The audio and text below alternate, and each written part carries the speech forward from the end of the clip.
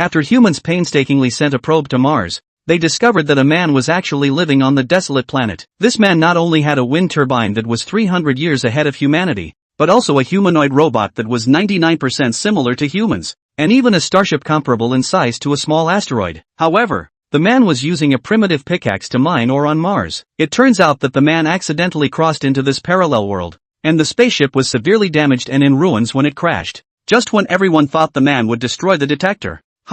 There's a detector? You can still see me? It seems the spaceship's shield is completely damaged. Hey, can you hear me talking? Hey, forget it, at least you're from the Blue Star, so I'll leave you here for now. Let's go. Follow me. Bending down, Rashu lightly patted the front camera of the Zhu Rong probe, then stood up straight, ready to return to the direction of the mine. However, just as he walked a short distance, Rasha found that the Zhu Rong probe was moving too slowly, and he couldn't keep up with it at all. So slow. The transmission speed of this Blue Star is a bit inadequate. Rasha looked back at the Zhu Rong probe with some disappointment. Then let's stay here for now. I'll modify you when I come back. With that, Rasha no longer waited for the slowly approaching Zhu Rong probe, but turned around directly and returned to the entrance of the cave in a few jumps. Returning to the entrance of the cave, Ruscio pulled the flatbed cart that had a large amount of ore stored earlier, and dragged it to the area nearby for storing the ore. And once all this was done, Ruscio simultaneously dragged 5 flatbeds of the same size towards his Mars base. How much more ore does the automatic mining machine need? After letting go of the rope pulling the flatbed cart, Ruscio reached out and pressed a button on the right ear of his exoskeleton helmet and asked, 13 tons of raw or iron are still needed. Not easy. Been mining for almost half a month. Ruscio lifted a cart of ore and walked directly into a simple makeshift building. In this building, neatly stacked iron ingots were placed in the corner of the room, and these iron ingots were the raw materials for the automatic mining machine that Ruscio was about to make. Once inside the building, Ruscio poured the ore onto the platform at the entrance of the room. As for the smelting of the iron ingots, Ruscio didn't need to worry about it, as this semi-finished smelting factory would help him with that. Oh, almost forgot. Ruscio suddenly remembered the little thing he encountered from Blue Star at the mine entrance. I need to modify it, Ruscio said, picking up a few iron ingots from the corner and walked out. Do you have a complete set of power units? Ruscio, holding a few iron ingots, walked towards his residence, saying, just as Ruscio finished speaking, a hollow neutral virtual voice came from his helmet. Master,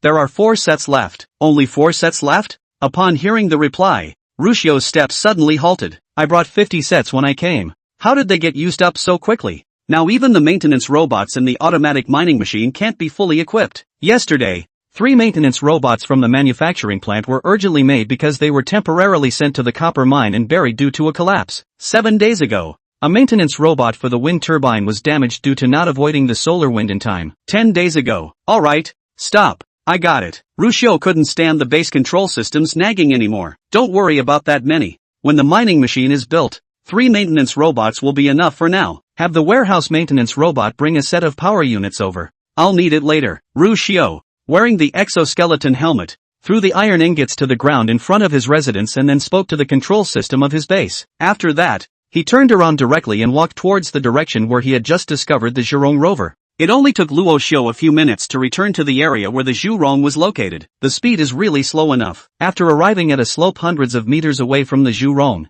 Luo Xiu looked at the Zhu Rong still moving slowly near the mine, and sighed again. After saying that, Luo Xiu continued to walk towards the direction of the Zhu Rong, and above the Blue Star, in the control center that received the return signal more than 20 minutes later, finally boiled up. The person in charge, Chao Guolin, stood up as soon as he saw Luo Xiu's figure. You're too slow. Let me help you. Luo Xiu's voice from Mars came out of the control center's audio equipment. After Luo Xiu's voice ended, the Zhu Rong, which was over 3 meters long and wide, was lifted up by the other party. The personnel in the control center tried hard to transmit the surrounding images as Zhu Rong followed Luo Xiu at high speed. Chief Chao, there seems to be a high-speed rail-like building in the distance. As Luo Xiu approached his base carrying Zhu Rong, the personnel in the control center also discovered a towering building through frame-by-frame analysis from a dust storm. It must be at least tens of meters high. Why wasn't this thing discovered in the previous image data? The most recent image data is from half a year ago. Maybe it was built in the past half year. The sudden appearance of this building also sparked quiet discussions in the control center. As Zhu Rong got closer and closer to the building,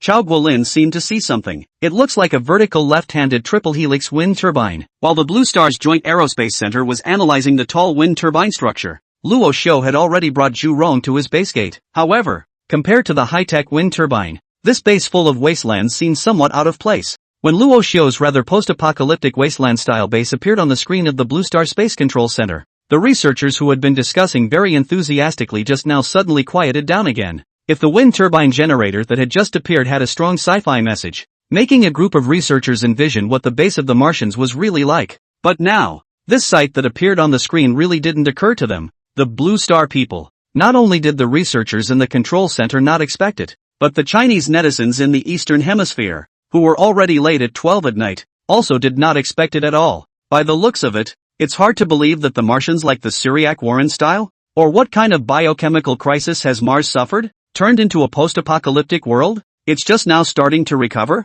Who said before that the Martians would beat us up? It looks like they won't even be able to fly out when we get to Mars, right? Humans are always like that. Sometimes they just have inexplicable confidence. Compared to the internet's flirtation with the Martian wasteland-style buildings, the members of the Blue Star United Aerospace Control Center, after a short silence, but began to carefully analyze and observe the situation of each building. Chief Engineer, there seems to be someone else here. Chao Guolin's assistant brought an enlarged picture of the building to his desk and pointed to a black blurred figure in the lower right corner of the building. Oh, Chao Guolin took the picture, put on his old glasses, and brought this picture taken back by the Zhu Rong ship to his eyes. Seems a little different from the one before? Although Chao Guolin's assistant said it was a human being, this control center's chief director felt that there was something that didn't look like it. At least from the costume, there was a huge difference from the one carrying the blessing. Yes, there's a big gap from the outside. The height and body width are both smaller by more than a circle. If it's the same species, the gap shouldn't be this big. The assistant didn't dare to say all the words.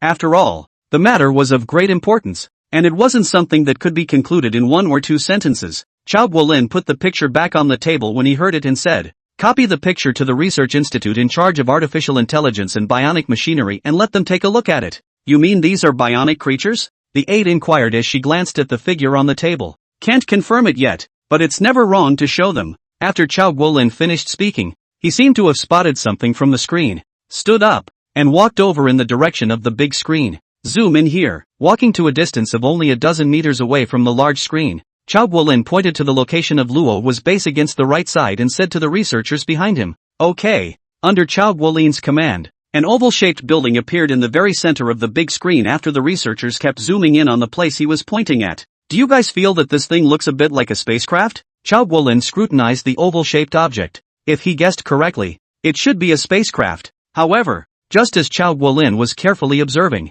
a muffled sound suddenly came out from the surrounding audio. Clunk. With the sudden appearance of the sound, the team in charge of the video equipment quickly cut the large screen to the source of the loud noise. The Martian in exoskeleton armor. The sound just now was precisely the ringing sound made by Luo Xiu throwing the Zhu Rong horn on his shoulder directly onto the ground. After throwing the Zhu Rong onto the ground, Luo Xiu directly reached out and grabbed the Zhu Rong's head camera at its location and dragged it towards the manufacturing plant. The people in front of the screen on Blue Star were in mourning again when they saw this scene. "Damn it! This is our Zhu Rong number. Is it something you can just throw away like that? Looking at the Zhu Rong number, it looks like a pig waiting to be slaughtered in our village. Bah! Bad luck. What are you talking about upstairs? It's better to use a lamb than a pig, right?" Right in the middle of the crowd's discussion, the Zhu Rong ship had already been dragged into the manufacturing factory that was still under construction by Luo Hua, and that automatic mining machine he had been longing for was still being processed in the manufacturing factory. But instead of hauling the Zhu Rong to the assembly line, Luo Xiu stopped when he was at the gate. 7. Bring me the disassembly tools. Luo Xiu casually tossed the Zhu Rong ship aside, then shouted into the manufacturing plant. In less than 10 seconds after Roshu's voice rang out, a silver-white robot with a height of about 1 meter 8 appeared in the camera of the wishbone in the corner. Robot. It's a robot, right? It feels very technological. It's so out of place with the buildings outside. So strange. Why is it so different from the style outside? No. Did you guys see that oval-shaped building in the live broadcast just now? Why do I feel like it looks a bit like a spaceship? The latest piece of information that was suspected to be a spaceship was quickly drowned out like a wave of messages. And now the crowd's main concern was not the wasteland-style building outside, but what was inside this building, especially this humanoid creature encased in silver-white alloy that had just appeared. While the Blue Star crowd was observing the silver-white robot through the blessing's field of view, Luo Xiu also received the tools used to dismantle the blessing directly from the hands of the number 7 maintenance robot. But before personally dismantling the Zhu Rong, Luo Xiu didn't forget about the power unit that was about to be fitted to the Zhu Rong. 7. Go to the warehouse and get a set of DL-81s. In the face of Luo Xiu's words, the number 7 maintenance robot didn't say anything, but only nodded slightly before turning around directly and walking out of the manufacturing plant. After the 7 maintenance robot left, Luo Xiu placed the disassembly tools in front of the Zhu Rong, then crouched down and began to pick out the tools. Crap. The Zhu Rong is going to be slaughtered. The wheels have been removed, and the solar panels have been removed. This was considered to be dismantled in ancient times, wasn't it? But it sounds like this Martian means to remodel, not just scrap it,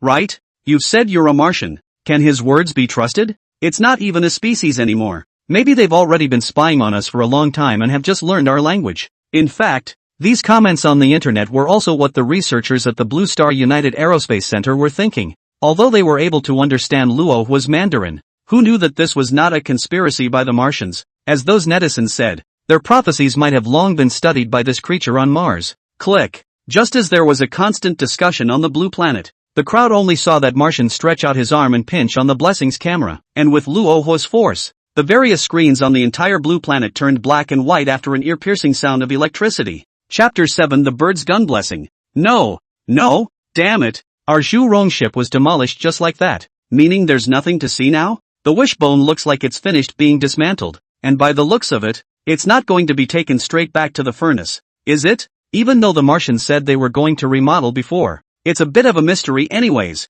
After the Zhu Rong ship's picture was suddenly cut off, hundreds of millions of Bluestarians who were watching the live broadcast in front of the screen became anxious. This sudden discovery of Mars has made this live broadcast from China one of the most watched collective events in the entire history of the blue planet. It's also the fact that it was met with stares from all over the world that caused such a reaction when the footage was abruptly cut off. And inside the control center of the Blue Star United Aerospace Center, the researchers from China were also very anxious. Chief Engineer Chao, what now? Being asked, Chao Guolin didn't know how to answer for a moment. After all, the situation on Mars was unpredictable. And although the humanoid creature had said before that he wanted to remodel the Zhu Rong ship, who knew which kind of remodeling it would be? If the other side stops adding cameras after the modification, or if the Zhu Rong simply loses the suggestion with the control center, then all the ideas will become empty. Send 2 people to the TV station for science, then send everyone to the lobby for a meeting. After saying that, Chao Guolin directly got up and left the control center.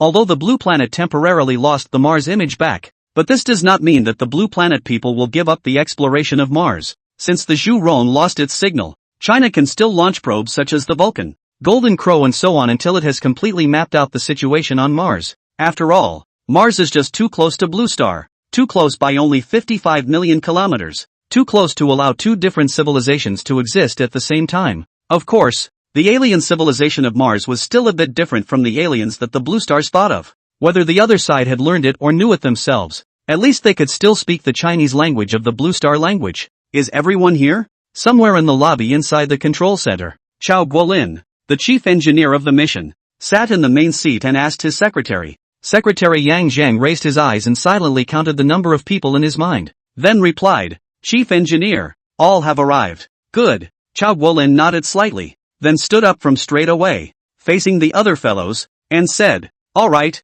since they're all here, I'll start talking. We have been informed by our superiors that we have completed this Mars exploration mission perfectly and are considered to have overachieved. But that's precisely why the burden is even heavier on us. Since we are all here, we are all aware of the situation. We've found intelligent beings on Mars, even ones that are likely to be technologically superior to us blue stars. It is important to realize that Mars and the blue planet, although 2 planets, are under the same star system, that is, the distance separating our 2 planets is not that far for an intelligent being with interstellar navigation capabilities. Without gauging the attitude of the other party, we can only harbor the worst guess that they are malicious. With such speculation, we must respond accordingly. And we, at the Aerospace Center, are at the very center of this storm, the most important location. For the next one, we're going to try to launch another space rocket in a month's time, trying to get another launch in the window for landing on Mars. After Chao Guolin finished speaking, the entire lobby was silent except for his still dissolving echoes. After all, everyone knows that launching a rocket is very difficult, let alone reassembling one in a month, or a mission as challenging as Mars exploration. But as difficult as it is, this is what the entire Lansing population must face. In fact, just as the control center in China was urgently holding a meeting to discuss the next Mars exploration mission, the country of America, which was far away across the ocean, was also preparing for the Mars exploration mission at the same time. Of course, the other side's purpose was only to keep this discovery achievement from falling only on the Chinese side. They were actually still a little bit snickering about the termination of the image. After all, this way, the two sides were again on the same starting line. As soon as one can send out a probe one step ahead of the other and place a high-resolution satellite in Mars orbit, the focus of the world, the center of the world, will be back in the country of Americ. The country of Americ wasn't happy for long, however, and just as they had also decided at the same time to assemble a deep space rocket as soon as possible, the live stream from China that they had been following suddenly lit up again.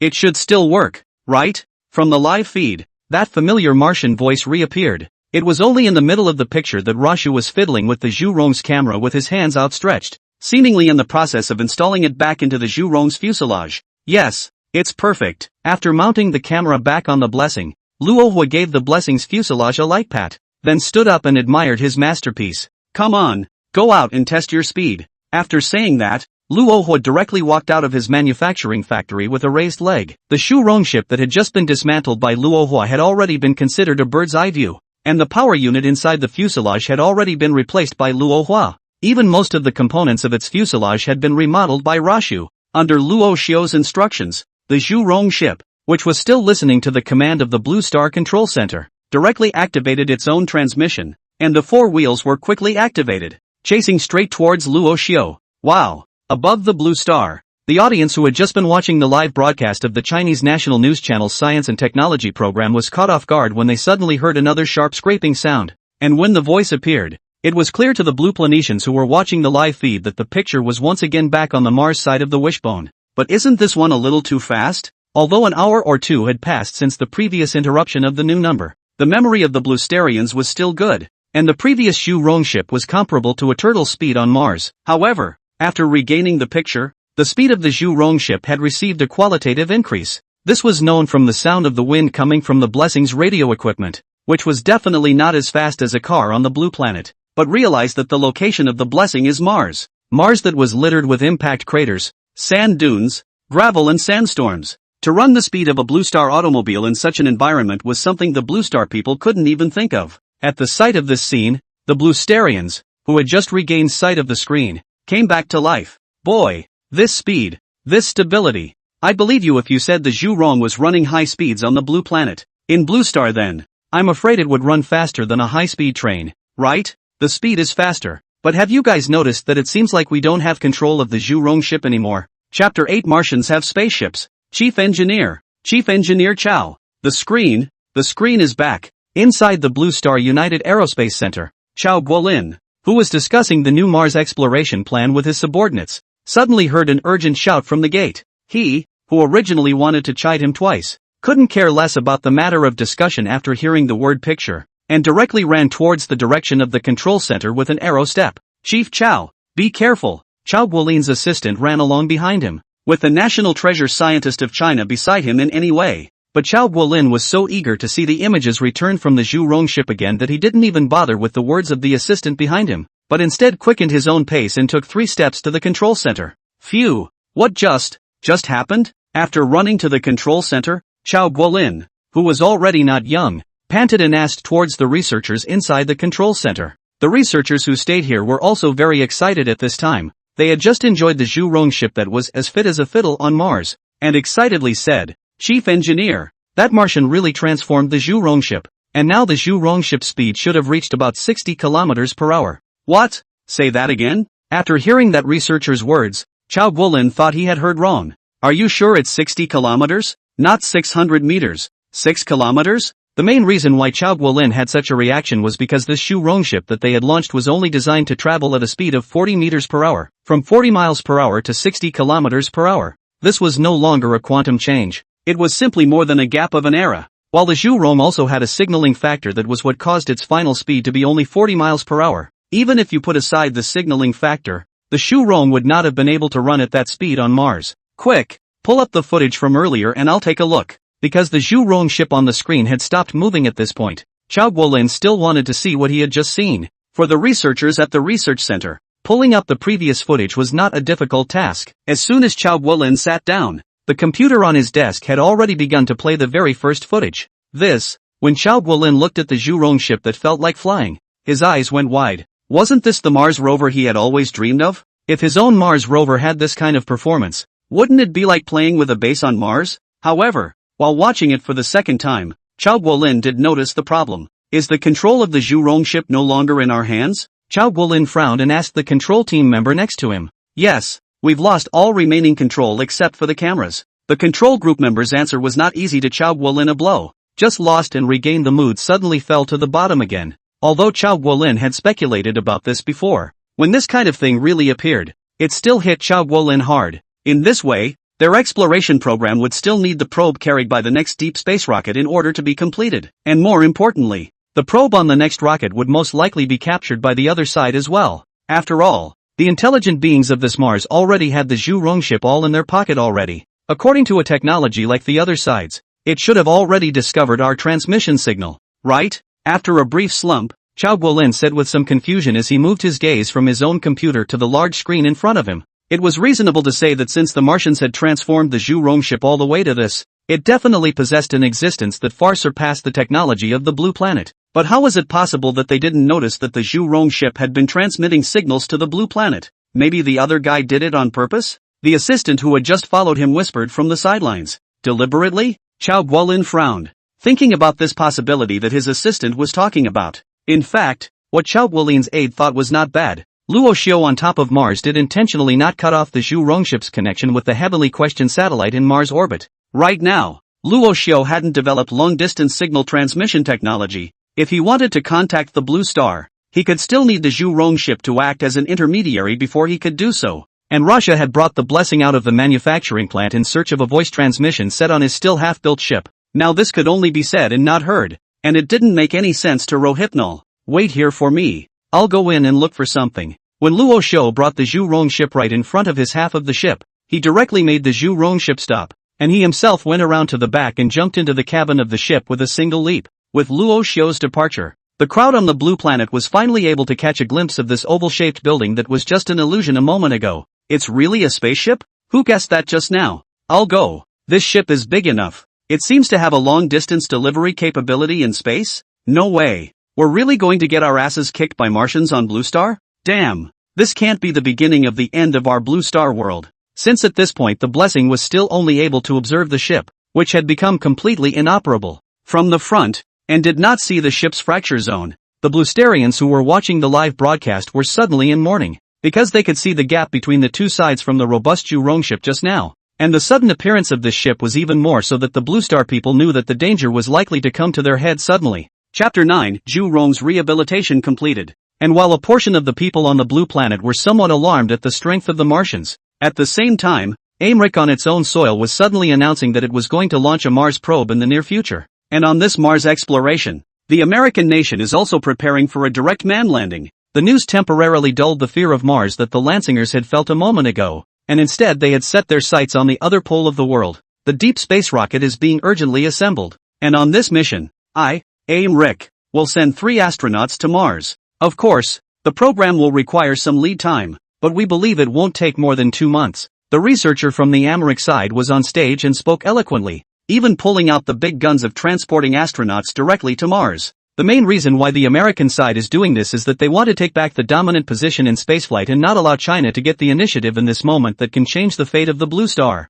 But whether that's true or not can only be verified when 2 months have passed. Although it was still hard to tell if it was true or not, personnel all over Blue Star were very excited when they received the news. After all, there was a very big difference between sending a probe and just sending someone, and all Americ had to do was send 3 people up together. Of course, there are still places that are skeptical of Americ, such as China, which is full of questions about Americ's plan. Sending people up? Isn't Americ's step a bit too big? Do they think landing on Mars is the same as landing on the moon? And how are they going to land on Mars when they haven't been working on large rockets for a long time? In a hurry? He's in a hurry. Just as the countries on the blue planet were going back and forth between each other, Luo Xiu on Mars had already taken out a transmission device from his half of the ship and walked over to the Zhu Rong ship. Your signal doesn't seem to be working too well either. This one just happens to give you an increase as well. When Luo Xiu uttered those words, the researchers at that United Aerospace Center in China also knew that Luo Xiu had long known that Zhu Rong had been transmitting signals back to the blue planet.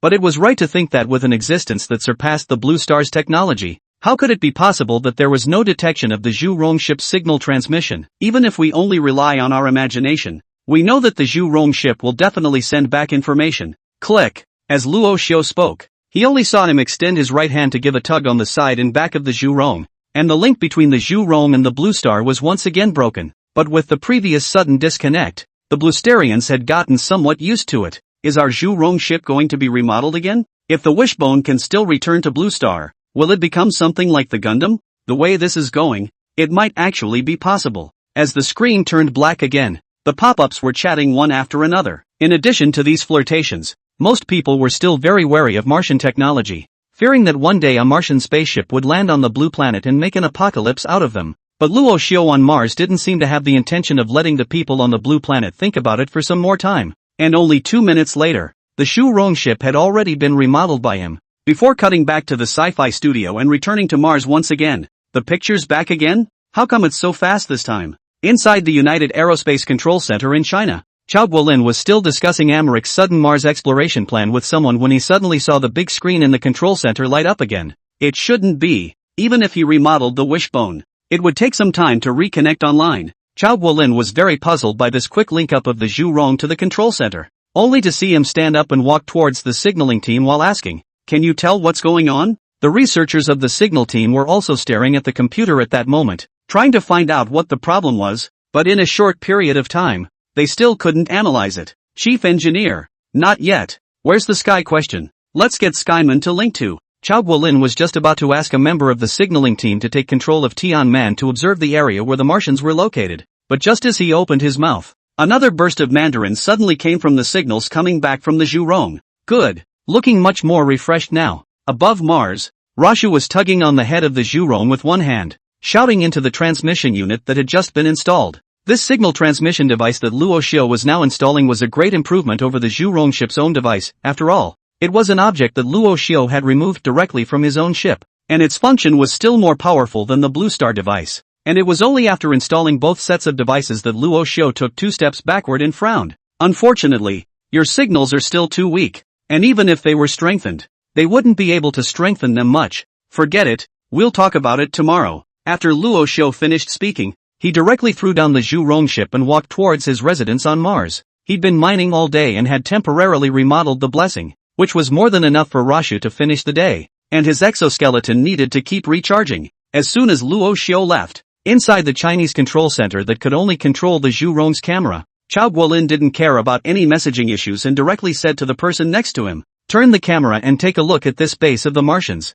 Okay, Chief Engineer. Under Chao Guolin's command, the members of the control team operated the only camera on the Zhu Rong's body that could be controlled and began to videotape every part of the base, temporarily cut off the signal. Just as the Zhu Rong had turned the camera around and aimed it at the towering turbine wind generator next to the base, Chao Guolin directly told the members of the signal team to cut off the live feed. Chao Guolin did this mainly because the Zhu Rong was now at rest, and the images taken were clearer than when it was moving. With this kind of shooting precision, the images taken would not be so easily revealed, especially at this time. Blue Star is not yet an iron block, and China also needs to keep a hand in it. However, the Bluesterians who were watching the live broadcast didn't care so much, and they were in a hurry after seeing the picture inexplicably disappear. What's going on? The Zhu Rong ship didn't get unplugged this time. Why is the screen gone? It's over. The image from earlier has rarely become clear, and I still want to see what that wind turbine really looks like. Aside from these melon eaters, there was no shortage of sensible people everywhere. This must be considered confidential, so let's all understand. Chapter 10. Damn, how can you do this to our Zhu Rong number? I can't believe they just cut off the signal. Thomas, the American release representative who hadn't yet left the Space Center, frowned as he watched the live feed, which had gone black, from his hotel. Although he had already predicted it, the loss to the American nation in this way could not be considered small. They were unable to obtain intelligence from Mars in the first place, and there was no way to judge the specifics of the Martians through the shape of the buildings and the furnishings inside the base. The Chancellor and the others are still a little too hasty. Thomas walked over to the floor-to-ceiling windows of his hotel room. If it hadn't been for the sudden order from within Aimric to pull out of this joint space mission, Thomas might have been able to sit inside the Space Center and watch the information coming back from Mars with the researchers from the remaining 16 nations as well. But everything has changed. No matter what, the only one who can contact Mars now is the Space Center of China. Knock knock. Mr. Thomas, the Chancellor wants you to contact and ask them if we can. The aide who had just received an email from Americ's domestic mail came to Thomas with a fax. Although the other man hadn't finished his sentence, Thomas had guessed what he was going to say. You just told me to quit, and now you're begging them? Thomas was already having a bit of a headache with Americ's domestic operations, but no matter how much of a headache it was, the mission from above still had to be accomplished. So after receiving the fax handed over by his assistant and reading it over, Thomas pushed open the door of the hotel and prepared to head to the Chinese Space Center to ask for a meeting with Chao Guolin. Chao Guolin, who was inside the Space Center, was unaware that Thomas, who had left, was preparing to return, and was listening to the technical analysis of the members of the signals team. Chief Engineer, we've shortened the message exchange with the blessing to 2 minutes. After a number of trials, the members of the signaling team and the control center had been able to fully confirm that the delay in their message with the wishbone was only 2 minutes. Shortened by that much? Chao Guolin was also shocked after hearing this analysis. One should know that it was already considered Blue Star's black technology for China to shorten the exchange of information between the two sides to 23 minutes, but the other party just pulled out the wires and drummed for 2 times, allowing the time to be reduced by 21 minutes. With his own colleagues, he analyzed the images returned from the blessing frame by frame, scrutinizing every building within that Martian base. The picture is a lot clearer, and the dark figure in the corner of the room earlier has been identified as one of the robots that appeared when the other party was remodeling the Zhu Rong ship. The structure of the wind turbine engine has also been roughly sorted out. Aside from these buildings, this is the most important thing now. As Chao Guolin spoke, he reached out and pointed at a photo on the table in front of him. In the center of the photo was the very half of the ship that Luo Xiao had rummaged through earlier to find the transmission device. In the eyes of the Bluesterians, however, the blessing, which was directly in front of the ship, could only be dispatched to a bow, and could not see directly into the break at the rear of the ship. This ship is much larger than our rockets, and if the Martians are really able to navigate through this ship, it will definitely not be a good thing for us. Chao Guolin tapped his fingers on the head of that airship over and over, whispering his concerns. In fact, not only Chao Guolin, but any Blue Star person had such worries. It's just that when they were in the middle of the live broadcast, the entire Blue Star was attracted by the live broadcast, and they didn't have much time to think about this. Chief Engineer, in fact, looking at this appearance on Mars, could it be that this Martian also just landed on Mars not long ago? Or just came out from underground? Next to Chao Guolin, a doctoral student who had just been selected for this Mars exploration mission said as he held a Martian wasteland-style building. In response to the question posed by this newcomer, Chao Guolin nodded slightly and said, yes, all of them are very possible. But at this point in time we can only guess whether the other party is an extra-systemic creature or a Martian native, which requires a later summary of information to arrive at. Well, the Wishbone's camera has made 3 revolutions. Let's stop it for now. That's right, pack up all these photos and send them to the General Architectural Design Institute, so that the people there can analyze them. After all, they are the experts when it comes to this aspect of architecture. When you're done with that, go ahead and get some rest.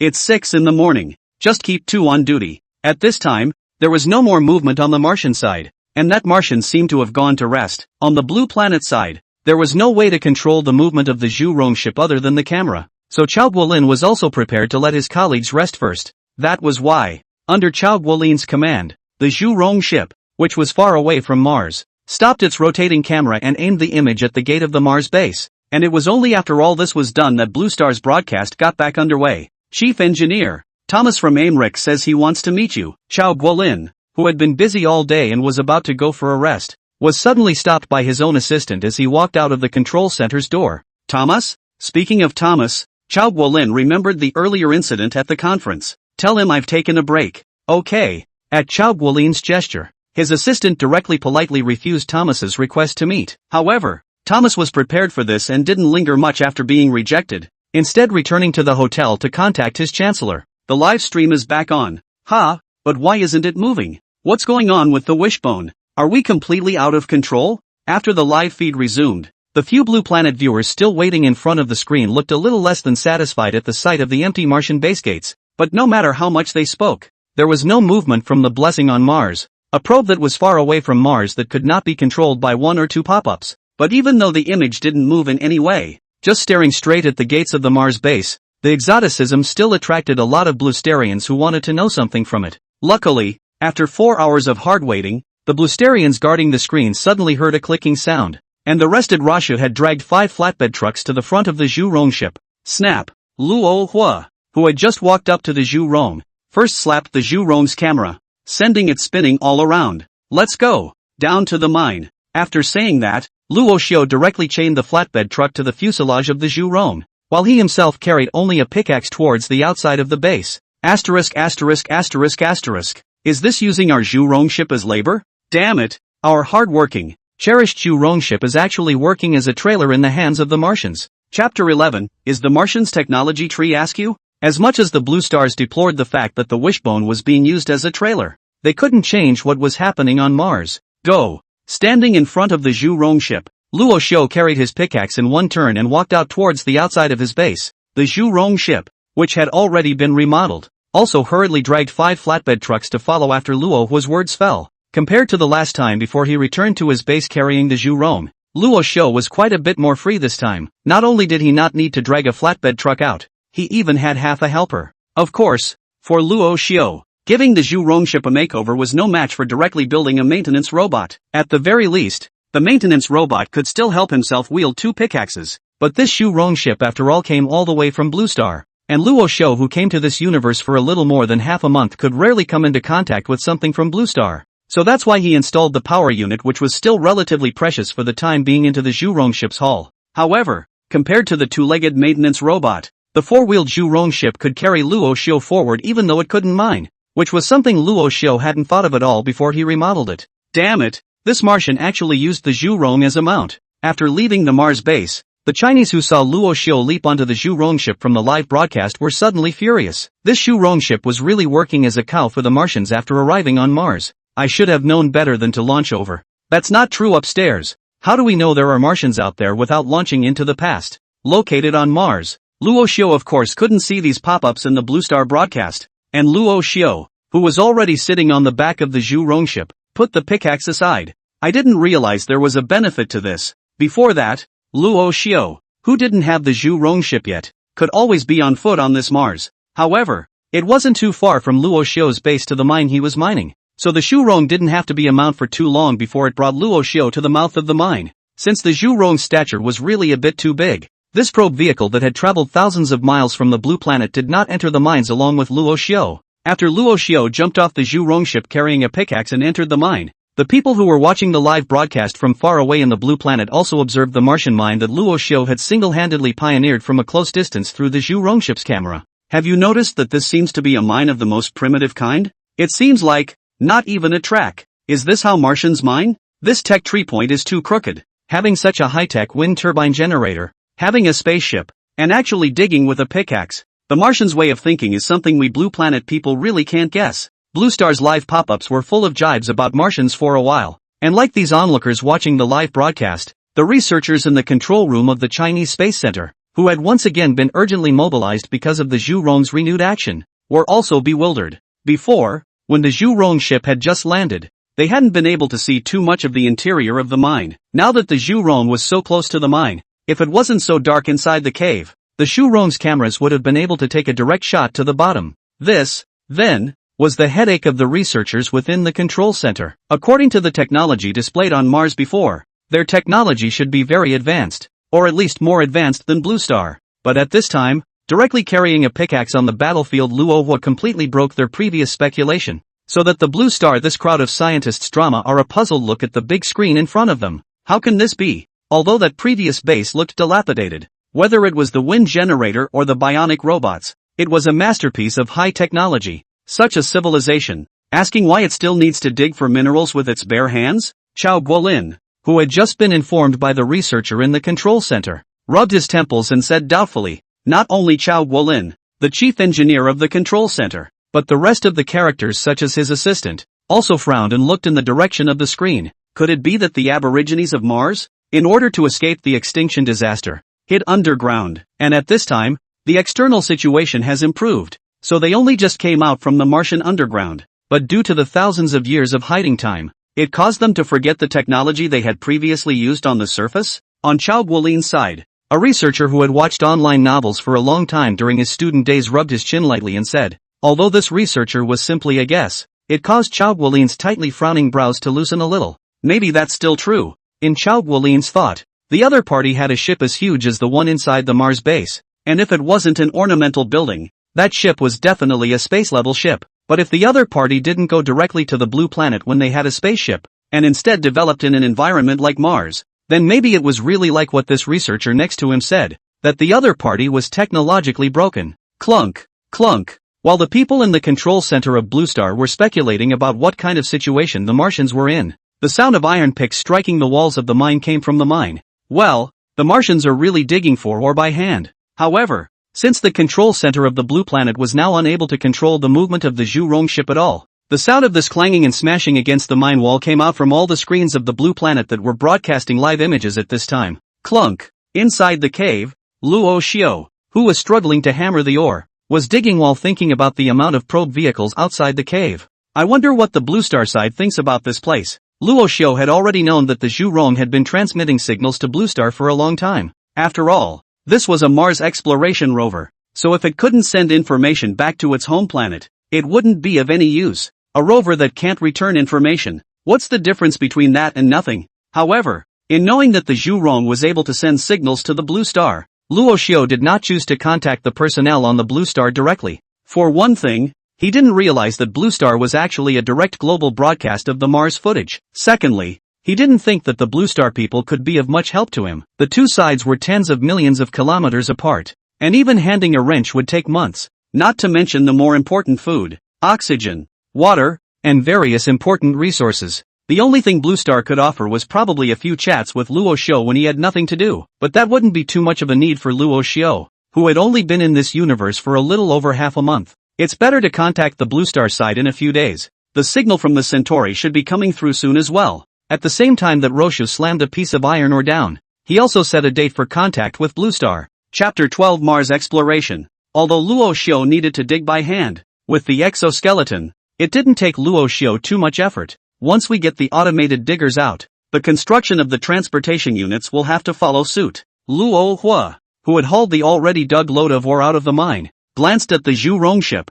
which he had used as a trailer, and whispered, although the Zhu Rong ship was barely able to serve as a transportation job now, Luo Xiao could have more than one mining hole being mined, so the number of things that Luo Xiao's men needed to consign was very large, and when the automatic mining machine started operating, not to mention one Zhu Rong ship, even 10 Zhu Rong ships couldn't be consigned. However, although the resources consumed by transportation conveyor belts were small, they could not withstand the large number. The number of conveyor belts needed to transport from various deposits to the base's smelting furnace was absolutely astronomical. And more importantly, the climate of Mars wasn't really good. The surface temperature was always below -55 degrees all year round, and there were sandstorms from time to time. In such an external environment, Luo Hua also needed more maintenance robots to participate in the maintenance of the conveyor belt. But that, in turn, involves making new power plants and building new manufacturing plants. This way down, without 3 to 5 months, it would be impossible for Luo Xiao to completely build up his Mars base.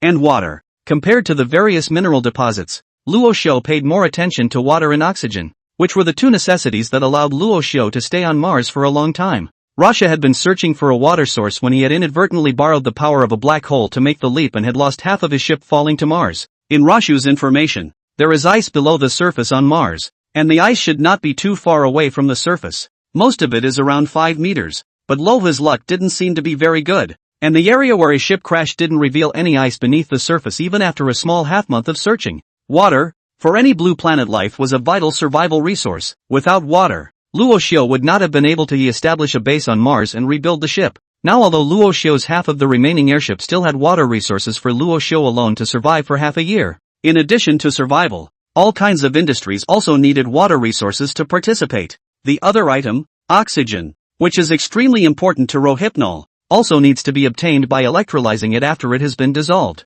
Zip, zip. Just as Rashu wondered when he would be able to unearth the ice, there was the sound of a zippy electric current in his helmet headset. Upon hearing the sound of the current, Rohypnol slowly walked to a higher position, facing the base, and asked, "Can I help you?" At Luo Xiao's question, the voice that had already appeared once in the base just now resounded again and said in Luo Xiao's earphone, "Your Excellency, the 13th maintenance robot has discovered accompanying mineral gold in the number 2 copper mine." Gold? That's good stuff. After hearing the voice of the base system, Luo Xiao did perk up slightly. Although in the eyes of most people, gold basically appears as a monetary property. However, in addition to its role as a currency and value preserver, it also has an extremely important place in industrial use. Extremely high corrosion stability, good electrical and thermal conductivity, nearly 100% reflection of infrared rays. It was because gold had so many excellent properties that it was considered extremely important for Luo Xiu's base construction afterward. Your Excellency, in addition to the associated mineral gold found at copper mine number 2,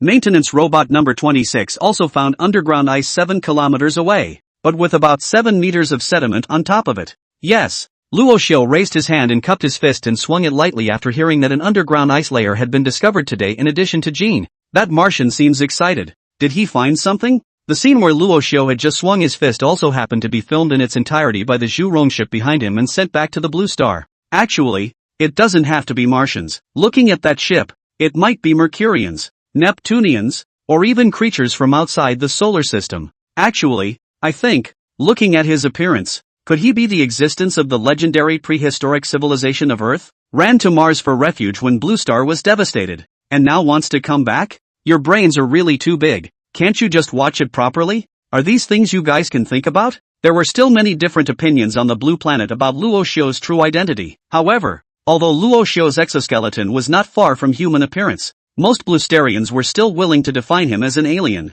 After all, the Blue Stars could only throw probes at Mars even now, and even on top of the moon, which was the closest to the Blue Stars, they didn't have the ability to build a base. And just as the Blue Star live streaming pop-ups were showing off their skills, Luo Xiu, who had finished swinging, came down from the high ground, took 3 or 2 steps to the Zhu Rong side, and with a tap on the Zhu Rong's camera, he said, "Let's go back." Although the ores needed for the automatic mining machine were no longer much, compared to the crucial discovery of the ice layer, Luo Xiu still wanted to go to the location of the ice layer first. Anyway, there are other maintenance robots besides Rashu mining. They are just in different locations. Why did he stop digging? It's only been 2 loads of digging today. Do they have days off on Mars? Is he off duty? What are you guys babbling about here? From the way he acted just now, he must have made some kind of discovery or progress. Maybe he has decided to come and invade our blue star. Invading our blue planet. You're making me a little scared. Blue star above the people who are watching the live broadcast.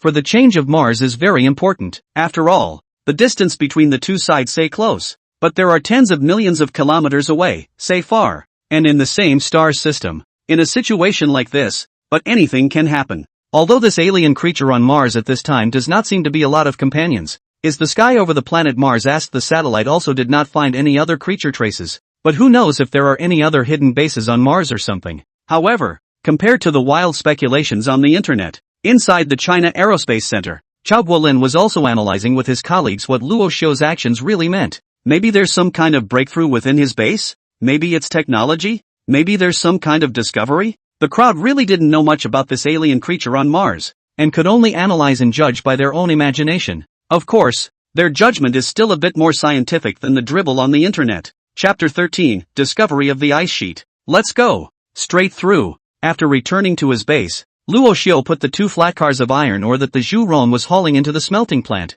Then he rolled over and jumped onto the fuselage of the Zhu Rong. Ever since he had just traveled to the mines on the Zhu Rong, Luo Xiu had decided to equip himself with a mount for all future trips. And right now, there wasn't any suitable machinery in the base other than the blessing. After all, Rashu couldn't ride on the shoulders of those maintenance robots. It was more than a little unattractive. After taking his seat on the fuselage of the blessing, the overhauled blessing made a direct ejection start to quickly drive out of the smelting plant, heading towards the place 7 kilometers away where the ice had just been detected. Above the blue star, those who were wondering why on earth Luo Xiu had returned to the base early saw this scene, and the voices of discussion increased again. What are the aliens going for in such a hurry? Could it really be that something was found on Mars? According to the speculation of our Mordor Martian Behavior Seminar, it should be the discovery of pre-civilization fault technology. What do you mean upstairs? It's only been a day and this behavioral seminar is out? The pop-up screen is full of opinions. Most of them are just making a fuss. After all,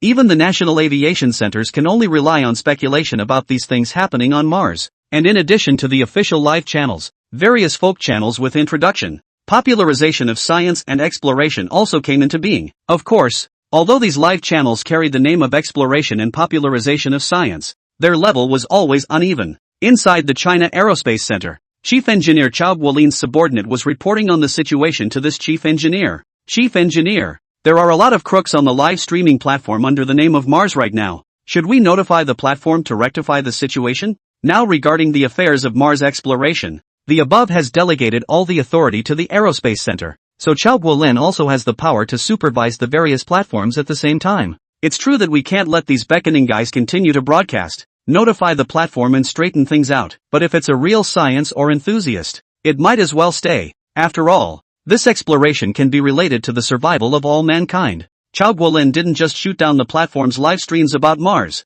and there are a few of these mentioned live channels that are actually focusing on Martian exploration. That's why Chao Guolin chose to remediate half and support half, which would also benefit the image of the Aerospace Center. And just as Chao Guolin was conferring with the crowd, on the large screen picture in the control center, the surrounding scenery was rapidly receding. The sight was that of the Blessing, which was carrying Rashu, rapidly making its way toward the spot where the ice had been found. The Zhu Rong, which was modified by that alien creature, has also made great improvements in its shock absorption system. We've seen the Zhu Rong maintain high speeds ever since it went out from the other side's base, but the video that came back didn't have any hint of a bumpy ride. Before Rashu had arrived at the location where the ice was found, the members inside the control center were analyzing the transformation of the Zhu Rong ship. While the speed of the Blessing before was also fast, the base wasn't too far from the mine, and since the traveling distance wasn't long, it didn't give the researchers much of a reference value. And now, with a distance of 7 whole kilometers, it would take 7 minutes for the Zhu Rong ship to reach it even if it moved at a constant speed of 60 kilometers per hour. Such a long distance in one drive was also considered to have provided a large amount of data to the researchers in the control center.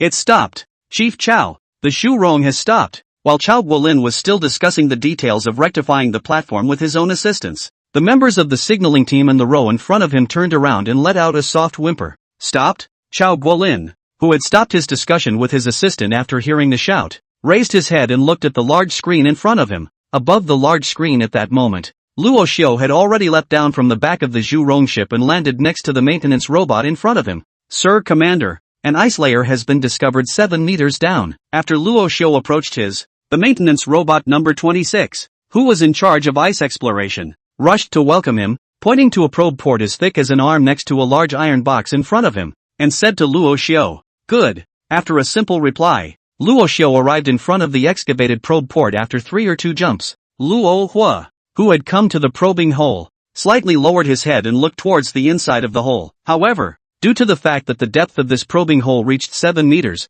it was impossible to see the situation of the existence of the ice layer 7 meters below with the naked eye alone. But Luo Xiu and also do not know as to observe with the naked eye. When into the eyes only a black, he will directly open the exoskeleton helmet detector function. And while Rashu crouched low, working with the 26th maintenance droid to determine the ice below the probe port, the Blusterians were guessing at Rashu's actions. Robot. It seems to look exactly the same as that robot from the previous manufacturing plant. Has it been mass-produced? If it's really mass-produced, then this manufacturing capability is too terrifying, isn't it? This robot's movements and execution will not lose to us humans at all. No, shouldn't we be more concerned about what they actually found this time? Depending on the size of the probe port, it's either detecting or ice. They already have quite a few of the mines, so if it's really a choice between the two, it's likely to be the ice. Just as the pop-ups drifted by intensively on the live screen, Rohitsu on the screen had used a telescopic pole to dig up a small piece of ice from the bottom of the probe port.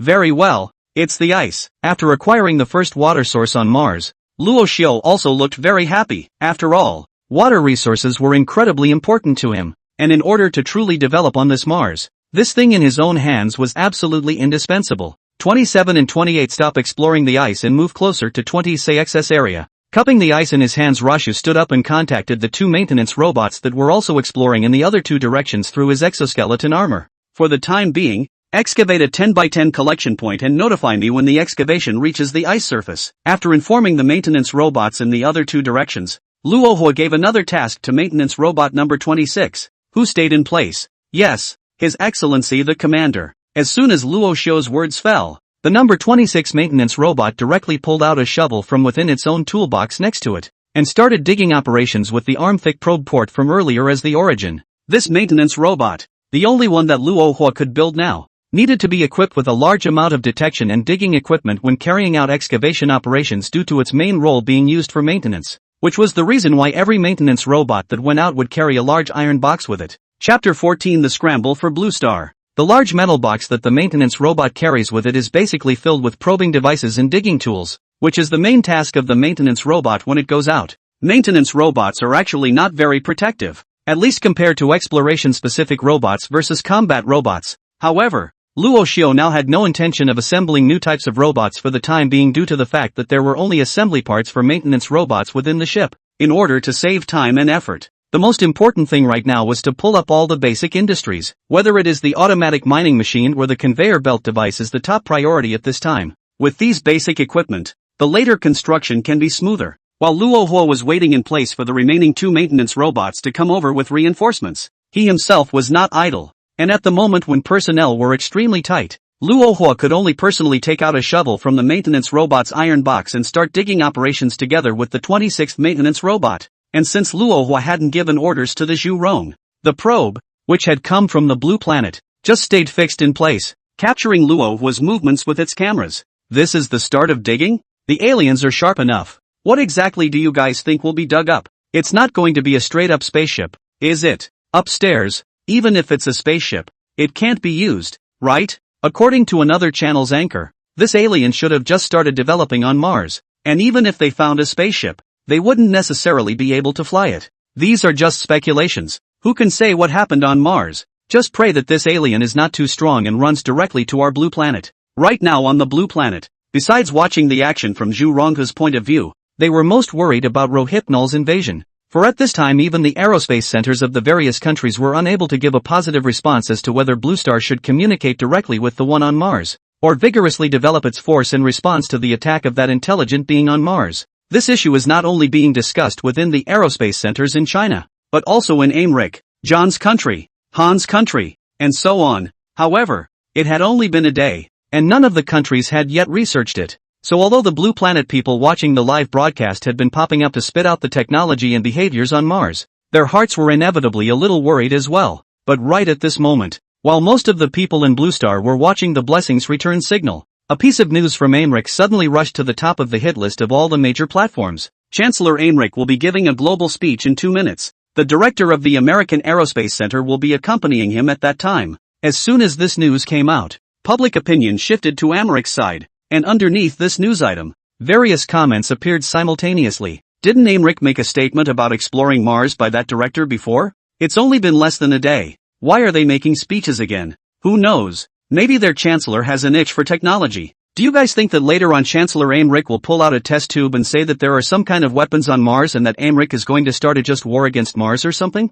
Just him? Is it worthy? That's an intelligent alien creature. Still on Mars, they couldn't even hit it if they wanted to. 2 minutes passed quickly with the crowd sputtering and murmuring. When the time came, the crowd also hurriedly moved the live feed away from the scene of the Blessings digging up the ground, and switched to Arch-Chancellor Americ's speech channel. With all eyes on him, Arch-Chancellor Americ, who had already stepped up to the lectern, smiled at the camera and then got right into it, saying, "Good noon, fellow humans of the Blue Planet. Today, on behalf of Americ, I am announcing to the world that Americ will make every effort to explore all aspects of Mars and make contact with the intelligent beings on Mars. I believe that we, Americ, can fulfill this mission perfectly with the common expectation of all Blue Star humans. We also want everyone to believe that Americ will, as always, lead all of Blue Star humanity to a brighter future. And at a time when all of Blue Star mankind is facing common difficulties, I would also recommend that the aerospace centers of all nations unite under Americ's leadership." As soon as Arch-Chancellor Americ's words came out,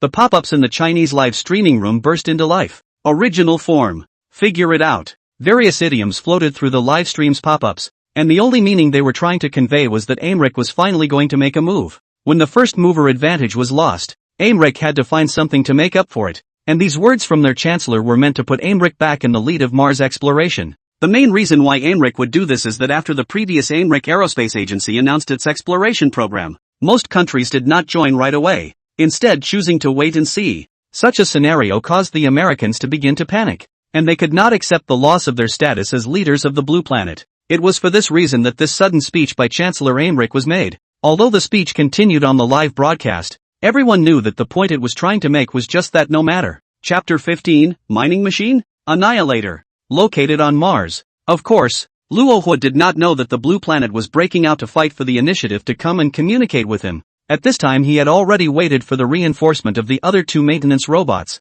and Luo Hua himself did not have to carry out the operation of digging up the ice layer himself for the time being. "Sir Commander, the ice has been reached." After several hours of digging, Luo Xiao, who had returned to the base for a temporary rest, finally received the message that maintenance robot number 26 wore back. At this time, Rohypnol was in his own lounge and was not wearing a booster exoskeleton. So when he heard the return of the maintenance droid, he didn't leave the room right away. Excavate 2 pieces out first and have them come over and haul them away later. After giving the order to the maintenance droid, which was 7 kilometers away, Rohypnol got up off his stool, stood up, and walked over to the only mirror in the room. The Luohua in the mirror had black hair and black pupils, and his skin was slightly fair due to the fact that he hadn't been exposed to sunlight for a long time. Its angular face, on the other hand, had an obvious scar. This scar is located just below the corner of his left eye and is about 3 centimeters long. Before Luoxiu came to Mars, there was actually no such scar on his face, and the reason why it appeared was mainly due to the fact that when the spaceship smashed into Mars,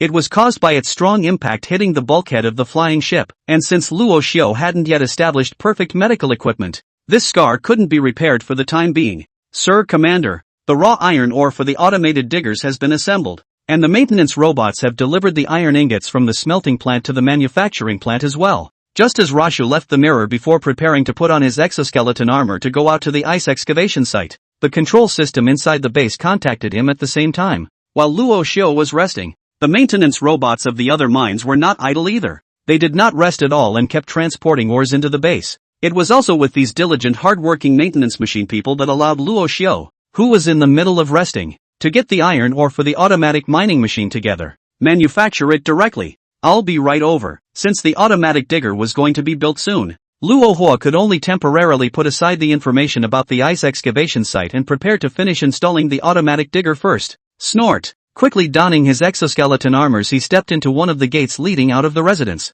And as the gate closed, the oxygen was quickly pumped out. It was only after all the oxygen had been collected that the second gate was opened, revealing the barren surface of Mars outside. Click! Click! Rashu maneuvered the exoskeleton armor down the steps, then took a quick step in the direction of the manufacturing plant. Your Excellency, Commander, it has been manufactured. When Luo Xiu walked to the gate of the manufacturing factory valve, the robot in charge of the manufacturing factory's maintenance also rushed to welcome him and introduced himself to Luo Xiu. Drag it out. I'll take it straight to the mine. Before the automated mining machine had even been built, Luo Hua had already set up an installation site for it. And that mine was the very place where the Blusterians first saw Luo Hua. That flat land where iron ore was piled up outside the iron ore cave was leveled out for the purpose of installing the automatic digging machine. At the edge of the open space, the cables for power supply had also been laid in place long ago, just waiting for the automatic mining machine to be installed. Then the mining operation could start directly. Boom! Boom!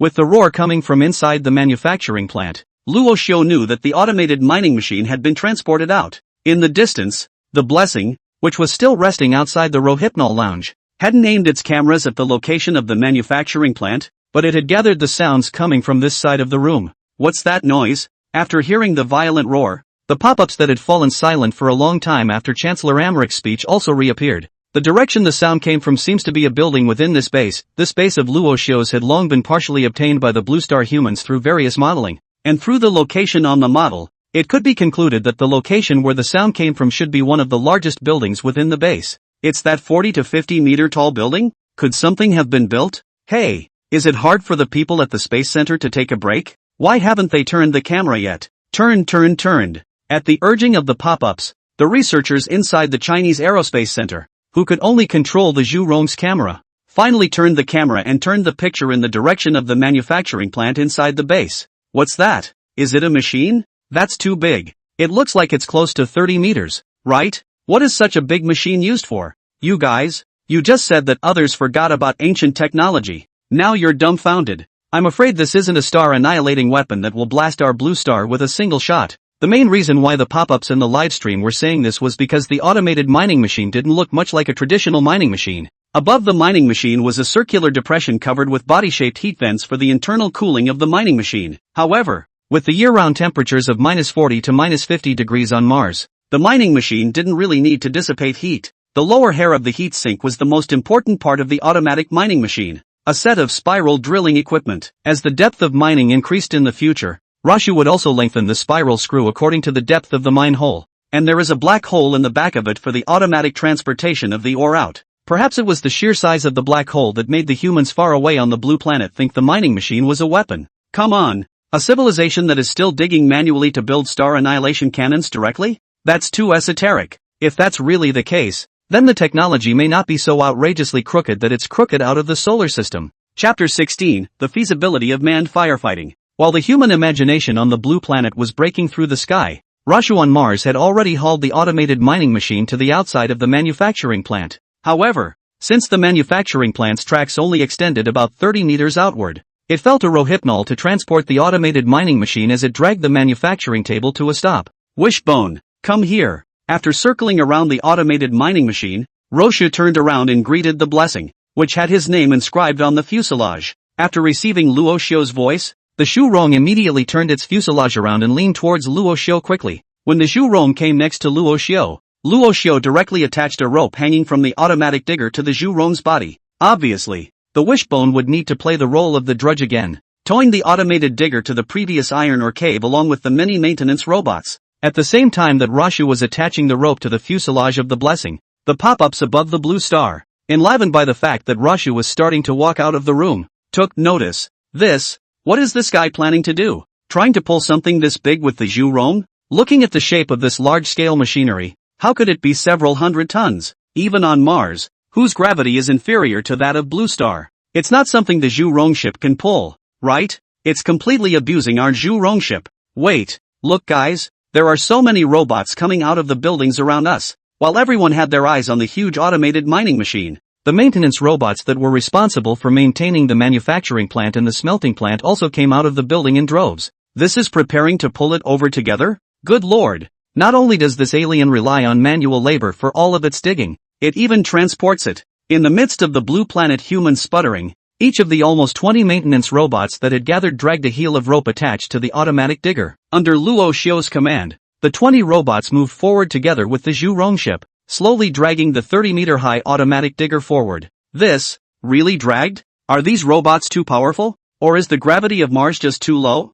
Luo Xiu, who was dragging the automated mining machine with many robots, didn't know what was going on the blue planet, and at this moment, he only wanted to quickly put the automated mining machine into position, because it was really too heavy. The 30-meter-tall automatic digger already weighed more than 600 tons just from its own weight. And even if the gravity of Mars was only one-third of that of the blue planet, that still weighed 200 tons. However, the good thing was that when Luo Hua made this automatic mining machine, he deliberately added rollers to its bottom, which allowed Luo Hua to move it to the location of the mine. Clunk, clunk. Although Luo Hua had installed rollers in the ground of the automatic digger, its own weight was too great, so with every step it dragged forward, those rollers left a mark on the Martian ground. As Luo Hua kept moving forward with the robot, the dozen or so traces of the surface dragged out by Luo Hua were also transmitted back to the blue planet by the SkyQuestion that stretched across the outskirts of Mars. Since this photo was transmitted through SkyQuest, it was also sent directly to the United Chinese Aerospace Center without being released to the outside world.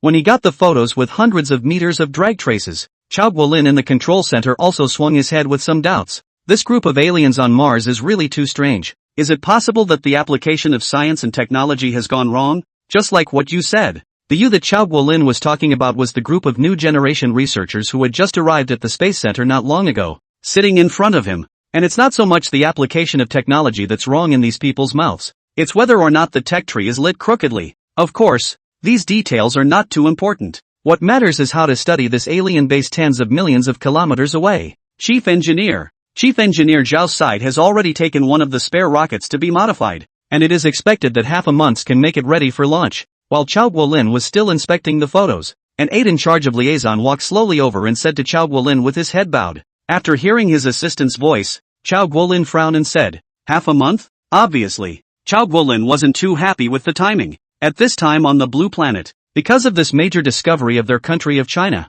not only is the faraway country of America preparing a Mars exploration program, even China's neighbor, that island nation, has just announced plans for exploration. And besides these two countries, the Western continents combined didn't forget to get a separate set of exploration equipment of their own when they cooperated with China and America. In such a complex situation, the sooner you launch, the sooner you have a head start. You know, that alien civilization on Mars is taking manual operation most of the time though. However, in terms of artificial intelligence, mechanical manufacturing, and wind power generation, it is absolutely beyond human beings. Every blue star country does not want to let go of this opportunity. They all do not want to miss the real sense of contact with the alien civilization of great historical value. but also great scientific research value of the opportunity. But Chao Guolin also knew that things like aerospace could never be memorized. They can't afford to be sloppy in this job. As big as a rocket engine, as small as a screw, there can't be a single mistake. Because of this characteristic of spaceflight,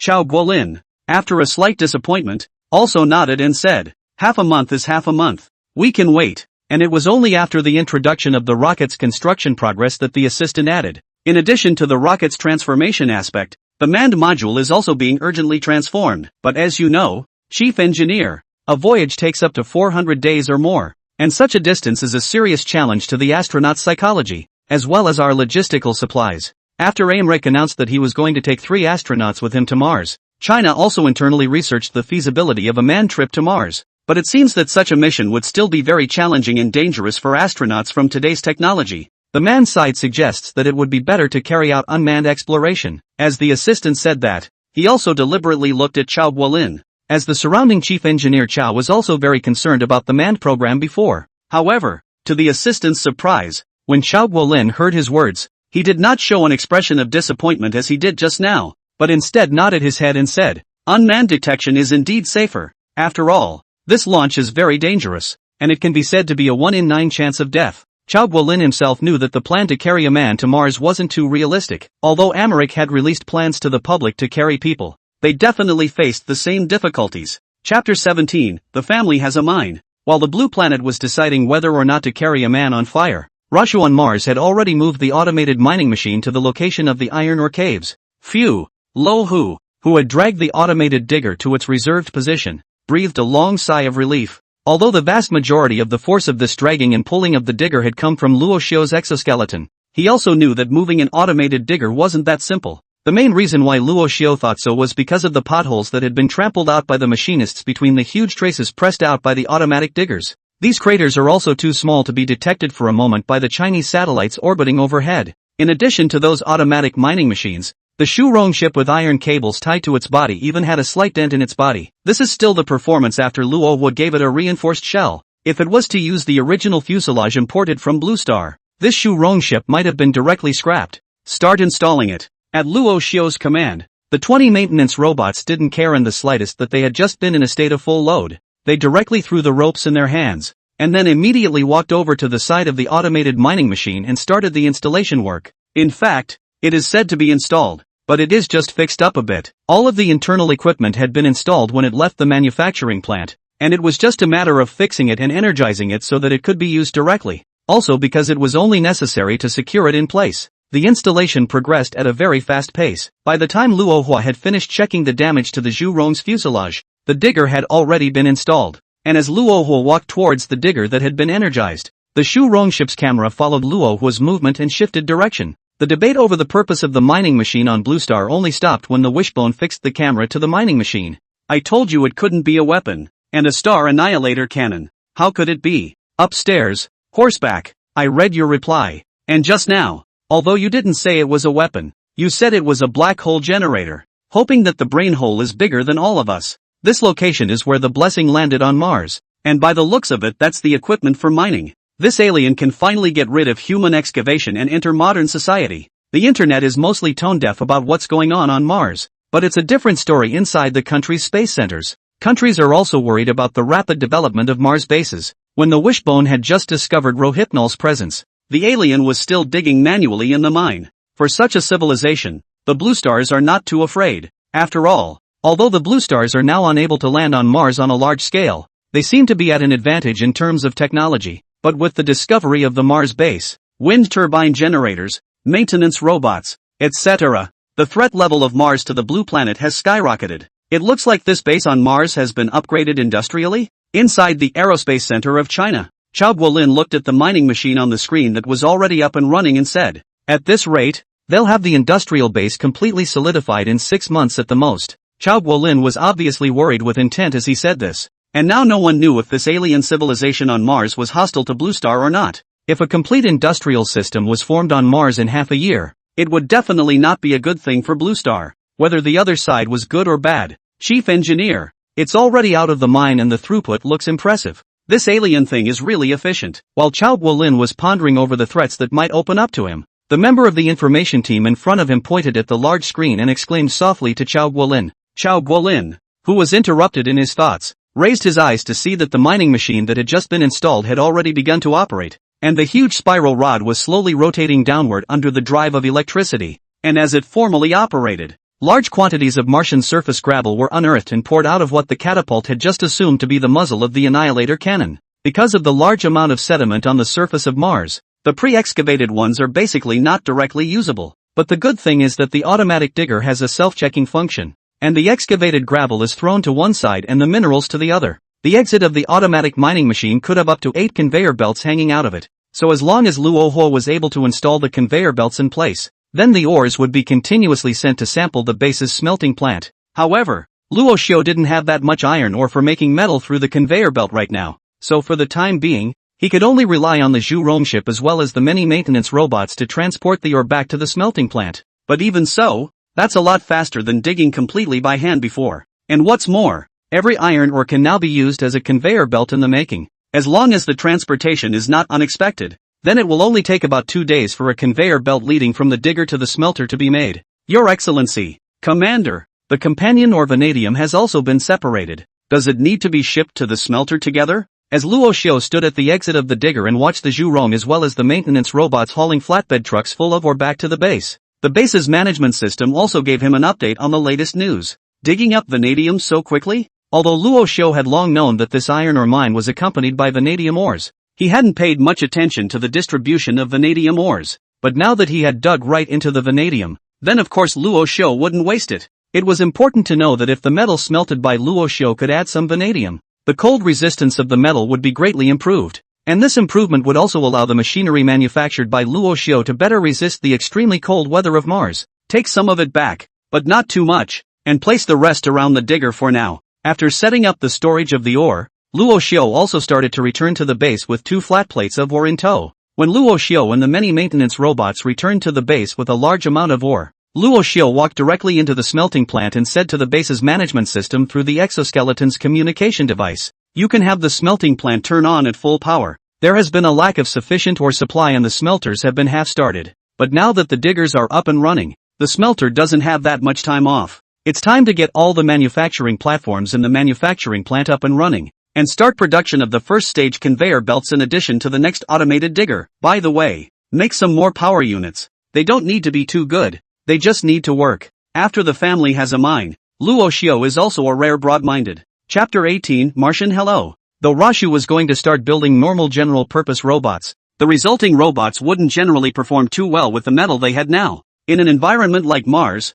it likely wouldn't take long. But now that Luo Xiu's ore was equivalent to an unlimited supply, even if the elimination rate of general-purpose robots was quite high, Luo Xiu was still able to afford it. Yes, His Excellency the Commander. After the base's management system received Luo Huo's instructions, it directly inputted them into the smelting plant as well as the manufacturing plant. Buzz. As the carloads of iron ore were sent into the smelting plant, the roar of the machines came out from inside the smelting plant. Compared to Blue Star's metal smelting, Luo Xiu's smelting plant, which had yet to be fully constructed, was much more efficient in terms of efficiency. Not long after the maintenance robot dragged the iron ore into the smelting plant, a metal ingot was sent out by another maintenance robot, heading straight to the manufacturing plant. Such an image was also fully recorded by the Blessing and sent back to the Blue Star. The Blue Star humans who had been in front of the screen finally realized the gravity of the situation only after seeing the base running at full capacity. Good lord, is this officially operational? Was it in a state of desolation before?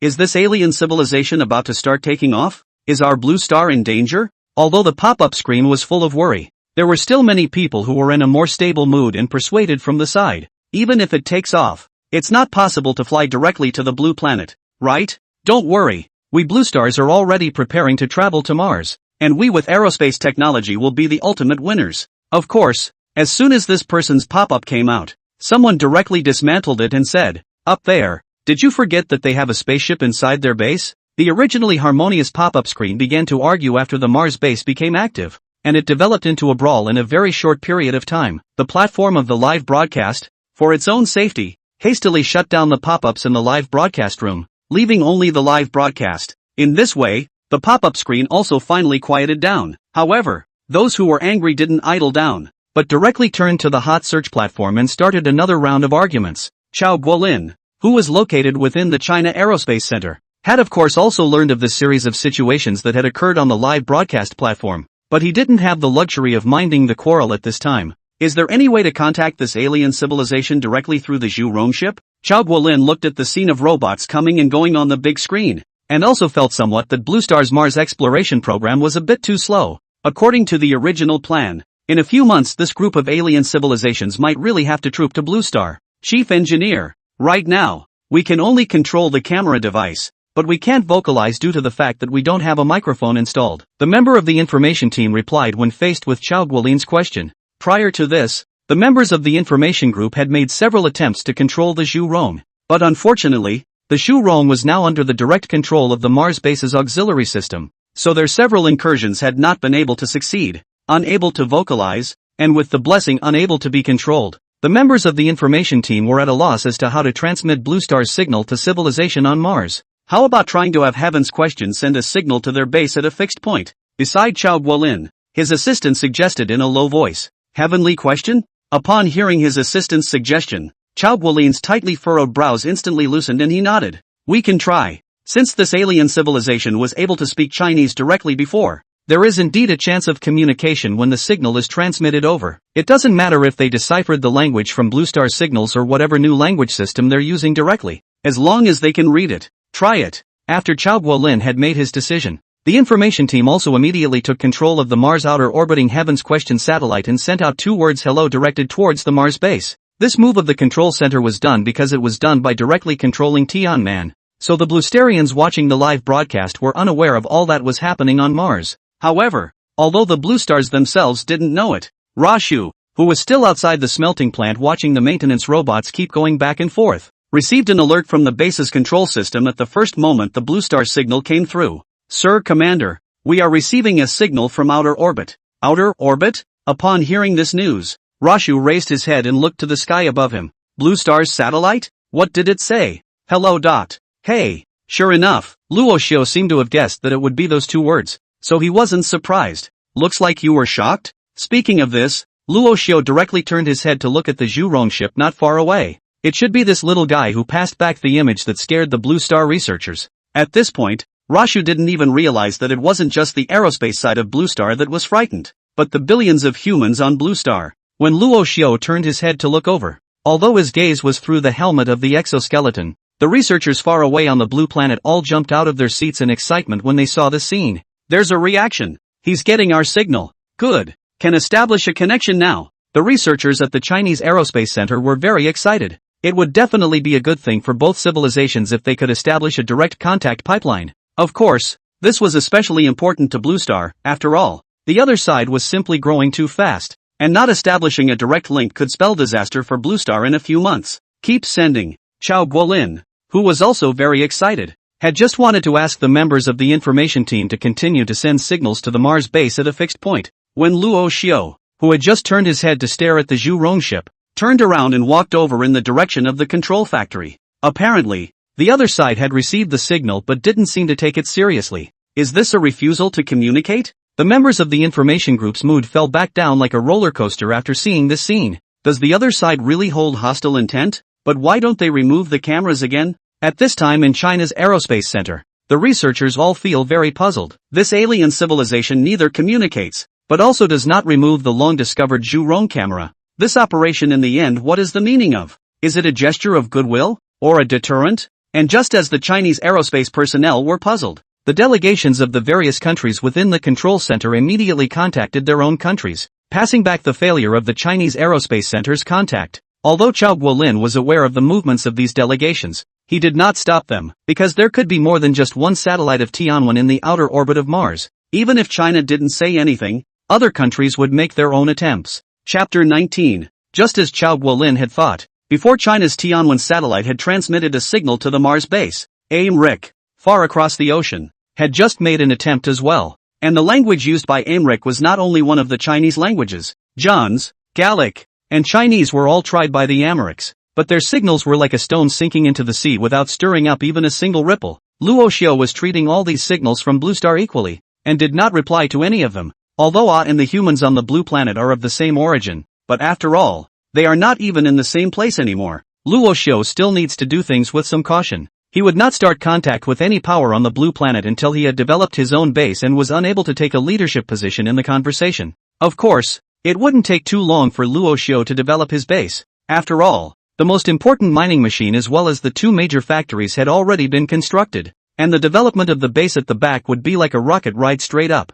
So after looking back at the Zhu Rong ship, Luo Xiu lifted his leg directly toward the manufacturing plant, not caring about the signals that were coming in intermittently from Blue Star. He's gone, it seems, without any intention of contacting us. After Luo Xiu completely disappeared from the images transmitted back from the Zhu Rong ship, inside the China Aerospace Center, Chao Guolin sat back down somewhat downcast. It seems that the contact route is not going to work. It's better to get the fireboarding program side to speed up their research. And from the information that wears back from the seaside, Americ is already starting the selection of the fireboarders. Countries such as Americ could know what was going on inside China's aerospace centers, and China could certainly know what was going on inside Americ's through a variety of circumstances. And before seeking contact with Mars, Chao Guolin had learned of Americ's actions. They're all picking out their manpower? Go 1. The leader of the information team and a former classmate of Chao Guolin's, heard this news for the first time. So soon? What areas are they going to pick? This is not known for the time being, but we in China. When Chao Guolin said this, he purposely glanced sideways at the joint observation mission in the distance before he added in a low voice. I was going to convey this to you guys later, but now that you're here, let's talk about it first. After a study, it was decided that a linguist, a biologist, and a researcher from our center were ready to be sent. After Chao Guolin finished speaking, as a member of the research center and Chao Guolin's comrade in arms for many years, Go-Wen of course understood the significance of this personnel pairing at once. Not bad, this pairing is considered very reasonable. Go-Wen nodded and continued. We don't have any way to participate in the selection of the first two specialties, but do you have any good candidates among the personnel in our center? The commander-in-chief of this space center is Chao Guolin, and as the chief engineer, his advice certainly has a very great role to play. Facing Go-Wen's question, Chao Guolin smiled faintly. We'll talk about it during the meeting. Go-Wen knew that the other party must have already had a candidate when he saw Chao Guolin's appearance. But since his old comrade in arms wasn't saying anything, he certainly wouldn't continue to ask.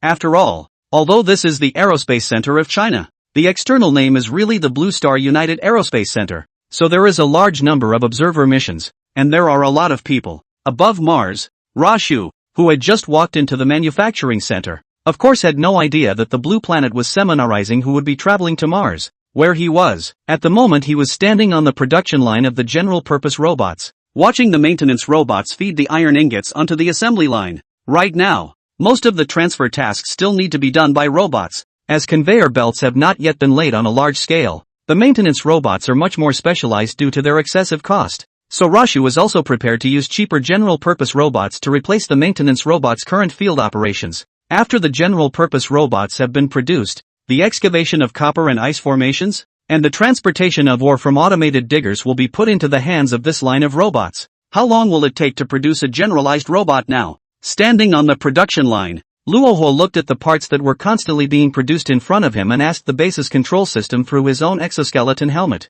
It produces 1 an hour. After hearing the reply from the base, Luo Xiu shook his head slightly and said, It's too slow. It's the lack of production on the copper mine side, isn't it? The production of generalized robots of course cannot all rely on iron ore. In addition to iron ore, copper ore, gold ore, glass and other resources must also keep up to be able to do so. Yes, Your Excellency the Commander, there is a shortage of copper ore. Previously, the manufacturing of the automatic mining machine had almost consumed all the copper ore in the base. And now the copper ore for the production of the general-purpose robots as well as the next automatic mining machine was still freshly smelted from the smelter. Alright then. 1 per hour for the time being, but when they are produced they are sent directly to the copper mines, to pull up the copper production first. For the temporary shortage of copper ore, Luo Xiu wasn't too worried. No matter if it was the robots or the next automatic mining machine, they were already in production, and it wouldn't take long for the copper ore production problem to be solved. Sir Commander, Maintenance Droid 26 at the ice dig site has brought back a load of Martian ice. Back already? Having just finalized the distribution of generalized robots, Rohitsu sort of received another piece of good news. It was good news still because the water source was too important to Rohypnol, more so than the ore or the technology. For without the discovery of the ice, Russia would have had no way of obtaining water directly from Mars, and would not have been able to electrolyze oxygen. In this way, Both the development of the Mars base and the progress of technology would all come to a standstill because Roshu would not be able to survive here. Tell 26 to go straight to LifeWorks. I'll be right there. After saying that, Luo Xiu took another look at the 3 assembly lines that were simultaneously being built inside the manufacturing plant before walking towards the outside of the manufacturing plant and walking out. Meanwhile, the 26th robot dragging a flatbed of ice had returned inside the Mars base, and the slightly brown ice on the flatbed was all but in the frame by the wishbone. And as the ice appeared, the humans on the blue planet began to speculate about it. What is that?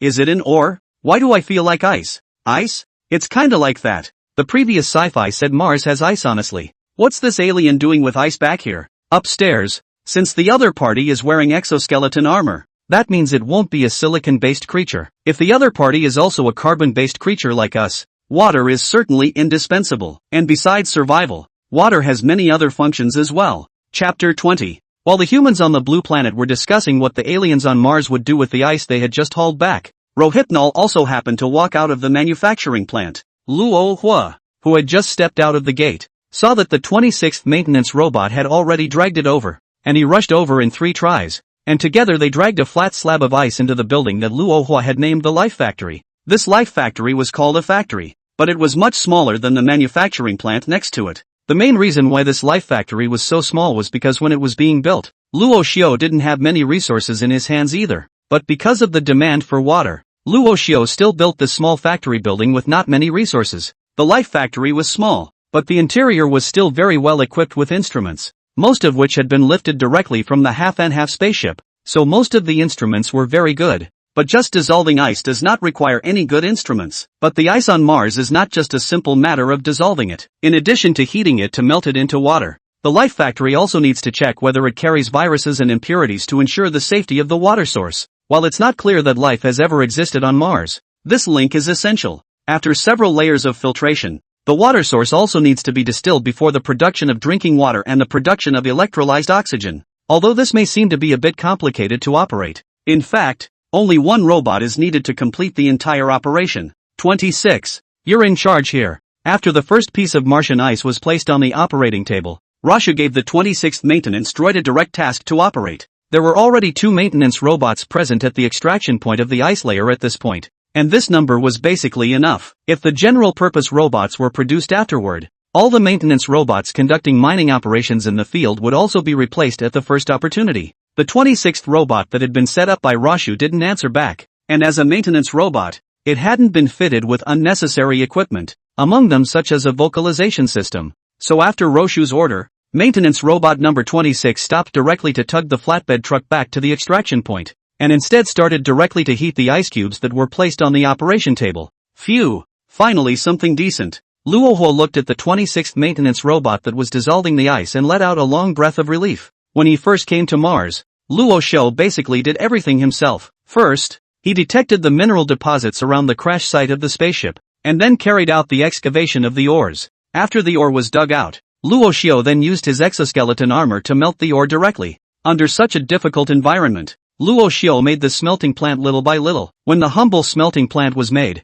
only then did Luo Hua's work turn to focus only on mining. This digging was more than 10 days. This was the main reason why when the Zhu Rong landed on the surface of Mars, a human figure could be seen coming out of the mine. Now, however, the situation had finally been reversed, and the construction of the base could be gradually automated in the future. Of course, there is still a lot of work to be done by Rohit before fully automating production. Buzz. Snort. After passing through 2 security gates, Luo Xiu left the Life Factory and headed directly in the direction of the Zhu Rong ship. Zhu Rong, let's go. Go over to the copper mine and take a look. After saying that, Luo Xiu directly jumped to the back of the Zhu Rong's fuselage again with a leap and sat down. The Zhu Rong ship that was treated as Luo Xiu's mount certainly didn't feel anything wrong. And when Luo Xiu sat down, this Zhu Rong ship that had long been different from the one that had landed in the first place spun its tires and drove towards the digging point of the copper mine. And just as Luo Xiu was preparing to go over to the copper mine to check on the progress of the excavation, above the blue planet, inside the United Aerospace Center of China, a discussion on the candidates for landing on Mars was also underway. Chief Chow, the linguists and biologists have been urgently selected and will be received directly to your center tomorrow for space training. In the meeting, a person in charge of liaison between all parties sat at the second seat and said to Chao Guolin in the main seat. Only a small portion of China's researchers from China participated in this meeting, so Chao Guolin didn't have too many scruples and said directly, "Well, a separate training room has been cleared within the center for the two experts, but this is an emergency landing on Mars after all, so the training intensity will be very high, so you'll have to get through to the two experts first. This is natural. When selecting the personnel, all of this has been taken into consideration. Both experts are not even 40 years old, and their health condition is also very good. For this mission, they are also very confident." Chao Guolin was quite satisfied with this liaison officer's answer. As long as the experts sent in were not too petulant, then everything would be alright. And it was only after a brief introduction of the two experts that the liaison officer swept a glance at all the researchers in the conference room, trying to figure out from them who Chao Guolin might be able to name. "Chief Chao, I wonder which person you have chosen for your center." Chao Guolin seemed to have been waiting for the other party to ask this for a long time. And after that liaison officer finished speaking, Chao Guolin said, "It's me." After hearing those two words from Chao Guolin, not only the liaison officer, but even the other people in the conference room were in disbelief. Go One, who was sitting below Chao Guolin, then said in surprise, "Old Chao, what are you talking about? Although there's certainly nothing wrong with your expertise, you're 62 years old and the chief director of the center. You can't joke about this." "I'm not joking. About this mission, I've already reported it, and there's no objection from above. As long as I pass the physical test, I will join the fire boarding program this time." It was only after Chao Guolin said these words with a serious face that the center researchers sitting at the bottom of the table were able to realize that Chao Guolin was really going to do this. "I know you're surprised, but this mission is significant enough that we need not only a researcher to guarantee the safe conduct of the mission to the fire, but also a decision maker tens of millions of kilometers away. We don't have the kind of instantaneous transmission that the wishbone has to guarantee a signal. How are we going to communicate with an alien civilization if it takes 20 to 30 minutes to make contact every time? We can't just keep them waiting, can we?" Going next to Chao Guolin, after hearing his old comrade's words, although he felt that there was some truth in them, he retorted, "Even if that's the case, there's no need for you to go there personally. We also have." Chao Guolin smiled faintly, reached out and patted Go Win's shoulder, saying, "Ha ha, old Go. This mission is extraordinary and dangerous. Not a simple launch mission, to put it in an arrogant way. This mission is mine alone." Chapter 21, I am willing to be the cornerstone. Gentlemen, Chief Chao, the person in charge of liaison was also a bit shocked by Chao Guolin's sudden self-recommendation. According to the plan procedure, the person recommended should not be Chao Guolin. Generalissimo Chao. A mission like landing on Mars does require the aura of looking down on the world, but the above still means that it's best to send an active astronaut around the age of 40, so that he possesses professionalism as well as being able to maintain a certain level of combat capability in the team. The liaison still expressed his opinion on Chao Guolin's sudden self-recommendation. This time the Mars landing program is in a short period of time emergency planning, but the planning time is short, but the significance for China is very significant. For Chao Guolin to be able to take the position of chief commander of the Space Center, there was of course no doubt about his ability, but on the point of age, it still made this officer responsible for liaison with all parties a bit worried. It was only after this liaison commissioner had finished speaking that Go One, who was on the side, continued. "Yes, Lao Chao, the commissioner is right. It's better to let the professionals do the professional things. We're just responsible for the things within the Space Center." Chao Guolin also seemed to know that his self-recommendation wouldn't get much recognition, but since he had such an idea, Chao Guolin certainly wouldn't give up so easily. "Even though I haven't really carried out a space mission, I've always been a reserve astronaut, and I've never stopped in my training. Tell you what, I'll submit an application to the top." Seeing that Chao Guolin still insisted on reporting to the top, the crowd could only go along with this center head. After all, in the crowd's opinion, although Chao Guolin's idea was very positive, the top would definitely not agree to it either. Since Generalissimo Chao is so insistent, then let Generalissimo Chao apply first. The liaison commissioner who had decided that Chao Guolin's application would not be passed also followed Chao Guolin's words at this time. "But apart from that, there is one more thing that I came here for, and that is to introduce you to the two experts who are coming. One is Mr. Luo Faki, a language and literature scholar, a researcher at the Southern Institute of Liberal Arts, deputy director of the Institute of Language at the Institute of Historical Research, and a professor of Chinese at Shunan University. The other is Mr. Shui He, a molecular biophysicist and structural biologist, deputy director of the National Institute of Physics, director of the Laboratory of Biomacromolecules, and vice president of Coastal University." It's actually them? After hearing the liaison commissioner's introduction of those two who were about to arrive, the researchers in the conference room were all astonished. Although they were not in the same industry as these two gentlemen, The academic achievements of the two had transcended the industry, and they were both resounding figures in the scientific community of China. What's more, these two people are not too old. Exactly around 40. Is the future of China's academic world absolute mainstay, when it is such a talent, but also has decided to participate in such a dangerous and unpredictable mission of exploration. Before the meeting started, Chao Guolin had already known the identities of these two people, so he wasn't surprised at this point. He swept a glance at the researchers in the conference room before following up on the words of the liaison commissioner. There's no need to be surprised. This mission, although dangerous, can also be considered an opportunity for the entire country of China, the entire Blue Star. It is an unprecedented and historic exploration and challenge. I believe that if the challenge is successful, humanity's footsteps will move forward at a fast pace, and hunger and poverty will completely say goodbye to the humans of the entire Blue Star. We will take a leap and enter the true sea of stars. Of course, whether it's me, or Professor Luo Faki, or President Shui He, we all fear the unknown and know that the dangers certainly outweigh the opportunities. But as a researcher with faith, we also like to embrace the unknown. For every exploration of the unknown will be the cornerstone of our human progress. We have stepped on the cornerstones before, and hereafter we hope to be the cornerstones under your feet. Although Chao Guolin's application had not even been submitted yet, at the moment he seemed to be giving some parting words to the crowd. The crowd didn't bother to interrupt the monologue of the Space Center old man, but listened quietly until the end of the meeting. And just as China was selecting personnel to land on Mars, the country of America, which was far away across the ocean, was also urgently conducting personnel selection. America was surprisingly consistent with China in its choice of the first two personnel, both linguists and biologists. However, when it came to the third choice of personnel, a point of difference arose between America and China. In the minds of the personnel from China, this time they were primarily going to contact an alien civilization, and their main goal was still to try and communicate. Although China also knew that the task was exceptionally difficult, it had no choice but to do so when the other party did not return the message. And unlike China, apart from wanting to communicate, America wanted to steal some technology if possible. And if the opportunity was even better, it wasn't impossible to destroy the other side's base on Mars directly in Mars. Of course, America also felt that latter idea was just a little too whimsical to play out even in their country's blockbusters. So sabotage, while also in the planning sequence, is at the very back of the line and basically has no chance of being taken out and used. In addition to China and America, the White Bear Nation, the Europa League, and a certain island nation also had the same plan. But compared to the Chinese language America's accumulation in the field of space, although these countries also have ambitious ideas, but the operation is not as smooth as China and America. At least until the two countries launch their rockets, there is no way these countries can get their rockets built 10 million miles away on Mars. Luo Xiao, who had just arrived at the mouth of the copper mine,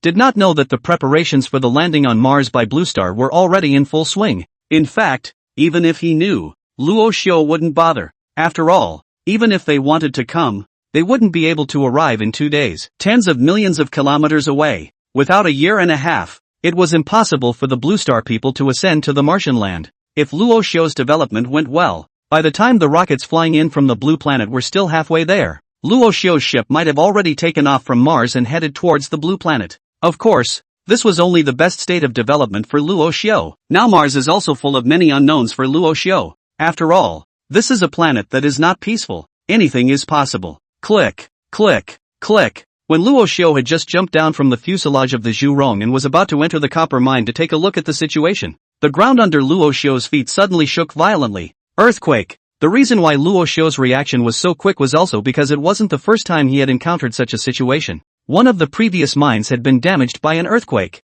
and precious maintenance robots had been hitched to it. Chapter 22. What a Martian. Good Lord. Is Mars an earthquake? Above the Blue Planet, the ordinary people who were watching the live broadcast didn't realize that there were dark currents on their planet at that moment. Having already made the live broadcast of the Zhu Rong ship a must-see, the crowd seemed to have selectively forgotten that an alien civilization was a possible threat to them. It's still shaking. This Martian earthquake lasts a bit long. Is that mine stepped on? I see there's a robot inside running outside. I don't know if it'll make it out. Whether the robot ran out or not I don't know. All I'm saying now is, good grief, a Martian. The pop-ups in the Blue Star livestream were all in tune with this sudden earthquake on Mars. Of course, far above Mars, Luo Xiao could not see these pop-ups in comments. Since Luo Xiao was wearing exoskeleton armor, he had quickly stabilized himself and looked towards the mouth of the mine. Because previously Luo's demand for copper ore wasn't too high, There was only one maintenance robot stationed in this mine, but even if there was only one, for Luo Hua, who was unable to produce mass-produced maintenance robots right now, every maintenance robot was very important. How long before 7 can come out? Luo Hua, who had been on Mars for half a month, knew that Mars didn't have plate tectonics, so even if there was an earthquake, the magnitude wouldn't be too great. The last time one of the mines collapsed, it was mainly because the mine itself was still being reinforced, and the sudden vibration caused the tunnel to collapse before it had a chance to be reinforced, smashing and damaging the power unit of one of the maintenance robots. In fact, if Rashu, who was wearing exoskeleton armor, was inside, even if the mine collapsed, he wouldn't be harmed much. But maintenance robots were only for maintenance, after all, and were never designed with the idea that they would be used by Rashu for mining. It's on its way to the cave. At Luo Hua's question, the control systems of the bases responsible for the signal transmission of the various maintenance robots also immediately replied. However, just as Luo Xiu was about to go to the entrance of the copper mine cave to take a look at the situation, this time the spark quake suddenly stopped as well, and looking at the appearance of the mine cave,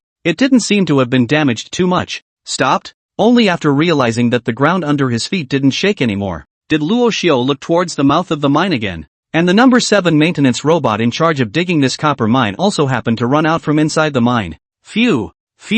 Just as Luo Xiu was glad that he didn't lose another maintenance robot, there was a sudden gust of wind at Luo Xiu's rear. Oh no! It's a Martian dust storm? Although Luo Xiu didn't turn around, he already knew what was approaching from the sound. Above Mars, the atmosphere is very active, although it is very thin compared to the blue planet. This level of activity is such that Mars is not known to raise large amounts of dust, thus forming dust storms. The duration of each dust storm is broken for weeks or months. A large amount of dust covers the sky and the area it covers is extremely wide. Seems like a bit of bad luck today? Although the frequency of Martian dust storms was also very frequent, it was only the second time that Luo Xiu had encountered them. The first time he had encountered this Martian dust storm was when the ship had just crash-landed and had seen it at the tail end of a dust storm. The good thing, however, was that the area that Rohit was in seemed to be on the fringe of the dust storm's location, and wouldn't be affected too much by this dust storm. Your Excellency, Commander, this is just dust from the edge of the dust bowl crossing the border. After a quick calculation,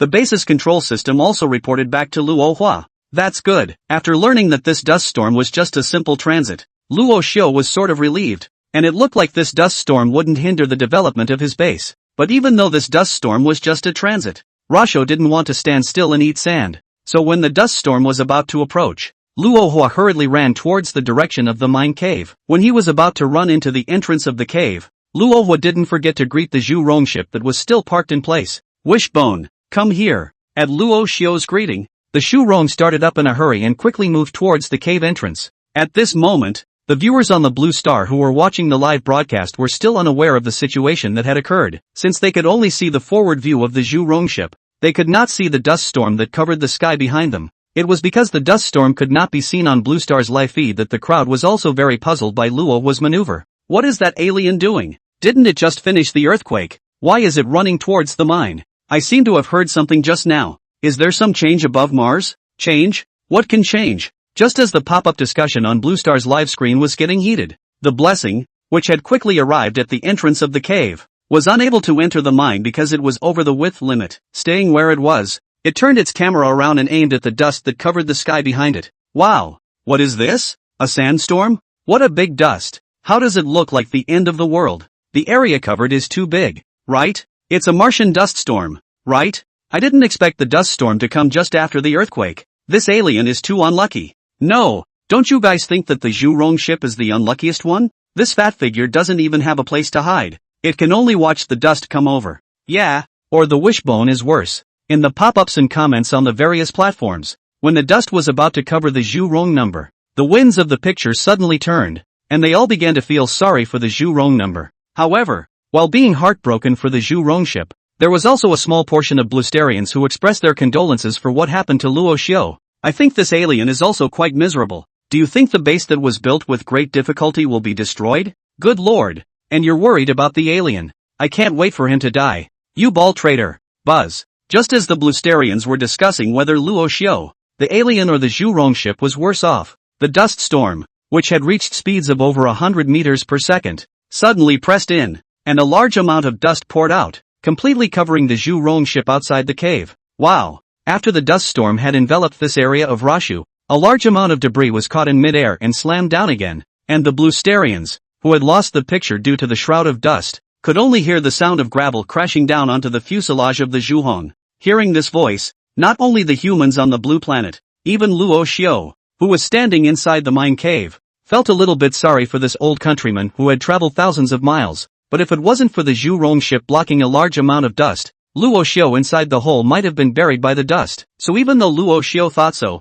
if there was a next time, the Zhu Rong ship would be the one blocking the hole. P.S. Built a group. Convenient for you to urge more Doge. Application for membership, Mars Minor. Chapter 23 The Blessing. The Great Breaking. Since this Martian dust storm was only a marginal transit, the dust storm came and went quickly, and Rasha had only been in the cave for less than 10 minutes before the obscured sky reappeared and light shone from outside the cave onto Rasha's exoskeleton armor. Gone? After wiping off the dust that covered his helmet, Rasha took a step forward and held out his hand, letting the light shine into his palm. In just 10 minutes' time, the area that Luo Xiao was in was covered in dust that was nearly 20 centimeters thick. After Luo Xiao walked out of the mine, his eyes were all hazy, and those tiny dust particles were still floating in midair. The whole world, it's like it's been mosaicked. Luo Xiao scanned his surroundings, which had changed drastically, before turning his head to look at the Zhu Rong number at the entrance of the cave. Because of the impact of the gravel wrapped in the Martian dust storm earlier, the fuselage didn't look like it was anywhere intact, only to see that the Zhu Rong's fuselage was already pitted with potholes, and the solar panels on both sides were even completely damaged, making it impossible to use. And in addition to the fuselage, the camera on the front of the Zhu Rong was also hit by gravel, and the glass of the lens was smashed with a crack. Seeing the Zhu Rong in this state, Luo Xiao also hurriedly leaned over and checked the Zhu Rong's condition. After a brief inspection, Luo Xiao was relieved. It's okay, the interior hasn't suffered any damage. Although Luo Xiao had no intention of contacting Blue Star for the time being, the Zhu Rong, after all, had traveled thousands of miles from Blue Star. The only thing that could make Luo Xiao feel like there was an outside world present, surviving alone on Mars, even with a multitude of robots, can seem a bit lonely at times. And just as Rashu was detecting it, the Blessings camera was turned to the rear, just enough to take in all of its own fuselage. As the broken condition of the Zhu Rong's fuselage was released, the Blue Star humans, who were just now lamenting the greatness of Mars' natural environment, suddenly gave a start. This is The Blessing? Syria War Damage Edition? A round of Martian dust storm can cause so much damage. The environment of Mars is too bad. Before, when I saw that this alien was developing so rapidly, I thought that they would soon come to our blue planet, but now it seems that it's also very difficult for them to develop. That's not necessarily true. You didn't see that the alien's exoskeleton didn't have any damage at all. The reason why the Blessing's hull wasn't damaged is also likely to be related to the fact that it was previously modified by him. The Zhu Rong has only been on Mars for 2 days and has had such a rich experience, more ups and downs than I've had in more than 20 years combined. The humans of the blue planet saw the full extent of the Zhu Rong ship through a cracked camera full of cracks, and filled the viewers in China with heartache. After all, it was a probe sent up by its own family, and all the Chinese people watched it from launch to landing. And at that time, none of them would have thought that Zhu Rong had become like this 2 days after landing on Mars. Although it has been modified by the other side, this surface is just too badly damaged. Will it be simply abandoned by this alien?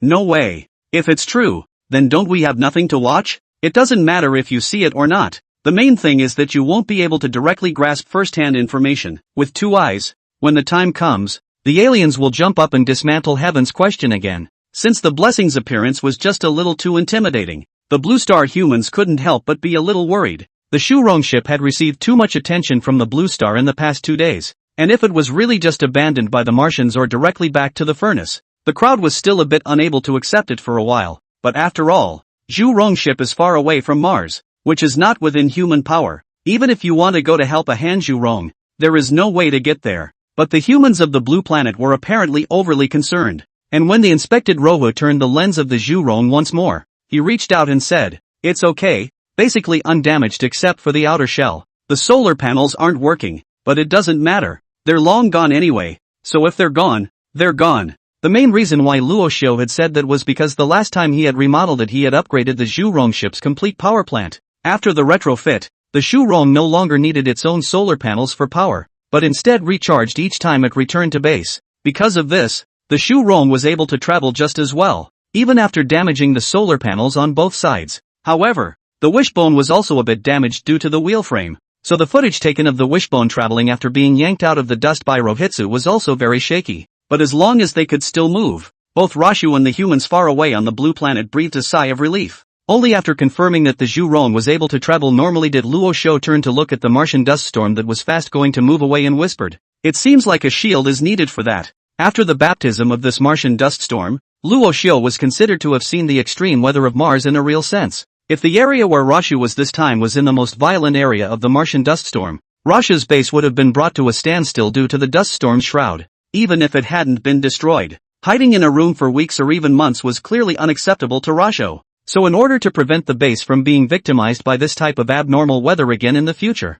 Luo Xiu felt that the base's protection system, source of life, should also be on the agenda. Go back first. Luo Xiu's plan was to also make a trip to the ice source collection point, but after the dust storm passed through, Luo Xiu was still prepared to return to the base first to check the situation. The various buildings in the base were, after all, only improvised, and there was still a considerable gap between the finished state, which was also the reason why the base had previously been flirted with by the Blue Star people as a wasteland building. And more important still was the wind turbine generator that provided all the power for the current stage of the base, which was the building that Rohitsu wanted to confirm the most. If a wind turbine generator is damaged, both the manufacturing plant and the smelter are at risk of being shut down. At Luo Xiu's greeting, the Zhu Rong, whose wheel frame was damaged, continued to make a creaking sound as it moved. Seeing this, Luo Xiu also dismissed the idea of continuing to use the Zhu Rong as a mount, and instead lifted his leg to walk in front of the Zhu Rong, heading towards the base.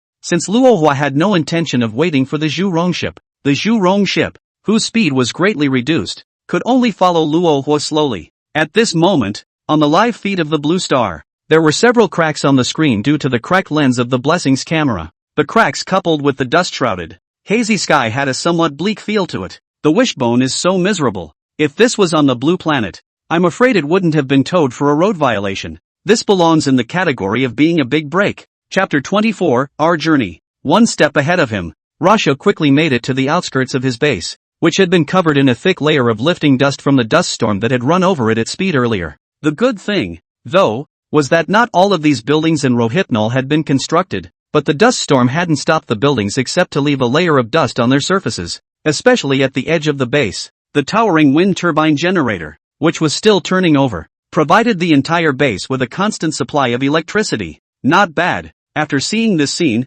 Luo Xiu was quite relieved about his base. Martian dust storms are, after all, limited in power, and apart from being loud, their destructiveness is mainly just a bit greater for the arriving probes from the blue planet. And just as Luo Xiu's hanging heart was finally lowered, the Zhu Rong ship slowly followed behind. Humans far away on the blue planet also saw the fully functioning Mars base from the blurry footage of the Blessing. Good lord, this base seems to be completely unaffected? If people can build a base on Mars, they must not be afraid of dust storms. After all, the quality of the atmosphere of Mars is really not good, and it will only affect our own probes. Hoping that we're the only ones injured on the Zhu Rong? While the humans of the blue planet were calling for the Zhu Rong ship, inside the China Aerospace Center, which had just finished its meeting, Chao Guolin had also delivered his application. However, Chao Guolin himself knew that he was indeed a bit on the older side, and according to the normal process, even though he had been undergoing training, it was still somewhat unlikely that he would join a mission such as the exploration of Mars. But even so,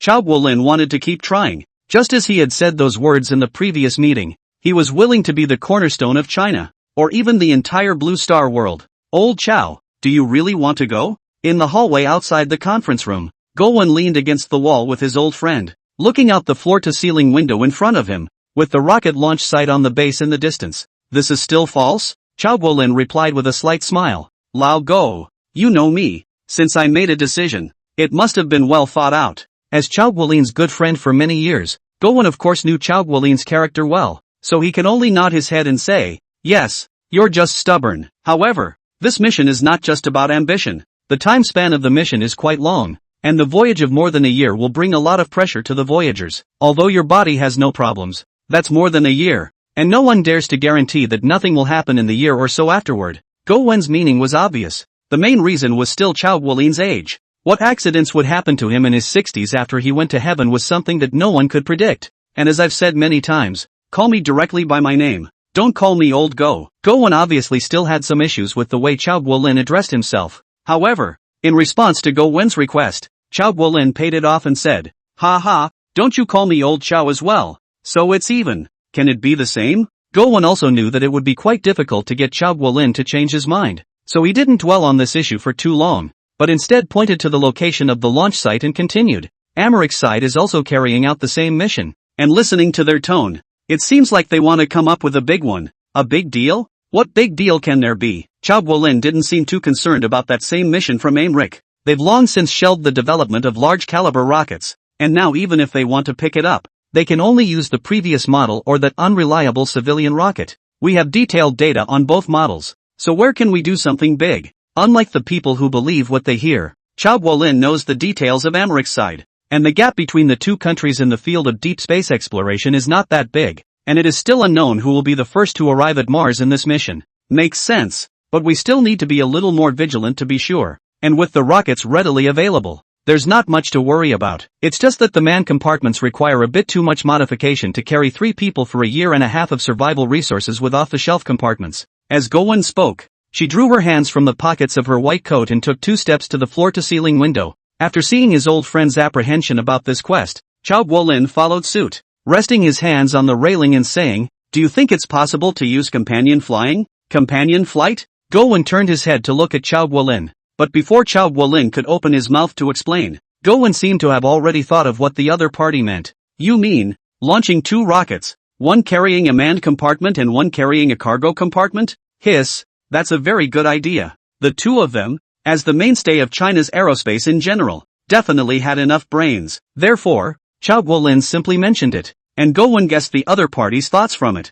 Seeing that his vision was directly stated by Go Wen, Chao Guolin also smiled and said, "Yes. In that case, the resources needed are definitely enough. It's just that there's only one spare rocket, so the launching mission will have to be postponed if he wants to launch the accompanying cargo ship, and whether it takes a direct bond like the space station, or whether it takes a wraparound companion flight all the way around, needs to be verified again." After Chao Guolin finished speaking, Go Wen's brows also frowned slightly. It seems a bit unrealistic to keep accompanying the flight. The space station model should be the best. We can also use different classes of rockets if the same class is not enough, and the cargo ship doesn't have to be the same size as the man ship. We can use 2 cargo ships for docking. Under the conversation between Chao Guolin and Go Wen, the Mars exploration plan of China's spaceflight was gradually being perfected, only waiting for all the personnel to arrive at the space center the next day to verify the mission. Chapter 25, Zhu Rong, why don't we throw it away? For Blue Star, landing on Mars for 2 years is a window period. The last launch of Blessing was just a year and a half ago, and the window for landing on Mars will come again when the new Mars exploration program has been validated and the rocket and man capsule have been built. This was a good thing for Chao Guolin and the others, and apart from Chao Guolin, the rest of the countries are also grasping this window period to land on Mars, wanting to be the first to interact with an alien civilization head-on. In the Blue Star of the crowd thought, now this alien civilization from the behavior cannot judge in the end when good or bad. After all, the other party still left the Zhu Rong number, and did not cut off the Zhu Rong number's return message. Under such circumstances, none of the countries on the blue planet that had the ability to fly to Mars would not want to give it a try, and if they did make contact, it would definitely be very important to their own countries. As long as one gets even a little bit of power that surpasses the existing technology of Blue Star, then the power of speech in Blue Star will increase exponentially. Of course, it also depended on which country. If the island nation is the first to reach Mars, even if he gets some tech, he'll just have to wait to be crossed by Americ. After all,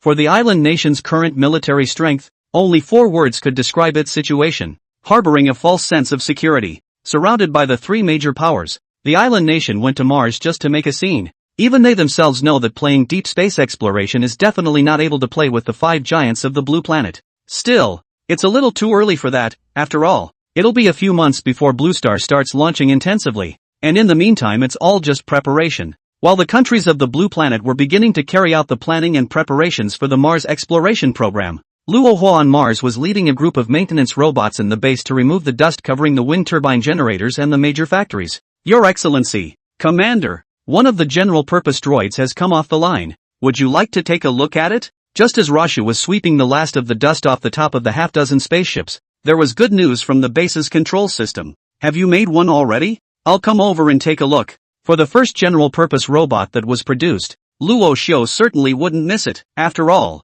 This type of robot was the main force for the construction of the Mars base in the future. Inexpensive, low failure rate, no heartache for scrapping. To Luo Hua, this robot was a complete combination of all kinds of advantages, and after replying to the base's control system, Rohypnol leapt off the top of the ship in a single bound and headed in the direction of the manufacturing plant. Swish, snort. After passing through the security gates of the manufacturing plant, Roshu walked over to the general-purpose robot production line that was operating non-stop, just in time to see a light blue robot standing fixedly in place at the far end of the automated production line. In fact, just as Luo Xiao saw this robot, the humans far away in the blue planet had already seen this general-purpose robot that had just rolled off the production line in advance. This was still the case because True was pressed into the corner of the factory by the maintenance robot, and the camera of the wishbone, which was being repaired, was pointed right at the end of the robot line. The humans on the blue planet witnessed the light blue robot step out of the side through this cracked lens of the wishbone. A light blue color? It seems a bit different from the previous robot? It's definitely more than the same.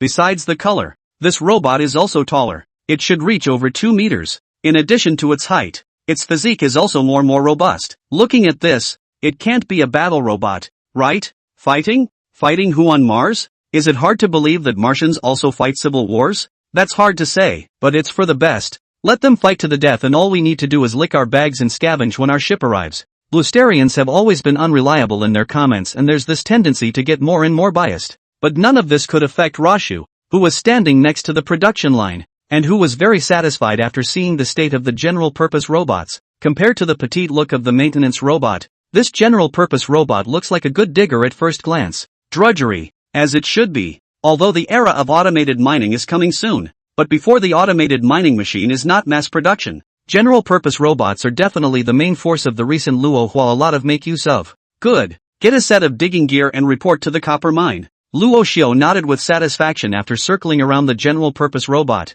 a physique that was simply made for mining. Click. At Roshu's command, the already activated general-purpose robot 1 instantly lit up the green indicator bar on its head, showing that it was fully charged and in working condition. After lighting up the green indicator bar, General-purpose Robot 1 picked up an ally pickaxe directly from the toolbox next to it and walked towards the outside of the manufacturing plant. Very good. Very spirited. In the face of the general-purpose robot that had no complaints and had just exited the production line before heading off, Luo Xiao didn't mince his words of praise. This robot, which only rests when it's recharging, is a dab hand at construction. It was only after watching the general-purpose robot leave the manufacturing plant that Luo Hua walked towards the direction of the Zhu Rong ship again. This little guy that Luo Hua had sent to the manufacturing factory for maintenance from the moment he returned to the base didn't seem to have been fully repaired yet. When Luo Hua walked up to the Zhu Rong, which had had its wheel frame removed and was instantly half its height, Luo Hua reached out and knocked on the Zhu Rong's fuselage. Knock knock. Well,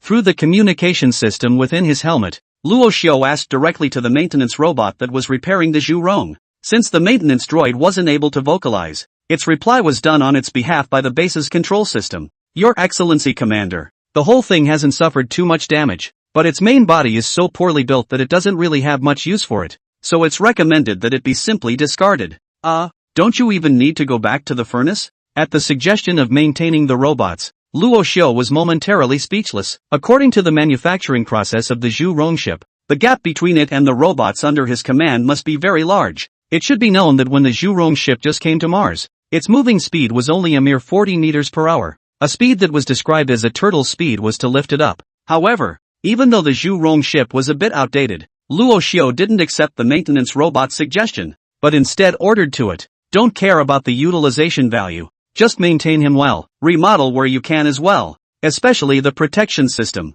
Yes, His Excellency the Commander. Chapter 26, looks like you fit right in here. With Luo Xiao's salvation, the Zhu Rong ship finally did not end up with the fate of an exposed corpse in the wilderness. Although Luo Hua did not give down the specific contents of the modification, but no matter what, its maintenance robots would definitely be much better after the modification than just replacing the power unit before. But there's no way for the wishbone to hang around outside until it's been remodeled and finished. And for the Bluesterians who could only observe Rohitsu and his base through the lens of the Zhu Rong, this plopping of the Zhu Rong was a lot less fun. It's over. The Zhu Rong ship can't move this way, right? The camera seems to be immobilized as well, and you can only see where that light blue robot was just now. Not bad. Think about it. This is Mars. Even if you look at the dust outside, it's still Martian dust. Upstairs makes it sound like it makes sense. Well, It can't just be staring at one place, can it? Forget it. I have to go to work while I'm on the floor. I've been docked $200. With the blessing unable to move. Most of the humans watching in Blue Star chose to put down their cell phones for the time being. After 2 days of frenzy, the tide of viewing of the blessing's live broadcast on the blue planet has finally sort of ebbed a little. However, compared to the ordinary people who were just watching, inside the China Aerospace Center, while the Zhu Rong was being towed into the manufacturing plant, Chao Guolin and the others were analyzing the internal structure of the manufacturing plant through the lens of the Zhu Rong. Previously, since the Zhu Rong ship had only been near the gate of the manufacturing factory at most, it didn't know too much about the internal structure of the factory. This time, taking advantage of the Zhu Rong ship being dragged into the factory, Chao Guolin and the others of course had to analyze it properly. Chief Engineer, this building is filled with automated production lines, and one of them seems to be producing that mining machine we saw earlier. Chao Guolin's assistant, placing an enlarged picture on the table, pointed to the upper left corner of the picture, a not-so-obvious white line, and said to Chao Guolin, upon comparison by the researchers within the control center, the line highly resembled the digger that had been installed earlier.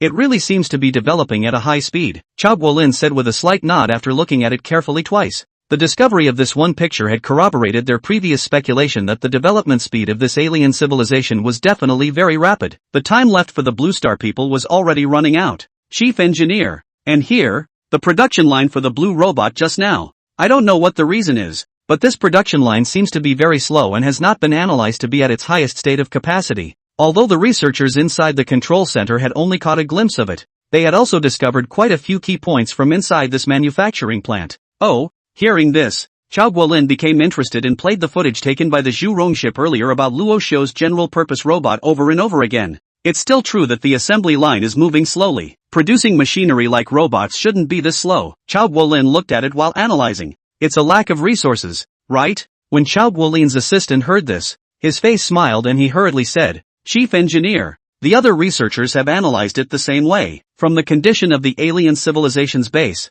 and the fact that it has just begun to use mining machine operations. It does look like it still lacks a supply of resources. Come on, no ass-kissing here. Chao Guolin waved his hand, signaling his assistant to stop talking. But this is the best news we've confirmed recently. Chao Guolin would pause the video before standing up and rubbing the bridge of his nose. It means we still have a chance. The we that Chao Guolin spoke of is the researchers at the control center, but also the country of China, and even more so, the entire Blue Star civilization. By the way, have Professor Luo Faki and Principal Shui arrived yet? Chao Guolin, who had only rested for 2 hours, was a bit tired at this time, but compared to the current mission, personal interests were all trivial. For 17 in the morning to have arrived at the airport, the assistant said, lifting his left wrist to look at the time. It's been 18 minutes. There's basically no cars on the road at this hour. It should be arriving. Chief Engineer Chao, the two professors have arrived. Commissioner Wang wants you to come over. Just as Chao Guolin was confirming the time to his assistant,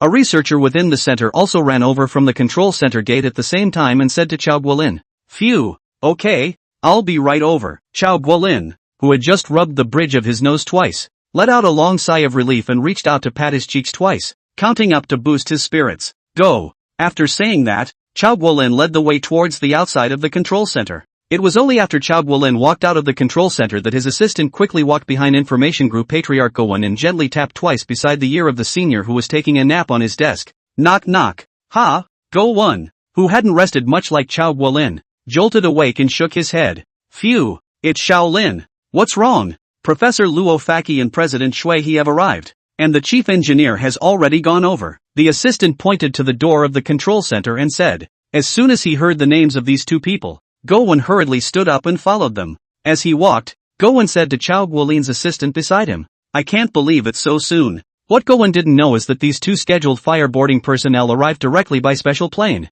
and all special cars drove in the middle of the way, only in such a short period of time from Shunan and the coast to the space center. The personnel of China's fire landing program on the blue planet were sort of all together, while Luo Xiu on Mars followed the general-purpose robot and once again returned to the mouth of the copper mine. Alright, go in. After calling out the maintenance robots in the cave, Luo Hua entered the mine with generalized Robot 1. Because the location of the deposits was directly marked out during the previous exploration, the mines were all straight ahead, and it didn't take much time for Luo Xiu and General 1 to arrive at the place where the maintenance robots had just been working. Begin. Luo Hua followed in mainly to see the operational efficiency of Generalization 1. so after arriving at the operational site, Luo Hua directly ordered Generalization 1. After receiving Luo Xiu's order, the general purpose one's two mechanical arms swung their alloy picks and smashed towards the walls of the copper mine. Since the main function of the general purpose one was general purpose, its tightness was not as high as the maintenance robot, but it was much more powerful, and with just one pickaxe,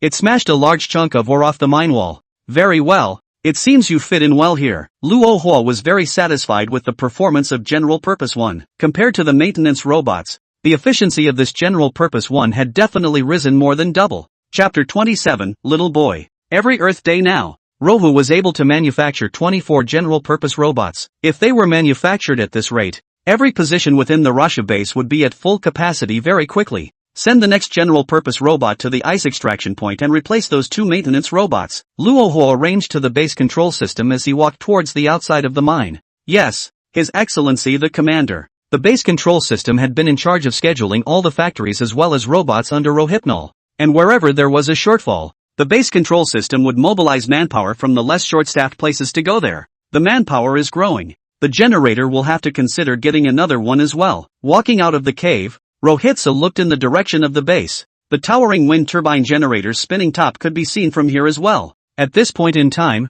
within the base, as the manufacturing factories and smelters were getting into a state of normal operation, the mining machines would become more and more numerous, and the general-purpose robots were also coming off the production line. So the demand for electricity in this Mars base was skyrocketing. And what's more, right now, Lohu can't get a more direct energy source from this Mars other than wind energy. On this Mars, fossil energy was absolutely out of the question. And at least for now, Luo Xiu hadn't found that there were or had ever been carbon-based organisms on Mars. Without traces of carbon-based organisms surviving, then fossil energy sources such as oil and coal, which are straightforward to utilize, could not have appeared on Rosho's list. And aside from the most immediate fossil energy sources, the only ones available to Rohitsu were wind turbine generators and, possibly to be added later, generator sets made by breaking down hydrogen and oxygen from the ice. After the hydroxyl generator, and more importantly, tritium, a radioactive substance that can also be extracted from the ice and become an important feedstock for fusion power generation.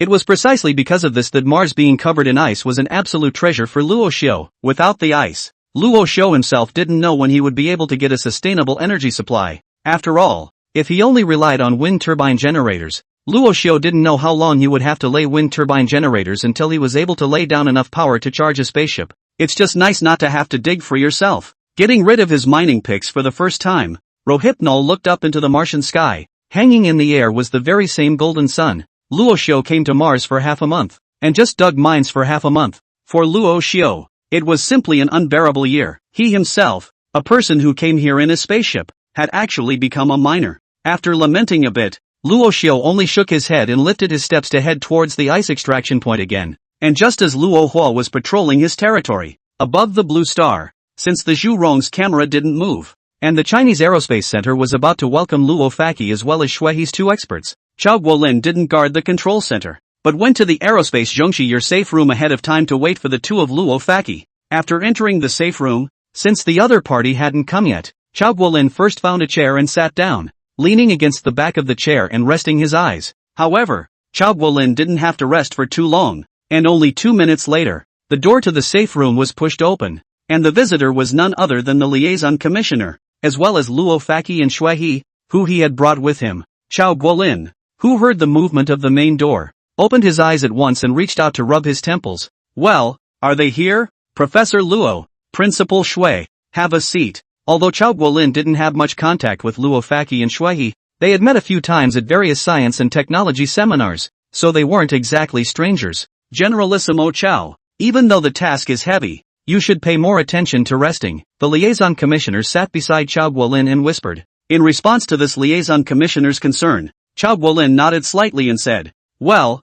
it's mainly because there's been too much going on in the past 2 days. Enough about that, let's get straight to the fireboarding mission this time. Immediately finding his way back to work, Chao Guolin rested his hands on the long table in front of him. Since this conversation was of top secret level, even Gowen did not participate in the Space Center except for Chao Guolin, so just those 4 people were all that was available for this meeting. After Chao Guolin brought the conversation to the point, he first swept a glance at the just arrived. I believe Mr. Commissioner has already briefed the two of you on the contents of this mission, right? Luo Faki and Shuihe, who had just arrived, nodded their heads and said, "Well, we already know. Now that I know, I won't say anything about the mission." The mission was urgent, and there wasn't too much time for the two of them to conduct professional training, so Chao Guolin directly skipped the mission announcement part. In addition to the flow of the mission, I'd like to give you two a heads up that this Mars exploration mission is not to be used for any previous manned space mission. We're going to Mars, and on this planet, tens of millions of kilometers away from the blue planet,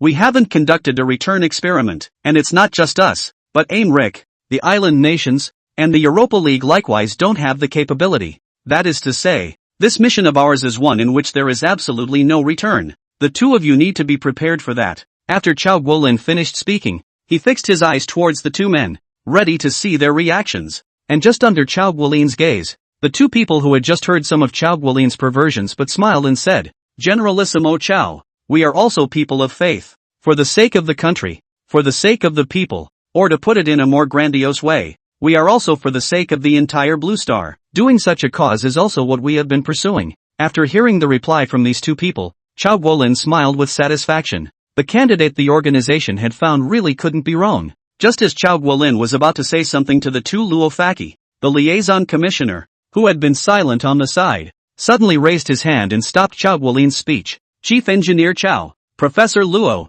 and President Shui, I've just received an important piece of news that I need to report to the three of you first." Chao Guolin frowned when he heard the commissioner's words. It must be very important information that could make the other party interrupt such an important meeting, and the intelligence is definitely relevant to these boarding fire missions. We've been subjected to top-secret intelligence threaded back from inside American Space Agency about the other side's SOAF program. As Chao Guolin thought, the liaison commissioner opened his mouth with the plans for the fireboarding mission from Americ's side. Speaking of this information, the liaison commissioner seemed all a bit nervous, only to see him speak in a hushed voice. Americ is preparing to carry little boys in their ships. Chapter 28, Dangerous Moves. Little boy? Is that a nuke? Hearing those three words, both Luofaki and Shui were shocked. If it was just the literal meaning of these three words, these three certainly wouldn't have such a surprised expression. However, the codename of the three words little boy was unusual within the Space Center because it represented Americ's mini nukes. Inside the Chinese Aerospace Center, the codenames of the nuclear bombs from small to large are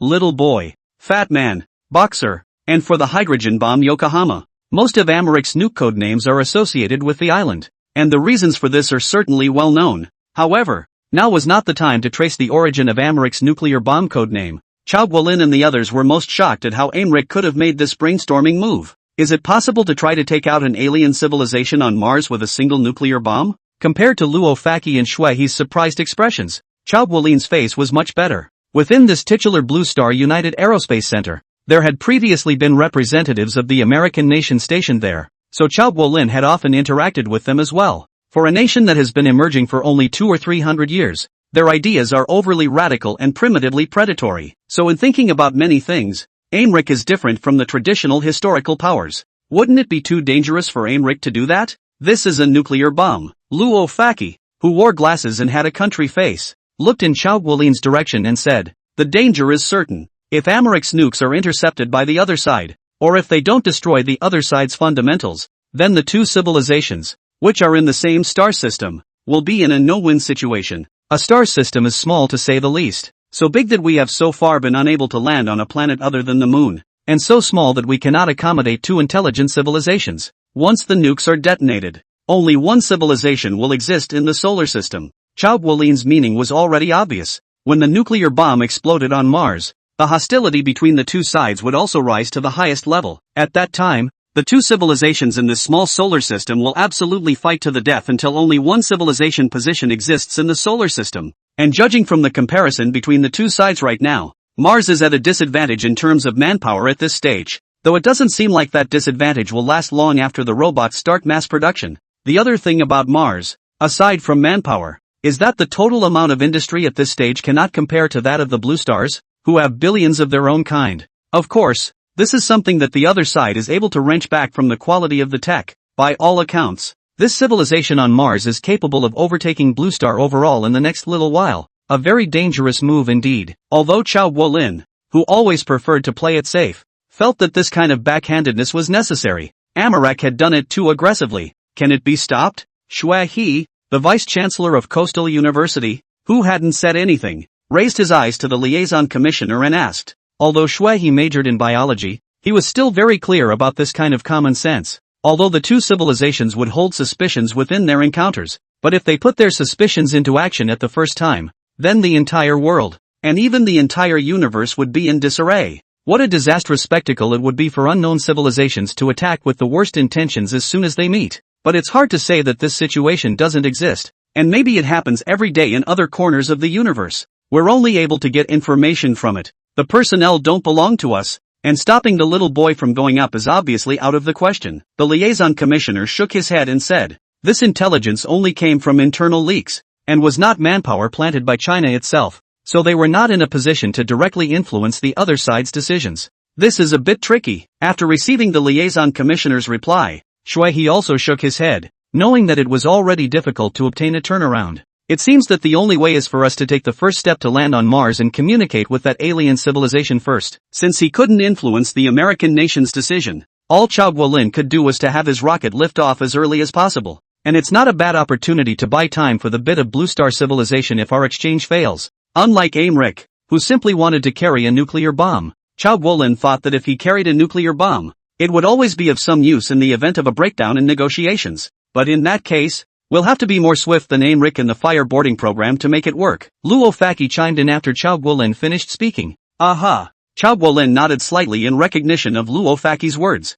But as simple as words can be, a space mission that is predicated on precision and safety cannot be speeded up arbitrarily just because of the urgency of the mission. Never mind. Let's get right to this mission. The crowd didn't continue to discuss the information about Aimric that suddenly rose up. After all, they couldn't interfere with the affairs of the Aimric Space Agency. Instead of directing the discussion towards the other party's little boy, it would be better to discuss about the training program regarding Luo Faki and Shui. Although Luo Faki and Shui were both very healthy and had gone through urgent physical tests, but they hadn't received such systematic training before this, and even if time was tight, they had to take it one step at a time. It was precisely because the two needed to start with the simplest training that Chao Guolin only discussed with the two for half an hour before he, together with that liaison specialist, sent the two Luo Faki inside the astronauts' resting area of the Space Center. However, just as Chao Guolin was about to return to the control center to see if there was anything new on the Martian side, that liaison commissioner called out to the chief engineer of the Space Center,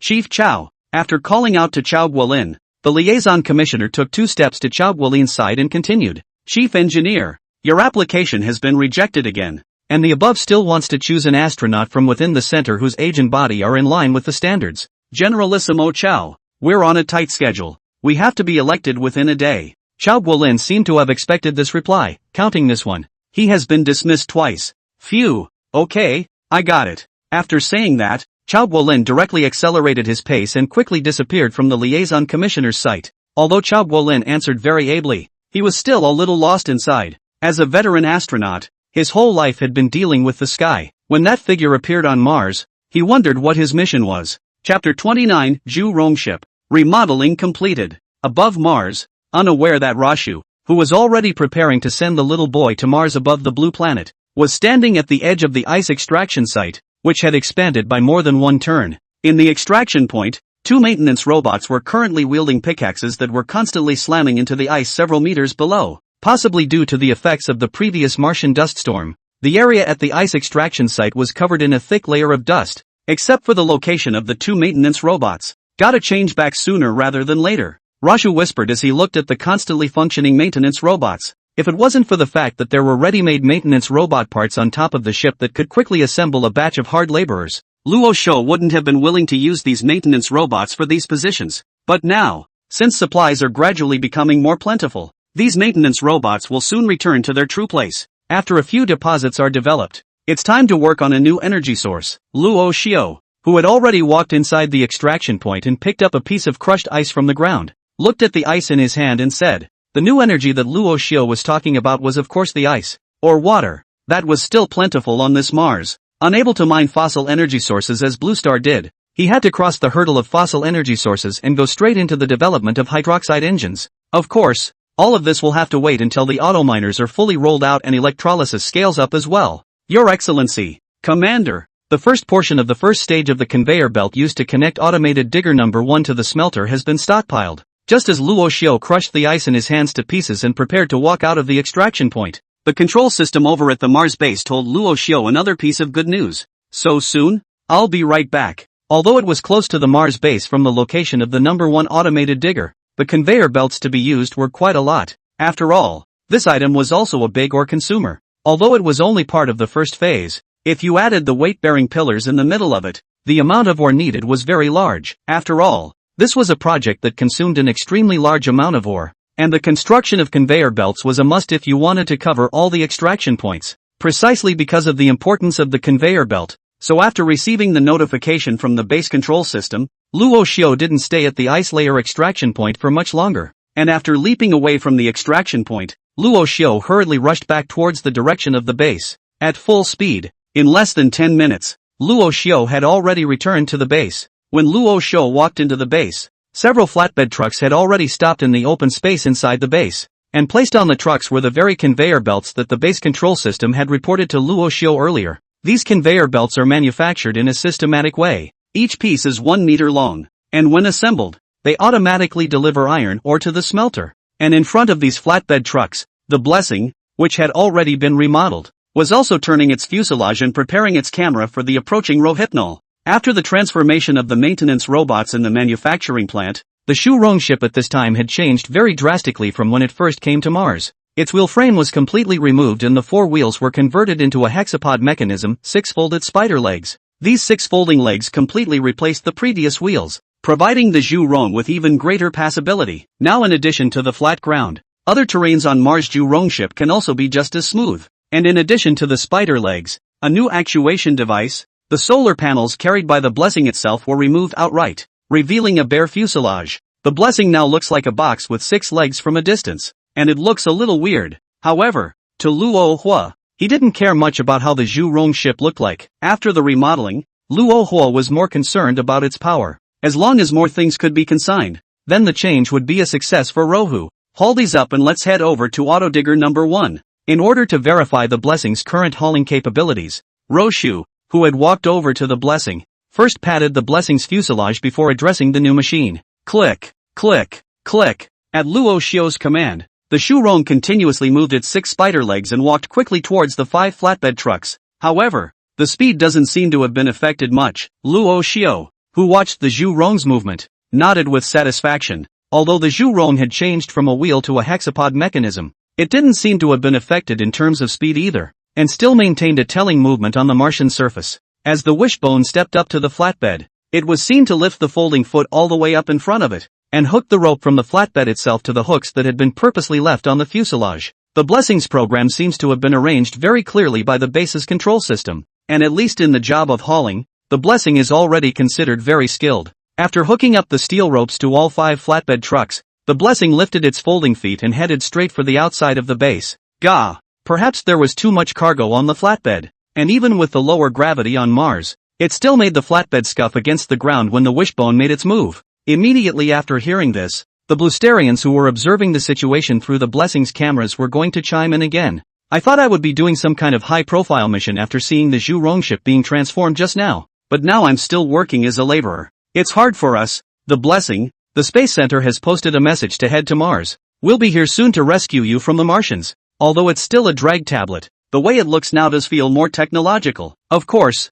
it would be nice to have this square body remodeled a bit more. It should be considered Zhu Rong number 1.1 now, right? Comments on Blue Star have always been like this. Talking about it immediately skews the conversation. Just a moment ago, they were still fighting for the Zhu Rong ship, but when they were talking, they were discussing how the Zhu Rong ship could be remodeled to look better. Of course, not everyone was only concerned about the changes in the Zhu Rong ship. On the blue planet, inside the American Space Agency on the other side of the ocean in China, the American Space Agency, which had just decided to put the little boy into the ship, also held a press conference once again. Numerous countries have rejected our requests for cooperation, and for that we are very sorry. At a time like this, it is all the more important for nations to unite under the leadership of the American Space Agency to explore alien civilizations. But even if we are isolated, we will still carry the desire for peace of the humans of the blue planet to communicate with the alien civilizations on Mars. Chapter 30, My Mars, My Civilization. The Martian,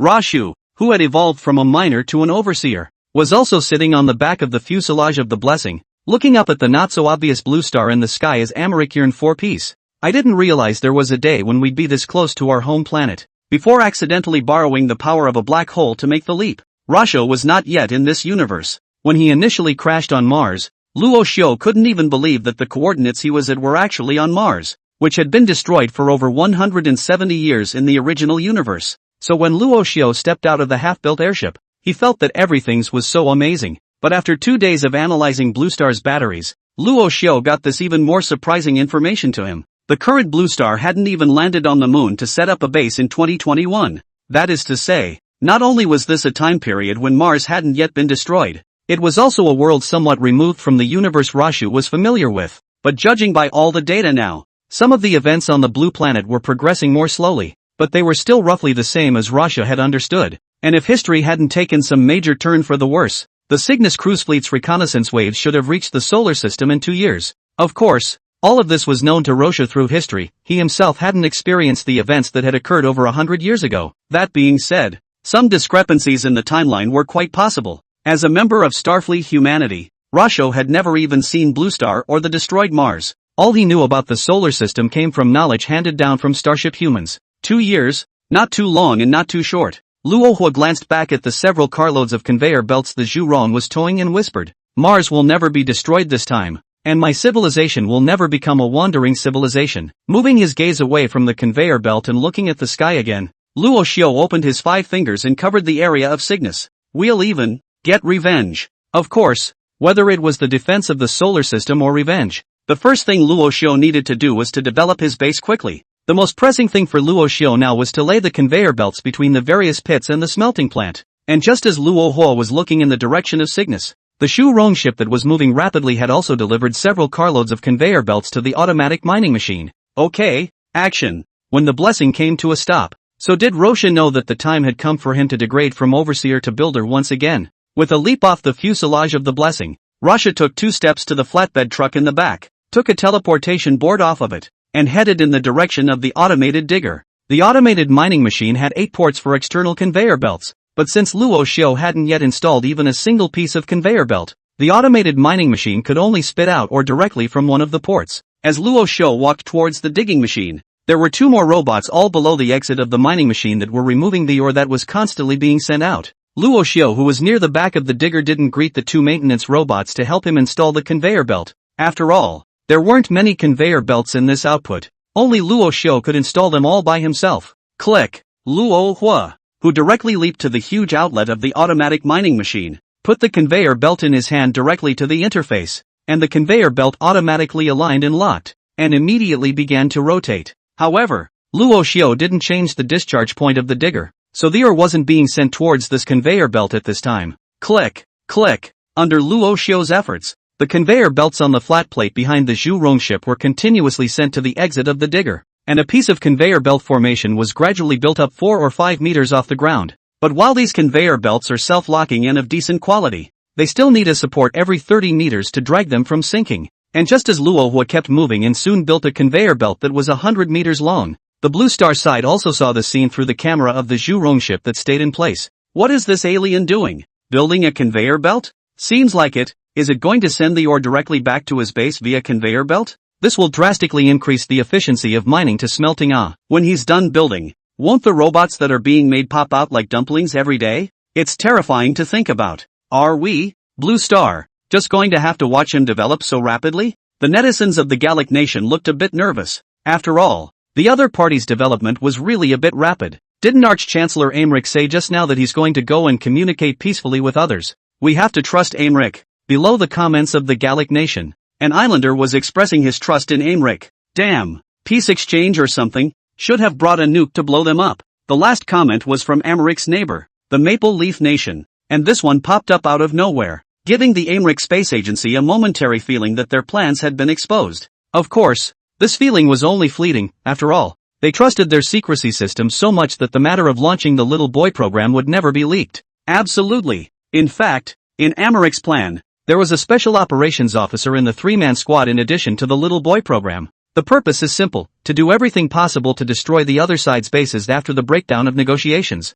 During their chancellor's speech, the names of the 3-man squad had also been announced. Aside from the linguists and biologists, The combatant was slated to be a scientific researcher from the American Space Agency. And since the distance between Mars and Earth is closing in, the best launch window is coming up soon. So Americ's need for rockets is also very urgent. And in addition to their own rockets, they have also contacted the civilian rocket Dorag spacecraft at the same time. As with the Chinese plan, America was going to launch people separately from the necessities of life by launching several rockets together. And what one of those rockets is carrying is a small-yield nuclear bomb, in addition to the nukes, which were the big killers. Each of the three were additionally equipped with a miniature submachine gun. Of course, they themselves didn't have much hope for this kinetic weapon. Using a miniature submachine gun to take on aliens? That's a magic operation any way you look at it. So these three guns were not intended to bring any fatal blow to Rohit, but just to find some comfort for the three Americans who were about to go to heaven. Look, you've got a gun in your hand. Feel safe? Chapter 31, The Black Ribbon. It was less than 2 kilometers from the location of the automated digger to Rashu's Mars base, and after a day or so of laying it down, Rashu, already assisted by a dozen or so general-purpose robots, was once again free from the builders. Free once again. Rohypnol was currently standing on a small mound off to the side, watching the conveyor belts continue to extend towards the base as the general-purpose robots laid them down. Since the conveyor belts are self-locking and don't require a lot of fiddling by the robot, installation is extremely quick. After each piece of conveyor belt was sent from the base, it would be sent up to the conveyor platform first and be installed by the general-purpose robots even though there's still over 400 meters to go. Luo Xiu looked in the direction of the base and estimated the distance between the 2 points. Only 400 more conveyor belt templates were needed to install the transmission line from the digger to the base's smelting plant. Once the point-to-point transmission line between the automated mining machine and the smelter was completed, then the production of iron ore for smelting would become very simple, and a large amount of steel would be sent out from the smelter in a steady stream. By that time, the construction of several factories within the rover base would finally be completed and no longer look like a wasteland style. In addition to steel, however, the gold ore that was last discovered in the copper mines is also a top priority for Rashu in developing his Mars base. After all, the element of gold was not only very practical, but the way of obtaining it could only be obtained through supernova outbursts. So after ending the problem of the construction of the base, Luo Xiu's next target was the copper mine with its accompanying gold ore. Of course, in addition to the gold mine, the factory for electrolyzing oxygen that had just begun to get off the ground had also begun to produce distilled water, oxygen and hydrogen. So Luo Xiu finally didn't have to worry about the problem of survival on this Mars. Click, click, click, while Rashu was looking towards the base. From within the Martian base, however, a machine with 6 claws suddenly rushed out, dragging behind it several carts of conveyor belts that had just been produced within the manufacturing plant. This somewhat grotesque 6-clawed machine was none other than the Zhu Rong, which had been continually remodeled by Luo Hua. The extremely fast Blessing carried the conveyor belt on the flatbed truck to the nearest conveyor belt support in 3 tries, and the general-purpose robots waiting underneath the support swooped down in unison like zombies foreseeing humans. The Blusterians who saw the scene through the Blessing's cameras had a sudden feeling of an intellectual crisis as the generic robots filled the screen. And in addition to the Zhu Rong's camera, China's other Tianwen on Mars with filming capabilities was also following the scene from Mars orbit. From pictures taken by the SkyQuest satellite over Mars at this time, it appears that a black ribbon is gradually forming on the way from the dredge to the Mars base. Of course, the pictures taken by Tianmen were only for the research and use of the Aerospace Center of China, and would not be broadcasted like the images taken by the Zhu Rong. The Zhu Rong ship, which was in charge of the Blue Star's live mission at the moment, had been acting as a consignment of conveyor belt drudgery. As soon as the general-purpose robot unloaded the conveyor belts from the car, it would return to the base and go wait for the next batch of conveyor belts to come off the line. It was because the Blessing was not often in the vicinity of the conveyor belt under construction that the humans on the blue planet could only see a dozen or so general-purpose robots waiting in place each time for the Blessing's arrival. Good lord, really just treating our Zhu Rong ship like hard labor? From the time I watched the live stream, the Wishbone hasn't had much of a break. It's either been demolished, or it's been working as a carter, or even sometimes as a mount. Truly tragic. Depending on whether or not the personnel of several countries can rescue the Zhu Rong from the watery depths when they land on Mars. Since he had already watched the live broadcast of the Zhu Rong ship for several days in a row, he now had some affection for the Zhu Rong ship, whether he was from China or not, at least while watching it live. However, after that comment just now, an Oceanian commented right after, "Deliverance, don't get demolished by the aliens along with the logins of the countries when the time comes." Hiss, that makes sense. I wouldn't be too worried if it was just Huagua and the others going up to the sky. I always have a bad feeling with Aimric. Although Americ's plan hadn't really been exposed, the people of the countries had a good look at what Aimric had been doing. Despite the fact that the American Chancellor had constantly proclaimed the goodness of American at previous launches, it always had an illusory feel to it. Even Maple Leaf Nation and John's Nation, who have joined the American Denfire program, have so much as a passing suspicion. And just as Americ had made everyone very skeptical, China welcomed an important ally at this point in time. In the country of the woolly bear to their north, the woolly bear nation, due to economic conditions, decided after many days of study and judgment to simply give up on carrying out the fire landing program on its own, and instead turned to seeking cooperation with the rowing over. Fortunately, in the Aerospace Center of China, there is the observer mission of the Manhwa country that observed the landing of Zhu Rong, so the Manhwa country also directly let the members of this observer mission to consult with China in advance. Generalissimo Chao, Chief Petrov of the Manhwa Kingdom wants to meet you. Chao Guolin's assistant approached Chao Guolin the first time he got the news. Woolly bears? They're finally looking up. Before Mao Xiong was ready to contact China, China had this prediction. After all, at this time the hairy bear is no longer the same courage. Want to complete the mission of boarding the fire alone is still quite difficult. After all, this mission to the fire wasn't a probe. It was a human being. One can't just stay still inside the spacecraft like a rover, without any supplies, and just wait for the landing fire to head for the surface of Mars. The biggest difference between manned and unmanned is the need for resupply security. Whether it's food, water, or oxygen that takes up a large portion of the spacecraft's space. At this point in time, the woolly bear has the ability to send people up, but it's a little hard to send astronauts a year and a half's worth of supplies at the same time. Alright, I'll go meet him. Chao Guolin, who had planned ahead, didn't reject this contact, but stood up and was ready to go meet the representative of the woolly bear country. After Chao Guolin was kicked out of the list of those who conducted the fire boarding program, he stayed inside the control center whether he ate or slept. And this meeting with the representatives of the Manhwa Kingdom was the first time he had stepped out of the control center in the past few days. At this time, the representative of the Manhwa country was waiting in the conference room next to the control center, and since it was right next door to the control center, Chao Guolin had already stood in front of the representative of the Manhwa country only a minute after he stepped out of the control center. Chao, upon seeing Chao Guolin, Petrov, the representative of the Manhwa Kingdom, warmly opened his arms and hugged Chao Guolin with one hand. Ahem.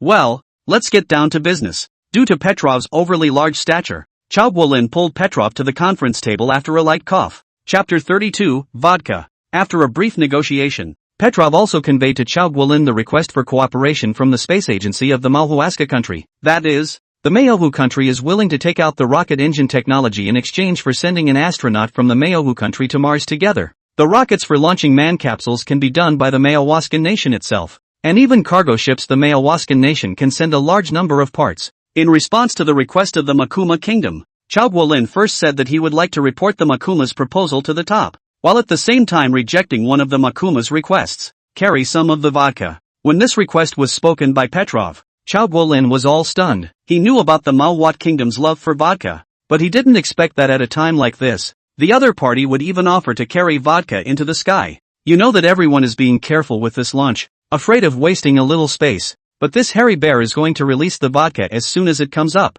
which really makes Chao Guolin a little speechless. No matter how you say it, all the other conditions are negotiable, only this one is not, Chao Guolin said to Petrov, who was following him, as he walked out of the conference room. After hearing Chao Guolin's refusal again, Petrov looked a little embarrassed. That cosmonaut of theirs had joined this mission as if he was dying, and hadn't asked for anything else. The only thing he wanted was this vodka. But what is clear is that China does not seem to be agreeing to the pleas of their side. Then, I'll report back. At a time like this, Petrov also knew that there was no point in continuing to dwell on this issue, so he was sort of relieved when Chao Guolin walked out of the conference room. Only after hearing Petrov's compromise did Chao Guolin turn around with a smile and said, "Good, I'll wait for your good news." After saying that, without waiting for Petrov to respond, he went straight inside the control center. Chief Engineer, if the other party decides not to carry vodka, do we really have to go ahead with this plan with Hairy Bear? The assistant following Chao Guolin asked Chao Guolin as he walked alone. It's not up to me, it's up to the top. Chao Guolin, who had resumed his seat in the main seat of the control center, said to his assistant while looking at the images taken by the Zhu Rong ship on the screen in front of him. Still, the engines from the woolly bear country are very good, and it's not a bad thing for us to have a direct supply of all kinds of parts, in Chao Guolin's opinion. Although the rockets of the two countries were not of the same make, as long as Mao Xiong gave enough parts, he might be able to cobble together one or two rockets from each other's parts. And it's only one person that the Manhwas will be transporting into the sky. or they themselves will be responsible for the launch. The supplies needed for one person are much smaller in magnitude than for three, and just one rocket should be able to put together the resources for the survival of that Manhwa astronaut. Of course, it wasn't that the Woolly Bear Nation itself couldn't come up with two rockets, but rather due to the fact that they could only launch one person at most. A year-and-a-half voyage would not have lasted one person, even if the astronaut had been mentally strong. It was also for this consideration that the Woolly Bear Nation was prepared to travel in company with the Chinese nation,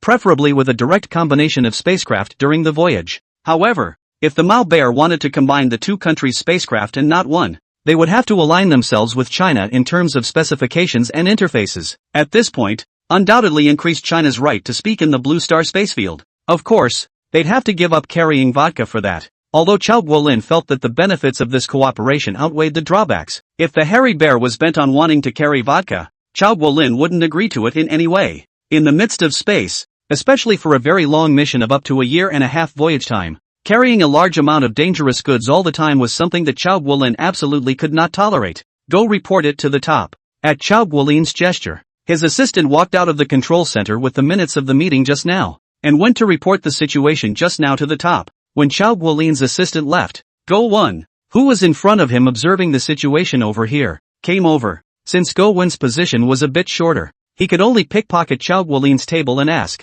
"Old Chao, still thinking about being dismissed from the second generation thing?" It was now known in the control center that Chao Guolin had been denied 2 applications in a row, and was no longer eligible for this fireboarding mission, so the crowd spoke much less loudly today. Only Go Wen, Chao Guolin's old comrade in arms, dared to say these things in front of Chao Guolin. Since the organization has decided on a candidate, what else is there to choose? Just do your own thing. Chao Guolin stared at the screen in front of him, not even looking at Go Wen, who was on the side. When Go Wen saw Chao Guolin in this state, he seemed to have really slowed down, so he shrugged his shoulders and left in front of Chao Guolin's desk. When everyone returned their eyes to the large screen in the control center, the black ribbon on the screen had also been installed to the gate of the Mars base, and was in a nearly completed state. The blessing, which had been used as hard labor, also finally didn't have to carry the conveyor belts over long distances, but rather the general-purpose robots themselves took the belts out from within the manufacturing plant. At this point, the efficiency of the manufacturing plant had also increased dramatically due to the fact that there were general-purpose robots constantly transporting or back into the base, and the last piece of the conveyor belt was installed and connected to the interface of the smelting plant by a general-purpose robot under the watchful eyes of the Bluesterians. When the conveyor belt finally docked the 2 sides of the interface, Luohua also notified the base's control system to change the outlet of the digger to the interface of the conveyor belt. Boom! With a roar from the digger, the original outlet stopped gulping, and the ore dug out of the ground changed channels and fell to the outlet with the conveyor belt mounted on it. Swish swish! As the conveyor belt continued to turn, a large amount of ore was transported out from the digger towards the smelting plant in the base, and while the exit port was changed, the robots underneath the digger were simultaneously heading back in the direction of the base. Coming. This alien's conveyor belt docking is complete, and it looks like it's already activated. One step closer to Blue Star's destruction. Don't be so pessimistic upstairs. Maybe they're just occupying Blue Star. With my physique, I'll have no problem being a miner, right? What do you mean? We haven't even started fighting yet, and we're already discussing what we're going to do after the fall?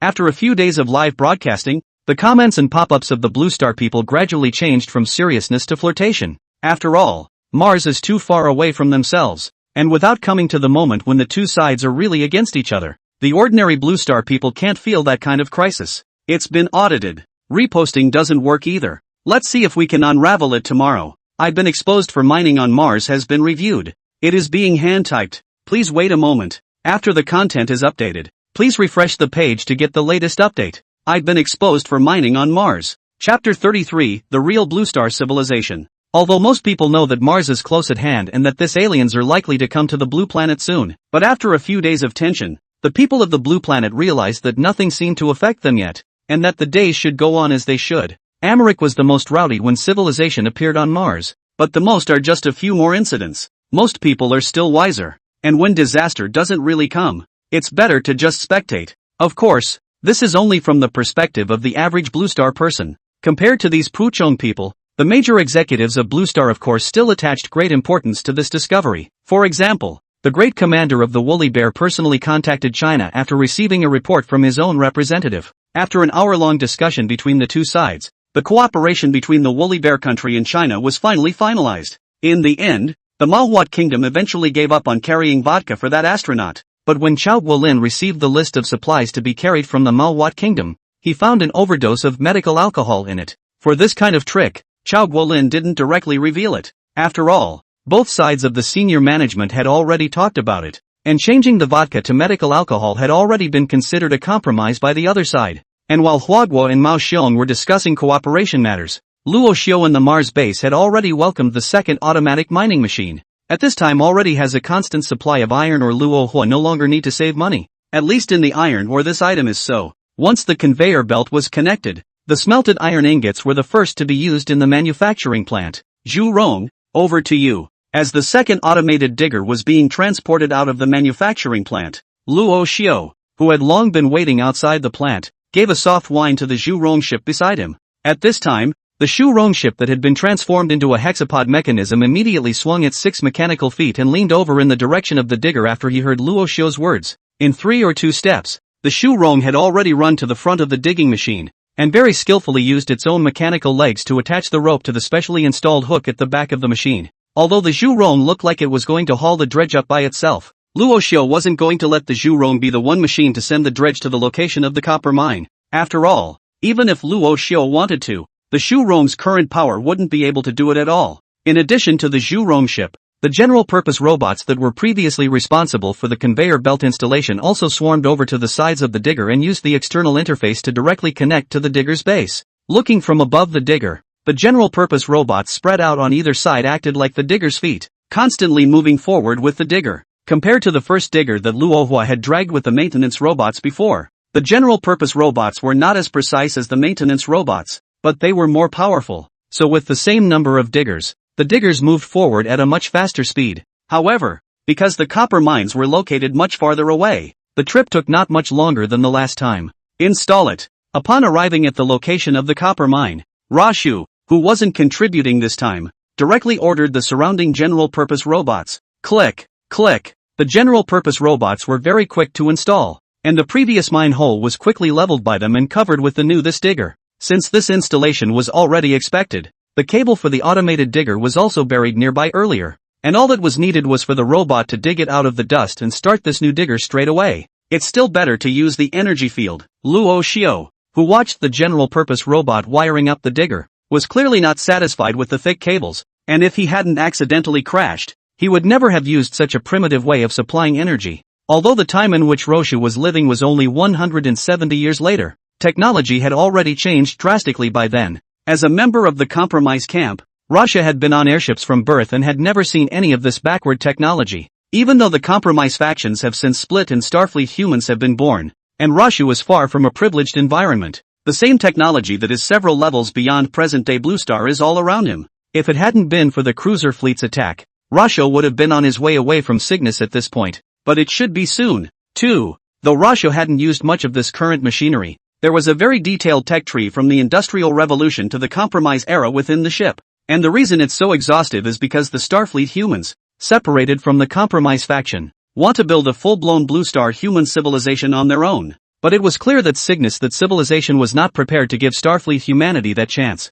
That attack had cost Starfleet humanity dearly, and Rasho had been forced to sail into the black hole region during the evacuation. It was for this reason that Rasho, who had taken the risk of activating the ship to forward 4 status, had arrived at the present time, when Mars had not yet been destroyed. Thinking of this, Luo Xiu shook his head. There was no use thinking about this at this kind of time. Only by building up his Mars base could the Starship Human's goal of leaving behind a true Blue Star civilization be realized. Start it up. Luo Xiu took 2 steps to the side of the digger, reached out and tapped the digger's body, and said to the control system in the base, "Yes, His Excellency the Commander." At Luo Xiu's command, the control system inside the base directly turned on the power supply to the number 2 digger. The behemoth also poked its huge drill downwards the moment it was energized. Buzz off. Under the action of the digger's huge drill, the dust and debris on the surface of Mars were the first to be unearthed and spewed out of the huge outlet. The general-purpose robots that had been waiting nearby moved the waste out of the way the first time it came out, so as not to mix it with the copper and gold ores that followed.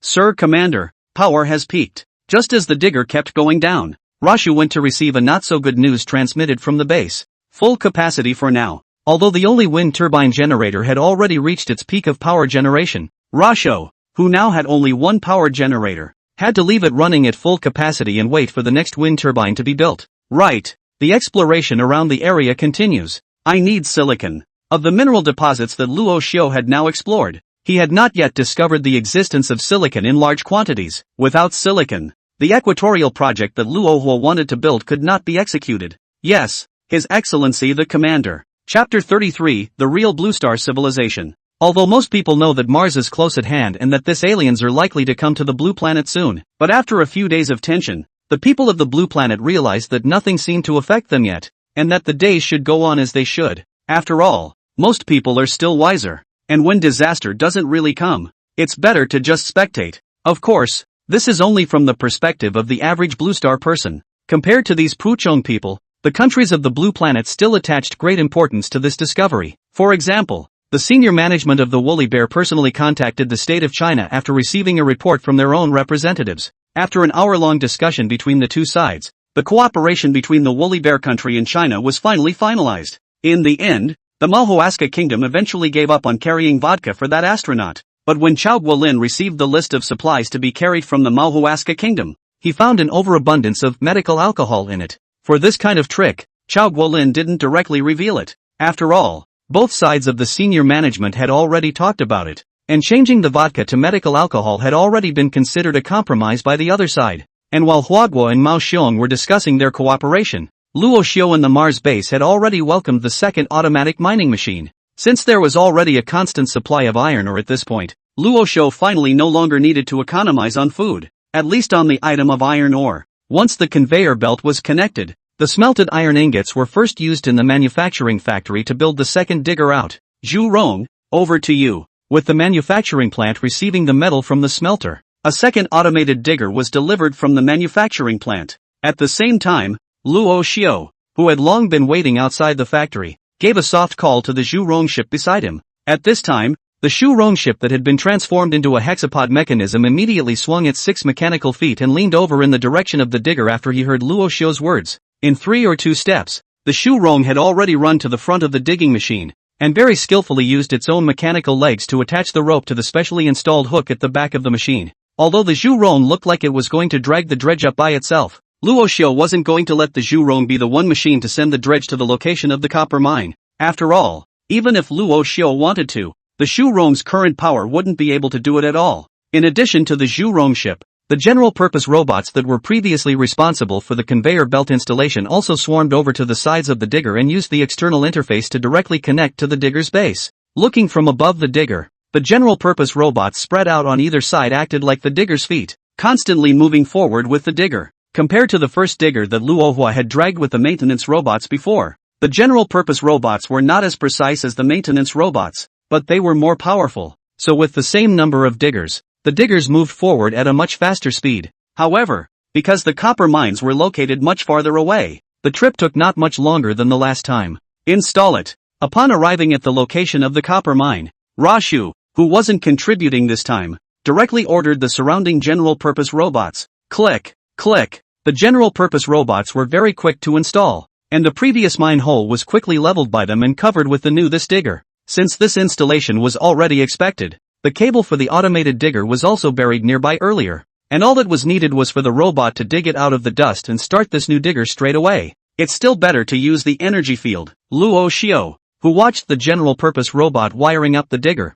was clearly not satisfied with the thick cables, and if he hadn't accidentally crashed, he would never have used such a primitive way of supplying energy. Although the time in which Roshu was living was only 170 years later, technology had already changed drastically by then. As a member of the migration faction camp, Luo Xiu had been on a spaceship from birth, and he had never seen any of this backward technology before. Even though the migration faction has since split and Starfleet humans have been born, and Rashu is far from a privileged environment, the same technology that is several levels beyond present-day Blue Star is all around him. If it hadn't been for the cruiser fleet's attack, Rashu would have been on his way away from Cygnus at this point, but it should be soon, too. Although Luo Xiu hadn't used much of this current machinery, there was a very detailed tech tree from the Industrial Revolution to the migration era within the ship, and the reason why it's so exhaustive is because the Starfleet humans, who separated from the migration faction, want to build a full-blown Blue Star human civilization on their own.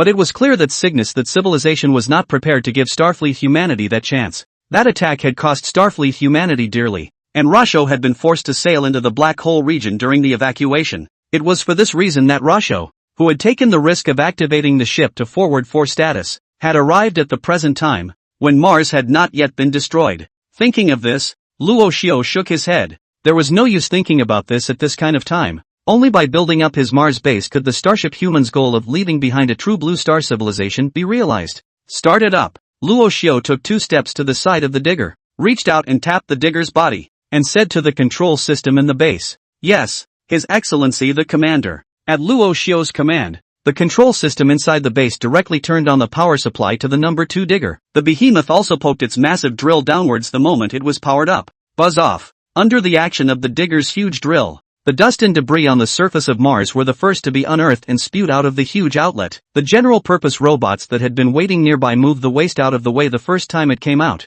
so as not to mix it with the copper and gold ores that followed. "Sir Commander, power has peaked." Just as the digger kept going down, Rashu went to receive a not-so-good news transmitted from the base. Full capacity for now. Although the only wind turbine generator had already reached its peak of power generation, Rashu, who now had only one power generator, had to leave it running at full capacity and wait for the next wind turbine to be built. Right. The exploration around the area continues. I need silicon. Of the mineral deposits that Luo Xiao had now explored, he had not yet discovered the existence of silicon in large quantities. Without silicon, the equatorial project that Luo Hua wanted to build could not be executed. Yes, His Excellency the Commander. Chapter 34, The Future of Blue Star. The so-called equatorial project of Luo Hua is to provide energy for Mars, which will be fortified later, through solar energy before fusion energy comes out. The equator project will extend from the Martian equator to the north and south poles, covering a wide range of areas, and will be able to provide energy supply for the whole of Mars when completed.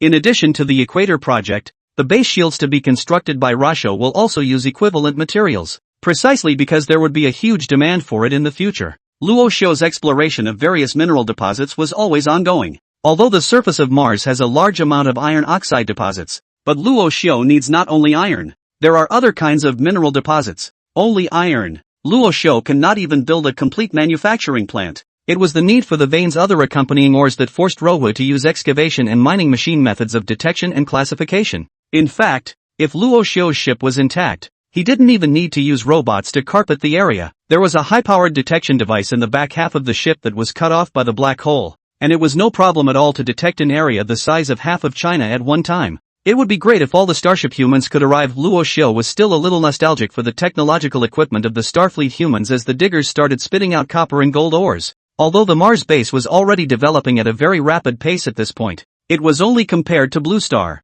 If Starship humans could also arrive at Mars 170 years ago altogether, the speed of development would be absolutely unimaginable to the Blue Stars. After all, Starfleet humans took 3/1000ths of the population of the relocation faction, with a population of 30 million, and the 1,700 ships they left with were the last hope of the Blue Star civilization.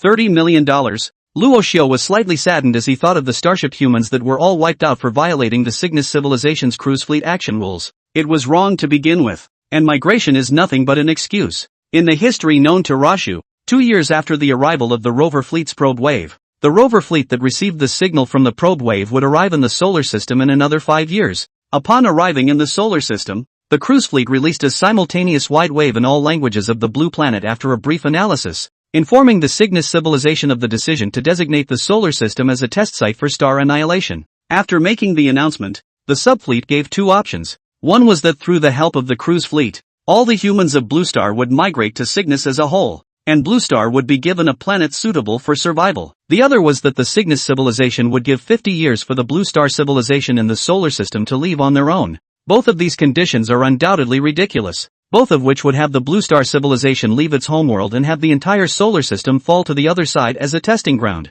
And Blue Star only had 50 years if it wanted to leave on its own. What can 50 years do for a civilization? The population of Blue Star at that time would still be 7 to 8 billion even if it didn't increase anymore. 50 years time for 7 to 8 billion people to be transferred out of the solar system is simply a fool's errand for the Blue Star civilization. Not to mention the unit of billions, even the unit of 10,000 can't be done. So both options are unacceptable to most humans. However, in the face of absolute strength, all anger was futile and ridiculous. cruise fleet kept the fleet directly in orbit of the Blue Star while the Blue Star civilization pondered. The massive fleet covered the sky, and they even turned their external light sources on full blast at night, dotting the Blue Star's night sky like a pearl. Poets say it's beautiful, the ignorant think it's a miracle. And when one of the battleships easily blasted a huge crater in the moon and gave a deadline, Blue Star had to come to the negotiating table. Of course, the negotiations were completely dominated by the cruise fleet that had deciphered the Blue Star language. They promised the Blue Star civilization that they would take it out of the solar system in its entirety and in one piece.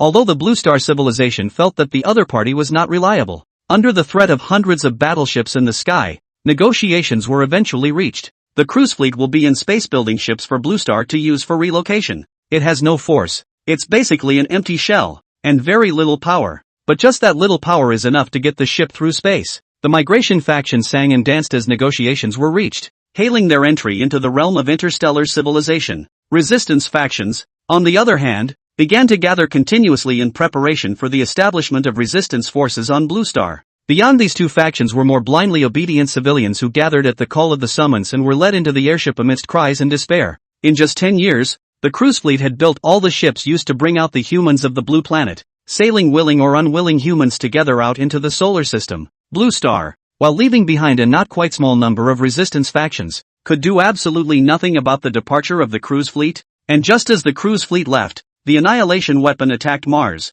wiping it right out of the solar system. As a result of the destruction of Mars, the gravitational equilibrium that had lasted billions of years throughout the solar system was disrupted, and the positions of the major planets began to shift. The resistance factions that chose to stay on the blue planet also began to encounter various natural disasters that would not be seen for 1,000 years, a situation that did not go away until the last of the resistance factions perished on the blue planet. But are the migrating factions that leave truly in paradise? Turns out, obviously, not. The departing migration faction was guided into the outermost orbit of Cygnus through the Cygnus civilization ships, but once inside, the promised planet did not materialize. Even within Cygnus, there is not a single planet suitable for a Blue Star civilization, and since they could only move around in their spaceships, the Blue Star civilization's technology, though advancing, was limited to paper, and without any resources at their disposal, the process of technology was locked up. Instead of exterminating the Blue Star civilization, the Cygnus civilization managed to lock out a potential rival.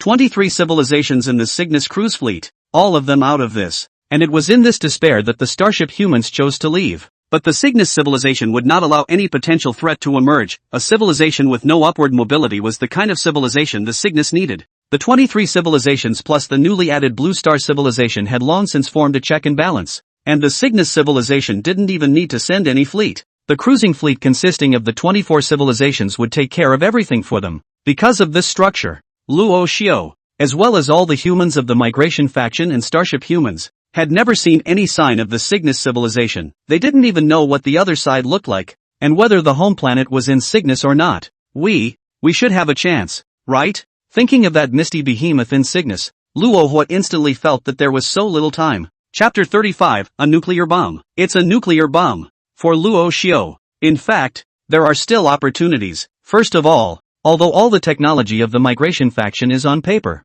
limited to the depletion of resources and failed to start the test, but after the computer's various calculations, as long as the technology can be materialized, it still has a very strong competitive edge. This, too, was exactly what the Cygnus civilization wanted to limit. After all, the more technology reached the upper levels, the more difficult it was to break through. During that time in the vacuum, it was very likely that the bottom civilization would catch up. And besides the factor of technology, time is another advantage for Rohitsu, because reaching the solar system from Cygnus would also take nearly 100 years at the speed of the cruise fleet's main fleet to make the trip. In the history that Rashu was familiar with, the ships of the migration faction were towed by the advance fleet, and it also took more than a century to reach Cygnus. In other words, for 100 years, Luo Xiao only had to deal with the advance fleet responsible for clearing out each civilization. Of course, even if this time it was only the advance fleet, the strength of the other side was not to be underestimated. It's still that annihilation weapon that matters. As Luo Xiao walked towards the base,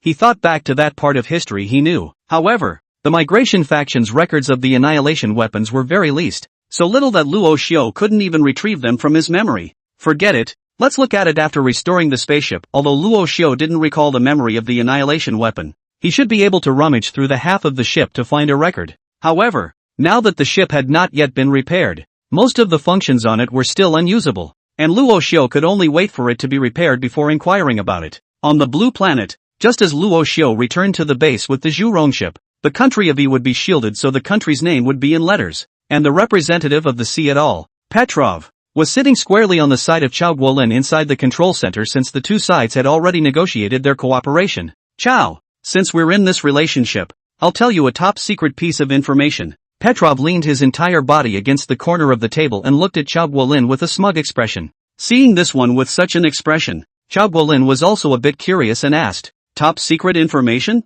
Yes, just got it from that side of the ocean in country A. Speaking of this, Petrov became even more complacent. Although country E had fallen from favor for a long time, they still had a hand in the matter of gathering intelligence. Country A's? Chao Guolin really kinda wanted to know about country A's intelligence. What is it? Hey! Petrov laughed twice before turning his head to look at the distant observer mission before putting his head next to Chao Guolin's and saying, our people got a document from the side of the National Space Agency of A. There's a big guy on the list of A's fire landing program. Petrov spoke in an unusually mysterious manner, and deliberately paused when he said the key place, wanting to see Chao Guolin's reaction. However, when Petrov took this look, he only saw that Chao Guolin's face did not change half a bit, as if he did not care about the information he said.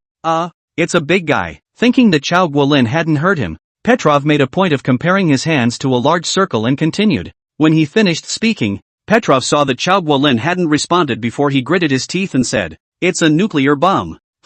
Oh. This time, Chao Guolin finally nodded his head, but the response was still a sketchy one. Petrov was very puzzled and muttered in his mind, what does that expression mean? How come there's no sign of the nukes at all? Hiss, it's a nuclear bomb. A nuclear bomb. Petrov was now wondering a little if his Mandarin was too poor to get the meaning across, so he spoke again in his native tongue. I know. Chao Guolin also nodded again and said, the program is called SOAF, and the code name within the list is Little Boy.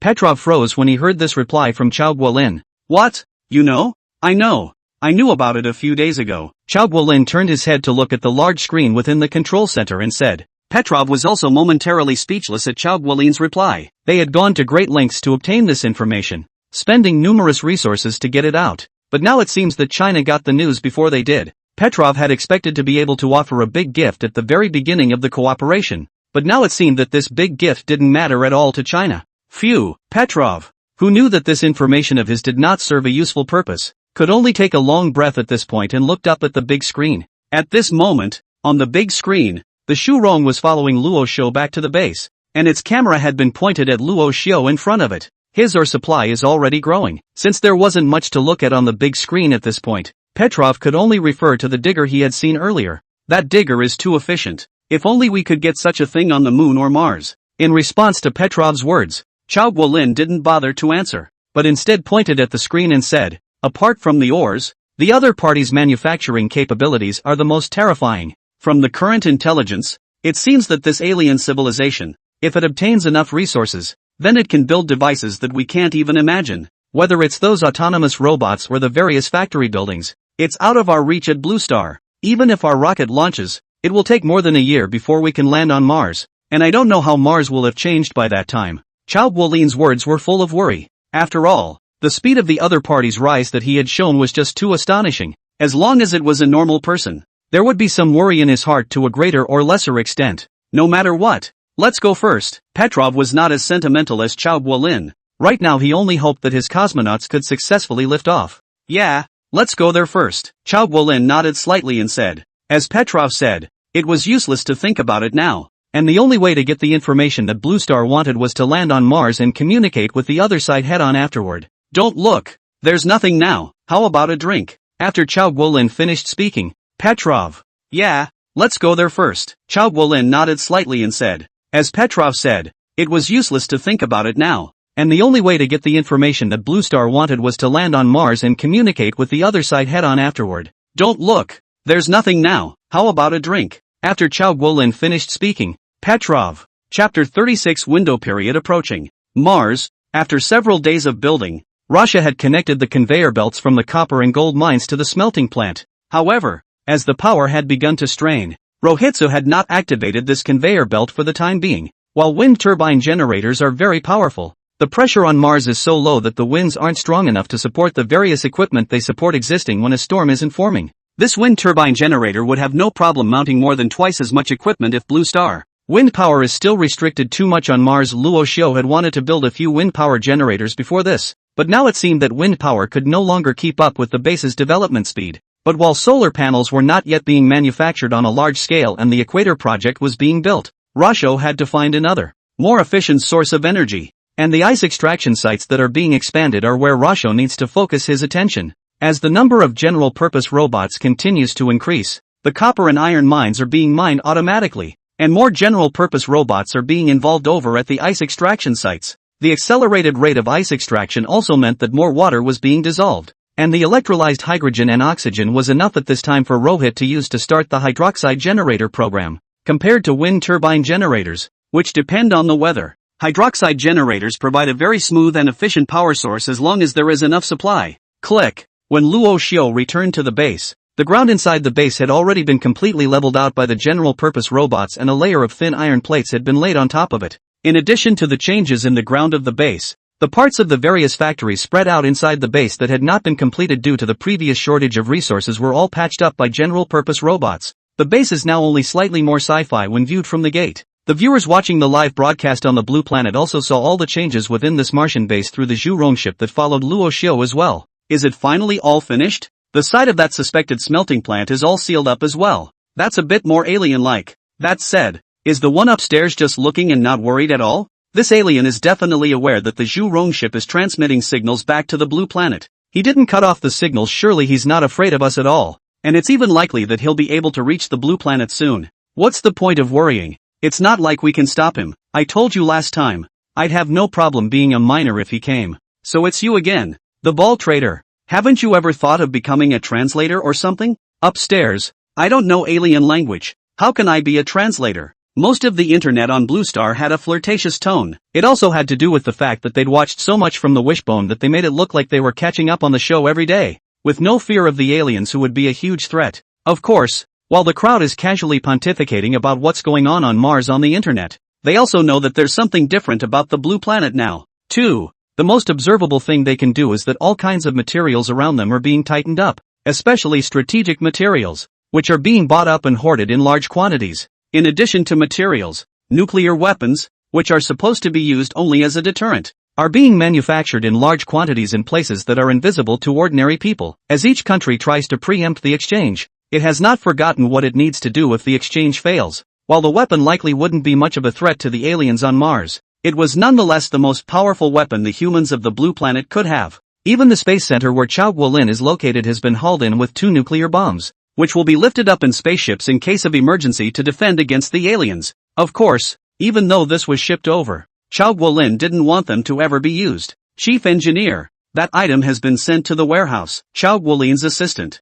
after the special item was transported into the warehouse, also rushed back to the control center to report to Chao Guolin. Aha! After the special item was delivered, Chao Guolin simply picked it up and returned to the control center, not heading to the warehouse along with the cargo. After all, even though this item was sent to the space center, it was not under Chao Guolin's control. By the way, how is the training going over at Luo Faki in Shuihe? Only after that assistant sat down did Chao Guolin turn his head to ask him another question. Previously, Luo Faki and Shuihe had been sent to training after arriving at the space center, and since these two had never received such intense training before, Chao Guolin would ask about it every day. Professor Luo Faki has adapted well today. Principal Shuihe is still a bit worse, but it's much better than the other day. Chao Guolin's assistant had inquired about the situation over there every day, so he always had first-hand information about the training ground side. As long as it's still up to speed, it's okay. The launch window is in a month. They still have time. After the Space Center's constant calculations, the earliest the landing on Mars could be launched was in a month. A month is also enough time for these two to train.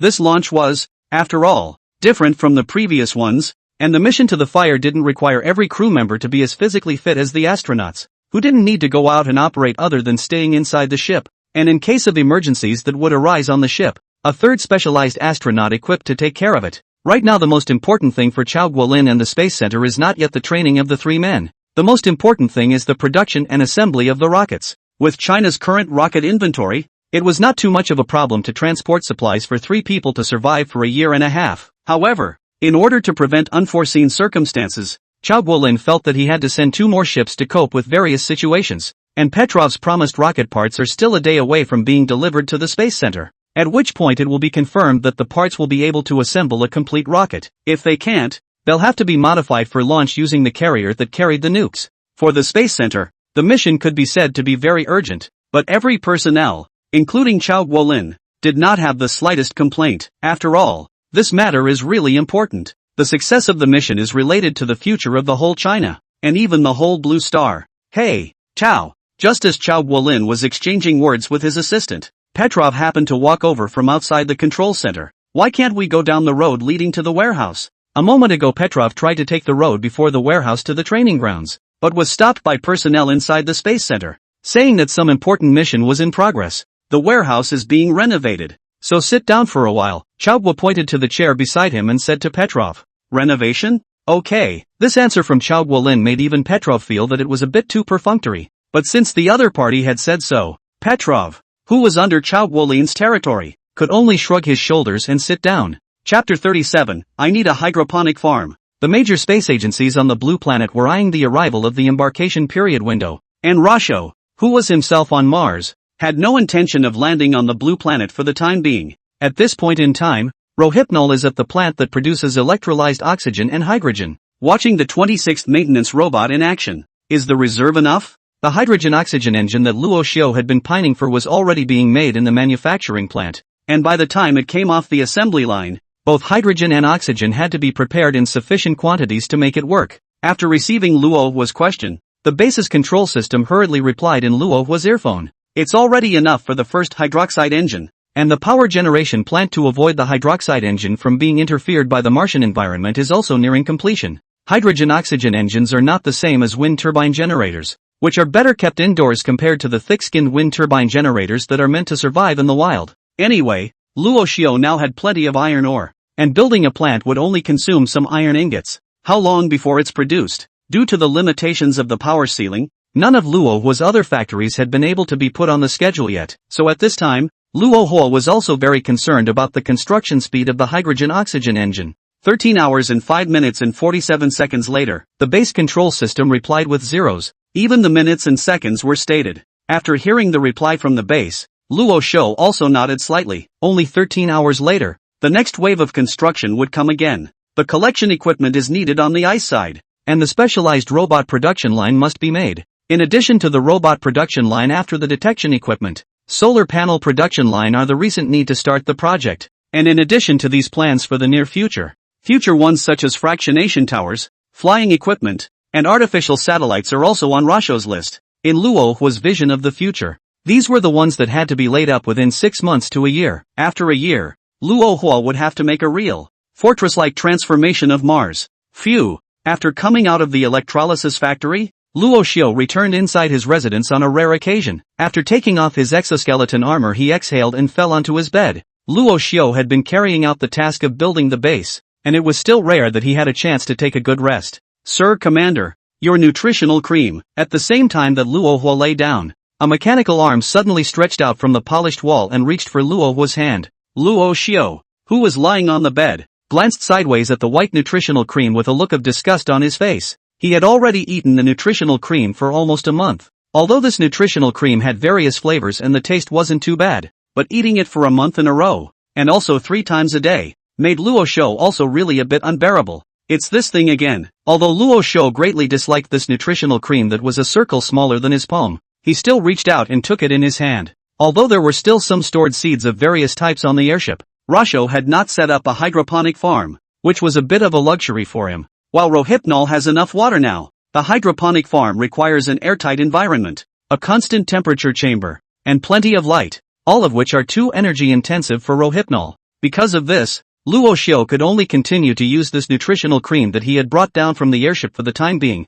and the inventory was still barely sufficient. Swish! Taking the nutritional cream in his hands, Rohitsa took a bite into the food in his hands, taking most of it down. In fact, this nutritional paste was still soft to eat and had a variety of flavors, so if it was used as a snack, it might even be more popular in Blue Star. But for Luo Xiao, the texture was a bit of a crime, a softness that he had been biting into for a month now. Luo Xiao, who couldn't stand it anymore, clenched his teeth and took the nutritional cream in his right hand and shoved it all into his mouth. Phew! Swallowing it in one gulp, Rohypnol propped his body up and looked at the white wall in front of him. Mastermind, line up the hydroponic farm in front of the solar panels. Luo Hua, who had endured for a month, was a little too much to bear at this time, and if he really had to put the hydroponics farm into half a year before making it, Luo Hua felt that he might even go crazy. So no matter what, the hydroponic farm had to be brought forward. If one was really crazy, then there would be no future for the Blue Star civilization. The base's control system immediately replied after receiving Rohitsu's order.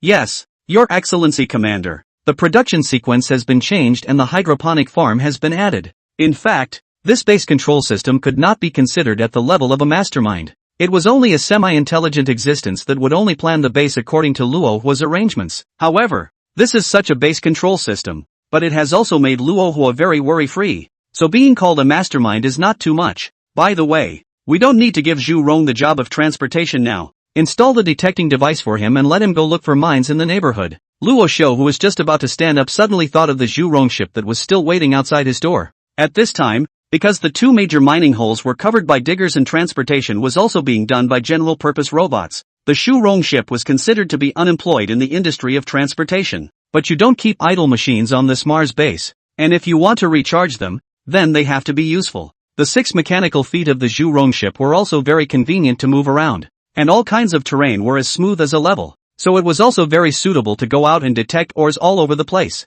Yes, His Excellency the Commander. The base control system, which had always strictly carried out Luo Hua's orders, immediately connected to the Zhu Rong ship after hearing the command and inputted Luo Hua's instructions into it. The Zhu Rong, which was originally lying on its back in front of Luo Shou's entrance in a regular manner, observing the surroundings with its camera, immediately propped up its mechanical feet upon receiving the command and lifted its body straight up. After regaining its footing, the Zhu Rong didn't walk out of the base right away, but headed to the manufacturing plant. It still had to install a set of detection devices before it could go out and complete its mission. On the Blue Planet, the Blue Planet people who had been watching the Zhu Rong ship as Luo Shou's follower were very puzzled after seeing it move on its own. How come the Zhu Rong ship moved on its own? Did we manage to retake control? It can't be, can it? It looks like it's going to a building. Is it going to be remodeled again? Not only were the ordinary Blue Star people who were staring at the live broadcast a bit surprised, even Xiao Guolin and the others in the control center found it a bit strange.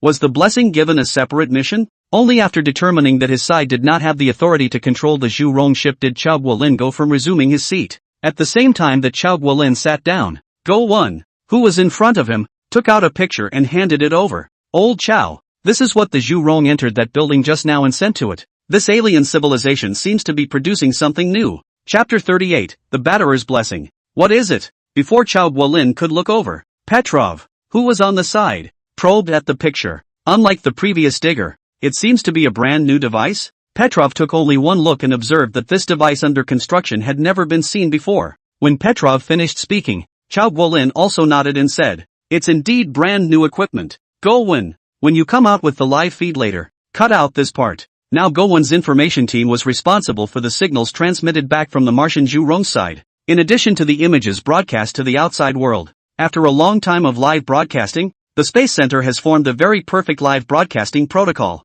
The live feed at this point was different from the instant feed at the beginning. It was the feed that had been delayed by half an hour. And in this half hour's time, the footage that should be cut had already been cut, and the footage that was put out had long since been nothing more than the live footage that Xiao Guolin and the others wanted the outside world to see. When the wishbone enters a manufacturing plant, smelter, or electrolysis plant each time, most of the screen cuts out. After many edits, most of the Blue Star humans who watched the live broadcasts had guessed a general idea. So every time the picture was suddenly out of place, a large section of trolling pop-ups appeared in all the major broadcasting rooms. Damn! This section must have been cut. The back and forth just don't match at all. That goes without saying. Old operation. It started a few days ago. Since this kind of image had been seen more and more in the past few days, the crowd that was watching the live broadcast didn't react too much when the image jammed forward and simply tweeted about it in the pop-ups. But compared to these watching netizens, the other countries that didn't join this joint exploration had a bit of a hard time. They had previously been analyzing the recent changes on Mars through live feeds, but now that China was constantly editing, their chances of trying to get useful information through the live feeds were diminishing. Although some countries also have exploration satellites on Mars, the images transmitted back are much worse in resolution than the Microsoft over the Blue Planet. What's more, these satellites didn't have the ability to see through They could only see the changes on the outside of the base and couldn't probe what was going on in those buildings. At this point, it had become basically impossible for outsiders to know about the latest changes within those buildings, except for the space agency that China had partnered with. Chief Engineer Chow, the appearance of this device is too usual. We can't analyze it for the time being. After an hour of discussion, the analysis team, which had only recently been specially established, did not analyze anything from this picture. The main reason for this is that the device captured by the blessing is just straight and square in appearance. Trying to tell what the machine actually did from that shape was too difficult for the analysis team. It seems like we'll only know when he uses it. Chao Guolin didn't force himself regarding the results of this analysis. Since he couldn't know what exactly it was, he would wait until the other party used it. Forget it, adjourn. After Chao Guolin waved his hand, the members of the various teams in the control center also retreated to their posts and continued to observe the messages coming back from the Martian side. Meanwhile, Rashu on Mars had once again donned his exoskeleton armor, opened the door and walked out. Ta-da-da. Just as Luo Xiu stepped out of the gate, the sound of a sharp step suddenly came from the iron plate on the ground. Luo Xiu looked sideways, and it was the Zhu Rong, which had already externalized its detection equipment, that ran over waving its 6 mechanical feet. Not bad. Luo Hua reached out and tapped the detection device that was mounted in a circular shape on the side of the Zhu Rong ship and nodded slightly. Then, Luo Xiu suddenly raised his right hand and slapped it on the fuselage of the Zhu Rong. Mastermind, let it out. Yes, His Excellency the Commander. After the base's control system replied, the Zhu Rong, which was still staying in front of Luo Xiu, suddenly turned around and ran towards the base's gate. The 6 mechanical feet of the Zhu Rong ship had clear step points and were extremely fast, and in just the blink of an eye, they had already run out of the base. Seeing the Zhu Rong ship like this, it's still enjoying itself. The viewers on the Blue Star who had regained a smooth view of the scene also teased the Zhu Rong ship after seeing this scene. Of course, I'd enjoy it if it were me, after being transformed from the old car from before. So, do you want that guy on Mars to give you a makeover too? At this time, as Luo was subordinate Zhu Rong ship responsible for our exploration, of course, did not know that the people on the blue planet were having a heated discussion for him. After running out of the Mars base at a fast pace, Zhu Rong ship began to head towards the west in accordance with the route that the base control system had preset for him. On the west side of the base, the Zhu Rong ship, which had just exited the gates of the base, first encountered the 30 large solar power panels that had just been placed outside the base. These power-generating panels deflect themselves with the angle of the sunlight and can maximize solar energy absorption for a limited period of time. And since too much energy is absorbed during the day, the excess power is sent to the electrolysis plant to make hydrogen and oxygen. The oxygen produced has a wide range of uses, whether it's used to help burn hydrogen, sent to a smelting plant to help smelt it, or later used in hydroponic farms. There's always a place for oxygen. What a big solar panel! This is too big. It was only when the blessing passed underneath the solar panel that the people on the blue planet clearly felt the enormity of that solar panel. The blessing, at nearly 3 meters in height, traversed this forest of solar panels only just about flush with their bases, and on top of the base, there are stout supports that hold the solar panels high above. However, the Zhu Rong speed was so fast that the people on the blue planet only managed to look at it for a few moments before the area where the solar panels were located had already been left behind by the Zhu Rong. It's over. There's nothing left to see. Only dirt now. Seeing as the Earth is also the Earth of Mars, it's always more interesting than the Earth of the blue planet. Since the Zhu Rong had left the base with its large number of buildings and equipment, the only images in the eyes of the Blue Star humans at this time were the yellow sand in the sky and the Martian dust piled up on the ground.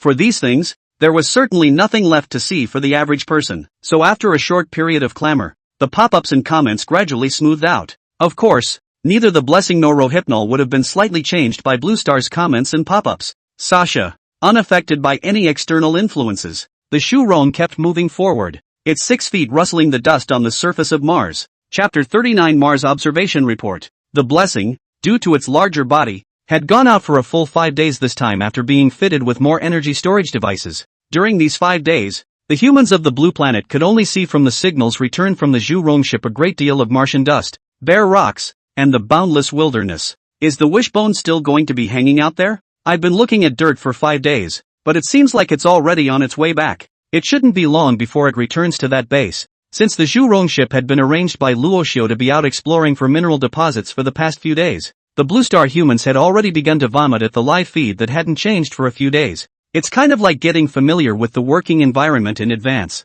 Maybe I'll be taken over as a laborer that day. Upstairs, grabbing us to go to Mars to work as laborers isn't enough to pay for the gas. How nice to just build a robot. Spoken like it makes sense. We can't even mix with Martian drudgery. There really wasn't much to see on the live streams for the Blue Stars these past few days. So the crowd basically flirted with each other in the pop-ups and comments these past few days as well. In contrast to the Blue Planet audience who were amusing themselves. Inside the Space Center of China, Chao Guolin and the others were analyzing the situation on Mars through the images returned from the Zhu Rong ship. Of course, for Chao Guolin and the others, researching Mars was just a passing matter now, and the focus of their work was still on the alien civilization side. At this moment, Chao Guolin's hand was holding a report on that unknown civilization on Mars. This report was very exhaustive. From the very beginning of why the other party spoke Chinese, to the recent direction of that civilization, it was all recorded in it. In addition to that, the star civilization should have deciphered most, or all, of Blue Star's language and be able to communicate with Blue Star normally.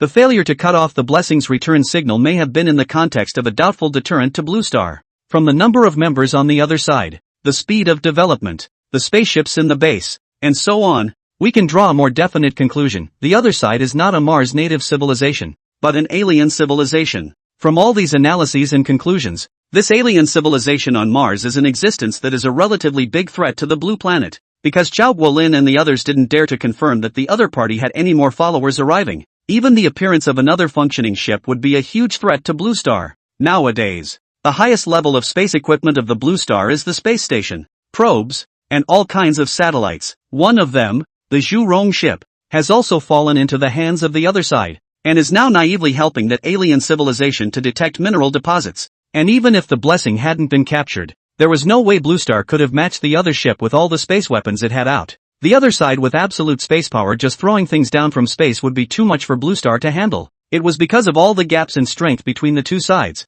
So all Blue Star could do now was to try to communicate. If the other side doesn't take the initiative to send a signal, then Blue Star will send it himself. And if the other side doesn't pick up, then he will directly send someone over. For the survival of Blue Star, there is no slacking off every step of the way. Of course, in addition to exchanges, Blue Star was also actively preparing its response to a failed exchange. All kinds of rockets and missiles were being made intensively to deal with possible threats. Phew, the more he read this report, the more he felt his chest tighten. Chao Guolin, after taking a long breath, reached out and closed this report, placing it on the desktop. Chao, what's with the sigh? Compared to the slightly more sentimental Chao Guolin, Petrov on the side was a bit more laid back. It's nothing. Chao Guolin waved his hand, turned his head to Petrov beside him, and continued, have the few parts you manufactured there arrived yet? Chao Guolin had previously received a batch of rocket parts from Mao Xiong, and from these parts, Chao Guolin had assembled a whole rocket. The rest of the parts are missing some key components, although the Mao Xiong sent drawings, but China itself is stepping up all kinds of manufacturing, where to make the Mao Xiong rocket parts. So after deliberation, Chao Guolin directly asked Petrov to produce it himself, and then had it flown in. It will be delivered tomorrow. Now we can put together one more ship. Although Petrov is not too concerned about the results of the analysis for the alien civilization, but for the big event like the rocket in front of him, he is still very concerned. The coordinate point of the launch has also been completely confirmed. When the time comes, we will launch in advance and wait in the orbit. You guys come over to dock on it. The coordinate points Petrov referred to were the result of discussions between the two sides. The previous plan for companion flights was discarded after several validations, leaving only this one item for combined flights. When the official mission begins, the Furry Bear astronauts will rush back home. They will be responsible for a total of 2 rocket launches, carrying their own personnel, some supplies and equipment. These 2 rockets will lift off first and wait in their intended orbits. After that, several rockets will be launched from several space bases in China to dock with the Mao Bear's rockets in their intended orbits and head for Mars together,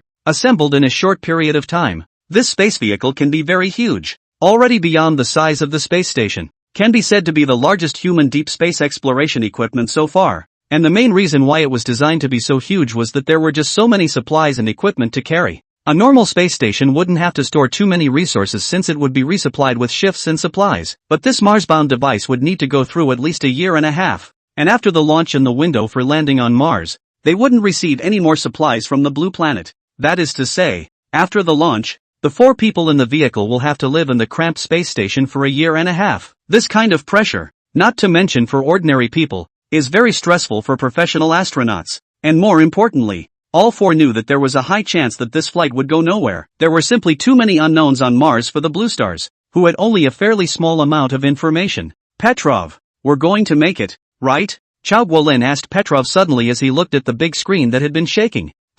Petrov, who was suddenly asked this, froze before saying, "Of course, my friend, trust them, those are some fine boys." Petrov and Chao Guolin are both in their early to mid-60s, and Luo Faki and Shuihe, who are only 40 years old and appreciative, can indeed be called children. Of course it's excellent. Chao Guolin nodded slightly and said, to Chao Guolin, the word excellent was now a bit cruel, and because of that, they were sent on their way to Mars. Chief Engineer, look there. It seems like something is being built over at the Mars base. While Chao Guolin was still thinking about something, the assistant behind him suddenly pointed at the screen and said to Chao Guolin, Chapter 40. In the shot of the wishbone, which was on its way back, a towering structure was standing at that moment in the direction of the Mars base. The building was thick at the bottom and thin at the top, and it seemed to be in the shape of a tower, and estimating from the distance of the shot, that tower-like building should have broken through 60 meters. What is it? Petrov, who had been looking so relaxed a moment ago, also moved his head forward after seeing the image on the screen.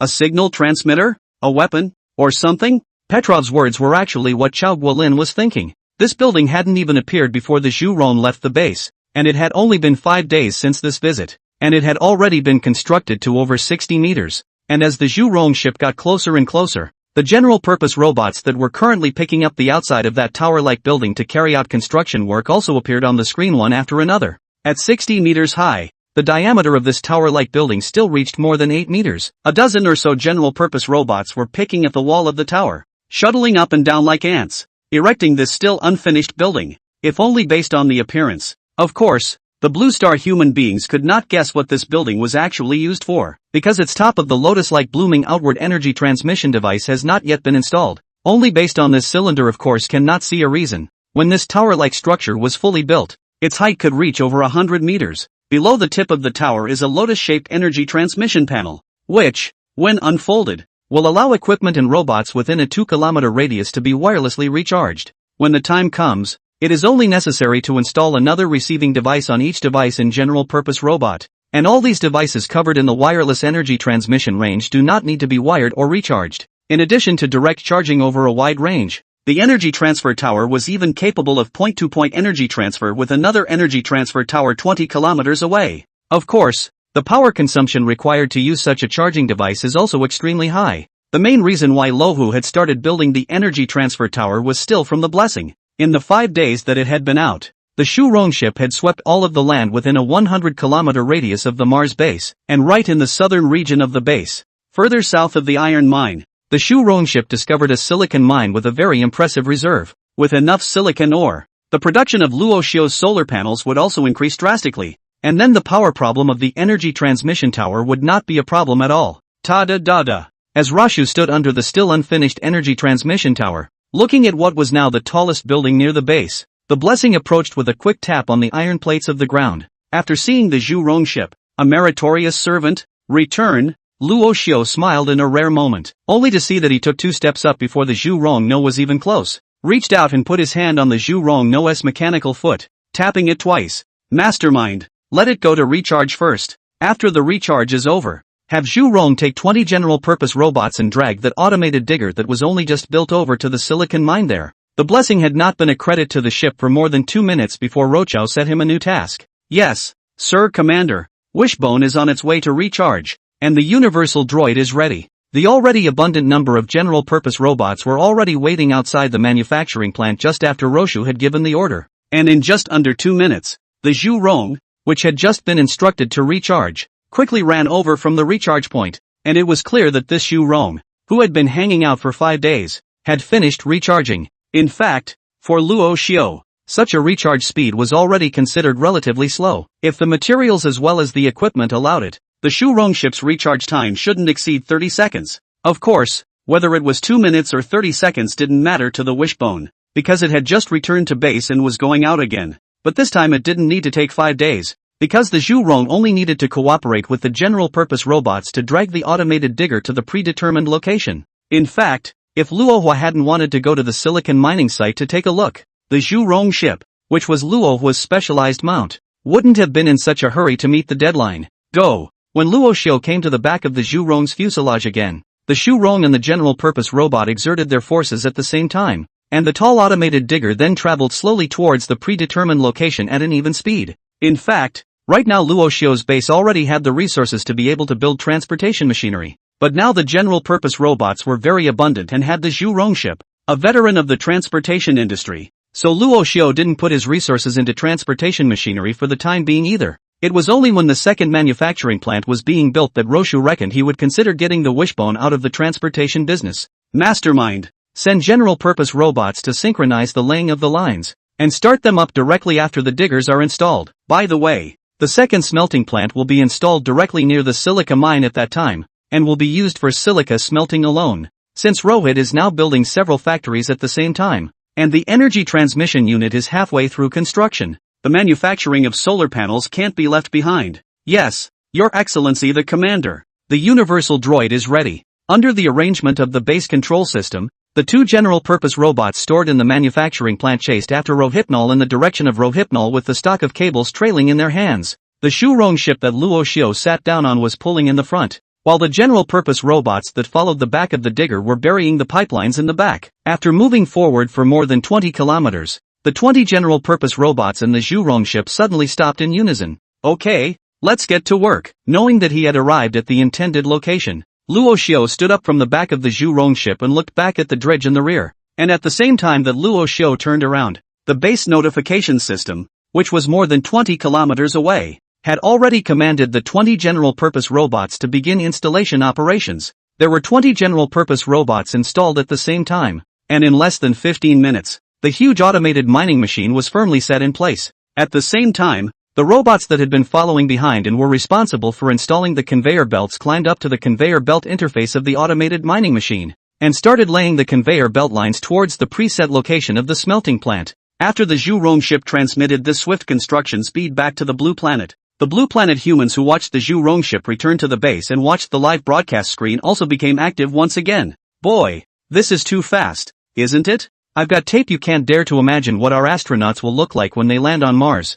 Maybe the two sides will meet halfway through the flight, and it's still half a flight less. Wouldn't that be nice? Chapter 41, this is what a starship human looks like. Laughing to death. Halfway through the encounter that is not only to be treated as a toy. Let that alien civilization rub flat and round. That's right, but if the other side is kind, maybe they'll bring our people back again. Good lord, after wasting so much effort to go over there, aren't you going to be pissed off if you're brought back halfway again? Just as the Blue Star Network was frantically tweeting about Roshu's construction speed, inside China's Space Center, Chao Guolin was also raising his hand and pointing at the screen, asking Petrov, what do you think is being mined right now? What is it? Petrov frowned slightly and guessed, it surely won't be iron or copper ore. He has enough of those too. Indeed, it won't be iron or copper. These two ores are found near his base. There's no need to travel so far to re-establish a mining set. Chao Guolin and Petrov did share the same thought, and he didn't really think it would be these two ores either. And apart from those two, the only other things that alien civilization would probably need would be ores like gold and silicon. Judging from the recent actions of that Martian civilization, the other side seems to have put its energy focus on solar energy, since the atmosphere of Mars is much thinner compared to that of the Blue Planet. As long as the area where the solar panels are located is not covered by Martian dust storms, then the light energy utilization of these solar panels can be extremely high. If I'm not wrong, it should be silicon. Only after a brief moment of reflection did Chao Guolin continue, the silicon needed for that kind of huge solar power panel must be very much. Then if the alien civilization wants to continue to develop it, silicon mines are essential. After listening to Chao Guolin's analysis, Petrov nodded his head with an affirmative expression. Well, that makes sense. But let's leave those things to the analysis team. We'll have to discuss the launch in addition to the mines on Mars, I guess. As the window for the Mars landing continues to approach, the various space agencies are getting more and more lively, and the launch plans for China and the Furry Bear have been fully finalized. They will be assembled into a single unit in orbit around the Blue Planet before traveling to Mars. We have less than 20 days until the first launch, and our rockets are ready to go. We're just having some trouble with the trajectory, Petrov said, pulling a slip of paper out of the top pocket of his lab coat. Here's the latest intel. There are a little too many rockets launching in the window. As Petrov spoke, he looked up at the assistant behind Chao Guolin. This assistant was also a person who knew what he was doing, and before Petrov could even look up and had just pulled out the note, he had already taken a few steps back and left the scope of the two men's discussion. Hey, Chao, this assistant of yours is really good. After seeing Chao Guolin's assistant leave of his own accord, Petrov laughed with satisfaction. For his assistant, Chao Guolin was not prepared to discuss it, but simply took the slip of paper from Petrov, which contained many of the space agency's launch missions and times. It was only when Chao Guolin looked on that Petrov continued. This time, the window for the Mars landing is different from the past, and the countries on the blue planet that are capable of launching want to take a step ahead to make contact with the aliens. After all, as long as the other party is well-intentioned, the advantage gained by those who make contact will be infinite. For the various spacecraft and space agencies of the blue planet that were preparing to launch their spacecraft, they were all betting on the success of the exchange. As long as the exchange is successful, the blue planet landscape will change significantly. Since it is an exchange, it is likely that there will also be failure. Once failed, then the whole blue star may also unprecedented unity, with all the resources you to fight with that alien civilization. Of course, just maybe, after all, blue star humans had always operated in a fancier way. And who could say what would happen when the time came? There will only be one Mars landing period for a short period of time, and during that time, there will be an unusually high number of rocket launches, and there will definitely be quite a few familiar faces then, Petrov said while looking at Chao Guolin's reaction. Chao Guolin, who was looking at the contents of the note, was frowning slightly, analyzing the intelligence on the note. All on the same day? Chao Guolin had previously thought that the major space agencies would launch their rockets together. But what he hadn't expected was that they would all launch at the same time.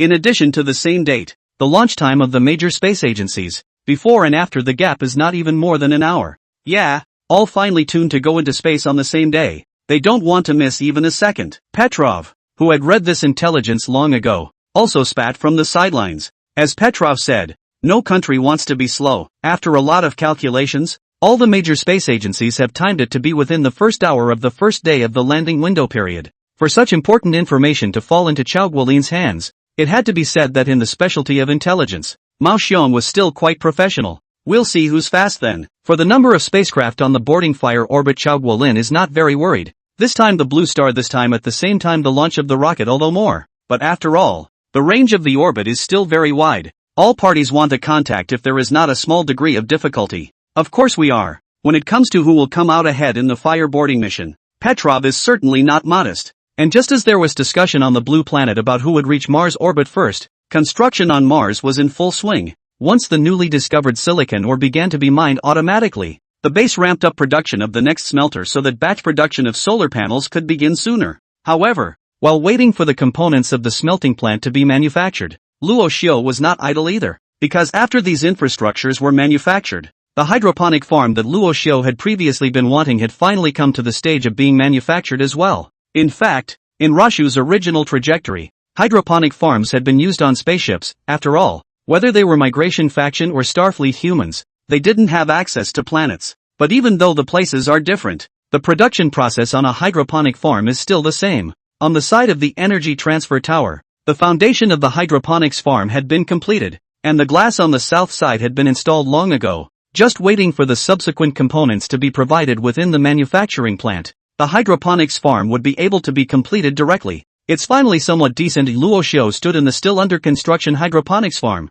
raising his eyes towards the energy transmission tower that was already close to topping out, as well as the solar panels further away that were being slightly angled all the way around. He couldn't help but lament in his heart, thinking back to when he had just arrived. The ores used to put up the manufacturing plant and smelter were all hammered out by himself, pickaxe by pickaxe. And now, at last, one is somewhat like a real starship human. Chapter 42 Planetary Belt Program. Mastermind. Send Zhu Rong to the nearest equatorial point to survey the terrain. After standing at the hydroponic farm and reminiscing a little about his life as a starship human, Rashu glanced up and gave another update to the blessing, which was fixed in place on the sidelines. Yes, Your Excellency. Commander, the mission has been ordered. At the same time as the base control system replied, the Zhu Rong ship, which had 6 mechanical feet curled up together in a shutdown state just a moment ago, suddenly spread its mechanical feet wide open, and as soon as it turned its head around, it rushed towards the southern part of Remember. The closest distance from where Rasho's ship landed to the nearest equatorial point was only 240 kilometers. In other words, it would only take about 6 hours for the wishbone to even reach its position directly at the equator at full speed. However, the survey this time is not just to arrive on the line. In order to Luo Hua that equatorial project, Zhu Rong ship also need to survey the terrain of the equatorial position, check the height of the surrounding craters, in order to plan the installation of solar panels location. This mission of the wishbone was certainly more important to Rohypnol's equator project, But it was less fun to re-watch the dirt for the Blue Star humans who were watching the live feeds from the front. But the humans of the Blue Planet didn't know yet that the Zhu Rong ship had been there for 8 whole days. During these 8 days, the Zhu Rong transmitted all of the Martian equatorial region landforms in the southern region of the Mars base back to the base control system so that it could build a model of the equatorial region's landforms. And after 8 consecutive days of the Zhu Rong's operation at the equator, none of the humans of the Blue Planet saw any intention of Luo Hua to transfer it back to the Mars base. For that matter, the humans of the Blue Planet, who had once again watched the Martian landscape for 8 days, couldn't sit still. What's going on? Did the wishbone really get thrown this time? Seeing the Zhu Rong ship, it means that it's not ready to go back over to the base at all and not recharge? Perhaps. Wait, you guys, look if there's a bright spot in the distance. Just as the humans of the Blue Planet were discussing whether or not the Zhu Rong had any chance of returning to that Martian base, in the footage taken by the Zhu Rong, the area north of the Martian equator suddenly lit up with a blue point of light. At this moment, the Zhu Rong ship was in the night area of Mars, so that the dim sky suddenly had an additional blue light was still very eye-catching. Again, this one's even brighter. It seems to be getting closer? Since the Zhu Rong was standing still at that moment towards the location of the bright light, the humans of the Blue Planet took the opportunity to witness the constant approach of that bright light throughout. It's that tower. When the nearest blue light came on, some of the Blue Star humans watching the Blessings live broadcast finally reacted. So it's a wireless transmission device? A light prism tower? This time, the Blue Star humans had guessed correctly for the most part. This bright light from far to near was precisely lit by an energy transmission tower. While the Blessing left the base for the equatorial region to conduct surveys, construction within the base had not stopped. 8 days in, the hydroponic farm has long been constructed and is already in production. Still more resources were tilted towards the production of silicon mines as well as solar panels to give the base access to large amounts of energy in the short term. At this time, 5 giant solar panels were installed every 20 kilometers from the base to the Blessing's location, which was the current transmission distance of the energy transmission tower. At the same time that the Blessing paused just now, it was also the time when all the energy transmission towers began to operate. When the last blue light lit up less than a kilometer away from the Zhu Rong ship, a blue arc of electricity suddenly rose up at the location of the lotus-shaped transmission plate at the top of the energy transmission tower, and the Zhu Rong ship, which had already been loaded with long-distance reception equipment before it departed, had begun to recharge its energy. Just as the energy transmission tower was recharging the Zhu Rong ship, the humans of the Blue Planet were also still reacting from the image of the blue light point that was constantly approaching and zooming in just now. Is it my eyesight? Just now I seem to have seen a blue light slash towards the direction of the Zhu Rong ship. Why didn't I see that? It must have been your eyesight. More Blue Star humans were still more concerned about what exactly Luo Xiu was going to do than these people who saw the arc flash, laying so many light prism towers from the base to the Zhu Rong side. What is that alien trying to do? Open a sub-base? Can't be. It seems like we've only seen one alien so far. Besides him they're all robots. What's the need to open a sub-base? Don't guess. Since the tower was built this way, the other side must have come back. Just watch it well. As the comments everywhere gradually went from hot to smooth again, the dawn of Mars finally came to the area where the wishbone was located. The dark skyline was gradually flooding with its bright light, so that the night sky was no longer ruled only by the blue light of that energy transmission tower. And as the sun continued to climb, when looking from the Blessing screen toward the location of the energy transmission tower, in addition to the towering energy tower, there were also 6 suspected transporters near the energy tower. The 6 transporters did not stay near the energy tower at this time, but were heading towards the Zhu Rong ship's position at a high speed. As that transportation vehicle continued to approach, the Blusterians who received the transmission screen from the Zhu Rong ship turned their words around, and the new and old ones suddenly began to discuss the transportation vehicle that had only just appeared. Is it coming straight for the wishbone? That thing that looks like a transportation carrier looks so big. With this thing the Zhu Rong doesn't have to be a trailer, right? Along with Blue Star's discussion, the transport vehicle that was carrying Rovu was also on the verge of arriving in the vicinity of the Zhu Rong ship. As they got closer and closer to the Blessing's camera unit, the shape of this transportation carrier and the goods it was carrying became clearer and clearer. Since this transporter was only temporarily responsible for the pre-equipment of Mars transportation, its various equipment was not too good. The dumpster-like back box was filled with solar panel accessories, there was no cockpit, and the action was completely controlled by the base's mastermind. And the tracks underneath are perfect for traveling on the Martian surface, at least for now, without any problems. This transportation vehicle looks like there is nothing high-tech in its appearance,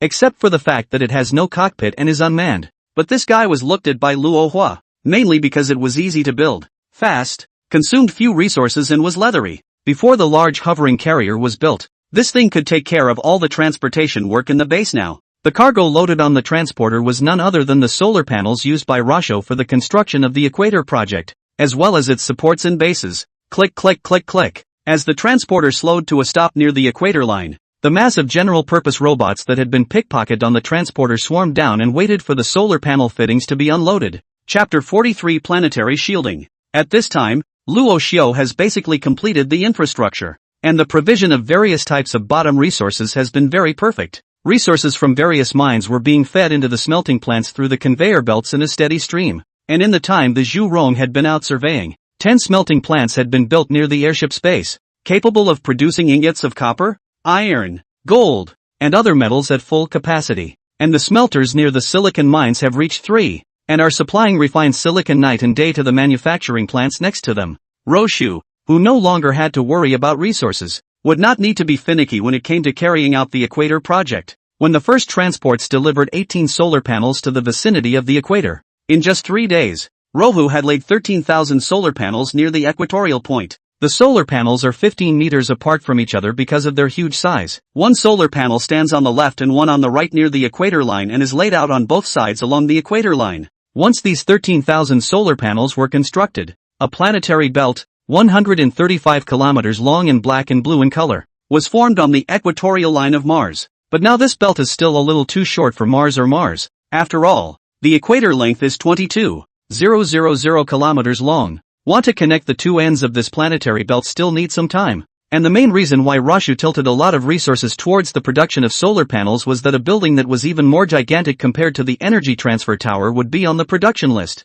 That's the planetary shield that Starfleet humans developed on their own when they broke away from the cruise fleet. The planetary shield will, when built, reach an altitude of 5,600 meters and will also consume a lot of power when up and running. And with the size of Mars, it would take at least 6 planetary shields to completely cover the planet and thus become invisible to the detection waves of the Cygnus cruise fleet. Of course, it didn't work by completely removing Mars from the other side's detection waves, but rather by relaying the information that Roshu wanted the other side to see back to the cruise fleet. In the detection signal received by the cruise fleet, Mars was still the same Mars, but there was no presence of Roshu as well as the Mars base. Starfleet humans developed this technology primarily to be able to find a place to land in peace after leaving the cruise fleet, and preferably back in the solar system. However, Starfleet humans are not looking to fight for a new home and use planetary shields, but no one would have guessed that on Mars, more than 100 years ago, the planetary shield, which had never been implemented on the ground and existed only on the drawing board, was already under construction. And while this went unnoticed by the cruising fleet, it scared the hell out of the fellow humans on the blue planet. This construction speed, it's horrible. During these 3 days, the humans of the blue planet witnessed the construction of the first solar panels along the equatorial line of Mars, and also saw the construction of the equatorial project planetary belt, which is more than 100 kilometers long. From scratch, you know, that civilization on Mars to build solar panels or double layer. If it is a single layer, the length of all have been just 300 kilometers, more than 1% of the equatorial circumference of Mars, and all this in just 3 days. And did you see, near the first solar panel near the Martian equator, that the aliens are building even more gigantic pedestals? See, the plinth is also ridiculously large. It took 2 days to dig the foundation alone, and that was dug by an unknown number of machines. You guys said that the mining machine in the past was a star annihilator cannon, but I think it's nothing compared to this thing. Do you guys think this thing is the real star destroyer cannon? For a planetary shield that was still only in base construction, the Blusterians had absolutely no guess as to what the thing would look like when it was built, but because its base was so large, thousands of general-purpose robots were circling around the vicinity of the base that was being constructed, constantly adding bricks and mortar to that base. Looking from where the blessing was now, the base of the planetary shield had been built to be more than 30 meters high, but that was nothing compared to the height it would be when it was completed. Of course, at this point, the humans of the blue planet could not guess its true altitude, nor did they know its true intentions. Even people like Chao Guolin and Petrov inside the Space Center were confused. Even before that huge pedestal appeared, Luo Xiu's plan to lay the planetary belt had already startled them. Chao Guolin was startled not because of how grandiose the plan was, but because the other party's speed of development was simply too fast. From the landing of the Zhu Rong ship on Mars, filming that alien civilization digging for minerals in person, to the current progress of the laying of that planetary belt, in just over a month's time, the other party had already accomplished a qualitative leap. This speed was simply more terrifying than even those fictional interstellar bugs. What the hell is that thing? Petrov reached out and pointed at the computer screen on Chao Guolin's desk, frowning in thought. On the screen of that computer was the very base of the planetary shield after it had been magnified. However, from the current picture, it only seems to show that the pedestal is circular in shape. But that's all the information they have. Weapons? Spaceship construction bases? Or something else? These doubts had been hotly discussed within the control center when Rashu was excavating the land for the foundation of the planetary shield. But the discussion went on and the crowd could not come up with an answer. Phew, can't guess at all. Chao Guolin, who had already stared at the screen for a small amount of time, suddenly slumped backward and leaned against the back of his chair. The Space Center commander was seen reaching up and rubbing his temples as he said softly, "It's just too hard to guess right now when we don't have any intel other than the base." Well, if you can't guess then you'll just have to forget about it. Petrov instead shrugged his shoulders and stopped dwelling on the issue. By the way, it's almost time for the window. But at this rate of development on the other side, I think they'll have craft capable of interstellar voyages in no time at all. Regardless of whether or not this building is producing spaceships, that's not exactly good news for our astronauts. Until Rashu began to build on a large scale, the Blue Star humans all still had a sense of confidence that both sides could talk as equals. After all, Blue Star had billions of humans, highly developed technology, and hundreds of years of industrial accumulation. But from the current situation, it seems that the Blue Star humans are still thinking a little too simply. The other side, although only one intelligent civilized creature has appeared so far and the rest are produced robots, it is this one intelligent creature that has developed such a Chapter 44, Intelligent Civilization Electromagnetic Rail Cannon. Perhaps 7 billion Blue Star humans, losing at the hands of a single intelligent being? The idea that suddenly appeared startled Chao Guolin himself. However, Chao Guolin himself knew that this idea would most likely come true in the end, because unlike those Blue Star humans who could only look into that planetary belt through the Zhu Rong, Chao Guolin was able to directly observe the construction of Luo Xiu directly using the Tianwen satellite in Mars orbit.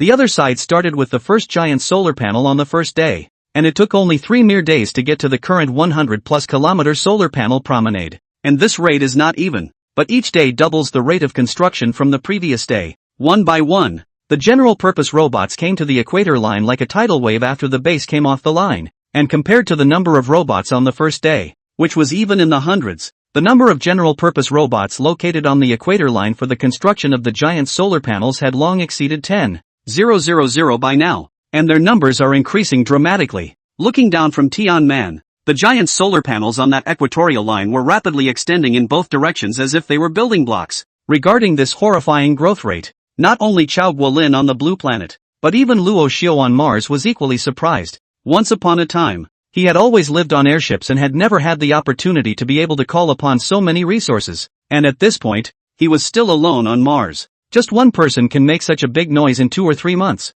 and even build the planetary shield that shields all of Mars a few months later. Civilizations that have the resources and are able to enter the space age are absolutely terrifying in their ability to proliferate. Maybe that's why they don't let civilizations have access to resources? Rashu, who was standing on the crater next to the planetary shield construction site, was looking at the general-purpose robots that were picking at the base of the shield with a thoughtful face. This is the horror of the intellectual crisis, isn't it? It was a good thing that the robots down here weren't under their own command. If these machines weren't under control, Luo Xiu wouldn't even know that these robots were filling up all of Mars within a year. And if they mastered interstellar navigation again, then the entire solar system would just become a feeding ground for the smart arms. They don't need food, they don't need oxygen, and their spirits don't break down from long claustrophobic voyages. Even if they can't move by leapfrogging and can't climb to near-light speeds to move fast enough to get to a star system outside our solar system, yet they can move to the next star system in thousands and thousands of years by regular interstellar travel. If there really was such a civilization of Homo sapiens,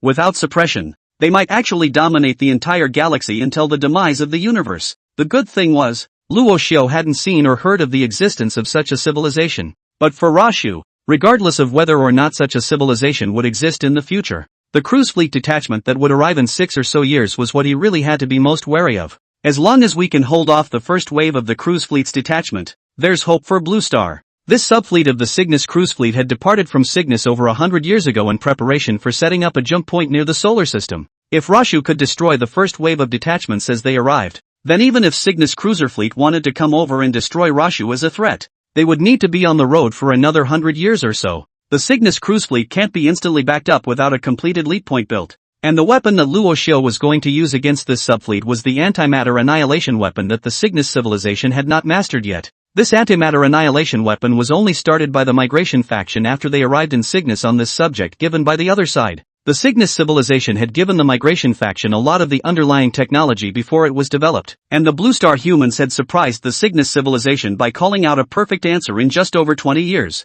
But now, in this time and space, antimatter annihilation weapons will also give them a big surprise. When the construction of the planetary shield construction was completed and was able to shield the detection waves of the other side, Rova's main research goal would be put on the antimatter annihilation bomb. Of course, in addition to this decisive weapon, the various types of spaceships used for interstellar navigation are also essential. The migrating faction of Blue Star humans didn't do much research in this area, though, and even the ships used by the later Starfleet humans were comparable to those used over 100 years ago in the current cruising fleet's subfleet. And that, in a nutshell, is what happens when a certain technology stagnates. After entering technological stagnation, it doesn't matter how much time goes backwards. The number of airships, while increasing over time, wouldn't be too far apart in quality between a few hundred years ago and a few hundred years from now. For the 100 or so ships in the cruising fleet subfleet, Luo Xiu wasn't worried. After all, 7 years was more than enough time for Rashu to produce hundreds of ships of his class on Mars. As long as the main fleet of the cruising fleet wasn't the overshadowing fleet that could fill a star system to come over, Luo Xiu felt that he still had a chance to fight. Of course, the only uncertainty was still the annihilating weapon that even Rashu hadn't seen before. Even in Cygnus, more than 100 years later, Rashu had never heard of the existence of this kind of weapon. However, in the history of the migration faction, this term had appeared more than 10 times. What the hell will it be like? Luo Xiu was also very curious about that star annihilation weapon. Does it really exist? Or is there an error in history? But no matter how Luo Xiu speculated, the truth could only be revealed when that subfleet arrived. Now all Rashu needed to do was to expand his team as rapidly as that Chi-Chi in order to be able to hold his home galaxy. Mastermind, how is the construction of the new batch of smelters and manufacturing plants coming along?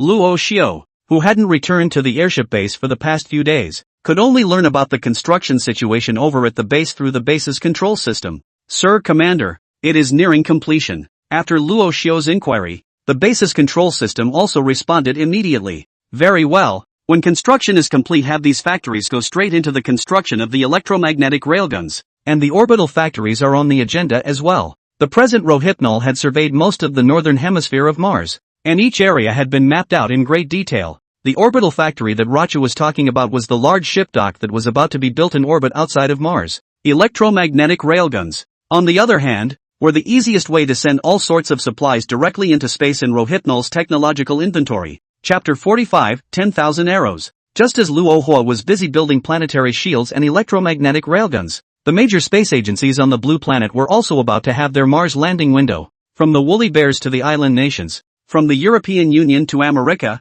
from the Indies to the north and south, fueled spacecraft are quietly awaiting their time to launch from one spaceport to the next. Of the north and south, the south doesn't actually have a manned program. They just provide a section of supply pods for Americ. His neighboring island nation across the sea is a bit more ambitious, though, and in addition to the fact that they are also launching a cutaway module for Americ, the island nation itself is preparing to launch a set of its own boarding spacecraft on its own. Of course, time has not been kind to the island nation, and they didn't have much stockpile regarding spacecraft beforehand, so some parts were made on an emergency basis. However, it was good that the island still had its own foundation in precision manufacturing, and with overtime production, it was able to rush out all the parts needed. During this period of time, the countries on the blue planet, in addition to stepping up their strategic deployments, focused all of their remaining energies on the fireboarding mission. As a pivotal presence in the fire mission, China is of course no exception. At this time all eyes in the Space Center are watching the launch site,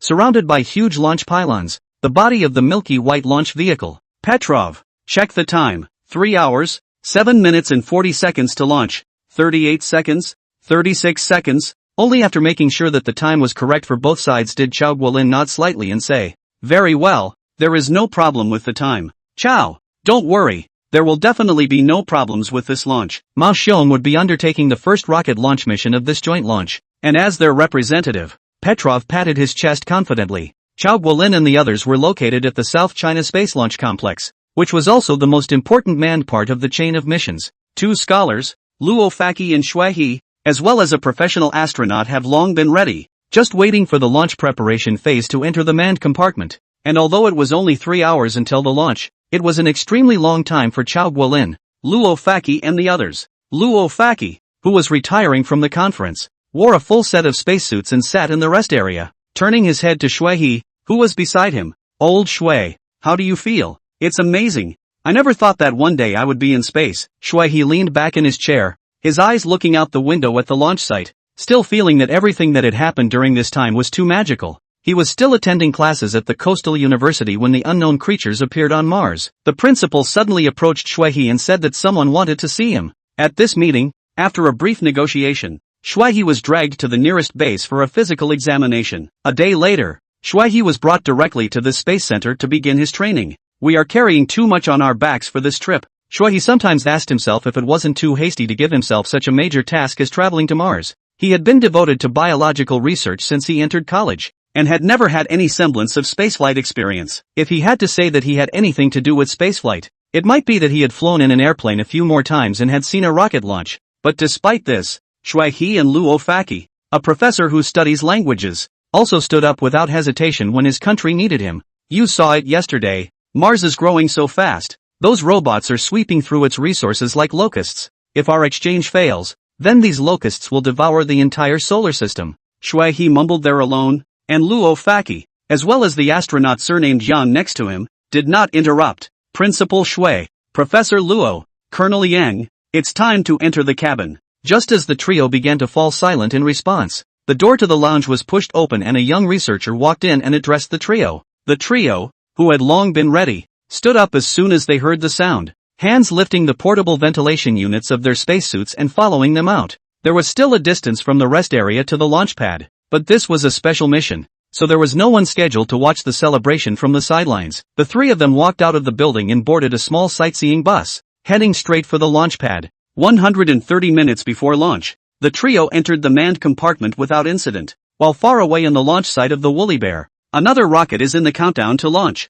3 minutes to go and the first rocket will be launched. Inside the Chinese Space Control Center, Petrov glanced at his wristwatch and said to Chao Guolin beside him. In fact, Chao Guolin didn't need Petrov's reminder. He had been looking at the big screen in front of him the whole time. At this time on the big screen, in addition to the construction of the planetary belt that had been sent back from that Zhu Rong ship far away in Mars, the launch sites of various places were also encompassed. The Baikonur launch site in Kazakhstan undertakes launches of the Furry Bear astronauts, and Svobodny also undertakes launches of various necessities of life, including medical alcohol. Baikonur would be the first launch site to launch, with China's Western Space Center following close behind. 1 minute to go. Petrov's eyes were solely on his wristwatch at this point. 58. 56. As the time drew nearer, even the ever-nervous Petrov tensed up, bringing a tremor to his speech. 10, 9, 1. As Petrov's countdown ended, the footage coming back from the Baikonur base in Kazakhstan showed the Furry Bear's rocket had ignited, and the huge rocket rose up out of the ground,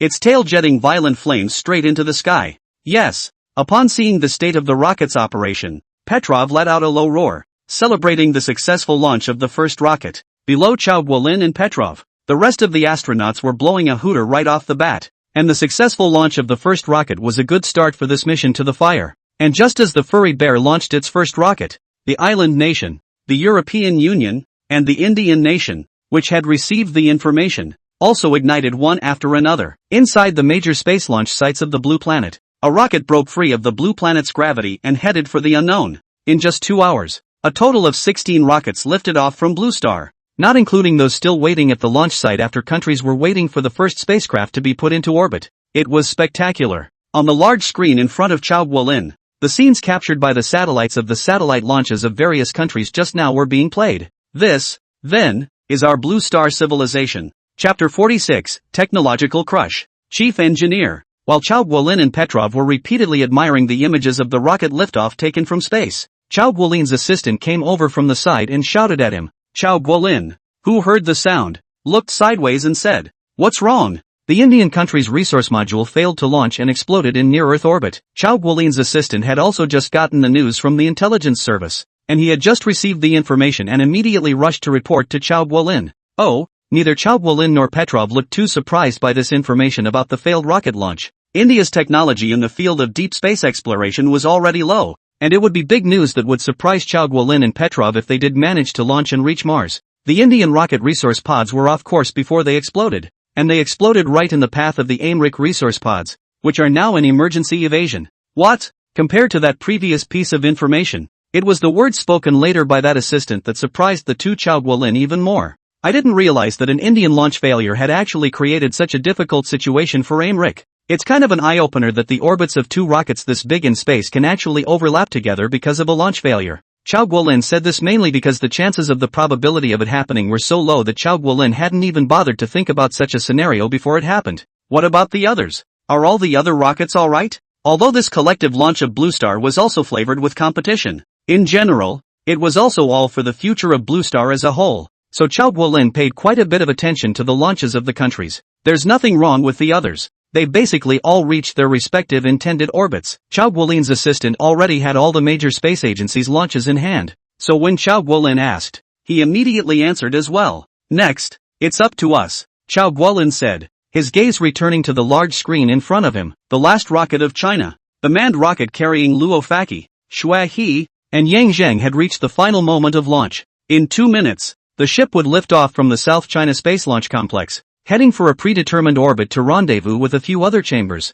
and then head to Mars together. 1 minute to prepare. As the last minute approached, various tracking and measuring equipment on the launch site area was switched on, and recording equipment such as high-speed cameras and tape recorders were activated. 3, 2, 1. Ignition. Order. The young manipulator in charge of the launch operation at the control center pressed the electric button calmly and decisively, and the rocket launching site was immediately filled with a continuous and loud roar. With a roar, the huge rocket, carrying the hopes of China and the Blue Star, rose up and ascended into the sky. A few seconds later, the rocket, which had been rising vertically, began to make a turn. Dozens of seconds later, the gas discharged from the rocket condensed into smoke in the air, like a white train stretching in the long sky toward the southeast. As it drifted away, the image of the rocket gradually became a pendulum point until it penetrated the atmosphere and disappeared from view. Wow! With reports from observation points around the world, the rocket's posture was held perfectly, and one of the most important launches of the mission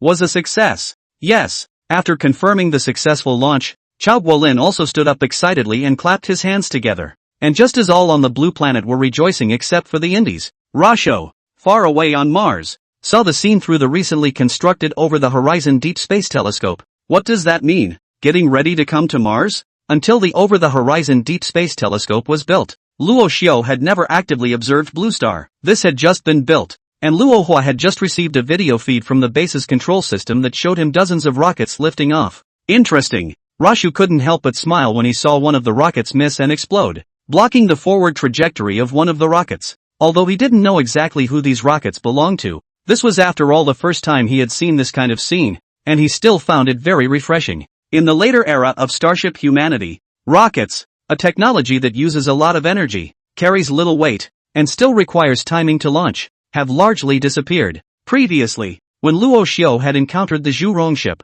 a probe coming from the Blue Star, he had planned to make contact with the Blue Star for a while, but now it seemed that the other party was even more urgent. Since you guys want to come, then come. Luo Xiao looked at the major spacecraft that had begun assembling in near-Earth orbit and smiled faintly. I'll surprise you all then. At this time, Luo Xiao wasn't going to take the initiative to contact the other party. Since the other party was coming, it would be a good idea to let Blue Star humans see the terror of an alien civilization once in advance. Only after the experience would the Blue Star humans be able to truly unite. And this idea is still one that Rasho has seen in the history of Starfleet humans and the migration faction. It would definitely not be a thing for Rohypnol if Rohypnol himself initiated the contact and handed over the technology while there was an inability to crush it against Blue Star technology. Starfleet humanity's history with the migration faction had taught Rohypnol that sometimes it was necessary to use some tactics when confronted with a kindred spirit. It is not only the barbarians who are fearful of authority and not virtuous among mankind. Against these primitive rockets, the most basic ship will do more than enough for a year or so. While facing dozens of rockets from Blue Star, Luo Xiao was not half worried. For him, Blue Star's current technology was just too primitive, and there was no comparison with him at all. It's important to know that the technology Starfleet humans have is not just from the research and development of the migration faction, but also from the 23 other civilizations, as well as from the technology given to them by the Cygnus civilization. To the Blue Star civilization, Luo Xiao's technology was simply crushing to them. Mastermind. How long will it take for the first electromagnetic railgun to be constructed? After ending the image from the over-the-horizon Deep Space Telescope, Rosho contacted the base's control system directly. Resources are still lacking. 2 alloys have yet to be crafted, and it will take 2 more months before construction is complete. 2 months? Not bad. Chapter 47, look, it's a railgun. Blue Star. Most of the spacecraft have been assembled. Only Aimric has been delayed for a while due to the explosion of the Indo-Pacific spacecraft, and they are all still in the assembly stage. And the first target of the already assembled spacecraft was the Moon. A moon orbiting the blue planet. The reason why the first target of the country's spacecraft will be the Moon is because of the method of transferring the orbit using Hohmann. Minimizing engine starts on the way and saving more fuel relatively. Upon reaching space, spacecraft from various countries are accelerated instantaneously from their original orbits into an elliptical transfer orbit. The spacecraft starts at the near arch point of this elliptical orbit and then accelerates instantaneously to another circular orbit when it reaches the far arch point. And only then does it enter the orbit with Mars as its target. This method saves as much fuel as possible, thus freeing up more space for resources other than fuel. What nations are trying to do now is to borrow the Moon's gravity to allow spacecraft to sail freely without having to start their engines for a period of time. The stance is perfect. We should come out on top. Petrov saw the approximate locations of the country's spacecraft through a virtual image on a large screen. At this point, the Chinese spacecraft was in the first position, but the lead wasn't too much. After Petrov finished speaking, Chao Guolin pointed aside to the bright spot placed at the end of the screen and said,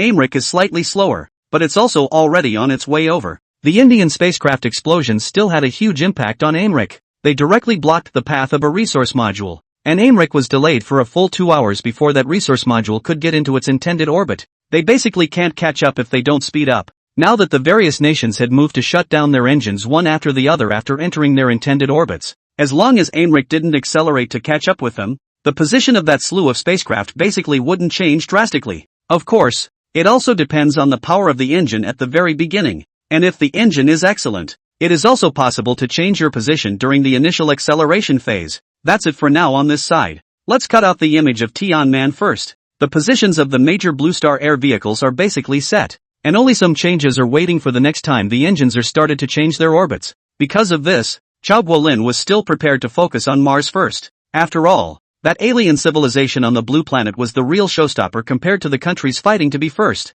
Okay, Chief Chao. After hearing Chao Guolin's greeting, the information team members in front of him also immediately cut the virtual image on the big screen and pulled it back to the camera of the Martian heavily questioned. Since the ground that Rohitsu had laid out was now so large, the cameras of just one blessing could no longer meet the needs of the control center. At this time on the northern hemisphere of Mars, the various mineral deposits were basically surveyed by Luo Hua, and the transportation vehicles with automatic mining machines were also running to those deposits that had not yet been mined. The ice buried beneath the Martian surface is even more directly extracted by tons of large machinery and sent to electrolysis plants. Terrifying proliferation ability. Chao Guolin couldn't help but sigh as he looked at the images transmitted back from the Heavens Question satellite on the big screen. If someone had told the Blue Stars a few months ago that there would be an alien civilization on Mars, building its complete industrial chain on Mars in just a month or two, those Blue Star humans would never have believed it. But what Luo Xiu had done during this time had made even the humans of the blue planet realize how powerful a civilization beyond their own technology really was. What's this? It doesn't seem to have appeared before. On the image captured by the SkyQuest satellite, Chao Guolin seemed to have noticed another megastructure that had just been constructed. Yes, that's it. Zoom in. Under Chao Guolin's command, the members of the information team zoomed in between the columns of a blue and white building and placed it in the middle of the big screen. Chao Guolin carefully looked at the blue and white building for a few moments and frowned. It's completely different from the one on the equator of Mars. This doesn't seem to be a tower-like building. A new building? Another one this big? As Chao Guolin observed, Petrov came over and said, it's still just the base. Can't see a thing. Chao Guolin, after scrutinizing it for a while, ultimately failed to see what it was actually used for. But now it is impossible to see what this thing is used for. But Chao Guolin does not dare to be careless. After all, who does not know which alien civilization this Mars is will suddenly drum up a weapon? Lao Go. Pay more attention to this building in blue and white in the next 2 days. After hearing Chao Guolin's words, Gowen also turned his head and said, okay, no problem. In fact, not only China's Space Control Center discovered this blue and white building, countries with satellites on Mars also successively viewed the anomaly of this area. And what they had found was the very same electromagnetic railgun that Rashu had previously communicated with his base's control system. in addition to launching all sorts of resources as well as equipment into a predetermined orbit. This electromagnetic railgun could even launch small and medium-sized spaceships directly through it. Of course, ships don't normally go inside planets, they basically dock at spaceports in near-Earth orbit, which saves a lot of the energy used when ships go into first cosmic velocity. Now this electromagnetic railgun has finished after the construction of the base, and because the railgun's bearing mechanism, the wall of the launch tube all still need the latest alloy to be able to make it. So construction of the EM railgun is at a standstill until the special alloy can be made. Nonetheless, for this building, which was just as important as the planetary shield, Roshu made it a point to ride in the blessing ready to inspect it twice. Click, click, click. The Zhu Rong, which possessed 6 mechanical feet, kept waving its mechanical feet, carrying Luo Xiu as he kept approaching the electromagnetic railgun. Traveling from the equator to the orbital cannon's location wasn't really that far, and at the speed of the blessing, it would only take a little over an hour. But that speed would have been inadequate for Rohypnol, whose industry was already about to be spread throughout Mars. It's already a bit slow, it's going to have to be remodeled. At this point Luo Xiu, who had already taken the Zhu Rong as his own exclusive mount, was not prepared to abandon this probe from the Blue Star, and was even prepared to continue to make changes to it. Mastermind, plan the most suitable transformation method for Zhu Rong. When the base of the electromagnetic railgun had appeared in Luo's field of vision, he was also issuing the latest instructions to the base's control system. Focus on manned vehicles, and forget about weapons and the like for now. Yes, His Excellency the Commander. Chapter 48, The Martian Threat. Since Luo Xiu's contact with the base control system was done directly using the exoskeleton armor, the Zhu Rong, which was carrying Luo Xiu forward, was unable to collect any sound instead. Chao Guolin and the others on the blue planet could only see through the Zhu Rong ship's camera the electromagnetic railgun base that was already close at hand, as well as the nearly 1,000 general-purpose robots that were working on the base. These general-purpose robots have a large number of interfaces on their bodies and can skillfully use various tools. Therefore, at this stage of the construction of Mars, the utilization rate of general-purpose robots is the highest, and as the Zhu Rong ship kept approaching the base of the electromagnetic railgun, Chao Guolin and the others from the blue planet finally had a chance to observe the structure up close. Pinch out the footage. Chao Guolin first had someone cut out the close-up observation of this unknown building before observing it through the large screen. Externally, at this point, the electromagnetic railgun looked like a mere high platform due to the fact that only the base had been constructed. However, when the Zhu Rong carried Luo Xiu onto this high platform, Chao Guolin and the others observed the carrying mechanism being erected right in the middle of the platform. Since the alloys of the carrying mechanism were still being urgently tested, what Chao Guolin and the others could see now were just some exposed pipelines and various auxiliary facilities. But even with just this, Chao Guolin and the others were still very shocked, for this thing now appears not to be a building, but a mere device. A device with a base diameter that has reached 1,000 meters. Such a device is not simple by any stretch of the imagination. And inside the Chinese Space Control Center on the blue planet, everyone was also watching the images coming back from the Zhu Rong. Looking at this, the altitude doesn't seem to be too low. It'll be at least 2,000 meters or more. Chao Guolin stared at the center of the huge base, where several hundred general-purpose robots were fiddling with something. Guolin from the information team also came next to Chao Guolin at this time, sitting at Chao Guolin's left hand, reaching out and pointing at the picture on the big screen, saying, "There were people who said that the dredge was some kind of annihilator cannon in the past, but I see that this thing is only a little bit like it." "You mean this one is a weapon?" Chao Guolin said with a slight frown. Although Chao Guolin himself had the idea, but how much power would such a large device have to possess if it was a weapon? Right now the Blue Star spacecraft were swarming towards Mars, and if the other side built this potentially weaponized device before the Blue Star spacecraft arrived, those Blue Star spacecraft would be complete sheep in the mouth of a tiger. "Can't quite tell yet. We can only judge after it's built." Guolin shook his head slightly and said, "And it's not always possible to judge it right. Everything on Mars was now too foreign to the Blue Stars, and every piece of equipment here was basically unseen by them. Most of the time,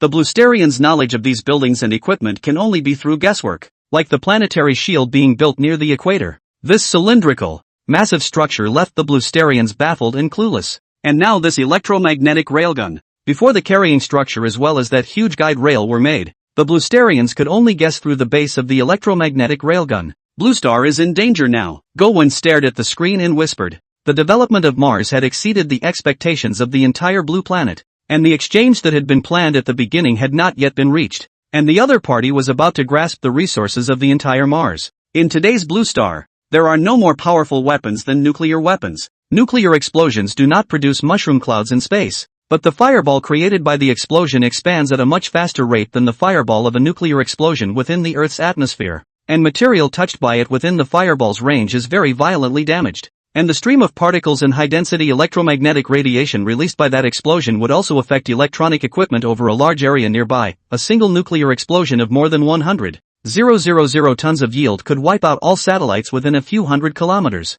If it's a nuclear explosion in Earth orbit, the charged particles released could even cause the aurora borealis. However, this weapon though seems very useful against humanity itself, and destroying satellites on Earth seems very simple. But using them against this unknown civilization on Mars is a little less than adequate. Maybe the other side wouldn't even give the Blue Stars a chance to make contact, and just blasted the various Blue Star equipment to smithereens right there in space. If that little boy that Aemric was carrying did manage to reach Mars, it would no longer mean much to the blue planet. The opponent's current scale was far from the small base in the wasteland that it had been in the beginning, and a nuclear bomb going down wouldn't be able to make any waves at all, compared to before when there was a bit of a bailout for that nuke against Aemric. But now, the entire population on Blue Star who knew about it was panicking. What happens if the other side thinks it's a provocation? What if a nuclear bomb is detonated directly by the other side? What if it explodes accidentally when it reaches Mars? The only one on this blue planet who wasn't that worried was perhaps Aemric himself. Overall, the time available is so short for the current Lancingers that they don't even have a chance to develop more powerful weapons and more effective carriers. A year or so, and for the situation Blue Star is in right now, is totally inadequate. Of course, time was also quite precious for Rohitsu on Mars. While building the electromagnetic railgun, he also had to ensure the construction of the planetary shield near the equator of Mars. Blocking the detection waves from the cruise fleet 2 years from now was a top priority for Russia right now. And the upcoming arrival of the spacecraft from Blue Star was nothing compared to that. Only by shielding the other party's detectors could Luo Xiu give the other party a fatal blow in the dark. Buzz. Just as Luo Huo walked right into the center of the electromagnetic railgun base, there was a faint air-braking sound in the air above the railgun base. In this atmosphere of Mars, sound that would have traveled thousands of meters on the blue planet can only travel a distance of a few hundred or even 100 meters or so. So when the sound came, Luo Xiu looked up, and a craft with huge wings, about 20 meters long, and very thin and light was slowly descending. Mastermind, is this the experimental craft? It was also the first time that Luo Hua had seen this flying machine, and before it revealed itself, Luo Hua had only seen it from the drawings that came from the base control system. In Luo Hua's technological arsenal, although there were flying machines for planets with thin atmospheres like Mars, they had only been tested theoretically, so before Luo Hua would build them out, he still needed to test them with an actual airplane. Looking good. How's the load? After that craft had fully landed, Luo Xiu walked up and asked the base control system through the exoskeleton armor. Your Excellency, Commander, test model 1 is unable to carry weight for the time being. Chapter 49, the Blue Star's brainstorming ability. Can't carry weight? Wasn't the previous design able to carry about 5 tons? On the previous drawings, Luo Xiu had seen the specific data of the experimental Type 1, which did say that it could carry 5 tons, and belonged to the light automated transport vehicle. The use of the original material is not yet up to snuff, and most of the new alloy Laris alloy is used in the electromagnetic railguns, so the vehicle is only guaranteed to fly for the time being, not to carry a load. It was only after the base control system was introduced to Luo Xiu that Luo Xiu was able to realize the reason for the deviation of the craft. Right now, although Rasho's team was expanding rapidly, both in terms of robots and all kinds of equipment were growing exponentially, but in terms of quality, there hadn't been much of an improvement yet. The reason for this was that the production of the special alloy that Luo Hua used for the electromagnetic railgun was just a little too low, and want to increase the production of alloy cannot just add 2 melting plants so simple. All supporting equipment must be increased production to be able to do. Let's run the test then, and put some resources into the craft once the electromagnetic railgun is built. The most important thing for Luo Xiu right now was still the construction of the railgun. As for the materials required for the flying machine, they could only wait for the capacity to increase before supplying them. By the way, add 4 more sets of special alloy production lines. There are still a lot of uses for this stuff. The demand for this particular high-strength alloy for future production of airships is huge. In addition to the several current uses for this alloy, it was only after Rasha had arranged the new production line and had nothing else to do for the time being that he took his eyes off the experimental flying machine in front of him. By the way, how is the base's shield doing? Luo Su, who hadn't returned to the base for a long time, wanted to go back at this time to see what changes had been made to the base. It's already installed. Your Excellency the Commander. So fast? The dark rotation of the airship base's shields was still in progress 2 days ago. and I didn't expect it to be completed already. After learning that the ship's base shield had been completed, Luo Shou wasn't going to continue to watch the still unfinished electromagnetic railgun, and more importantly, the crops from the hydroponic farm and the base should have cultivated the first batch of crops as well, and Luo Xiu, who had been eating nutrient creams for a long time, would finally be able to change his meals. In fact, the technology used in the shields of the ship's base wasn't too high compared to devices like electromagnetic railguns and planetary shields. Most of its surface was transparent and flexible material made of nanomaterials. Other than that, it was a steel frame made of some ordinary metal. A case like that would have been able to protect against a Martian dust storm. However, the people on the blue planet who are watching the Zhu Rong ship back to the screen do not have that kind of mood. Luo Hua. They are more interested in watching the construction of the electromagnetic railgun. And after that, what Luo Hua can eat is not the blue planet people need to pay attention to. But when Luo Shou brought the Zhu Rong back to the airship base and came outside the hydroponic farm, a group of researchers watching the screen inside the Blue Star China Space Center were all a bit unable to believe their eyes. The pair of eyes was through the glass shell of the hydroponic farm, but there seemed to be something familiar about those growing green leaves inside. Does it look like an earth crop? Chao Guolin, who had just followed the Zhu Rong ship's screen to see this base from the position of the electromagnetic railgun, zoomed in on his computer and said, on his computer screen, inside the sun-drenched hydroponic farm, the green leaves looked like Earth's plants in any way. According to the comparison, it looks like the leaves of a sweet potato, while the ones over here look like potatoes. But the shell of this cultivation room of his isn't too transparent, so we can only roughly make a comparison. Go 1. As the leader of the information team, had already started analyzing again when the green leaves inside that hydroponic farm first appeared. Sweet potatoes and potatoes? Hearing those two names, Chao Guolin's back suddenly had a chilling sensation. It's all a little too weird, not very sure, and we can't rule out that it's a creature from this alien civilization's own planet. It just has a shape somewhat similar to ours, Gowen said to Chao Guolin as he placed the picture of the hydroponic farm that he had just printed out in his hand on the table. Lao Go, don't you think everything is too coincidental? Chao Guolin stared at the picture on his desktop, his tone a little low. Humanoid extraterrestrials, directly deciphered our language, cultivating plants suspected of being blue stars. This one piece of intel combined doesn't feel right any way you think about it. After hearing Chao Guolin's words, Gowen turned his head and looked at his old friend, saying, you mean this alien civilization has come to the blue planet before? With their technology, it's not impossible. Gowen had seen the power of this alien civilization after seeing the technological outburst of Mars Rohu in the past few days. And such an alien civilization might actually have landed on Mars at one point and observed humans up close. After all, on the blue planet, there are still these many unsolved mysteries, and these might just match up with the extraterrestrials. If that's really the case, then perhaps this time he was coming to continue his inspection of Blue Star, only to accidentally land on Mars halfway through when something went wrong with his ship? Chao Guolin followed Go Win's words. Hey, Chao, according to you guys, the Earth creatures say that they must all be bred by the other side. After all, just by looking at the armor, it's a bit similar to our blue stars. Petrov, who was sitting on Chao Guolin's right hand, hadn't interjected before, but this time he opened his mouth and came straight to the point. Genesis. Suddenly, these three words suddenly flashed through the minds of Chao Guolin and Petrov and the others. In fact, it wasn't just Chao Guolin and Petrov who thought this way. The live broadcast also continued to be broadcasted since the Zhu Rong ship had previously left the position of the electromagnetic railgun. The Blue Star humans who were watching the live broadcast also appeared to be thinking the same thing as Chao Guolin and the others. I just saw something. Like there's corn? Aliens have corn too? Upstairs, don't you absolutely think that's too strange? The crops of two planets wouldn't be the same in any case, and for the same crops to appear, then there's only one possibility. They came from the same place. Hiss, you mean, maybe that alien civilization on Mars is the creator of our species? As the live broadcast progressed, all sorts of pop-ups and comments popped up one by one, and one creepy idea after another.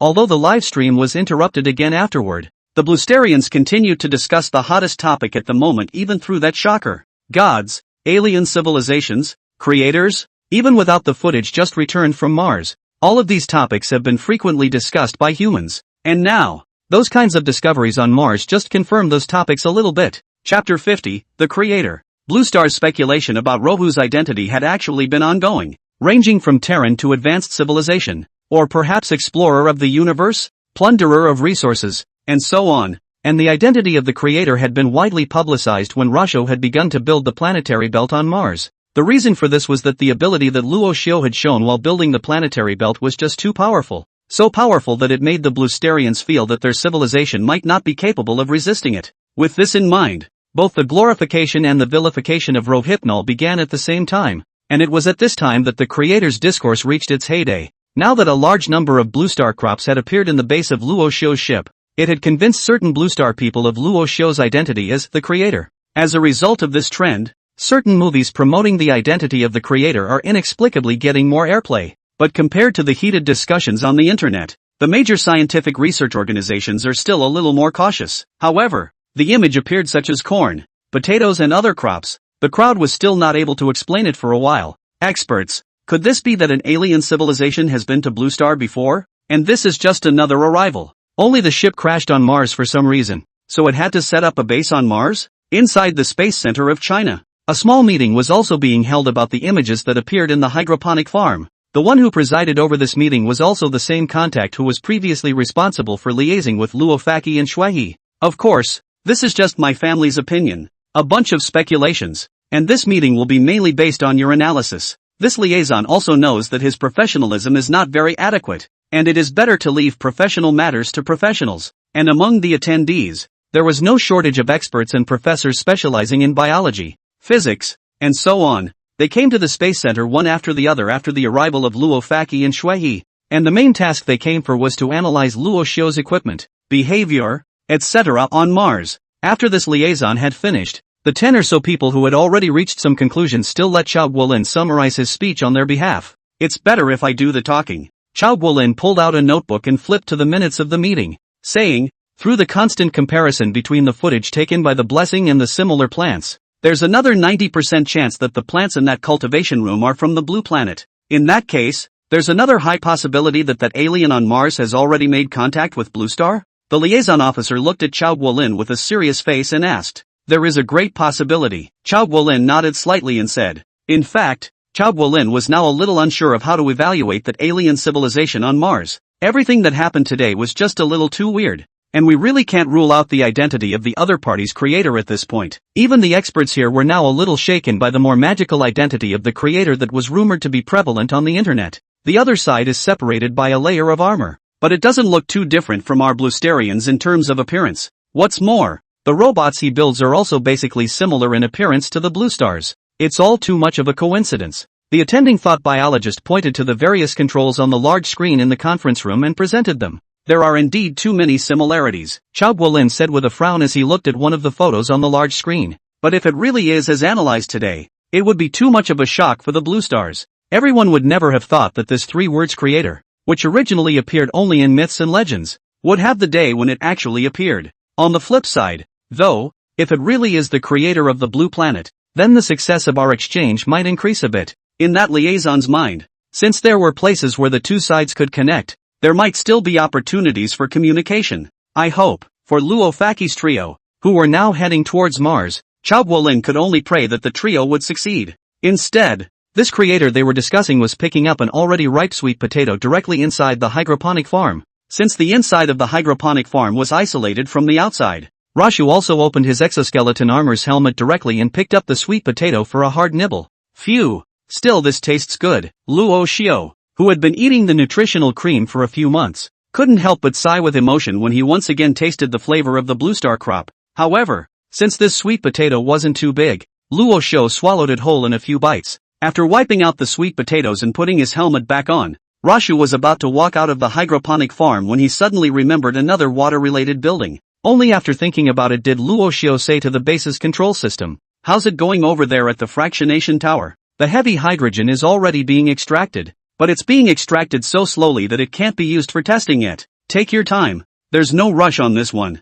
Roshu was not too anxious about the work on the fractionating tower. After all, the extraction of homohydrogen required a lot of formalities and could not be obtained in 1 or 2 sittings. After all, fusion had only been tested a few times among the Migration faction and Starfleet humans, or secretly when the cruise fleet hadn't noticed. Most of the time, the Migration faction ships are received directly, rather than produced themselves. All parts and fuel that need to be replaced are also supplied through the cruise fleet. So although Luo Xiu had some of the data, he still needed to conduct his own tests before he could do so. After the construction of the fractionating towers continues and the excavation of the ice continues to accelerate, the access to heavy hydrogen will increase. When that time comes, the tests will not need to be as economical as they are now. Chapter 51, The Stargate. Of course, on top of controlled fusion, there are more advanced sources of energy such as quark fusion and energy from positive and negative matter annihilation. Compared to controlled fusion, which has an energy conversion rate of just under 10%, positive and negative matter annihilation will completely convert mass into energy,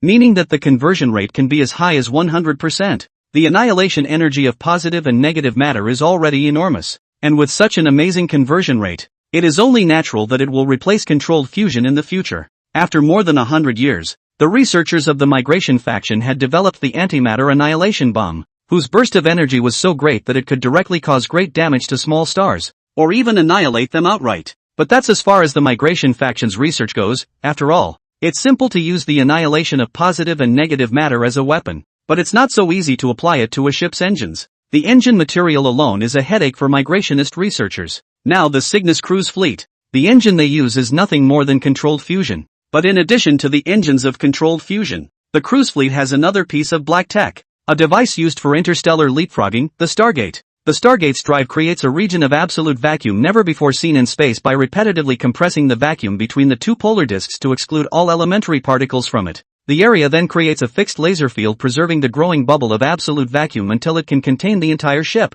After these complex maneuvers, the ship can make a quick leap from one Stargate to another, thus eliminating the need for long flights. The purpose of the cruise fleet subfleet, which has been departing from Cygnus for hundreds of years at this point, is to create stargates around the solar system so that the cruise fleet can reach this weapons testing ground directly, as well as pick up civilizations from within the solar system back to Cygnus. Stargate is a good thing. Luo Xiu couldn't help but feel emotional even as he recalled the Stargate he had used twice back then. That feeling of being able to control space was very marvelous. And this black technology, the Cygnus black technology, had it over 4,000 years ago. And that's one of the reasons they were able to suppress the Cygnus cantilever to this sector of the Orion cantilever. And this technology, just as the antimatter annihilation bomb came from the migration faction, the Stargate came from the number 1 civilization of the 23 affiliated civilizations. The civilization that the migration faction phonetically refers to internally as Kakusak. But this civilization also stagnated for thousands of years after developing the Stargate,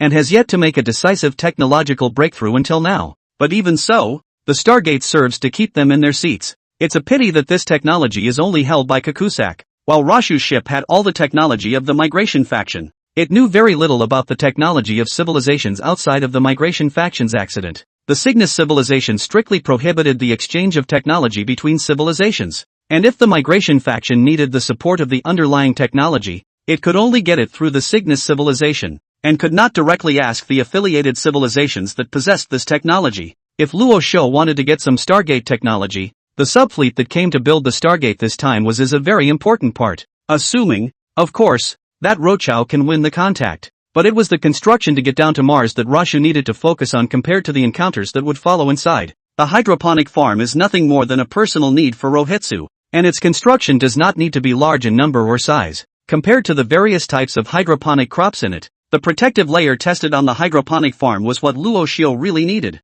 And after this protective layer was constantly tested and improved, it would eventually become a pure energy shield, which could directly absorb the rays of energy weapons and convert them into its own energy. Of course, converting the opponent's rays depends on whether or not the shield can hold up to a volley of enemy fire. If it couldn't, then with the energy unable to even be transferred, the ship's body back instantly pierced and became a speck of dust in the universe. Mastermind. It's not necessary for the robot production line to make all general-purpose robots. Let's make specialized robots according to the items needed. Walking out of the hydroponics farm, Rohitsa said to the base's control system as he walked towards his residence. At this point in time, Luo Xiu was no longer struggling for common mineral resources, and the manufacturing of these bottom-level robots certainly didn't need to be so stingy. Yes, His Excellency the Commander. All the construction tasks on Mars are now given to general-purpose robots in progress, but they are only general-purpose after all. And while there are numerous interfaces, the humanoid form as well as power and size have many limitations.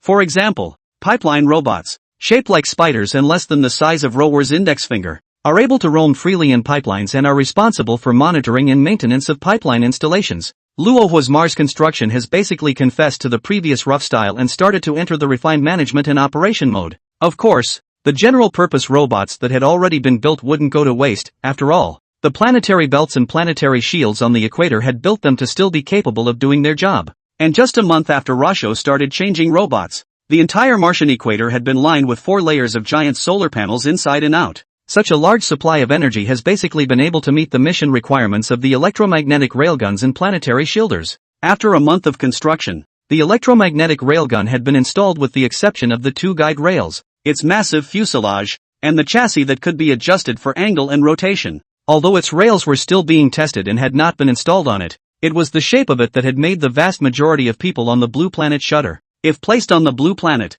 this 3,000-meter-high electromagnetic railgun would definitely become a huge war machine, and it would only be a legend to destroy a city with a single shot. In addition to the absence of radiation, the impact and destructive power of the bomb is even more than that of a nuclear bomb. What's more, it fires a mere lump of iron. It's over. It's a weapon. On the blue planet, the humans on the blue planet were in mourning when they saw the towering electromagnetic railgun through the Blessings cameras. It looks like an electromagnetic cannon, but the size is a bit too scary. The tallest building in Blue Star doesn't have this cannon. If a cannon goes down, Mount Everest would have to be flattened, right? Our astronauts. The thought of the Blue Star astronauts on Mars, who were approaching at that moment, was lamented by all who watched the live broadcast of the Wishbone. If the suspected creator civilization on Mars suddenly lost its temper, the Martians would just throw out some broken brass and iron, and all of Blue Star's spacecraft would have to be turned into cosmic dust. Chapter 52 Blue Star's Fear. The Bluestarians were not as subdued as they had been before about the threat that had loomed.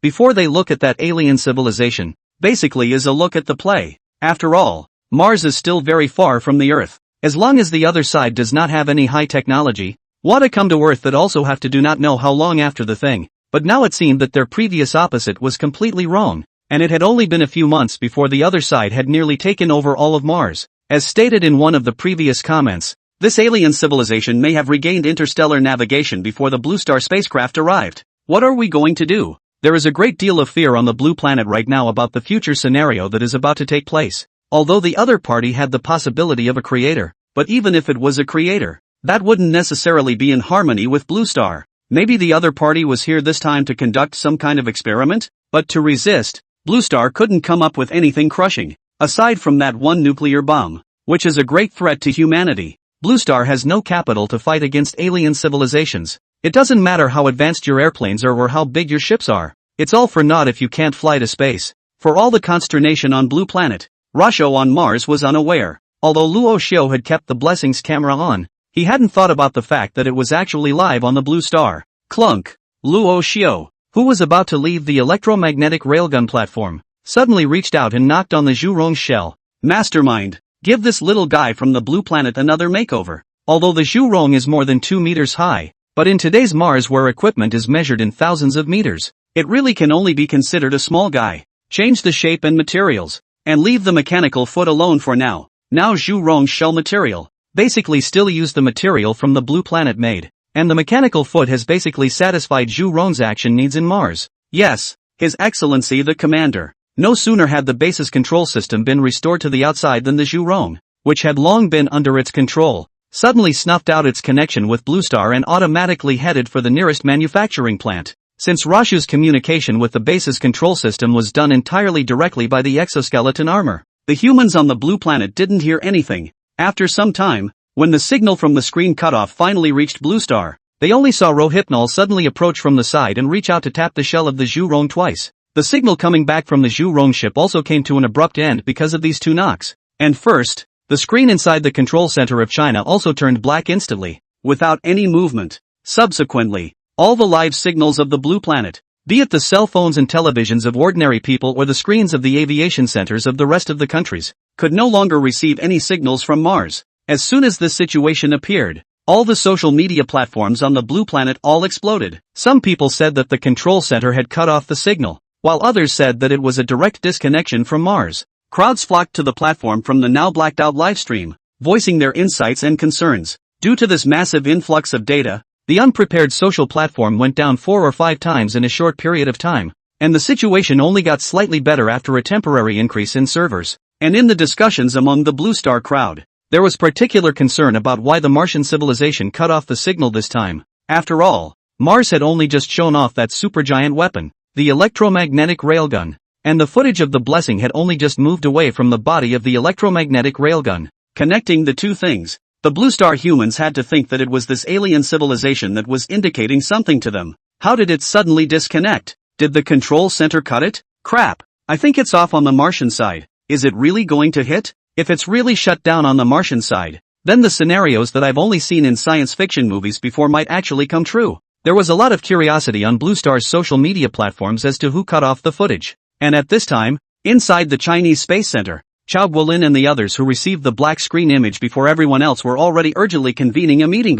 How did this happen? The liaison officer who had remained inside the Space Center looked to Chao Guolin and asked. Faced with this liaison officer's question, Chao Guolin replied. The other party had taken control of the Zhu Rong ship beforehand, and in this case, he must have known that the Zhu Rong ship was transmitting signals all the time like the Blue Star. That is to say, the other party has just been letting the Zhu Rong ship shoot? The liaison officer looked at Chao Guolin with a puzzled expression and continued. And for what? We don't have an answer for that either for now. Chao Guolin himself hadn't figured out why Luo Xiu hadn't cut out the Zhu Rong ship's camera unit. After Chao Guolin finished speaking, that liaison officer's face also became more serious. If that alien civilization no longer turns on the Zhu Rong's camera, then we can only continue to check on the situation on Mars through the heavenly question. Just as the liaison officer was speaking, Go 1, who was sitting at the bottom of his head and also participating in the meeting, waved his hand and said, No, according to the current situation on Mars, if the other side really wants to destroy all of the monitoring devices,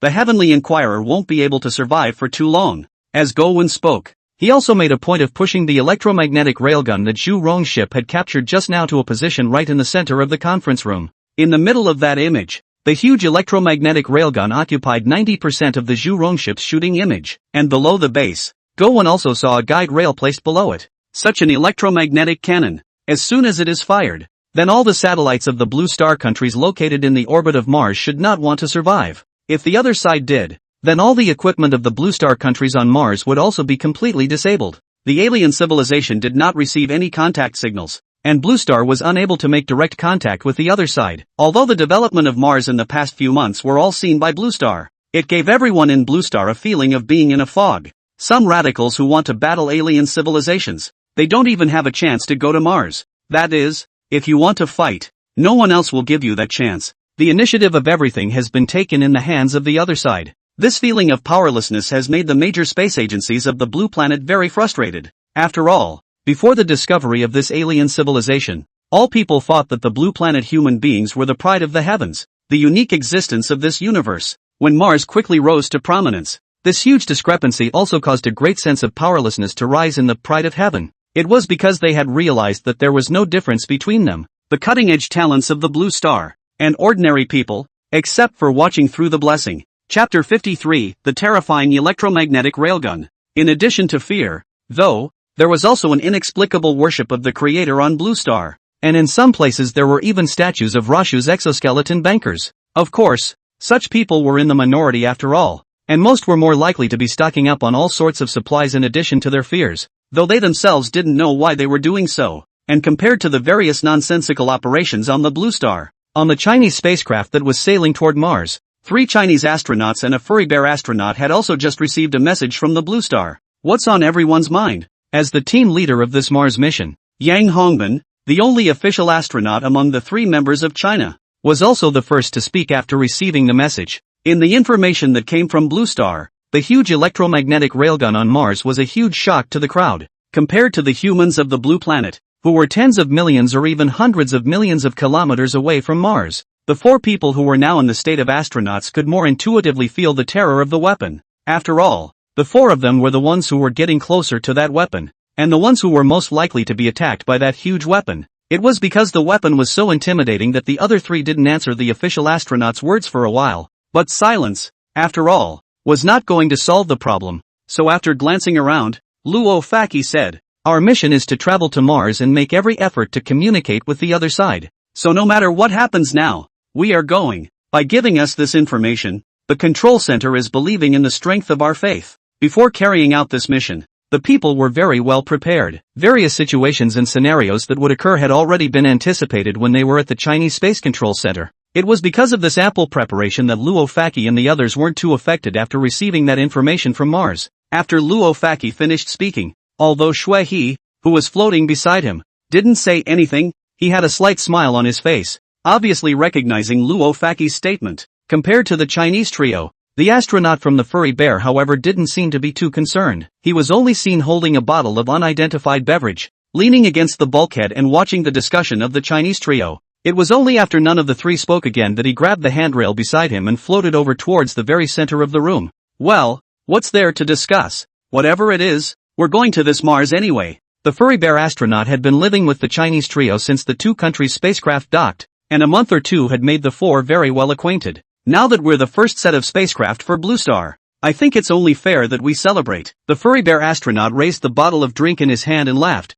For Blue Star, Ula. Seeing this, the three from China could only smile and wave their hands. Just as the members inside the Chinese spacecraft were taking care of these emergencies, the electromagnetic railgun rails on Mars had also been manufactured and were just waiting for the construction robots to install them. At this point in time, all the other equipment for the electromagnetic railgun had been installed, and was only waiting for the two guide rails to be installed so that the first test could be conducted. At this time, at the location of the first giant electromagnetic railgun of Mars, thousands of construction robots were already at the top of the carrying mechanism, continuously installing the segments of the rail. Because the length of the guideway was close to 2,000 meters, in order to install the millions of tons of guideway onto the railgun, Rovu finally had to take the segmented installation before fusion. At this time the two rails were already close to completion, and since wireless transmission could not meet the instantaneous load of the electromagnetic railgun, Luohua also had to pull a cable specially for this electromagnetic railgun that was brought over from the equator. Just this cable alone had consumed an unknown amount of copper ore from Luo Xiao. When the installation was about to be completed, a large number of 6-meter tall, stout builds, except for the last step of the construction robots, withdrew towards the base of the electromagnetic railgun, as the first test was about to begin to take place after the installation was completed. Click! When the last 100-meter-long component was installed, the electromagnetic railgun's power supply was also officially turned on. From the planetary girdle of Mars to the giant cables, power was pouring in at high speed toward the location of the electromagnetic railgun. Buzz! When the energy drawn from the direction of the equator entered the electromagnetic railgun, the railgun's carrying mechanism instantly flashed with blue current. The current grew thicker and thicker the further they got to the position of the electromagnetic railgun guides, and the block of iron being used as a test had long been in place, waiting only for Rohypnol's command to be given before the piece of Martian matter was sent into space. Begin! As the last of the construction robots withdrew from above the rails, Rashu also gave a direct command to the base control system. Understood, Sir Commander. The current in the EM railgun rails also grew thicker as the base control system replied. Buzz! The guide rail, in its preparatory phase, made a sound, violent, never before seen on Mars. However, due to the thinness of the Martian atmosphere, the sound did not spread too far. But despite this, Luo Xiao, who was standing underneath the base of the electromagnetic railgun, also felt that the space around him was vibrating because of the electromagnetic force. Boom! When the electromagnetic railgun was fully charged, the huge iron block that was placed right in the middle of the two guide rails was instantly knocked out, cutting through the sky and straight into space. And at the same time as the iron block was blasted out, the Martian dust at the base of the electromagnetic railgun this was also shaken up at the same time, setting off a small wave of Martian dust storm. Not bad. It can transport quite a lot of supplies at once. Luo Hua, who had always wanted to establish an orbital dock in Mars orbit, was also very satisfied with the successful launch of the electromagnetic railgun. After the electromagnetic railguns are able to function properly, various resources are also sent into orbit at a predetermined rate, converging on the same predetermined orbit. Once a certain amount of resources had been stored, Roshu would send the construction robots directly into space with the still experimental vehicle, converting those resources directly into raw materials for the orbital dock. However, this launch, while only a slightly more important one of many tests for Rohypnol, was a huge tsunami for the entire Blue Star space community. But it was a huge tsunami for the entire Blue Planet space community that was observing the situation on Mars. Sure enough, it's an electromagnetic cannon. Americ's satellite seems to have been hit, inside the space center of China. A group of researchers also saw this extremely shocking scene through the heavenly question. Although the signal returned by the heavens question was much worse than that of the Zhu Rong, the image, even if somewhat blurry, still raised a sense of powerlessness among those on the Blue Star who saw the scene. Americ's satellites didn't even get a direct hit. They just got grazed and went straight to space junk in outer Martian orbit. This kind of power is not something that ordinary weapons can achieve. Chapter 54 Ancillary Equipment. For Americ, the last few days have been like a watery grave, where nothing works. First, The explosion of the Indo's overcargo bay interfered with the Americ assembly process, causing them to go straight out of the first echelon to Mars. And now with the destruction of an artificial satellite in Martian orbit by one of Roshu's electromagnets, the back-to-back bad news has depressed the people of the American Space Agency. And after this test launch by Roshu, and thus the loss of Americ's artificial observation satellite, they have kind of completely lost their intelligence on Mars. Now in the orbit of Mars, apart from China, only the European Union and India have artificial satellites that are perched in the orbit of Mars. In order to be able to continue to keep an eye on Mars, Americ has sent simultaneous requests for shared artificial exploration satellites to both sides. The major Blue Star space agencies were shaken up by this Roshu launch, but the average Blue Starian knew nothing about it. They were unable to observe through man-made probe satellites, and the Zhu Rong ship was pulled into the manufacturing plant for remodeling. For the current Blue Star humans, they were basically in the dark and could only use their imagination to guess what was happening on Mars at this time. Although the recent Martian technological explosion had brought very great fear to the Lansing people, the inquisitive spirit of mankind was still very much in abundance at such times as well. The nth day without a wishbone number. That said, the Zhu Rong has disappeared for a bit too long this time. It's not like it's been returned. Is it? I don't think so. The ore production on Mars is ridiculously high right now. Thousands of meters high equipment can be built at will. That's something in the millions and millions of tons. Still short of this little bit of meat from the Zhu Rong ship? That seems to make sense upstairs. But has the wishbone been returned? Where do you put it here and there? Fearful, helpless and idle Bluestarians have also been posting their opinions on the internet about the disappearance of the wishbone. This Zhu Rong ship had provided a large amount of image information for Blue Star in a few months' time. And this sudden disappearance had also caused Blue Star humans to suddenly feel a bit uncomfortable. When access to information is interrupted, the fear of suspicion is even greater. Instead, the Zhu Rong ship, which the Blue Star people had been longing for, had been disassembled into parts and placed inside the number 1 manufacturing plant. Most of the parts will need to be replaced as Rohu is going to completely modernize its materials. The shape of the wishbone, of course, would be drastically changed as a result. The only thing that would remain would probably be the 6 mechanical feet that were installed only after coming to Mars. The original fuselage will become more streamlined instead of square and boxy, and where the camera would have been, there will be half of a construction robot-like body with 4 robotic arms. Overall, the blessing is a complete departure from what it was in the beginning. Hard to say. It's more like a half-man, half-spider machine. Of course, this look won't be seen until it's been assembled. And right now the blessing is still just a pile of parts. The Blue Stars won't be able to see the blessing via Sputnik until it's been reassembled. Click, click. While the blessing was still being assembled, the one in exoskeleton armor was at that moment coming up to the top rail of the electromagnetic railgun, admiring the big guy.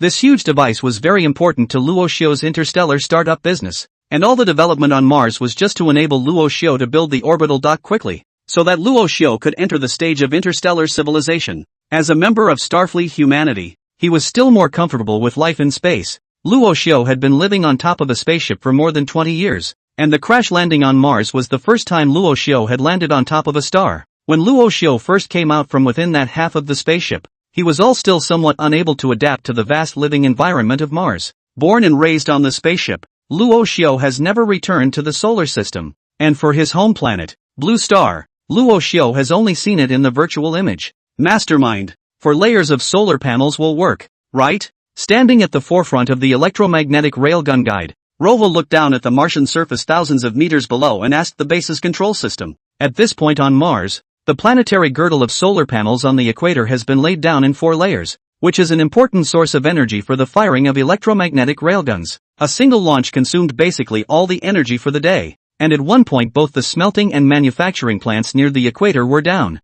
Your Excellency, Commander, I recommend continuing the widening of the Equator project and constructing a separate energy storage unit as well as an energy deployment unit for the electromagnetic railguns. The base control system answered directly after hearing Luo Xiu's question. When the electromagnetic railgun was on its launching mission just now, not only were all of the solar panels on the sunny side of the equator supplying power to the electromagnetic railgun, but even the energy storage device of the spaceship's base was simultaneously outputting stored power to the outside. But even with this supply of energy, the launch mission was narrowly missed. After all, an electromagnetic railgun is not a continuous charge, but an instantaneous burst of energy, which is still a very big challenge to Mars' existing energy system. In order to be able to solve this problem, the energy storage and deployment equipment suggested by the base control system is what has to start building. It seems like the instantaneous energy consumption is still very large. Luo Xiu had wanted to build 2 more electromagnetic railguns before, but now it seemed that this plan would have to be moved back slightly. The Equator project has not yet been widened,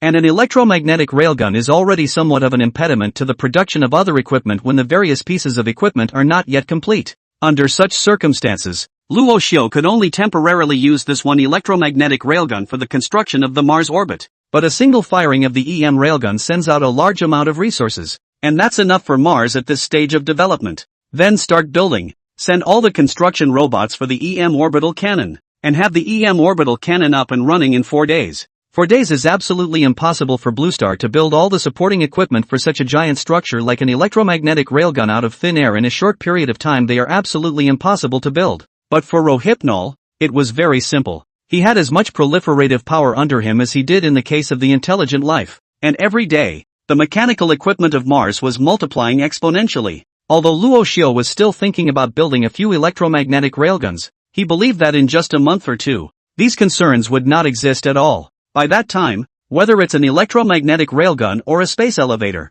it won't be difficult to build at all. Chapter 55, Orbital Planning. 4 days was a very long time for the humans on the blue planet. Because after the Zhu Rong was assembled, it was sent directly to the area of the energy storage equipment to move all kinds of equipment, individual steel. The Blue Star humans could only follow the viewpoint of the Zhu Rong ship and watch as a group of construction robots continued to build energy storage equipment. And within 4 days, the area around the first electromagnetic railgun was covered with equipment used for energy storage. Compared to the boredom of the Blue Star humans, Luo Xiu was very leisurely on the guide rail of the electromagnetic railgun these days. Your Excellency the Commander. The energy storage equipment has been constructed. Is it time to recharge? Just as Rashu was sitting on top of the electromagnetic railgun, his feet dangling in front of the rails, the base control system brought him good news. Already? After hearing the words of the base control system, Luo Huo looked down at the columnar energy storage device that surrounded the base of the electromagnetic railgun and said, "Charge it up. Now that it's been built,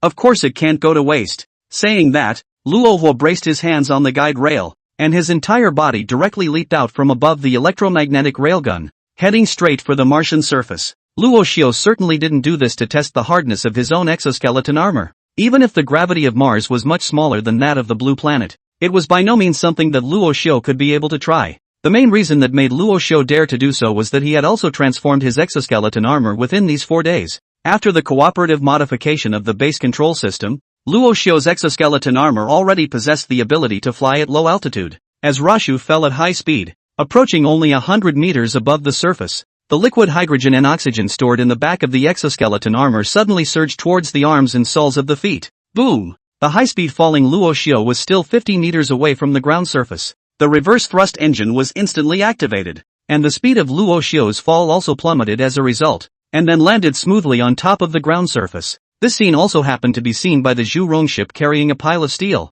In order to be able to let the Blue Star humans perceive the gap in technology and the urgency of the unknown, Luo Hua ended up installing the camera of China on the shoulder of the Zhu Rong ship, so that Blue Star could feel the power of Mars. Because of this, the Blue Star humans saw Rashu leap from the top of the electromagnetic cannon in the middle of the night. All able to fly? I've heard that Americ's satellites have been smashed by electromagnetic cannons. Isn't it normal to be able to fly? The Blue Star people were already not surprised by the abilities that Luo Xiu had now realized, and now they wouldn't be too surprised even if Luo Xiu directly created a spaceship heading towards Blue Star. After all, this alien civilization was in existence that had taken control of half of Mars in just a few months. Of course, in addition to the sentiment, there were few who ran off the rails in the various pop-ups and comments. One step closer to the destruction of humanity. Big brother upstairs, be optimistic. We humans won't necessarily be destroyed. I've set up a miners' brigade. When that alien comes we'll go digging together. Do you want to join one? Good man. It's you again. I've seen it several times. But brother, do you have contact with Mars? Are you still short of people? I'm 200 pounds and strong as hell. Just as the Blue Star people were frantically commenting, Luo Xiu, who was standing in front of the Zhu Rong ship, didn't linger too long. He only saw that after landing, he directly walked forward towards the surrounding energy storage equipment. Under the work of the Zhu Rong and the many construction robots, a huge 70-meter high energy storage rectangle storage device wrapped around the base of the electromagnetic railgun like Stonehenge. They were as wide as the top and bottom, resembling square monuments, and densely packed to extend outward at the base of the electromagnetic railgun. And with Rashu's consent, The base control system had transferred the excess energy to the storage areas. The bottoms of the housings of these tall energy storage devices were also gradually turning blue, symbolizing the charging of energy. When the black and gray energy storage device turned completely blue, the energy storage area was even fully charged. How long does a recharge take? Walking underneath the energy storage device, Rasha reached out to the gradually bluing base and asked the base control system. It takes 6 hours of blue star time. While the base control system came from the ship, the migration faction and Starfleet humans had been using Blue Star's timing as well. So even though the base control system is on Mars, the timekeeping used is still the same as the Blue Star timekeeping laws. 6 hours? That's not bad for 4 recharges a day. Charging 4 times a day. That electromagnetic railgun would be able to be used 4 times. And this frequency was basically able to complete the current stage of the Mars orbit construction mission. The next batch will launch 100 orbital construction robots to get the operating platform up first. Now that development on Mars was already progressing steadily, and the solar panels of the Equator project were even still being spread north and south, there was no longer too much of a shortage of either resources or energy for Rohypnol. So the current focus of Rohypnol's development has changed from the Martian surface to Martian orbit. As the planetary belt continues to expand, electromagnetic railguns will continue to be built right along with it. Yes, Your Excellency, Commander. The manufacturing of the orbital construction robots has been ordered. The gap between the orbital construction robots and the ones on the surface was still very large. So after receiving Rohu's instructions, the base control system also ordered a new manufacturing task. In contrast to the ground, which requires mechanical feet for movement, the orbital type of robot simply eliminates the drive equipment in favor of a direct use of a counterthrust engine, just like the Rashu exoskeleton armor. Most of the time, they only need to use inertial movement in a near vacuum. These freshly produced orbital robots would be encased in special shields to prevent them from being damaged when fired by the electromagnetic railguns. Once the first construction robots were sent to space, the electromagnetic railguns behind them would just have to fire all kinds of resources day in and day out. As for the robots and various equipment, they will be produced directly in Mars orbit after the first operating platform is erected. With the base control system's measurements, it would only take a month or so for a complete industrial chain to be formed in Mars orbit and for the orbital dock that Luo Xiu had been longing for to be built. And just as Luo Xiu traveled through one of the energy storage devices, the latest batch of resources that needed to be launched into orbit had also been transported into the guide rails of the electromagnetic railgun, just waiting for the charge to be completed. And then they would proceed directly to the next launch mission. Once the orbital dock was constructed, Rasho would also begin building the ship. And then the antimatter annihilation bomb would be tested within between the asteroid and Jupiter. Chapter 56, The Power of Mars. The construction of Mars was expanding at a rate visible to the naked eye. And while the humans of the blue planet watched, they were never able to do anything about it. Although they have billions of people and countless resources, they are still out of reach when facing Mars, which is tens or even hundreds of millions of kilometers away. Although the major space agencies of the blue planet are now urgently constructing various types of platforms in orbit around the blue planet, no matter whether it is a manned platform or a weapons platform, it has absolutely no chance of winning against the Mars of this current technology. But even so, the Blue Stars would not give up, and the fantasy would remain in the minds of the Blue Star humans until the day of destruction was actually reached. The other side has begun to start building in Mars orbit. Inside China's Space Control Center, Chao Guolin was holding a photo taken by the Sky Questioner in his hand as he said to Gowen beside him. On the picture in Chao Guolin's hand, a simple working platform that was 100 meters long and wide had already been built by Luo's orbital-type construction robots. On top of this platform, a manufacturing plant had risen up and was in the middle of production operations. And around this manufacturing plant, there were numerous materials that had been launched into orbit by electromagnetic railguns placed neatly. Hundreds of construction robots surround the platform and are increasing the size of the platform so that more manufacturing plants can be attached to it. It really is just like a dream. Gowen shook his head slightly. If it wasn't for the fact that something like this did happen in this bout of time, Gowen would never have believed that such a huge platform would have actually been erected in the orbit of Mars. Our spaceship assemblage won't arrive for another year. After handing the photo to Gowen, Chao Guolin stood up and looked at the square array of energy storage equipment taken by the Zhu Rong ship on the big screen. The square monument of energy storage had already been recharged once again, and was only waiting for the electromagnetic railgun to be fired. A year, and by the time it arrives, the orbit of Mars may be able to recreate a belt. At this time on the blue planet, for the Mars equator on the ever-widening solar panels in the region gave a nickname Mars Belt. This name in Luo was planetary belt is also only one word difference, but while the word is only one wrong, the pattern is much smaller. The belt that Roshu will lay down is not just the one for Mars. Besides Mars, Mercury and Venus will likewise have such a blue and white belt a year from now. Compared to Mars, which is already adjacent to the asteroid belt. These two planets are more light and more effective for solar panels. Belt or no belt is secondary, since the other party can directly enter the orbit of Mars now. I believe the spacecraft won't be too far away, Gowen said as he carefully looked at the photo in his hand. These factories that are on the platform are likely being prepared for this step. Gowen's guess was mostly right. The equipment and parts produced by this platform were stocked for the orbital dock. When there are enough orbital robots and enough resources in reserve, the first orbital dock on Mars will begin to be assembled. Building in orbit is a bit easier for the robots than building equipment on the Martian surface. And more importantly, there won't be any pollution from sand and dust.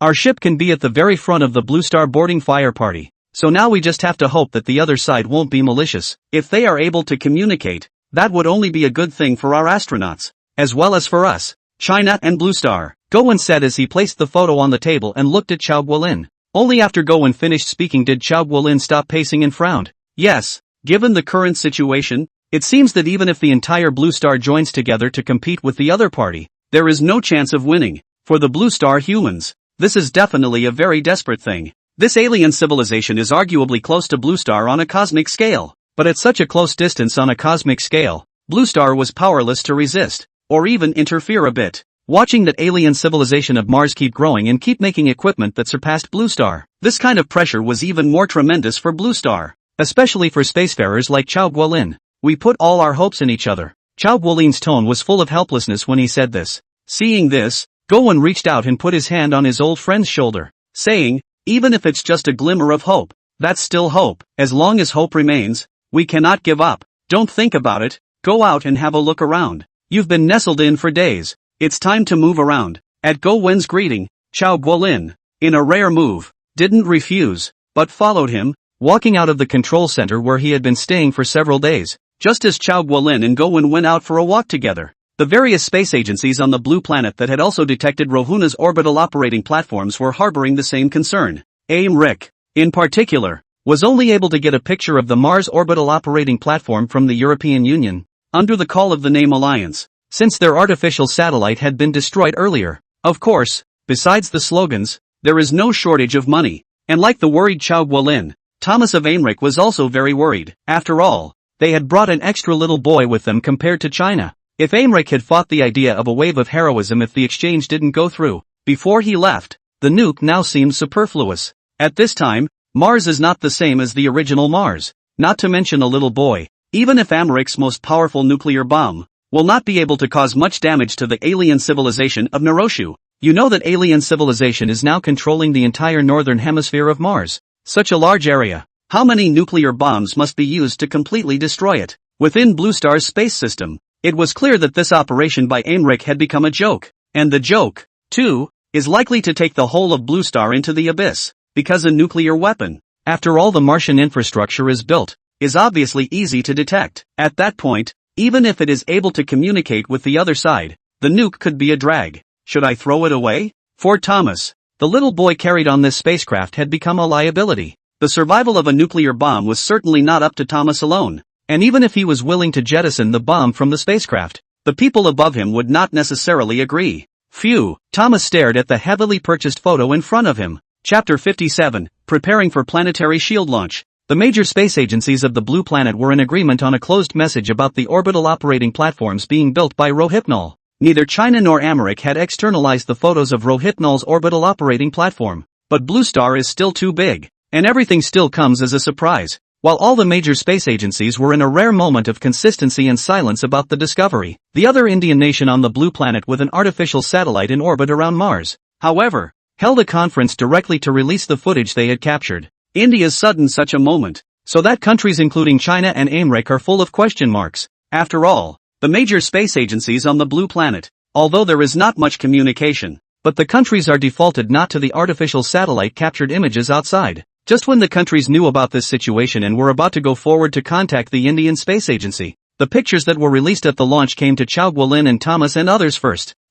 When Chao Guolin saw the images captured by the Indian country's artificial satellite, his originally tense mood relaxed. Why is it so fuzzy? On the picture in Chao Guolin's hand, the picture taken by India was very blurry, and the orbital operating platform, which was still clear in the photos of China and the European Union, was muddled into a mess on this photo. It should be that AIMRIC's satellite was destroyed earlier, and the debris rippled through the Indian country's satellite. Gowon said as he looked at the operational platform that was already a mosaic on the screen. At the time of that electromagnetic cannon launch, the satellites of India and America were not very far apart, and it was normal for them to be affected by the waves, and the camera they were carrying wasn't very good in the first place. The weight alone was already 1.3 kilograms. Behind Xiao Guolin and Gowon, Petrov, the representative of the woolly bear, also interjected. In that case, that's it. After seeing the footage released by India, Xiao Guolin wasn't as eager to contact India, and even if China doesn't go, America will contact India. Just as Xiao Guolin thought, this picture exposed by Indo was not clear and even a bit of a mosaic, but after 3 minutes, the conference that was still open was cancelled. The Indian state then issued a disclaimer that there had been a malfunction in the observation and that the camera of their artificial satellite had been damaged for unknown reasons. This inexplicable operation of the Indian country has also become the focus of attention of the major platforms for a while. For the Indian country in the end did not shoot something. At this time the blue star is also a variety of opinions. But even a very blurry picture was taken out and studied over and over again by the crowd, trying to discover something from it. The main reason why the blue star humans are so frantic to study a satellite photo that has been mosaiced is that they can't get a full picture of the current Mars right now. The images now seen on the blue planet through the blessing are very one-sided. Whether it's the solar panels on the equator or the towering electromagnetic railguns, the blue planet humans can only see partially. This has led to the fact that the average person, other than the major space agencies, is unable to see the full picture of Mars as it is now. It was because most of the blue star humans could only manage to get a glimpse of what was going on. So although they were shocked and frightened, they hadn't reached the point of despair. This is exactly why the major space agencies default to not putting out global maps of Mars. And compared to the alas of the humans on the blue planet at this time, Luo Hua on Mars was quite satisfied with the current development. At least compared to a few months ago when they still needed to dig by their own hands. At this point the various robots all over the northern hemisphere of Mars had taken care of all the problems for Rohypnol, and having basically taken full control of the northern hemisphere of Mars, those construction robots of Rohypnol were spreading to the south. The planetary girdle of solar panels on the equator, 4-1, headlined the first wave southward. At this point, 8 layers of solar panels have been laid north and south at the far point of the Martian equator, and this width is increasing daily. If it weren't for the fact that Russia hadn't continued to invest more robots in the construction of the solar panels, the exponential growth of resources would have definitely made the belt more than twice as thick again. Rasho, who had come to the equator from the electromagnetic railgun, was now standing on a crater next to the planetary belt,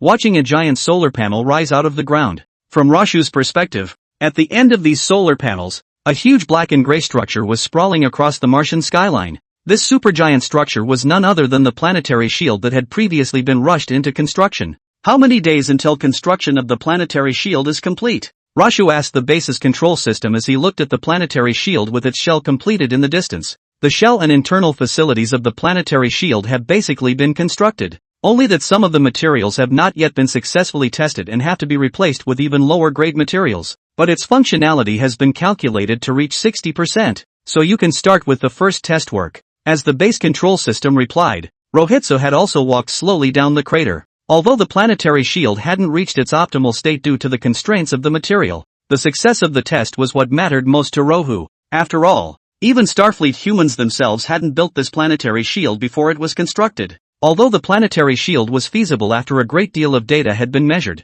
Rashu still had to perform the necessary tests before he could do so. Let's test it tomorrow then, and block out Blue Star's signal. The best target for Rohu to test would be the nearby blue star. At this time the blue star for Mars can be said to be unusually hot, a variety of signals back and forth, but also precisely Luo Hua is the easiest and best to use to try their hands. After the planetary shield is activated, all signals transmitted from blue star will be intercepted, just like a stone sinking into the sea, without any news, and after blocking the other side's signal, the shield will also go through a simulation to send back the signal it wants the other side to see, whether it's light, radio waves, or sound waves, they can all be simulated back by the planetary shield. Yes, His Excellency the Commander. After the base control system replied, the energy deployment across Mars began to adjust. The planetary shield, because it needs to be on all the time, consumes energy differently than the electromagnetic railgun, which requires a continuous supply of energy. So after reorganizing the planning,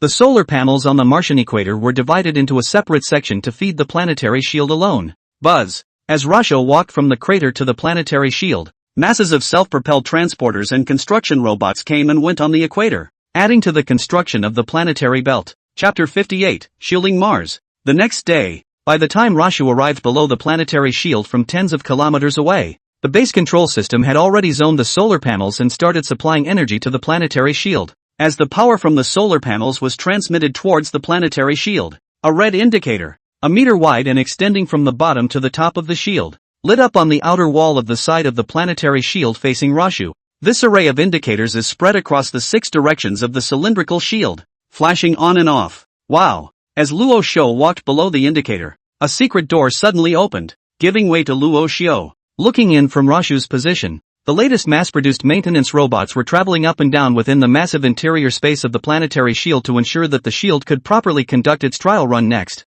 Click, click. Rashu took control of the exoskeleton armor and walked inward. A clicking sound as his steel mechanical feet made contact with the metal floor inside the shield. Since the planetary shield was as high as 600 meters, Luo Hui of course couldn't climb to the top on foot, so after bypassing a few maintenance robots, Luo Hui walked directly to the straight-through elevator in the very middle position of the shield. Shoo! After Rashu stepped into the elevator, the shield, which was already feeding, activated the elevator with it, leading Rashu quickly to the top of the planetary shield. Your Excellency, Commander, do we need to begin the tests? As Rashu stepped out of the spire of the planetary shield to the top edge where the guardrails had not been installed, an inquiry came from the base control system, which had already prepared everything. Begin. Luo Xiu had come over on this trip to see the planetary shield test, and since all the preparations had already been completed, it was of course better to do it ahead of time if he could. Yes, His Excellency the Commander. After receiving Rashu's suitable instructions,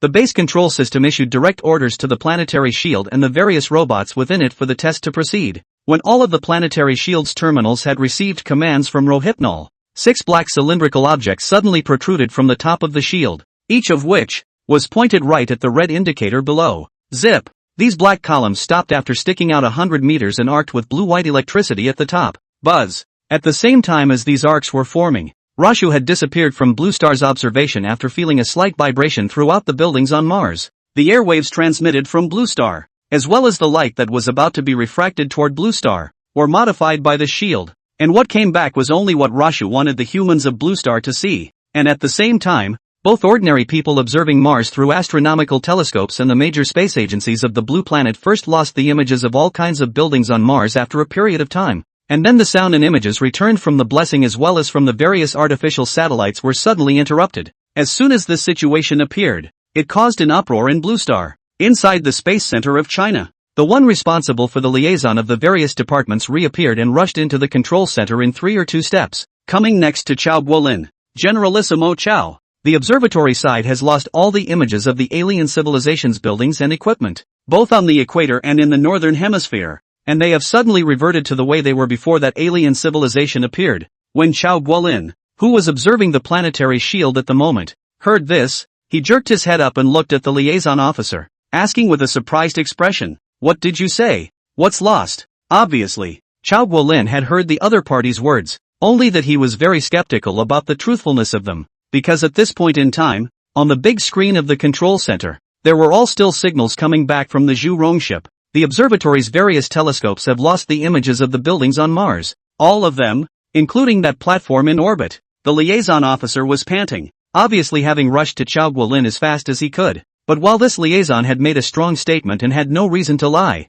the footage that was still playing in the control center directly refuted the other party, only to see Chao Guolin raise his hand and point to the big screen, saying to this liaison, "Isn't there more here?" Just now, due to being too flustered, this liaison officer didn't bother to pay attention to anything else, and it was only when Chao Guolin pointed at the big screen that he followed the direction of Chao Guolin's finger. Sure enough, the big screen was still showing the image returned from the Zhu Rong, in which a huge transportation vehicle was passing in front of the Zhu Rong at high speed, bringing up a cloud of sparking dust. Hiss? What's going on? The liaison officer who saw the scene was a bit confused. The message he received just now was clearly stating that the monitoring of Mars had been lost. How could it be faked when the news came from the observatory? In fact, Chao Guolin himself was equally puzzled. At this level, the other party wouldn't come to joke about it either. So, what went wrong? How about contacting astronomy first? Chao Guolin was just about to ask the liaison officer to double-check with the observatory to see if there was a deviation in the information.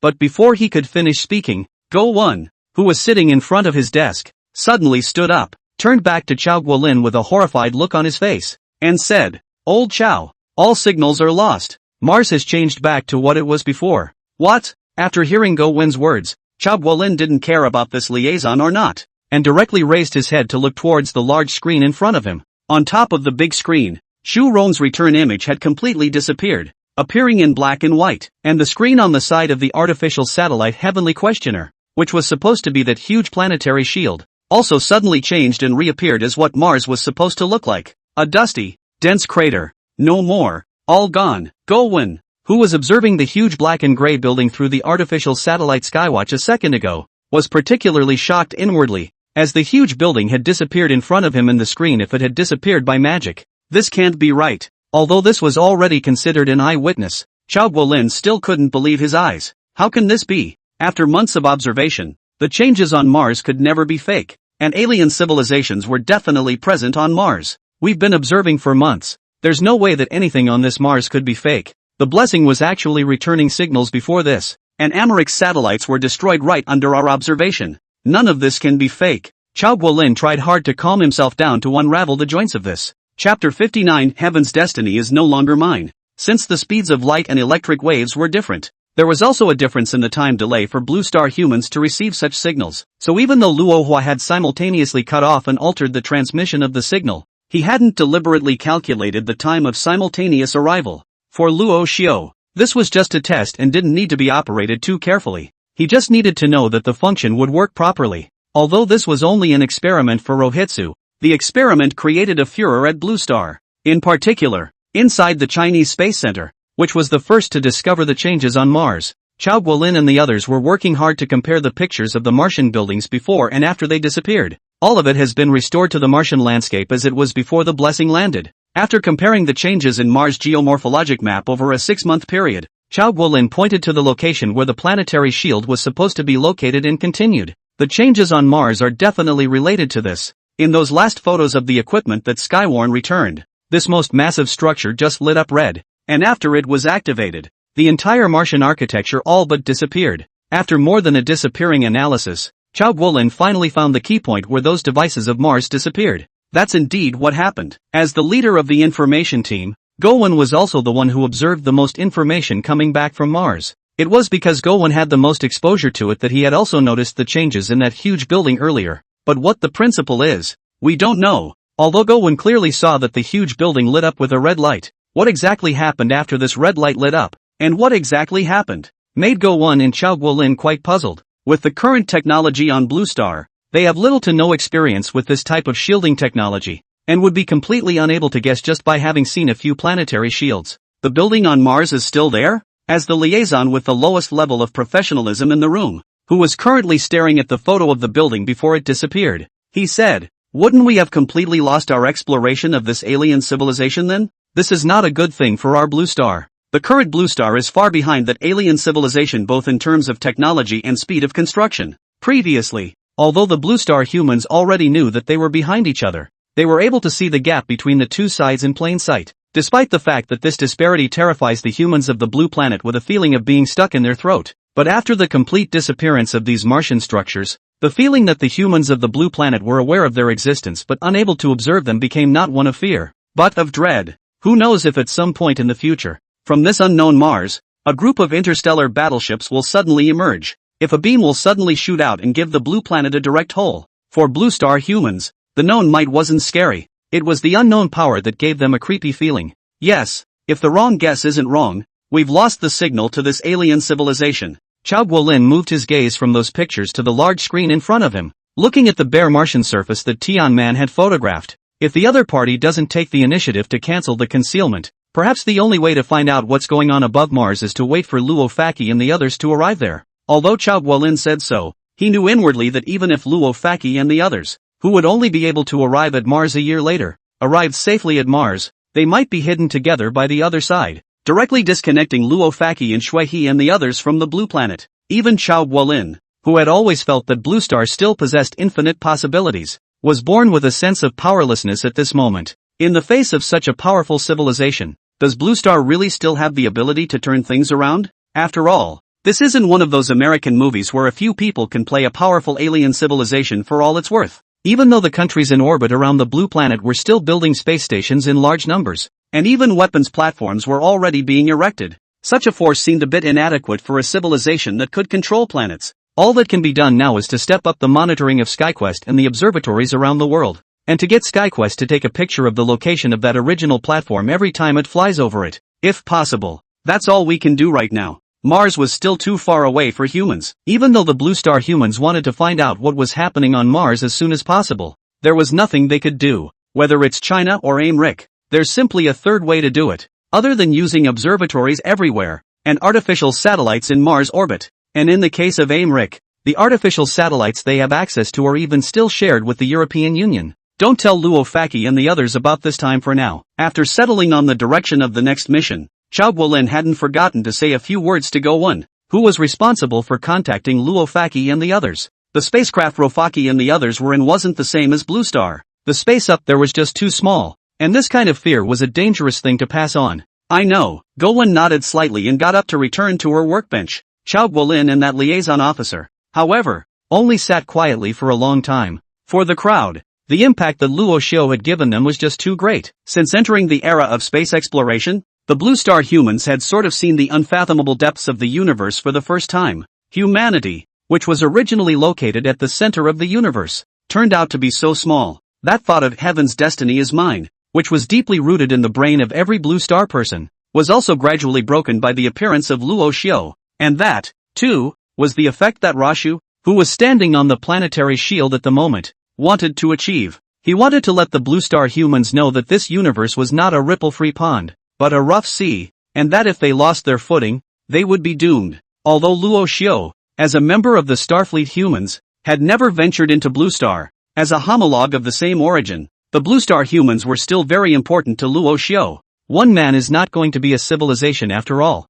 Upon realizing this, Luo Xiao also had a hint of enlightenment about what the Cygnus civilization had done. It is the collision of more ideas that can inspire all kinds of inspiration and bring forward momentum to civilization. And this driving force is technology. If it was just Luo Xiao alone, even if he controlled the entire solar system and defeated the Stargate construction advance fleet of the cruise fleet, he would definitely not be able to match the Cygnus, which had many affiliated civilizations. In terms of technological explosion, mastermind, construct 10 shielding amplifiers and send them to Blue Star. Time is running out. We'll have to transfer Blue Star's signaling with Mars under the shields. Chapter 60 Shield Extender. In only a day's time, the shielding extensions that Rashu had spoken of had been created and had been sent up into the rails of the electromagnetic railgun. This shielding extender was 100 meters long and 12 meters in diameter. Overall cylindrical, contracting at the tip to form a lightning rod-like needle 3 meters long. The 10 shield extenders were bound together within the rails of the electromagnetic railgun,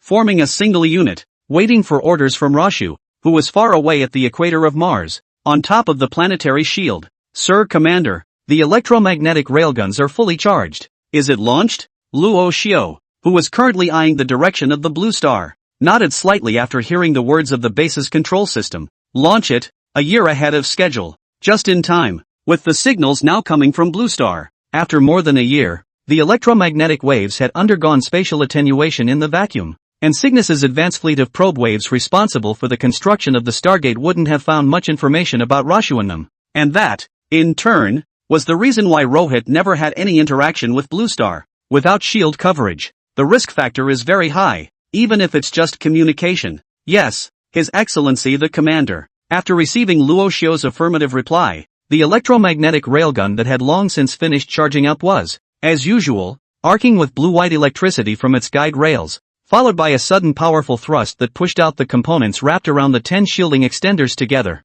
Looking from Rashu's direction, only a bright light suddenly appeared at the location of Mars' northern hemisphere, and then the extender disappeared from Rashu's field of view in a flash. This time the electromagnetic railgun was basically running at full power, and the extender being pushed by it wasn't being pulled to stay above the orbit by the Martian gravity like the various resources in the past, but rather it was directly escaping the Martian gravity and heading straight in the direction of the blue planet. The extender, which had missed its window, was extremely fast compared to the rocket launched by Blue Star, and even though it didn't have the optimal distance, it still plunged headlong into space. The 10 extenders began to detach from the assembly as they broke away from the gravitational pull of Mars. After all 10 extenders were detached from the assembly, the hydroxide engines inside their ends ignited and started instantly. After startup, The propellant filled in the extender is fed into the engine combustion chamber, where the soldier burns rapidly. A large amount of hot gas is produced and rapidly expands in the tail of the extender and is ejected from the tail at high speed. The reactionary force from this impact brought a great deal of thrust to the extender,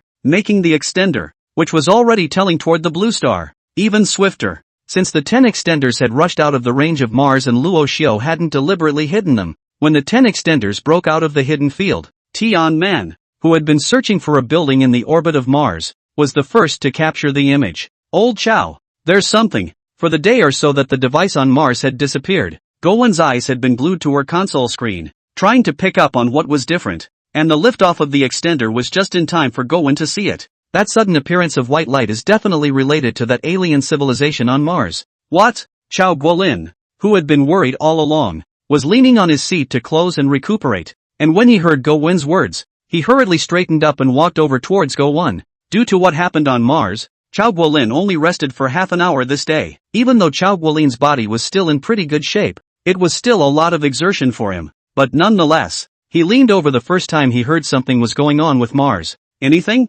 Chao Guolin, who had come to Gowen's side, asked as he carried the console in one hand and propped one hand on the back of Gowen's seat. After Chao Guolin approached, Gowen also immediately pulled up the footage captured by Tianman just now. Look here. Gowen pointed to the screen picture. There was a bright white light right at the same height of Tianwen's orbit. What is this? Since the bright light obscured the shape of the extender itself, Chao Guolin couldn't see anything at all outside of the bright light. At Chao Guolin's question, Gowen kept enlarging that bright light and said, I can't tell. It's too bright, but the direction he's heading in should be the blue star. What? Chao Guolin's entire body froze when he heard this. An unidentified flying object that shot towards blue star. This was not a good thing for the entire blue star humanity. Contact the observatory people and ask them to assist in observing the area. Chao Guolin didn't dare to be careless about such a significant matter, and after instructing Gowen to contact the people at the observatory, he hurriedly had someone notify the liaison officer who was still at the space center. After doing this, Chao Guolin stood in front of Gowen and ordered up the latest task to the entire information team. This flying machine must be found. After Chao Guolin gave this deadly order, the entire control center all set their sights on the craft that flew out from within Mars. Phew! Chief Engineer Chao, found something? The liaison officer who had been called over urgently gasped for air and ran to Chao Guolin and Gowen, asking, Look. Chao Guolin didn't explain himself to this liaison, but pointed directly to the photo on Gowen's console screen. What's this? The liaison asked suspiciously as he turned his head to look. However, when his eyes caught sight of the white light on the screen, his eyes instantly widened like bronze bells. Flying machine? Yes, it was just discovered. It should be a vehicle launched by that alien civilization, but we don't know if it's a weapon yet. Chao Guolin frowned and said in a low voice, though he was talking about not knowing if it was a weapon or not. At this rate, and the complete lack of communication from the other side, this thing wasn't even going to be too friendly to Blue Star. After hearing Chao Guolin's words, the liaison officer didn't know what to say for a moment. Yesterday's activation of Rohypnol's planetary shield had put the whole of Blue Star on edge, and after a day there were no signs of improvement. And how could it not worry the spacefarers of the blue planet that another craft had suddenly sprung up from Mars before the story had dissipated? As the person responsible for liaising with all parties, the liaison officer, who is now based at the Space Center, can especially feel the sense of oppression. We've asked observatories around the world to assist in the observation, Chao Guolin said as he stared at the images taken by SkyQuestion as well as the astronomical telescopes in orbit around the blue star. I'm sure we'll have a lock on that craft soon. The orbit from Mars to the blue planet is only so big, and the blue planet people still have a good chance of observing that craft if they want to. Chapter 61, Good luck to Blue Star. In addition to China, the European Union, America, and others also observed anomalies on Mars at the same time. By now the various astronomical telescopes as well as artificial satellites on the Mars-facing side of the blue planet were all aligned with the orbit from which the shield extenders had come.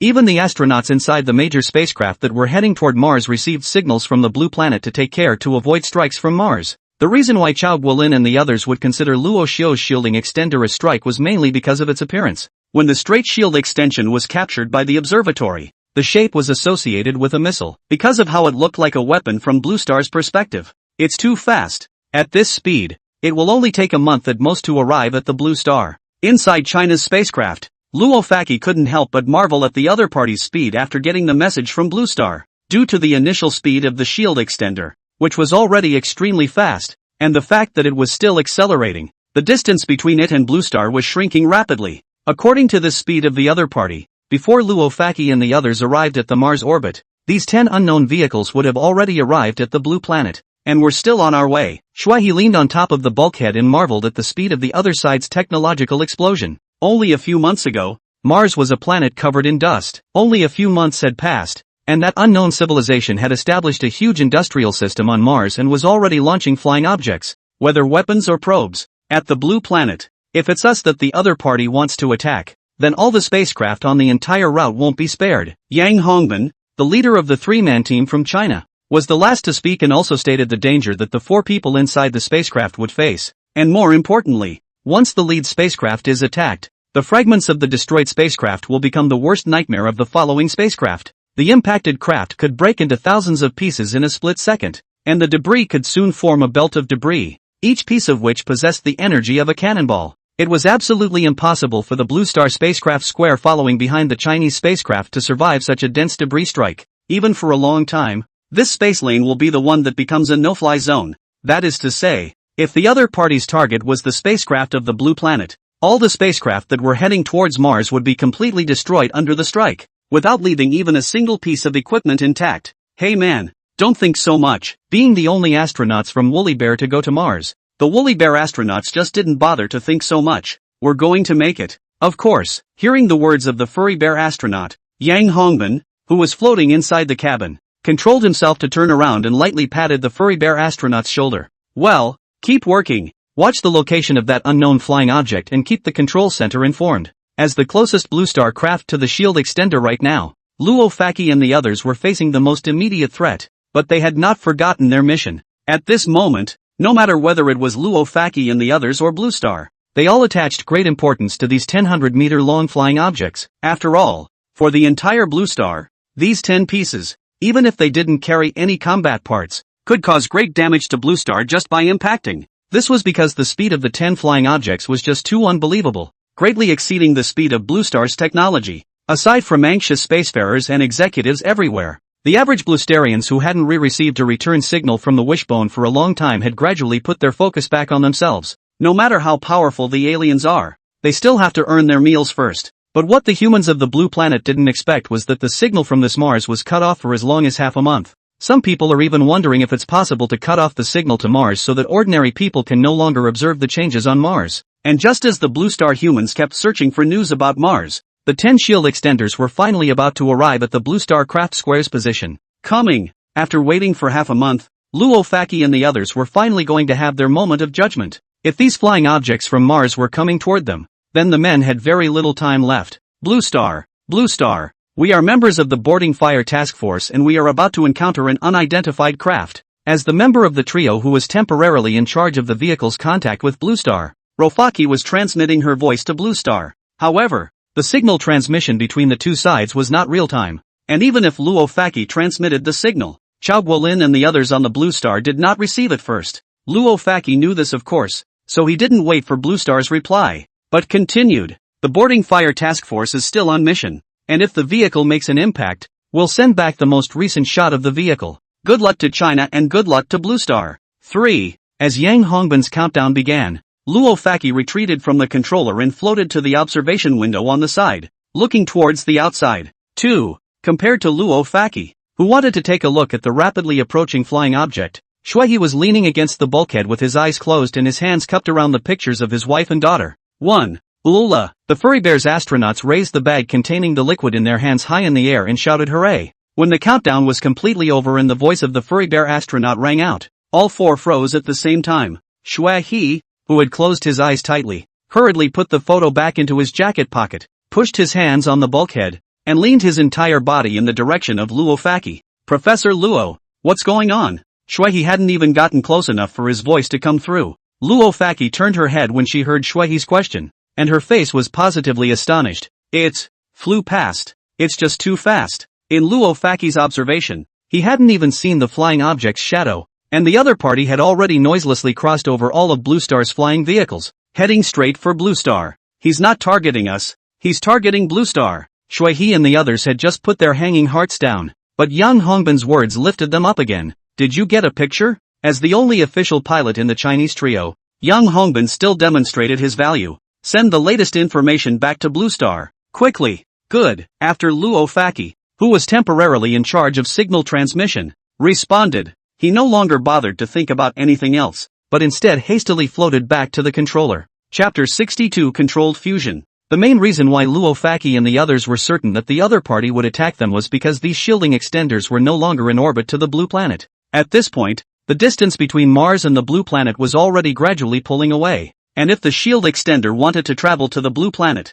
its orbit would already be different from that of the craft that Luo Faki and the others were in. But now it seemed that the other party's target was again not Blue Star's craft, and just as Luo Faki sent the encounter she adjusted back to Blue Star, the 10 shielded extenders, after leaping over a group of Blue Star vehicles, the engines at the front end used for attitude control kicked in, causing the entire extender to change its trajectory and head in the direction of the moon. The shield extender seemed to be designed to intimidate Rofaki and the others, and after startling all the Blue Star astronauts, it left straight away. That craft has changed its orbit. After transmitting the information towards Blue Star, Luo Faki once again observed the shielding extender. Changed orbit? Young Hongbin had drifted next to Luo Faki by now, looking at the shielding extender locked on the screen in front of him. After realizing that the imagined event hadn't happened with a cry from the hairy bear astronaut Ula, he had also slowed down by now and received the bag in his hand to one side before coming over and saying, "This direction. It's going straight to the blue planet." Just as the members on the Chinese spacecraft continued to observe the location of the shield extender,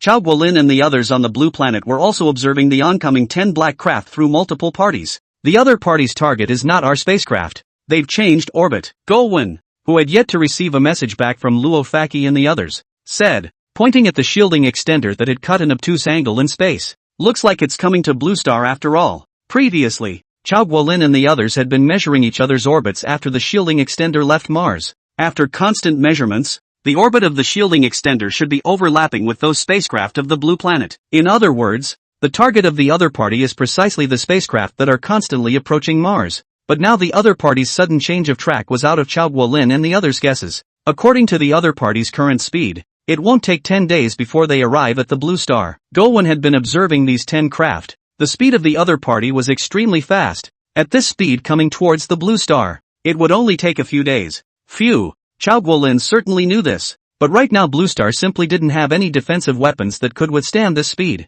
Time is too short. For Blue Star, 10 days simply didn't allow them to do anything in response. After all, this wasn't a land wound, it was in space. A few months ago, in order to land on Mars, the countries had already called all the spacecraft they could use, and the ones produced during those months had been used to build orbital platforms to go. That means that now, even if the other side arrives at Blue Star doesn't have a carrier that can intercept it outside of orbit. Of course, apart from ordinary spacecraft, the other thing that Blue Star has that has the ability to lift off is the numerous nuclear bombs from various countries. But such weapons, which are highly lethal in the atmosphere, don't cause much damage in space. Nukes that can't set off a shockwave in space basically don't want to intercept shield extenders unless they hit each other squarely. And even if it hit head-on, at that high speed of the extender, it would still cause massive damage when it crashed to Earth. A fragmented extender might also have to cover a larger area than a whole one. Say, thinking of this, Chao Guolin could only shake his head slightly and wait for the arrival of that shielding extender.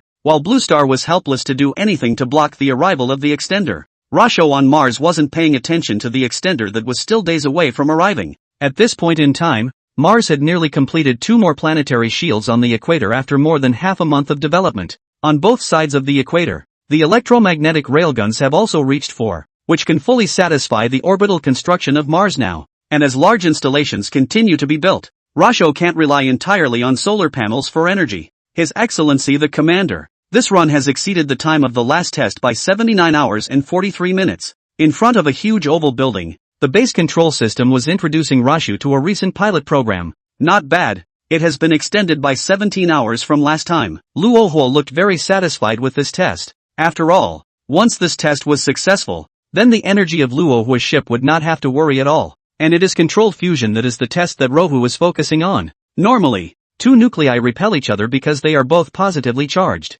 If controlled fusion is to be achieved, then the Coulomb repulsion must be overcome before the nuclei can be brought together. That is, the atoms in the test need to be given a high enough kinetic energy to accomplish this aggregation. The macroscopic characterization of the high kinetic energy of the atoms is the temperature. Only when the temperature of a substance is high enough can the nucleus and electrons be separated. And this state of the object is called plasma. When the protons and neutrons in the plasma are within a certain distance of each other, a nuclear force is generated again, which brings them together. And this is the nuclear fusion that rover is experimenting with. Controlled fusion is an energy source that has become very common in Rashu's time, and every ship energy source they have uses controlled fusion. But it was because it was so common that the Cygnus civilization, which already possessed this technology, certainly didn't need to do any more research on it, and because of this, the migration faction and the Blue Star humans hadn't done much to break through in this direction, even though they had gotten most of the data. At that time, all the topics of the migration faction were basically focused on antimatter annihilation bombs.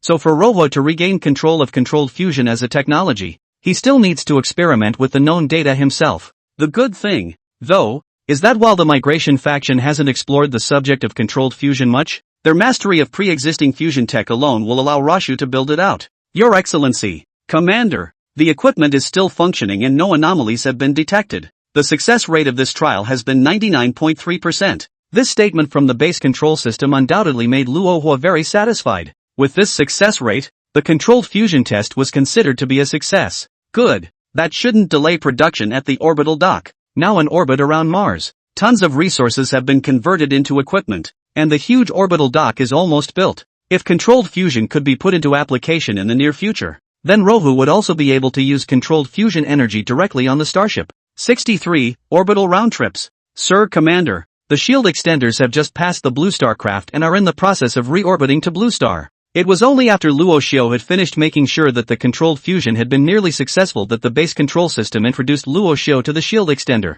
Are they all close? Luo Xiao, who had been busy with controlled fusion tests in recent days, hadn't been concerned with the affairs of Blue Star for some days. Show me the screen. Nowadays Rohypnol has installed observatories for observation in addition to various manufacturing facilities and orbital docks in Mars orbit. Through the observatory, Rasha was now able to directly observe the dynamics of Blue Star. So after Rasha finished speaking, the base control system pulled up the shield extension that was being tracked within the helmet of Rasha's exoskeleton armor. The extender has left shielded terminals in a bunch of Blue Star's craft, and all their signals are now being controlled by the planetary shield. The main reason why the extender had passed by Luo Faki and the others before was to cover them in the range of the shield in passing. After all, their purpose was Mars, and communicating with Blue Star would most likely expose Luo Xiao's existence. So for the sake of his own safety, Luo Xiao had to block it out in passing as well. Tune in to their signals. At Luo Hua's command, a signal that had previously been transmitted from the Blue Star flyer to the major control centers was also transmitted to Luo Hua's ears in turn. Blue Star, we are about to encounter an unidentified craft. Good luck, Blue Star. The Chinese craft ahead are about to encounter an unknown flying object. Once they are hit, we will also be hit by the debris stream. There's no escaping the debris belt even if we change orbit. Wait, they swept by. The first thing Rasha heard was the signals transmitted to Blue Star from within the individual craft when the shielded extenders arrived at the Blue Star boarding fire group. Most of these astronauts were still not frightened by the arrival of the extenders. After all, the people on top of these vehicles were from layers of selection, and were far more than normal human beings in terms of will and spirit. The reaction is not bad. Luo Xiao was still quite satisfied with the reaction of these astronauts. Continue to monitor this batch of craft, and once the extenders have covered Blue Star, you can unshield Mars from Blue Star. For Rashu, all he had to do was make his presence invisible to Cygnus Advance Fleet. It didn't really matter if Blue Star saw it or not. And by the time these Blue Star astronauts arrived on Mars, the first of Rashu's fleet should have been constructed. And by that time, Rashu would be able to begin communicating with Blue Star as well. It was only after possessing the force that Luo Xiao had the leverage to communicate. If Rashu communicates with Blue Star ahead of time, he commands an encounter with pride and prejudice. Blue Star people feared alien civilizations, but would not fear a human of the same race, even if this human has more technology than Blue Star. So Rashu would rather delay communication with Blue Star than be prepared to lose the leadership of an entire civilization. Yes, His Excellency the Commander. The base control system had always been very swift in carrying out Rashu's orders. Well, that's it. After shutting down the signals from Blue Star's batch of vehicles, Luo Hua took a fresh look at the still operating test reactor in front of him. Keep it running, and if it's still working perfectly after 4 days, start the miniaturization test. In order to ensure that the fusion was controlled, Rohitsa still decided to keep this test reactor running for a while. Yes, Your Excellency. After Rasha finished speaking, another command was entered into the commands set by the base control system, and after replying, Luo Xiu had just turned around and was ready to leave when the base control system vocalized again. Your Excellency Commander, the wreckage of the ship is already beginning to be repaired. The wreckage of the ship that base control is talking about is the same one that Rasho crashed into Mars. Although this ship was only a scout ship, its level of technology still far exceeded that of the interstellar warships of this era. Of course, it would only have a scouting function, and did not carry weapons such as antimatter annihilation bombs and plasma beams. Even its crew, routinely, was only 3, and since Starfleet humans had too many scout ships and too few operators when they broke away from the cruising fleet, it had even ended up with one person maneuvering a scout ship, and it was under these circumstances that Rohu, alone, served as operator of this scout ship. Of course, with the ship's control system in place, most of the time the manipulator only needed to check if the ship was functioning properly. At this time, the main reason why Luo Xiu wanted to repair it was also its detection equipment. The information stored on the ship had long since been taken out by Rashu, and aside from the soon-to-be restored detection equipment, the ship didn't have much use for it anymore. Just fix it directly. Now for this kind of small mission, Luo Xiu wasn't even interested in being there to watch. Tomorrow I head to the orbital platform and construction on the surface of Mars continues as usual. Now that most of the Martian surface was occupied by Rohypnol's buildings, construction on it no longer required too much attention from Rohypnol. And the docking station for the orbital platform is where Rohu needs to focus his attention compared to the construction of the Martian surface. After the first fleet is made, antimatter annihilation bombs will also be made in Mars orbit and will be tested at small yields outside the asteroid belt. This test will be small, so small that it won't even be observed. The reason for this was still that Luo Hua was trying to keep the antimatter annihilation bomb from creating too much volatility within the solar system for the advanced fleet to detect. After all, while planetary shields can block all kinds of signals, they can't block gravitational waves. Such ripples created in the bending of spacetime could never be smoothed out by planetary shields alone. If Luo Xiu had used the same yield that Cygnus had used in its first test, even Cygnus would have been able to directly observe the test of the antimatter annihilation bomb, not to mention the advanced fleet. Of course, even if Luo Xiu wanted to use such a yield of antimatter, he would never dare to test it within the solar system. Yes, Sir Commander. An orbital round-trip vehicle will be mobilized for you tomorrow. After getting that Luo Xiu wanted to travel to the Mars orbital platform, the base control system also took the first opportunity to fetch one of the orbital round-trip vehicles for the next day to use as Luo Xiu's specialized round-trip equipment. At this time all kinds of small equipment want to go from the surface of Mars to the Mars orbital platform. No longer need to go through the electromagnetic railgun launch, but directly use the small orbital round-trip vehicle. Has reached the low energy consumption, high-frequency round-trip operation. This is how all kinds of robots and construction tools are sent into Mars orbit. Chapter 64 Hour of Judgment. 6 days after Rashu arrived on the orbital platform in an orbital round-trip vehicle, the humans on the blue planet were finally going to have their moment of judgment. The shield extender,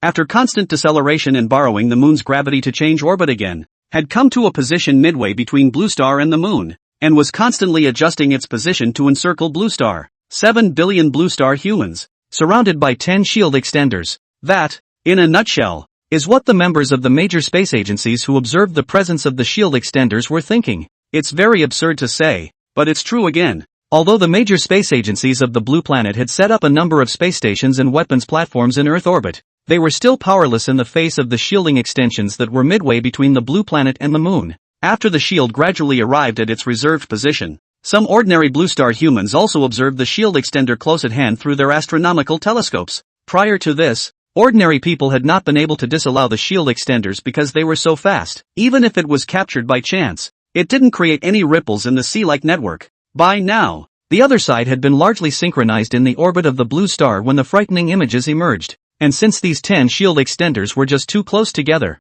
the countries were unable to hide them. Soon, the pictures that flowed out from various astronomy-specialized forums were sent to the major platforms. After seeing this amazing scene, the entire Blue Star instantly boiled over. What's going on? That alien civilization is at our doorstep. I think I heard someone say a flying machine was approaching last time. It's over. This is riding up to the face. If 10 of these come down together, we don't have to make the dinosaurs go extinct? The length of each one of these is 1 to 200 meters, which is much more powerful than ordinary meteorites. Upstairs, it's not just as simple as crashing. Maybe it's carrying a combat section. At their speed, but any weapon is possible. The whole of Blue Star was in a state of shock at the arrival of the unknown craft. Most people, except for those who still have the leisure to discuss it on the internet, already feel that the end is near. The Blue Star humans, who yesterday were commenting on the disappearance of Blue Star's buildings, suddenly had a sword of Damocles hanging over their heads, which no one could stand. In fear and confusion, there were screams of shock and silence, and more than a few had their heartbeats intensify after seeing this scene, unable to believe that it was real at all. No one knew exactly what the 10 unidentified flying objects that hung high between the blue star and the moon were here for the other party did not advance any further after decelerating into its intended orbit, but stayed fixedly in place. At this distance, even though all countries have space stations and urgently constructed weapons platforms in near-Earth orbit, it is basically impossible to get close to each other quickly. It was important to realize that the other party had arrived at the blue planet in only 1 month, and if the blue planet humans wanted to use their existing weapons to shoot this UFO down, they would undoubtedly be asking for trouble. As long as the opponent didn't come headlong, then there was no chance of these weapons hitting the opponent. Of course, even if they came over, they wouldn't necessarily hit. What the hell are they doing here? Chao Guolin looked at the extensions that were being detected all over the place and said with some confusion. By now the extenders had reached their respective positions, one at the north and south poles, and the remaining 8 were all located above the equator in arrayed divisions. Since it stopped, it most likely won't be an offensive weapon. Gowon was also very curious about the movement of the shield extenders,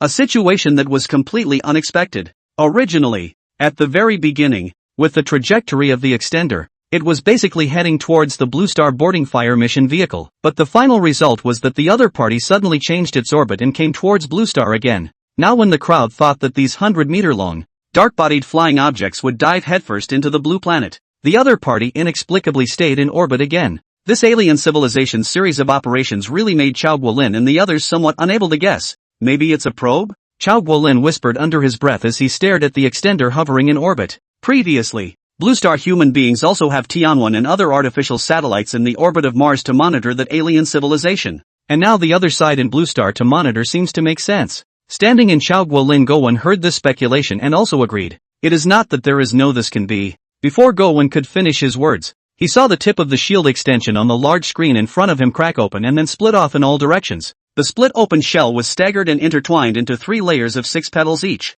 blooming like a lotus flower in space. Unlike the darkness of the extender's outer shell, the interior after splitting open was milky white. In addition to the shell that has been extended and unfolded, the other important component of the entire shield is the long metal pole in the middle that is up to 100 meters long, and the job it has to do is to collect and reorganize the signals of the Blue Star's external signals, and then send the virtual signals outward. When all 10 shielding extenders were all open, Luo Su's shielding work for Blue Star had precisely begun to be implemented. Could it really be a monitoring instrument? After seeing the entire process of the shielding extender opening, Gowon had a slight agreement with Chao Guolin's previous speculation. The other party stayed between Blue Star and the moon, and took this stance, which was how it looked like they were going to have an all-around surveillance of Blue Star. Not quite. Behind Gowon and Chao Guolin, the tall Petrov squinted slightly and looked carefully at the long pole in the center of the extender. I can't tell you exactly what it looks like though. It's a very odd thing indeed. Since they really hadn't seen this flying machine that Luo Shou had launched, Chao Guolin and the others racked their brains and eventually couldn't come up with a clue. In addition to the control center in China working on those 10 shield extenders, the thread hanging overhead was closely watched within the major space centers of Blue Star. Of course, this writing shield extension was now so close to Blue Star that ordinary Blue Stars could easily observe it through telescopic equipment, especially when the shield extenders were deployed. The milky white color was still dazzling in space. Didn't keep coming? After determining that the shield extender did not continue to sail towards Blue Star, the hearts of the entire Blue Star human race that had been raised in their throats finally relaxed a little bit. What's this? It looks so beautiful. Upstairs is crazy. What's so beautiful about it? This thing might destroy all of us humans at some point. It's not as bad as just dropping down. It's more terrifying to keep hanging there like this. Chapter 65, Antimatter Annihilation Bomb. With the shield extender fully deployed and connected, all of their signals were simultaneously under Roshu's control, in addition to Blue Star's external signals being tampered with. Whether it was fear, abuse, or pleading, all kinds of discussions were transmitted one by one to the ears of Roshu on the Martian orbital platform. This is the scene the advance fleet saw when they arrived in the solar system, isn't it? Having seen these reactions from Blue Star, it seemed that Roshu could foresee the scene of the migration faction forming without his words. Now that Luo Hua had merely sent over 10 100-meter-long shield extenders, he had scared the Blue Star humans into this state. The advance fleet that arrived in the solar system more than a year later had stopped in Earth's orbit with as many as 100 super battleships, and the sense of oppression brought about by a fleet of this size commanded an even stronger sense of command. Next time I'll try 100 battleships displayed in orbit around the Blue Star as well. After mentally flirting with Blue Star, Rashu cut off the signal from the shielding extender and drifted to the orbital dock not far away instead. As a member of the starship's human population, Luo Xiu was still more adapted to life in space. Although the orbital platform didn't have simulated gravity like in the ship, to Luo Xiu, this vast starry sky was where he belonged. Of course, the main reason for having such thoughts was that Rashu had lived in space for too long. Compared to the surface where there were tons of restraints, space gave him enough freedom. With the assistance of the exoskeleton armor's attitude control device, Rashu soon approached the orbital docking bay, which was extremely large for a Blue Star human. After many days of construction, the orbital platform was now 3 kilometers wide and 7 kilometers long. The various factories attached to the platform were supplying various equipment to the dock next to the orbital platform with the assistance of numerous robots. Since the orbital dockyard was only building small ships now, the size of the dock was comparable to the orbital platform, with one side of the 8-kilometer-long dock leaning merely against the orbital platform. Its doors open to receive supplies and equipment delivered by a large number of robots. When Luo Xiu drifted into the dock, in the middle of the dock, a star battleship with a length of 2,000 meters and a width of nearly 400 meters was being assembled. Looking at the busy robotic arms and robots in the orbital docking bay, Luo Hua levitated into the docking bay and asked the base control system, "How's the progress?" "Sir Commander, the fusion engines have been installed and the ship is 98% complete.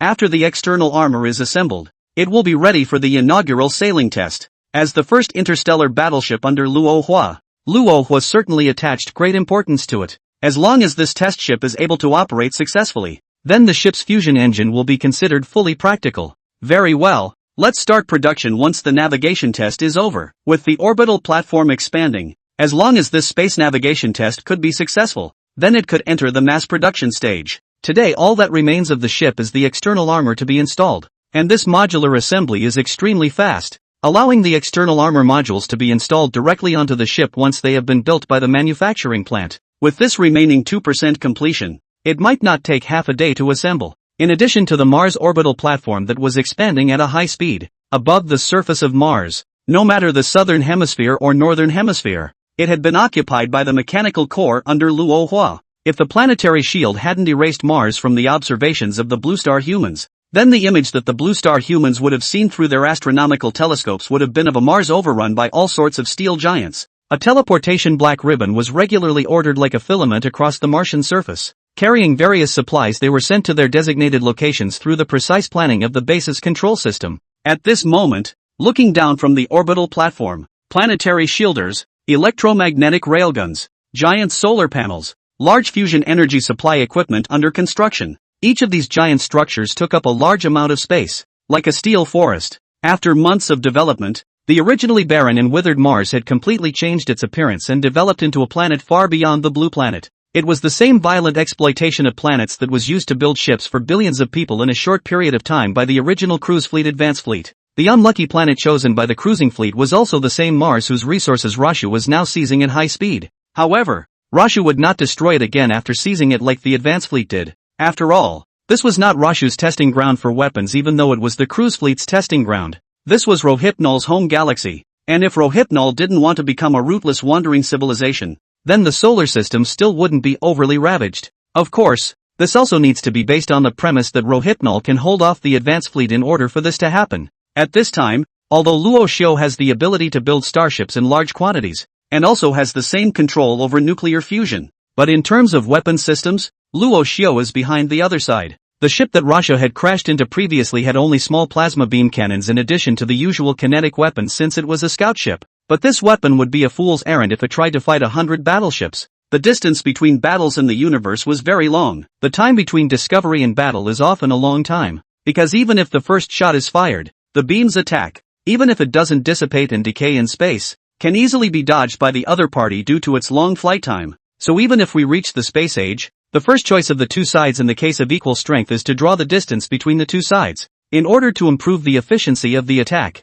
compression of the opponent's maneuvering time in space, so as to achieve the ultimate combat purpose. The other side will be destroyed in one fell swoop. Of course, if one of the parties has long-range precision guidance and is not at all afraid that the other party will dodge the attack, then it can also carry out ultra-long-range out-of-sight strikes and antimatter annihilation bombs. That's one of the options. When an antimatter annihilation bomb was sent to a predetermined location to explode, Its wide coverage area and the speed at which it devoured positive matter would be beyond the opponent's imagination. If it's the first time you're facing an antimatter annihilation bomb, and you don't trade the time given by distance for space, there's nothing but annihilation waiting for the one being attacked. This annihilation is so silent that it will not even be routinely observed, and will fade from the positive matter world in just a moment. The weapon that Luo Xiu could rely on at this time was this antimatter annihilation bomb. When the advanced fleet arrived in the solar system, it would never have guessed that weapons far beyond their technology would be found within this primitive galaxy. Perhaps at that point, the cruising fleet far away in Cygnus and the civilization behind them will take a fresh look at the primitive civilization of Blue Star. Chapter 66 Test Ship. As a weapon that the migration faction had researched on its own, the human race could be said to have researched antimatter annihilation bombs very thoroughly. Although the migration faction hadn't really made this weapon themselves, through a large number of virtual experiments, the migration faction had still mastered the full range of technology from production and fabrication to storage and use. If the other side hadn't restricted all civilizations from touching the stars and harvesting any resources, the migration faction would have been able to produce a large number of hair matter annihilation bombs on their own. It was also because of the research of this transgenerational weapon that the Blue Star migration faction also jumped from the 23rd place of civilization to the 7th place, and the per capita ship private use space grew from 130 cubic meters to 20,000 cubic meters. It was important to realize that it had only been 100 years since the Blue Star humans had been forced to join the cruise fleet, and already they had made such a large leap beyond most civilizations that had been in the cruise fleet for thousands of years. From this point of view, the potential of the Blue Star humans is undoubtedly huge, at least in terms of this aspect of scientific research. But as far as the Starship humans were concerned, neither a more comfortable life nor the Cygnus civilization's pull towards the migration faction was a reason why the Blue Star humans should be bred. Destruction is the greatest tribute. These were the original words of the head of Starfleet humanity, and they were the words that made Rohypnol join the other side and become a member of Starfleet humanity. Of course, this statement isn't necessarily about the destruction of the civilization found, but rather the cry of the group when Starfleet humans are being bred like bugbears, and the result was just as the words of that Starship human head had been. The entire Blue Star humanity that had broken away from the cruising fleet was heading for destruction in the pursuit of the other side. Sir Commander, the test ship has been assembled. Just as Rashu pondered the scenario of himself and a Starship human, the test ship at the center of the orbital docking bay had been fully assembled. The main body of the completed assembled test ship is columnar in shape, flattened at the head and tail, with external modules at various locations on the hull to allow for the ready installation of weapon systems. When all the robotic arms and robots had been withdrawn from the vicinity of the test ship, Rashu said, "Let's release it out of the docking bay and test it in Mars orbit first." Yes, His Excellency the Commander. At Rashu's command, the shell underneath the orbital dock suddenly opened to either side like a gate, combing a passageway for the test ship. Being in the middle of space, the test ship turned on its fusion engines, but it was silent and made no sound. With the power plant turned on, the top jets of the test ship were opened, pushing the test ship suspended in the dock out of the dock. Testing is about to begin. The test ship will raise its orbit to test operational status. At the note of the base's control system, the test ship out of its orbital dock gradually accelerated, and began to pull itself up in altitude as it left the orbital platform since, theoretically, ships with fusion engines are capable of reaching the vacuum speed of light. But this is only theoretically speaking. Materials, fuel, and engineering all greatly limit this theoretical speed. If this test ship were to be used to reach 15% of the vacuum speed of light, it would have a staggering fuel-to-load ratio of 8.664, and a fuel volume substantially greater than the payload. Even if it is only 0.2% of the speed of light, its fuel load would be close to 40% of its total weight if repeated starts and moorings are taken into account. This limitation, too, is something that fusion engines cannot circumvent yet. It's accelerating. Target to 10,000ths of a second of the speed of light. Achieved. Once the test ship was already out of visual range, Rashu could only listen to the reporting of the test data through the base control system. However, feedback from the base's control system showed that the test ship accelerated and operated perfectly, with no adverse reactions. The test is still perfect, at least as of now. However, one or two tests can't tell the whole story, and if you want real test data, the test ship needs to run for a long period of time before you can get the complete data. It's slowing down. Magnetic field unfolding. Proteum being collected. Test ship in violent deceleration. Deceleration test complete. Reacceleration in progress. The test ship was able to decelerate the ship by unfolding a magnetic field to collect proteum from space, thus allowing the ship to achieve deceleration. The test is not bad. If it doesn't come out every day in 2 days, Start producing similar ships. If there are still no problems after a week, try to build Xiaoyu-class battleships. When the acceleration and deceleration had all been tested, Luo Xiu also refloated out of the orbital dock and landed on top of the platform. Yes, His Excellency the Commander. Being a relentless order-giving machine, the base control system was quick to reply to Rashu, the Xiaoyu-class battleship that Luo Hua was talking about. Although its name sounded very big, it was only the most basic kind of space battleship, not much bigger than the scout ship that Luo Hua was piloting. But as a space battleship, its fire system modules are vastly superior to the scout ship that crashed on Mars. And just as Rashu was already preparing to build a small battleship, above Blue Star, which had been jittery for a day, all still had their eyes on the unfolding shield extenders. They couldn't figure out what the purpose of these extenders was,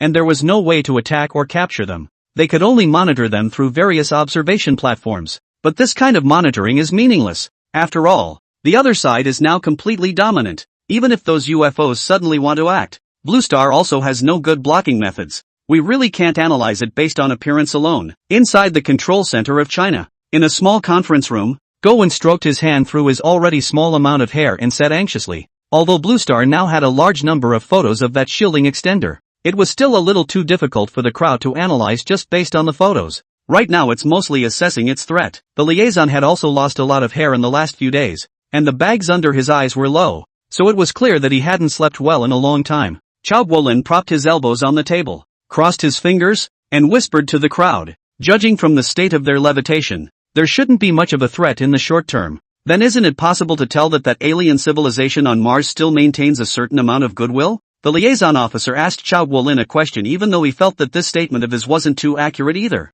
Now Blue Star, like Luo Xiu, felt that he needed time very much. While Rashu wanted to fight off the advance fleet of the cruise fleet in this time frame, the Blue Star humans were putting their last hope in the spacecraft still heading towards Mars. Now the only hope of making contact with that shaped civilization again is the group of astronauts who keep approaching Mars. Chapter 67, 50 years in rewind. With Blue Star unable to communicate with the other side, detection blocked, and Blue Star still surrounded by 10 UFOs, it was only logical that Rofaki and the others, who were still underway, would receive the most attention. And for these astronauts who are getting ever closer to Mars, they're sort of carrying the expectations of all the humans of the blue planet, and that pressure is undoubtedly immense. Of course, even if Luo Faki and Shui He, the astronauts, arrive safely at Mars in the end, it is still unknown whether they can communicate directly with that alien civilization. Who knows if Blue Star's flying machine squares not being attacked will be a cat and mouse-like game for the other side. The technology displayed by the other side was too powerful, so powerful that Blue Star didn't even have room to react. And whether it was the people on the blue planet or Luo Faki and the others who were on their way to Mars, they were unable to observe the changes on Mars at this time, and did not know that in the orbit of Mars, there was already a spaceship that was already carrying out a flight test of 0.5% of the speed of light. In the Mars Base Control System's list of tests, this spacecraft test will eventually accelerate to 0.003 of the speed of light. Now the ship in the way of the constraints of the hull material, 0.003 of the speed of light has basically reached the limit. In order to continue to enhance the speed of words, that Luo Huo in the material science also need to continue to break through to be able to do. Luo Xiu's technology library did have ready-made research materials, but realizing the research materials was not that simple. Wanting to come up with materials that could withstand the percentage speed of light, Luo Xiu could only keep testing the performance of the new materials, and only after they were fully up to standard could he proceed to install them on top of the ship. Velocity has reached 0.003% of the speed of light. This test is complete. After several days of testing and continuous improvements to the test ship, the trial eventually met its expectations. At this current speed of the test ship, it would only take a day or so to reach the nearest point from Mars and Blue Star. If you counted, this speed was basically enough for Rohypnol even within the solar system. That's why Luo Xiu was also very satisfied after receiving a reply from the base control system. With a ship of this speed, the testing of the base weapons could also begin in the asteroid belt. And just as the test ship was returning to the docking bay to prepare to take on the weapons system, Rashu had another thing he needed to do. It's about time to test the modifications to the Blue Star visual screen. Previously Rashu had blocked all types of signals from the blue planet, but had not modified the observable images in the way that Mars had. Long-range visual screen modification ready. The base control system that strictly carried out Luo Huo's instructions also immediately transmitted a signal to the shielding extender that was far away in the outer orbit of the Blue Star after hearing the words. When the shielded extender operating in synchronization with Blue Star received a signal from Mars, the extender, which had been unchanged, changed again. As Chao Guolin and the others watched, The extender, which had been in the shape of a lotus flower, suddenly straightened each of its petals to 90 degrees from the long pole in the petals and all in the same plane. What had been a lotus-like extender became umbrella-shaped in a flash. When the shielded extender appeared, China's Space Control Center had been observing the extender in outer orbit, but the extender orbiting in sync with Blue Star hadn't made any changes in the past few days. So when the extender suddenly changed shape, the otherwise quiet control center came alive. Changed? Chao Guolin looked at the shielding extender that had finished changing, but he couldn't see what this thing was going to do. What's this about? Petrov stared at the screen with a puzzled look on his face. Is it time to start some kind of mission? After the shield extender arrived in outer orbit of Blue Star, the Blue Stars never knew what the other side was going to do. All they could see was the other party hovering in space, aiming the Lieutenant General's long pole in the direction of Blue Star. It should be. There's no way that alien civilization would just put these vehicles into orbit and do nothing. Chao Guolin took over Petrov's words and said, Chao Guolin believed that civilization far away on Mars couldn't possibly do something pointless. Launching over 10 craft from so far away was never just a show of their speed to Blue Star. Hopefully it won't be an attack. Wait, just as Petrov was about to say something, Go-1, who was sitting in front of the two men, suddenly turned around, looked at Chao Guolin with a look of fear, and shouted, Old Chao, come here quickly. Chao Guolin and Go-1 had entered the aerospace system together, and the two of them were very familiar with each other after so many years of cooperation. From the beginning of their acquaintance, Chao Guolin had never seen Go-1 react in this way. What's wrong? After seeing Go-1's expression, Chao Guolin also hurried around the console and came next to Go-1. Look, this is the image captured by our satellite. When Chao Guolin came closer, Go-1 hastily reached out and pointed at the computer screen in front of him and said to Chao Guolin. Chao Guolin followed Go-1's finger to look. At this time, the computer screen presented the real-time picture of the world that had just been captured. As soon as Chao Guolin's gaze was placed on it,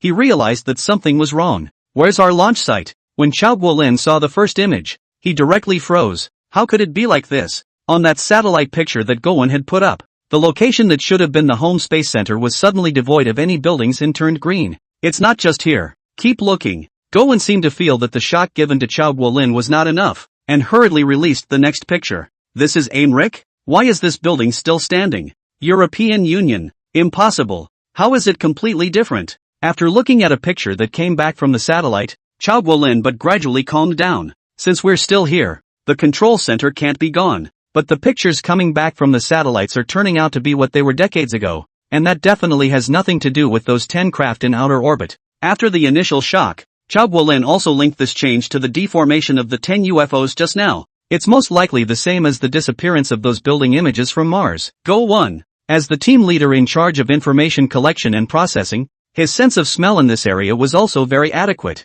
You mean it's these flying objects that have altered the signal transmission? Chao Guolin raised his head and looked towards the UFOs that had disappeared from the picture directly in front of the control center. Although Chao Guolin's mind had already made a judgment, such a change was simply too much. In a few moments, the observation screen of the artificial satellite was directly rewound by 50 years. Is this the power of technology? Perhaps it should be called a miracle for us blue stars? 68. The civilizing process. The entire blue planet's image has been tampered with. What is the other side trying to do? After looking at the pictures Go-1 had pulled out, Chao Guolin was also very puzzled about the motives of that alien civilization. If it's just tampering with the picture, then what the hell is the point? Wait, it's changed again. Before Chao Guolin's musings ended, Go-1, who was sitting in front of the console, received another important message. The satellite shots are ahead of schedule again. Go-1 said, pulling up the image she had just received again on her own computer screen. At Go-1's reminder, Chao Guolin and Petrov returned their gaze to the computer screen, only to see the picture on the screen switched by Go-1. The entire blue star 50 years ago was once again dialed backwards. The continent of Europa had black smoke gusts, and there were even wooden battleships fluttering on the sea. And these images were not frozen. A naval battle in the Mediterranean Sea, deliberately captured by an artificial satellite, happened to be included in the eyes of Chao Guolin and others. Changed again. Before Chao Guolin and the others could scrutinize the details in the image, the member receiving the satellite's return signal sent another update. At this point the wooden battleships have disappeared from the picture, and instead the great wars that have changed dynasties on the land of China appear. From here on, the speed of rewinding gradually accelerates, with Yuan, Song, Tang, Sui, Jin, Han and Xin flashing by one, showing the people of China in the audience the former splendor of the great unified empire. Of course, in addition to the images within China, The return images from all over Blue Star were also modified at the same moment. Dynamic images of what each civilization had once been were shown in the major space agencies of Blue Star. And many of Blue Star's spacefarers were shocked to the spot by the images. What is this? An alien civilization giving us a history lesson on Blue Star? Petrov said with some confusion as he looked at the screen still pushing back, showing us the strength of his abilities, I think. Gowen picked up after Petrov finished speaking. Chao Guolin, who was on the side, heard this but shook his head and said, it should be more than that. Being able to grasp such a clear history of the blue planet, is that it has been observing us? Chao Guolin and the others weren't the only ones who had speculated about Luo Xiu's intentions. The countries on the blue planet that were able to observe through satellites had likewise seen these images. At this point in time, in the images within the major space agencies, after the scenes of the major civilizations had been sharply spanned, the images tampered with by the shield had been modified to the time when mankind was still a primitive tribe. And the farther back you go, the greater the span. And once the scene leaves the first Homo sapiens looking up at the sky, the entire observable picture of the blue planet goes right back to the Cenozoic era, a time when mammals and angiosperms flourished.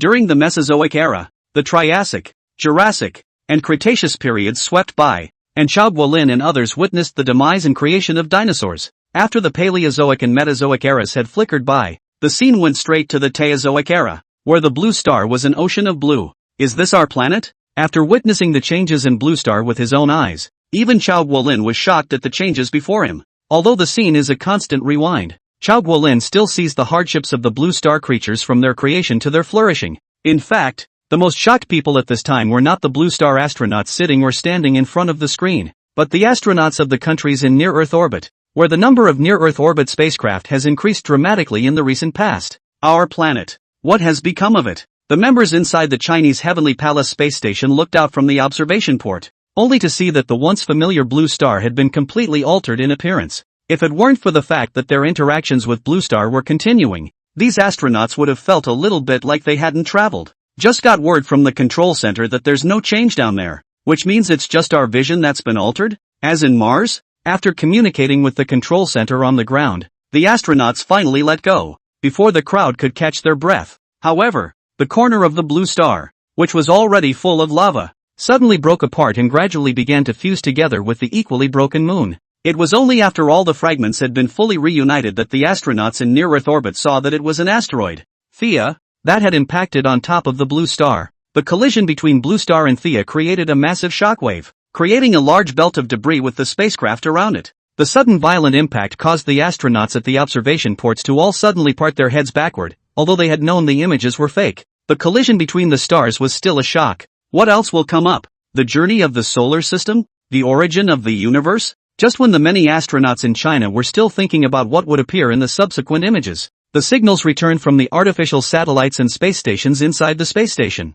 The entire universe suddenly became silent, without a single ray of light, and the entire space appeared to be deep and claustrophobic. For a moment, the astronauts of the countries in orbit suddenly had their hearts racing, their bodies and brains somewhat unable to adjust to the images before them. Phew! After seeing the entire universe fall into silence, the breathing of all the personnel inside the space station became rapid. This oppressive feeling of everything being nothing was even more terrifying than the collision of planets just now. But fortunately the silence of the entire universe didn't last long, and after only 10 minutes, the picture of Blue Star changed back to 50 years ago. The main reason why Luo Xiu wanted to lock the picture in this period, instead of the Jurassic era, was that the Blue Star human beings launched 2 probes outward in that era, on which there was a 12-inch thick gold-plated copper-plate acoustic film, and on which there were 55 human languages and music, which included a large number of out-of-the-ordinary languages as well as 4 dialects of China. At the end of the sound, there is a message from the humans of Blue Star. This is a gift from a tiny,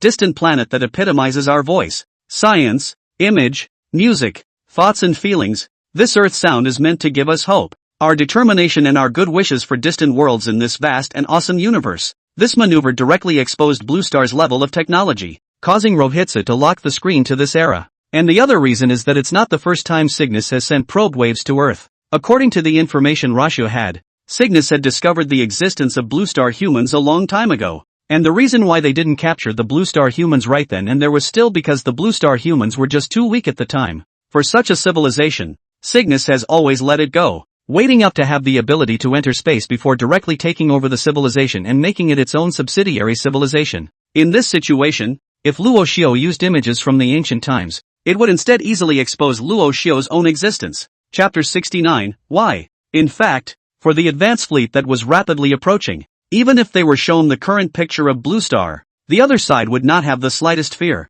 A civilization just capable of space exploration doesn't need any caution at all. Even just one battleship could suppress or even wipe out the billions of humans in Blue Star. However, the human beings on the blue planet did not yet know that there would be such a great threat that was coming. For them, at this time, the most important thing they needed to deal with was still this great change in the blue planet that had just appeared. Though after communications between the Space Control Center and the orbiting space station, the nations also knew that the change in Blue Star was just an illusion, or just a stream of data, even though they knew it was fake. After witnessing the changes as if they were miracles, the crowd still experienced for the first time the shock that alien civilization brought to them. How the hell did that happen? To Chao Guolin, tampering with a piece of data was simple, but fooling the eyes of all of Blue Star was a bit too unbelievable. One must realize that just now when the entire starry sky suddenly went black and silent, even Chao Guolin himself had a feeling of shortness of breath. It's like the feeling of putting your feet out of bed in the dark when you can't feel anything. It's an unknown of the very dark, a fear that humans produce from the inside. Altering our transmission signal through that craft in outer orbit? Petrov responded after a moment of thought. But no sooner had Petrov finished speaking than he contradicted himself by saying, "No. From the information the astronauts returned, they also saw the changes in Blue Star by visualization." The point Petrov made is very important, that the UFO simply changed more than just the various transmissions, but also the visual picture. So it's not valid to just change the transmission of the signal. Chao Guolin had already raised his head to look at the large screen in front of him at this point, which was still playing the images of Blue Star 50 years ago. So, it's a direct alteration of the signal, not just the transmission? Guolin dropped his chair and turned to look at Chao Guolin as he continued. Or maybe it's altering the retinal imaging of the NEO astronauts? And just now the lunar synchronization satellite took a picture of the Blue Star when the station astronauts felt all the stars were gone. And it showed a picture that was not what the astronauts saw.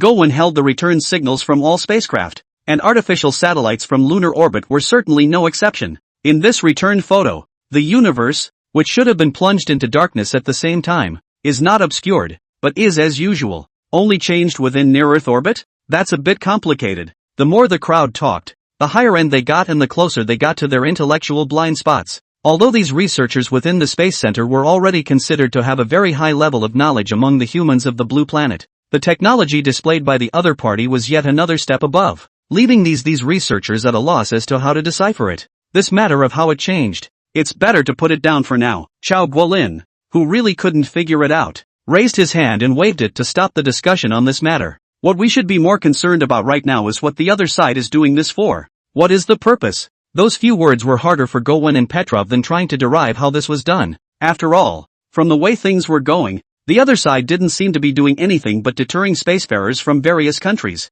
What purpose could there be other than that? The Blue Stars, who had no knowledge of the solar system beyond, could not have guessed that this was one of the plans Russia had made to deal with the advance fleet. And while the spacefarers on Blue Star were getting their knickers in a twist about this Rosho operation, Rosho in Mars orbit was very pleased with the change. Good. It looks like the shield extenders are working pretty well. After seeing the base control system go through various comparative histories and the results of the self-extrapolation presented throughout Blue Star, Luo Hua was also very satisfied with the results of this extender. Now it seemed that the idea that Roshu could shield the two-way information between Mars and Blue Star directly through the extender had been realized. And after that he didn't need to start up another planetary shield on Blue Star to rebuild it. After sighing with emotion, Luo Xiao also directly cut off the image that came back from the side of the shield extender. Cutting the screen off since then, Luo Xiao only turned to look in the direction of Blue Star. While the weapons are being tested, the Xiaoyu-class battleships will be built first with 10 of them, and will have to welcome Blue Star's visitors as well. The Blue Star visitor that Luo Hua was talking about was the square of Blue Star craft that was worriedly coming towards Mars.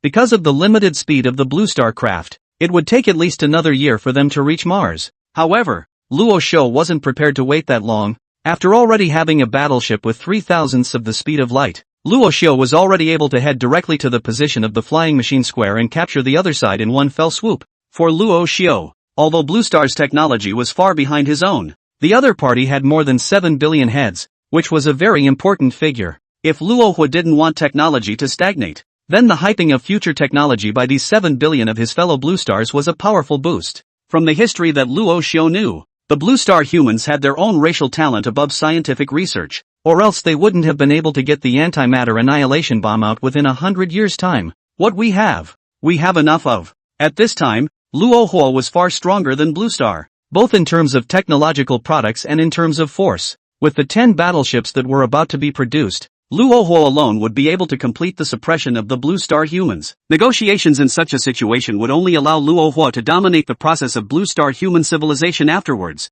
After speaking to the base control system, Luo Xiao no longer bothered to observe the Blue Star tens of millions of kilometers away, and directly turned around and floated towards another orbital dock under construction on the orbital platform. The orbital docks on the platform will continue to grow in order to cope with the various types of warships that will be mass-produced afterward. The orbital platforms serving these docks will be expanded accordingly, and through constant outward expansion, this platform will eventually form a ship homeport in outer Martian orbit to be used to specialize in all types of services for ships. However, since the ships under Rashu were entirely all for the various types of warships to be mass-produced afterward, the orbital docks on the platform would continue to grow. The orbital platforms serving these docks will be expanded accordingly, and through constant outward expansion, this platform will eventually form a ship homeport in outer Martian orbit to be used to specialize in all types of services for ships. But as the ships under Rohu were entirely full of. Chapter 70. You have violated Starfleet regulations. Just as Rasho on the orbital platform had the leisure to feel that some breath of life was missing from where he was, another group of people on the blue planet, other than the astronauts, were in a state of trepidation and horror. These are the same hackers who have obtained footage taken by artificial satellites by tapping into various servers. It's supposed to be fake, right? What I took out can't be movie material, can it? In a small dark room in Shunan, China, Mu Di looked at the picture playing on his computer, and for a moment, he was a bit in disbelief that this was the picture captured by the Indian artificial satellite. The rapidly changing blue star on top of this video is nothing like a fake at first glance. How can this be a satellite feedback? Thinking of this, really some unwillingness of Mu Di once again raised their own some slightly fat hands, knocked up the keyboard. Guys, is there something wrong with the server you gave? Before Moody could finish typing this paragraph, a chat software that was usually very quiet suddenly came alive. Did the server pick the wrong one? There's something wrong with the video. There's absolutely no mistaking that this is it. Then how did this happen? How is this not like something that happened on the blue planet? Knowing that you and I are still on the blue planet.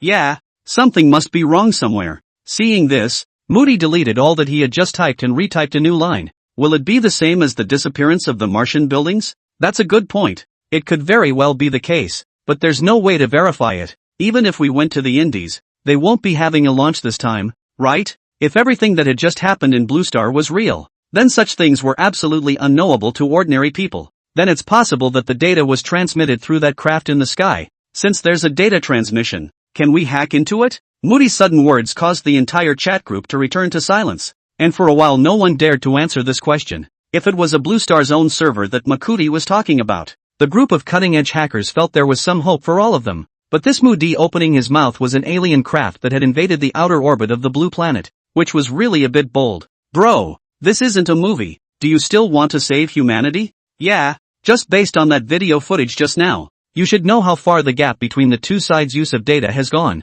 Forget it. If we are discovered accidentally, the destruction will be the entire Blue Star. Even though we are hackers under the Dark Knight, we can't risk our lives by carrying the entire Blue Star on our backs. Shepard's flute look seems to be the same reason. The flying machine in the sky at first glance is not a good deal of things. If one does not pay attention towards the direction of the shepherd's flute casually threw something down the shell on the end. And more importantly, Moody was just a sudden flash of insight. If he really wanted to go, then he still had to consider the strength gap between the two sides. And since the other party could be in the outer orbit of the king, it must be needless to say in terms of strength. So after the discussion, Moody also put down his desire to go and find out what was going on, and opened the video he had just downloaded to study it carefully again. While Mahdi let go of his curiosity about the shield extender, there were those who were not willing to let go, such as Amrik Space Center. Inside the Amrik NS Space Center, Thomas was also in two minds when he was notified from above. As a professional astronaut,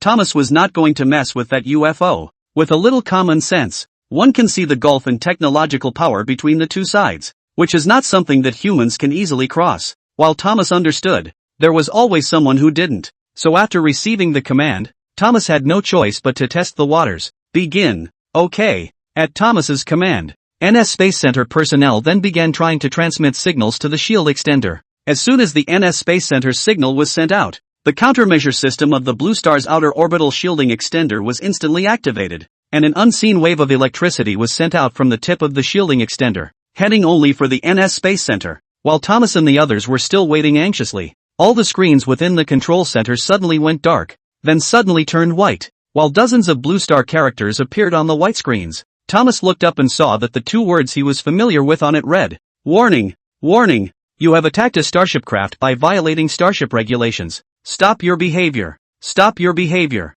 3, 2, 1. Failure to cease offensive behavior will shield the area." A terrified Thomas was just about to tell his men to stop sending signals to the UFO, but it was too late, and at the end of the countdown, the screens in Thomas's line of sight suddenly all went out, and there was no more movement, and the aide who wanted to communicate with the outside world picked up his cell phone, only to find that there was no signal. "Mr. Thomas." Just as Thomas froze, one of the institutes yelled out in horror. Thomas turned his head to look, only to see that the aisle that had been clanking with lights at the gate this institute was pointing to was now pitch black, and even the beams of light shining out from within the control center were silent as if swallowed by a black hole. This blackness was different from the night, it was a blackness as thick as ink, as those astronauts in near-Earth orbit had seen earlier. This deep black color gave Thomas and the others a heartfelt sense of fear. "Shielded? That's blocked?" Thomas suddenly thought of the text on the screen earlier as he stared at the pure black gate and suddenly lifted his leg and headed for the gate. "Mr. Thomas." Seeing this, Thomas's assistant rushed up to try to stop him. But Thomas was so close to the door and had such a quick stride that the aide was just about to pull him back when Thomas's arm was already reaching into the black shielded area. "It's okay." Reaching his hand into the black area, Thomas felt no discomfort. The arm was still able to be controlled by Thomas himself. "No offense," Thomas finished, and instead of bringing his arm back, he stepped in with his entire body. Thomas had no intention of retreating back into the room even though his entire body felt sweaty and his heart was racing as he entered the black area. "Warning, you are violating starship regulations and are forbidden to enter the shielded area. Return to the reserved area immediately." Thomas had been about to head to the next room with his familiarity with the control center when the black area in front of him suddenly sprang back up with all sorts of Blue Star writing. 3. As soon as Thomas saw the countdown, he immediately realized something was wrong, and when 3 just appeared, he immediately turned around and ran quickly towards the control center. 2. Since Thomas had already walked forward some distance and he was completely enveloped in blackness, in a moment of panic, Thomas ran headlong into the door of the control center.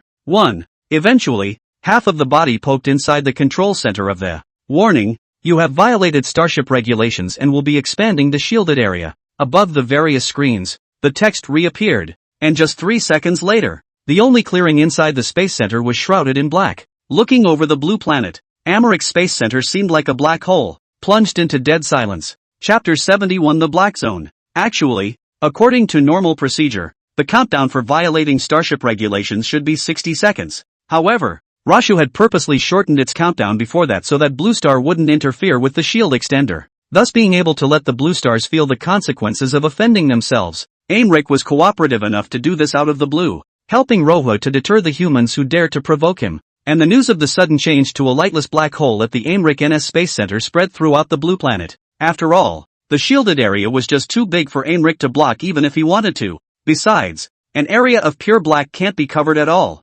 Any object that touches it is simply shielded from it, and trying to build a fence to cover it up doesn't take that much time to execute. It had happened in a hurry, so Aemric had even only pulled up a cordon around the periphery of the shielded area, and the footage of the place had been broadcast globally before the fence had even been put up. The Blue Star humans who were still squatting on the Blessings live broadcast also quickly switched positions. "What's going on here? This black hole is too scary to look at. Never seen it before. When did Blue Star have this technology? How can this be Blue Star technology? It looks like it was made on the Martian side. You mean Aemric messed with that alien civilization?" As the discussion continued, it also got closer to the truth of the matter. However, without the release from Aemric, even if the crowd guessed correctly, it would only be a guess. However, compared to the ordinary humans of the blue planet who could only guess out of thin air, China received more detailed information. It was Thomas and the others who tried to invade the craft in outer orbit? Chao Guolin was in a bit of disbelief when he received this information. When did this Thomas become so reckless?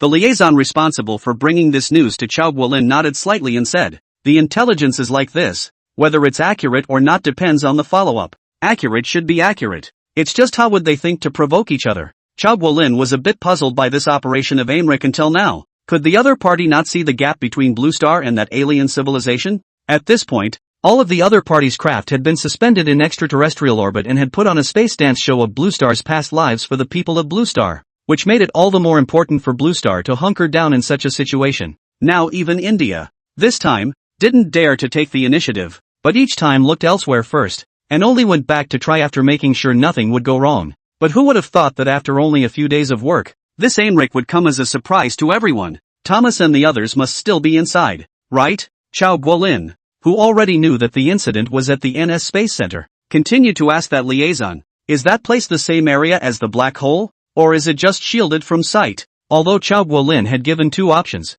he himself was inclined to the latter, because before that alien civilization had already staged several tamperings with signals and even blinding of sight for Chao Guolin and the entire Blue Star humanity. That's why Chao Guolin was more willing to believe that this time it was another blindfold made by that civilization on Mars. According to the latest news, it's that only the line of sight and signal are shielded. The liaison took out a tablet and placed it on Chao Guolin's console. The image on it revealed the black area that was shielded. Look, this is the image we captured. In the beginning, this black area only covered this much, the liaison said, pointing his finger towards the launcher inside the NS Space Center. Then someone came in to rescue them, and then the black area expanded to here. As the liaison clicked on the next chapter of the image, the black area expanded to the outermost fences of the NS Space Center. After the first enlargement, Aimric also stopped continuing to enter. That area of Aimric was now on display for all to see, so any move the other side made was also clearly seen by the Blue Star humans. But it was the previous attempts at rescue,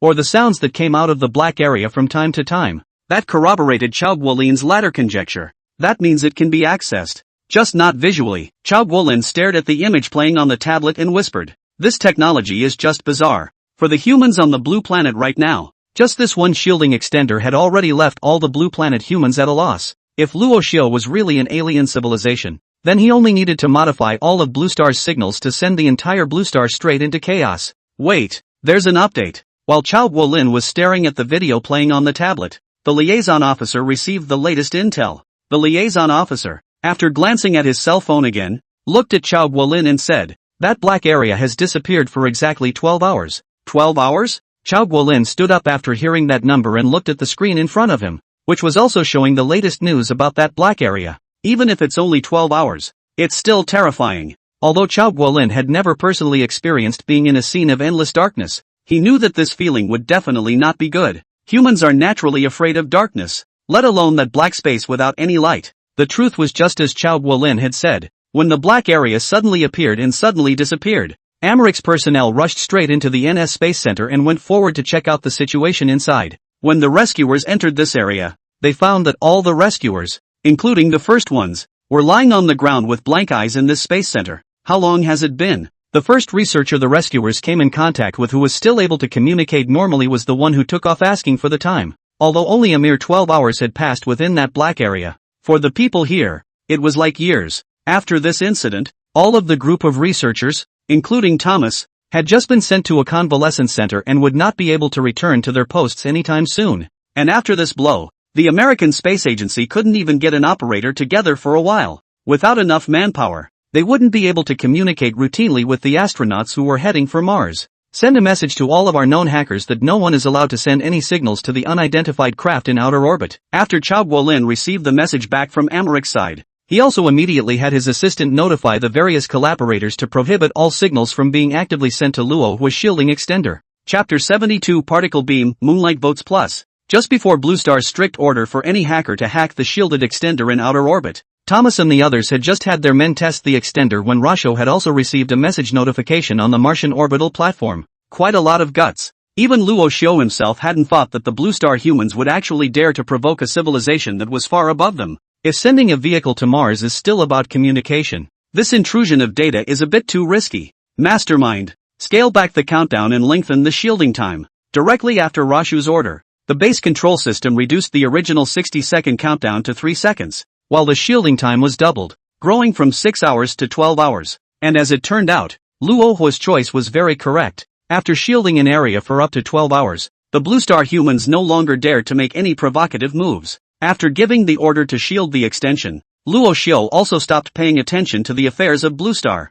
Shielding a targeted area was simply too small an event for Rohypnol to even pay attention to if it wasn't the first time such an event had occurred. The most important thing for Luohua right now was still the production of battleships. At this time, on the other side of the original railroad dock, a new railroad dock has also been constructed, and will be able to go into production after the automated equipment is installed. And it was the test ship that had been fitted with weapon systems and was ready to travel to the asteroid belt for testing that Rohitsu was ready to check out at that moment. Since it was a test ship, not much thought was given to its appearance, and the hull, still cylindrical in the center and flat on both sides, was outfitted with several weapon systems, from kinetic energy weapons to particle beam weapons, from unmanned strike platforms to mine-laying equipment. It could be said that this not-so-large test ship had been armed with hedgehogs. "How's the Zhu Rong's remodeling going?" Luo Xiao asked the base control system as he rushed to the test ship's mooring. "Modifications have been completed and landed on the test ship's unmanned strike platform." At the reply from the base control system, the hatch of the unmanned strike platform on the side of the forward test ship facing Luo Xiao also opened,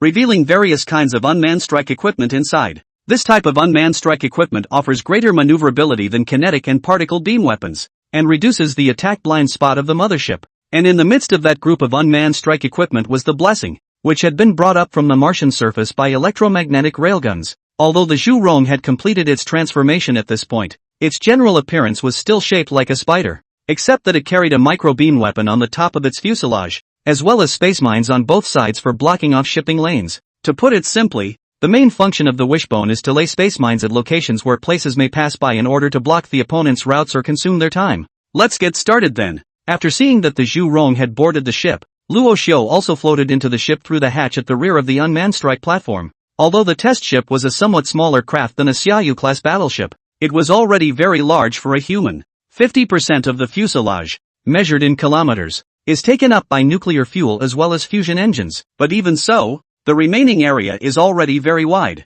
If it wasn't for the specialized transporter, it would have taken quite a while for Rashu to reach the bridge from the hatch if he had only floated. "Sir Commander, the test ship's onboard control system is at your service. The hatch is closed. Prepare to travel to the asteroid belt." Initiating. As soon as Rohypnol settled into the main bridge seat, the ship's various data began to come in on the screen at the front of the bridge. Compared to the control system of Luo Xiao's own scout ship, the onboard control system of this newly developed ship was a bit more mechanical and dull, but it was still good enough to be used as the control of a single ship. With the fusion engines powered up, the test ship began to break away from the orbital platform and traveled in the direction of the asteroid belt. It's actually much closer to travel to the asteroid belt from Mars than it is to travel to Earth. And since the asteroid belt was extremely wide, Rasha didn't have to pick a specialized place. He just needed to dive in headfirst. At this point, the test ship had arrived in less than a day from the orbital platform of Mars to the asteroid belt, which was riddled with over 500,000 asteroids. Since it had already reached 0.03% of the speed of light,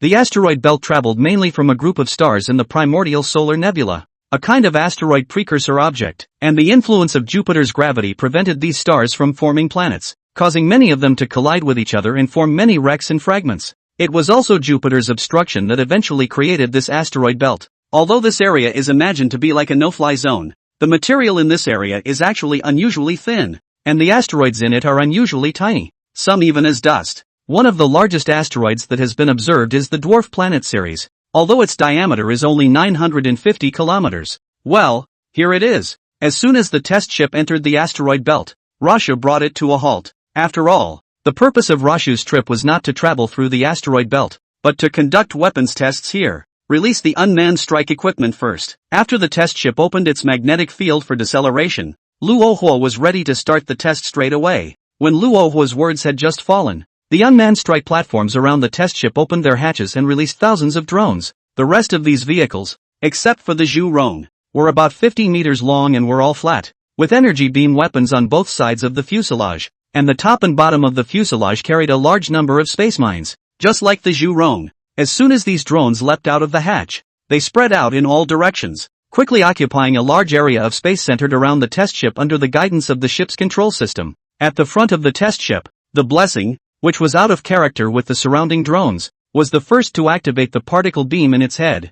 Megaparticles with electromagnetic compression were instantly liberated from this place, converting potential energy into speed. It ran straight at an asteroid 300 meters in diameter in front of it with furious energy and smashed it to smithereens. Very well, transmit this footage to Blue Star Put. Let them know the consequences of continued provocation. Although Luo Xiao had already doubled the shielding time of that area of the NS Space Center before, Luo Xiu felt that he had to show that group of the Sons of Heaven's destiny something else in addition to the shielding. Okay, Sir Commander. The feeds have been transmitted to the Mars base and are being transferred to Blue Star. Chapter 73, Forced Play. Above the Blue Planet. Because of the loss of the return signal from the Zhu Rong ship, and now not daring to directly probe the shielding extender in the outer orbit of the Blue Planet. So at this time the various space agencies on the Blue Planet could only communicate with the astronauts flying to Mars for a while. As for the rest, it's completely unworkable. However, just as Chao Guolin was listening to the voices of Luo Faki and Shui He and the others back inside the Chinese Space Center,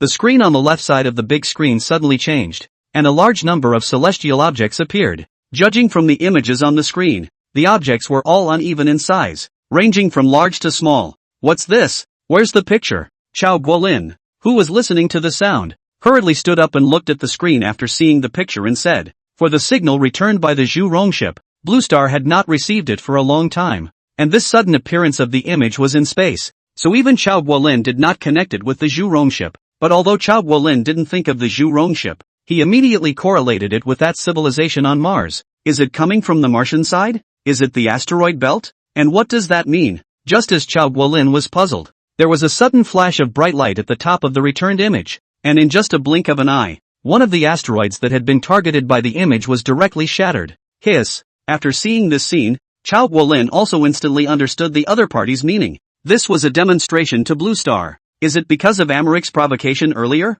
Chao Guolin frowned, wondering if this sudden appearance could be related to the UFO that Thomas had attempted to invade outer orbit earlier. And just when Chao Guolin hadn't figured it out yet, on the right side of the screen, a black shadow suddenly flashed by, directly rushing into a large asteroid ahead. The image was silent, but the energy that erupted from the rampaging object as it plunged headfirst into the asteroid belt shook Chao Guolin to his core, because when viewed from the screen, where the black object passed, the asteroid belt was traced like a human finger across a sandy beach, cutting a straight line through the asteroid belt in an area devoid of any objects. Electromagnetic cannons? Phew! Compared to the beam weapon shown at the top of the previous screen, Chao Guolin was however more scornful of the kinetic energy weapon that had just been tested, because kinetic weapons are significantly better suited for use against planetary creatures than beams. All the other side needs to do is hang high in orbit and keep firing this kinetic energy weapon at Blue Star, and then the entire Blue Star civilization would cease to exist. No one could survive such a blow, because for these powerful alien civilizations, what they put in place was even just some matter, not much of a technological creation at all. That means that for that civilization on Mars, there would be no capital cost to them other than transportation and energy. Both of these, however, can be obtained directly from the Blue Planet and the Moon directly. The picture is moving? While Chao Guolin was somewhat depressed, Go Wen in front of him suddenly spoke. In motion? Only after hearing Go Wen's voice did Chao Guolin gather his concentration and look at the screen again. At that moment, under Chao Guolin's gaze, the originally framed image was moving to the right, and as the other side moved, some vehicles distinct from asteroids appeared on the big screen. What's this? A flying machine? Chao Guolin looked at the densely packed, unmanned strike equipment that was branching out from far to near and said suspiciously. It was the first time that this kind of craft had been exposed by the other side, and from this image, it seemed that the one that had sent out the beam strike just now was one such craft. After encompassing all the craft on the right, the opponent's turn was not yet over, and as the speed of the rotation continued to increase, the test ship that Luo Xiu was traveling in gradually began to show itself. It's huge. After the test ship that Luo Xiu was in appeared right in the middle of the screen, the members in the control center, including Chao Guolin, unconsciously lamented in their hearts. It was important to know that right now Blue Star was still drumming up water battleships that were only a few hundred meters long at the most, but from the look of this image, the other side's battleships were measured in kilometers. However, Chao Guolin, who had already adapted to the technological gap between the two sides, also quickly came back from the shock. For Chao Guolin, wasn't this just an interstellar battleship? This is still a slightly lesser shock compared to the previously outright shielded American Space Agency, and the entire vanishing Martian buildings and equipment. But before Chao Guolin could calm down, Go Wen, who had already sat down, suddenly stood up again. This image is being broadcast out live. What? It's not cutting off yet. How did it get on the air? When Chao Guolin heard this, he rushed to the side of Go Wen and looked at the screen in front of the other party and said, didn't they cut off the signal a long time ago? So how did they broadcast it out live? Generalissimo Chao, the footage was just broadcasted live when it started and we had no way to control it. It should have been done by the Martian side. Behind Chao Guolin, the liaison officer who hadn't said anything until then explained to the crowd. Did the other party personally put it out? It was only after hearing the liaison's words that Chao Guolin withdrew his gaze from the computer screen. What exactly is he trying to do?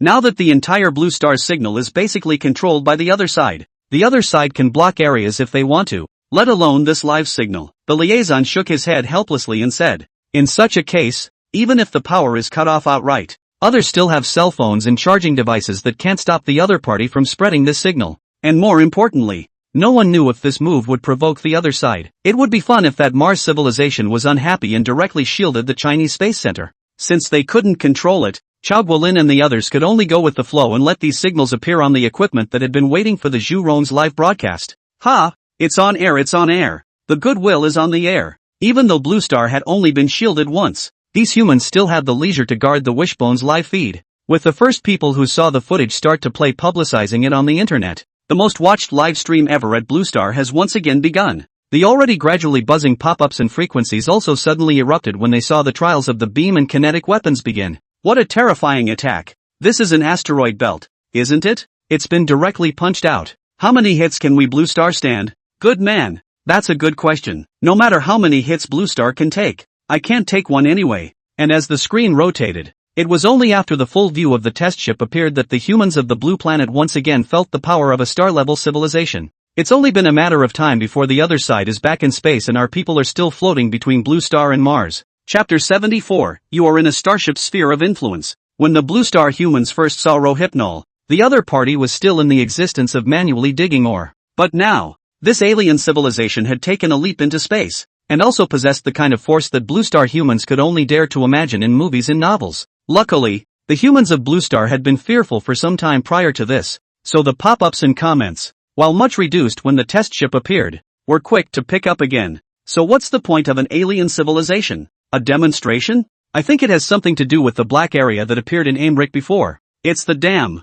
Again. Just as most of Blue Star was vocally cursing, the screen that had been showing footage of the test ship suddenly went black, and a wall of information consisting of dozens of words suddenly appeared on the live feed. Text. I looked dumbfounded. This is all our Blue Star's writing? This is too much. I see the Mandarin. As each civilization saw its own familiar text, what was meant to be expressed on it was presented one by one. Effective immediately, Blue Star will be in the Starfleet sphere of influence. All the words in the live signal convey this one thing. What do you mean? Can't you read this? We're being colonized. When everyone read the meaning of this text, the whole of Blue Star didn't know what to do for a moment. How do you think Blue Star is in someone else's sphere of influence when it's fine? If a normal person had said that, they would have been absolutely laughed at playfully. After all, bringing a planet under the dominion of a planet was something that had never been thought of before. Even the previous Blue Star did not have a place for the moon, let alone a planet with a civilization. But reality is so cruel. An alien civilization that doesn't know anything about it, and even watched the other side getting stronger step by step, is suddenly about to include Blue Star into its sphere of influence. Compared to the ordinary Blue Star humans who were hotly debating, Chao Guolin, who was located in the Chinese Space Center, was not so surprised after seeing these texts, since the other party had already laid 10 craft for blocking signals in the orbit of Blue Star. Then from the fact that Blue Star was already in the control range of the other party, whether the Blue Star people wanted it or not. At this point Luo Xiu had already held the power of life and death of Blue Star. Other than that, just making Blue Star's communication completely disorganized would be something quite unacceptable to the Bluestarians who have entered the modern world. What do you think the other side's next step will be? Chao Guolin asked Petrov, who was beside him, after Luo Hua transmitted this text. It should be time to send a ship over. Although Petrov was a big man, his size couldn't solve the problem in the face of this kind of thing. Phew, hearing Petrov's words, Chao Guolin let out a long breath of relief. As Petrov had thought, Chao Guolin felt that the next time would be when the ship approached Blue Star's orbit.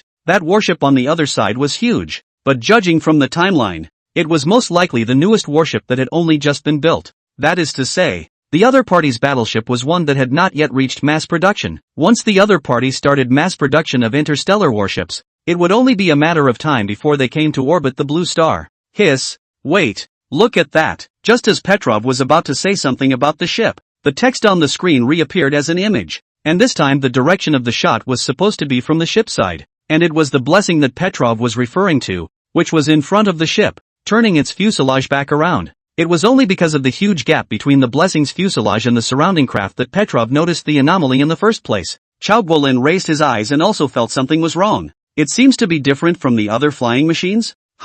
This chassis. As Chao Guolin scrutinized the object, which was different from the surrounding flying machines, his eyes were drawn to the spider legs of the other's lower mechanical feet. It wasn't that Chao Guolin was hunting. It was mainly because this look was like he had seen it somewhere before. The wishbone? After staring at that craft for a few seconds, Chao Guolin suddenly reacted. Wasn't this the Zhu Rong ship that he had personally launched to Mars? Has it been transformed into this? In Chao Guolin's memory, the last time he saw the Zhu Rong shape would have been its reflection on the energy storage device near the electromagnetic railguns before it was towed for modification. And how much time had passed before the Zhu Rong was able to take to the skies and possessed the ability to shatter a 300-meter celestial body right into pieces with a single blow? If it was back then, it's simply unimaginable that it would be like this. Chao Guolin shook his head slightly and said, "What happened to the Zhu Rong ship was just too amazing. A probe launched from the blue planet actually grew into an interstellar vehicle in the hands of an alien civilization. It was more than a little shocking to Blue Star's space endeavors. It's amazing how the same device, in the hands of a different civilization, can be so effective." Perhaps that was what the other side was trying to express? And just as Chao Guolin could tell that the craft was the Zhu Rong ship, the humans on the blue planet who were also watching the live broadcast also guessed it. "Look guys, that flying machine in the very center, isn't it the Zhu Rong?" It seems to be true. The Zhu Rong is up in the sky, same product of the Blue Star. How is it that the Zhu Rong ship is luckier than us? Finally we get to see the wishbone again. I thought it had been sent back to the furnace before. In fact, the Blue Star humans were very surprised at the change in the Zhu Rong ship. After all, the Zhu Rong ship had disappeared for a long time, and most people thought that it wouldn't appear again. The main reason why all of these Blue Star humans had such thoughts was because Luo Xiu's development was too fast. It used to be that the wishbone could be a ride in haul supplies. Now Mars has tons of automated robots before the equipment and buildings are shielded. With such a large group of competitors, it seems reasonable that the wishbone would be laid off. While the humans on the blue planet were discussing the reappearance of the wishbone, the live feed quietly shut down again. At this point in time, Rashu was still continuing to test his weapons, and a large number of craft had swooped fully into the asteroid belt to test their ability to fight in various environments now. In fact, by now, the testing of the weapon systems was basically considered a success. After all, these weapons had been virtually verified over a long period of time, and as long as they could be produced, there would basically be no problems. Now Luo Xiu was only waiting for the 10 Xiaoyu-class battleships to be built to welcome those of his fellow clansmen who had come from the blue planet. Words of wisdom from the author. It's time to hit the shelves again. It's going to be on the shelves at 0 in the morning. So let's start with the rules for extra shifts. A guaranteed 5 shifts on the first day, and a guaranteed 3 shifts on weekdays. Then reward 20,000 starting coins plus 1 more, allies plus 5 more. The first day of the extra 3,000 first booking of plus 1 more. 4,000 first booking plus 2 more. 5,000 first booking plus 3 more. 6,000 first booking plus 4 more. The back would not dare to think about it. If there is so on and so on, 1 extra shift for every 500 monthly votes. Well, that's it for extra shifts. If I can get 6,000 subscriptions, I guess there's 10 more. Enough about the raise, then it's time for the thank yous. First of all, I'd like to thank the editor in charge, Boss Fluffy, for getting this book all the way to 3 Rivers. Very good editor. If you want to write a book, you can ask me for contact information to submit. There is also the book Friends Infinite Immortal, that a gust of wind YG 3 years old, 2 years and 3 years, Speech Chang, looks like a beautiful girl is a beautiful girl, white green shirt, 20 and a half, the Squirrel Party Leader, Desperate 255, the Bottle in the Sky from the Day, etc. Book friends have been supportive. Thanks to every single one of you who voted, rewarded, and commented in support of the book. It's your company that has made this book what it is. Thank you very much. Bow. Then it's time to talk about the book. The author has been a reader from the very beginning and loves sci-fi. While his favorite sci-fi novels are Trilogy, Base, Dune, and so on, the web novels are Little Soldier Saga, Super Battleship, and others. So it's always been a desire to write a sci-fi world of my own. And this book was born out of that. What I didn't expect, though, was that there would be so many like-minded bookworms who have supported me from the beginning of the book until now, based on our shared love of sci-fi. I'll be finishing this book all the way through, building a world that's my own and everyone else's. Having said that, let's push a friend's book. The world of man in Marvel, being behind the scenes is dominated by movies and supplemented by comics. The old author of The White Coat for Armored Doctor's text deserves to be credited. Saving Uchiha from Konoha Naruto text fine authors, seedlings, can be read. Finally, Please support the genuine version, cultivate a good reading environment, and support the author by reading at the starting point. Thank you all. Chapter 75 Xiaoyu Class Battleship Welcome. Since the manufacturing factories and orbital shipyards of the Mars orbital platform were expanding at this time, the Xiaoyu class battleships were being built at a fairly fast pace. At least it's a lot faster than the test ships built before. By the time Luo Xiu returned to the Martian orbital platform after completing the first weapons test, the first Xiaoyu class battleship was nearing completion. Mastermind, what's the progress of the first ship of the Xiaoyu class? Rashu asked directly to the base control system as soon as he emerged from the hatch of the test ship. 81% built. As Rashu drifted towards the orbital dock, the mastermind, who had taken over the communication privileges from the control system of the test ship, also replied directly. That's good. Not bad progress. Mars now has a staggering 12 electromagnetic railguns, and the amount of supplies launched into space each day is extreme. And with those resources, the orbital platforms have a lot less constraints on building warships. What's more, metals refined in space are virtually free of impurities, and the smelting of space allows them to be molded directly into shape without coming into contact with any objects, which is one of the reasons why interstellar warships are basically produced in orbital shipyards. Of course, the most important thing was to eliminate the energy cost of a starship escaping from the star's gravity. After all, the energy spent by a huge object like a starship trying to escape from the star's gravity was huge. It was because there were multiple factors that all the warships after Rohypnol would also be produced in the orbital dockyard. The new control system, can it be installed on top of the Xiaoyu class this time? When Luo Xiu was about to float into the second orbital dock, he suddenly asked about the base control system. After constant checking, the new ship control system is ready for boarding. With the reply from the base control system, Luo Xiu had drifted into the dockyard and saw the Xiaoyu class battleship under construction. This battleship compared to the test ship had a length of 4,000 meters, double that of the test ship, and a maximum width of 700 meters, 1.7 times that of the test ship. Its shape was vastly different from that of the test ship's long column, with a flat hull and a fusion engine at the rear. In front of the fusion engine, there were drone-carrying platforms spreading out on both sides like bird wings, as well as particle beam weapons arrayed above. After passing through the bird's wing, it kept narrowing forward, closing directly into a circular arc at the very front. On the top, bottom, left and right sides of this forward-closing arc were 4 electromagnetic railguns. The 8 huge rails were uniformly outward-facing, with tips like bayonets, straight into deep space. In addition to the main body, a number of external platforms protrude from the hull to the sides for striking at approaching unstar bodies and space junk. When autonomous shields had not yet been produced, this was the most effective weapon for the Xiaoyu class responsible for clearing the surrounding objects. Of course, with the strength of the current Xiaoyu class hull, even if it hit the comet, it wouldn't suffer much damage. How long will it take for the 10 battleships to be built? Only after looking at the progress of the Xiaoyu class battleship's manufacture did Luo Xiu float to the top of the battleship and ask the base control system. 10 battleships can be completed in 141 hours, 13 minutes and 28 seconds. The base control system, which now coordinated the resources of the entire planet Mars, gave Rashu a manufacturing time that was accurate to the second. A week? A week then. And a week after that it's time to meet the blue stars here. After saying that, Luo Xiu also stopped paying attention to the Xiaoyu class first ship under construction, and instead returned to the top of the orbital platform. The current orbital platform had grown to 70 kilometers in length and 30 kilometers in width compared to when Rashu had just arrived in space, and had basically reached the size of a space mother port. And it's not just this side of Rashu sitting that's being utilized flat out for space. At Luo Xiu's feet, on the other side of the platform, there were also a large number of equipment and automated robots in operation. In other words, compared to the surface of Mars, the utilization rate of the platform in this space was twice as high.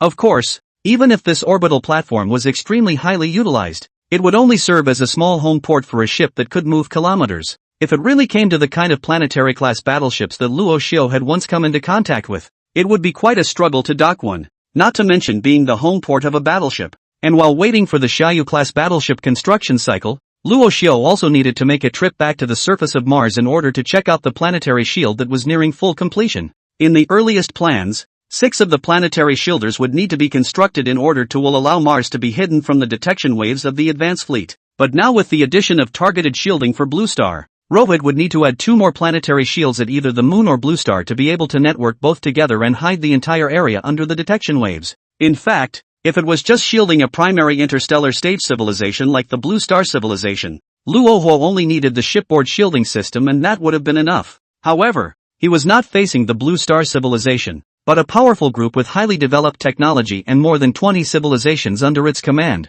With such a collection, his detection system was quite perfect. If he just used a shielding extender, Luo Xiu wouldn't be able to guarantee that he would be able to mask all of the communication signals from both sides. After the construction of the 10 Xiaoyu-class battleships was completed, Luo Hua would take a portion of the construction robots to the moon and build 2 more planetary shields on the lunar surface, which would be used to shield the communication signals between the 2 sides under the detection waves. Your Excellency Commander, the planetary shield has been fully constructed and is ready to be activated at full power. While Luo Xiu was still thinking about the planning afterward, the last planetary shield on Mars had also completed its grid connection and started its shielding mission. Zip! When this planetary shield under Luo Xiu's feet was activated, the red current instantly lit up on the 100-meter black column sticking out from the shield. After its power continued to increase, the 5 shields were also tuned to the same frequency, completing the parallel work. The simultaneous activation of 6 planetary shields is really no different than one for the current Blue Star civilization, but for the upcoming probe waves, they could shield the buildings on Mars, as well as the platforms and docks in orbit. With the technology of the advanced fleet now, there was no way they could have detected Rashu's presence. Now it's just a matter of waiting for the moon's shield to be built. Rasha looked up, in the direction of Blue Star, and then there's them. The them that Rasha was talking about was the probe wave that was rushing towards Blue Star, and the advanced fleet behind it. A week is a very long time, both for Rohypnol and for Blue Star. Although the normal life of the Blue Star humans had not been affected in any way, with an alien civilization at their head, they were always very depressed inside. And for Rohypnol, due to the time constraints, he had to utilize every second to the fullest in order to gain that glimmer of hope in the conflict that followed, especially since the antimatter annihilation bomb had not yet been developed, which was also a very important point for Rohitsu. Only by surpassing the other side in terms of weaponry could Rohypnol have the ability to hold the home galaxy. Judging from the progress of the current tests, the antimatter annihilation bomb is progressing quite well, and the program has been able to test the wrapped material in the test site at the North Pole of Mars. Once the materials were in place, the manufacturing of the antimatter annihilation bomb would be on track. Your Excellency, Commander, the 10 Xiaoyu-class warships have been built and the weapon modules are fully loaded. At the North Pole of Mars, Rashu, who was observing the antimatter extraction, suddenly received a prompt from the base control system. Since Luo Xiu was in a laboratory at the moment, Luo Xiu was also not wearing an exoskeleton armor, but instead got the news through the base's amplification equipment. Okay, I'll be right there. After learning that all 10 battleships had been constructed, Luo Xiu stared at the lab where the antimatter was being extracted one more time before he turned around in a single motion, ready to leave the Martian North Pole, redressed in his exoskeleton armor. Rashu took a direct ride on the orbital round-trip craft that had long been waiting outside the lab and headed straight for the orbital platform. When Luo Xiu stepped down from the round-trip craft, on the mooring point directly in front of him, 10,4,000-meter-long Xiaoyu-class warships lined up in order and docked side by side on the side of the orbital platform. Compared to the test ship that Luo Hua had traveled in earlier, reaching 10 space battleships of this size was already very spectacular. After sweeping a glance at these 10 gigantic space battleships, Luo Xiu directly drifted towards the nearest Xiaoyu-class battleship, ready to board it to meet the Blue Star's craft. In space, everything was silent. From Luo Xiu's return to the orbital platform to the opening of the hatch of the Xiaoyu-class battleship's first ship, everything was unusually quiet, without the slightest sound. This, then, is the magic of space. Zip! When Luo Xiu entered the first ship of the Xiaoyu-class battleship, the hatch closed, and only then did a sound emanate from the air-infused chamber. And as Luo Xiu landed on the bridge, the external indicator lights of all 10 Xiaoyu-class battleships also lit up, and their aft jets opened up as they gradually drifted out of their moorings. After continuously sailing away from the orbital platform, the 10 battleships also gradually pulled apart, heading towards the Blue Star's craft square at a distance of 100 kilometers apart from each other. At this time, at the forefront of the Blue Star flying vehicle square, inside the Chinese spacecraft, Luo Faki and the others were still looking at the direction of Mars through the observation port. Can't see it anymore, can you? Behind observer Luo Faki, Shuaihe leaned over and asked Luo Faki. Luo Faki, who was observing, didn't even take his eyes off the observing telescope, and directly replied, well, it's fully recovered. What the two were discussing at the moment was the very same asteroid belt where Rohu had hit a blank area using the kinetic weapons carried by the test ship. But as the asteroid belt corrects itself, the traces of these experiments are now fading away. You say, how come those flying machines didn't attack last time when they passed by us? Shuaihe leaned against the bulkhead next to Luo Faki and asked the other party with a frown. That's unknown. Anyway, we're still going over toward Mars. Only after replying back did Luo Faki raise her head and leave the observer. Maybe they don't care about us at all. After all, this number of us isn't enough for the other side to stuff their teeth. What Luo Faki said at this moment was exactly what most of the Bluestarians in the flying machine square were thinking.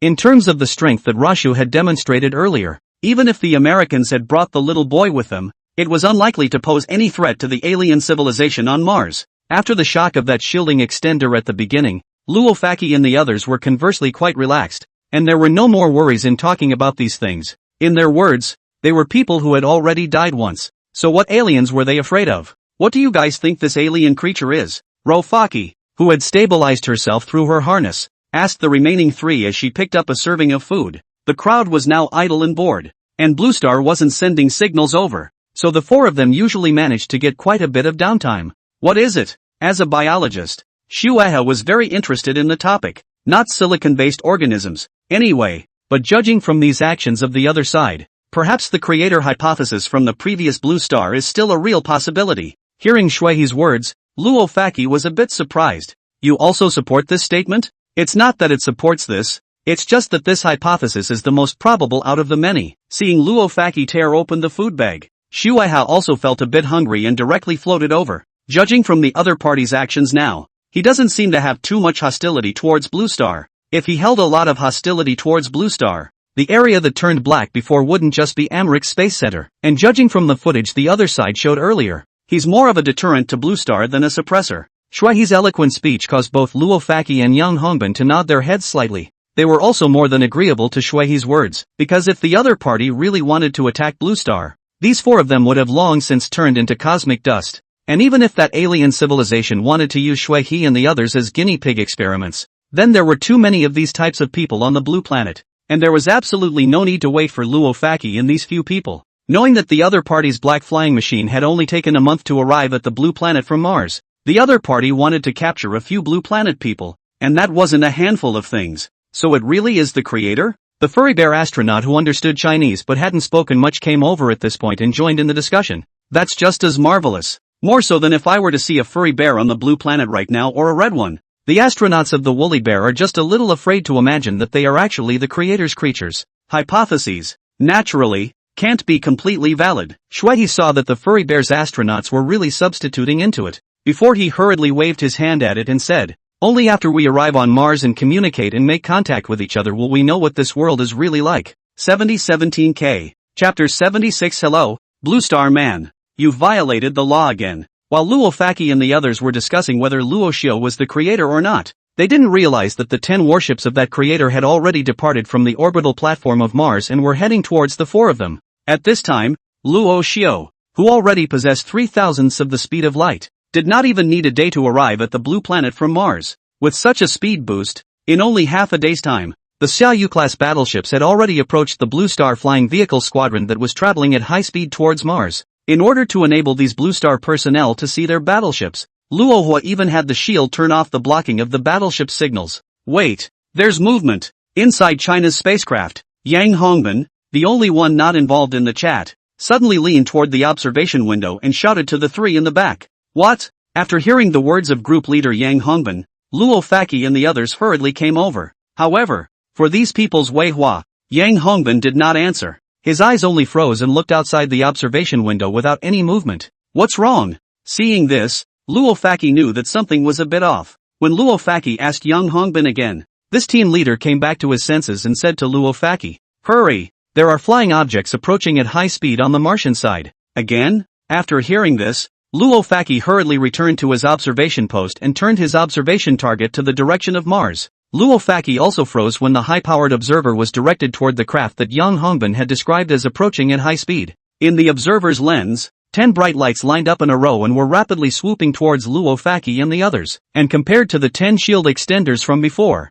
this time the UFOs were a bit too large. If the coordinates within the probe were correct, then the ships had converted to kilometer widths. Professor Luo, how is it? Seeing that Luo Faki didn't move, the crowd asked again in a hurry. It might not be as simple as a flying machine. It's 10 airships. Luo Faki looked sideways at Shuehi and the others as he continued. And it's still airships that are measured in kilometers in length. What? Yang Hongbin was shocked when he heard this. When he had previously seen that bright light, He had thought that alien civilization had launched some kind of orbital vehicle to the blue planet again, but after hearing Luo Faki say that, things didn't seem to be that simple. This time, what the other party had dispatched was not some 100-meter level orbital craft anymore, but actual interstellar battleships. If the other party was still running towards Blue Star this time, then even if the other party didn't attack, it definitely wouldn't be a good thing. It's so fast. It's so much faster than last time. It's almost there already. As Luo Faki continued to observe and report back to the remaining three, Shuihe and Yang Hongbin and the others only felt a strong light suddenly light up outside the observation window. The other side. It's already here. What kind of speed was this to be able to approach the Blue Star's craft square just as it was being observed? And it was only when the other party hovered on the side of the Blue Star flying vehicle square, maintaining the same speed as Luo Faki and the others, that Shuihe and the others saw the shape of this gigantic battleship from the window. Too big. Shuihe looked out from the window, and since Luo Xiu's battleship was just a little too close, they couldn't even see the battleship in its entirety, and they could only see the huge electromagnetic railgun rails at the front end of the other ship. The prophecy of a cannon shot to the Blue Star, as previously thought by the Blue Stars, seemed about to be fulfilled. Sharing the same thoughts as Luo Faki and the others, there were also the astronauts from Americ, the European Union, and the island nation who were following the back of the Chinese spacecraft. The 10 Xiaoyu-class warships outnumbered all of the Blue Star spacecraft, and each of them closed in on a Blue Star spacecraft, giving those Blue Star spacefarers a tremendous amount of pressure. And since Luo Xiu had cancelled the shielding of these battleships, Chao Guolin and the others who were far away on the blue planet also saw this scene through the images transmitted from the observatory. It's coming after all. Chao Guolin seemed to have been waiting for this day for a long time, and when the gigantic 4-kilometer-long battleship revealed itself, he breathed a sigh of relief instead. It was time for the Blue Star civilization to have its true moment of judgment after all, and when these battleships arrived at the Blue Star, perhaps negotiations would begin. And since the difference in technology between the two sides was so far, even if they could come to the negotiating table, they should never expect anything from the Blue Stars. In Chao Guolin's thoughts, if the other party was going to occupy Blue Star, perhaps the entire Blue Star civilization would have no choice but to be driven to a reservation or relocated to an outer planet. In more serious cases, perhaps this alien civilization would even limit the population of Blue Star and take a high-handed approach to the entire planet. But judging from what the other side had done before, the latter shouldn't have happened. But no matter what, the Blue Star civilization had reached a real moment in history. Whether they live, die, rise or fall is only at the other's whim. Perhaps this is the price of weakness. No, it doesn't seem to be coming toward us. Just as Chao Guolin closed his eyes and waited for that high-speed interstellar warship to arrive at Blue Star, Go 1, however, suddenly tapped Chao Guolin's shoulder and said, "What's wrong?" After hearing Go Win's words, Chao Guolin hastily opened his eyes and asked, "They've stopped and are heading toward Mars at the same speed as our craft." At this moment, Gowon was pointing at his computer screen and said to Chao Guolin. As soon as Chao Guolin heard that the other party had stopped, he hurriedly raised his eyes to look, only to see that on top of the screen, the huge battleship that was originally traveling in the opposite direction from the Blue Star craft had already reversed its direction, with its tail engine pointed at the Blue Star's position, and was flying in the opposite direction. What does this mean? Chao Guolin was a little confused by this maneuver. The other party actually wasn't coming towards Blue Star, trying to take our people over? Chao Guolin frowned and gave the only idea that made sense. Of course, Chao Guolin was thinking the same thing as Luo Faki and the others, and he didn't really think that that civilization only needed a few people. Hello, Blue Starians. Just as Chao Guolin and Luo Faki and the others were all still puzzled, dozens of texts suddenly appeared again on the various screens in the Chinese Space Center. This image, too, appeared simultaneously on the major space centers of the Blue Planet, as well as on those craft that were encased in spaceships. Your craft has violated Starship regulations by sailing within the Starship's power. Formal warning to your party that any craft entering space will need to apply to Starfleet for a report. Unreported craft will all be destroyed. In view of the early takeoff of this craft, destruction procedures are revoked and it will be impounded to Mars. 7017K. Chapter 77, Captured Blue Stars. This, in China's spacecraft. Luo Faki and Shuihe and the others all felt a bit incredulous when they saw the text flashing on the older brother's screen inside the craft. So we're not going to be arrested for research, but we're going to be detained for violating regulations?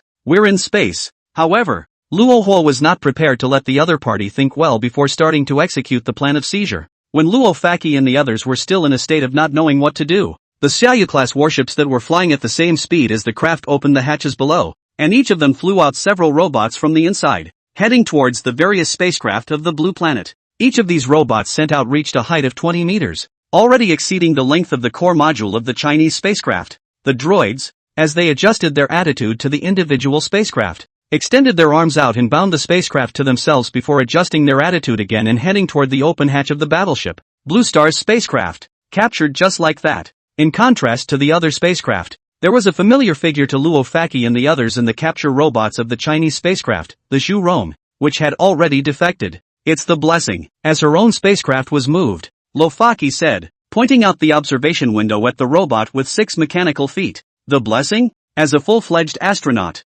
Yang Hongbin is much more familiar with Zhu Rong, and he even witnessed the launch of Zhu Rong with his own eyes. But the only thing in front of me that I would have to say to connect it to the blessing is probably the chassis underneath, and the camera that still exists on the right side of its head. But this camera hasn't been used much lately either, except once in the asteroid belt. I didn't think we would end up being captured by the Zhu Rong ship. Yang Hongbin lamented as he watched the spacecraft he was in rise up with the Zhu Rong ship's drag towards that battleship. Yeah, who would have thought? Although he was given a direct capture by the alien civilization at this time, Luo Faqi didn't have the nervousness she had before. But Shui He and I can both be astronauts, so it's not incomprehensible for this kind of thing to appear. Shui He, who was once again cupping the photo in his hand, smiled slightly and said, "That's right." Right in the middle of the few people's casual conversation, the surrounding image also gradually disappeared and became dark and deep. Obviously, they had already entered the cabin of the other party's warship at this time, a chamber that could fit a Chinese spacecraft, from which one could imagine the immensity of this warship on the other side. As the hatch closed, the otherwise dark picture outside the spacecraft suddenly became programmed brightly again, revealing the polished bulkhead of the battleship outside the spacecraft. It was only when the light rose that Luo Faqi and the others saw that their own spacecraft was being immobilized by the blessing as well as the other robots, and it was only after the last Blue Star spacecraft had been captured and secured that Luo Shou took control of all the Xiaoyu-class warships and suddenly accelerated towards Mars. At this time on the blue planet, Chao Guolin and the others only saw a burst of strong light illuminate, and then the 10 had disappeared into the blue planet's observation screen. "Did you record the images just now?" Chao Guolin said to Go Wen only after all the images had disappeared. "It's been recorded and the text is there," Go Wen said, and saw all the images that had just appeared released. Among these were text signals transmitted by Rasho to the major space agencies of the blue planet. "We need to follow the navigation regulations of starships. And what exactly is this starship?" Chao Guolin stared at the text a few times before still not coming up with a clue from it. However, Chao Guolin was able to read the meaning of this. From now on, if Blue Star wanted to launch a rocket, it would need to report to the other side in order to do so, and once they weren't allowed to launch, the vehicle would be destroyed outright. It's still true that this is turning into a colony in general, just like the internet said. But how do we report it? Although Chao Guolin knew that he had to report to Luo Hua's side before he could do so, Luo Hua did not leave any contact information, and after the previous shielding incident at the American Space Agency, Blue Star didn't dare to send any signals to the shielding extenders in that outer orbit. How could one contact the other party in such a situation? There may be absolutely no point in letting us launch another ship. Golan thought for a moment and gave a possibility that was very frustrating to the Blue Star spacefarers. It's really possible. On Chao Guolin's side, Petrov raised a hand to stroke his bushy beard and agreed. In response to this harsh truth, the liaison officer, who hadn't said anything, also said at this time, "Then wouldn't we be unable to launch even one satellite? Not to mention the satellites. The signals will be attacked." The people in the room had seen how the American Space Agency had been shielded, which was why Petrov said so. Harder. The liaison shook his head and said, if previously Blue Star was drastically behind the other party in terms of technology, now Blue Star had even the possibility of catching up stifled by the other party. It is the same as in the old days when no piece of sail was allowed to enter the sea, and the Lancingers have lost the opportunity to explore space. It depends on whether or not what the other party said about reporting can be realized, Chao Guolin said as he walked back to his workstation. Even though Chao Guolin said so, he was not sure that this procedure of reporting would occur. Perhaps it really was as Petrov had said, and the Blue Stars were even being cautious about sending out signals, while Chao Guolin and the other Blue Star spacefarers were very anxious. Luo Hua, who was returning to Mars with Luo Faqi and the others, didn't think about this. What he said about reporting was not a falsehood, except that the ship being built on the moon had not yet departed and Blue Star could not contact Rohypnol's base control system directly. Once the construction ship reaches the moon, specialized robots will be sent to Blue Star to be used for direct communication with Blue Star. And Rasho's purpose was actually to cover up Blue Star's space activities as much as possible, so that it would not reveal all contact with Rasho under the detection waves. As soon as the probe wave is over, it's not impossible for Blue Star to want to develop space equipment. Of course, Even if Blue Star were allowed to develop itself for another 100 years, it would never compare to Rashu and the advanced fleet that was sailing in. If Blue Star really wanted to take its place under the stars, its best outcome would also be to work with Rashu of Starfleet humans. Although Luo Xiao was only one person, he represented the entire starship humanity. He had the qualifications to cooperate with the Blue Star humans, and he also had the ability to cooperate with the Blue Star humans. After all, Luo Xiao, who now had countless automated robots, was far superior to Blue Star with a population of 7 billion, both in terms of industrial manufacturing and technological level. 7017K. Chapter 78 Warning. Prohibited Weapons. Originally, Chao Guolin and the others didn't want to broadcast this footage of the capture of the Blue Star craft. After all the hopes of the Blue Star humans were previously placed on Luo Faki, the astronauts who flew to Mars. If the Blue Star humans knew that the vehicles were all captured by the other side and had lost contact with the Blue Star, it would be a hard thing for the Blue Star humans to accept. And more importantly, the speed of the other party's battleships had been able to reach Blue Star in a day, and the number of their battleships was also growing at a high speed. And this series of explosive news was released, and it would definitely cause an uproar in Blue Star. But Luo Xiao, who was returning to Blue Star in a Xiaoyu-class warship, wasn't prepared to give the other side this chance to be silent. After all, it wasn't enough for just the major space agencies to memorize the regulations for starships. So while the countries were being secretive about this contact between the two sides, Luo Xiao suddenly had the base control system linked to the shielding extender hovering in orbit outside of Blue Star, transmitting the footage from earlier to every screen on Blue Star. There it is again. It's finally live again. No, this image, it's heading directly towards our spacecraft? What a speed!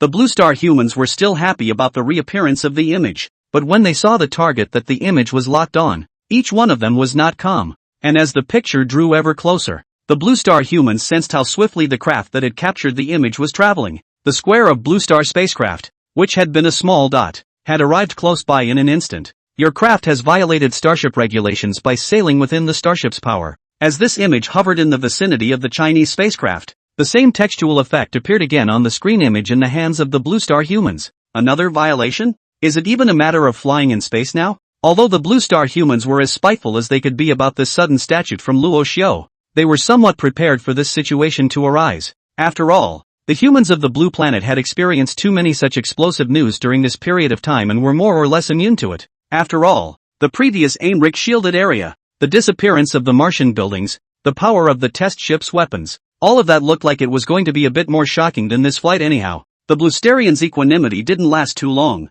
though, because just after the image approached Blue Star's spacecraft, a single robotic Sen flew out of the starship's cavernous hatch and collected all of Blue Star's spacecraft into the starship's hull in one fell swoop. It's over. It's all over. And you said you were going to exchange. Now there's nothing. Is there? Not necessarily. Maybe the other side just caught them there to communicate? Optimism is good. Too much optimism is bad.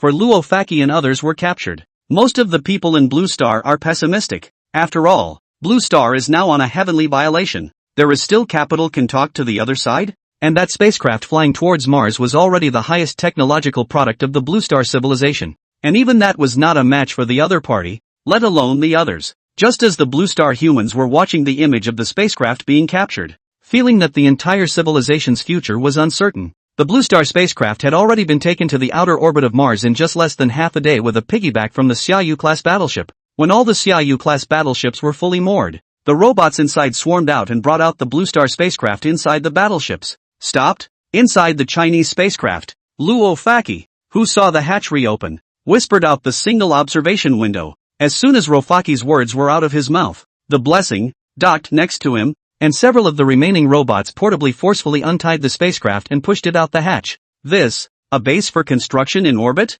As the spacecraft gradually slid out of the battleship's hull, the eyes of Luo Faki and Shuihe and the others went straight, just beyond the observation window. The huge orbital dock completely blocked out the sun, and on one side of the dock were also the continuous manufacturing factories that supplied the orbital dock with a constant stream of equipment and parts. Outside of these fixed devices, there are all kinds of robots that are extremely agile even in space, and they are like bees, shuttling back and forth within the various factories to ensure the normal operation of the orbital platform. Outside the orbital platform, besides the Xiaoyu-class battleships that had just been moored, there were also numerous resource collection ships staying, which were responsible for collecting the supplies that the electromagnetic railguns had fired up into the spaceflight, and then sending them to the orbital platform. All of this was mapped from outside the observation window into the spacecraft, giving Rofaki and the others a great sense of oppression. How can such a civilization communicate? We're like ants in each other's eyes, perhaps? Just as Rofaki and the others were silent and deep in thought. In another area of the mooring point, the robot responsible for transporting Americ's spacecraft out suddenly stopped with a start, and the indicators around it instantly lit up in red. What's wrong? The sudden appearance of a red light interrupted the thoughts of Rofaki and the others, drawing he of the 4 people in the cabin to the side where the red light was illuminated. It's an Americ spacecraft. Rofaki, who was closest to the observation window, locked on to the target first, and that distinctive spacecraft Rofaki recognized at once as belonging to the group launched by Americ. Yang Hongbin, who was behind Luo Faki at this time, froze when he heard Americ's name. Oh no, nuke! Before Shui He and the others could inquire, Yang Hongbin directly exclaimed. Once heard the word nuclear bomb, Luo Faki and Shui He is also a meal. The two of them also know that Americ carries a codename Little Boy Nuclear Bomb, but sailing for such a long time, so that the two of them have forgotten that Americ also carries this big hidden danger. Hiss, what then? If before, Luo Faki and the others still had a feeling of being at the mercy of heaven, the current ones were in complete despair. At this point, let alone communicating, it was possible for the other side to directly destroy all spacecraft and attack Blue Star directly. It is important to realize that nuclear bombs are an absolute nightmare for Blue Star, and are a scary sight among ordinary Blue Stars. The consequences of such a weapon being detected can only be imagined. Warning! Prohibited weapon detected. Warning! Prohibited weapon detected. Just as Rofaki and the others thought, those robots had indeed found Americ's nukes, and unlike before, at this time, the warning slogans appeared in 2 rows directly on the screens inside the spacecraft of Luo Faki and the others. Damn! The hairy bear astronaut clenched his fist and cursed as he saw the text inside the spacecraft. 7017K. Chapter 79, Blue Star Man. Stop what you're doing. While the curses of the furry bear astronauts had no way of reaching Americ's spacecraft, the 3 astronauts inside Americ's spacecraft knew at that moment that they had made a big mistake on their side. They didn't even have to go to the observation window, just inside the spacecraft, to see the flashing red light outside, and the warning. Warning! Like Rofaki and the others, Americ's astronauts also felt that something big had happened. If they were not careful, the entire blue planet might be implicated by them. Clunk! Seeing this, the 3 Americ astronauts hastily moved their feet and all floated towards the section of the hatch that held the little boy. Tick, tick, tick. The trio had just rushed to the hatch connection when the hatch, which could have been opened easily, sounded an alarm. Blue Star Man, stop what you're doing. Your actions are violating Starfleet regulations. As soon as the 3 of them saw the words that appeared on the screens around them, their hands and feet all froze and stopped all their movements. What to do? The tallest of the 3 researchers asked, looking to their group leader, the one from the Special Forces. Although this member of the Special Forces had gone through quite specialized training, he had never encountered such a thing as facing aliens before. This team leader was just about to speak when he saw the red light suddenly flourish, and the entire spacecraft shook with it, as if it was wrapped in something. What's the situation? This team leader, who was still thinking of ways to deal with the situation, said as he reached out and gave a gentle push on the wall, and his entire body drifted towards the observation window. Before he could float to the window, though, a robotic arm pressed right up to it, obliterating all possibility of observation inside the spacecraft. Click! The leader of this group took the weapon strapped to the bulkhead in his hand in an instant of launching after being unable to observe what was going on outside. But no sooner had he taken the weapon in his hand than he suddenly reacted to the fact that he was in a different situation than he was on the blue planet. Ugh! The leader of the group sighed before releasing the weapon and letting it float inside the spacecraft. At this time, Blue Star's weapon could be of no use, and if it was held in his hand, he might have to be warned again by the other party. That's it. The leader of the group, who had thrown down his weapon, was no longer prepared to put up any more pointless resistance. The series of actions he had just taken were all reflex actions out of his usual training. If he had just been told to think before he acted, this team leader would never have tried to check out the little boy and pick up the weapon on the bulkhead. Knowing how magnificent the orbital platform building they had just seen from the observation window was, at that moment, he even had the feeling that he was a primitive man entering a modern society. The gap between the two sides was just too great, not to mention the little boy. Even if the furry bear's Big Ivan was brought over, it would be just as useless. Even if they did detonate it then, it probably wouldn't even be able to blow up a corner of this huge orbital platform. Knock! As the trio fell silent and began to think about how they would be treated by that alien civilization, the ship suddenly shuddered again. When the shaking ended, the trio that only felt a strong push sent several people toward the back of the spacecraft, keeping all 3 firmly pressed against the bulkhead. Luckily, it wasn't moving very fast, and the trio acclimated slightly after the spacecraft had moved some distance, and just at the same time, the other Blue Star spacecraft that were still on the orbital platform had their eyes locked on top of the Americ spacecraft. In the eyes of Rofaki and the others, only a few robots locked Americ's spacecraft in place, directly and moved on top of a platform with oddly long wings, as if it were a goose.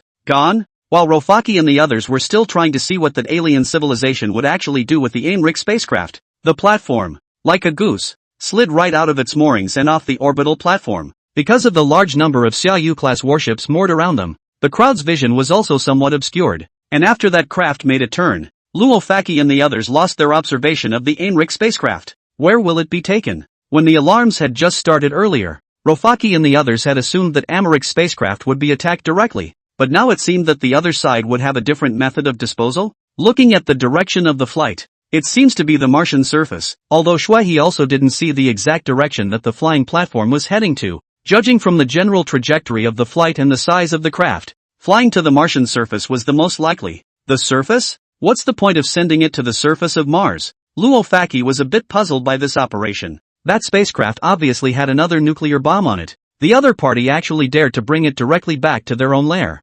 Knock. Rofaki and the others were still pondering what on earth Rohitsu would do with the Americ spacecraft when their compartment also suddenly shuddered, and the entire spacecraft was then pushed by the robots towards a huge building on the orbital platform. With their own situation becoming delicate, the four in the hatch were in no mood to think about what the Americans were doing. Their situation at this point was no better than the three who had been sent away. In such a situation, as Shuai guessed, the three Americ astronauts who were heading for the Martian surface were selectively forgotten. The gravity is getting stronger. As the platform carrying the spacecraft got closer and closer to the Martian surface, the more the three Americans also felt themselves being affected by the Martian gravity. To Mars? The three Americans inside the spacecraft couldn't see what was going on outside, but they were able to guess something by the changes around them. After all, the three were able to get inside the spacecraft with all their knowledge. Most likely, the leader of the trio was leaning at the observation window at that moment, trying to make something out of the gap in the robot's arm. But the robot that climbed onto the spacecraft's shell was just a little too huge to have missed the slightest gap once its arms covered the window.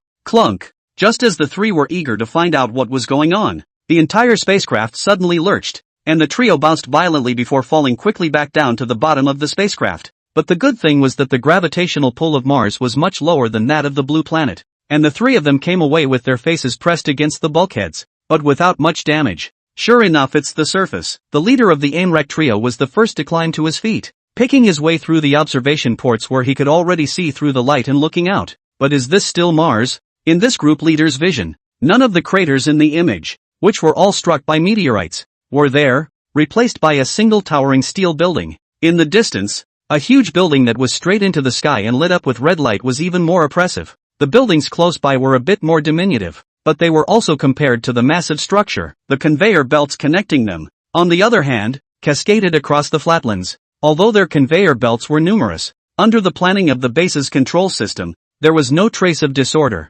but instead appeared to be very regular and neat. What is this alien civilization doing bringing us to the surface of Mars? The three of them were very confused about the spacecraft being brought to the surface of Mars. Tick, tick, tick. While the three were still puzzled, another sharp alarm sounded inside the spacecraft. Obviously, their spacecraft's control access had been obtained by the other party, and after the alarm went off, as before, the screens inside the spacecraft once again showed dozens of Blue Star's words. You have violated the Starfleet statutes and will be sentenced to hard labor according to Starfleet Statute 17. Section 6. The judgment is in force. When this Blue Star text lit up, before the three of them could react, they saw a huge hood fall from the sky, enveloping the entire spacecraft. Clunk! With the entirety of the spacecraft wrapped around them, the trio only heard a loud thud from the hatch they were in. The leader of that group glanced over his head, only to realize that the side of the chamber had been ripped open by one of the robots outside the spacecraft. No, the word to be had not yet been uttered, yet they did not feel any discomfort or suffocation. There's oxygen? The trio looked out through the torn bulkhead, and covering them was a massive metal structure that was tightly sealed, cut off from the outside world directly. It was also because of this structure, and after the injection of oxygen, that there was an environment suitable for the activities of the Blue Star people. By regulation, the sentence is to be enforced. 7017K. Chapter 80, Hello, Blue Star Minor. The three of them who had only been able to see the text all along were still a bit uncomfortable after hearing the voice violently, and this voice that the other party was giving out. Unlike the last Chinese language, was their familiar native language? How? The leader of the animerecap trio was just about to speak when a tall robot equipped with 4 mechanical arms and 6 mechanical feet walked over with 3 isolation suits. Doesn't this look a bit familiar? Looking at the nearly 6-meter discoid, one of the Americans felt that he had seen this figure somewhere before. China's Zhu Rong ship? It was only after the 6-legged robot approached that the 3 finally reacted. Previously, when they saw the Zhu Rong ship, they watched it from the pictures transmitted from Blue Star. This was the first time they had directly observed it up close. It was also because it was seen in so much detail that the crowd didn't recognize it at first. Knock. Upon approaching, the wishbone threw the isolation suits directly in front of the trio, immediately following the blessings movements. The voice that had appeared earlier only resounded once more. Please wear the isolation suits in accordance with Starship regulations in order to proceed to the next step of the operation. A man under the roof has to bow his head. For these 3 astronauts from animerecap, now is definitely not the time to get carried away. Although their old home movies often showed images of entering the interior of aliens and disintegrating them with a bang, but as normal people, or talents who could be selected for the fireboarding mission, the 3 of them would definitely not make a fool of themselves at this time. So when the voice had just sounded, the 3 of them, after glancing at each other, picked up the isolation suit that the Zhu Rong had placed on the ground and put it on their bodies. The isolation suit, unlike Rohypnol's exoskeleton armor, had no booster, and was no different from ordinary clothing except for the one mounted on the backside of his body that provided the necessary resources for survival.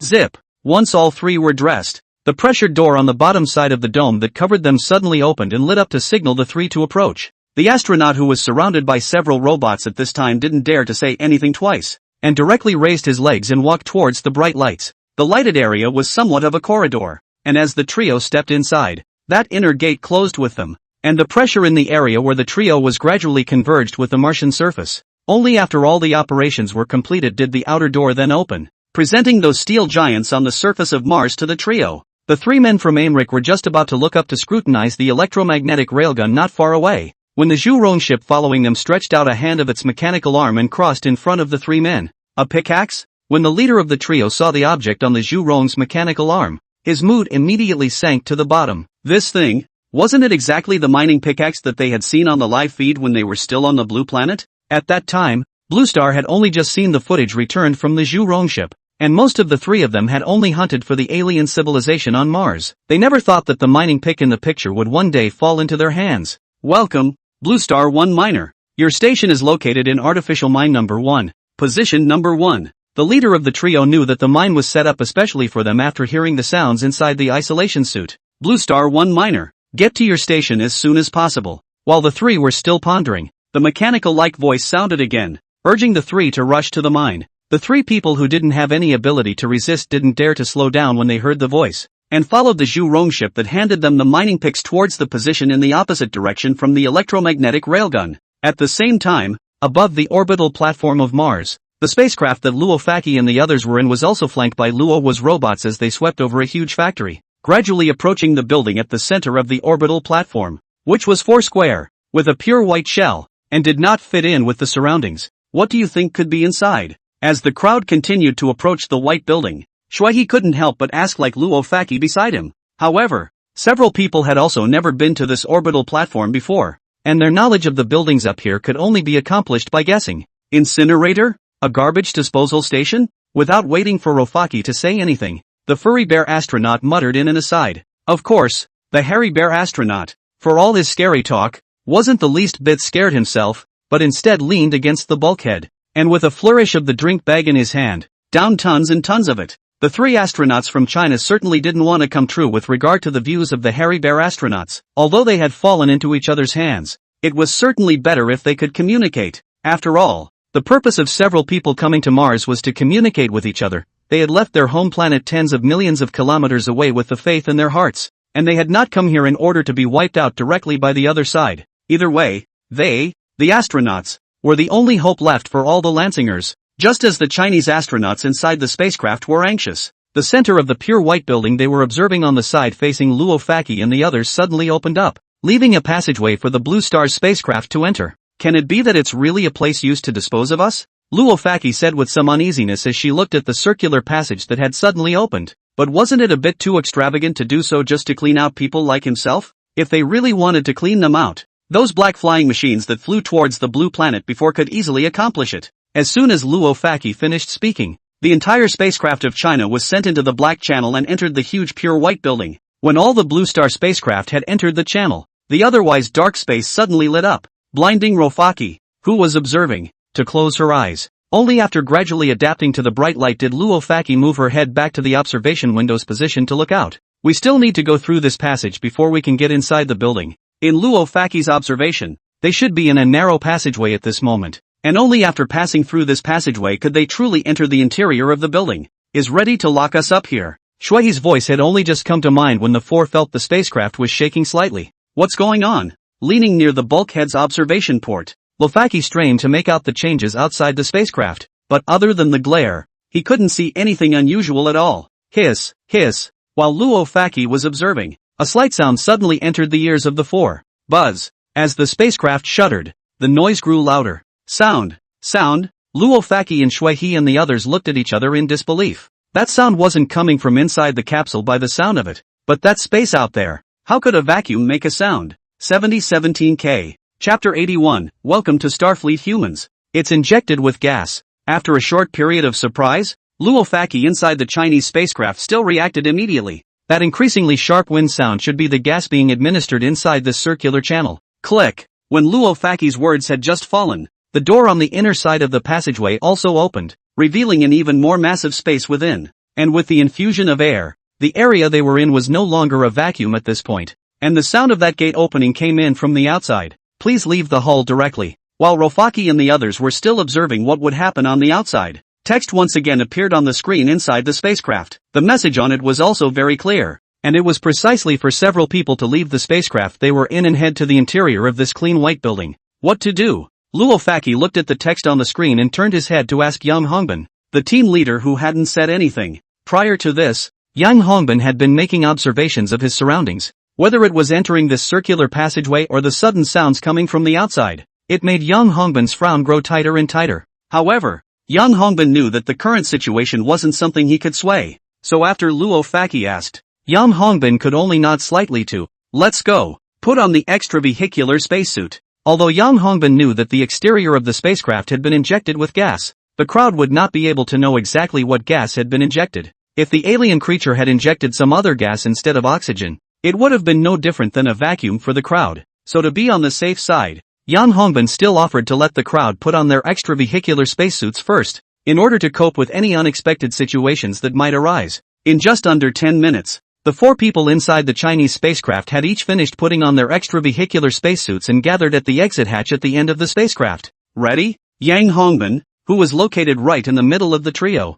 put his hands on the exit hatch and asked Luo Faqi's trio next to him. Aha! After Luo Faqi's trio responded under their helmets, Yang Hongbin's then pulled the locking device inward, followed by a sharp outward push with both hands, opening the hatch leading to the exterior directly. No problems for now. Yang Hongbin, who was the first to poke his head out, turned his head to check around and said to the three people in the cabin. At this time, the only other spacecraft around the Chinese spacecraft were the other spacecraft that were also staying inside the channel, except for the channel tube wall that was glowing with an intense white light. These spacecraft, like these Chinese ones, have opened their respective exit hatches and are ready to detach from their own spacecraft. It can come out. Okay. After Luo Faqi and the others inside the Chinese spacecraft heard Yang Hongbin's shout, they also climbed out of the hatch one after another and came within the passageway. There's oxygen, and the rest of the gases are up to standard, and the pressure is normal. The second one to float out of the spacecraft, Luo Faqi, with her eyes fixed on the detection device she was lifting in her hand, said to Yang Hongbin, that is to say, it is possible to survive without a spacesuit? Yang Hongbin said while looking around. If the place was really full of air and the pressure was the same as the cabin, that would be half good news for a bunch of Blue Star astronauts. But even so, Yang Hongbin and the others were afraid to take off their protective helmets and try the external air that they were able to breathe. After all, they were in the middle of too much control and in someone else's territory, so it was better to be careful with everything. And just as Yang Hongbin and the others were testing the elemental content within the surrounding air, the astronauts from the other spacecraft drifted out of the spacecraft one after another and came within the passageway. Once everyone from Blue Star had left their respective spacecraft, the spacecraft they had been traveling in was towed away by the robots around them, leaving only a channel of Blue Stars behind. Blue Starians, welcome to Starfleet Humans. While the Blue Star spacecraft floating in the passage was bewildered and uncertain, an ethereal sound suddenly resounded around them. Starship Humans? Yang Hongbin, who was searching for the source of the sound, heard these 4 words and immediately connected them with the starship regulations he had previously seen.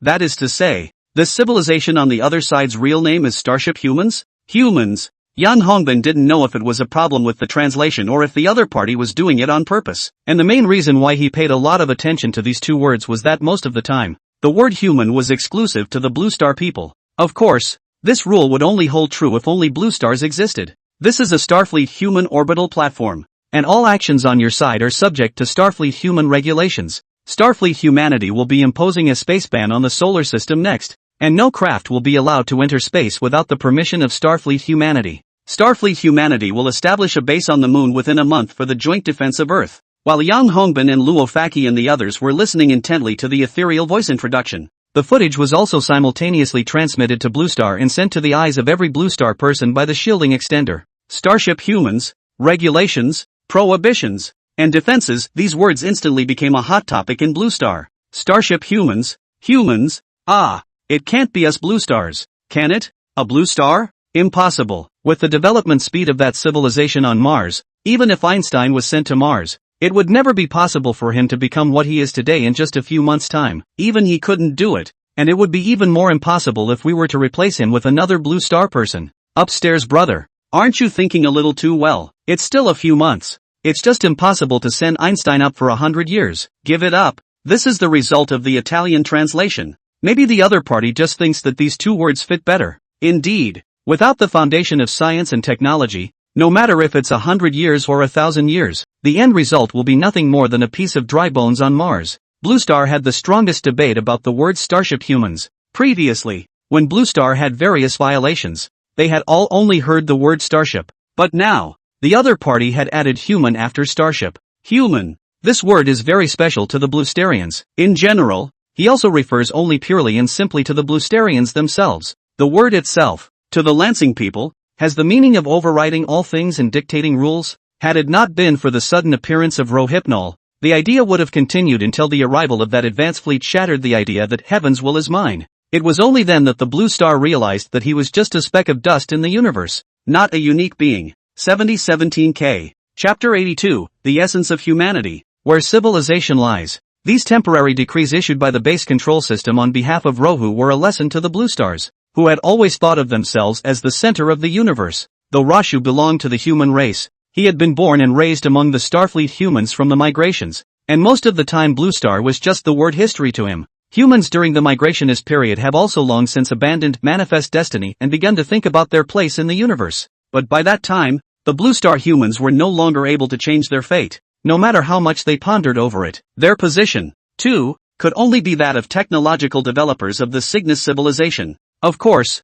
even if the Blue Star humans realized it ahead of time, the gap in technology couldn't be changed. The outer orbit of the blue planet is also, according to Starfleet human wartime regulations, to be temporarily commandeered. In wartime, as the voice of the base control system sounded again, everyone at Blue Star was captivated by the word wartime in the latest sentence. Wartime, what does that mean? It doesn't mean it's in a state of war with Blue Star, does it? Isn't it too overestimated? Now this alien civilization still needs the word wartime for Blue Star? Isn't it as simple and easy for them to hit Blue Star as it is for a father to hit his son? What is that? Is another civilization coming to the solar system? Don't say it's really possible. Maybe the solar system is the battleground of the other side's war, and we, the blue planet, are just the fish in the pond that got caught in the ripple effect. I just hope the waves aren't too big to topple Blue Star by then. The word wartime was a huge irritant to the Blue Stars, especially with speculation that the solar system might become an interstellar battleground, and they were worried about the survival of the Blue Stars.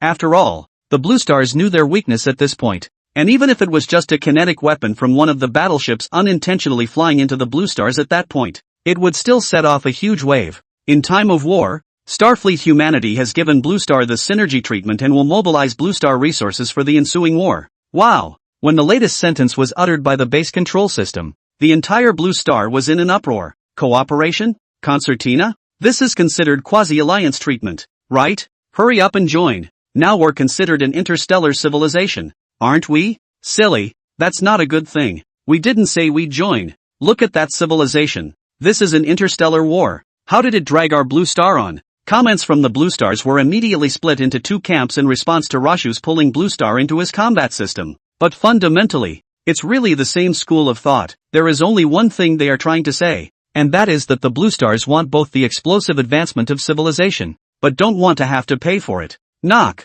Just as the Blue Star humans as well as Luo Faki and the others inside the passageway were digesting the words spoken by the base control system, the entire passageway suddenly let out a muffled sound, though it then cracked from the center and opened up to both sides. It was only at this time that Luo Faki and the others could truly see the situation inside the huge clean white building. Unlike what the crowd thought before, the building was very neat and tidy, except for this entrance where Luo Faki and the others were. The rest of the place was smooth and flat. Buzz. As Luo Faki and the others looked around, a gust of air blew from behind the group, blowing everyone to a position in the center of the building. Professor Luo, after stabilizing his form, Yang Hongbin made an effort to float to Luo Faki's side. What's wrong? Luo Faki asked as she looked toward Yang Hongbin, who was gradually approaching. Yang Hongbin finally moved a few meters after fluttering a few times and came close to Luo Faki, saying, "The other party will most likely come out. It's up to you guys." The reason why China brought Luo Faki, a linguist, was not for fun. As a linguist,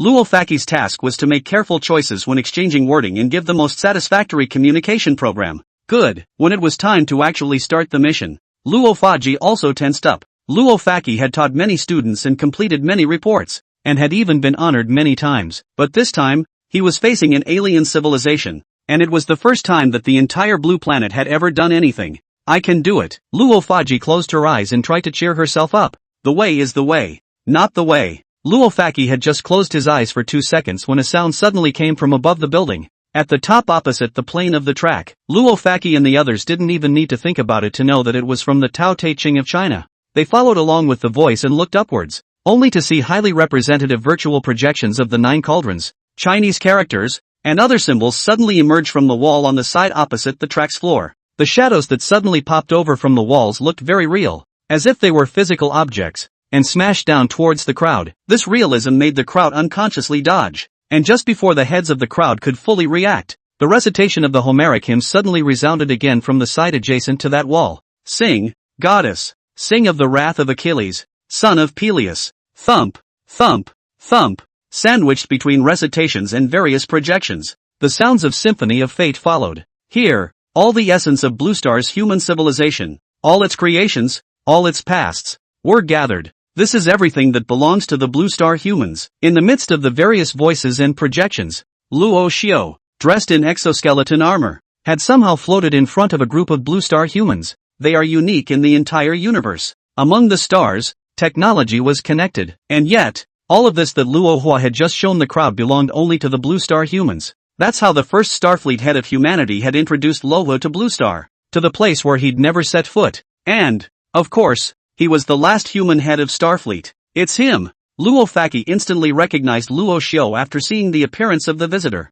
This exoskeleton armor of Luo Xiao was already a household name in Blue Star. In the previous period of time, some places even had statues of Luo Xiao's armor. Don't rush first. Yang Hongbin reached out to stop Luo Faki, signaling him not to act yet. After all, the identity of the other party was something they didn't know in the slightest, and apart from the 4 words Starship Humans, the Bluesterians' knowledge of this alien civilization was close to zero, and those 4 words were not yet discovered by the Bluesterians themselves, but by the other side itself. Rashu, who had an attitude control system, stayed steadily in front of the group and said to these Blue Stars, who had traveled thousands of miles to orbit the outer reaches of Mars, "I am the Supreme Commander of Starfleet Humanity." 7017K. Chapter 83 From the Cygnus Cantilever to the Orion Cantilever. Supreme Commander of Solar System Defense? It was the first time the Blue Star astronauts had heard of such a designation. This kind of position was still a bit too big for the Blue Star humans, who hadn't even conquered the moon yet, let alone any solar system. Before these Blue Star astronauts could sigh at the other party's great position and the wide range of areas under their jurisdiction, Luo Xiao spoke again. "I will be responsible for the defense of the entire solar system, and all civilizations within the solar system will also be under my control." When Luo Xiao said this, the astronauts of Blue Star suddenly felt a little angry. Within this solar system, other than Blue Star, there was only this civilization that called itself Starship Humans. This all civilizations being throttled by the other side. Isn't it just them, Blue Star, that's being talked about? In light of the fact that you entered space prior to the implementation of Starship regulations, the penalties will be cancelled and you will be repatriated to the blue planet. Repatriation? After hearing those two words, all the Blue Star people, including the Chinese astronauts, were a bit unable to sit still. They've gone through all the trouble of coming to Mars with the hopes of the entire Blue Star human race, and they're going to be repatriated before a single word is uttered? To Luo Faki and the others, such a punishment was already very merciful, but it still made the crowd a bit lost.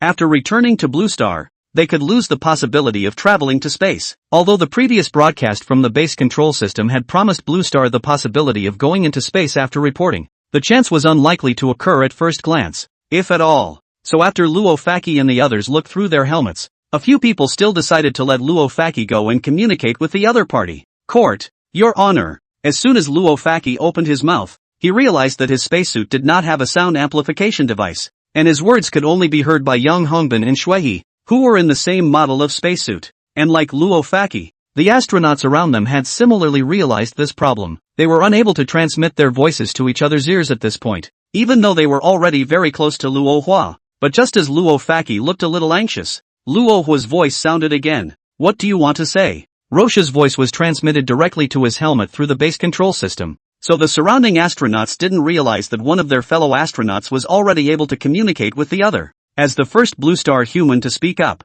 Luo Xiu was still prepared to give the other party a chance to speak. The only one who heard the voice at this moment, Luo Fachi. After a brief moment of disorientation, he hastily controlled his posture, leaning forward slightly, and only after seeing that Luo Hua did not stop him, did he continue. As a synergistic party, what does Blue Star need to do? As a linguist, Lofaki knew how to speak. At this point, he didn't bother to ask what Blue Star could get, but what he could do for this starship human. And just as Luo Faki opened his mouth to speak, his voice was also broadcasted by the base control system to the ears of all the Blue Star people. Blue Star humans, for the first time, interacted with an alien civilization. If it had been in normal times, against a much weaker civilization, the exchange would have definitely gone down in the history books. Big time. But sadly, it was the Blue Star humans who were the weaker party in this exchange. Instead of celebrating this great step, everyone hung their hearts in their throats and waited for Luo Xiu's reply. I hope this alien civilization isn't some tyrannical civilization.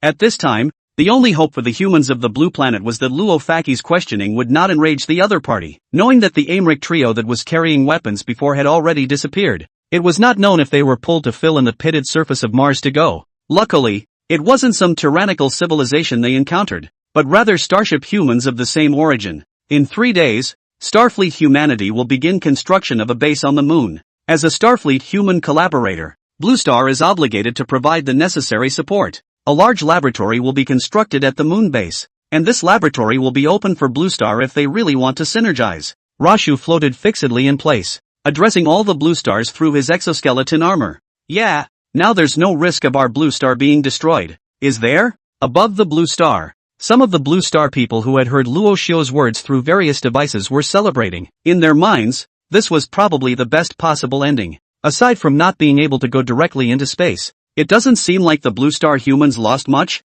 and from what the other party could tell, it seemed that they, the Blue Star humans, could actually communicate as a synergistic party. Of course, apart from those who were blindly happy, professional astronauts such as Chao Guolin as well as Petrov didn't have any change of expression, and at this moment were staring at Luo Xiu as well as the Blue Star astronauts on the big screen with a serious face. In silence. Thank you very much for your excellency's generosity. In the screen, Luo Faki, who had been silent for a moment, spoke again and thanked Luo Hua. Although those words of Luo Hua's, in which the Blue Starians were only paying the researchers, didn't mention anything at all about giving back, Luo Faki didn't mention it, but instead turned to say, Your Excellency, since it's a collaborative effort, where are our enemies coming from? As he spoke, Luo Faki brought the two sides even closer together, already using we to address them. After Luo Faki's question, Luo Xiu first stared at the other party for a few seconds before replying. That is an enemy that you cannot imagine. It will do you no good to know that, but sooner or later you will know, and you might as well be told here. It was a civilization with the highest level of civilization and the strongest force from the Cygnus cantilever to the Orion cantilever. They enslave any civilization in sight, and you Blue Stars will be no exception. As Luo Xiu spoke, the surrounding images about the history of Blue Star suddenly disappeared, and in their place were interstellar battleships in a starfield, surrounding a star, 3 layers inside and 3 layers outside. They were so dense that they swirled around the star as if it were an asteroid belt. This, then, is the cruising fleet. Seeing this scene, all the Blue Star people who saw this image immediately exploded. From the Cygnus cantilever to the Orion cantilever. Just hearing those words makes me feel horrible. Humans merely on top of the blue planet could never have imagined that the span of a civilization could actually be as wide as 2 galactic cantilevers. Is such a star-level civilization war really something that Blue Star can participate in? The Bluestarians, who had just been celebrating the fact that the two sides were able to work together, were suddenly trembling in their feet. In a war like this, with just one interstellar stray bullet, the Blue Star civilization might even just disappear. Whether you will or not, the war will be fought on schedule and will not be shaken by your will. 7017K. Chapter 84 Is Your Excellency the Creator? The meaning of Luo Hua's words was already very obvious. No matter what the Blue Stars asked or said, the war between the solar system civilization and the advance fleet would be fought. In addition to seeking revenge on the cruise fleet, Rasho would not allow another migration faction to emerge. As for Luo Hua's words, Luo Faki and the others couldn't refute them. Where the battlefield lay was not in the will of the Blue Star people, but in the choices of the other side. If Starfleet humans and that civilization across the 2 great cantilevers were being played against each other, the Lancingers were not only not allowed to be on the field, they were not even considered pawns. While the crowd of Blue Star astronauts were all shocked by the densely packed and countless interstellar battleships, Luo Faki withdrew his gaze from the surrounding images and continued. Your Excellency, is it the Creator? It was only after Luo Faki's words that all the Blue Star astronauts snapped their gazes back to look at Luo Hua.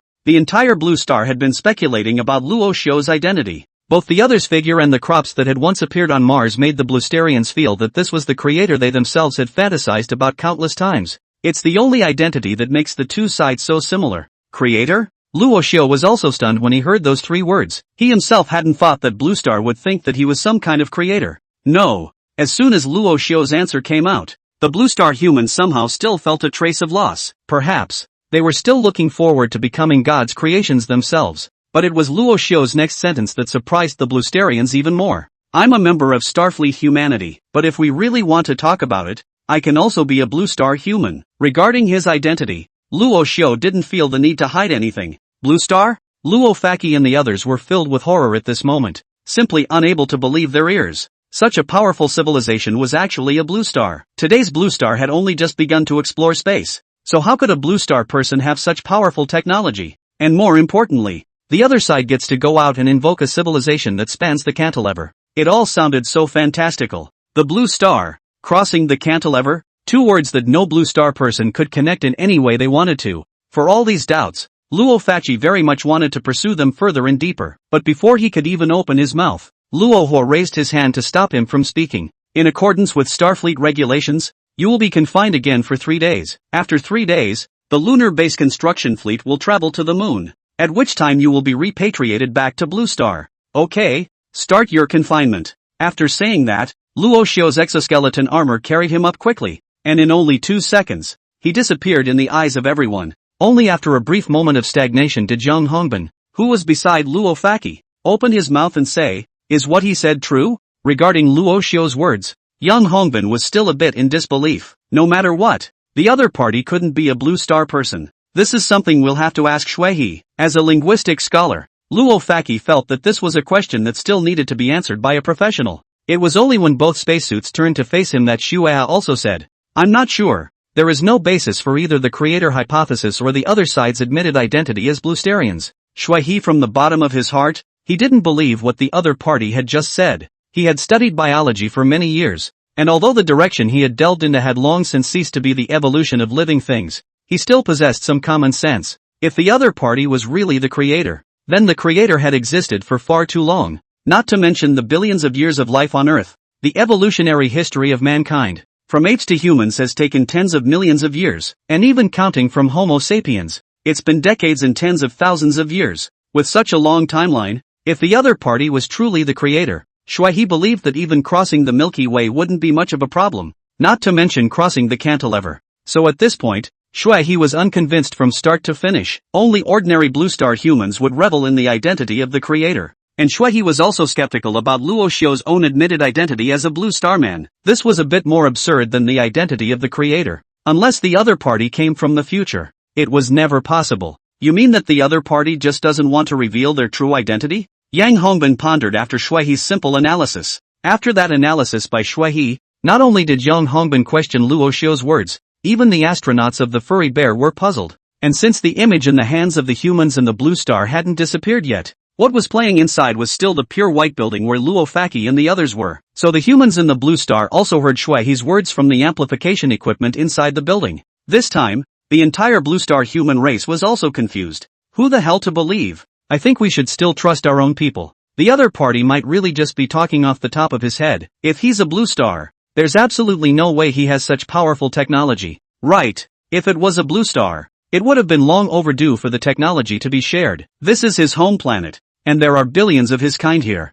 Most of the blue star humans still believed Shui's analysis, because they didn't think that a single blue star person could create such brilliant technological achievements. After all, billions of blue star humans were still harboring on the surface of blue star. That's what I'm guessing. But the real situation, if that, or more contact is needed. Of course, this is just a guess. The information that Shui had been given was too little. And other than the brief contact just now, they hadn't even met each other. A few minutes of contact at a time does not allow for any real judgment other than guesswork. At least it's not too bad for us. We'll be able to return to Blue Star in 3 days. The furry bear astronauts didn't really care about guessing or not. The identity of the other party was still confusing. And since they couldn't guess, it was still good to return to Blue Star. At least, they didn't become cosmic dust. And on the blue planet, the heat of discussion about this matter had lasted for 3 whole days since Luo Hua had uttered those words. It wasn't until Rashu arrived at the appointed time that the Blue Star astronauts, who had long since shed their spacesuits and were floating freely through the pure white building,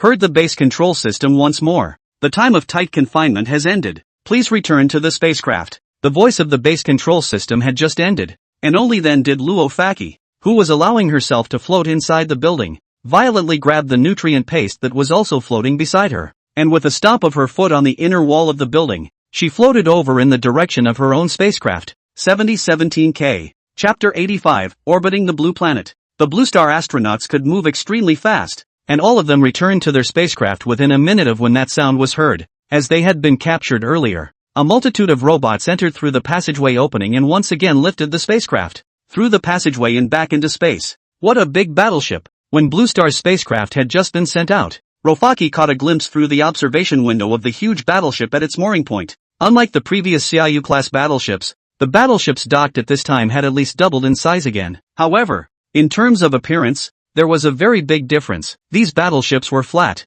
and there were no electromagnetic railgun modules found on their exteriors like those of the Xiaoyu-class battleships. It doesn't seem to be a battleship, Shuai said as he stepped to the other side of the observation port and reached out to point to where the battleship had made contact with the moorings. At that moment, thousands of robots were lining up to enter the battleship at the location Shuai pointed to. Carrier ships? It should be heading to the moon. Behind the two of them, Yang Hongbin remembered the moon base that Luo Xiu had previously talked about. If he thought correctly, the ships transporting the robots would have traveled with them to the blue planet and would have ended up setting up their so-called base on the moon. It's possible. After Yang Hongbin's prompting, Shui did recall the words exchanged earlier, and to back up that statement even more, they were being pushed by robots towards the huge battleship. From the previous exchange, it was clear that they were going to be repatriating back to the blue planet. And now that they were all approaching that way, then the destination of this battleship was already very clear. As the crowd had suspected, Blue Star's spacecraft was indeed sent into the massive starship after it kept approaching the mooring.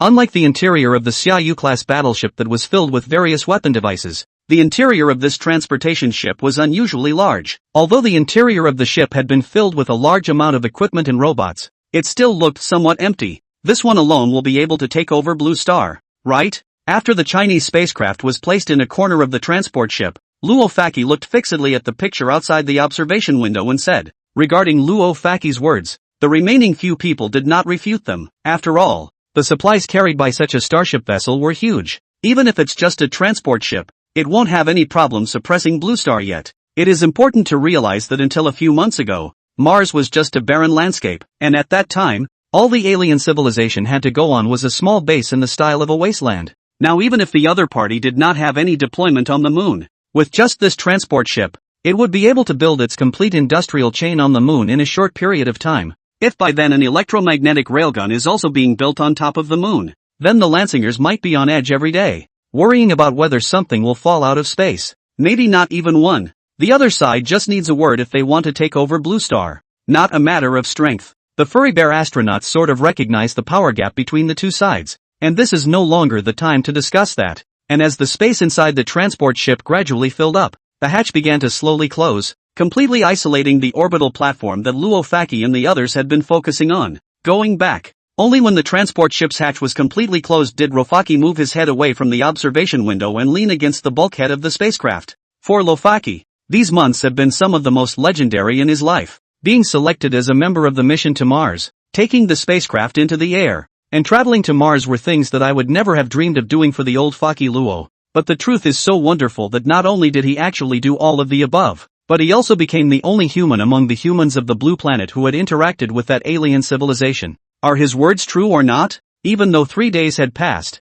Luo Faki was still thinking about what Luo Hua had said earlier. In Luo Faki's thoughts, Luo Xiu was in existence with such powerful technology that he shouldn't, and didn't have to, say anything false. For such a civilization, deceiving a civilization so weak as the Blue Star was completely unnecessary. If it's true, then why does it have such powerful technology? Luo Faki assumed that the other party's words were true, but she was unable to continue her conjecture. Just as Shui he had previously said, if it was the Blue Stars, then how could the other party be so far ahead of the Blue Star civilization in terms of technology? And on top of that, went out and messed with an advanced civilization that looked even more powerful. It's so weird. After pondering for half a day, Luo Faki still couldn't come up with an answer. Perhaps, only time could give Blue Star civilization an answer. And just as the 4 people inside the Chinese spacecraft were each pondering, the transport ship finally started up and slowly broke away from its mooring, heading in the direction of the Blue Star. Now the speeds of the battleships under Luo Hua basically all converged,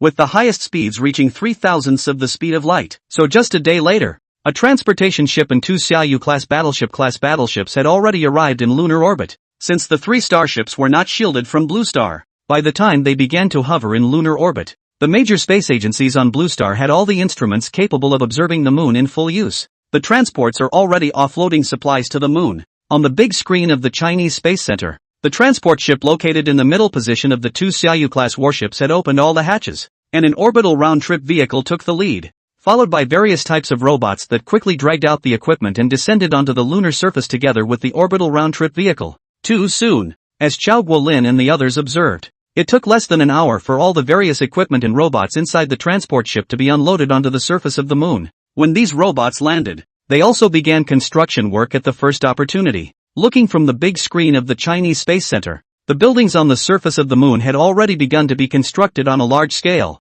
and the first smelting plant and manufacturing factory were already in operation near the landing site of the other side. However, at this point in Rasho's construction list, the power generator had gone straight to fusion, and there was no longer a need for a more primitive power generator. And on top of the moon, there are unusually large stocks of helium-3, which Rohu's robots can simply mine for a large amount of the raw material for fusion power generation. So this time, the speed of lunar development can't be the same compared to the progress of Rover on Mars. This speed is just terrifying. Chao Guolin stared at the moon image on the big screen and whispered, if the other side exploited the moon at this rate, it wouldn't take more than half a month for the bright side of the moon to be completely occupied by the other side. But for the Blue Star humans, they could only watch. Aside from Luo Faki exchanging a few words with the other party earlier, they didn't even have a communication channel. There is also the risk of being blocked if you send signals towards the other side. Under such circumstances, Chao Guolin and the others could only passively observe, but could not actively make contact. Even if the other party took the moon, which had always been dependent on Blue Star, as a base, it could only be given. After all, even if it was Blue Star, they didn't dare to say they could keep it. It's impossible for us Blue Stars to catch up even if we develop for another 100 years, right? Petrov said as he shook his head slightly from the side. And just as Petrov was lamenting, on the left side of the screen, focusing on the transporter, after unloading all the resources, the transporter closed all the hatches, reversed its direction and sailed in the direction of Blue Star. It's coming back. Seeing this scene, Chao Guolin knew that Luo Faki and the others, who had been launched into space a few months ago, were coming back. Wait, those 2 battleships are coming over too. While the crowd was focusing on the transport ship, the Xiaoyu-class battleships that had been staying in lunar orbit without any movement were simultaneously turning their course and following the transport ship towards the blue planet. After the observation just now, Chao Guolin and the others had long known the difference between the transport ship and those 2 battleships. If it was just a transport ship coming over,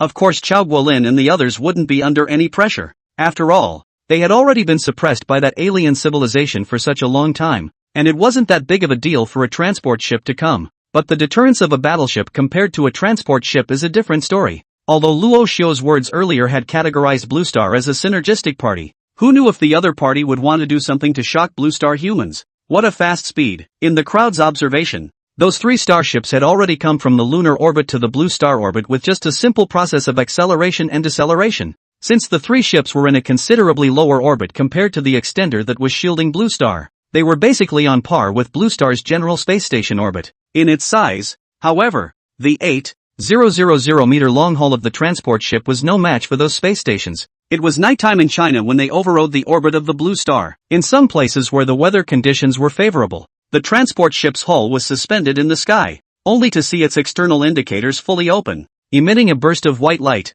whose brightness was no less than that of the moon. Already, coming? The Blusterians who saw the scene froze and looked at the sky, not knowing what to do. Although they had previously seen each other's power on the screen and talked about it eloquently on the internet, their senses were another matter when they actually saw each other physically. Something's falling. The Blue Star humans who were still staring blankly at the luminous body suddenly realized that in the vicinity of that bright light, several smaller, somewhat brighter lights were changing from small to large and coming towards the surface of Blue Star at high speed. Blue Star's spacecraft, coming home. 7017K. Chapter 86, Where are our Americans? Run! While it was a cause for celebration that the Blue Star spacecraft and astronauts were able to return home safely, it was not necessarily a good thing for the humans of Blue Star below the spacecraft. They ran in all directions with a shout as they saw several bright lights slanting towards them. Of course, the speed at which the Blue Stars ran out on their feet was certainly no match for the speed of the spacecraft's descent. As the crowd ran, they could only see the bright light descending rapidly, and in just a blink of an eye,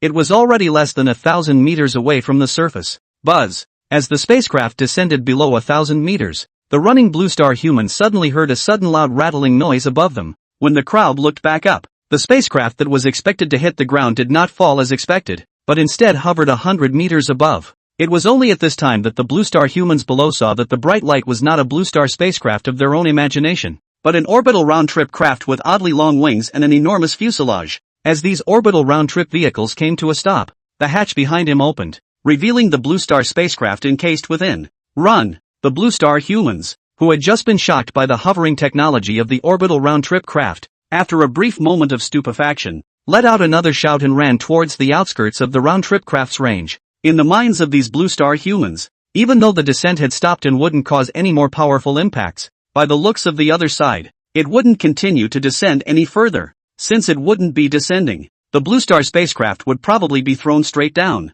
and the Blue Star humans down below at that point would likewise not be able to withstand such an impact. As the Blue Star humans resumed their run, the spacecraft within the fuselage of the orbital round-trip vehicle above them was pushed completely out of the chamber. Wow! Blue Star's spacecraft had just been pushed out with a sound distinct from orbital round-trip vehicles, and instead of going straight down, it was falling at a slow rate. We still have this kind of technology in Blue Star? In the distance, being outside the coverage range of the orbital round-trip craft, some Blue Star humans were also observing the falling spacecraft. If it was just the return capsule, then I could barely believe it, but this is an entire spacecraft. Before encountering the alien civilization of Luo Xiu, the memory of the Blue Star humans for space exploration was still stuck in the return capsule coming back with the parachute hanging from it. But now, the spacecraft, which was larger than the return capsule by I don't know how many times, would descend so slowly. Was this still Blue Star's technology? Could it be that the spacecraft has been modified? Just as the crowd was puzzled, the film crew from the Chinese television station also hurriedly arrived at a high building closest to the orbital round-trip craft.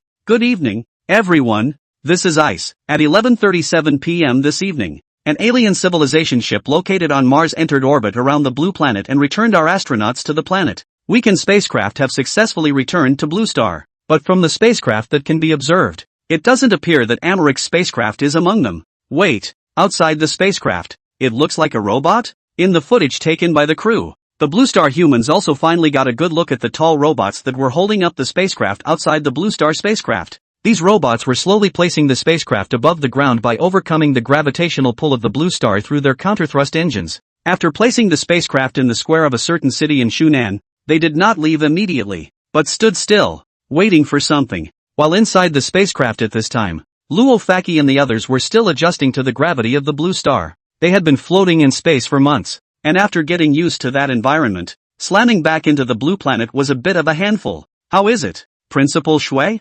Inside the spacecraft, Yang Hongbin, who was the first to regain action, came with difficulty to Shui, whose face was a little white, and asked, also, okay. Shui looked at the 3 Chinese astronauts, and although he appeared to be a bit worse, there was still nothing wrong with his physical fitness if he could pass the selection. Where's Professor Luo? Yang Hongbin turned his head sideways to look at Luo Faki, who was already picking at the observation window on the other side to look outside the spacecraft. At this time, Luo Faki looked at the people outside saving, still those tall buildings and greenery. The mood also relaxed at once. It's fine. Well then, let's get out, Yang Hongbin said, and together with the second recovered furry bear astronaut, they went to the position of the hatch and pushed it outward, and they finally smelled the familiar air of the blue star again. Phew! Yang Hongbin just violently shuffled his breath, but due to the hatch downward, his hands were slightly weak, his hands were loose, and his whole body slipped out from the hatch. When Yang Hongbin was about to fall to the ground, the robot guarding the side suddenly stretched out its mechanical arm and grabbed it,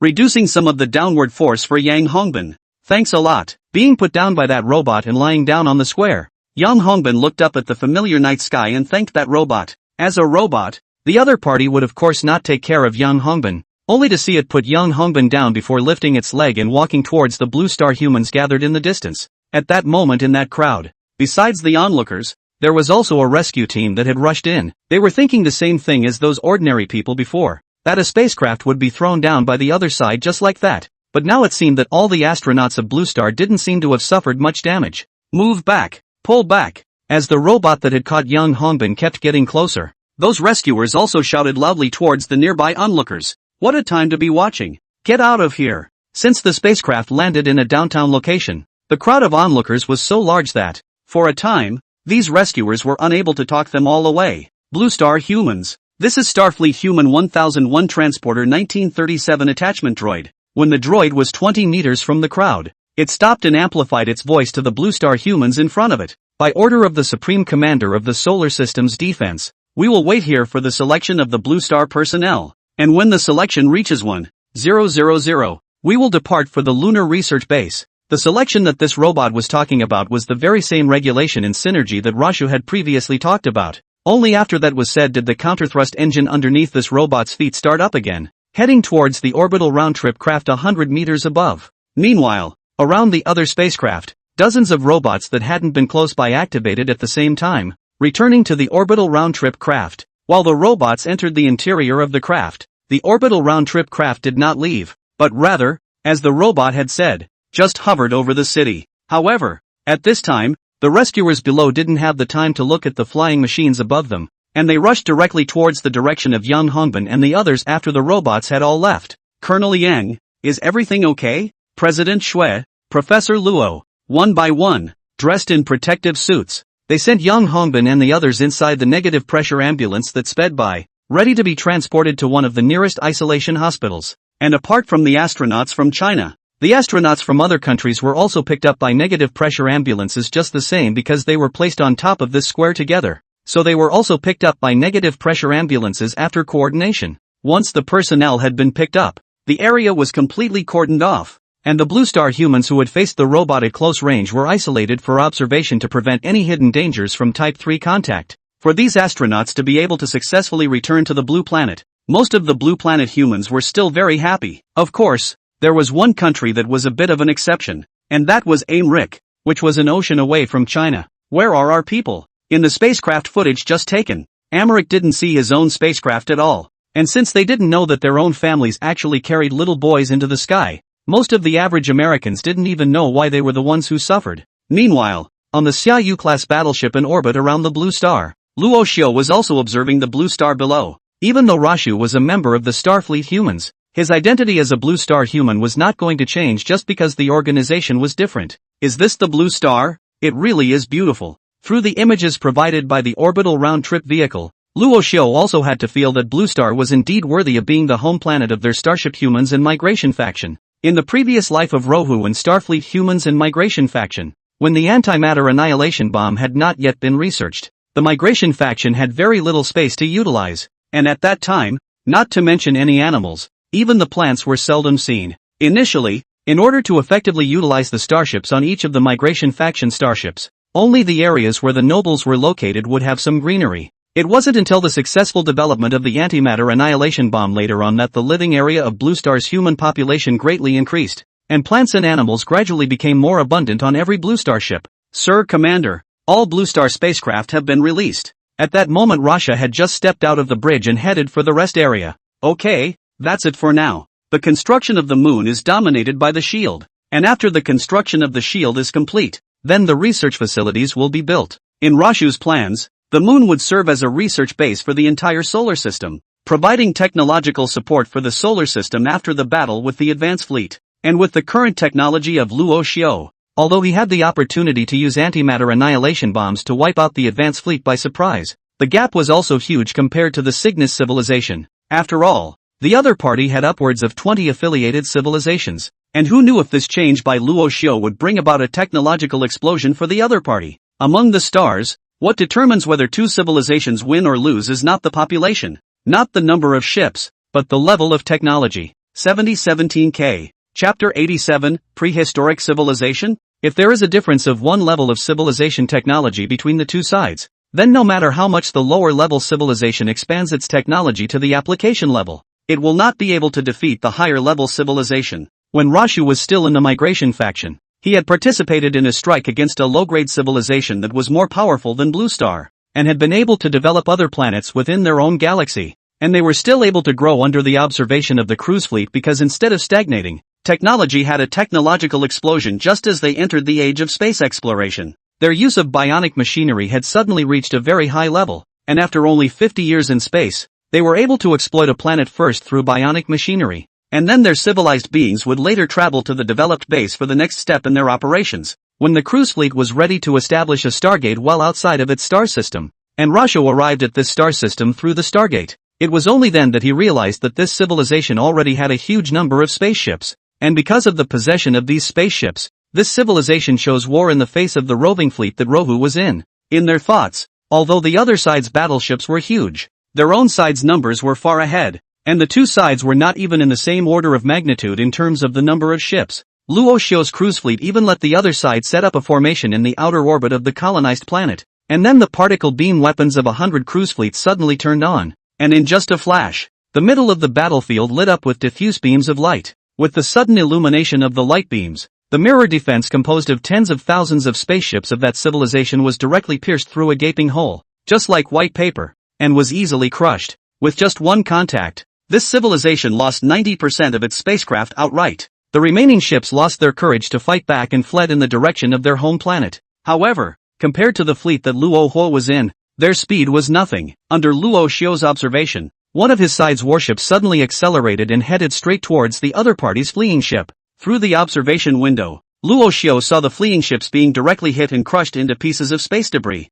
The cruising fleet illustrated the power of the most advanced technology for each other in the most savage and primitive way. It was also in this battle that Luo Xiao saw the horror of interstellar warfare, a civilization that one moment hails technological advances and the next witnesses the demise of the self. While Luo Huo was recalling that battle in the orbit of the Blue Star, above the Blue Star, Chao Linye, who had rushed to Shunan from the space center overnight, was the first to see Luo Faki and the others. Chao Guolin, who had just arrived, was dressed in an isolation suit and said to the trio members in the room through a glass, "How do you feel, Chief Engineer Chao?" "We're okay." Yang Hongbin, who was the leader of the group, sat on the chair and replied, "Good. It's good that there's no problem." Chao Guolin nodded excitedly. He had already prepared for the worst when he had previously sent the three into space. At that time he had thought that these three would never be able to return to Blue Star. It was precisely because of this thought that Chao Guolin had been recommending himself at that time, wanting to carry out this mission that had no return. And now that these three had returned intact,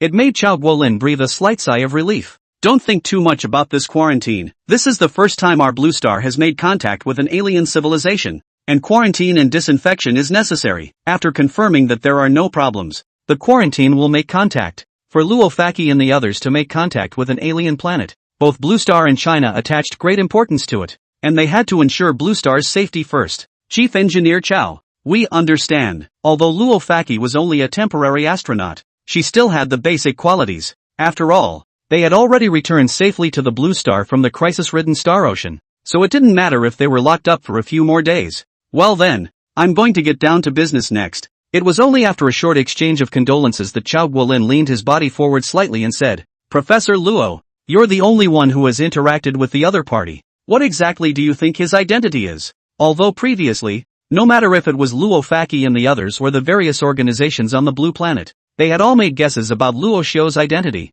They always felt that there was something wrong. The biggest possibility is that the alien civilization that accidentally landed on Mars and, in all likelihood, is the creator of the Blue Planet. As soon as Luo Faki's words came out, Xue He, who was next to him, objected. Impossible. Like I said before, if it's the creator, the time span would be too long. We can no longer imagine what a civilization spanning 100, 000, 000, 000, 000, 000, 000, 000 years of time would actually be like. Also, the other guy said he was a blue star, so I think we can make an argument from that. Only after Shuai finished speaking did Luo Faki continue. I think we shouldn't focus on the three words blue star people, but rather on the same origin in front of it. That, right there, is the point. Luo Faki had just finished speaking when Chao Guolin suddenly had an epiphany-like feeling. You mean, he's a blue star, yet he's not the current blue star? Prehistoric civilizations. Through this analysis by Luo Faki, Chao Guolin was finally enlightened. Perhaps it was only this speculation of Rofaki's that made sense of the other party's blue star man status, and possible creator status. Perhaps this alien civilization also came from the lineage of blue star Homo sapiens or earlier mammals, only to leave no traces on blue star after it broke away from its home planet and entered the Sea of Stars. It was the only way to explain the claim of being of the same origin as the blue star humans. Xue He, who had just wanted to retort at the side, heard this and also felt that what Luo Faki had said had some truth to it. Perhaps there really was such a connection between the two sides that it didn't make the other side choose to leave the solar system and the blue planet before the threat was imminent. However, the few people present only felt that Luo Faki's words were somewhat reasonable, but they had forgotten the other party's status as a language scholar. As a liberal arts student, Luo Faki was still very good at reasoning and imagining. Professor Luo's reasoning makes sense and is in line with these actions of the other side. I'll report the contents of one of the talks afterward. Chao Guolin's most asked questions seemed to have been answered this time, and he wasn't going to disturb the rest of the trio that had just returned to Blue Star. Rest for now. 3 of you. I'll be back tomorrow. Okay, Chief Chao, get some rest. Blue Star still needs you. After exchanging a few more pleasantries, Chao Guolin turned around and left the quarantine area, and walked out of the Sentinel Hospital that was already escorted by layers of guards after being sterilized. Chief Engineer, Professor Thomas of Aemric asked if there were any Aemric spacecraft among those that landed. Chao Guolin had just gotten into the car when his assistant and driver turned to Chao Guolin.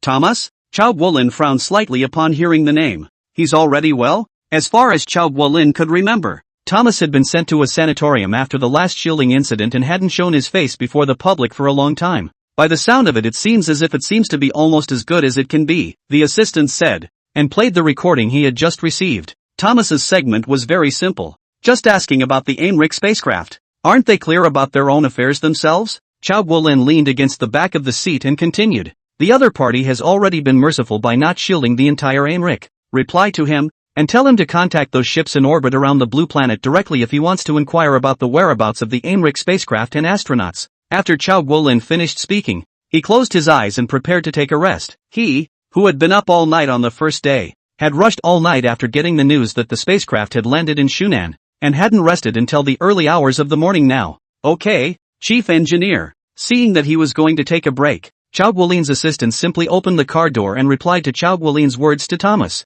who was far away in Aemric. Damn. Thomas was furious when he received the news from Chao Guolin's assistant. If he dared to contact directly, then would he still need to ask Chao Guolin? After one shielding, Thomas was sort of slightly more honest. The feeling of being shielded last time. He really didn't want to do it again. What to do? Thomas was of course very clear about what was carried on his own spacecraft. Since the other party had detained it, they must have discovered the existence of the little boy. This is definitely not a good thing for Aemric. I should have known better than to listen to that idiot's advice. Damn that guy. Thomas was furious at the thought of the stupid decision to bring the nukes on board the boarding fire program vehicle. But now it was too late to regret it in any way. The presence of the nukes had been discovered, and the other side had only detained Aemric's spacecraft and pilot. What happens if the other side actually shields the entire Aemric? Thomas shuddered to himself at the thought. Having experienced that endless darkness, he really didn't want to do it again. Is there anything that can be done to make it right? Thomas paced slowly in his office, trying to come up with a solution.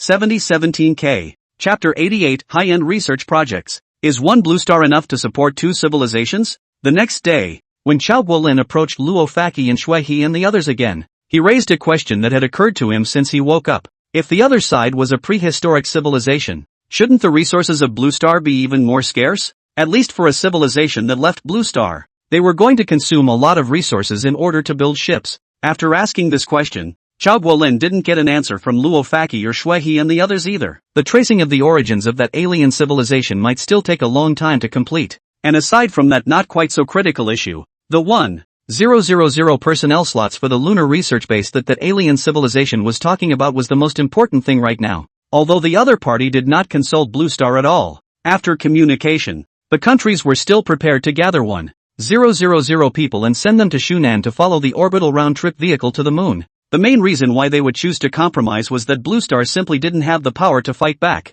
Not to mention the 3 battleships overriding Blue Star's orbit, but the orbital round-trip craft and robots over that small city in Shunan, which Blue Star couldn't necessarily clean up. In addition to the threat of these entities, it was the previous time that the American Space Agency was shielded that shook the humans of the blue planet even more severely. No one wants to stay in endless darkness forever. The pain is more than the force hurts. That's it for now. The list of personnel isn't out yet, but the 3 of you will go straight to the big list if you still want to go. Although the other side didn't give a time limit, it's best to give a reply within 2 days, and the list of people will come together in 2 days. After Chao Guolin had finished saying this, he left directly to return to the Space Center to discuss the personnel selection with the representatives of the remaining countries. 2 days later, 1,000 scientists from all over the world, including Shui He, gathered in the small city of Shunan, ready to travel with the orbital round-trip vehicle to orbit the Blue Star and rendezvous with the orbiting transport ship. Dad! As the orbital round-trip craft slowly descended and dozens of robots reappeared on the surface of the blue planet,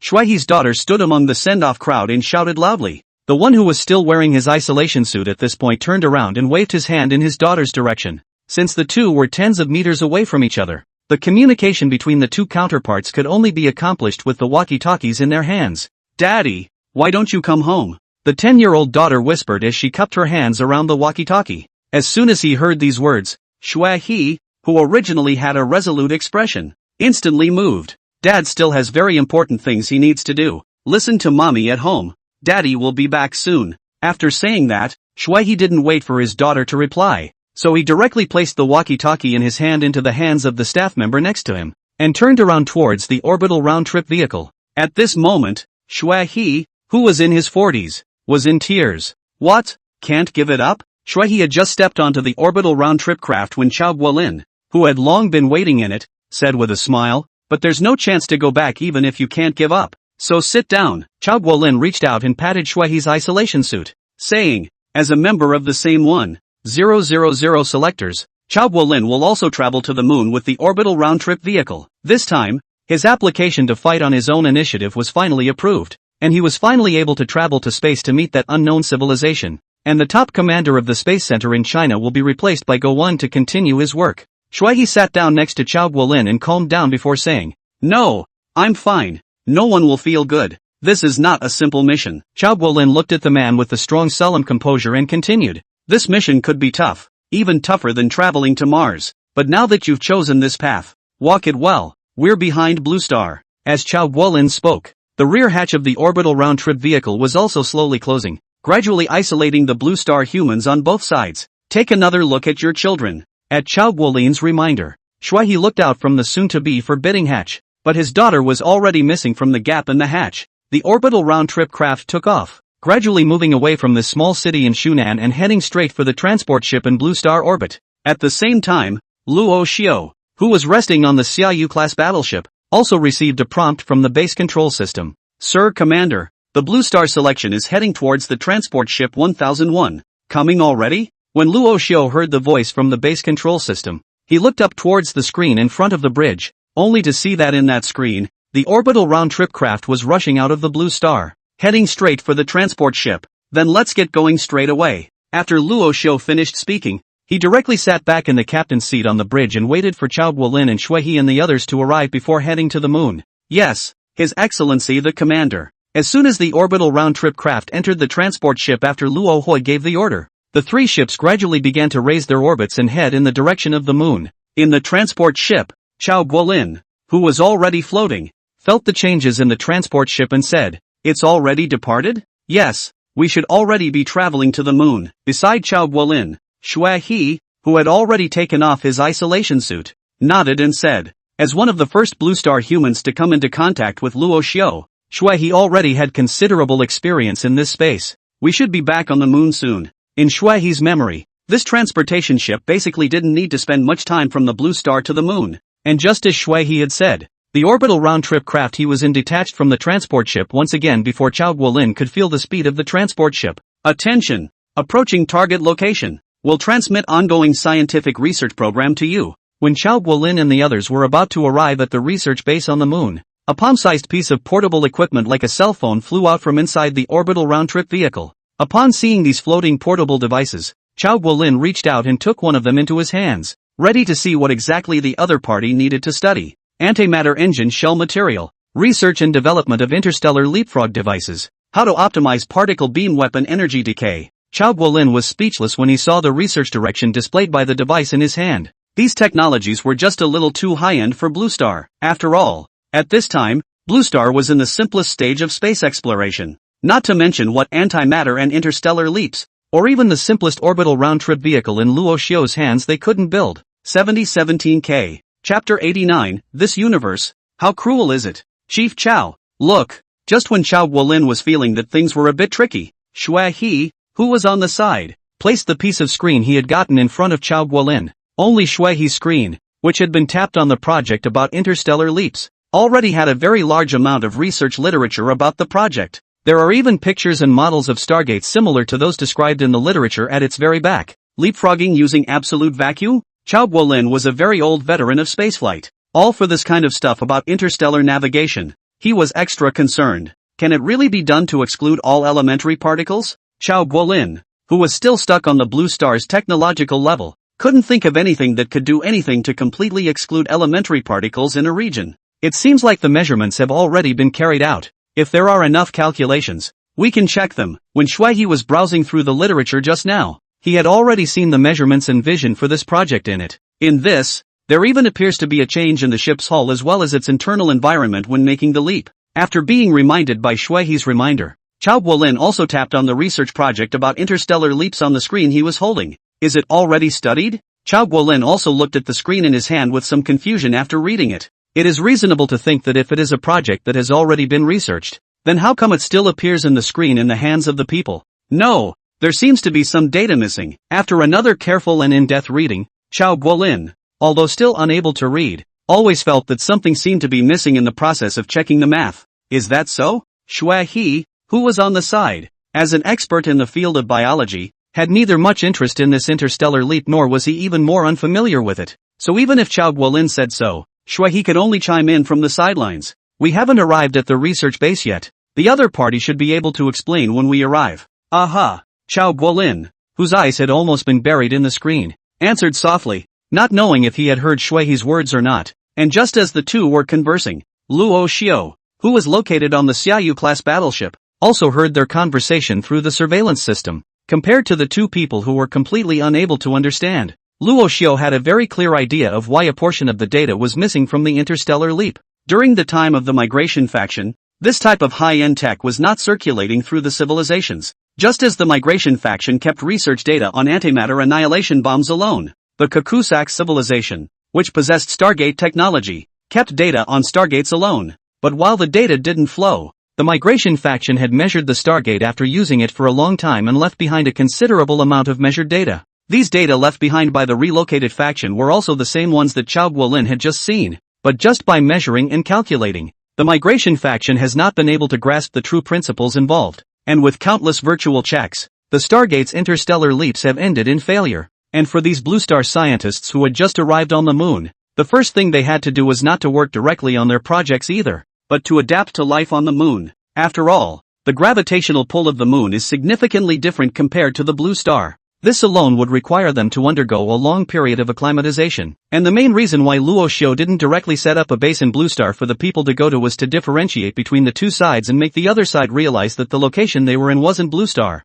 but Starfleet humans. In addition to the identity, there is another important reason. is that Luo Huo is ready to build a planetary computer with supercomputational power in the moon. Now whether it was the research projects that the crowd of scientists needed to carry out, or Luo Huo's vision of incorporating all Blue Star humans into a virtual network, a lot of computing was needed. And the moon, which was nowhere to be seen, was a very good carrier. When the supercomputer based on the moon was established, its network would incorporate the entire blue planet. At that time, all Blue Star humans who wanted to integrate into the Starship human system would be systematized in the network in order to bring them closer to Rashu's time. After all, today's Blue Star science system is unable to support most project development. The 1,000 scientists who came to the moon at this time could at best be considered an example. In order to make the subsequent Blue Star humans more accepting of working for the Starfleet humans, and eventually even integrated into the Starfleet human system. And the reason for this is still because present-day Blue Star is just too backward for Rohypnol. To Luo Xiao, right now, even if he handed over the Xiaoyu-class battleship in his hands to Blue Star, they wouldn't be able to penetrate the technology on it without spending more than a decade. And that was still the most optimistic estimate. In such a situation, Rashu had to systematically upgrade the futurization of Blue Star, allowing Starfleet humans and Blue Star humans to slightly upgrade their existing technology when they encountered the main force of the cruise fleet. In this age of the stars, any stagnation in technology could send an entire civilization into the abyss, and on the path of civilization's ascent, there is no room for the slightest relaxation if one is not careful. A civilization with a great technological explosion will turn the tables and pull down the originally powerful civilization. Perhaps this is the underlying principle by which the Cygnus civilization enslaved civilization? They can both ensure an uninterrupted rise in technology and stifle the threat to themselves from other civilizations as their technology explodes. This is why when the civilizations they find enter the age of space exploration, the cruise fleet heads out to reap the rewards, taking the already growing civilizations under their wing and becoming the sustenance for the rise of Cygnus civilization. It was through the constant infusion of fresh blood, the constant clash in thinking, and keeping the civilizations in a state of competition that their technological progress was never interrupted. Every few hundred years, the Cygnus civilization would see a technological explosion. Things like stargates, things like hull materials that can support interstellar leaps, things like the antimatter annihilation bombs that the humans of the blue planet have developed for them. Perhaps this is the logic that allows a civilization to survive? Above the Xiaoyu-class battleship, Luo Xiao, who had been preparing to board an orbital round-trip craft to the moon, suddenly allowed his exoskeleton armor to perform a counterthrust, turning himself around to face the blue star not far away. Rashu stalled in lunar orbit for up to a minute before starting the exoskeleton armor's engines again and entering the craft. If that's true, then how cruel should this universe be? If it was really as Luo Xiao thought, that civilizations needed to constantly inject fresh blood and constantly engage in clashes of minds, leading to the enslavement of other civilizations, then the entire universe would have become a complete slave market. Perhaps one moment the Cygnus civilization was the god of the 23 civilizations affiliated with it, and the next moment it would be locked into a cage by another slaver and become a new slave until the next slaver came along. This goes back and forth until that final civilization is sent to the altar of the universe as a god in the true sense of the word. Does this universe really work like this? Luo Xiao sat on the flying vehicle, his head still pondering over the laws of how civilizations operate among the stars. For Rohu, though, this theory was only possible because he had encountered the Cygnus civilization, and who knew exactly how other civilizations operated outside of the Orion cantilever. Perhaps more benevolent, or perhaps more oppressive to fledgling civilizations than Cygnus. All that is yet to be known. All Russia had to do now was to fend off the advance fleet as much as possible and buy more time for the Starship humans and the Blue Star humans. In fact, it wasn't as if Luo Xiao had ever thought of leaving the solar system on his own, or taking the entire Blue Star human race with him. But nay, in terms of ship speed, Luo Xiao was not yet able to match the other side, and once he chose to leave, the resources that Rohypnol could mobilize plummeted. New ships could not be built and new technology could not be implemented during the long voyage. In the long run, it will only exacerbate the gap with Cruise Fleet and Cygnus, to the detriment of Starfleet and Blue Star's survival. A wandering civilization could not have any major breakthroughs in technology, and the main thing is that they don't have access to resources, just like the 23 civilizations that were bred. Theoretical breakthroughs cannot be materialized, then everything is just empty talk. His Excellency the Commander, the research base has been reached. While Luo Xiao was still looking at the deep space outside the craft in thought, the voice of the base control system suddenly rang out. Are we there yet? Luo Xiao, who heard the voice, turned his head to look outside the craft. At this moment, he had already arrived at the surface of the moon, and beyond the hatch, there was a lunar research base that covered an extremely large area. Yes, His Excellency the Commander. 1,000 personnel from Blue Star have entered the base, and 972 of them did not follow the research base guidelines for pre-acclimatization within their residences, but instead went directly to the research center on the base. Are personnel who violate base guidelines sent to the brig? Once Luo Xiu heard this from the base control system, he hastily raised his hand and said, "This is not necessary. For these Blue Star scientists who were eager to do research, Luo Hua certainly wouldn't be so rigid as to send all 900 or so of them to solitary confinement. After all, it was a good thing for Rashu, or at least it showed him that the spirit of exploration of the humans of the blue planet was very much in abundance." After dismissing the base control system's request for confinement, Luo Xiu went straight to the research base's gate. This research base, for the sake of the stability of the internal pressure, as well as the safety of those Blue Star personnel, the gates were set up 3 times, and each gate could isolate the pressure individually. It was only when Luo Xiu passed through the 3rd gate that a narrow passageway was reflected in Luo Xiu's eyes. Not bad. Rashu, who was also coming to the research base for the first time, was more than happy with the setup, which had the feeling of bringing him back to the ship. Where is that Chao Guolin? As soon as he entered the research base, the first figure Luo Xiu asked was no one else but Chao Guolin, the previous chief engineer of the Chinese Space Center. 7017K. Chapter 90, Wrapping the Moon. Number 1001. Chao Guolin is in the Star Leap Project Research Lab. The base control system knew the location of every single person in here like the back of its hand, so as soon as Luo Xiu's inquiring voice came out, it directly reported Chao Guolin's location. Stargate? At the mention of the word Star Leap, Luo Xiu's first thought was of the Stargate that had a huge shape, as if it was a magical creation. It was by far the one technological creation that Rashu felt most strongly about. A super technology that would allow cruising fleets to travel freely within the starfields they governed. I can't believe I picked this in the first place, Luo Xiu thought as he walked towards the research room of the Star Leaps program. As one of the most important research projects, the research lab for Star Leap is located at the very center of the research base and takes up the most space. Swish! As Rashu walked to the Star Leap research room, the door to the research room opened in response. Chao Guolin, who was operating the equipment according to the instructions in the research room, turned around a bit shyly when he heard the voice. Although Chao Guolin had received training when he was young, this time his arrival was really a bit rushed, and he rushed to this moon before he could resume his training. When Chao Guolin finally turned his body around to face the door, it was only when the former chief engineer of the Chinese Space Center saw that the person coming was none other than the rightful owner of the alien creature they had been watching. At one time, he had been able to observe Rohypnol, and the Mars base being built by him at high speed, only on the big screen at the Space Center. Your Excellency. For a while, Chao Guolin didn't even know how to greet this unknown civilization that wasn't even close to a god. China's chief aerospace engineer, Chao Guolin. While Chao Guolin was still thinking about how to open his mouth, Luo Xiu walked straight into the research room and spoke Chao Guolin's identity out in very pure Chinese. Chao Guolin wasn't the least bit surprised that Luo Xiu was able to speak directly about his identity. After all, before coming to this Mars, Blue Star had already given the list of identities of the 1,000 Blue Star scientists to the robots of the orbital round-trip vehicle. Yes, Your Excellency. Chao Guolin nodded slightly in response. Da.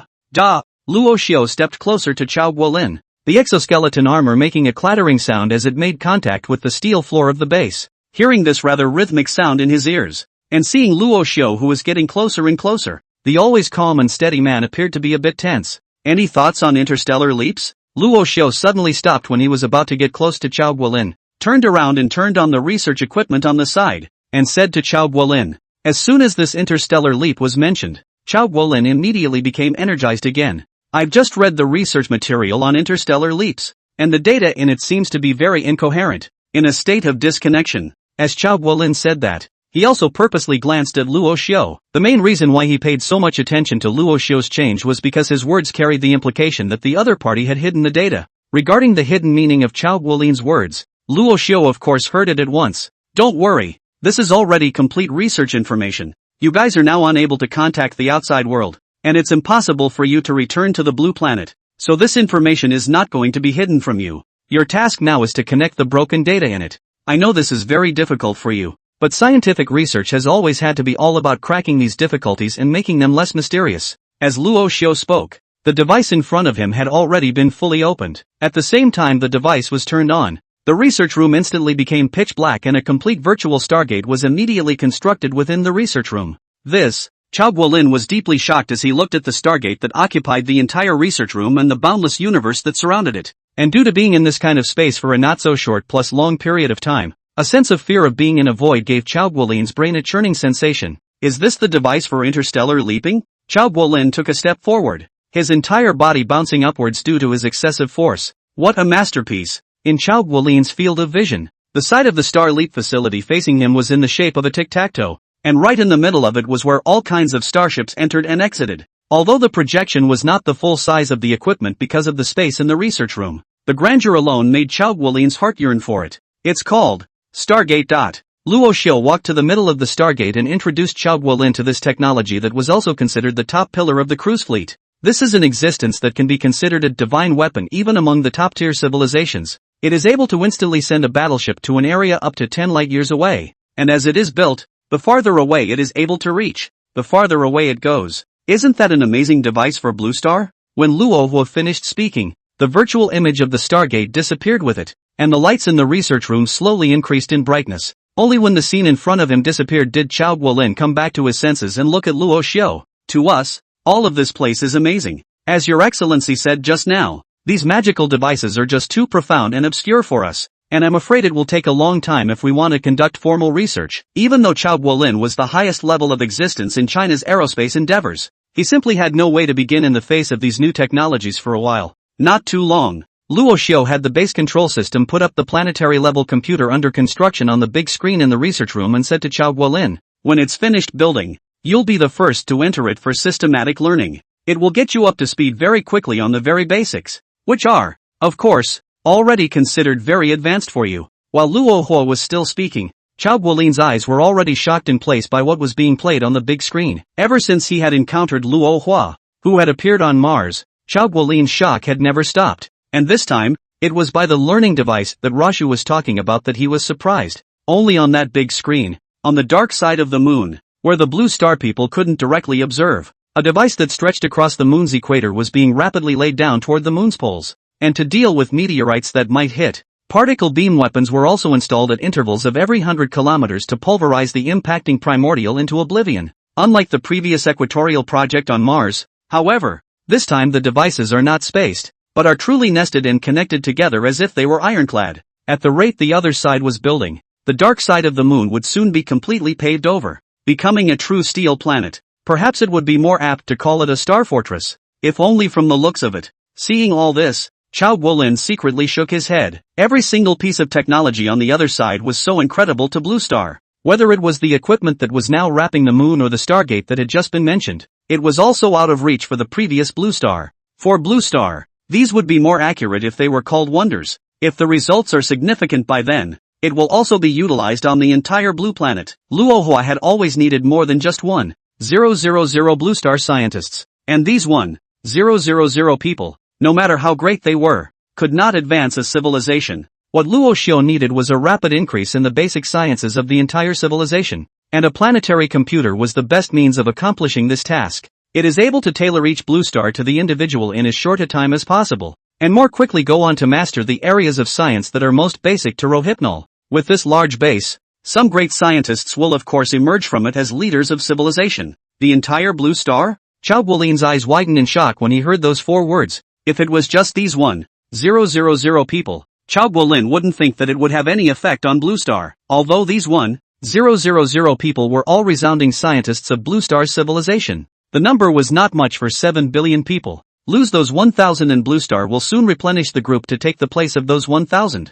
But if the other side is targeting all Blue Stars, then the nature of things is a bit different. After all, no one dares to guarantee that when the device in the other party's mouth is applied to the entire Blue Star, he will not directly control the Blue Star people. Just like those horrible minds in the movie, turning the entire Blue Star into a breeding base. It won't tamper with a person's mind, which isn't beneficial to scientific research, and it's only when one brain is sound and intact, and with 4 different tails, that ideas can collide. Luo Xiu seemed to have seen Chao Guolin's concern and turned around, saying after retracting his gaze from the large screen, although Luo Xiu had already said so, Chao Guolin was still a bit worried. After all, this was about the survival of the entire Blue Star people. The first tests will be in 3 days, so you can go ahead and try them out. Luo Xiu of course knew that the other party wouldn't believe it easily, so after leaving these words behind, he prepared to leave this interstellar leap research room. Court. When Chao Guolin reacted and was still about to say something, Luo Xiu had already walked out of the door of the research lab and went in an unknown direction.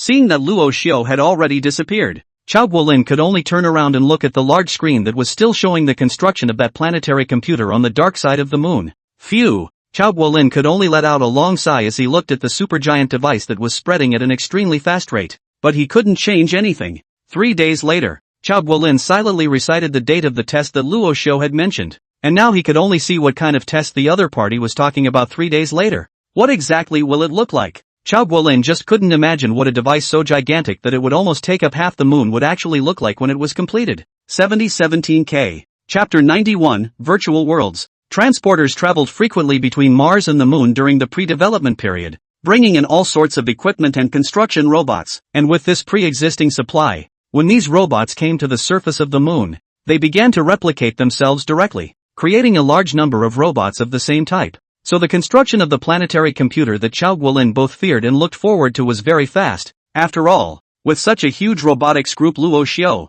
the starting speed was no longer compared to when he first started on the surface of Mars. In just 3 days, a huge number of robots had paved all of the dark side, adding a steel shell to the moon. Too soon. Being clueless about the research project, Chao Guolin had spent the past 3 days focusing on the construction of the dark side of the moon. He could be said to have watched from the big screen as the steel casing attached to the moon's surface, transforming the otherwise pristine and desolate moon of the blue star into a very sci-fi style star fortress.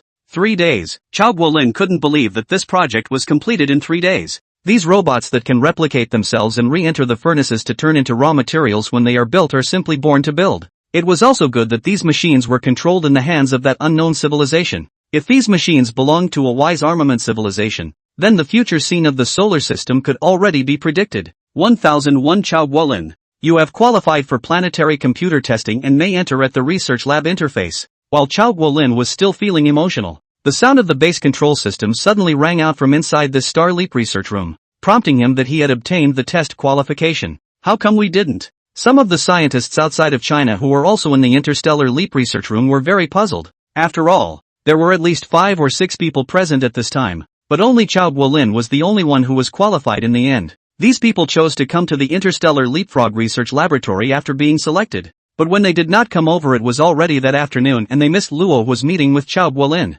It was precisely because of this that they did not realize that Chao Guolin and Luo Xiao had already had contact and had long ago given Chao Guolin his qualifications in advance. As for these people's questions, neither the base control system nor Chao Guolin himself responded directly. Under the instructions of the screen in the research room, Chao Guolin came directly to a wide seat and followed the notes on the screen at the back, sitting directly on it. When Chao Guolin sat firmly, a transparent glass cover above the seat suddenly fell down, covering Chao Guolin in its entirety. However, Chao Guolin could no longer see this at this time. When he sat down, his entire body had lost control of his body, and his consciousness directly entered the virtual world of the planetary computer that occupied half of the moon's surface. Here, when Chao Guolin reopened his eyes, his entire body was actually floating in space. Although Chao Guolin had created himself to be in an illusion, the scene around him was just too real, giving him the feeling of having his feet on a starry river. However, as time passed, Chao Guolin's mood gradually went from surging to depressing. This space was simply too wide and too deep, causing Chao Guolin to suddenly feel a sense of awe. And just as Chao Guolin's breathing gradually quickened, a voice suddenly sounded behind him, pulling him back from the chaos. How does it feel to see this endless universe? Chao Guolin, who had returned to his senses, turned around at the sound of the voice, only to see a young man dressed in a dark blue uniform with a scar at the corner of his left eye similarly floating in space. This man, the controller of it all, is none other than the self-appointed commander-in-chief of the solar system's defense, Rohypnol. At this time, since he didn't need to think about the great destructive power of the virus from a different era, Luo Xiao didn't need to wear the exoskeleton armor to communicate with the other party, but instead, he just revealed his true face. You are. After a short pause, Chao Guolin seemed to have guessed the identity of the other party. Wasn't this side the voice emitted by that unknown civilization he had come into contact with 3 days ago? Solar System Defense Chief Commander. Luo Xiao looked at Chao Guolin and reborn him again. After hearing this introduction, Chao Guolin froze before saying,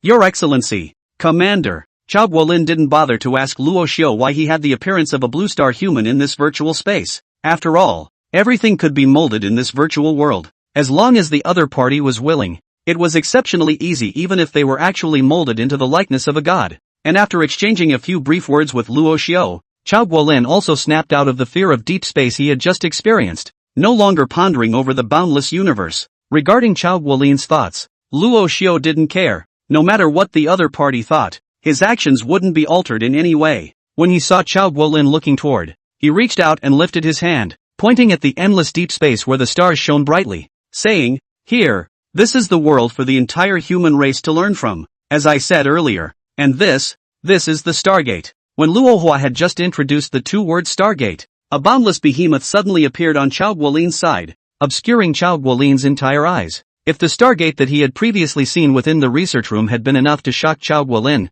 then the object that had now appeared like a miracle had a feeling of suffocating Chao Guolin. Just as he looked up, the smooth plane in front of him seemed to be boundless, going right into the depths of the universe. It can hold any battleship in the cruising fleet, whether it be a planetary-class battleship or an even more massive survival ship, and it carries it without any strain, Luo Xiao said as he drifted off into the distance. Along with that, Chao Guolin followed Luo Xiao and detached together, separating himself from that Stargate by some distance. As the distance continued to widen, Chao Guolin was also able to observe the shape of the Stargate more clearly. Like what Luo Hua had previously shown in the research room, the Stargate was tic-tac-toe shaped at both ends, and in the center was a square pillar connecting the two segments, with 8 compression rails extending outward from the entrance and exit and sloping inward, each of whose lengths was already comparable to that of the Stargate. And in the center of the tick, a smooth mirror made of energy separates the inside from the outside. Here you can learn anything you want about him from within. As Luo Xiao uttered these coming words,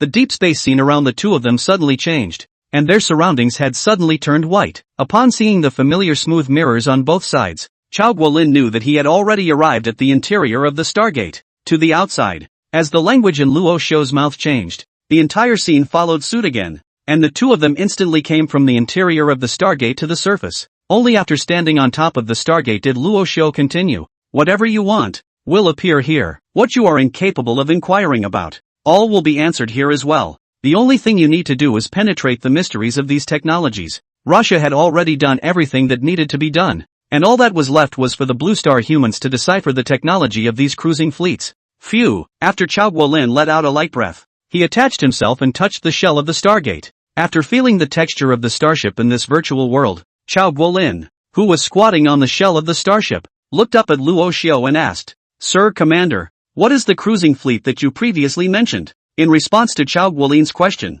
Luo Xiao didn't answer immediately, but instead lifted the index finger of his right hand, transforming the entire space's image once again. The Stargate hour beneath the two men's feet was replaced by a massive star. When the star appeared suddenly, seeing the blazing and furious star, Chao Guolin instinctively took 2 steps back, but with the size of his body, even if he fought to run wildly, it was impossible for him to break away from the slightest bit. The good thing though was that the location they were in wasn't really a star, but just a piece of data within a planetary computer. This is the cruise fleet. As Chao Guolin gradually adapted, Luo Xiao raised his hand to point at the star's outer orbit and said to Chao Guolin. Chao Guolin looked in the direction of Luo Hua's finger and saw, through the star's glare, a huge number of cruising fleets orbiting the star. This image had already been shown by Luo Hua during his meeting with Luo Faki and the others. However, compared to the simple simulation at that time, what Chao Guolin saw at this time was much more realistic, much more elaborate, and much more shocking. Only in Chao Guolin's field of vision, those fleets were sailing one after another, densely packed and in good order. Due to the sheer number of them, they had already completely occupied the entire ecliptic plane of this star. From the inside out, the line becomes the surface. It was only after Luo Xiao led Chao Guolin to pull away from that star again that Chao Guolin saw the full picture of this star system. It didn't have a single planet in existence, but was surrounded by 5 asteroid belts composed entirely of starships. Can this really be called a fleet? Faced with this number of interstellar battleships, Chao Guolin wondered if using the word fleet to describe the other party wasn't a bit of a misnomer. Either way, it should be interpreted in terms of civilization. He is a fleet, a super fleet of over 20 civilizations. Saying that, Luo Hua lifted a point in the void and the entire image disappeared once again. If the defense of the solar system fails, Blue Star will also be a part of it. Regarding what Luo Xiao said, Chao Guolin also immediately raised a question. It seems to be better for the weaker civilizations? In Chao Guolin's thought, since the other party was a civilization that could accept the existence of various civilizations, wouldn't it be able to directly allow primitive civilizations to enter the interstellar age? Okay? Luo Xiao smiled faintly, and the images around him were once again altered. A civilization from encountering the cruise fleet, to being enslaved as a toolman, to being tried to break away and being crushed, all replayed in Chao Guolin's eyes. And that, in a nutshell, is what the Blue Star civilization will go through for the next 100 years or so. So it is. It was only after reading this that Chao Guolin learned everything about that cruising fleet. Well, it's time to start your work. The future of Blue Star is not only in me, but also in yourselves. After saying that, Luo Xiao didn't want to explain anything else to Chao Guolin and directly exited from this virtual world, leaving this area to Chao Guolin himself. Chao Guolin looked towards where Luo Xiao would have been, but in his mind, he thought of that cruising fleet that Luo Xiao had previously displayed. What the other party had done didn't seem too far off from that cruise fleet. Of course, these words certainly couldn't be said in front of Luo Xiao, and at least the Blue Star humans were still on their home planet and hadn't been relocated to one place. That, too, is kind of the lucky thing about Blue Star humans, isn't it? After reassuring himself for a while, Chao Guolin also began to go and adapt to the operation of this virtual world, and through his consciousness, he was able to mobilize what he wanted. And at the same time, inside the research base on the moon, all the Blue Star scientists also gained access to the virtual world at the same time. The first round of testing for the virtual world is considered official. How are they adjusting? An hour later, on the dark side of the moon, Luo Hua, who had communicated with Chao Guolin earlier, was standing on top of the moon's steel shell, asking the base control system. At this time, all the scientists of Blue Star had entered the virtual world Phantom Dream. For these scientists who had just entered the Phantom Dream, Luo Hua's first concern was still the other party's adaptation. 82% have gradually adapted and are starting to make contact with their respective pilot programs. An hour and 82% had begun to adapt to the study of the virtual world, which was already very satisfying for Rohypnol. After all, the other side is also the first time to face this kind of new things. Luo Hua also do not expect the first day of 100% of the Blue Star scientists began to learn about the various scientific research projects. How long will it take for the complete planetary computer to be laid down? Although Chao Guolin and the others were already starting to use the virtual world provided by Luo Xiao, the construction of the planetary computer hadn't actually wrapped up yet. In only 7 minutes and 18 seconds, the laying of the entire planetary computer will be able to be completed. At this point, the planetary computer spreading teams were approaching the light/dark line of the moon, and it was believed that it would only take a few minutes for that line to be breached and the planetary computers to be spread to the side toward the Blue Star. Once construction is complete, the second batch of testers will begin to be drawn at Blue Star. The second batch will be tested directly on Blue Star without the need to enter the lunar research base. In the second batch of testers, Russia didn't specify that it had to be a team of top scientists. After all, Blue Star couldn't provide that order of magnitude. And since we're going to let ordinary people start conducting tests, there's no need to open up the moon's research base to Blue Star humans. Only after the results of this experiment appeared and a group of scientific research technicians were cultivated would Luo Hua reopen the scientific research base on the moon. These chosen ones are also the ones that Rohit, a starship human, is aiming to absorb. Yes, Your Excellency, Commander, transmitting to Blue Star now. As soon as the base control system answered, a signal flew out of the moon and went straight to the major space centers of Blue Star. Phantom Dream Experiment? 100,000 people? Inside China's Space Center, Go 1, who had just taken over as chief engineer, frowned at the text that suddenly appeared on his computer. 7017K. 92, the scientific process. 100,000 people, which was not a small amount for the Blue Star humans who had a population of 7 to 8 billion. And it's not just ordinary people that the other side needs, but people with a certain level of professionalism. However, the price offered by the other party was unusually generous for the Blue Star humans. On the list in Gowon's hand,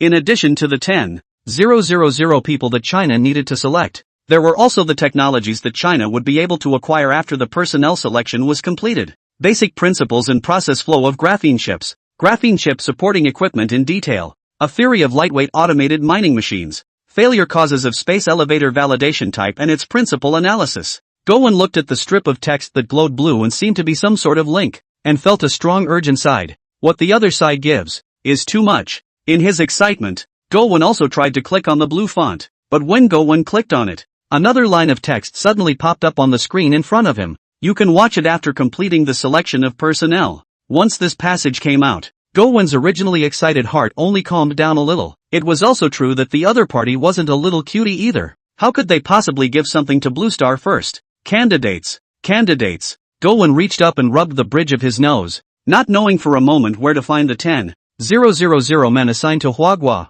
Distribution? It was clearly the quickest means, but it was likely to be enforced, and the consequences of that were certainly something Gowon did not want. Compared to direct assignment, Through enrollment and then draw a selection seems to be a good method. Just exactly how to do it, Gowon can only suggest. The final decision can only be the top. Now that the selected 1000 have taken to the skies, the relationship between Blue Star and that alien civilization has become delicate. The entire blue planet no longer had the fear that it had previously felt, as if it were on the verge of a great enemy and was on edge. For the humans of Blue Star, since they could cooperate, everything could go on as usual. After all, there are billions of human beings on the blue planet, and there are not a few of them who long to travel to the moon to make contact with alien civilizations. Why is what you have up here a bit different from our Mao Bear? Just as Gowon was about to inform the liaison officer about this matter, Petrov, who had been staying at the Chinese Space Center, came over and looked at the screen in front of Gowon and said, "Not the same?" Gowon no longer wanted to correct Petrov's epithet, and after hearing the other man's words, he crossed right over to the first word and brought up the point of it. When the text appeared on the screen just now, Gowon herself thought that the other party had communicated the same text to all the space agencies of the blue planet, because judging from the previous intelligence, the other party had done the same thing every time. This time, however, the other side's operation seemed to appear different. Yes, the technology we can choose from is a little different, Woolly Bear said to Gowon as he looked at the glowing blue text on the screen. Oh, what are the differences? Gowon looked at Petrov, but in his heart, he was wondering if he couldn't let this guy come and go freely in the control center from now on as well. Previously both sides were given the same information, but now there is a discrepancy. Then this information is very important to China. And across from Gowon, Petrov actually had the same idea. This time, however, Petrov didn't hide anything, but simply said, "What we have is the technology to grow in a tundra environment." Gowon, who was still ready to hear the other man continue, looked a little puzzled when he saw Petrov stop. Why just one? Just one. Petrov also had a huge headache about this matter, and when he came over he was prepared to ask Gowon's opinion on this matter, but he didn't expect to be struck by what he inadvertently saw. Why is the treatment so great for a kingdom that also needs to select 10,000 people? Petrov looked at all the high-tech on Gowon's screen, and suddenly felt that the rejoicing he had just experienced was a little premature. While the technology of growing in tundra environments is very important to the Woolly Bear, in today's environment, Gowon's technology of these automated diggers, space elevators, and graphene is even more valuable. Gowon froze when he heard Petrov's words. The content of this reply had never occurred to him. Why is the gap between the two sides the way it is? With doubts, Gowon looked at his screen again. It was only after carefully reading every single text above that Gowon saw the cause of this situation at the very end of the message. For encouragement, Chinese personnel Chao Guolin has the first research progress among all the selected personnel. Old Chao? Even Gowon himself was a bit surprised after seeing this message. It was reasonable to say that Chao Guolin's age couldn't be compared to the others, but he was able to rank first amongst all of them, which was obviously a bit out of Gowon's expectations. It's actually Chao. It looks like he turned out very well in the moon. For Chao Guolin, Petrov also had great admiration. The other party's kind of yearning for deep space exploration had always been very strong. Perhaps it was for this reason that Chao Guolin was at the forefront of the 1000 Blue Star scientists. What exactly is he researching? At this time, Petrov also became curious about Chao Guolin's amount of research projects. However, whether it was Petrov or Gowon, they could only passively receive information from Rashu and could not actively contact the 1000 people on the moon. After the previous shielding incident on Aemric, no space agency on Blue Star dares to challenge the starship's regulations anymore. But what the two didn't realize was that the text at the very end of the message about research progress being number 1 was very watered down. This was because the Blue Star scientists on the moon, including Chao Guolin, were still in the learning stage. They were all still passively receiving guidance from the base control system and the virtual world, struggling with their chosen research direction. Chao Guolin, on the other hand, was the best performer among the group of people who were struggling. It was also through this excellent performance that Chao Guolin was able to secure more technological options for China. Although these technologies were nothing to Luo Xiao, they were very important to Blue Star today. And at this very moment, being inside the lunar research base, Chao Guolin was roaming through the stargate of the virtual world and listening to the explanations in his ears about the various principles of the places he was passing through. Initially, Chao Guolin heard this as if he was listening to heavenly books. Even if the other party explained in great detail, Chao Guolin could not listen to even a single word. Fortunately, after a long time in this virtual world phantom dream, Chao Guolin also began to slightly understand the meaning of those principles and began to enter the state. By stripping away the elementary particles, a vacuum is created. But is space without elementary particles still space? However, in the face of the stargate that was gradually getting some eyebrows, the doubts within Chao Guolin's heart instead deepened. The concept of absolute vacuum should never have existed in the first place. And the concept of vacuum not being empty has always been accepted by Chao Guolin as well. But now the theory of the Stargate is very puzzling to Chao Guolin. How to create an absolute vacuum, and how to utilize the absolute vacuum to achieve interstellar leaps. A vacuum in the physical sense is actually an ocean of constantly fluctuating energy. When energy reaches a crest, energy is transformed into pairs of positive and negative elementary particles. And when the energy reaches a wave valley, the pairs of positive and negative elementary particles annihilate each other again and transform into energy. Waves, transformation, annihilation, energy. Through the constant explanations of the base control system, as well as Chao Guolin's own musings, the entire concept of the Stargate's operation was being revealed step by step. By annihilating all elementary particles in space for energy beyond imagination to provide a vacuum channel for starships, the elementary particles in this area are constantly annihilating, constantly erupting with enormous energy. The further he thought about it, the more Chao Guolin felt that his head was a little underutilized. He seemed to have found the key point, yet he couldn't figure it out. Phew, Chao Guolin, who was floating in the Stargate, let out a long breath, trying to detach himself from that extreme tension and exuberance. You need to continue your study of basic physics. You can't come up with the principles just by imagining them. Even if you think of how he operates, you simply don't know the basis on which he operates. At this time, Luo Xiu suddenly appeared inside the Stargate and said to Chao Guolin, who was spreading his limbs wide open, "Sir Commander?" Chao Guolin, who was still calming down, hurriedly controlled his body towards the other party after hearing Luo Xiu's voice. The mastermind suggests that you carry out the most basic studies. Starting tomorrow, you will first follow the mastermind in the research base for basic physics. Of course, every personnel from Blue Star needs to be trained. Except you. These are masterpieces of interstellar civilization, and it is absolutely impossible to penetrate them by imagination alone. Luo Xiu floated in front of Chao Guolin, and with a lift of his hand, he made the Stargate disappear along with the universe, changing his surroundings into one of the grasslands of the Blue Star. And along with the grasslands came those other 999 scientists from the Blue Planet. Where is this? Where's my antimatter annihilation bomb? Is the system down? One by one, the Blue Star scientists who were suddenly summoned here were bewildered. Just now they were looking at those legendary technological creations, but in the blink of an eye, they were here. To them, this is obviously a bit unacceptable. It's outside. It's His Excellency the Commander. As the crowd looked around, preparing for what had caused all of this, they happened to see Luo Xiu floating in mid-air.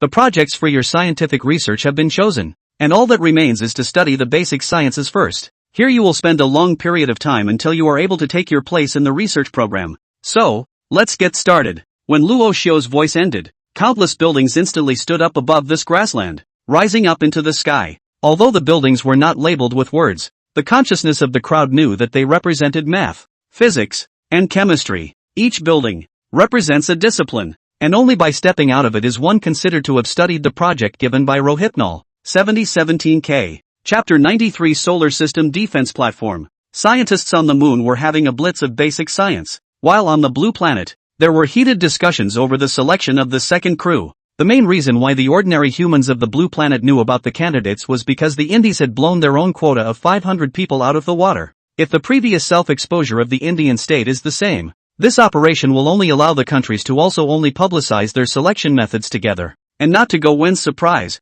Most of them were still arrived at by the method of enrollment and then a lottery. Of course, these quotas were not all of them, and after releasing most of them, they still left some behind in order to allow internal members to join them. I work out so I can go digging on Mars. Why are we starting to recruit some brainiacs now? Isn't this the Martian minor brigadier? Betting on the wrong question. Damn it, I just listened to his rumors and went to learn about mining. The fact that you can listen to him means that you really aren't too good for this selection either. For the sudden appearance of the candidate program, the previous mining faction called out that they had been cheated. Of course, most people were still mainly flirting. After all, this topic had become a terrier among the humans of the Blue Planet, and almost everyone had talked about going to Mars to dig for minerals. Regarding the selection program on the Blue Star, Luo Xiu was not concerned. No matter what person the other party selected, they would first be sent to the Phantom Dream to study, and only after they had completed their studies would they conduct scientific research in the true sense of the word. It was no longer the Phantom Dream training sessions underway on the moon that were of concern to Rohit, but the antimatter annihilation bombs that had been created on Mars. After a long period of testing, the base control system had finally created the first antimatter annihilation bomb that could be used in actual combat. and in order to escape the energy fluctuations of the advance fleet for the antimatter annihilation bomb when it exploded. This one had very little antimatter inside it, and the test site was arranged to be in the asteroid belt. This area is also considered to be the best place to test an antimatter annihilation bomb in the solar system. It is both in range of the planetary shield to block the signal, and the burst of energy is less likely to be exposed compared to other locations. Your Excellency, Commander, the first antimatter annihilation bomb is about to begin test detonation. At the sound of the Mars base control system, the screen in the room where Luo Xiu was also switched to the observation screen of a Xiaoyu-class warship. On the screen, an antimatter annihilation bomb had been placed in the asteroid belt, and it was only waiting for Rashu's command for the antimatter annihilation bomb to detonate directly. Rashu, who was on top of the moon, was looking through the screen at the ultimate weapon that contained all the wisdom of the migrating faction of humans. As long as this test was successful, then the plan to preserve the solar system as a home system would be halfway there. Begin. Luo Hua stared at the screen for several moments before giving orders to the base control system. Countdown to test explosion is opening. 10, 9, 1. Under the extremely smooth tone of the base control system, the countdown ended, and the antimatter annihilation bomb located in the asteroid belt was directly triggered. At the same moment, through the screen observed by the Xiaoyu-class battleship, Luo Xiu also saw the entire process of this annihilation. When the matter within the annihilation bomb and its counterpart antimatter met at Rover's command, a complete matter-energy conversion occurred directly within it. This conversion produces forms of energy such as photons, and this process, known as annihilation. Of course, in addition to the name of annihilation, it also has the aliases of mutual destruction, phase cancellation, pair annihilation, and so on. Although the annihilation bomb that Luo Xiu had tested exploded this time had a very small yield, the energy that had erupted from it was extremely huge. Just milligrams of antimatter alone had completely annihilated the inner asteroids within thousands of kilometers of its vicinity, and pushed the asteroids outside the annihilation zone outward hard enough to take them out of orbit in the asteroid belt. The test was successful. In the face of such a successful test, the voice of the base control system remained flat. Luo Xiu, who had long been accustomed to the sound of the base control system, did not care. If any time the base control system had a change in tone, then Luo Xiu was the one who needed to pay attention to his mastermind. Very well. Start batch manufacturing. After the test was successful, Luo Xiu didn't ask for a second and third test, but directly opened the batch manufacturing. The reason for this was still because the data of the antimatter annihilation bomb was already very complete. As long as the first one was able to operate successfully, that meant that there was no problem with the antimatter annihilation bomb technology that Luo Hua had mastered. The annihilation bomb, which had been repeatedly extrapolated and calculated by the migration faction, had long since been mass-produced and heavily equipped to the Cygnus direct fleet at the time.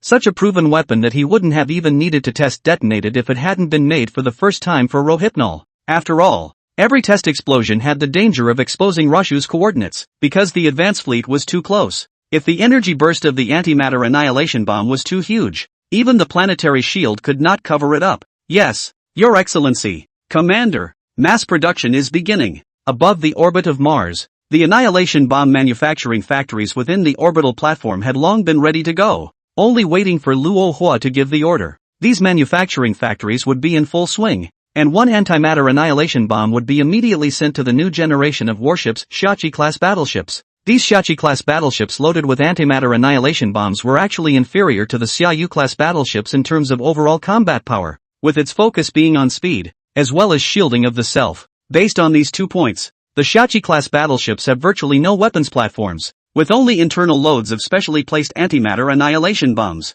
As for the rest of the interior of its hull, it was filled with tons of fusion fuel, battleship shields, and other supplies and equipment that boosted its speed and chances of self-survival. The reduction in piggyback equipment has also allowed the Shachi-class battleships to have smaller hulls, allowing for the use of the latest materials in order to bring them up to speed. And the main reason why this is so is because they have a very specific mission. These Shachi-class warships, once loaded with their intended antimatter annihilation bombs, would immediately depart from the Mars orbital platform and head for the orbit of Neptune, the outermost planet of the 8 planets of the solar system. Throughout the entire process, the Shachi-class battleships would turn on their shields the entire time, maintaining a state of silence in the universe. Upon reaching Neptune's orbit, the Shachi-class battleships would accelerate at full speed, bringing themselves as close as possible to the highest speed the ship could reach. Extremely high speeds, huge numbers, and terrifying antimatter annihilation bombs. These characteristics of the Shachi-class battleships also succeeded in making them would be the first line of defense for the solar system. Upon the arrival of the advance fleet, these silent Shachi-class battleships would swarm the other side and launch saturation strikes. At that time, the Shachi-class battleships carrying large-yield antimatter annihilation bombs would definitely bring a huge surprise to the other side. At that time, the antimatter annihilation bomb would cover more than just tens of thousands of kilometers. It is a very scary statistic to realize that the annihilation of antimatter produces 9 times 10 to the power of 16 joules of energy. It's 10 billion times higher than hydroxology, and a full 300 times higher than even a thermonuclear reaction at the core of the sun. Once a large-yield antimatter annihilation bomb erupted near the advance fleet, what awaited the other side would only be annihilation. If Neptune and Uranus, the 2 solar system planets, had been in the vicinity of the battlefield at the time, they would probably have been annihilated along with them. Of course, the annihilation of 2 planets is less important for the survival of the entire blue star civilization. For civilizations, as long as the home planet can be preserved, then everything else can be discarded, even if it's a planet in the same galaxy. And apart from this first line of defense, within the orbit of Uranus, huge fortifications would also be built on the inner side of Saturn. The planned starports alone amounted to as many as 130, each of which could accommodate thousands of Xiaoyu-class warships. These ships are fundamental to launching a restrike against the advance fleet after the possible failure of the antimatter protection ring around the solar system. In Rashu's mind, even if the other side survived the antimatter outburst strike, there were definitely not many ships left in their possession. With 130,000 Xiaoyu-class battleships facing the remnants of the advance fleet, it wasn't to say that they were crushed, but the chances of victory were definitely there. After all, the technological gap between the two sides wasn't huge. And Luo Xiu wasn't that primitive civilization that had just stepped out of the planet. 130,000 warships were enough to launch a powerful attack on the advance fleet. After Saturn, even more massive starports are built in the asteroid belt for insurance purposes. There, Rashu would utilize the material within the asteroid belt to build a new class of warships, the Shangtang-class warships. As the mainstay of the next generation of battleships, the Shangtang-class battleships were even more massive than the Xiaoyu class, and could provide at least 7 times more firepower. However, the Shangtang-class battleships were still in the drawing stage, so the only thing Luo Hua could execute at this time were the first and second lines of defense. No matter what, the future of Blue Star is at stake here. The 8 planets of the solar system were rotating in Luo Xiu's room, in which the Shachi-class battleships orbiting Neptune carrying a large number of antimatter annihilation bombs, and the numerous starports orbiting Jupiter, were presented one by one. For Rohypnol, this was all he could do in a short time. 7017K. Chapter 94 Deep Space. Advance Fleet. Only by wiping out the advance fleet here with all his might would Luo Xiu have more time to develop and deal with the cruise fleet home fleet, as well as the even more terrifying Cygnus civilization. But only if Luo Hua could withstand the first wave of 100 ships of the advance fleet. In the future planning, the warships under Luo Hua's command had already been counted in the hundreds of thousands, and could be counted in the millions if the Shachi-class warships, which were completely self-destructive attacks, were counted. With such a number of ships, coupled with the surprise that the antimatter annihilation bomb would bring to the other side, even if there was a Cygnus civilization's governorship among these 100 battleships, Luo Xiu still had a chance of victory. However, the Shachi-class battleships had only just begun mass production, so it was still a bit too early to think about all of this. At this time, the most important thing that Rashu needed to pay attention to, besides the construction of the defense platform around the solar system, was the upcoming detection wave. Rashu's current plan must rely on the premise that it is hidden from this wave of detection, only by silencing himself in the universe so that the advance fleet could not detect him. Then Rashu's antimatter saturation strike program could be implemented. If Luo Xiu's presence was exposed, the effectiveness of the strike belt formed by the Shachi-class battleships would be greatly reduced. Although the opponent might slack off a little because they didn't know about the existence of the antimatter annihilation bomb, the effect was always much lower compared to being taken by surprise.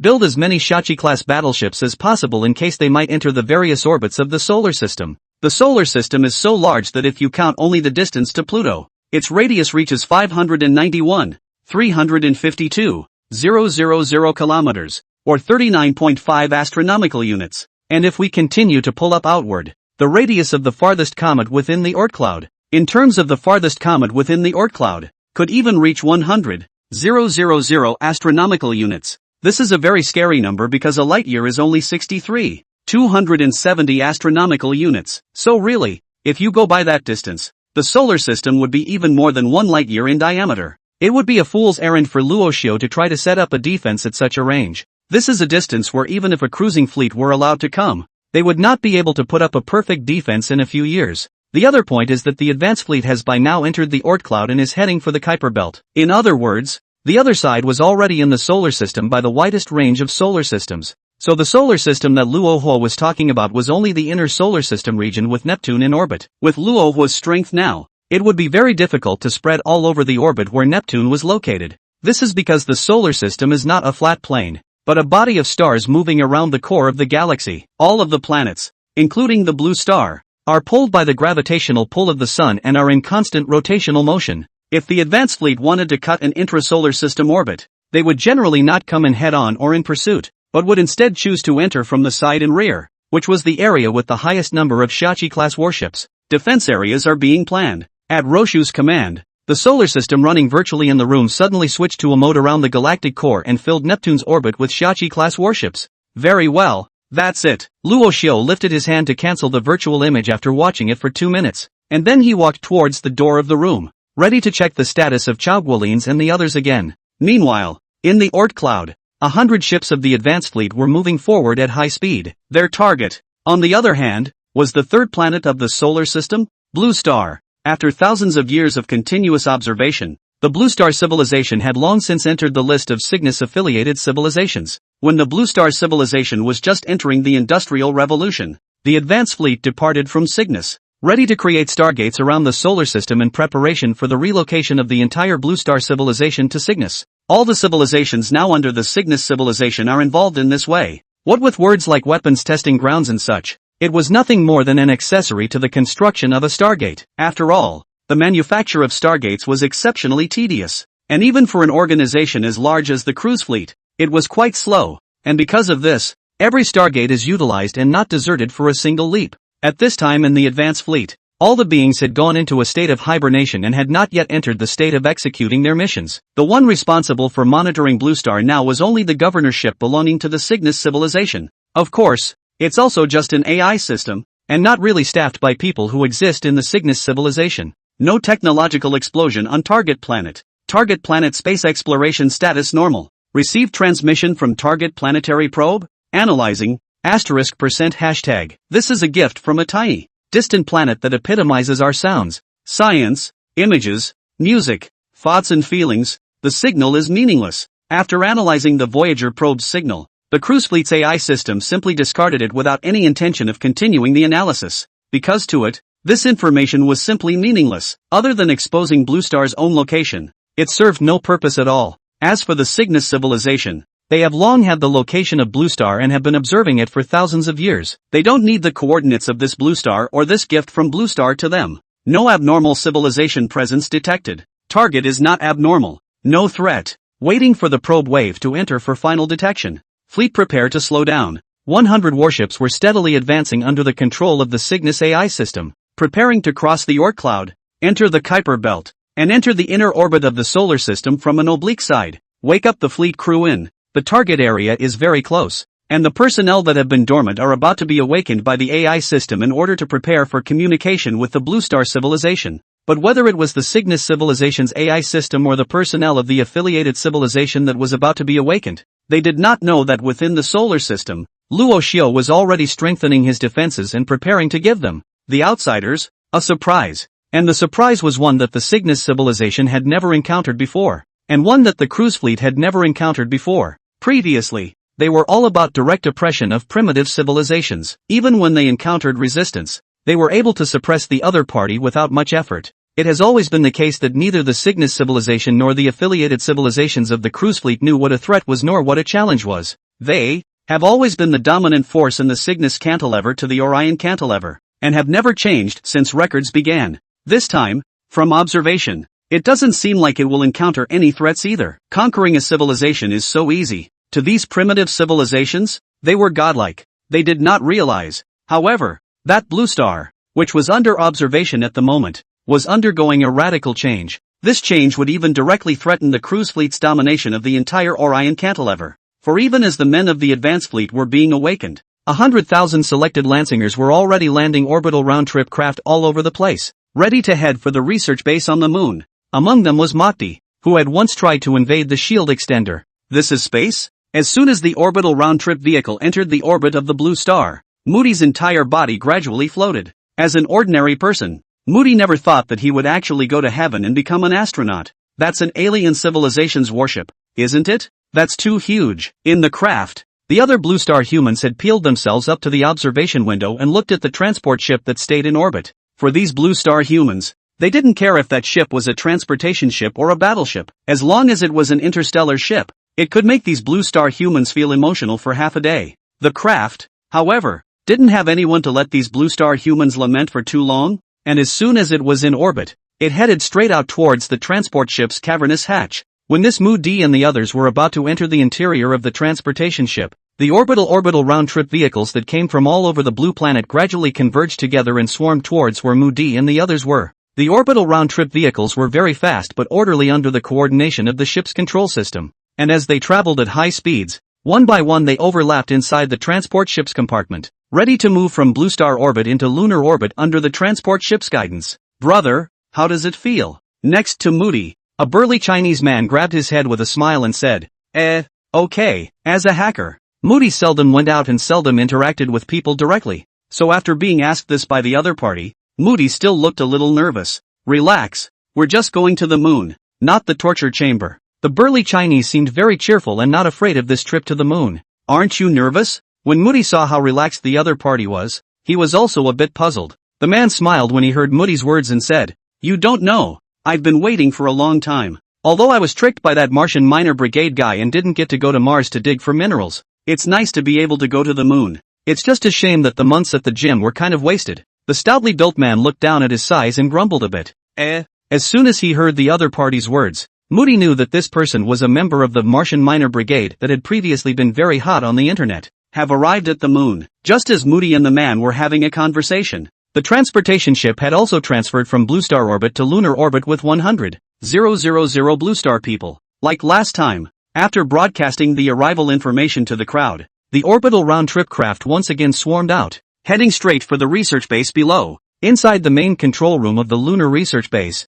Rashu, dressed in exoskeleton armor, was also waiting for the arrival of this group of Blue Star humans. "Sir Commander, 100,000 Blue Star humans have arrived." The orbital round-trip vehicle had just reached the surface of the moon, and the base control system was already reporting back to Rashu from within the exoskeleton armor. Aha! In fact, there was no need for the base control system to report. Luo Xiao had already seen the gradually landing craft with just his naked eyes. Let's get them right into Area 2. The area that Luo Xiao referred to as Area 2 was an area within the research base where there were fewer areas of personnel activity, and it was also more densely populated. Compared to Chao Guolin and others, the treatment of this latter group of personnel was obviously worse. They were not able to choose their own research direction, nor did they have a specialized research laboratory. All 100,000 Blue Star humans would only have 130 cubic meters of space within the research base, which was the same amount of private space that every Blue Star personnel had when the migration faction first arrived in Cygnus. So small?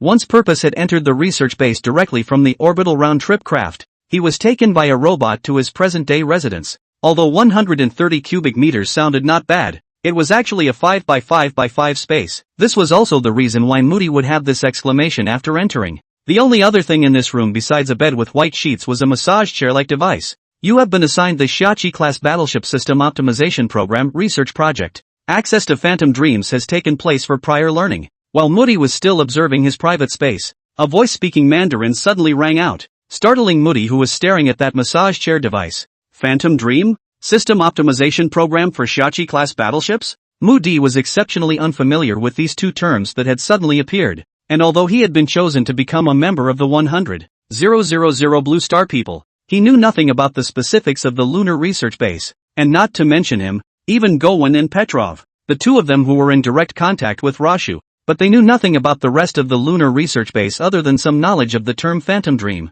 Please follow the instructions to enter the Phantom Dream. It seemed to know that the Blue Star humans would have this reaction, so the base control system also made a detailed Phantom Dream entry charter for every Blue Star personnel who came to the private space, in order to let these Blue Star personnel enter the state as soon as possible. With this detailed Phantom Dream entry guide, the 100,000 selected Bluestarians also quickly entered the Phantom Dream and began to study and research the selected programs of the base control system. Let's set the test time for half a month this time, and if there are no problems with the test, the Phantom Dream will be open like all Blue Star humans. Rashu in the main control room said to the base control system as he watched one by one the Blue Star personnel who had entered the Phantom Dream. Yes, His Excellency the Commander. The planetary computers on the moon had long since been constructed at this point, and even if they let all the blue stars in now, it wouldn't be half a problem. Buzz, buzz. While Luo Hua was still observing which of these 100,000 people were buildable, an alarm suddenly sounded in the main control room. Mastermind, what's wrong?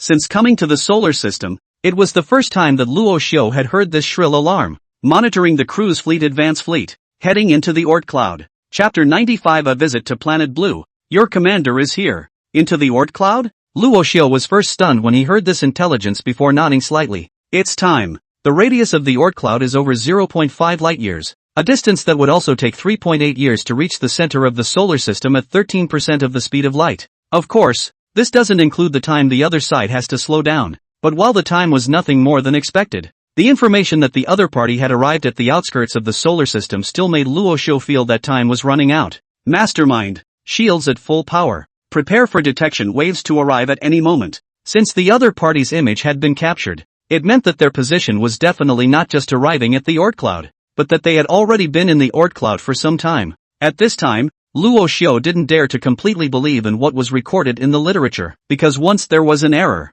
it would all cause irreparable harm to Luo Hua. Yes, His Excellency the Commander. Mars planetary shielding has been activated at full power. Lunar planetary shielding has been activated at full power. With the sound of the base control system, the planetary shields of Mars and the Moon were simultaneously turned on at full power, wiping out all of Rohypnol's information, just waiting for the arrival of the detection wave. The Shachi-class ships that were already starting mass production. On the other hand, each of them left the starport in Mars orbit directly after they were built and headed straight for Neptune's orbit because they had their own small shields. At this point, because the probe wave was due to arrive at any moment, Rashu had not yet built a starport near Saturn. It was only after the other party's round of probing waves had left that Luo Hua would step up the task of building the Saturn orbital starport. Right now, Luo Xiu's main task was still to maximize the production of Shachi-class battleships so that they could be more in the Neptune orbital region. For every additional Shachi-class battleship that existed, that was one more area that could be blocked. For Luo Xiu, there was also one more ray of hope for victory. And just as Luo Xiu activated the planetary shields in both places at full power, Blue Star's observation of the moon was also suddenly cut off, and their direct observation of Luo Xiu was considered to be completely cut off. Even the shielded extenders in outer Blue Star orbit are invisible to none of the Blue Star humans. Rashu, as well as his creations, disappeared from the world again as if in an instant, as observed by the humans of the Blue Planet. Chief Engineer, we've lost our observation of the extra Blue Star orbiter. We lost observation of the moon base. Inside China's Space Center, Gowen was constantly receiving reports from the researchers, and these reports, apparently, were not too good. What is this doing again? Gowen sat where Chao Guolin had been before, his brows furrowed as he wondered what this unknown civilization was doing. If there had been no contact before, this operation Gowen would still be able to understand, but now that both sides had made contact and Blue Star was already providing personnel for the other side, how could they suddenly start hiding again? In addition to Gowen, ordinary Blue Star humans all over Blue Star using astronomical telescopes to observe the moon also observed the change, but in direct comparison to the last building on Mars, the Blue Star humans are less panicked about the disappearance of the moon's buildings. At least, right now the Blue Star humans are cooperating with each other, but even if there was no panic, there was still an extreme amount of commentary on the matter. Why did it suddenly disappear again? Is the other party about to do something again? The last time it disappeared it threw a barrage of unidentified craft over toward our blue planet. It's not going to do the same this time, is it? But don't. That thing seemed to be the one that started the hacking of the American Space Agency last time. I can't imagine what would be done if something similar came along this time. Although the humans of Blue Star no longer feared whether things would fall from the sky during this period of time, they still had some worries about the future of Blue Star from time to time. This time, though, the Blue Star humans seemed to have guessed right. On the afternoon of the day after all the buildings on the moon disappeared, the Xiaoyu-class battleship carried Luo Xiu to the orbit of the Blue Star, and immediately after arriving at the orbit of the Blue Planet, Rohit also took an orbital round-trip vehicle deep into the Blue Planet, entering inside the atmosphere of his home planet for the first time. Compared to Mars and space, the gravity of Blue Star was to be greater, so when Luo Xiu entered within the atmosphere of the Blue Planet and gradually approached the surface, he also felt a sudden pulling sensation towards the surface. But the good thing was that the exoskeleton armor was able to counteract the effects of gravity on Rohypnol to ensure that Rohypnol's long life in space did not cause discomfort to his body. In fact, Rohitsu's physical fitness was more outstanding than that of any Blue Star man. In Rashu's time, his body was already being optimized before birth and was being nurtured even more scientifically during his formative years. With such a growing environment, Rohypnol is absolutely perfect for the present-day Blue Star humans. And compared to his body, his knowledge reserve was even far beyond that of a Blue Star human, because at the back of Luohua's neck, there was a database that stored a large amount of information. As long as Luohua wanted it, that data would be directly transmitted into Luohua's brain. It was just that since this data chip of Luo Xiu's had to be linked to the main computer of the migration faction, when Luo Xiu was forced to come to this universe, his chip was disconnected and could not access the database properly. But none of this mattered to Rashu. As long as the control system developed by the Starship humans themselves could function properly, then everything would be very simple for Rashu as well. Is this the Blue Star? Aboard the orbital round-trip vehicle, Rashu, clad in exoskeleton armor, was looking out through the observation window at the surface of the outer blue planet. From Rashu's vision, oceans, deserts, peaks, and green fields all appeared one by one and gradually enlarged until the surrounding space was gradually expelled. And just as the orbital round-trip craft that Rashu was traveling in entered the stratosphere below, the explosive news was received simultaneously across the blue planet. The main reason why the orbital round-trip craft caused such a stir was the sheer number of craft coming at this time. A total of 300 orbital round-trip vehicles rushed in from outside the atmosphere at the same time. And even if Luohua hadn't made the notification, they would have been probed at first. While Blue Star humans are no longer able to observe transformations outside of the atmosphere, observations of what goes on inside Blue Star are still not blocked. That's why when Luo Xiu's 300 vehicles swept into the atmosphere, the Blue Star humans were able to see the existence of these orbital round-trip vehicles through various observations. The news was also the first to be topped on various platforms due to the internet IQ of Blue Star, as ordinary people also directly observed these craft. I counted 276 ships. Can't even see it all. You counted it with your mind? Looking at the trajectory of these craft, they seem to be heading towards the European Union. The European Union? What's the point of going there? The crowd of Blue Star humans were very curious about the purpose of this huge team of craft coming to Blue Star. After all, this visit by Luo Xiu could be considered the biggest threat they had encountered since the observation of the alien civilization. No one knew the purpose of these craft, especially since the sudden appearance of these craft after the moon's buildings were unobservable made them very apprehensive. Is it Paris in Gaul?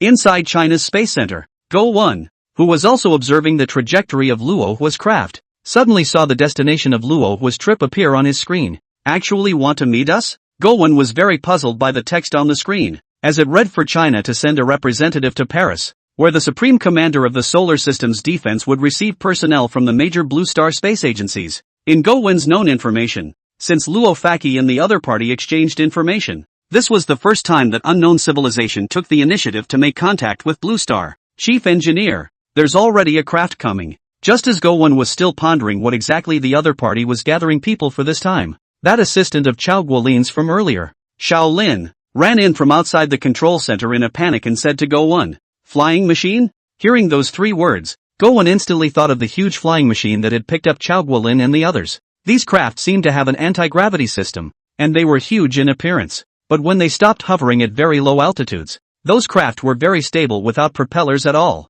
Phew, yes, it seems to be coming to pick up our personnel there. The aide seemed to have run directly from the outside plaza to inside the control center, so he slightly looked out of breath at this point. I know, get some rest and I'll go out and check it out. After Go-1 tapped the other party's shoulder, he directly stood up and walked towards the outside of the control center. Go-1 had just stepped out of the door of the control center, and the orbital round-trip vehicle that was parked directly above the space center had already been reflected in his eyes. Click, click, while Go-1 was frozen in place, observing the rare flying machine up close. A six-legged robot was approaching him from outside the control center building. Upon hearing the sudden mechanical sound, Go-1 withdrew his gaze from the craft, turned his head, and looked in the direction of what was happening. Good luck with the fusion? When Go-1 got a good look at the rapidly approaching robot, the name suddenly popped into his mind. The main reason why Go-1 was able to recognize the name at first was that when Chao Guolin was still around, his daily job as the head of the information team was to screen and study the Zhu Rong ship and the footage it took.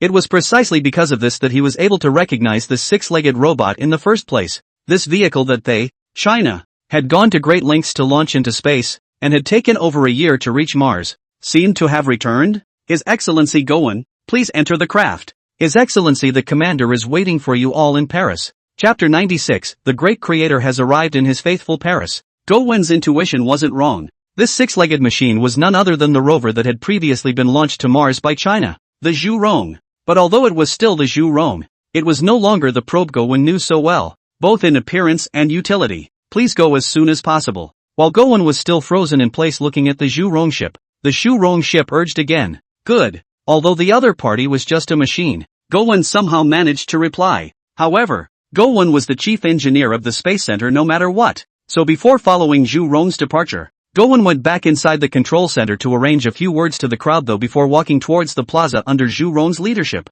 At this time, Petrov, who could no longer enter the control center at will, had also long been waiting above the square in front of the control center. Just as space crews from all over the blue planet were being picked up and taken to Paris, Gaul, there was a heated discussion on the internet about the 200 or so orbital round-trip vehicles that were overriding Paris. Monsters from outer space are approaching Blue Star. The horrible unknown civilization is approaching the European Union. The vast fleet entered the borders of Great Gaul. A fleet of powerful alien civilizations passed the coastline of Gaul. The divine fleet is approaching our core area. The noble creator has arrived in his most faithful Paris. On top of the internet, there has been one flirtation after another with Gaul. Even Gaul's own people, carrying a third of the national flag and waving it in the streets, seem to really welcome the sizable craft hovering over the violence. Buzz. Just as the people of Gaul were somehow starting to revel around them, the hatches of more than 200 orbital round-trip craft opened at the same time, and tens of thousands of battle droids leapt out of the sky in a single bound, heading in every direction of the city. Gaul, who was watching the situation from below, forgot to cheer for a moment when he saw the image. The battle robots in the sky were each about 8 meters tall, and such a huge body, coupled with the huge number, could be considered a great oppression for the Blue Star humans. Boom! Even though each of the humanoid battle robots had counter-propulsion, they made a muffled thud as they made contact with the ground. Please do not move around and remain in place. When these battle robots were almost humanoid in appearance, with red light coming from their eyes on their heads, they brought a sense of tension to the crowd. Upon reaching the ground, they pulled out the simplest of electromagnetic weapons and began to maintain order throughout the city. Given the power these robots brought, the whole of Paris also instantly became silent from the noisy and chaotic shouts of a moment ago. And it was at this time that airborne combat robots, distinct from humanoid combat robots, poured out of their craft and began to take control of the nearby airspace. Only when all was foolproof did Rohypnol leap out of one of the orbital round-trip craft in the very center of the room and into the iconic Parisian building. The surrounding airspace is clear. The major Blue Star launch sites have been monitored. Excellent security rating. At the same time as Rashu's arrival, the base control system was monitoring the whole of Blue Star through the shield extension. How long until we arrive? Standing on the highest floor of the iconic building, Luo Xiu looked around at the scenery of the Blue Star and asked the base control system. All attendees will arrive in 43 seconds. After passing a simple calculation, the base control system directly gave Luo Hua data accurate to the second. Very well, let them come straight here. Yes, His Excellency the Commander. At Luo Hua's command, the craft that was rapidly approaching also changed targets at the same time and flew towards the steel building. 43 seconds passed in an instant, and the craft carrying the personnel of the major space centers hovered beyond the steel buildings at the same time. Since the Blue Star humans didn't have exoskeleton armor like Rashu's, they could only enter the building from mid-air through the robots and the craft even after they arrived. Your Excellency, Commander, all have arrived. As Luo Xiu had just sat down in the main seat of the arranged venue, the voice of the base control system also sounded again. Let them in. Racha responded with a sideways glance at the Blue Star personnel who had been sent to the platform by the fighter droid. At Luo Xiu's command, the battle robot released its control over the crowd and sent them to the venue. As the chief engineer of the space agency at Blue Star who had the most interaction with Rashu, Wen also traveled at the head of the crowd. And behind him were Petrov and the likes of Thomas of Aemric. Among these people, Thomas from Aemric was especially nervous, because before this, Aemric had sent a big gift for Rohul, little boy. The gift was not a bad one, and its presence was a direct result of those 3 astronauts from Aemric still digging around on Mars. Phew, Thomas, who was walking behind Wen, had sweaty hands and his eyes didn't dare to look at Rashu. Although the other party had no longer pursued the matter of the little boy, Thomas was still very nervous, because the other party's strength was simply too powerful, as long as one was not careful. Not to mention Aemric, even the entire Blue Star had the possibility of being overthrown at any time. You're nervous? Petrov walked next to Thomas, looking unusually relaxed. Upon hearing Petrov's words, Thomas didn't even look over, but rather, his eyes flicked in Rohypnol's direction and said, No. No? Then why are you shaking? Petrov said as he looked at Thomas's slightly shaking arm. Don't talk. Thomas didn't want to fight Petrov at this time. The main thing now was to reduce his presence here. Absolutely no one could remind the other of the spacecraft. Well, Petrov saw this look on Thomas's face and didn't find it interesting, so he stopped bothering Thomas and instead looked directly in Rohypnol's direction. At that moment, at Luo Hua's side, a six-legged, four-armed robot was walking towards the center of the venue, and it was the Zhu Rong ship that had brought Go-1 and Petrov here. And in the vicinity of the Zhu Rong ship were a dozen or so huge combat robots. They were hovering on the outside of the steel building, holding weapons and observing the Blue Star humans who had come for an audience. That one is Thomas of Aemric, right? Before these Blue Star astronauts could stand still, Rashu looked behind Go-1 to Thomas and said,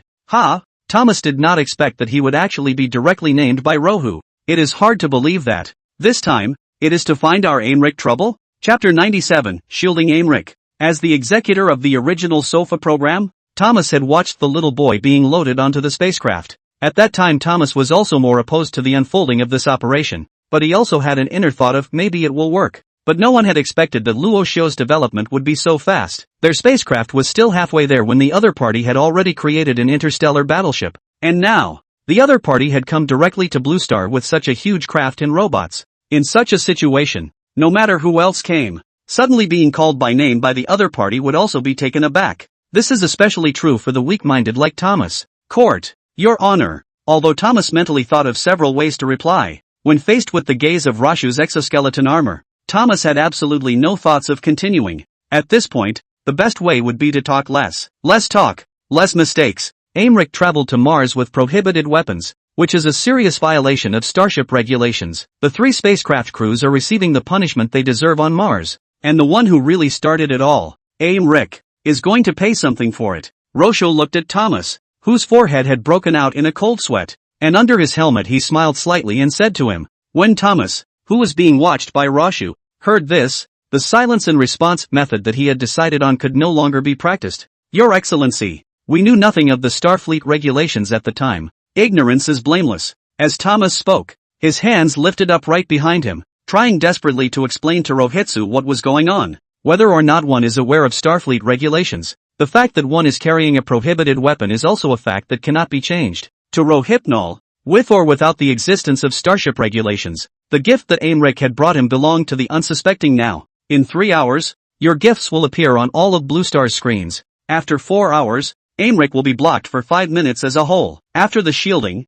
Aemric will cancel its technology sharing for 3 months. And Americ's research points at the Lunar Research Base will not be honored until 3 months have passed. What? When Thomas heard this, a thunderclap went through his head and his whole body froze in place, not knowing what to do. Previously, when the Americ astronauts had not returned, Thomas had known that Americ would surely be remediated by this unknown civilization this time, and probably even attacked outright. After all, those things they sent over didn't need to be checked at all, and at a glance, it was clear that they belonged to the Americans who brought them over. Although nuclear bombs no longer posed any threat to this unknown civilization at that time, carrying weapons was indeed a provocation. But who could have imagined at the time that Rohypnol would develop so rapidly? We, Aemric, are not just doing this for ourselves. Are we risking trying to carry a nuclear bomb for the sake of the entire Blue Star civilization as well? This concern continued until Rofaki and the others were sent back to Blue Star. And after Rofaki and the others returned to Blue Star, Thomas saw no intention on Rohu's part to punish Aemric.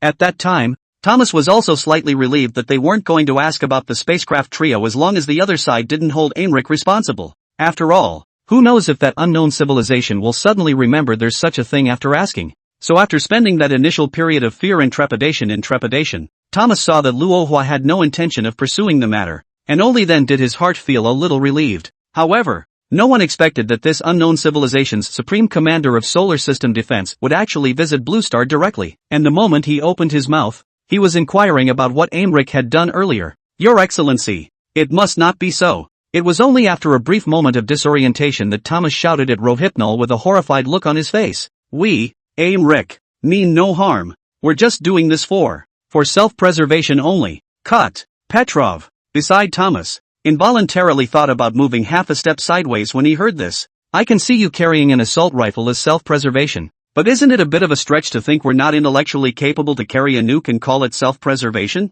All in accordance with Starfleet regulations. The regulations of the Starship Code have been previously sent to you, and nothing more needs to be said on the matter. Rashu didn't bother with Thomas, who was explaining. and instead turned his gaze in Gowon's direction. Thomas was about to continue opening his mouth to say something when he only saw the battle droids hovering outside the building raise their weapons at him. Although Thomas was very anxious, after seeing the movements of the battle robots outside, he could only stand still and watch as Luo Huo approached Gowon. When Luo Xiu approached Gowon, he lowered his head while controlling the 2-meter-tall exoskeleton armor and said to Gowon, "Your Chao Guolin is doing very well. Given Chao Guolin's performance, I will first popularize Phantom Dream in China. All Chinese nationals will be able to enter Phantom Dream directly after 5 days to study, and the test will last for 10 days. Hearing these words spoken by Luo Xiu, Gowon's breathing became rapid. Although he still didn't know what exactly was in the illusory dream, this virtual world would definitely not be simple. For China to be able to enter 10 days earlier than other countries,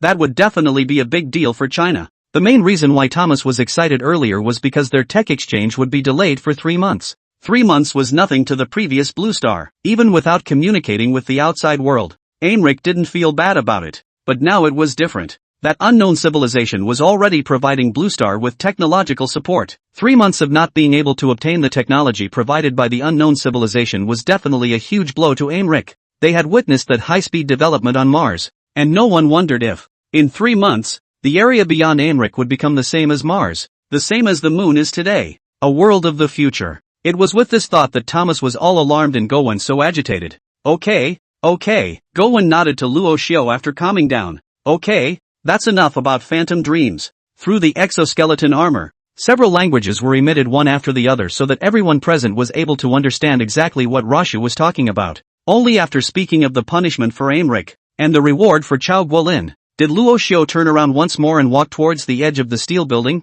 Da! Rashu's exoskeleton armor made a clattering touch as it came into contact with the floor of the building. Although the voice was the same when it reached the ears of the crowd, the experience that the group of Space Center heads got was different. Thomas was thinking at this point about how to salvage the situation and get Aimric out of the impending crisis of isolation. Petrov, on the other hand, grinned from the sidelines, overjoyed that Aimric had been punished in such a way. Even though they furry bears didn't have much to gain, it didn't dampen Petrov's mood. Compared to these two, what Gowon had to consider now was what the Phantom Dream actually was, what it would do, and whether it would do any harm. And in view of the ignorance of the Phantom Dream, Gowon decided to return to China again, first suggesting that only a small batch of Chinese personnel should be allowed to enter that Phantom Dream, and after determining the contents thereof, then consider whether or not to truly popularize this qualification. The Blue Star humans present each had their own thoughts, but Luo Xiu didn't bother to think that much. After he walked to the edge of the building, his footsteps didn't stop. Instead, he continued forward and stamped his foot in the void. Gowon, who was still in thought, caught a glimpse of Luo Xiu stepping outward and instinctively reached out to warn him. But before he could say anything, Luo Xiu had already stepped out with both feet. The one who walked into the void did not fall down as known to the common sense of the humans of the blue planet, but instead just stood steadily in mid-air. It was only at this time that Gowon reacted to the fact that the other party was not a blue star, but a powerful unknown civilization. Blue Star is indeed beautiful. Rashu, who was suspended in mid-air through his exoskeleton armor, looked down at Paris and lamented. But how long this beauty lasts depends on how far you can go. Phantom Dreams can take Blue Star's basic science up a notch in a short period of time, and if you're willing to implant data chips, they'll be able to be called up directly by you without even having to learn. How long Blue Star survives and how long our collaborative state lasts depends on your own dedication as well, Luo Xiu said as he continued to walk outside. Perhaps it will be. With a lift of his hand, the shielding extenders in the outer orbit of the blue planet spun around, changing the entire view of Paris in an instant. In the view of the crowd, only the sky became dim, the earth shook, and the whole of Paris was drowned in snow. Then a bright light flashed in the sky, and a huge meteorite was coming towards their location at high speed. The entire Blue Star humans in Paris saw this horrible scene at the same time. They were at their wits' end and screamed harshly, but the speed of that meteorite was just too fast, and in just an instant, it had already smashed down. Boom! The meteorite hit the ground and the entire city was instantly reduced to nothing. Due to the shielding extenders, the Blue Star humans in this area only felt like they were suspended in mid-air, while beneath them was a huge deep crater smashed out by the meteorite. For a while, the previous cheers were replaced by screams, wave after wave, one after another. Perhaps it will be. Luo Xiu raised his hand again, and the crater that had been smashed out suddenly disappeared from the crowd's view again, and the original city reappeared. But just before the crowd had calmed down, the city's buildings began to change drastically. One by one, the shells of the buildings changed from brick walls to metal. and were rising higher and higher into the clouds. The steel building that Roshu was sitting on began to rotate even more, changing from a cone to a column and climbing section by section until it passed through the atmosphere and into space. Chapter 98, Aemric. Shielded. The blue planet humans, who were still terrified at the sight, instantly stopped screaming and watched as things around them gradually became more sci-fi. Perhaps this is the future they imagined. They were more willing to believe that the future of Blue Star would be the way it was now than the horrible apocalyptic feeling they had before. Okay, go back. Remember, there is no third option but to win or lose. Luo Xiu's hand gradually lowered, and his voice simultaneously reached the ears of Go-1 and the others inside the Iron Tower. And as Luo was stepped back inside the tower, the virtual images around him were cancelled by the shielding extender, returning to their original appearance. Destroy or grow. While Luo Xiu was talking, several battle robots flew into the pylons, ready to send the crowd back to where they were originally located. Seeing this, Thomas didn't care about his fear and put his hand on the leg of the 8-meter-tall battle robot and shouted to Luo Xiu, "Your Excellency, we, Aemric, are willing to cooperate fully. I also hope that Your Excellency will lift the blockade against us. For 3 months we can be of great assistance to Your Excellency." For Amaric's sake, Thomas put up a good fight, shouting as best he could towards the pylons despite the fact that he was simply no match for the force of a battle robot. 3 months? Luo Xiu within the Iron Tower shook his head slightly and said, "Even if I give you 3 years, you will not be able to provide me with a boost. Don't worry about being shielded. 3 months will soon pass." As soon as Rohypnol's words were out of his mouth, the battle droid that had grabbed Thomas with one hand sent the other into the orbital round-trip craft. Once all of the Blue Star personnel had been put on the craft that had been hovering outside the pylons instantly accelerated again, sending the crowd back to where they had been. For all the times that Roshu summoned the major space agency personnel, the average human on Blue Star knew nothing about it. They are now focusing, instead, on Paris, which has just undergone a dramatic change. Whether it was the personnel within Paris or the Blue Star humans near Paris, they all saw the miracle-like transformation. From the end times to the future, from despair to hope, this transformation lasted only a mere minute. But the shock it brought to the humans of the Blue Star was tremendous. On top of the internet, for the changes that have taken place in Paris have also been spread like wildfire, and every part of the blue planet has seen the scene of the changes that have taken place in Paris. Hey, can the Gallic people post more? How come it's all 1 minute at a time? Don't hide it. Did that alien give you guys something? We don't know. Just for a minute. I dare say this is much more exciting than the movie. Even through the screen, I can feel the oppression of that huge meteorite. End times? How exciting. I would have preferred a futuristic image. That cylindrical building that goes straight into the sky is a space elevator, isn't it? Compared to the last time when only the astronauts from various countries saw the image of Blue Star dialing back 50 years. This time, all the humans of Blue Star witnessed this miracle-like manipulation of vision. If the other side was willing, the world might be able to just become illusory and turn into a strand of data. Thinking of this, the Blue Star human who was looking at the screen suddenly turned his head to look around. Could the world we're in now be the one that has already been tampered with by the other side? As soon as this thought was generated, the crowd felt a chill run down their spines. If that's true, then what is true? What is false? Is what you are doing now a piece of data? This kind of suspicion would probably always exist in the minds of these Blue Star humans, as long as Luo Xiu was still around. This thought would not dissipate, but to Rohypnol, who was still on the Paris Tower at this point, what the humans of the blue planet were thinking at this point didn't matter. What he wanted was to suppress the migration factions that might be generated, as well as those neutrals. Though for the Blue Star humans at the time, they had no choice. They couldn't leave the solar system on their own within 50 years, so they had to rely on each other and actively chose to join the cruise fleet. Now, however, it was different. With the presence of Rohu, Blue Star humans already had another viable path, and in moving down this path, Rohypnol must also deter the Blue Star humans in order to solidify his leadership in the collaboration and also indirectly eliminate any migration factions that may exist. Mastermind, send a warning to the Aemric side, and in 3 hours, shield them. Yes, His Excellency the Commander. At Roshu's command, the screen in Amaric's territory then changed, and the screen that had just been showing the Paris Miracle Minute suddenly turned black. In light of the fact that Aemric is carrying a nuclear bomb in a spacecraft in an attempt to attack a Mars base, a serious violation of Starfleet humanity regulations, Starfleet humanity will be shielding the entirety of Amaric's territory in 2 hours, 58 minutes, and 31 seconds. The shielding time is 5 minutes. The shield will prohibit Aemric from exchanging Starship human technology for 3 months. Wow! After seeing this scene, not only Aemric, but even the Blue Star humans and the rest of the world who knew about the news were extremely shocked. The Americans brought nukes in their spacecraft? What kind of cerebral palsy operation is this? Didn't their chancellor agree to go on a peaceful exchange before? So it's this nuclear peace exchange? Good thing it's only shielding Aimeric.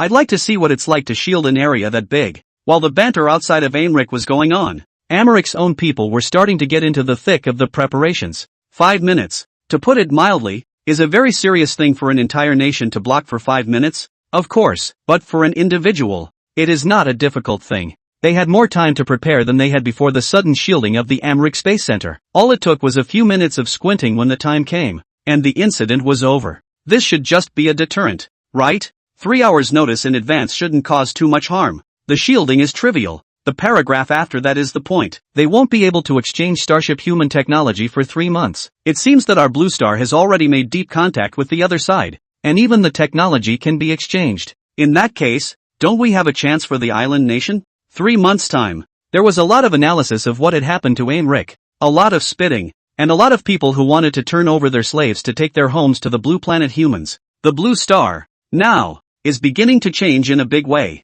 Shield countdown 10, 9, 8, 3, 2, 1. As all the Blue Stars prepared to watch the show, the 3-hour countdown finally ran out, and a sudden burst of electricity arced from the shield extensions in outer Blue Star orbit. The entire Aimeric, in an instant, changed from colorful to pure black, like a black hole, unnoticeable and unknowable. 7017K. Chapter 99. Attention. Detection wave is about to arrive. It's horrible. Go 1, who had already returned to the Chinese Space Center, saw the entire process of Aimeric being shielded by Luo Xiao through the satellite's observation. In just a moment, all of Aimeric, including every one of his islands, went into darkness at the same time. Looking down from space, it was like digging a big hole in the body of the Blue Star, which was so deep and dark that you couldn't see the end of it. In fact, several countries neighboring Aimeric were even closer to the shielding than Gowan, who could only watch it on the big screen. They witnessed their neighboring country change from colorful to black, and they didn't know if it was because of the reception of their sight or if the piece really stopped reflecting light. 5 minutes wasn't really too long for the Blue Stars. The Americans had 3 hours to prepare, after all, and most of them were ready when the shielding began. With that in mind, 5 minutes of shielding didn't do much damage to Aimeric, but as they moved from darkness to light again, footage of Americ's shielding began to circulate quickly over the internet. It's a lot scarier to watch this time than the last shielding at the American Space Center. What exactly is the principle? The Blue Star crowd was also very puzzled by the shielding of Aimeric. After all, from the existing technology, this was how it could not be done. Of course, this was thinking with the Blue Star humans' own technology. They also knew the gap between themselves and Luo Xiao in terms of technology, and although they couldn't figure it out without thinking about it themselves, it didn't mean that Luo Xiao couldn't. Still can't see how it was done. Inside the Space Center of China, Gowan had analyzed the shielded footage of Aimeric for several days, but still couldn't tell how Luo Xiao had done it. It's normal. We're the ones flying in the sky if we can tell. Petrov, who had once again been granted access to the control center, reached out and tapped Gowan on the shoulder. By the way, the time for your Chinese country to enter that illusory dream is almost here. Petrov glanced at the time. The time given by Luo Hua to enter the illusory dream was almost here. In fact, there was no need for Petrov to remind him. Gowan had also been looking at the time in the lower right corner of the computer. Gowan certainly wouldn't forget such an important moment. I know. 3 minutes to go. Although Gowan knew the exact time, he didn't know the manner in which that phantom dream had arrived. Will the Chinese be allowed to enter them directly, or will each person be issued a device? Only after Gowan had answered did Petrov take a seat next to Gowan and say, "Would you say that I am one of the people who entered?" Although according to Luo Hua's previous statement, it was the Chinese who belonged to the first batch of people to enter. Petrov, who was in the territory of China, still had slightly more expectations. Maybe the other guy was kind enough to include himself? You're not from China, Gowan said as he turned his head sideways and swept Petrov up and down. Well, this is going to be difficult. Petrov raised his hand and rubbed his temples, somewhat depressed. We might be able to see Chow this time when we go in. Before that, Petrov had already discussed with Gowan what exactly the function of that phantom dream was. If it was a virtual network that could connect to the moon base, then those of them who were still in the blue planet might be able to directly meet the first 1,000 scientists who had traveled to the moon. Chao Guolin, on the other hand, was the one with whom both of them very much wanted to meet again. We'll know when we go in. Compared to Petrov, Gowan actually wanted to meet Chao Guolin even more. After all, he had just assumed the position of chief engineer, and the pressure was still enormous. And just as the two were talking, the numbers on the computer gradually jumped to the time agreed upon with Rashu. When the numbers had just skipped the last second, tens of thousands of orbital round-trip craft leapt out of the clouds, heading from the south to the north of China, and robots numbering nearly 10 million fell from the craft at the same time, delivering the equipment linking to the Phantom Dream into the hands of every single person in China. These robots were huge in number and moved extremely fast, and it took the chief worker less than 10 minutes from the start of the distribution to the end of the distribution. Most of the time when a linked device resembling an eye patch was brought into his hands, he didn't even get a good look at the robot that delivered the device to him. It's spectacular. When a photo of southern China was put on the internet, everyone was shocked by that image. Only in the changing surface, orbital vehicles were spread out, so dense that they were going to block out the entire sky, and below the craft were small black dots that were telling downward. These black dots were none other than the battle robots that Luohua had sent out to distribute the equipment. The Blue Star humans just couldn't imagine how many years it would take them to create such an army of robots. Perhaps the Blue Star humans' own army of robots would not be seen within their lifetimes. And just as a group of Chinese people froze with the linking equipment, Gowon from the Chinese Space Center was suddenly in a difficult situation. Directly to each and every one of them? Before that, Gowon also wanted to control the number of people entering that Phantom Dream when they entered it for the first time. After the first batch of people had determined that there was no harm, then he would release all the Chinese people to enter it. But now it seems that the plan is completely unworkable. Even so, Gowon couldn't just stand by and watch all the Chinese personnel collectively enter the Phantom Dream, which was just a little too dangerous for China. While Rohypnol's technology was very advanced, and would likely be trouble-free as well, it was never wrong for Gowon to be cautious. Have the liaison relay this to the top. It would be best to notify everyone to stay out of that Phantom Dream for now, and enter that Phantom Dream through the linking device after the first group of people have confirmed that there are no problems. Okay. The 8 of Chao Guolins who had been there earlier listened and hurriedly began to go and notify the liaison commissioner to go. Ugh. After that assistant left, Gowon, however, let out a long sigh. This was because he knew that this kind of device, which was directly distributed to each and every person, would never be able to prevent personnel from entering through words. If some people insisted on entering it, they could only allow those who had already received the Phantom Dream linking device to enter the unreal world directly. Buzz. While Gowon was still sighing, a robot suddenly fell from the sky and landed on the square in front of the control center, and due to the height limitations of the battle droid, it would not be able to get inside the control center properly unless it destroyed the walkway to the control center. This, however, was not a difficult task for the battle droids, who had never been known to act alone. Under the observation of the personnel near the plaza, the sides of the waist of the battle droid suddenly opened up, and a small robot less than 30 centimeters tall in height fishtailed out of the interior of the battle droid and darted inside the control center. If they didn't know that they knew the robots were sent by Rashu, the guards at the control center would have to fight them just based on the villainous appearance. These auxiliary robots were small in size, but they were extremely fast, and in less than 2 minutes, all personnel within the entire Space Center received the linking device from the Phantom Dream. And Gowon, the chief engineer of the Space Center, is certainly no exception. I really didn't, Petrov said in a slightly sour tone as he looked at the not-so-large, only arm-sized eye patch in Gowon's hand. You'll have it in 10 days. According to what Luohua had said before, this test would last for 10 days, and after 10 days, it would be open to the entire Blue Star. I'll go in first and take a look. Gowon, who had just entered to get the linking equipment into his hands, was not prepared to delay. After all, the other party had only given China 10 days of advanced testing time. Gowon had to use these 10 days to get the most out of it. Okay. Petrov, who didn't have a linking device, could only shrug at this point, leaning his body towards the back of the chair and watching Gowon put the linking device on his head and enter that Phantom Dream that Rashu was talking about. Like Gowon, 5% of the personnel from China also chose to enter the Phantom Dream at the first opportunity. This is, when Gowon's consciousness entered the virtual world through the device linking to the Phantom Dream, it could only see a world belonging to 0 and 1. Both himself and the space around him were covered by these two numbers. Gowon, Lao Go. Just as Gowon was looking at the high-speed flow of numbers around him, a familiar voice suddenly sounded next to him. Old Chow. As soon as Gowon heard this familiar voice, he panicked and looked around. But he couldn't see anything but numbers. Wow. As Gowon became more and more anxious, a hand suddenly reached out from the densely packed digital clock around him, pulling Gowon out of the sea of numbers. In an instant, Gowon entered the starry sky from a world of numbers. Phew, this sudden change caught Gowon a bit off guard, and he let out a long breath before looking towards the person who had pulled him out of the digital world.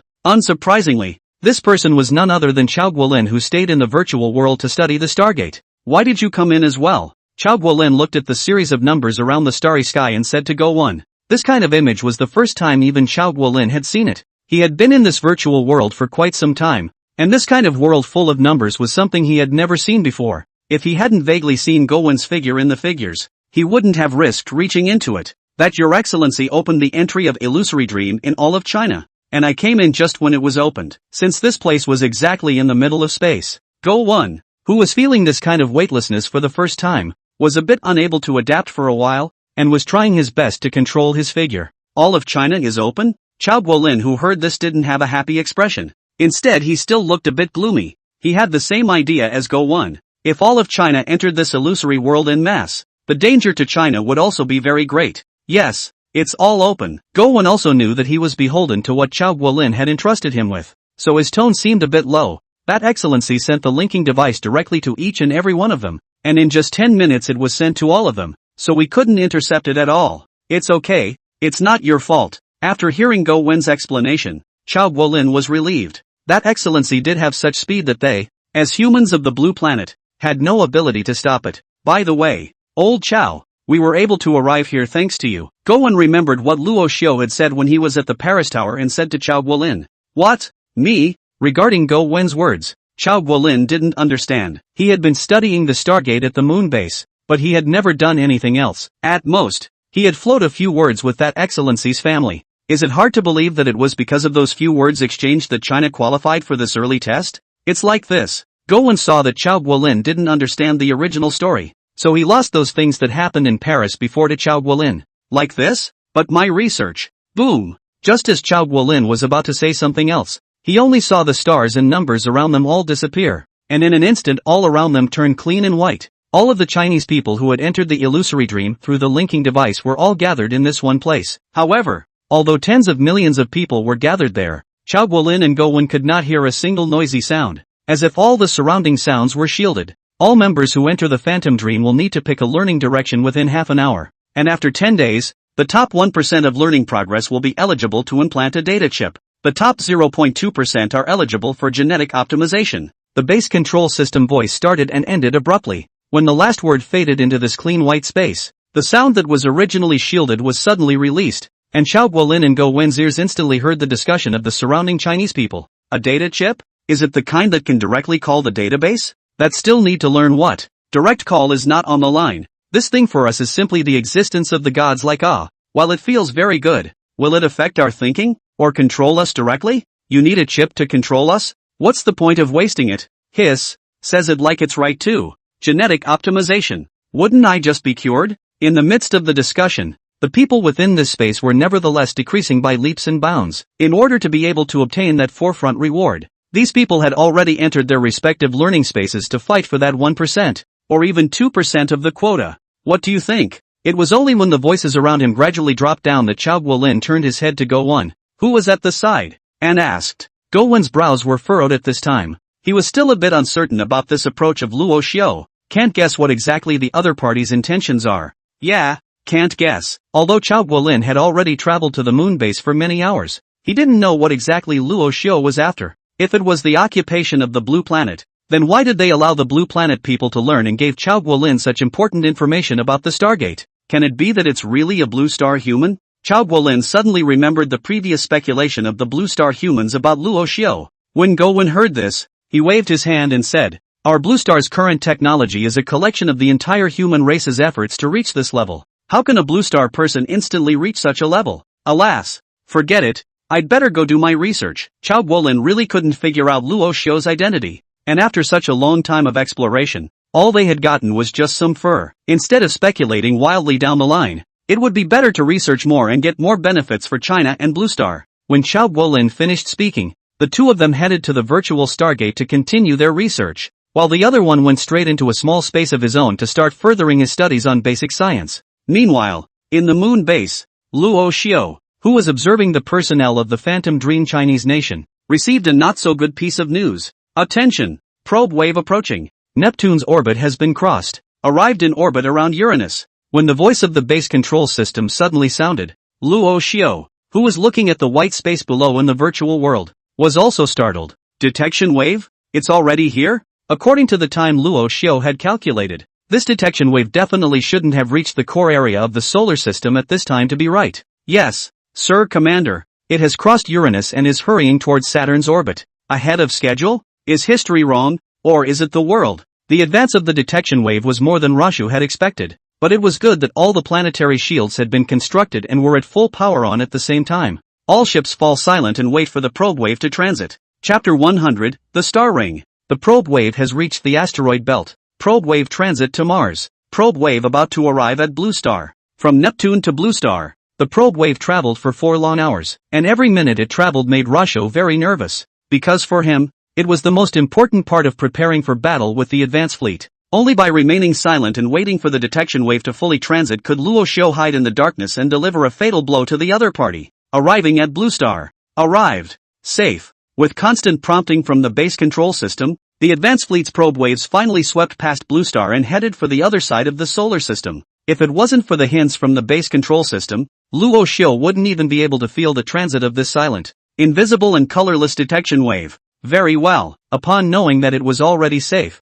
Luo Xiu was sort of relieved. All along, it was this detection wave that posed the greatest threat to Luo Xiu. After all, once he exposed his position, it would be almost impossible to annihilate the advance fleet in its entirety. Delay the development of the Saturn Star Harbor for now, tilt all resources to the Neptune orbital fleet, and speed up the construction of the Xiachi-class battleships. For Luo Hua, now that the detection wave had already crossed the border, the time for the arrival of the advance fleet would only be advanced, and once the time changed, then Luo Xiu's number of warships would very much be far from the intended target. In order to be able to speed up the construction of the Xiachi-class battleships, Luo Hua also had to suspend the development of Saturn's orbit. Compared to a conventional battleship like the Xiaoyu class, the Xiachi class, which made its debut in the Cygnus cantilever Orion cantilever and was loaded with antimatter, was more important for this war. The reason for this was still because such a war weapon had never appeared before. Even if the advance fleet found approaching Xiachi-class warships at that time, they would never expect them to explode with great power.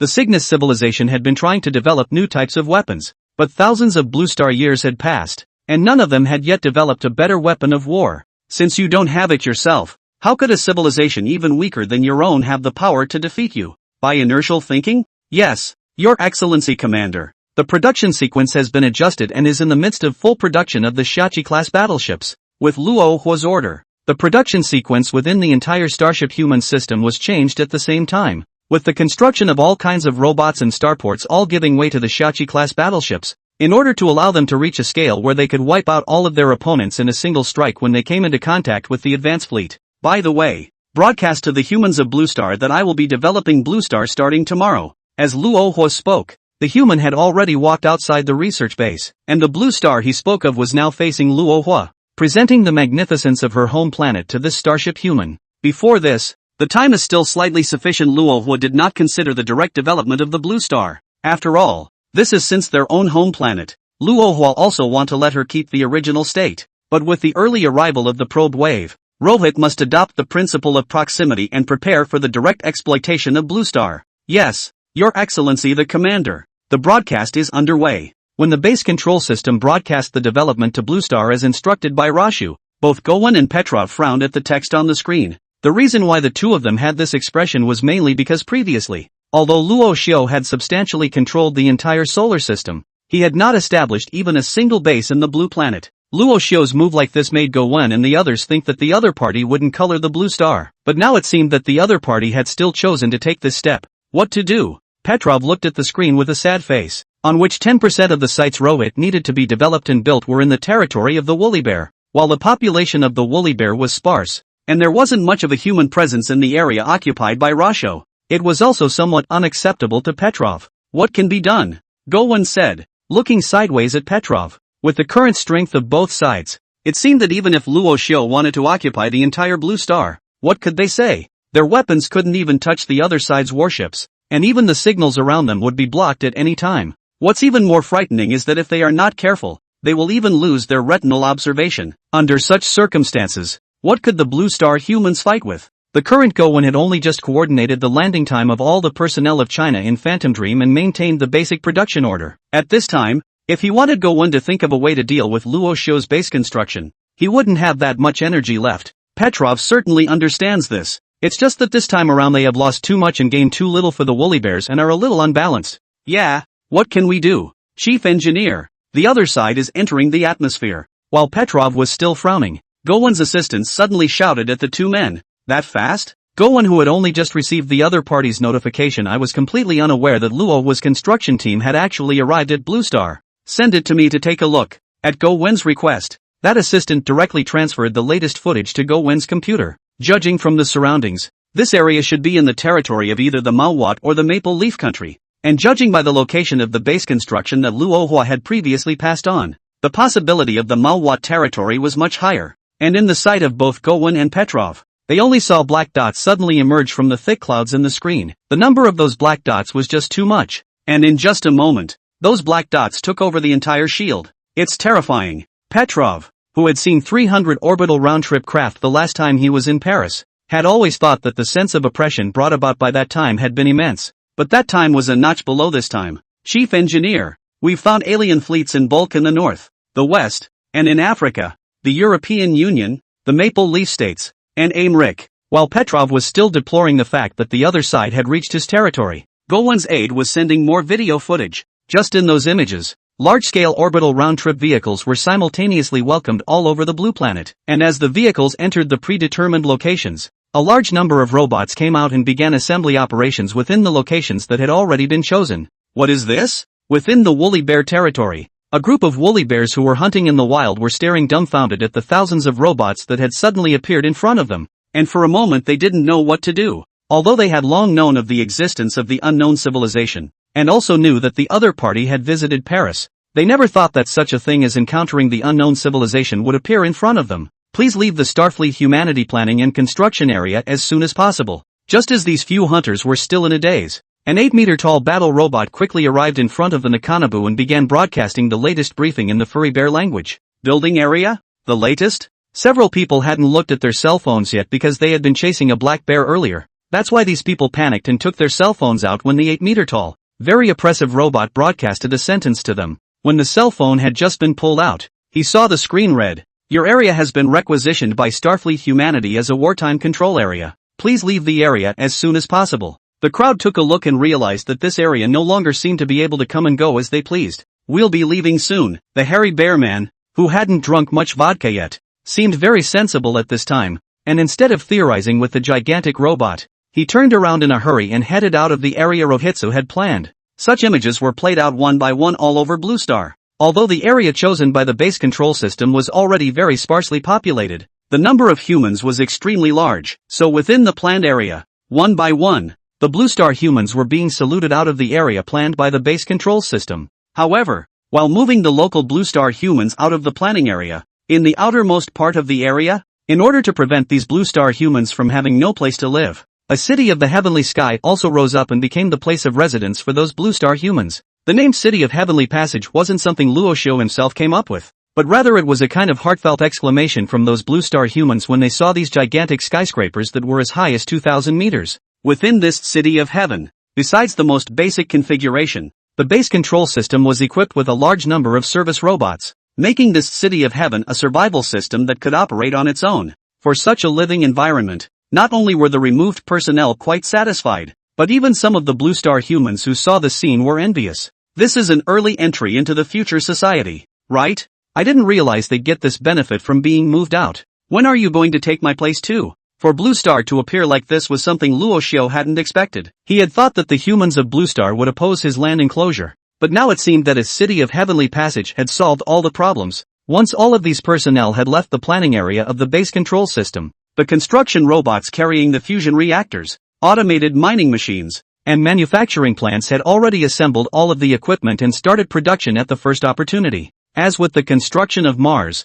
Rashu was going to build similarly large quantities of electromagnetic railguns at Blue Star, and an advanced version of the orbital platform, the Star Ring, in Blue Star orbit. Compared to simple orbital platforms and starports, the Star Ring maximizes orbital space and, like the City of the Sky, it can form a survival system on its own. However, the construction of the star rings could not be accomplished overnight, and the difficulty of constructing it was quite a bit harder than the planetary belt, and the resources required were incomparable to the planetary belt. Chapter 101, The Advance Fleet. While Rashu was beginning a major construction effort at Blue Star, the advance fleet of the cruise fleet was at that moment traveling through the Oort cloud and still maintaining a very high speed in the direction of Blue Star, and on top of the ship, Cygnus-affiliated civilizations have been awakened and are ready to execute the relocation of the primitive civilizations within this star system. Detection waves are currently anomalous. Primitive civilization observations normal. After all the fleet personnel had awakened, the Cygnus civilization AI, which had been in charge of monitoring,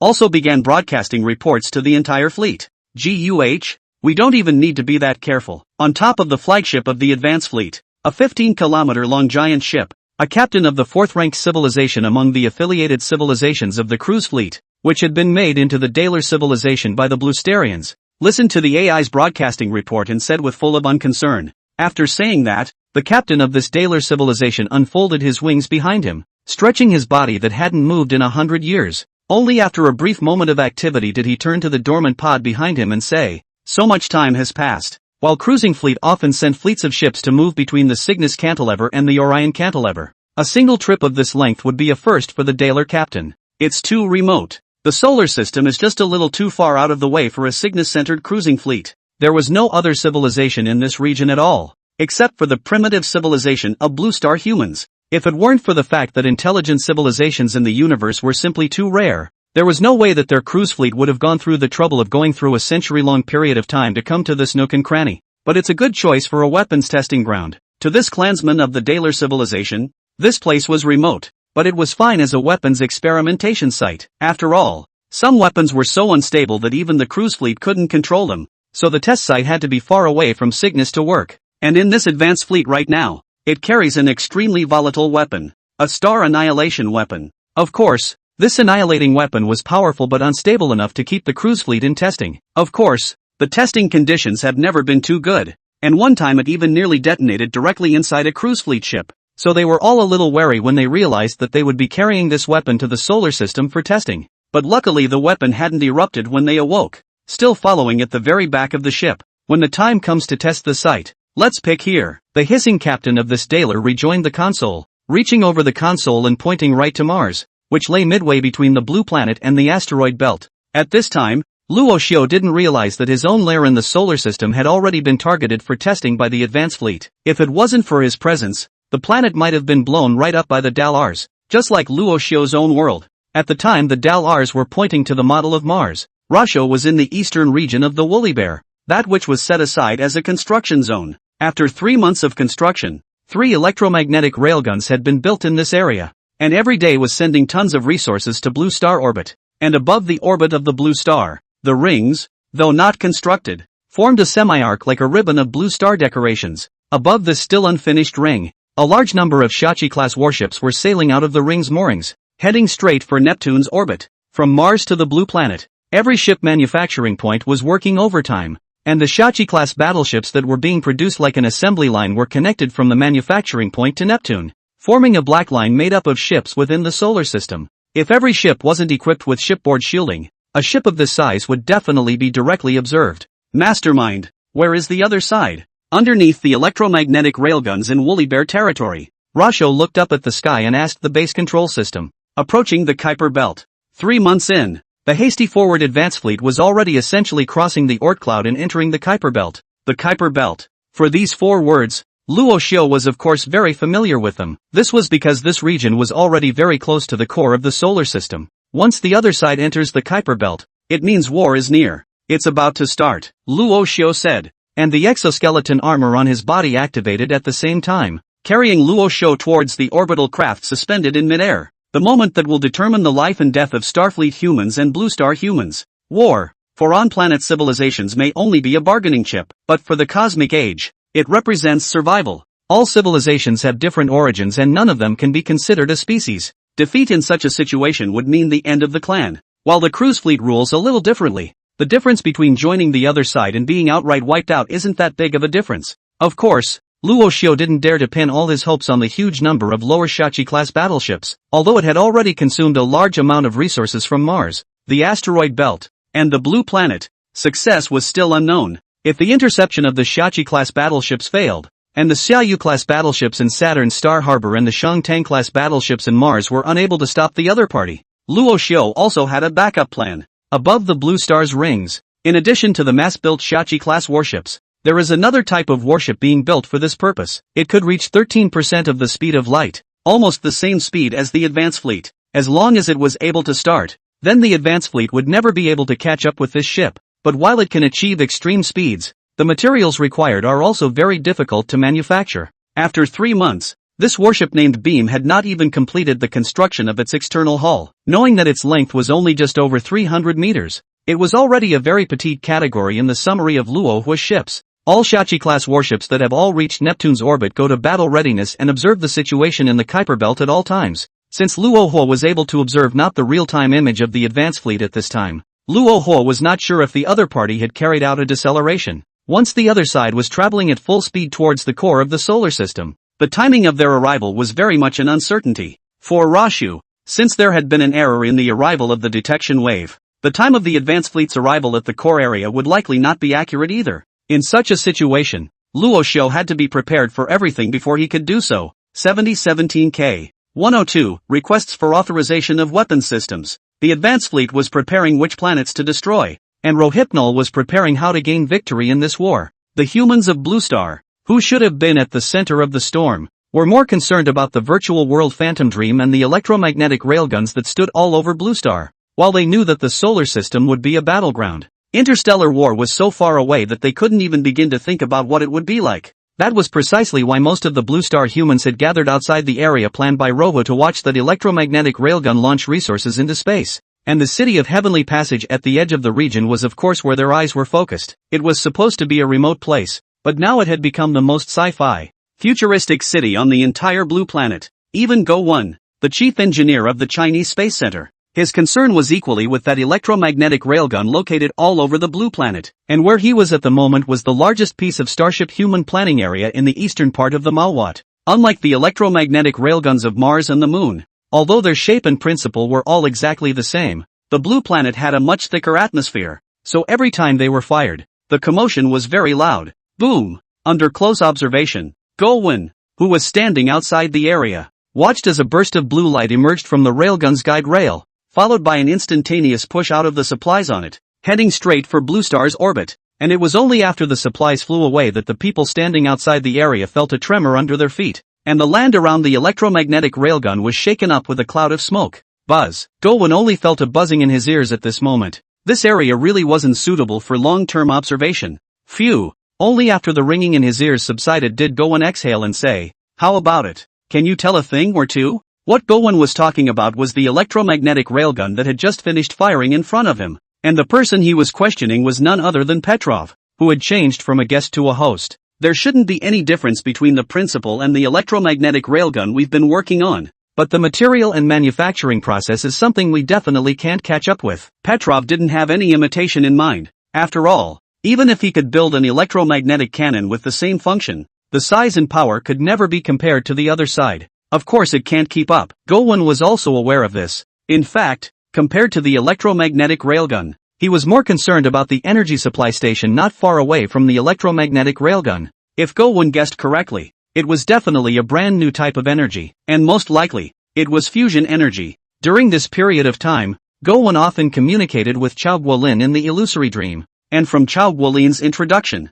Gowen even saw the other party's power in science and technology. The other side is researching something as esoteric as the Stargate. So fusion as an energy source isn't at hand? I'm talking about that. Gowen pointed at the huge circular building behind the side of the electromagnetic railgun. It should be a nuclear fusion or a more advanced energy source. If we can get this thing, our space technology can definitely take a big step forward. I'm afraid it's not that easy to get. Petrov knew how difficult it was to get the technology from the Starfleet humans, and after more than 3 months, they had only managed to redeem the tundra cultivation technology, and that, or the combined efforts of all the woolly bears to get 30 points in the virtual world Phantasmagoria in exchange for the only tech on their list, and the redemption list has been devoid of new technology. Even if you want to get it, you have no place to redeem it, Petrov said and purposely turned his head to look at Gowen and asked. I'm just asking. China's tech exchange list certainly didn't have fusion technology on it either, but compared to the furry bears, there was so much more technology they could exchange. Still, in order not to irritate Petrov, Gowen chose to opt for silence on the subject. Starfleet humans are seizing resources at such a rapid rate. What exactly do they want to do? In order to prevent Petrov from continuing to ask, Gowen smoothly led the topic to the launched objects that had been long out of sight in the sky. Speaking of the subject, Petrov was now in high spirits. Didn't they say before that the war was coming? Perhaps it was really coming? Speaking of which, Petrov looked up into the sky, but the blazing sun blocked Petrov and Gowen's sight, and they weren't able to see beyond the atmosphere. One Shachi-class warship after another heading towards Neptune. At this time, above the orbit of Neptune, the Shachi-class warships that were already in place were close to 10,000, and they were in the same orbit as Neptune, waiting for the arrival of the advance fleet. And since the detection wave had passed, the advance fleet, which was already about to enter the Kuiper belt of the solar system, was likewise unaware that such a huge number of starfighters awaited them. On the flagship of the advance fleet, the captain of the Daler civilization, having decided to test the weapon on Mars, initiated a request to the Cygnus civilization's governorship to allow the advance fleet to gain control of the weapon test ship upon arrival at the core region of the solar system. But as soon as this request was sent, he was directly dismissed by the governorship's AI. Request dismissed. Predetermined area not reached. Unable to open control. Still not open? The captain looked a bit frustrated after getting a response from the governor's ship. It seemed that even away from the Cygnus cantilever, the AI's judgment was still as cautious as ever. Then we'll talk about it then. Without the authorization of the governor's ship, this captain of the advance fleet's flagship would not be able to control the ship's weapon systems, even if he could command the entire fleet. A battleship that isn't authorized can be considered a transport ship at best, and compared to a transport ship, its carrying capacity is far from adequate. But the captain seemed to have seen a lot of this, or rather, was used to it. The Cygnus civilization controls every aspect of its affiliated civilizations. With the exception of the ship's weapon systems, the civilizations cannot land directly on a star and cannot excavate resources without authorization. If it wasn't for the authorization of the governor's ship, it would have been an impossible task for the advance fleet to even think about building transports within the solar system to carry the Blue Star civilization away. And this control has been something that his affiliated civilizations have grown accustomed to and don't find objectionable. They were used to life on a ship, used to having to get authorization from the Cygnus civilization for all sorts of activities. Of course, there would be those who were not used to it, such as the Starship humans who had split off from the migration faction down the road, but their discomfort came at a terrible price, as they were wiped out by the cruise fleet and disappeared into the vast sea of stars, heading out of the nebula remnant matter zone, approaching the icy matter zone. As that captain looked back to the continuing return message from the probe wave, the ship's systems alerted him to the changes in their area. The remnants of the nebulae to which the voice referred were none other than the Oort cloud is known to the humans of the blue planet and to Rohypnol, and the latter region of icy matter was the last of the 8 planets from the Sun star. The core region, the Kuiper belt. There is a large amount of icy material in the Kuiper belt, which is in the shape of a band that spreads around the solar system. It was given this name, in turn, by the name of its discoverer. Very well, almost there. As a Daler civilization that slightly worshipped the Force, this captain couldn't wait to get authorization from the governor's ship so he could use the ship's weapon systems for once. When they crossed this belt of ice matter, that primitive civilization was close at hand. Judging from the experience of previous missions, this one would still be very easy. After all they had to deal with was a primitive civilization, or one that hadn't had a technological explosion in its observations. And to these members of the advance fleet, it seemed that even if the other side had a technological explosion and was able to produce interstellar warships for deep space exploration, but, so what? Can a civilization just entering into deep space still contend with the cruise fleet? They are a powerful collection of civilizations that have been operating for nearly 10,000 years, and are invincible from the Cygnus cantilever to the Orion cantilever. This flagship captain of the advance fleet had destroyed a primitive civilization with a technological explosion, and that, too, was over 1,000 years ago. At that time, the cruise fleet was still making continuous observations of Blue Star, whose civilization was neither prominent nor backward among all the primitive observable civilizations. Of all the observable civilizations, including the Daler civilization, which was once also in a primitive state, the Blue Star civilization also maintains an upper middle level of existence. Perhaps it was also because the Blue Star civilization was still performing relatively well that the Cygnus civilization had already sent an advance fleet to the solar system before the Blue Star civilization had even entered the era of space exploration. 7017K. Chapter 103 Shang class battleship. Being second only to the Cygnus civilization in this sector, the cruise fleet has been neither threatened nor challenged in any way. It is also because of their long history of strength that they are conceited and condescending. There are enough civilizations in the cruise fleet. The OP doesn't need to add any more at all. The captain of the flagship said to the co-captain beside him as he looked at the approaching Kuiper belt on his screen, with a shake of the not-so-long feathers on his body. This flagship's co-captain said, "No need indeed. Instead of adding these primitive civilizations, We should further increase the living space of the existing civilizations. Our living space hasn't expanded in over 500 years. It was only after these words that the point of what the two were talking about gradually emerged. They weren't rejecting the addition of primitive civilizations, but they were dissatisfied with the existing living space. Although their Daler civilization was already the fourth-ranked civilization in the cruise fleet, intelligent creatures were always not easily satisfied, and they needed to keep acquiring in order to get that satisfaction in their primitive desires. And now, after centuries of stagnation, they are clearly somewhat less than satisfied. We would be better off if we could conduct our own funding. When this deputy captain wanted to continue, the captain, who had been standing calmly in his place, suddenly turned his head and looked at his deputy with 4 angry eyes. Be careful what you say. It was at this point that the flagship's co-captain realized that the direction they had been discussing had veered too far off course, and had touched on the cruiser fleet's taboos. Resources. For the cruise fleet, these affiliated civilizations are absolutely close at hand, yet absolutely not allowed to be touched. Even the Kasakuk civilization has never crossed this red line. This was because they knew that once they crossed the red line, they would suffer a thunderous strike from the Cygnus civilization. Even if they ranked as the fourth civilization, even if they had hundreds of billions of people, fading away in this universe would only be a matter of an instant. There was no civilization that dared to challenge the authority of the Cygnus civilization. Even if all the affiliated civilizations put together, they would similarly not dare. Just like the advanced fleet at this moment, their weapon systems were completely controlled by the Cygnus AI governor warships. As long as that ship wanted to attack this flagship, then the rest of the 99 ships would turn on their weapon systems at the same time, blasting this flagship of theirs to the point that there would not even be any crumbs left. Don't discuss that. The captain of the flagship stopped his second-in-command's words before slowing his tone and continuing. As before, make preparations for the relocation, especially the sighting of the Stargate, and get on with it now. Okay. After the conversation just now, the sub-captain seemed to be much more honest. After the captain had finished speaking, he walked towards his own area and began to search for the most suitable area for Stargate construction on the outskirts of the solar system.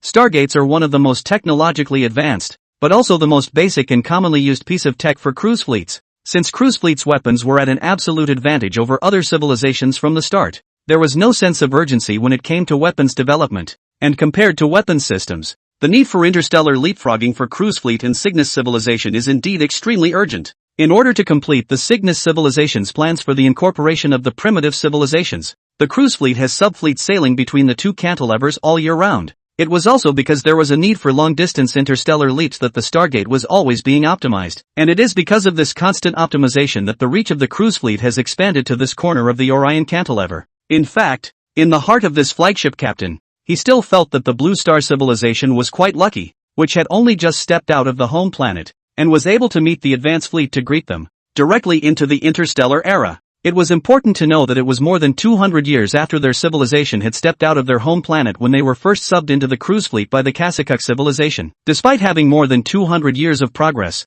they were still unable to implement a colonization mission on another planet within the same star system, to be able to make the leap into the cruise fleet and go straight into the interstellar age. For you guys, it's already very lucky, this captain said as he pulled up the third planet of the solar system, Blue Star, and looked at the azure planet. Our home planet also seems to be intertwined with blue and green? As the captain looked mesmerized at the Blue Star, he suddenly thought of his home planet that he had never met. Meanwhile, in the asteroid belt, Luo Xiao was floating out of the Xiaoyu-class ship, heading for one of the largest starports in the asteroid belt. The resources within the asteroid belt, while scattered, are easier to mine and utilize compared to planets, and more importantly, the individual asteroids are relatively homogeneous in terms of material, allowing engines to be installed and thrown directly into the smelting region. Sir Commander, the merchant-class test ship is waiting at its moorings, while Luo Xiao had yet to arrive at the starport. The sound of the base control system had already sounded in advance. Just as the base control system had said,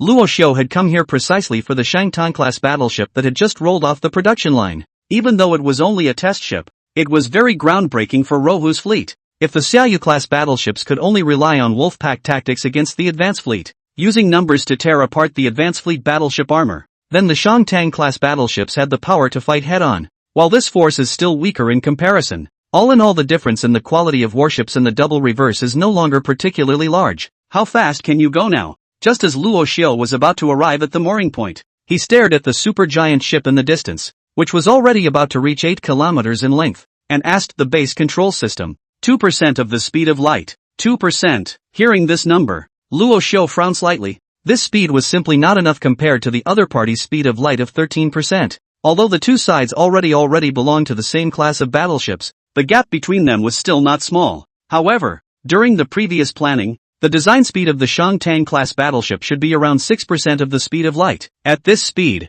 the Zhangjiang-class battleships were already able to get away from most of the opponent's weapon attacks. However, due to the early arrival of the detection wave, Luo Xiu also had to let the Zhangjiang-class battleship come off the line early, which also led to a significant reduction in its speed and prevented it from being tested in its design state. When will we reach 6% of the speed of light? Although Luo Xiu could only use a 2% light speed battleship at this time as well, it didn't prevent him from looking forward to the future. After all, this battleship would not remain unchanged after it was produced. It would continue to be optimized until it reached its design state while it was being produced off the production line. Your Excellency Commander, the first batch of Zhangjiang-class battleships can at most reach 3% of the speed of light. If there is a need for 6% light-speed Zhangjiang-class battleships, then we can only wait for the third batch, the optimized battleships from 371 days later. The base control system gave a very precise time to go offline after Roshu's question. 371 days? For that amount of time, Luo Xiu thought that he might still be able to produce a few ships by the time the battle was fought. After all,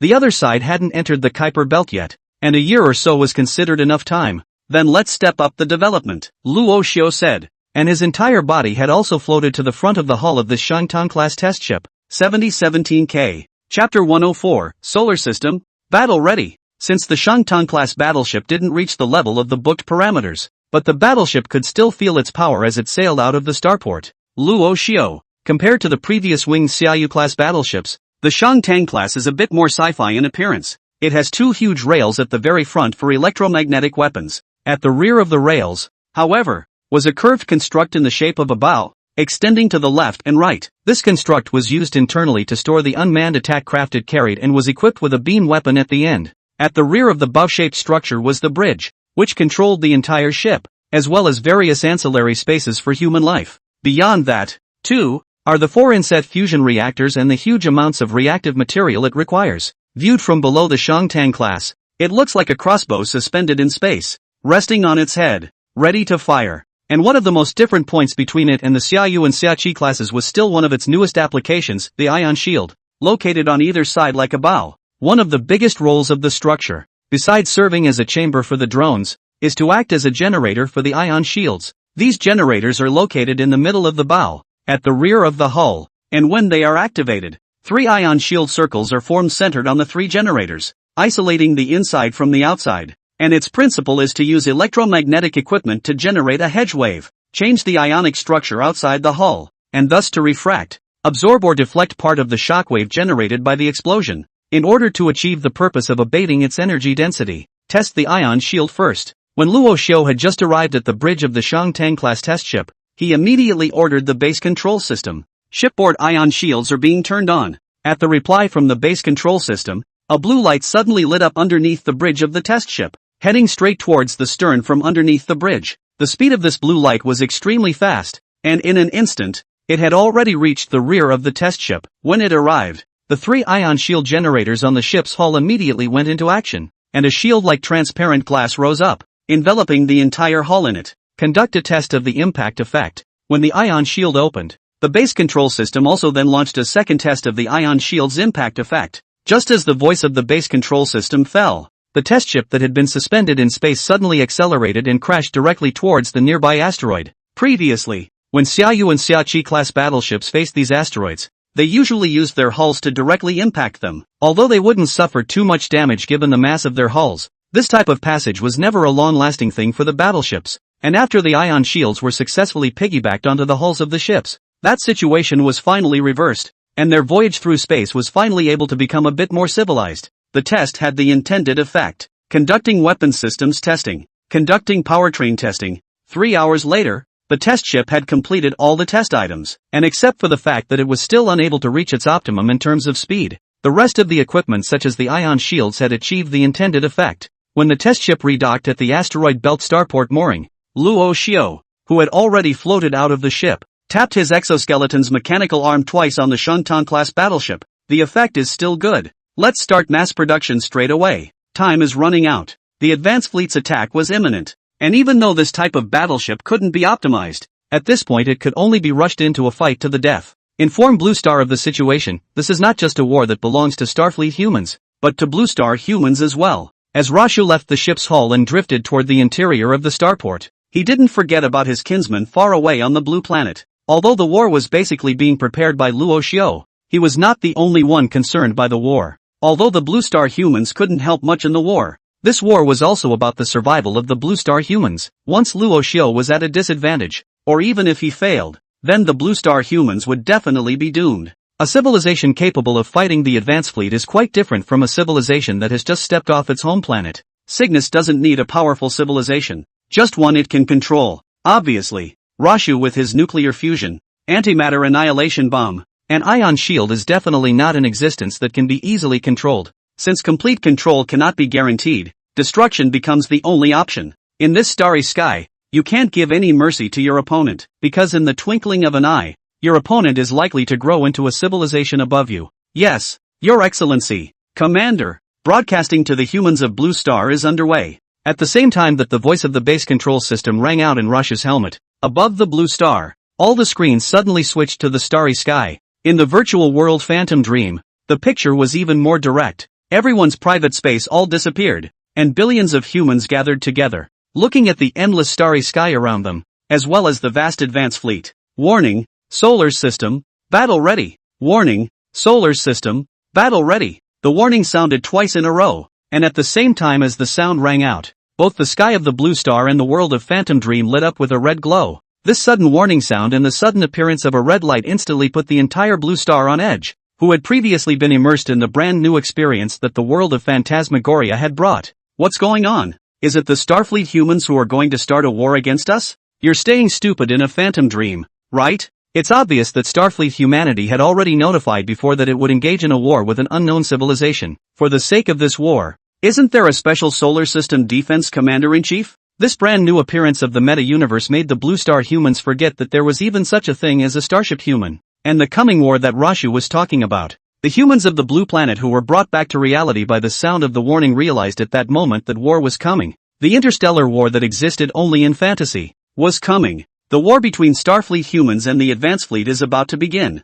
and Blue Planet, Mars, Jupiter, and even the entire solar system will become battlefields. As a civilization within the solar system, we are duty-bound in the war against extra-systemic civilizations. From now on, 95% of the scientific research engineering of the Phantom Dream will be suspended, with all personnel shifting to battleship operations, platform defense, and weapons development. When the cruise fleet enters Neptune's orbit, I will order an all-out attack on it. This is a necessary give and take for the sake of the civilizations within our solar system. And behind us is the Blue Star. We are within the solar system, and there is no turning back for us. Let them know. This is our solar system, our Blue Star. While the base control system was broadcasting, no matter if it was the sky of Blue Star or the starry world of Phantasmagoria, a Shangtang-class and Shachi-class battleship sailed out of Blue Star and ran forward to Neptune. At this time, the Blue Star humans watching the footage suddenly had a feeling that their blood was boiling. For the Blue Star, regardless of whether it was on top of Blue Star's social media platforms or Phantom Dreams platforms,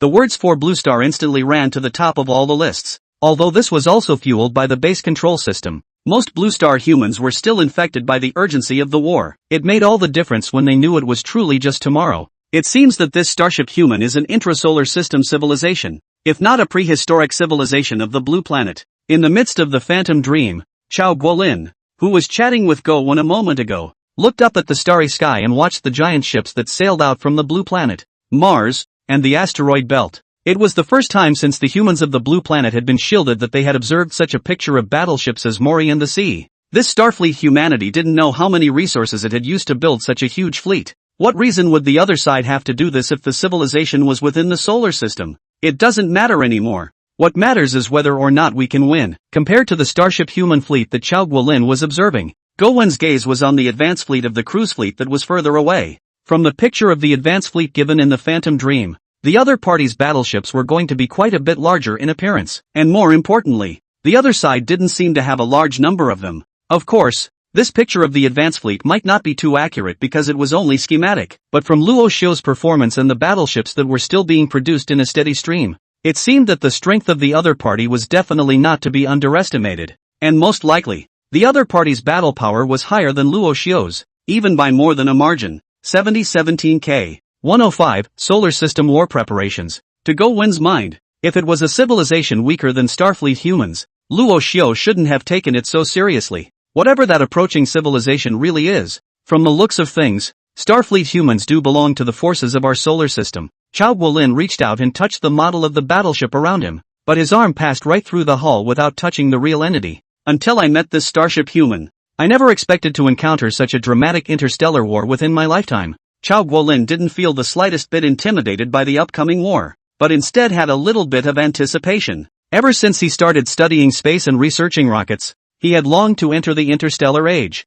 hoping to discover another intelligent civilization in the middle of the universe. But after continuous research and exploration, the hope of discovering an intelligent civilization also became more and more remote, and at that time he, for a time, thought that this world was only the existence of a civilization of Blue Star. But now it seems that the universe is not only about Blue Star, but also about that imperceptible starship human, and that cruising fleet that has yet to be encountered. Although Chao Guolin didn't know exactly what the cruise fleet looked like, it did mean that their Blue Star civilization wasn't alone in the universe. Just as Chao Guolin raised his hand again to visualize a model of the solar system in front of him, Gowen suddenly frowned. What's wrong? Chao Guolin stopped reaching for the Blue Star model and asked Gowen. My research project was cancelled and was tentatively assigned to ship's operations training. Gowen, who had just received an alert from the base's control system, informed Chao Guolin of the message that only he could hear. The research was discontinued? Chao Guolin looked a little surprised when he heard Gowen's words. Although the previous broadcast had mentioned that 95% of the research programs would be cut, what he didn't expect was that Gowen was actually one of them. Yes, but I just don't know if it's suspended or terminated. Gowen didn't seem very optimistic about what would happen afterward. According to the information I just heard, the personnel transferred to battleship operations will be rushed to Mars in a month's time. After the actual operation, a group will be selected to go to Saturn. What Gowen said, Chao Guolin didn't know the slightest thing about it, and only after he had heard it did he say, and to go straight to the ship? In Chao Guolin's thought, if the Blue Star humans were required to operate the ship directly, the casualties of the Blue Star humans would be incalculable. War in the interstellar age is definitely more terrifying than Blue Star's nuclear weapons. Chao Guolin asked Gowen a question, but then said himself first, that's right, it's too unstable on the battlefield if it's operated virtually. Although Luo Xiu's information transmission was already very swift, on top of the battlefield, a 1-second error changed the direction of the battlefield. If the Blue Star humans were allowed to maneuver remotely in the virtual world, the delay in information would be the biggest hindrance. At that time, to get the best maneuvering distance, the information ship would also have to be as close to the battlefield as possible. Since it's all about being close to the battlefield, wouldn't it be better to just get on the ship? But then, the unpredictability is too great. Chao Guolin was also quite familiar with his old friend Gowen. Since he would be joining in on this training, it was likely that he would stand out directly from it and become one of those selected. And once selected, it meant that Gowen would have to travel to Saturn and join the fleet that was defending against the alien civilization. This profession can be very dangerous for the current Blue Star humans. Don't worry. Speaking of this, Gowen changed his expression from earlier and smiled at Chao Guolin. Being able to pilot an interstellar battleship, this is not something that ordinary people can do. For our Chinese astronauts to make it this far, it's considered to be without regrets. For Gowen, he was not too optimistic in his judgment of the strength of both sides, but it did not change his love for space exploration. Chao Guolin understood Gowen's idea very well, and if it was him, he would not have refused it either. I just don't know what the situation is with Professor Rofaki. Chao Guolin hadn't been in contact with this former member of the Ascent to Fire mission recently because he had been intoxicated with his research on the Stargate. So of course, he didn't know Luo Faki's recent situation. Professor Luo Faki recently moved to the Space Center and is now working on instant cracking and translation programs for unknown languages. Although Gowen wasn't able to probe the lunar research base, he still knew the intelligence within the Space Center like the back of his hand. I hope we can get together again after the victory. As Chao Guolin said this, his gaze was moving away from the model of Blue Star and turned to the advanced fleet displayed by the base control system. Only by defeating this existence, which is more mysterious and unknown compared to starship humans, will Blue Star perhaps be able to return to a state of peace. I hope, Gowen said as Chao Guolin's gaze looked away, softly echoing. And at the same time that these two Chinese spacemen were exchanging words, Luo Xiu was also observing the movements of the Blue Star humans in his phantom dream. In Luo Xiu's eyes, There were actually not many people who had such expectations as Chao Guolin. What most of the Blue Star people showed was their fear of interstellar war. It was when the mission fell to each and every one of the Blue Stars, even to travel directly to Saturn, that they first realized how close interstellar war was. Damn it, that starship human is totally using us. Who knows what kind of civilization that arrived? What if it's not at all what the starship human said, and the other side isn't a malicious civilization? What? You think there's still goodwill in the universe? If there was, it would have been exterminated a long time ago. That reply above gave me a creepy feeling. Is the only way to get a foothold in the universe is to harbor malice? I think so,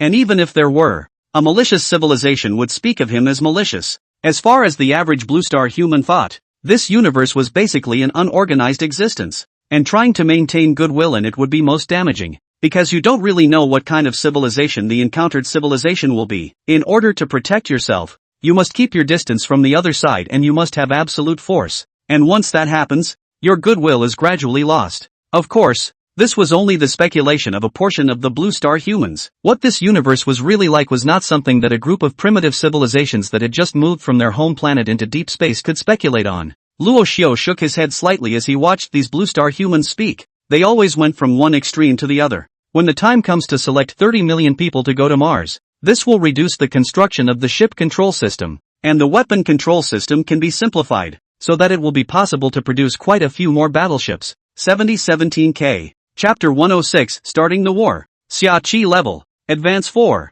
Entering Planetary Zone. Weapons systems are open on a limited basis. While Rasho was actively preparing for the day, the advance fleet had also crossed the Kuiper Belt and was about to reach the orbit of the demoted Pluto. Although Pluto was no longer among the 9 planets, arriving here meant that they were quite close in astronomical units to the humans of the blue planet. And at the same time that the advance fleet arrived in Pluto's orbit, Rashu, who was located in Saturn's Star Harbor, also received a prompt from the base's control system at the same time. Target has crossed Uranus orbit. Sure enough, it's ahead of schedule. Receiving the alert, Luo Huo looked at the large screen of the starport console, which was showing the advance fleet's operational trajectory. The advance fleet was already preparing to go into deceleration at this point, and by the time they reached Neptune's orbit, the thrust reversal engines were about to start running. All personnel, all ships, state of war. The advance fleet was approaching, and after a long wait, the war would finally begin to be fought. Although there had been a very large error in the timing of the arrival of the advance fleet, the battleships under his Starship Human had taken shape after all-out production and manufacturing. In terms of numbers, the nearly 100,000 warships in Zhangjiang Star Harbor already exceeded the other side 30 times over. And among those 100,000 warships, there were also a whopping 27 million Blue Star operators selected from Phantasmagoria alone. Although the selectors were 3 million fewer than planned, they had also operated close to 9,000 ships. Though this number was a huge difference in terms of the total number of ships, it was good enough to allow Rohypnol to produce more battleships, as well as the unmanned ships to appear to be attacking in a disorganized, uncoordinated manner when their signals were forcibly interrupted by the other side. And just as the war preparations order was given, most of the Blue Star humans among the thousands of manned ships tensed up. For these Blue Star humans, a year ago they might have been cooks, drivers, or athletes, when their understanding of interstellar warfare came out of and in movies and television. Even if they had previously undergone professional training, Luo Hua had done it in order not to cause widespread energy fluctuations,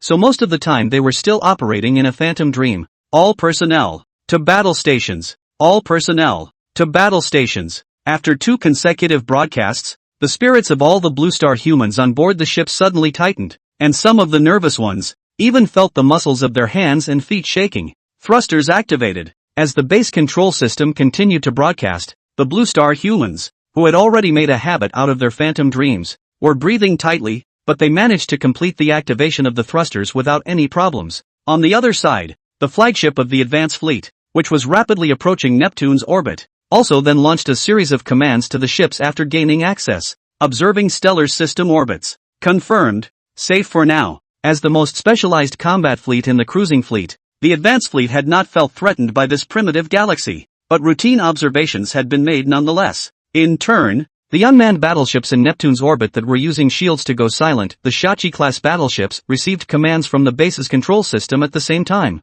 Lock on target and prepare to attack. After the command from the base control system was conveyed, all 311,000 Shachi-class warships were activated. and every 300 of them locked onto one of the advanced fleet warships in an attempt to annihilate the other party in Neptune's orbit in one fell swoop. Target locked. As the Shachi-class ships replied, the 311,000 ships simultaneously turned on their stern thrusters, and a blue light lit up in the starry sky, instantly filling the orbit of Neptune facing the side of the advanced fleet. As more than 300,000 ships ignited their thrusters at the same time, the advanced fleet, which was already approaching Neptune's orbit, also noticed the energy fluctuations in orbit at this time. More than 300,000 warships igniting their thrusters at the same time in such close proximity. Even if they were all equipped with shields, it would be impossible to hide them from the approaching advanced fleet. Once they were no longer camouflaged, the brightest star in the sky changed from that speckled star to that one blue line. Such a huge fleet, for a moment, gave the captain of the flagship of the advanced fleet the feeling that he was riding on a mantle. This was a feeling that had never appeared before when facing any civilization. Energy fluctuations detected. Security level in the vicinity has dropped. Prepare for battle. Suddenly detecting energy fluctuations within the advanced fleet, alarms sounded one after the other, leaving all the personnel within the ship somewhat bewildered and confused. As the strongest organization in the Cygnus Cantilever Orion Cantilever, they had never encountered such a situation. Even if they had encountered resistance when receiving primitive civilizations, they had all been directly crushed by them. It was the constant crushing that also made them never hear such an alarm. And just as the members of the Dalal civilization wondered why there was such an alert, the AI of the Cygnus civilization's governorship came back with a voice. Encountered unknown civilization. Unknown civilization. Civilization level high. Threat level high. Cruise fleet. Please prepare for battle. Battle ready. It was only after the continuous broadcast from the governor's ship that the Dalar civilization reacted and opened their weapon systems in unison. Ready to face the unknown civilization in that broadcast. What kind of civilization is it? The captain of the flagship's King's probe of the Endless Stars said uncertainly. He had survived for 1400 blue star years, had relocated 3 primitive civilizations and destroyed 1 resistant civilization, but had never encountered such a situation. Could there really be some unknown high-level civilization? The period captain had his 4 eyes glued to the screen, trying to catch a glimpse of that higher civilization. But how can there be a high-level civilization when the 2 major cantilevers are on our long-term probes? Even with the technological Big Bang, it's impossible to reach the heights of the cruise fleet. Could it be an unknown civilization that arrived outside the 2 great cantilevers? Like the Blue Star humans at the time, this captain of the Dalar civilization was in a daze. Facing this situation for the first time, he could only deal with the other side in the same way he dealt with the resistance civilization. Requesting full weapons system access. Application approved. Permission granted. The AI of the Cygnus civilization didn't share this captain's confusion, and it immediately agreed to the granting of permissions after the flagship captain's application. All fleet, weapons systems full, flights forward. Explore the 8th planetary orbit of this message.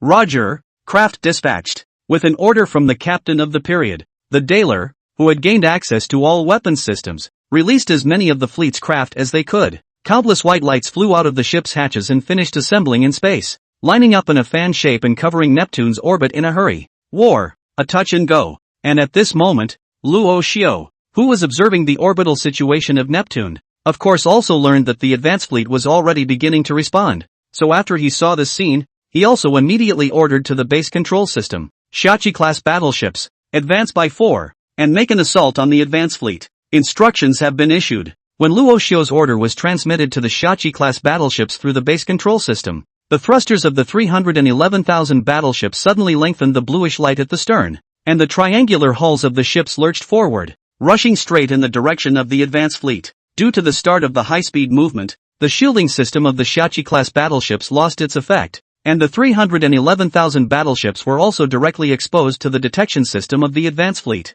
What? At the same time when the shielding code of the Shachi-class battleships faded away, countless red dots suddenly lit up on the flagship detection display of the advanced fleet and were coming towards the advanced fleet at high speed. Target battleship 310, 312, 310, 000 ships? Upon hearing the ship's system's screening lock, the captain of this flagship immediately felt his head spin. What kind of civilization was this? How long had it been in this galaxy to have built so many warships? And most importantly, what did the other side use to conceal these 311,000 warships? There were no large stars as barriers where they were located, and there was no way to avoid detection by hiding behind them. Since they were moored directly in the starry sky, how could they possibly escape detection? Optical cloaking? But how did it evade the detection waves? Your Excellency Captain, this is not the time to think about that. Next to this captain, The sub-captain, who had said the wrong thing earlier, prompted him, "We should slow down now, and lift upwards to avoid the impact of these battleships.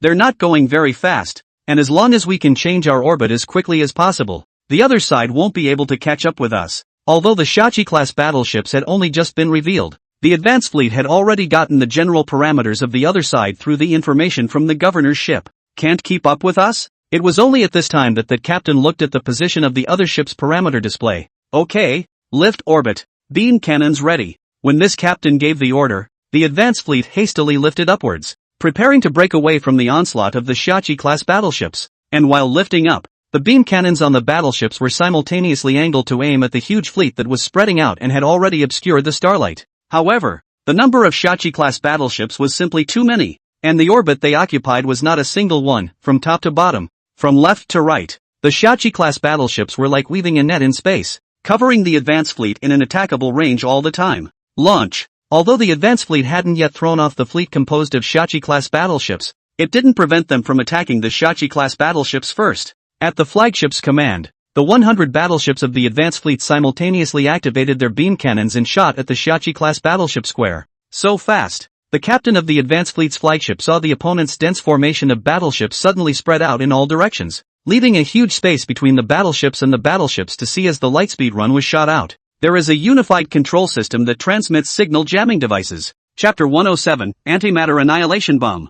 Buzz. Ship sighted above ship. Before the flagship's signal jamming device could be fired, all that could be heard was the sound of an alarm coming from the flagship once again. What? The captain of the flagship heard the alarm and looked at the screen again only to see that there were suddenly hundreds more Shachi-class battleships in the orbit where the fleet was preparing to lift. It should have been kept silent. The vice captains also saw the hundreds of Shachi-class warships that suddenly appeared at the same time. But compared to a few hundred ships and 311,000 ships, they certainly preferred to impact these hundreds of ships, continue ascending and mobilize 10 ships to attack the target above. The other side's battleships were now pressing in fast, and since the two sides were already very close together, they would lose a great number of moments if they tried to change direction and sail downward. And if you advance in the opposite direction, you will lose even more speed, and instead you will still be easily caught up by your opponent. Luo Xiao, who was far away in the orbit of Jupiter, nodded with satisfaction after seeing this scene. In order to be able to make the other party enter the ambush circle of the antimatter annihilation bombs,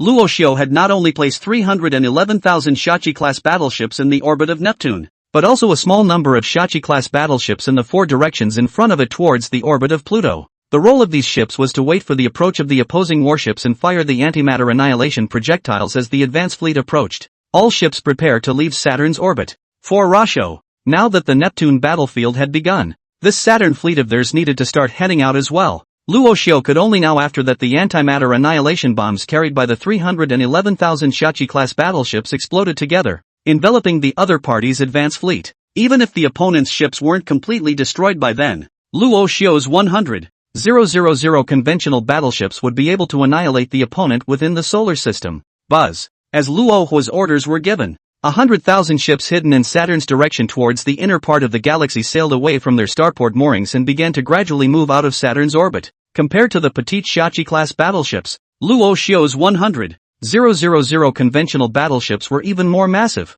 and the airspace they occupied was also wider and more expansive. So it wasn't long after this massive fleet sailed off the backside of Saturn that the advance fleet, still lifting upward, spotted this particular energy source. High-level warship sighted. High threat level. On the side of the advance fleet, they hadn't yet directly observed the shape of the Shangtang and Xiaoyu-class battleships, but judging from the size of the other side's regular fleet, the threat to the advance fleet was already the highest it had ever been. Damn! It looks like it's been waiting for us for a long time. After 2 large fleet appearances, the captain of the flagship of the advance fleet already felt if some civilization had observed their arrival long ago and set up these fleets in advance. But they're not fast, and their weapon systems aren't. Before this captain could finish his sentence, all 311,000 warships ahead of him with their only attack weapon, antimatter annihilation bombs, were released and headed straight in the direction of the advance fleet. The antimatter annihilation bombs that had been fitted with individual thrusters suddenly accelerated after detaching from the Shachi-class battleships and surrounded towards the advance fleet from all sides.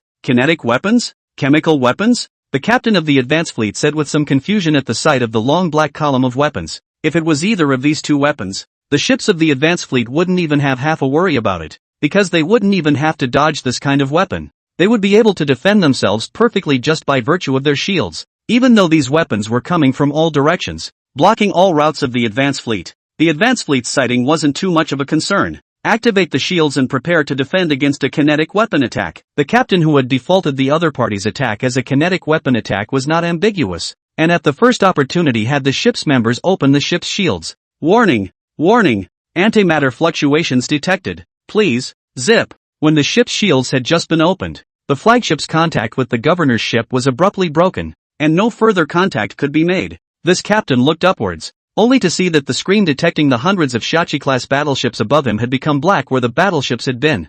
Antimatter? Seeing this scene and combining it with the information that the governor's ship had just transmitted, the wave of energy that had just erupted was most likely from the annihilation of antimatter. How could it be antimatter? Just as the captain was shocked, he saw that their shields were but suddenly partially energized by the annihilation energy above them and continued to come towards the hull of the ship. Click! Knock! The captain, who was inside the battleship, looked up after hearing the noise, only to see that the outer wall of the bridge had been dented. Down! The captain couldn't be bothered to think about where the other side's antimatter weapons were coming from at this point. At this point he yelled and tried to push the rising ship back again, back into the orbit that he had just resigned to. Captain, there are more weapons below. The sub-captain couldn't care less about the difference in rank at this time. He shouted after the other party's order. If the other side isn't bluffing, the weapon that downloads Nye is surrounding us with is likewise an antimatter weapon. As soon as the deputy captain said this, the surrounding members of the Daler civilization who were still engaged in battleship maneuvering stopped what they were doing.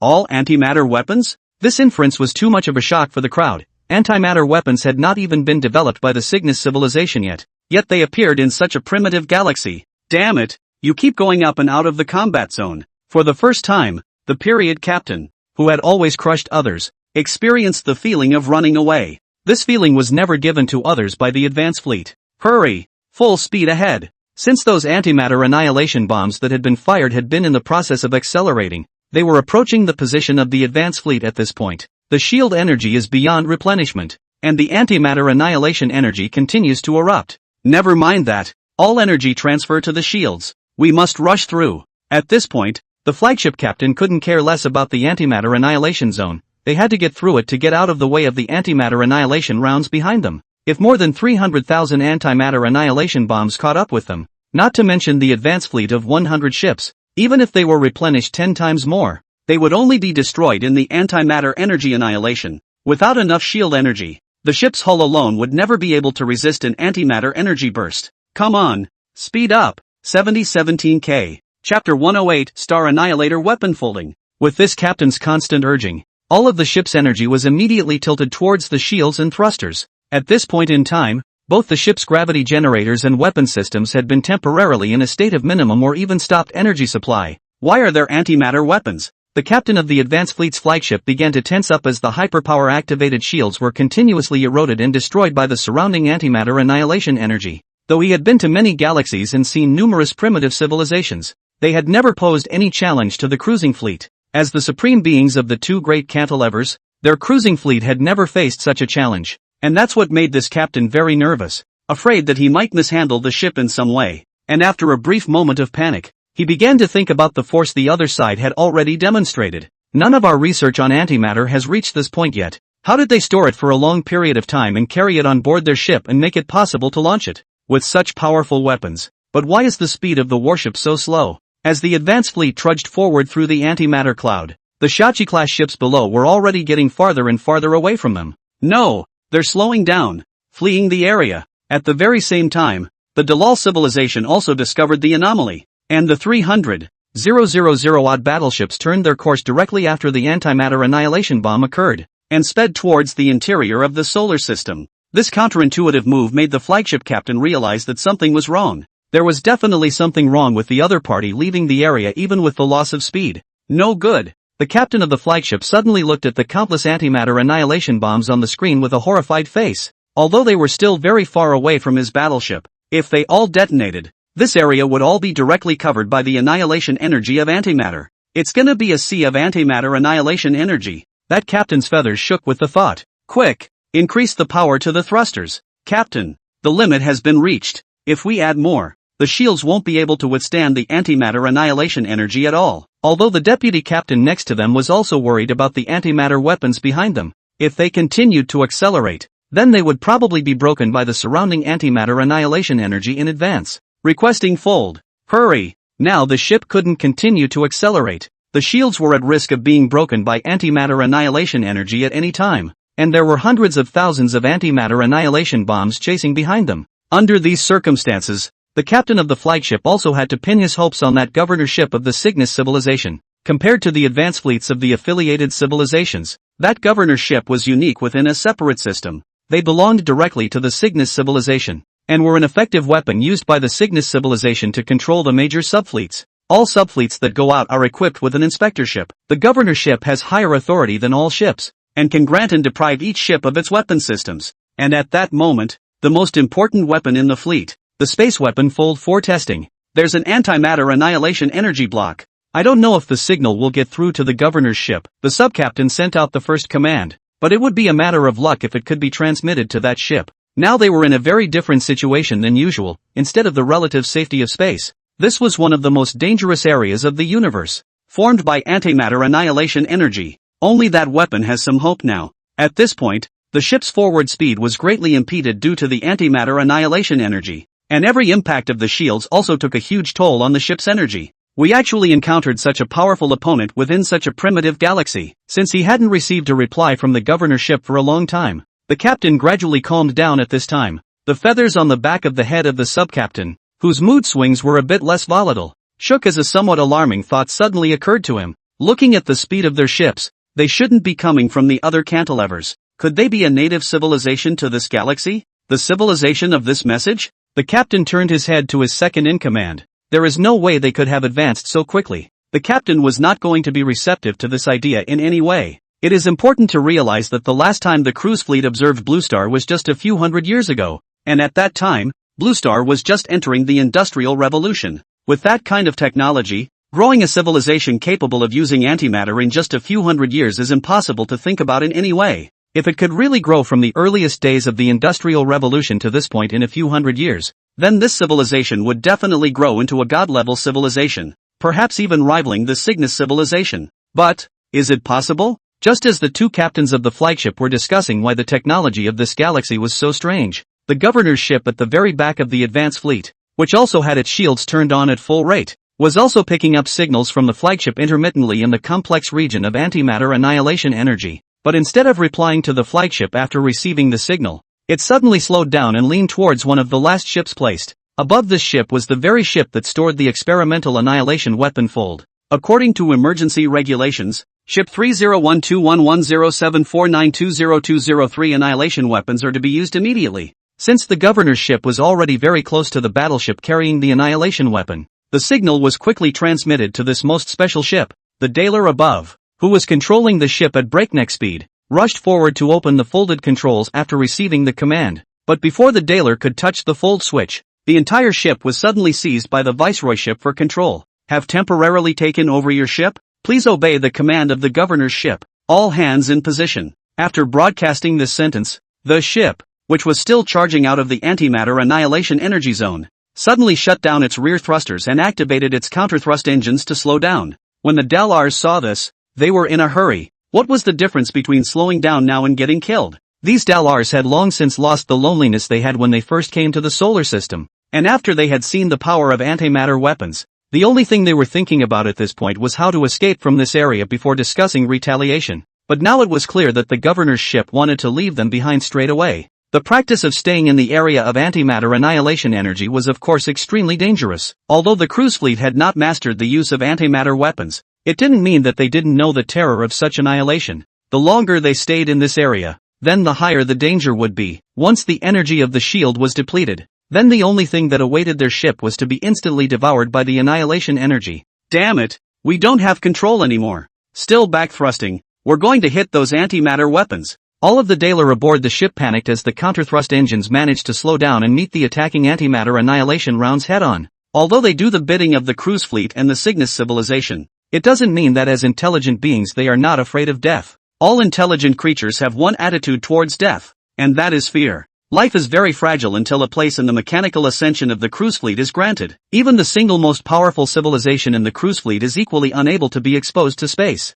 Damn. It's trying to just detonate the fold. At this time, the Dalars on the ship finally reacted. Direct activation? Then not only us, but even all the ships in the subfleet won't survive. And even it itself will be consumed by the fold and antimatter. What's the point of this? While the Dalar were very confused, the voice of the governor's ship transmitted again sounded from the ship. Folding is about to be activated. Please be ready. Ready? The sudden appearance of this statement confused all the Dalar on the ship.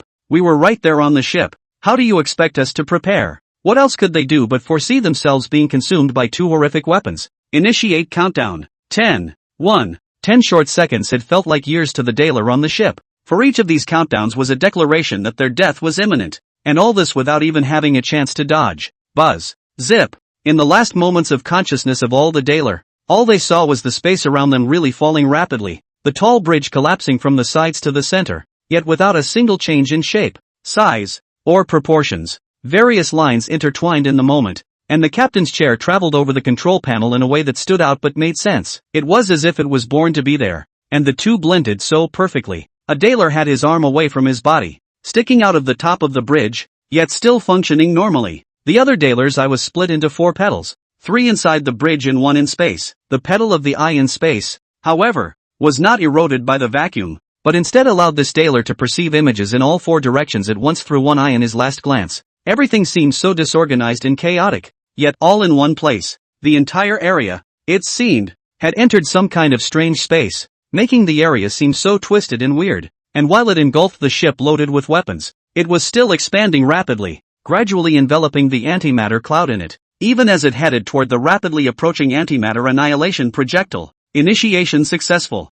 The governor's ship, which was traveling away in the opposite direction, also observed the scene and sent a string of signals to the flagship of the advance fleet without anger. Chapter 109, Intergalactic Armageddon. What kind of weapon is this? Rashu, who was heading out of Saturn's orbit and gradually closing in on Uranus' orbit, also saw the sudden scene. He had never heard of such a weapon existing in cruise fleet when he was there. Is this the annihilation weapon? When Luo Xiu saw that the area of chaos was still expanding, his brows gradually tightened. All ships, stop advancing. At a time like this, facing an unknown weapon, Luo Xiu didn't dare to take risks easily. Thrusters are at activation, pulling away from the ship. When Luo Hua looked at the chaotic space that was already on the verge of making contact with the antimatter annihilation projectile, he hurriedly had his 100,000 conventional warships widen their respective distances and kept the thrusters in a state of activation. On Luo Hua's observation screen, when that chaotic space came into contact with the first antimatter annihilation bomb, the annihilation bomb was instantly sliced through the center, with one end appearing in the middle of the chaotic space. As the antimatter annihilation projectile was sliced through, the annihilation energy erupted at once, activating from everywhere in space at once, annihilating each other. The battleship that was originally cut into several pieces also passed away in an instant within the chaotic space under the explosion of annihilation energy, leaving not even a single fragment behind. It was as if both the ship and the Dalar on it had disappeared into this universe in a flash, never having existed. The annihilation energy is restricted to that area? After Luo Xiu saw the scene, he seemed to understand the other party's intentions. This suddenly appearing chaotic space seemed to be devouring each other with the annihilation energy, and this mutual annihilation was also restricting their energy outbursts to a small area. Mastermind, have all antimatter annihilation rounds stop advancing and activate directly. Luo Xiu certainly wouldn't let the other party delay all the antimatter annihilation bombs within that chaotic area in order to give them enough chances to escape the antimatter cloud. Although the antimatter annihilation bombs in the advance fleet were still a slight distance away, the simultaneous eruption of hundreds of thousands of annihilation bombs was enough to blanket the huge area encompassing Neptune's orbit. Command issued. When the voice of the base control system had just sounded, the hundreds of thousands of antimatter annihilation bombs in Neptune's orbit had also stopped moving forward and started right where they were. In the area where Luo Xiu's naked eyes couldn't directly observe, annihilation energy erupted in large quantities, spreading out in all directions, and all kinds of fluctuations intertwined with each other in space, causing the already disorderly space to become even more furious. And with all the antimatter annihilation bombs activated, the advance fleet, which had been on the verge of sailing out of the first antimatter cloud, realized in despair that a new wave of antimatter annihilation energy had quickly caught up with them. Unlike the antimatter cloud they were in at the moment, the wave of energy that was telling was much more destructive. The captain of the flagship was convinced that the already all-red threat value on the display was just the ceiling being capped, and if there were higher numbers, that threat value would only continue to rise. Captain, once the annihilation energy catches up, our shields won't last more than 13 minutes. The ever-steady vice-captain was not calm at this time. Now no matter how their ship operated, it was inevitable to be destroyed. A burst of hundreds of thousands of antimatter annihilation bombs. A treatment that was definitely a cruise fleet first. Phew. The captain of the flagship opened his beak wide and let out a long breath. Thrusters halt forward. All energy supply shields. Even so, there won't be a long delay. The vice-captain was paralyzed at this point. His mind blank. Destruction is imminent, and whatever is done is ultimately futile. I never thought that we, as the destroyers of civilization, would be destroyed one day. As fleets that have long strayed, relocating and destroying major civilizations, they certainly know what they're doing. It's not over yet. The captain didn't seem to want to give up just yet as he looked behind him to the rapidly approaching governor's ship and shouted to the surrounding clansmen. Contact the governor's ship. Yes, Captain. The Daler, who was in charge of signaling, also suddenly reacted after hearing this command. Us, and the governor's ship, as the direct ships of the Cygnus civilization. They, the Dalars, were also unaware of what the dude ship actually was and what kind of technology was utilized in it. Perhaps it could have a solution? The governor's ship has not replied. The Daler turned his head sideways to his captain in great frustration. The hope that had just flared up seemed to be dashed. Stay in contact. The captain's tone intensified, and the hope that had been slightly raised sank. He knew that there might not be a solution anymore. Okay. The liaison turned back with a nervous look on his face and continued to send a constant signal towards the governor's ship. The governor's ship has not replied. No reply. As the voice of that Daler continued to ring out, despair passed through the bridge, and neither the vice-captain nor the regular Daler had any hope left. The governor's ship is still accelerating. It's approaching us, continuing in acceleration. It crossed us. The Daler on all the ships could no longer lift a finger as they watched the governor's ship, which was accelerating away from them in a cloud of antimatter. They have been abandoned. As the governor's ship moved away, the antimatter annihilation energy at the rear also rapidly approached. As soon as the violent annihilation energy came into contact with the fleet's protective shield, the entire fleet of warships began to shake violently. What made their ships shake, however, was not the antimatter annihilation energy, but the spatial tremors from the violent energy fluctuations. The shock of space went right through the shields and directly onto the ship. The space within the entire area was shaking violently at this moment, and within the range of the folding weapon just now, the shaking seemed to distort the space directly. A star system in Rasho's observation was constantly being pulled and twisted into a twist in space. Over-range comms ready to activate. Return Cygnus signal. The dude ship, which was rapidly moving away from the area of antimatter annihilation energy, fled forward while taking stock of Rashu's starship humans. Unknown civilization with extremely high weapons technology. Ship running tech medium. Other, unknown. Threat level, extremely high. With the constant adjudication of the governor's ship AI,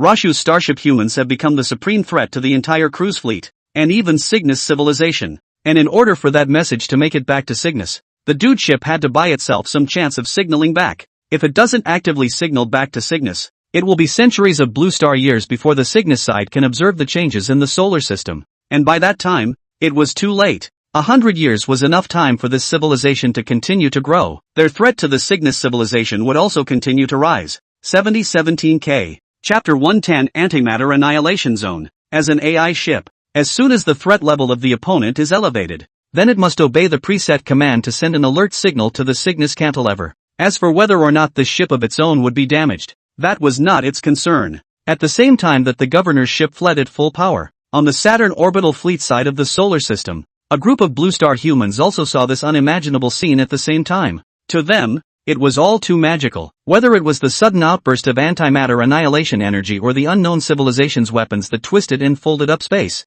it was all so unbelievable. It's horrible. Mokdi, once a blue star hacker and now a Xiaoyu-class battleship operator, was looking at the screen on the bridge inside, before Luo Xiao appeared in his place. Mu Di had never imagined that he would be able to board an interstellar battleship and also witness an interstellar war of epic proportions. The kind of war between civilizations that regarded matter as nothing, fiddled with space, and used to high-tech theories, shook Mu Di to the core. He even pondered at the sight of this scene whether the blue star humans deserved to be involved in such a war. In fact, not only Mokdi, but all the blue star humans who were in Saturn's orbital fleet had the same idea, especially when the kind of weapons that only existed in the imagination attacked each other. Their feelings were especially strong. In their minds, This was a war that didn't belong to the Blue Star humans, who simply couldn't be compared to any other civilization when it came to technology. Who's going to win? Motdi thought darkly as he stared intently at the screen. It didn't seem to matter so much who won or lost to the Blue Star civilization, which wasn't exactly familiar with either the starship humans or the unknown civilization that had suddenly intruded into the solar system.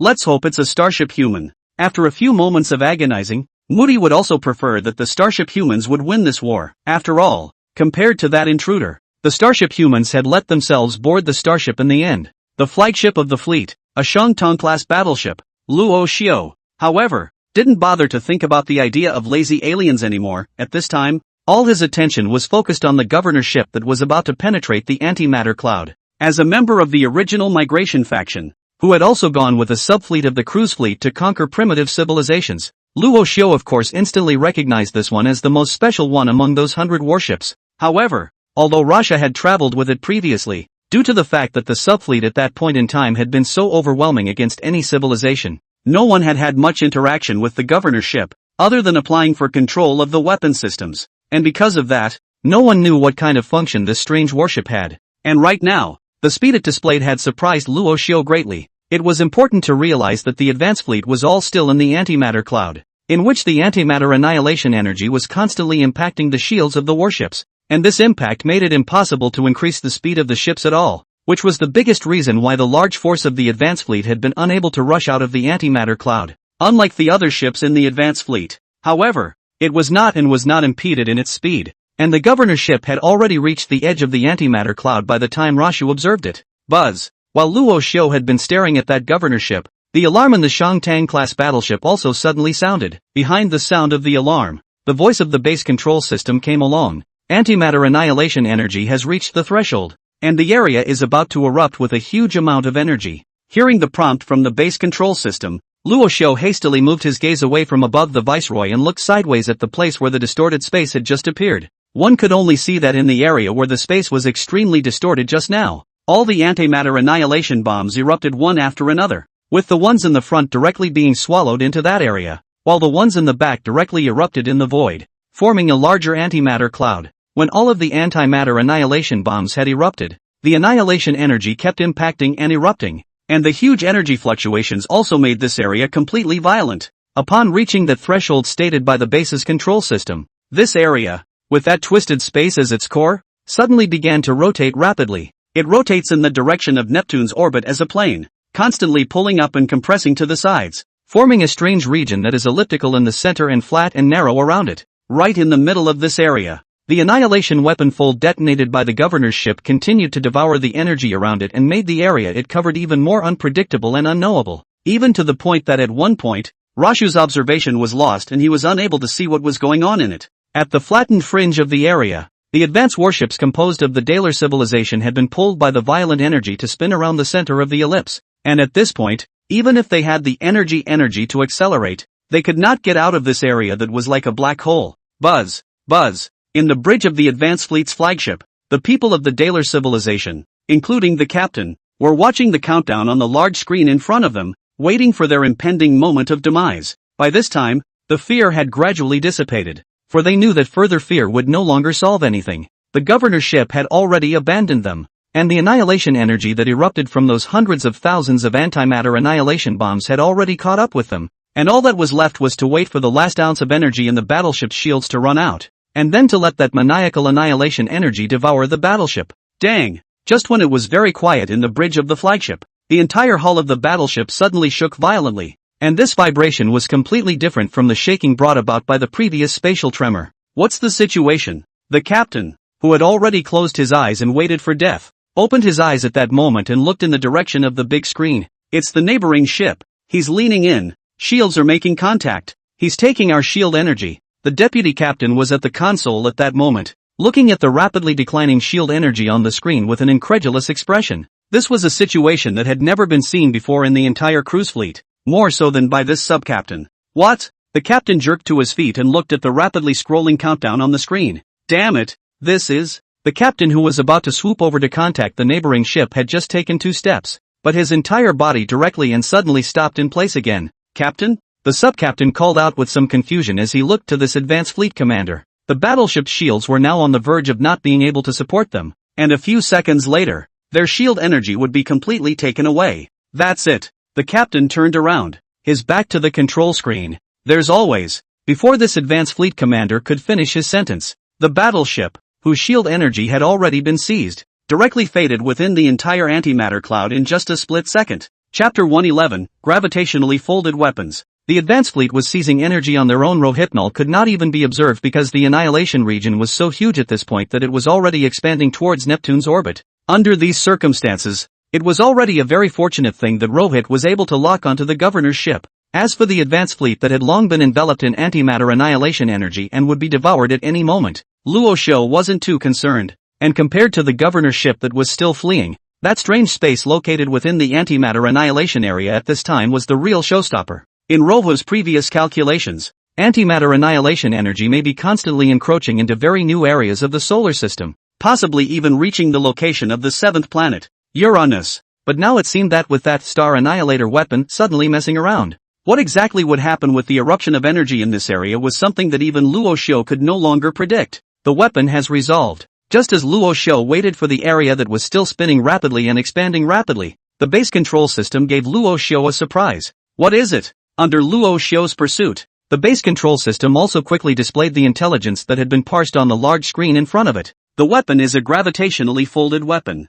Was seen in an experiment of some kind. It was developed on the principle of forming worlds in the direction of the ISO vectors of the same dimensional space, using the vacuum-based state of the universe as a boundary. The weapon separates space with a huge velocity difference. That is, in the same space, two different spaces are folded into each other and separated from each other again by a relatively extreme large velocity difference. By separating, fusing, and tearing each other, the purpose of collapsing the area has been achieved. Through the text analysis of the base control system, Luo Xiu also roughly understood the reasoning. This was a weapon that used space as a killing weapon, and it wouldn't have been so violent if it hadn't run into antimatter annihilation energy, but rather it would have directly collapsed an area, having already achieved the purpose of destruction. The Mars known to Luo Xiu as being annihilated would have come from the hands of this weapon. The weapon was extremely unstable, by the risk of self-activation at any time, so it was terminated after 3 trials. Seeing this, Luo Xiu sort of knew why he hadn't seen this so-called star annihilation weapon afterward. It turned out that after destroying Mars,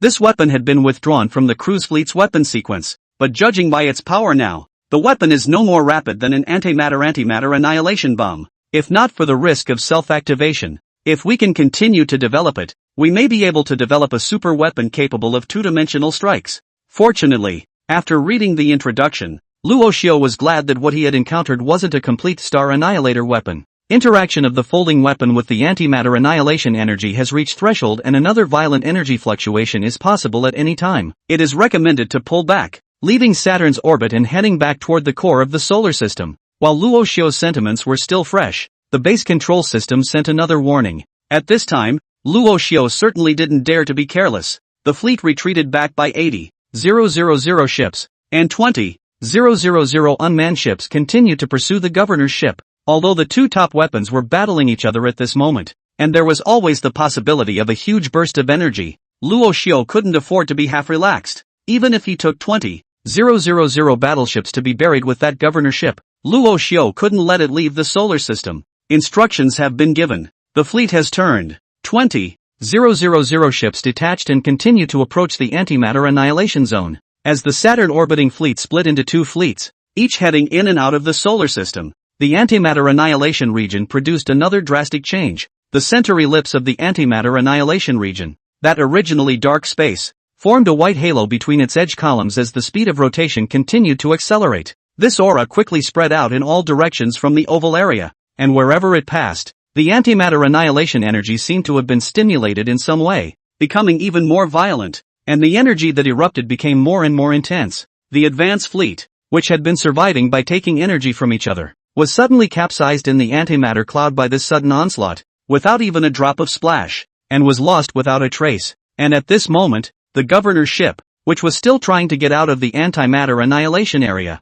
seemed to have seen the changes behind it, and in order not to be chased by that white aura, it even reduced the energy supply of its shields, and began to accelerate with all its might in an attempt to break away from the antimatter annihilation area at the fastest speed possible. By reducing the shield energy, The governor ship's thrusters had reached their fastest speed since they were made. That expanding antimatter cloud area didn't even seem to be moving as fast as it was. Almost there. When the antimatter energy had swallowed away a chunk of the Viceroy's hull, it had also finally reached the edge of the antimatter cloud. And in just 2 seconds the Viceroy would be able to disengage from the threat and send a signal to Cygnus. The behavior of the governor's ship was certainly seen by Rashu as he kept that ship locked on, actually sparing the risk of being eroded by antimatter annihilation energy. When Luo Xiao saw the shield energy of the governor's ship's hull weakening, he couldn't help but marvel at the boldness of his opponent. Of course, that battleship was just an AI ship, and all of its actions had been simulated tens of thousands of times. As long as it did so, that meant the success rate was definitely not low either.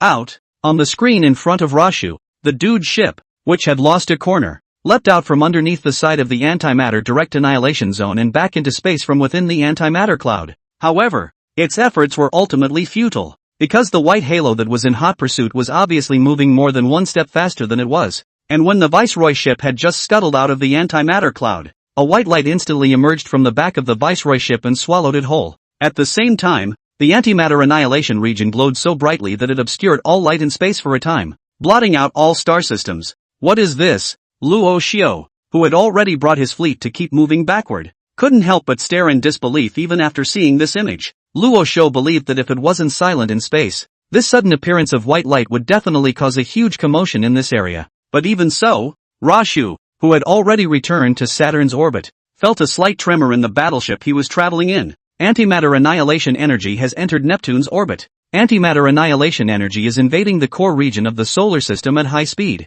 That area of destruction synthesized by the two weapons was already like a wild horse that had taken off its reins at this point, rapidly devouring all the surrounding matter. 7017K. Chapter 112, Quantum Signal Transmitter. What was happening at this point had been a big departure from what Luo Hua had planned. In the original plan, although the antimatter annihilation bomb would erupt with enormous energy and possibly erode towards the core region of the solar system, it was never in such a rapid state as it was now. If the present speed and energy were to be used, the orbits of Saturn and Jupiter, not to mention invading the orbit of Uranus, would be equally eroded. Jupiter and Saturn, as gas planets in our solar system, are much larger than the other planets, and they are also mostly filled with liquid and gaseous hydrogen. With two such gaseous planets plus Neptune and Pluto, what kind of area that would create within the solar system once their matter is swallowed is anyone's guess. Perhaps a small black hole? Thinking of this, Luo Xiao was also startled. If it was really as he thought, then he had to quickly leave this place before he could do so.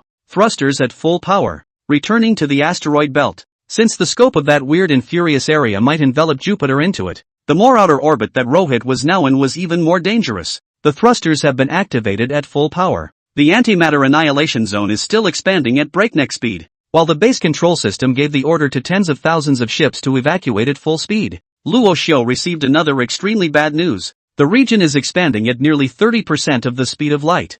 30% of the speed of light, a speed that surpassed all ships in the solar system at this time, including the Cygnus civilization governorship that had been engulfed by antimatter annihilation energy. Despite a last-minute burst that boosted her speed to 24% of the speed of light, the dude ship still hadn't escaped being wrapped up in the antimatter annihilation zone. This accidentally created area that was like a black hole was opening its gorging mouth wide, devouring all the matter and energy it could. When Luo Xiao raised his eyes to observe, the Shachi-class battleship that had previously retreated after firing the antimatter annihilation bomb had already been caught up by that energy area and disappeared right out of the picture the moment Luo Xiao observed it. 300,000 battleships, in just a few seconds, went up in smoke and disappeared without a trace. Playback. Since those 300,000 Shachi-class battleships had disappeared really fast, Luo Xiao also had to use replay in order to see exactly what had just happened. Slow down the playback. At Luo Hua's command, the large screen in front of him began to replay the fading images of the Shachi-class battleships gradually filling up, playing frame by frame the images of the Shachi-class battleships being engulfed by antimatter energy. The Shachi-class battleship had its hull warped before it was engulfed in antimatter annihilation energy. While Luo Xiao was still carefully observing, the base control system had already given the conclusion of its analysis. It was the cruise fleet spacefolding weapons that acted on the ship first, and then it was the antimatter annihilation energy that engulfed the battleship. Under the introduction of the base's control system, the entire process of those hundreds of thousands of Shachi-class battleships being devoured gradually became clearer. At this moment, within the antimatter energy space, It was no longer just one type of energy that was erupting from antimatter annihilation. The space-folding weapon activated by that governor ship had already fused with the annihilation energy to form an even more terrifying energy. Before every matter is touched by antimatter energy, that space is first folded and compressed, making it easier for the antimatter energy to digest and annihilate. The interaction of the two energies has also created this situation today, and as they continued to run outward, the oval-shaped area located in that area such as this was also expanding rapidly, and its size already had a hidden tendency to exceed the diameter of the moon. The antimatter energy region will reach Saturn's orbit in 9 hours and 39 minutes. It will take 16 hours and 18 minutes to reach the blue star. This prediction by the base control system was based on the assumption that the area would expand indefinitely and keep moving at 30% of the speed of light. The current base control system database didn't have any data about this area, and even the principle of its fusion and eruption, the base control system was similarly unable to figure out. A base control system that can only follow the rules and analyze with the existing data is only able to copy the existing data when it encounters an unknown situation. And if you really can't set it out, and you insist on constantly applying arithmetic analysis, the system may still be at risk of going down. Keep an eye on the antimatter energy area. The fleet is turning, no longer traveling toward the core area, and flying behind the orbit of the solar system. At this time, due to the uncertainty brought about by the fusion of antimatter and folded space, for the sake of insurance, Luo Xiu could only allow the fleet to give up retreating back to the core area, and instead travel towards the vertical side of that flat space of antimatter. It was the only way to maximize the distance from that area and keep the fleet safe. All ships on the Moon, Mars, and Blue Star proceed to Blue Star orbit and implement option 027. Abandoning Blue Star and picking up all Blue Star humans that can be picked up. In Rasho's pre-plans for dealing with the advanced fleet, the plan to abandon Blue Star and flee as a whole was also in place. But this plan didn't seem that reliable compared to the other options. After all, with Rashu's current ship technology, it was impossible to compare it to the advanced fleet. If the plan was actually used, it meant that the Blue Star humans had run into an unexpected situation. And now the appearance of the antimatter annihilation energy and folding space of the fusion space that Luo Xiu had encountered was exactly the least encountered and the most unexpected situation that had appeared. At this point in time, the ground 027 option, which had never been in Rohu's choices, became the optimal solution now.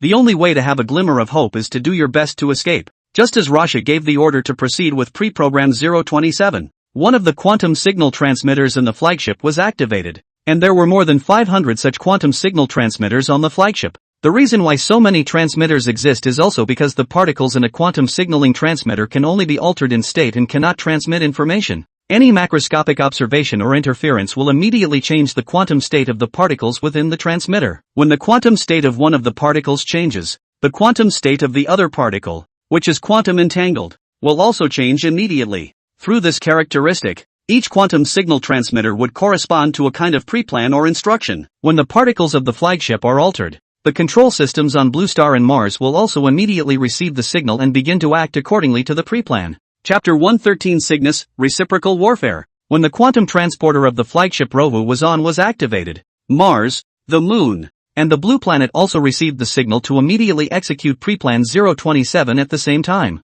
And at the same time as this signal was received, all the various ships docked at starports and in orbit headed for Blue Star, ready to evacuate the solar system carrying as many Blue Star humans as possible. At the same time, Blue Star humans, whether in phantom dreams or in reality, received a preset alert. Neptune's orbital defenses have failed. Please prepare to evacuate the Blue Planet. The transport fleet will begin receiving Blue Star personnel in 3 minutes. Please prepare all personnel to evacuate Blue Star. Since it was a preset alert, the alert didn't mention information such as antimatter annihilation energy zones, folding weapons, etc., but rather assumed that Rohu's orbital defense fleet had been defeated by the advance fleet, as it had been set up in the first place. With this alarm alerting twice before the Blue Star humans snapped out of their shock. What? The defense line has been lost? It can't be. From the previous propaganda, we sent over 400,000 warships, that's 400,000. Unconsciously, the Blue Star humans had counted the Starship humans together as we, and this was still the case because there were close to 30 million Blue Star humans in the outgoing fleet.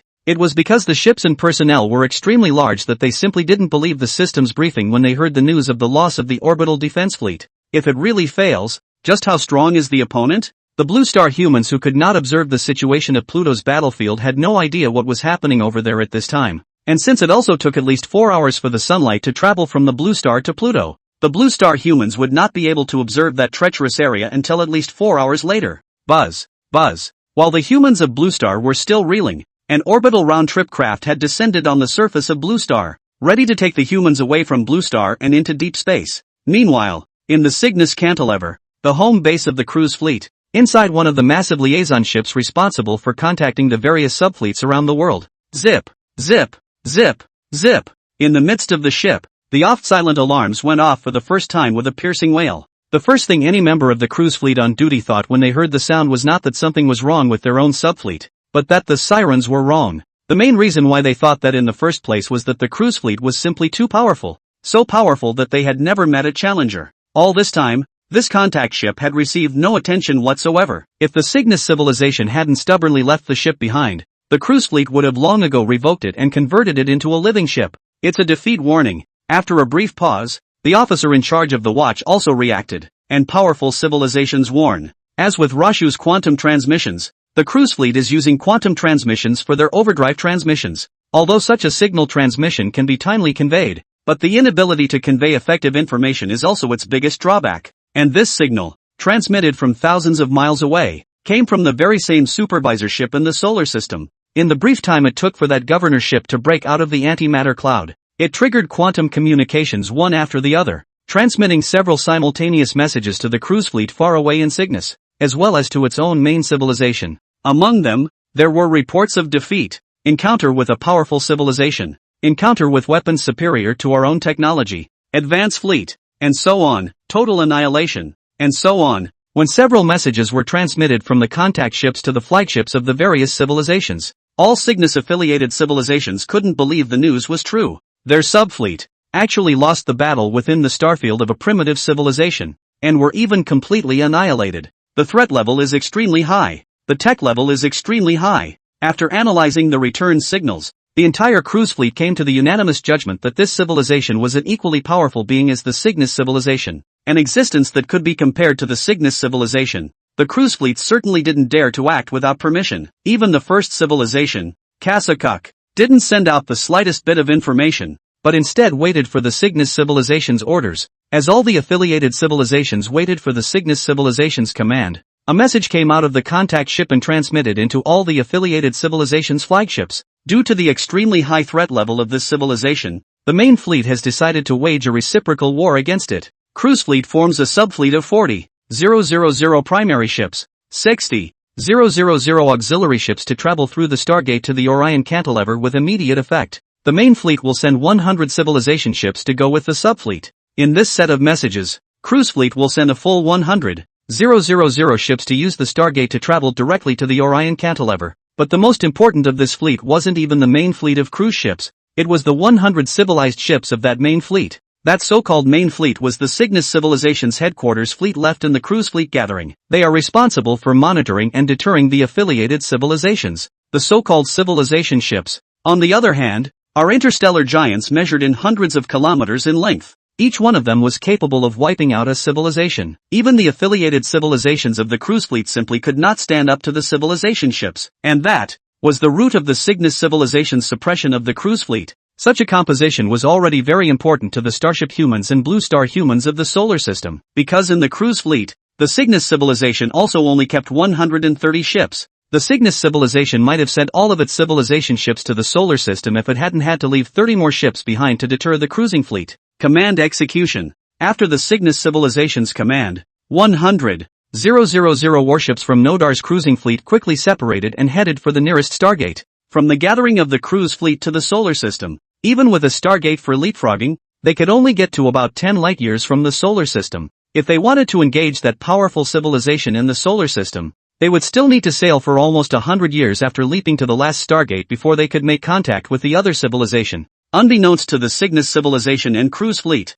which received the message in one lump, the mighty civilization in the solar system, far away in the Orion Cantilever, was organizing a civilization continuation program due to the sudden outbreak of an unknown weapon. But to say it's a continuation is more like an escape plan from civilization. In order not to be enveloped by the anti-object annihilation energy, the Blue Star humans could only go out for shelter. 7017K. Chapter 114, The Annihilation Zone, which has stopped expanding. Antimatter annihilation region expansion is slowing down. the rotation is slowing down. While the first thousands of transports were in orbit around Blue Star continuously receiving Blue Star humans into space, Rohu, who had evacuated with his main fleet, suddenly received an update from the base's control system. Slow down? Rosho sniffed and looked toward the screen detecting the antimatter annihilation area, but didn't see much change in it. Expansion has slowed by 1,000th, and rotation has slowed by 3,000ths. It was only after the base control system explained that Luo Xiu realized that the slowdown was too slow to be observed with the naked eye. From limit to decay now? For the slowing down of the expansion of this region, Luo Xiu was of course happy to see it. After all, if this antimatter energy region was allowed to expand indefinitely, who knew what kind of region would eventually form? Is it because of the lack of access to matter? Rasha stared at the screen, thinking, now that the core of the antimatter energy region was outside of Neptune's orbit, that region didn't have too much matter for it to devour. After the folding space had completely digested the more than 300,000 antimatter annihilation bombs,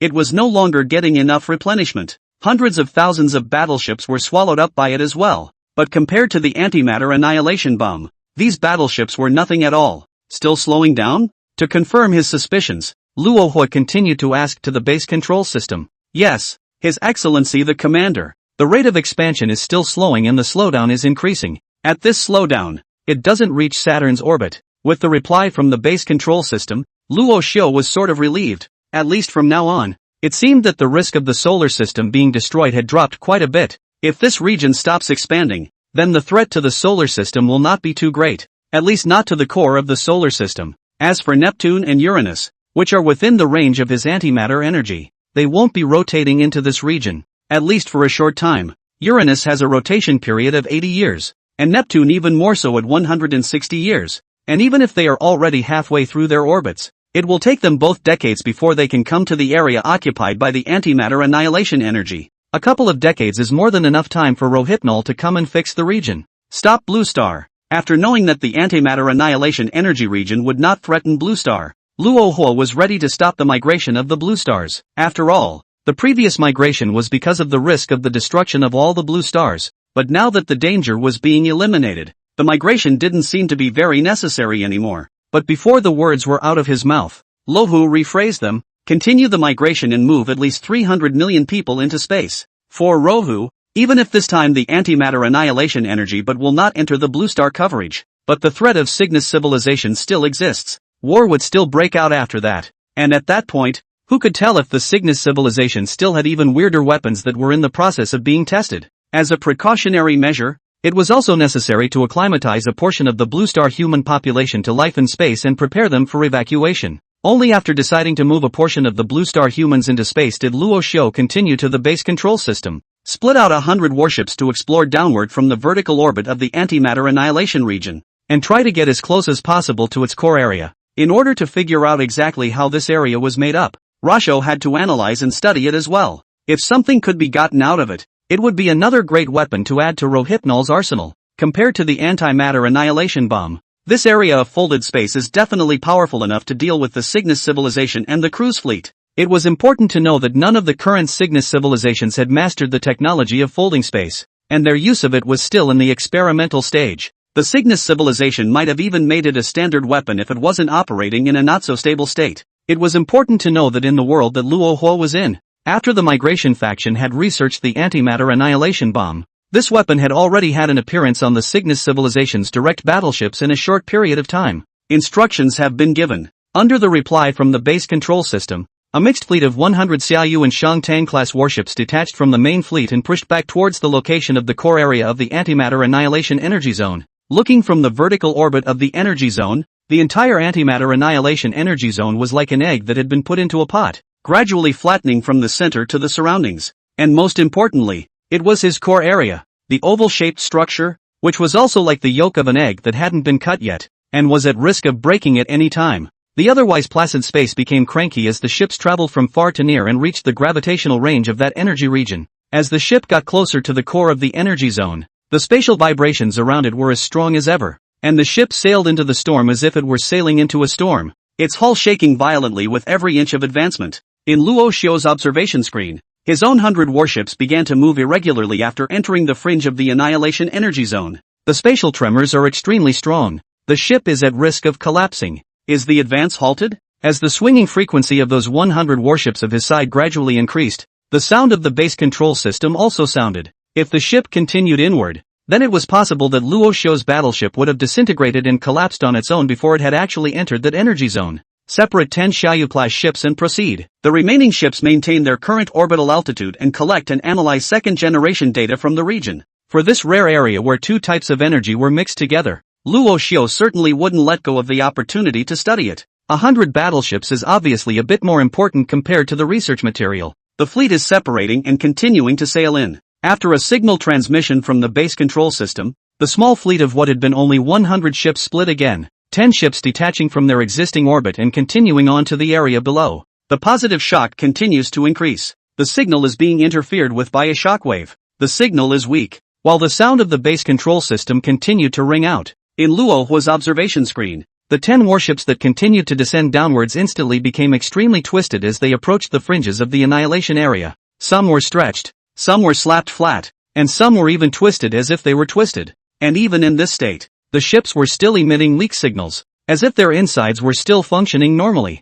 Signal lost. After the 10 ships had returned the last of the data they had received, a cloud of antimatter suddenly extended outward from within the annihilation zone, swathing the 10 ships in with it and disappearing directly into the observable frame. Analyzing the data and modeling the region, Luo Xiu was not heartbroken about the loss of 10 battleships. After all, it had already lost hundreds of thousands of battleships due to the outbreak in this region before this. Modeling in progress. At the reply of the base control system, on the side of the large screen in front of Luo Hua, a model of this annihilation energy area had appeared. And just like that annihilation area in reality, it was also expanding outwards, only in the data display next to it. The expansion speed of the area was decreasing rapidly. 17K. Chapter 115 Folding Research Programs. Based on analysis of the available data, the velocity drop in the region is intensifying. After several days of continuous observation, the rate of expansion of the annihilation energy area had dropped to within 10,000ths of a second of the speed of light.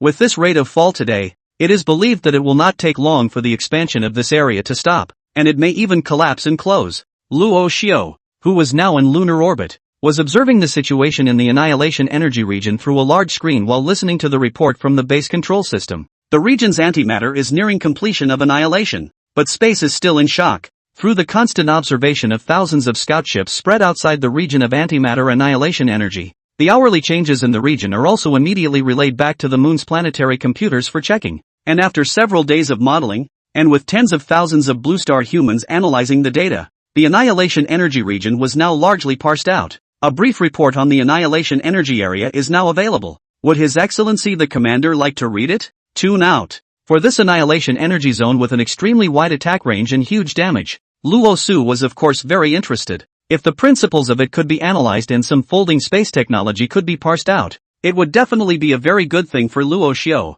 a starship human. Now the gap between Rashu and Cygnus civilization, in addition to the number of ships, more importantly is the migration faction as well as some of the technology that Starfleet humans have not mastered, whether it was stargates or spacefolding. These were things that starship humans hadn't been able to master in the first place, and this spacefolding weapon that even the Cygnus civilization had yet to fully master. If it could be combined with the antimatter annihilation bomb that Luo Xiu had mastered in his hands, then Luo Xiu would have another extremely important great killing weapon when facing the Cygnus civilization. After all, compared to the antimatter annihilation bomb that Luo Xiu now had at his disposal, this annihilation zone that combined the two weapons looked even more terrifying. And more importantly, when the advance fleet is all but destroyed, the cruiser fleet will definitely be on alert. And when they re-enter the solar system, they will never be as careless as the advance fleet. Space-folding weapons are designed to fold space by distorting it with strong gravitational forces. When our antimatter annihilation bomb exploded inside the folded space, the antimatter was compressed together, creating a situation in the area where there was partly a pure vacuum and partly another massive antimatter explosion. The antimatter compressed together exploded with even more power than the original energy and wrapped itself around the folded space at the end, expanding violently outward. But when the material in the area was depleted, its expansion stopped. On the large screen in front of Luo Xiu's eyes, the base control system was parsing to Luo Xiu the comparison of the before and after changes in the annihilation area through modeling demonstrations. At the end of the demonstration, the area of annihilating energy had come to a complete stop, leaving only a huge no-man's land of destruction areas flattened around the perimeter and bubbly in the center in Neptune's orbit. This region would definitely not dare to easily enter it even if the ships of the Cygnus civilization ran over. But the modeling could not analyze the manufacturing process, storage and principles of use of the fold. According to the summary conclusions we have drawn, this folded space is likely to be extremely unstable even if it is built. It was only after the explanation of the fold that the voice of the base control system sort of stopped in the bridge. Unstable? Hearing those three words, Luo Xiu was however a bit skeptical. If it really is extremely unstable, how did the cruise fleet bring it to the solar system? Continuing to subdivide the research topic below, one must figure out how it works. For such a powerful killing weapon that was close at hand and could be observed for a long period of time, Luo Hua certainly didn't want to let it go. After the tremors have slowed down, send all the blue stars in the subject to the area. We're not the migration faction we were back then. We don't need to hide in our ships all day and rely only on arithmetic for our analysis. The reason why Luo Xiu would say that was still because the members of the migration faction could only perform technological checks through the computers given by the Cygnus civilization in the first place, and they hadn't even really extracted antimatter when they were developing the antimatter annihilation bomb. At that time, all their research was done in the virtual world. Since the current blue star had better conditions, then of course Luo Xiu would not let go of this opportunity. After seeing it with their own eyes, the tens of thousands of blue star researchers working on the subject might have the bright idea to develop a folding weapon and eventually blend it with an antimatter annihilation bomb. Of course, this was only an expectation of Luo Hua. After all, with the current level of technology Luo Hua had at his disposal, it was absolutely impossible for a blue star human to look at all the technology and be able to eat it up. Even if the blue star humans were gifted beyond other civilizations in the attribute of destruction, it didn't mean that the blue star humans would be able to crack the fold in a short period of time. Yes, Your Excellency the Commander, has been added to the agenda. The base control system was faithfully carrying out every single thing that Luo Hua commanded, and at the same time that Luo Xiu was conducting research on the fold and the antimatter annihilation energy region. A cruise fleet warship had already passed through several Stargate leaps and arrived at one of the closest stargates to the solar system. More than 100,000 mega battleships assembled in front of the Stargate. A scene that was also an unparalleled situation in the history of the cruise fleet's foreign conquests. Against ordinary primitive civilizations, the subfleet would usually only send 10 to 100 warships, and the subfleet that traveled to the solar system for relocation work was one of the highest specification. The main reason why they had taken the solar system so seriously at the time was because it was so marginal. In the cruise fleet's code of conduct, the more marginal a galaxy was, the more vigilant it had to be. After all, the unknown is the most important thing to be wary of compared to a galaxy that is already known. But no one expected that it was this most valued place that still made the subfleet roll over. 100 warships passed away in an instant, and even the Cygnus civilization's own governorship hadn't sent back a complete message. From this, it could be seen just how powerful the other party was. In cruise fleet self-analysis, a civilization that can make even the governor's warships have no way to transmit information must have mastered a weapon technology that neither cruise fleet nor Cygnus civilization has mastered. Antimatter? Dark matter? Space? The commander of the Kasakuk civilization, who was in charge of this operation, was looking at the model of the solar system and thinking darkly. Or rule-based weapons? 7017K. Chapter 116 Galaxy, Spinning Armor. The more the commander from the Kasakuk civilization thought about it, the more he felt that this trip wasn't simple. This unknown civilization they were facing might be coming from outside the domain. As previously analyzed, is it a civilization outside of the Cygnus spinning arm or Ion spinning arm? From the Perseus spiral arm or the Sagittarius spiral arm? The cruise fleet's sphere of influence is now only in the two main spiral arms, and they know very little about Cyan outside of them. It was important to know that in this universe, every civilization knew how to hide themselves from being easily discovered by the other side. And in the Milky Way, there are 4 main spiral arms alone, each of which is I don't know how many times the size of Orion's spiral arm. Among these main rotating arms, which were like the main trunks of trees, the Orion branch arms could only be considered as branches that clung to them, and were not comparable at all. It will take another 13 light-years to reach that galaxy from here,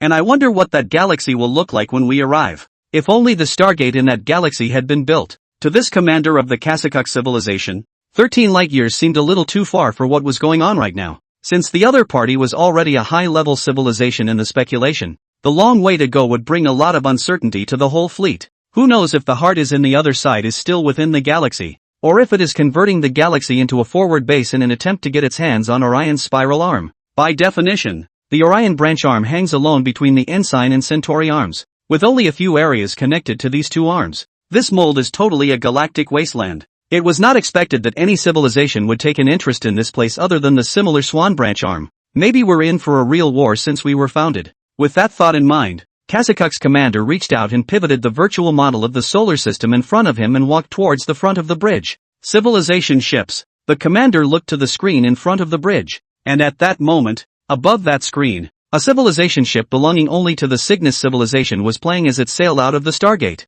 Since the hulls of the civilization ships were inordinately large, only one ship was able to pass through at a time, which made the assembly seem slightly longer. But they still had a distance of 13 light-years to travel to the solar system, which meant it would take a full 20 cruise fleet epics 100 Earth years long. Since it's all taking so long, the time waiting for the civilization ship to leapfrog in is somewhat insignificant. The ships have all arrived. As the last civilization ship exited the Stargate, a beep sounded from the flagship of the Kasakuk civilization. That commander sniffed and said, "Request operational command authority from the governor's ship. Application sent. Application approved. Authority delegated." If it was the same as the previous advance fleet within the solar system, this civilization, which was first in line in the cruising fleet, would likewise need to be given access to the governor's ship before it could subsequently exercise control over the entire fleet. And that, not including the 100 civilization ships that were a separate army. Departure. Target Galaxy 061. Galaxy 061,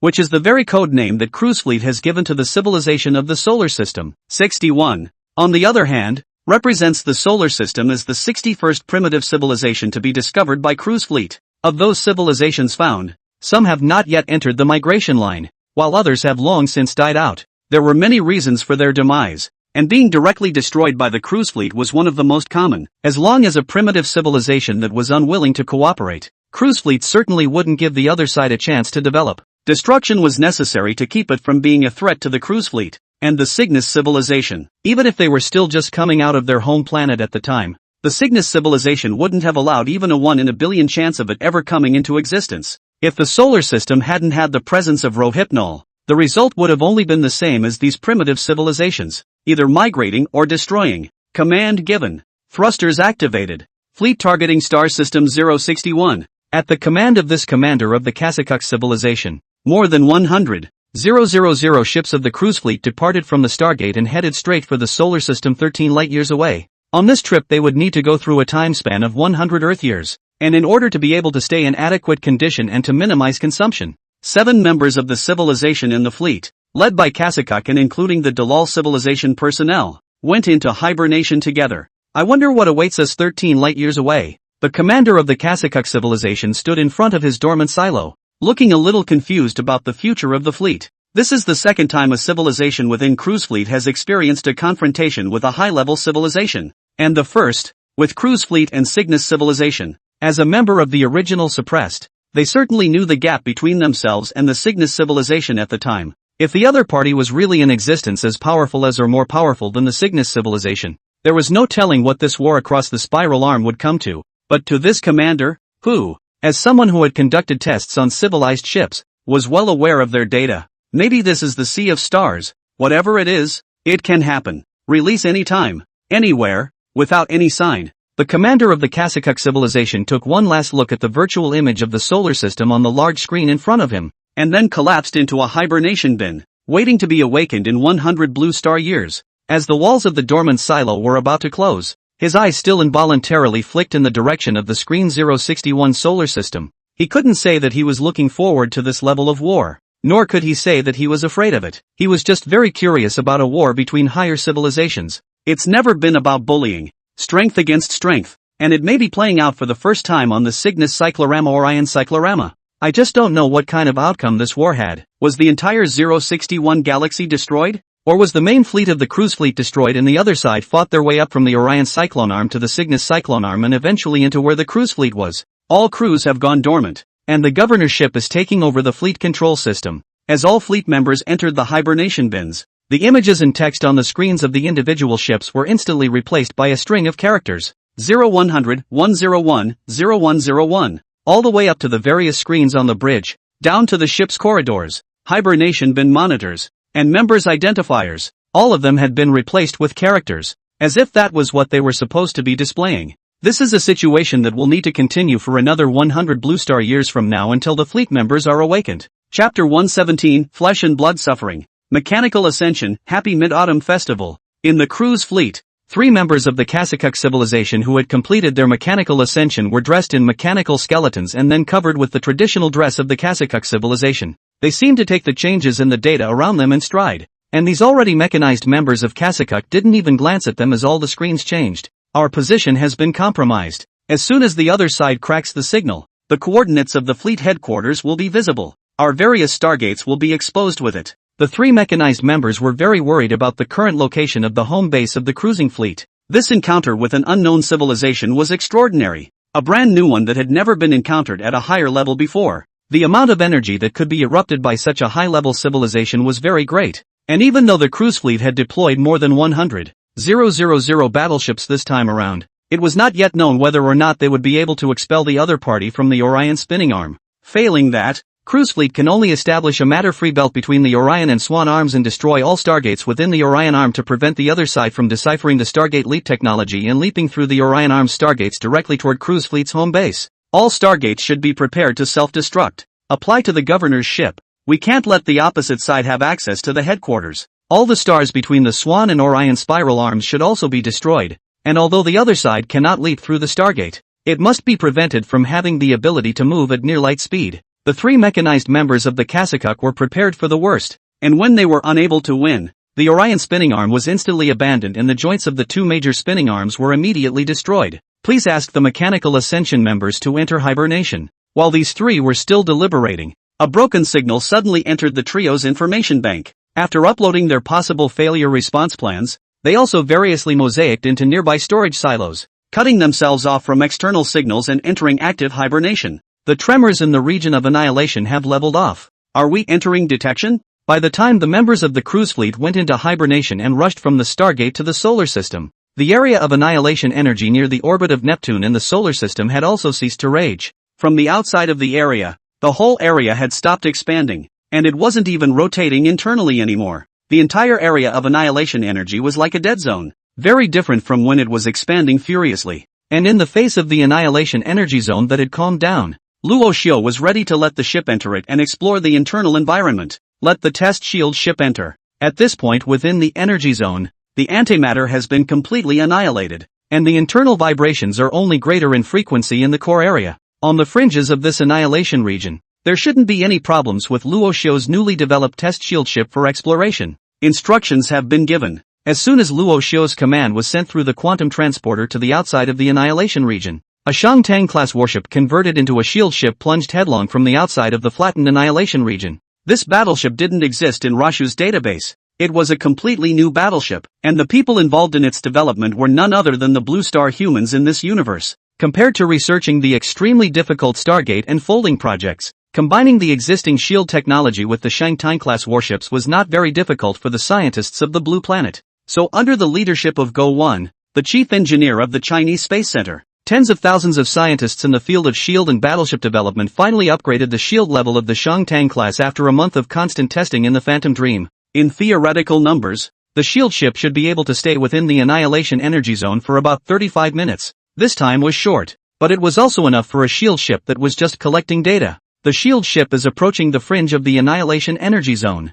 As the shield ship continued to descend, gradually approaching the energy zone, in Blue Star's virtual world Phantom Dream, Go 1 and the other scientists involved in the development of the shield ship were also looking at the virtual image in front of them with trepidation. For Go 1 and the others, this was the first time that Blue Star technology had been utilized on a battleship, and the first time that technology had been exported in the reverse direction after having been receiving Starfleet human technology. Though this tech isn't too difficult, it's just a matter of increasing the shield energy dramatically and precisely calculating where to install the shield generators on Zhangjiang-class warships to put the generators and such in the best possible output environment. The difficulty was not great, but it was a qualitative breakthrough for Blue Star humans. Just like when mankind first went into space, first set foot on the moon, and first made contact with a starship human. All are events that can go down in history. Ship has entered the annihilation zone. Shield generator activated at full power. Current condition is good. No antimatter detected. No space distortion detected. Shields depleted minimally. Expected to be able to navigate the area for 39 minutes. As the shield ship put its shields on full blast and entered the annihilation zone, its signals continued to come out of the zone. However, because of the interference with the signal back in the area, the shield ship could only transmit the signal to another battleship sailing parallel to it. outside of the annihilation area, and then, through that battleship, transmit the signal back to the blue planet and the moon. Good. After hearing that the battleship's shields were able to support its voyage within the annihilation zone for 39 minutes, Go Wen and the others were greatly encouraged that their research project this time was considered a success. This time, our points from China should be able to grow quite a bit. After the victory in the interstellar war on Neptune, the humans of the blue planet, including the people of China, already had full confidence in Luo Xiao, unlike the confidence of the crowd now. However, there had been some minor commotion at Blue Star when all the energy had been tilted toward the planetary shield generators. They thought that the planetary shield generator must have been activated because Starfleet humans had been defeated. And if a civilization that powerful had been defeated,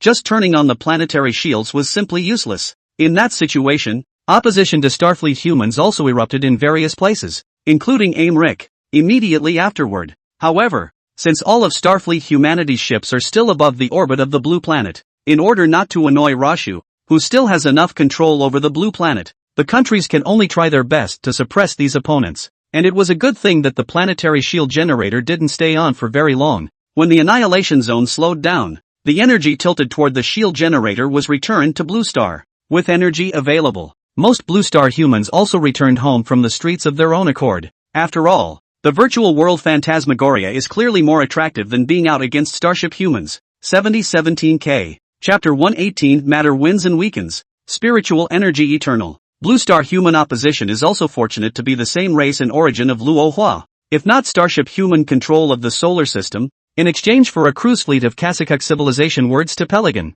Blue Star will definitely be another situation. When Rashu was still in the cruise fleet, he had heard a famous quote from the Kasakuk civilization. There are civilizations that would call the complete annihilation of intelligent life and the preservation of only inorganic matter an evil war crime, but we call it efficient. Compared to nurturing these primitive civilizations, destruction is a bit easier. As the most elevated being in cruise fleet, the Kasakuk has never cared much for newly added civilizations. In their opinion, there are already too many civilizations in today's cruise fleet, while the primitive ones are too backward to be of any help to the cruise fleet in a short period of time. This situation continued until the addition of the Blue Star civilization. No civilization had ever ascended so quickly before the migration faction of the Blue Star civilization joined them, and it had only taken 100 years to research the antimatter annihilation bomb, adding a major weapon to the cruise fleet's arsenal. Compared to the extremely unstable weapon fold, the antimatter annihilation bomb researched by the migration faction was absolutely excellent in terms of stability. Of course, the Kazakuks didn't have a good look in their eyes for the Blue Star civilization migration faction, as the strongest presence in the cruise fleet from its inception.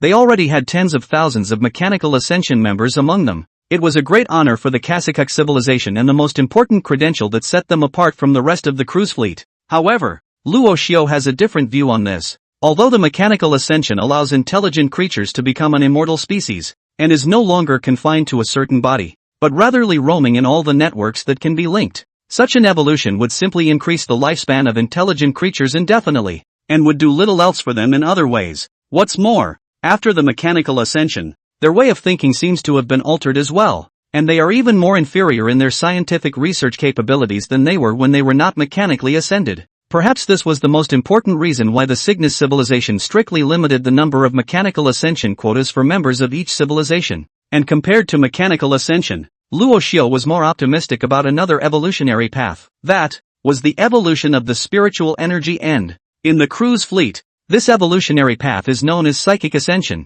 but this evolutionary route hasn't really come up yet, and even in the cruise fleet, it remains on paper, and has never even been tested virtually. The main reason why this is the case is because the older brother civilization can't find any clue on this evolutionary route at all. Of all the civilizations known to cruise fleet, just about none of them exist in a psychic way. So this evolution is just a theory, and even cruise fleet doesn't think it's likely to be successful. But matter always wins weakness, and whatever it is, there is always the risk that it will fall and fall apart. Even for members of the cruise fleet civilization who have now chosen the mechanical evolutionary route, they are just as likely to change from immortality to extinction. As long as you still exist in the universe in a material way, then this will always be unavoidable. And in order to keep their existence from being threatened and from becoming extinct, Cygnus and Cruise Fleet chose to keep the primitive civilizations in their sphere of influence under control, allowing them to provide technological support for themselves while at the same time not being able to threaten the world of matter that is the basis of the Cygnus civilization's existence.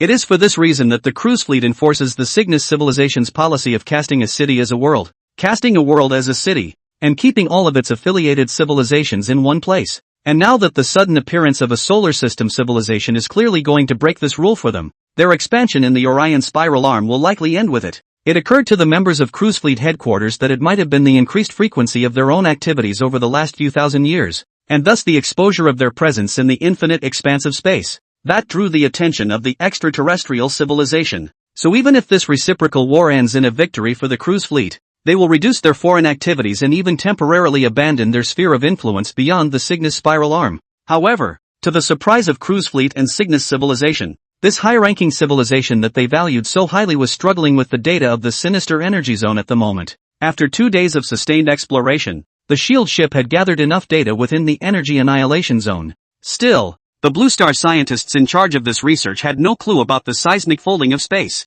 Blue Star's basic science was still too weak at this time, and still seemed a bit helpless when dealing with this kind of high-level science and technology, not knowing from which point to cut in and start. In fact, not only was the research on spacefolding weapons for the Stargate, the optimization of antimatter annihilation bombs, and the research on wormhole theories, these technologies, the research speed of the blue planet humans was equally slow. These science and technology are too big a leap for them, and it takes a long time of study and testing to figure out the principles a little. Of course, Rashu knew that these technological studies were incredibly difficult. Even the Blue Star human migration faction he was a member of had only begun to explore antimatter after decades of study in the Cruise Fleet. The investment in personnel has increased and the database of basic personnel continues to be open. In order to acquire enough technology before the arrival of the main fleet of the cruising fleet, Rohypnol also had to dramatically increase the number of Blue Star personnel in the research category, and the various factories, farms and various places that require human labor in Blue Star have been gradually replaced by various types of robots.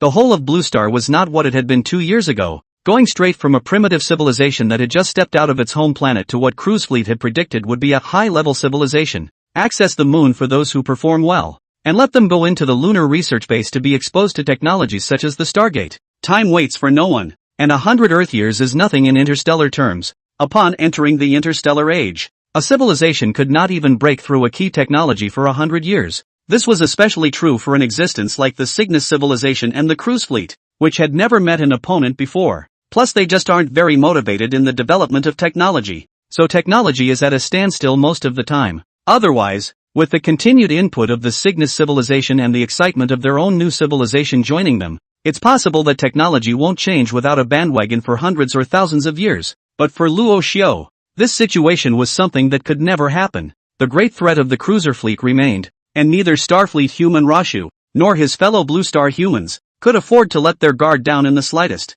Even though Luo Xiao had some of the technology from more than 100 years later in his hands, it was not enough. Against the main fleet of a cruising fleet, a mere numerical lead was no longer absolutely enough. Chapter 119, Survivors of the Annihilation Region. Previously, when dealing with the advance fleet of only 100 battleships, Luo Xiao had already lost 300,000 Shachi-class battleships. If it was 10,000 or even 100,000 battleships 100 years later, even if Luo Xiao dug up Mars, or even put together the asteroid belt, he probably wouldn't be able to come up with battleships that would be able to crush the other side through sheer numbers. So Luo Xiao's focus at this time was no longer on the increase in the number of warships in the solar system, but to improve the quality of his own warships. Right now the only thing that Rashu has ahead of the cruise fleet in terms of technology regarding warships is the antimatter annihilation bomb that has been researched by the migration faction itself. In other general tech, Rashu is mostly the same as cruise fleet, and in the case of some of the key technologies, such as folding, an unstable weapon, and neutron bombardment, which is only mastered by the Kasakuk civilization. This weapon Rashu hadn't seen the cruise fleet use, and it was classified in the database. With the exception of the Kasakuk civilization, none of the other 20 or so affiliated civilizations had access to the technology of neutron bombardment. Compared to the fold that had appeared previously, this weapon, which had matured and entered into the database, was definitely the most powerful one at the disposal of the cruise fleet. Just by hearing the name, Luo Xiao felt that it was an existence capable of truly annihilating stars. With such a great threat, Luo's scientific and technological output for Blue Star was gradually increasing, so that it could bring about some breakthroughs in basic science. Sir Commander, we have detected matter within the annihilation energy zone. While Luo Xiao was still pondering on how to bring the strength of both sides closer within 100 years, the base control system brought a different kind of surprise to Luo Xiao. And matter? In response to the report from the base control system, Luo Xiao looked a little puzzled. In theory, the simultaneous explosion of antimatter annihilation bombs fired by over 300,000 Shachi-class battleships was enough to annihilate all the positive matter within the annihilation area. Even if there was no annihilation, the matter would have been destroyed to the barest particles by the violent shock of the folding and antimatter annihilation. Yes, the shield ship has picked up matter on the fringes of the annihilation zone. The base control system was certainly not going to send back false information, and while it transmitted the information from the annihilation area, it also put the picture onto the screen in Luo Xiao's room along with it. At the front of the room, the entire wall suddenly changed from blue to the pure black of the annihilation zone under the control of the mastermind. Even though the shield ship was on the fringe of the annihilation zone at the moment, the return image was still very blurry. However, through the glowing of the shield ship's own shield, Luo Xiao was still able to see that in front of the ship, there was a piece of iron with a diameter of several meters. The matter should have been impacted to the fringe by the antimatter annihilation energy wave, and while the antimatter annihilation zone swelled to this area, the antimatter was depleted to allow it to remain in this state. The surface of the matter is extremely distorted, and it appears to have made contact with the folded weapon when it was impacted away. Introduced by the base's control system, the only positive matter found within this antimatter annihilation energy zone still seemed to exist as if it were a child of destiny. All it needed was one slip of the tongue as it was impacted to the edge of the annihilation energy zone, and it would simply fade away into the space. Capturing it up was just luck that couldn't have let it stay alone. Regarding this unexpected product, Luo Xiao also began to pay attention to it after the initial amazement. How could this thing escape both antimatter and space folding at the same time if it was really only by luck? Knowing that Luo Xiao's shield ship could only last for tens of minutes in it, how could a piece of matter without a shield shelter survive until now? Okay, instruction in progress. At the command of Rashu's capture, the shield ship's thrusters, which had come to a halt, activated once more, pushing the ship forward some distance. As the shield ship's shield energy was about to touch the piece of debris, the hair thrust engines kicked in with it, and the shield ship took control of its hatch to align itself with the location of the debris. After all the foreplay was done, the hatch of the shield ship opened and several droids loaded with individual shield generators flew out of the hatch, heading straight for the debris. The substance has been captured. Entering shield ship compartment now. Capture successful. The shield ship is heading out of the annihilation energy zone. After a series of maneuvers, the shield ship, which was to continue its mission, sailed out of the annihilation zone ahead of schedule, bringing out the most unique substance in that annihilation zone. The shield ship with that material fragment had just sailed out from within the annihilation area, and the image in front of Luo Xiao's eyes gradually became clearer. Research in situ. No need to bring it back to the lunar research base. For this kind of substance with unknown origin, not knowing with what characteristics, Luo Hoi is not dare to easily bring to the moon and blue star orbit. If that thing opens up another antimatter or folding area directly near the moon, the roots of the entire blue star civilization are gone with it. At that point, the blue star humans would be even more alone than if they had joined the migrating faction of the cruise fleet, because the cruise fleet at least has something to look forward to. At least Blue Star is still within the orbit of the solar system. If the Blue Star and even the solar system were gone, the Blue Star civilization would directly become a rootless civilization. The point of their existence may be reduced to the expectation of their own evolution. Have the team in charge of Stargate as well as SHIELD research connect to the screen and analyze the substance. As the SHIELD ship that had captured the unidentified substance within the Annihilation Zone released that substance again, two research teams far away on the Blue Planet and the Moon received simultaneous messages to carry out a temporary mission. After Chao Guolin, who was still analyzing the material of the outer wall of the Stargate, confirmed his participation, the model of the surrounding Stargate disappeared, and was replaced by the antimatter annihilation energy zone in Neptune's orbit and the twisted shard of matter right in the middle of the virtual world. What's this about? Chao Guolin was a bit puzzled when he saw that the Starship humans had actually gathered tens of thousands of researchers. If it was to study the annihilation energy zone, Chao Guolin could understand. After all, that area was now not only Luo was concerned, the entire Blue Star human race was equally concerned. But apparently the goal of this research was not to annihilate the energy zone, but rather the unremarkable shard of matter. Is that what we're here to study it? The Chao Guolin in the virtual world drifted forward, floating around the shards of matter like those robots in the SHIELD ship. As Chao Guolin approached, Go One, who was in charge of the SHIELD research, also saw him and hurriedly followed him from the side. I can't believe I called you over this time as well. It sure looks like it's something out of the ordinary, Go One said, looking down towards the debris below. Much like a normal hull fragment, Go One said, reaching out to touch the piece of debris, but before he could touch it directly, his whole body suddenly gave a start again. This cut, it's too smooth. It was taken out of that antimatter energy annihilation zone? Thinking about this, Gowon felt a bit incredulous. One must know that when studying the shield, Gowon knew the terror of that annihilation energy zone. How could such a thing as matter debris appear within such an area without the shield's reinforcement? Shouldn't it have been annihilated by antimatter long ago? It came out of there? After Gowon's reminder, Chao Guolin also took the shard seriously. Could it be the material? Chao Guolin, who was studying the material of the Stargate, now saw something, and the first thing that came to his mind was how the other side was made. No matter how good the material is, it will only be annihilated when it encounters antimatter, right? Regarding Chao Guolin's speculation, Gowon didn't quite agree. No matter how good the material is, it only works in the positive matter world. Once it comes into contact with antimatter, that thing doesn't care what material you are made of. It will just annihilate directly. 7017K. Chapter 120, Space Membrane. A material that could resist antimatter annihilation was something that Chao Guolin felt was impossible to create,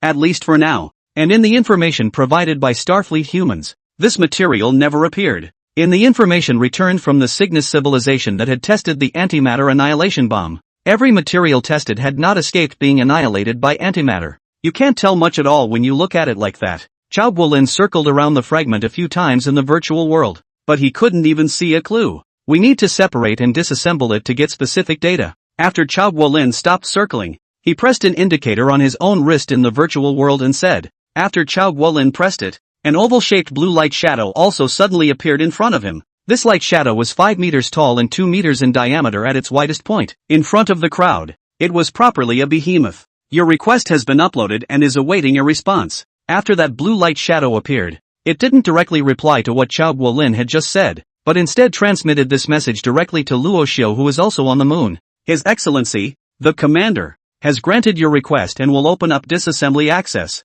Since Luo Hua was already paying attention to the changes on this side at this time, Chao Guolin's request was just sent out, and Luo Hua's side replied directly through that light ray with a start. However, due to the special nature of this fragment, Luo Xiu would not bring it to Earth-Moon orbit for the time being either. This object has a high threat level and only supports dismantling at a distance outside the annihilation zone. When the base control system clad in the skin of a light shadow spoke out the limitations of the research, Chao Guolin and the others were relatively understanding. After all, this thing was different from ordinary substances, and there was always nothing wrong with being careful with what was brought out from inside that area. Who knows if this thing will explode with a huge amount of energy when it's disassembled, wrapping up all of the surrounding matter in the same way it did when the antimatter annihilation bomb fused with the fold in the first place. Although this idea was a bit unrealistic, after that previous threat of life and death, both Luo Hua and Chao Guolin, these Blue Star human scientists, had learned to be a bit wiser. So after the base control system finished speaking, Chao Guolin also nodded his head and said,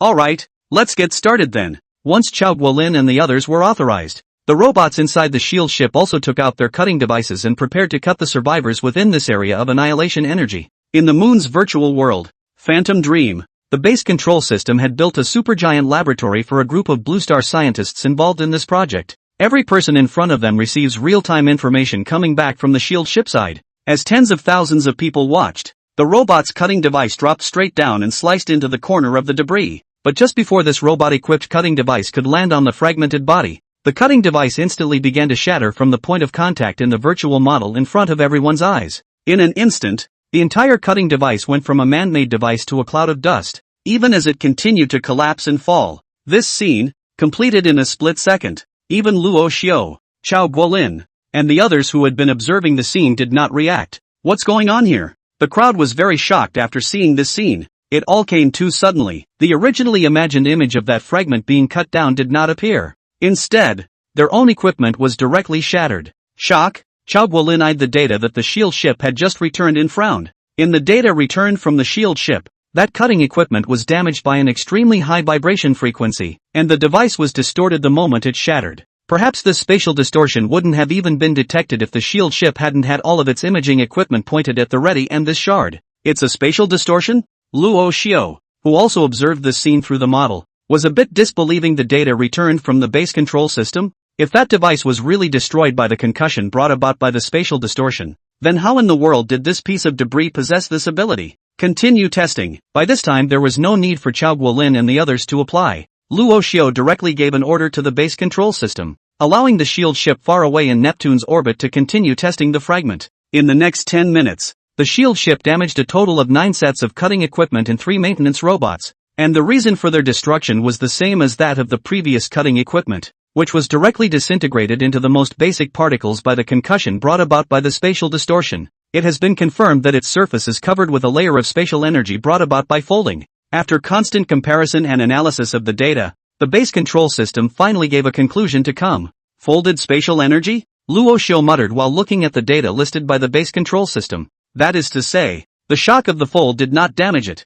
but instead covered its surface with a spatial membrane? If that's the case, it did manage to survive inside the antimatter annihilation zone. Luo Xiu's interest in this fragment that suddenly appeared with folded spatial energy also intensified. If Starfleet humans and Blue Star humans can master this tech, it would definitely put them ahead of Cruise Fleet in the tech line of shields. When a solar system fleet is able to apply a space membrane to their ships, no matter what space shock or antimatter, it will not cause any damage to the hull. However, right now, Luo Xiu was only able to confirm that the energy on that fragment came from folding, but what was the principle of its existence, and how to apply it to the ship was a very difficult question. Pull out 5% of your research staff and spend the next year working around this fragment. For Rashu, this sudden appearance of a shard of space energy wrapped around its exterior gave a glimmer of hope to Blue Star's technology. Compared to a Stargate, a technology used for interstellar travel, a space membrane that could act on top of a battleship was a bit more practical. After all, Stargates were quite complicated to construct even if one figured out the principles involved. However,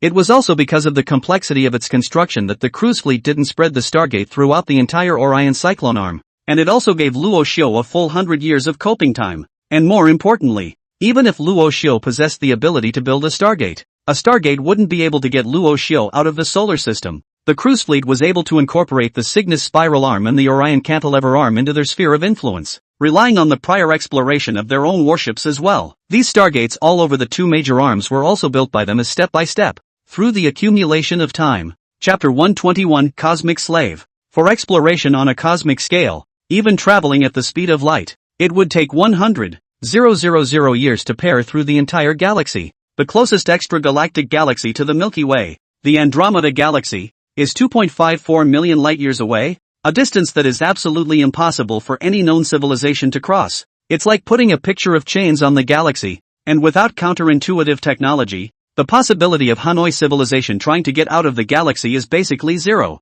But it is also because of this that the sphere of influence becomes very important for Hanoi civilizations, such as Cygnus, because in this universe, the total amount of matter is kept constant. In the same area, if there is only one civilization, then he can use all the material resources in the area. And if there are 2 civilizations, then obviously the first civilization has correspondingly fewer resources at its disposal. Though for a civilization like Cygnus, he simply doesn't have access to all the material resources of the 2 major spiral arms, nor has he met a civilization that can reciprocate. But just because it's not there now doesn't mean it won't be there in the future. Those civilizations they have bred, if they are allowed to grow, then no one can tell if they will turn on themselves one day. As the Kasakuk civilization, the first civilization of the cruise fleet, used to say, a different civilization will only have eternal suspicion. Even within the cruise fleet, they didn't have complete trust in each other, even though they nominally belonged to one fleet and had the same superiors. Each subfleet that goes out is led by a separate civilization,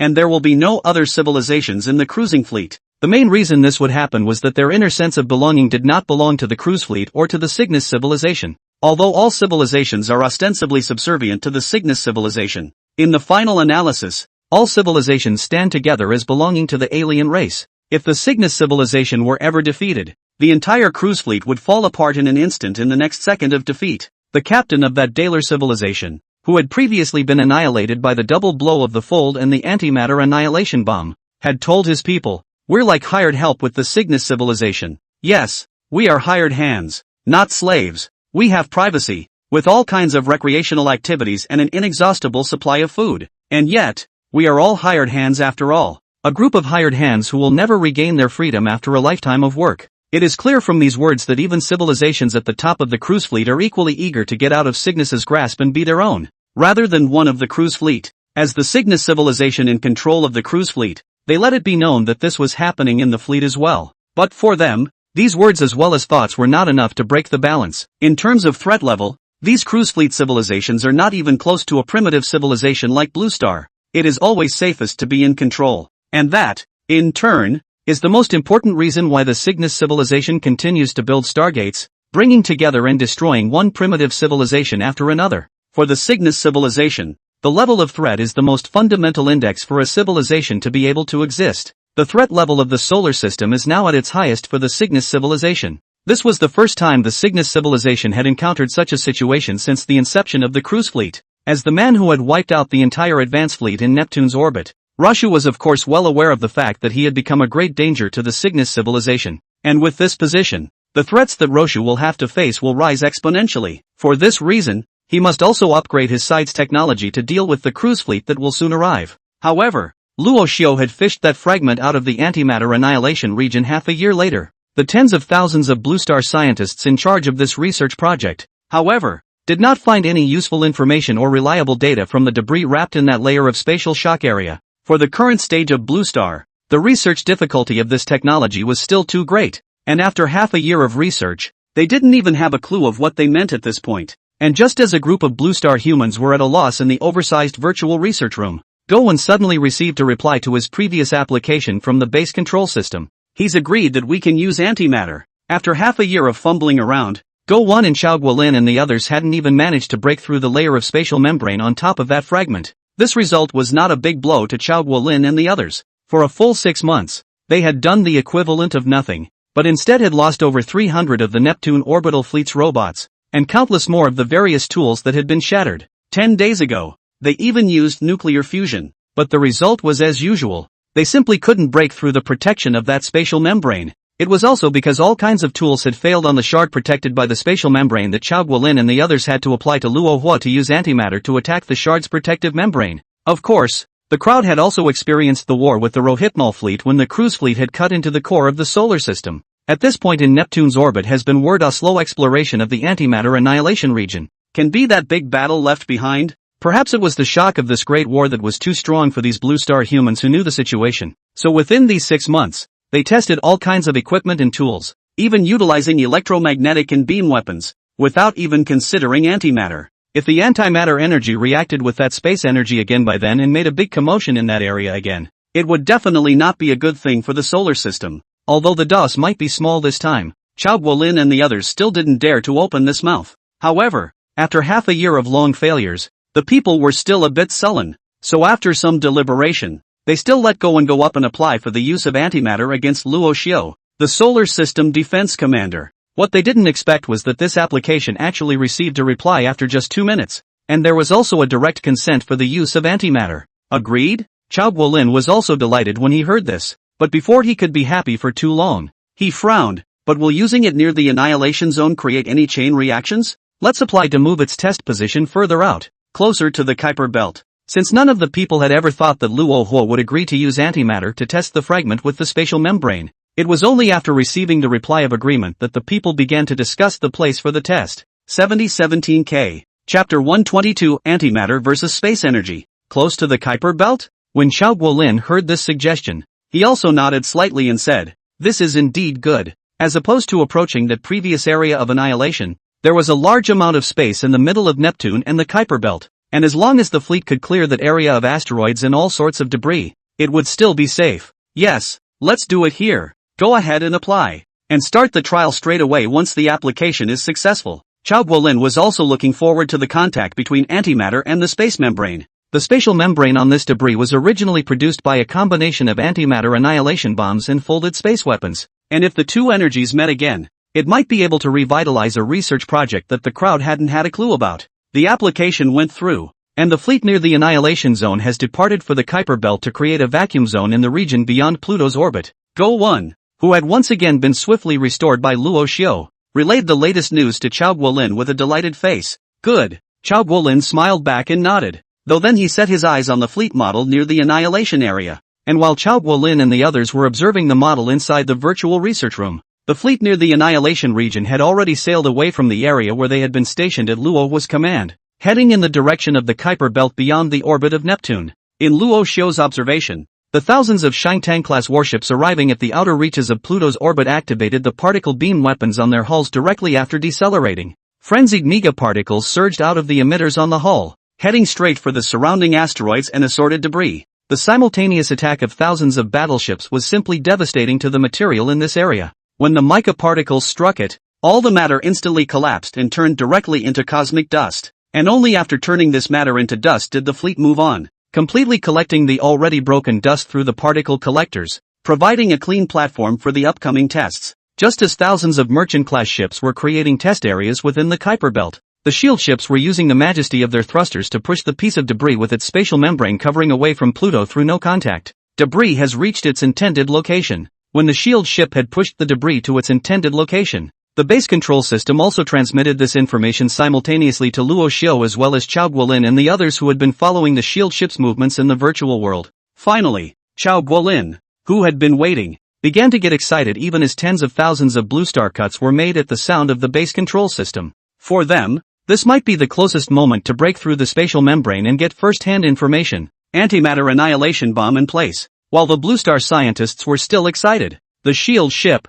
having contained the debris to a position right in the middle of the test area, an antimatter annihilation bomb was also taken out of the shield ship's hull by a robot and floated in front of the debris. Activation authority has been issued, granting the Space Research Team activation authority for this antimatter annihilation bomb. In order to be able to give Chao Guolin and the others more research self-determination, Luo Xiu also handed over the activation authority of the antimatter annihilation bomb. However, it was only just activated, and Chao Guolin and the others could only decide when it was activated, but not control its movement. Phew! As the recognized chief of this project, Chao Guolin breathed a long sigh of relief when he was given the authority to start it. Old Chao, you're the first of our blue star humans to use an antimatter weapon. Ha ha! Guolin saw that Chao Guolin's mood was a bit off, so he hurriedly smiled to ease the atmosphere. Relax, it's the Kuiper Belt, and there's only one antimatter annihilation bomb. It'll be fine. Guolin knew that Chao Guolin was worried about whether or not the antimatter annihilation projectile would produce violent fluctuations when it came into contact with the spatial membrane.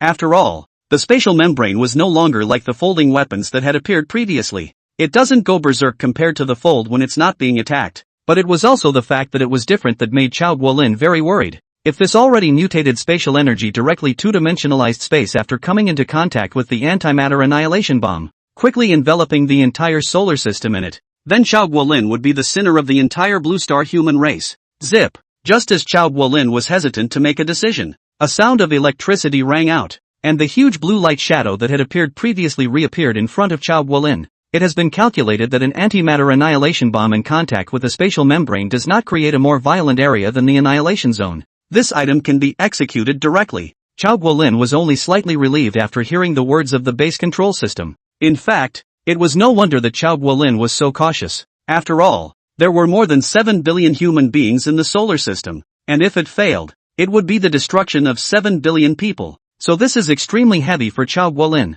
Initiate. It was only after the base control system had scared the tranquilizer that Chao Guolin finally settled down and gave the decision to activate the antimatter annihilation bomb. At the same time when Chao Guolin had just uttered the word activate, the antimatter annihilation bomb floating near the debris beyond Pluto's orbit also instantly activated, erupting with a tremendous amount of energy. The antimatter stored in it was released as if it were a waterfall, cascading down in a torrent, expanding violently outward with the antimatter annihilation bomb as the center of the circle. It's starting. After the antimatter annihilation bomb was activated, Chao Guolin and the others didn't have time to pay attention to anything else, and everyone's eyes moved to the model in the research room. In front of the crowd, pure black antimatter annihilation rounds erupted in the blue-white construction of the shield ship, as well as the grayish-white debris that only moments later wrapped the debris with the spatial membrane in it. When this scene that everyone was looking forward to appeared, Parcel Chao Guolin and Guolin included, their eyes were always fixed on the model, not even daring to blink for fear of missing even a single piece of information. Like space energy and antimatter annihilation energy before it, it's reacting violently. After seeing the annihilation energy on one side of the antimatter annihilation bomb being absorbed by the fragments, Guolin said excitedly, antimatter is really useful for it. It depends on just how far it can work. Although Chao Guolin was replying to Guolin, his eyes never left the model. Just as Guolin wanted to say something, he saw that above the model, the surface of the debris with the spatial membrane suddenly erupted, and a black area violently began to expand, incorporating the surrounding robots and shield ships in an instant. 7017K. Chapter 123, The Core Area of Annihilation. The sudden eruption of the two energies, though sudden, was one of the several outcomes that Chao Guolin and the others had predicted. Just how far it could cover was beyond the control of Chao Guolin and the others. Sir Commander, the area is still expanding. Should we evacuate the nearby Shangtang-class ships? As that sudden eruption of antimatter space expanded rapidly, the base control system also directly inquired to Luo Xiao. Although Chao Guolin and the others were in charge of this research project, the control of the surrounding fleet was of course only in Luo Hua's hands while he was directly observing. Retreat! Luo Xiao stared intently at the scene that was just like the last big explosion of antimatter annihilation energy and frowned. Wait, leave 5 of them behind and open the shields to head over towards the annihilation core area. When Luo Xiao shouted retreat, but then suddenly changed his mind and had the base control system will open the shields of the 5 Shangtang-class battleships, reversed with the rest of the battleships, and headed straight for the center of this new annihilation area, inside that antimatter energy annihilation zone of Neptune. The more the shield ships sailed into its core, the more the shields would be depleted too. Shield ships that had been able to hold out for 30 minutes or so on the fringes were already holding out for less than 30 seconds before they even reached the core area. Under such circumstances, for more than half a year, Luo Xiao was unable to explore the annihilation core area. But now this time, the appearance of a new annihilation region was also an opportunity for Luo Xiao, an important chance for him to directly explore the core region of annihilation. 5 Shangtang-class battleship shields have been activated and are heading to their core. Under the control of the base's control system, the 5 battleships detached themselves from the larger force and, against the surging antimatter energy around them, traveled in the opposite direction, heading straight for its core. Shield energy is dropping at a high rate. As the battleships continued to approach the core area, the energy of the shields was depleting rapidly. However, compared to the hundreds of thousands of antimatter annihilation bombs that erupted at the same time, the energy that erupted from a single one still couldn't drain the battleship's shields in a short period of time. Sir Commander, the shields will hold for another 5 minutes and 7 seconds. The time the shields could hold out was pinpointed to the second before the base control system relayed the message back to Russia on the moon. While listening to the information communicated by the base control system, Luo Hua said, 5 minutes? That's enough. The area covered by the new area of annihilation at this time wasn't very large, so even though the battleships only had 5 minutes, it was enough time for them to get to the area where the antimatter had just erupted. Approaching the area. As the fast-moving battleships rampaged through the annihilation area and kept moving forward, the area where the antimatter annihilation bomb had just erupted had also gradually revealed its true colors. The area has been reached. As the battleship's reverse thrust engines kicked in, the 5 battleships came to rest around the piece of debris. The shard has not been annihilated. Through the observation of the fragment, the battleship intermittently echoed back information about the area at the core of the annihilation. Not annihilated yet? After hearing this news, not only Luo Xiao, even Chao Guolin and Go Wan and the others in the lab had to admire the luck of that fragment.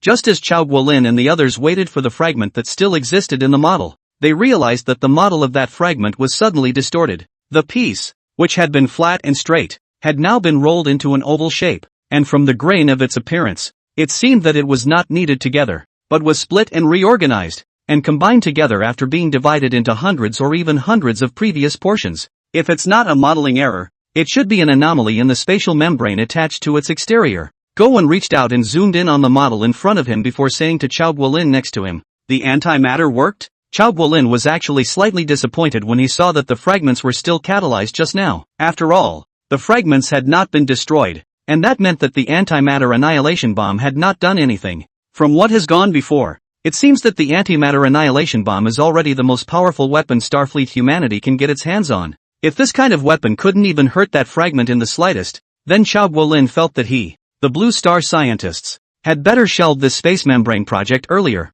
Not having mastered the basic technology of folding space and not being able to decipher the space membrane information that had been obtained was definitely a huge blow to Chao Guolin and the others. Now, however, something has shifted. Although the antimatter annihilation bomb did not break the space energy covering the shard directly, it did change the stability of its interior, which was what caused the distortion like the current phenomenon. Request to continue to put in antimatter annihilation bombs. At this time, seeing hope, Chao Guolin and the others simply applied to Luo Hua once again, preparing to put another antimatter annihilation bomb into the region. Expansion of the annihilation zone has ceased, and continued input of antimatter annihilation bombs poses no threat to the Kuiper belt. When Chao Guolin's application to continue using antimatter annihilation bombs came to Luo Xiao, the base control system's analysis of the reinvestment of antimatter annihilation bombs also came out at the same time. The energy of an antimatter annihilation bomb was limited after all, and although the space it engulfed increased after it was augmented with space energy, it ultimately failed to expand too far.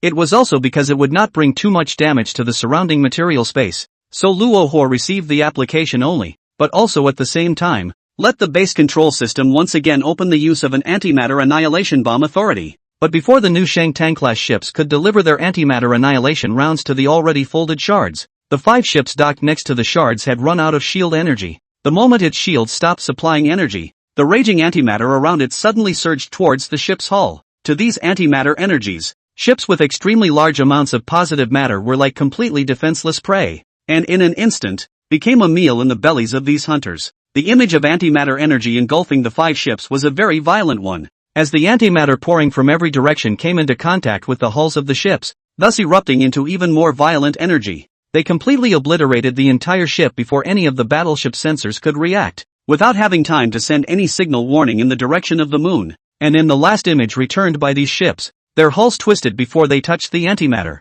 the heads of the ships meeting and forming a perfect closed loop within the annihilation zone. The steel hull was like Play-Doh, being kneaded at will by the space energy that had appeared somehow. 7017K. Chapter 124 Wormhole Technology? This image was a great shock to Chao Guolin and the others. This was the first time they had received an image about their own battleship being directly acted upon by space energy. It was also because this image was taken from the battleship itself, so at the same time that the image was being returned, the first-hand data about the changes in the ship's hull was also simultaneously returned to Chao Guolin and the others in the huge virtual research room. It's about the latest data on space distortion. While the crowd waited for the new Shangtang-class battleships to bring the antimatter annihilation bombs to the annihilation core, Chao Guolin and the others also focused all of their attention on this string of data. Quickly model and analyze it. The first time they received such important data, Chao Guolin and the others were very excited. Although they were working for the Starship Human, Luo Xiao, their desire for science also made them indulge in this thrill of discovery and exploration.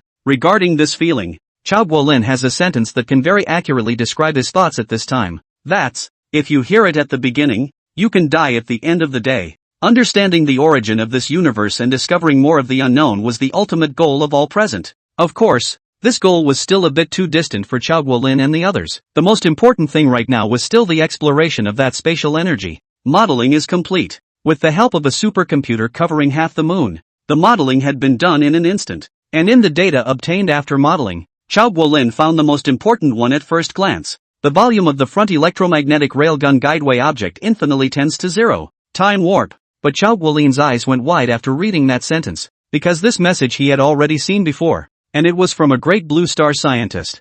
Relativity? Gowon also noticed that sentence at that moment. No, if that's the case, its gravitational pull will be so great that all the asteroids in the surrounding Kuiper belt will be attracted to it. At that point, the entire solar system, not to mention the Kuiper belt, will be continuously attracted, and it won't be impossible to create a black hole within the solar system at that point. It doesn't have enough of a gravity field to shift the 4 dimensions around it. After these words from Gowon, Chao Guolin also came back to his senses from the shock he had just experienced. Then how do you explain the change in volume? Although what Gowon said was not unreasonable. What else could distort 4-dimensional space and thus interfere with spacetime other than this? This doesn't seem to be caused by gravity. Gowon pulled down the data listed by the lunar computer and pointed to it. Outside of the annihilation zone, none of the warships have measured any gravitational changes in it. And apart from gravity, the only thing that acts directly on space is space energy itself. Gowon's statement was very roundabout, but as his longtime friend, Chao Guolin seemed to understand what was going on. Accomplished through the difference in velocity of the vacuum ground state? A wormhole? Hiss, that makes it harder. If, as Chao Guolin said, the distortion of space did not come from the alteration of the 4th dimension, but because of the emergence of wormholes, then something deeper was involved: dark matter. To that great scientist of the blue planet, wormholes are thin tubes of spacetime connecting between distant regions of the universe. Dark matter, on the other hand, is what keeps the wormhole exit open. Wormholes can be used to connect 2 disjointed spaces and offer the possibility of direct time travel. Simply put, this is an interstellar leap program that is more convenient and faster than a Stargate. Wormholes, space energy, dark matter, time warps. The simultaneous appearance of these words made Chao Guolin's head spin. The technology at their disposal wasn't enough to parse this kind of thing, and even if more data had been obtained from the explosion of another antimatter annihilation bomb, it would still be just a bunch of data to Chao Guolin and the others. The current research labs, even if they had gotten that data, hadn't been able to start the tests yet. We have to develop the front-end technology before we can move in that direction. Gowen said to Chao Guolin as he looked at the Shangtang-class battleships in the model that were once again golden-haired toward the Annihilation Core region. Indeed it should. Chao Guolin nodded his head and responded. But the data we got today is also extremely important, and will bring us no small amount of help in front-end technology development. After all, in addition to all the tech Dry Vegetable was talking about, he's been very useful to us in the improvement of antimatter annihilation bombs, shield generators, and hull materials. While the two Chao Guolins were talking, the two battleships, one after the other, had already arrived at the Annihilation Core. After those two battleships arrived, the battleship carrying the antimatter annihilation bomb in front of them didn't directly release the antimatter annihilation bomb within its hull, but instead increased the output power of its thrusters and rammed its hull towards the debris that was already extremely twisted and expanding outwards in size. As it reached out into space, the impact, although it looked very violent, did not make the slightest sound. As soon as the front end of the Shangtang-class battleship came into contact with the debris,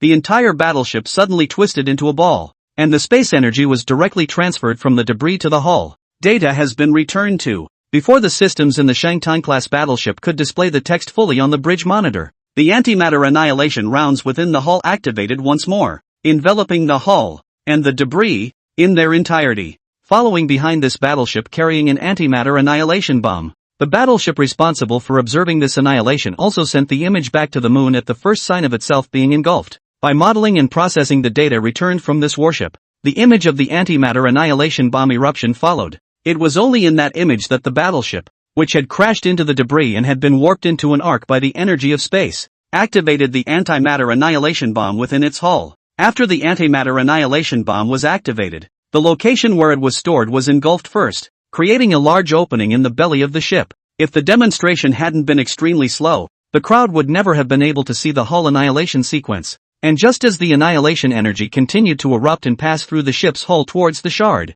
the hull, already tinted with space energy, passed the annihilation energy directly into the interior of the shard. After the antimatter annihilation bomb was activated, the location where it was stored was engulfed first, creating a large opening in the belly of the ship. If the demonstration hadn't been extremely slow, the crowd would never have been able to see the hull annihilation sequence. And just as the annihilation energy continued to erupt and pass through the ship's hull towards the shard, the hull, already tinted with space energy, passed the annihilation energy directly into the interior of the shard. 7017K. Chapter 125, The Establishment of the Blue Star Alliance. At this time, that spatial membrane within the Annihilation Core area was like a worm egg, moving in a very rhythmic rhythm. Whether it was those scientists from Blue Star, or Luo Xiao, who was also on the moon, none of them knew what was being birthed within this worm egg. But even if they didn't know, the crowd held their breath, waiting for the antimatter energy to explode within it. Maybe that's the interesting thing about experimenting with matter? Luo Xiao stared at the rhythmic spatial membrane and thought secretly. In the past, when Luo Hua was still in the migration faction, he had also participated in the research and development of technology. However, that kind of R&D was simply calculating data, inputting the data, and then waiting for the Cygnus information base to send back the data before he could learn whether the experiment was successful or not. Such experiments made it very boring for most migrationists, as if what they were studying had no relevance to them and was just a bunch of data being passed around. But accordingly, it is risky to conduct substance trials compared to pure data studies. As it is now, antimatter and space energy are battling it out in the same place, and who knows what will be birthed in the end. This is exactly why the Cygnus civilization will move the test site as far out as possible when conducting real tests. The sun on which the Blue Star civilization is located was finally chosen as the testing ground for the fold because it met this condition. Even if they were as strong as the Cygnus civilization, they couldn't predict whether the test would trigger a chain reaction or not. After all, even a civilization spanning two major branch arms couldn't fight against the sudden outbreaks of dimensional fall,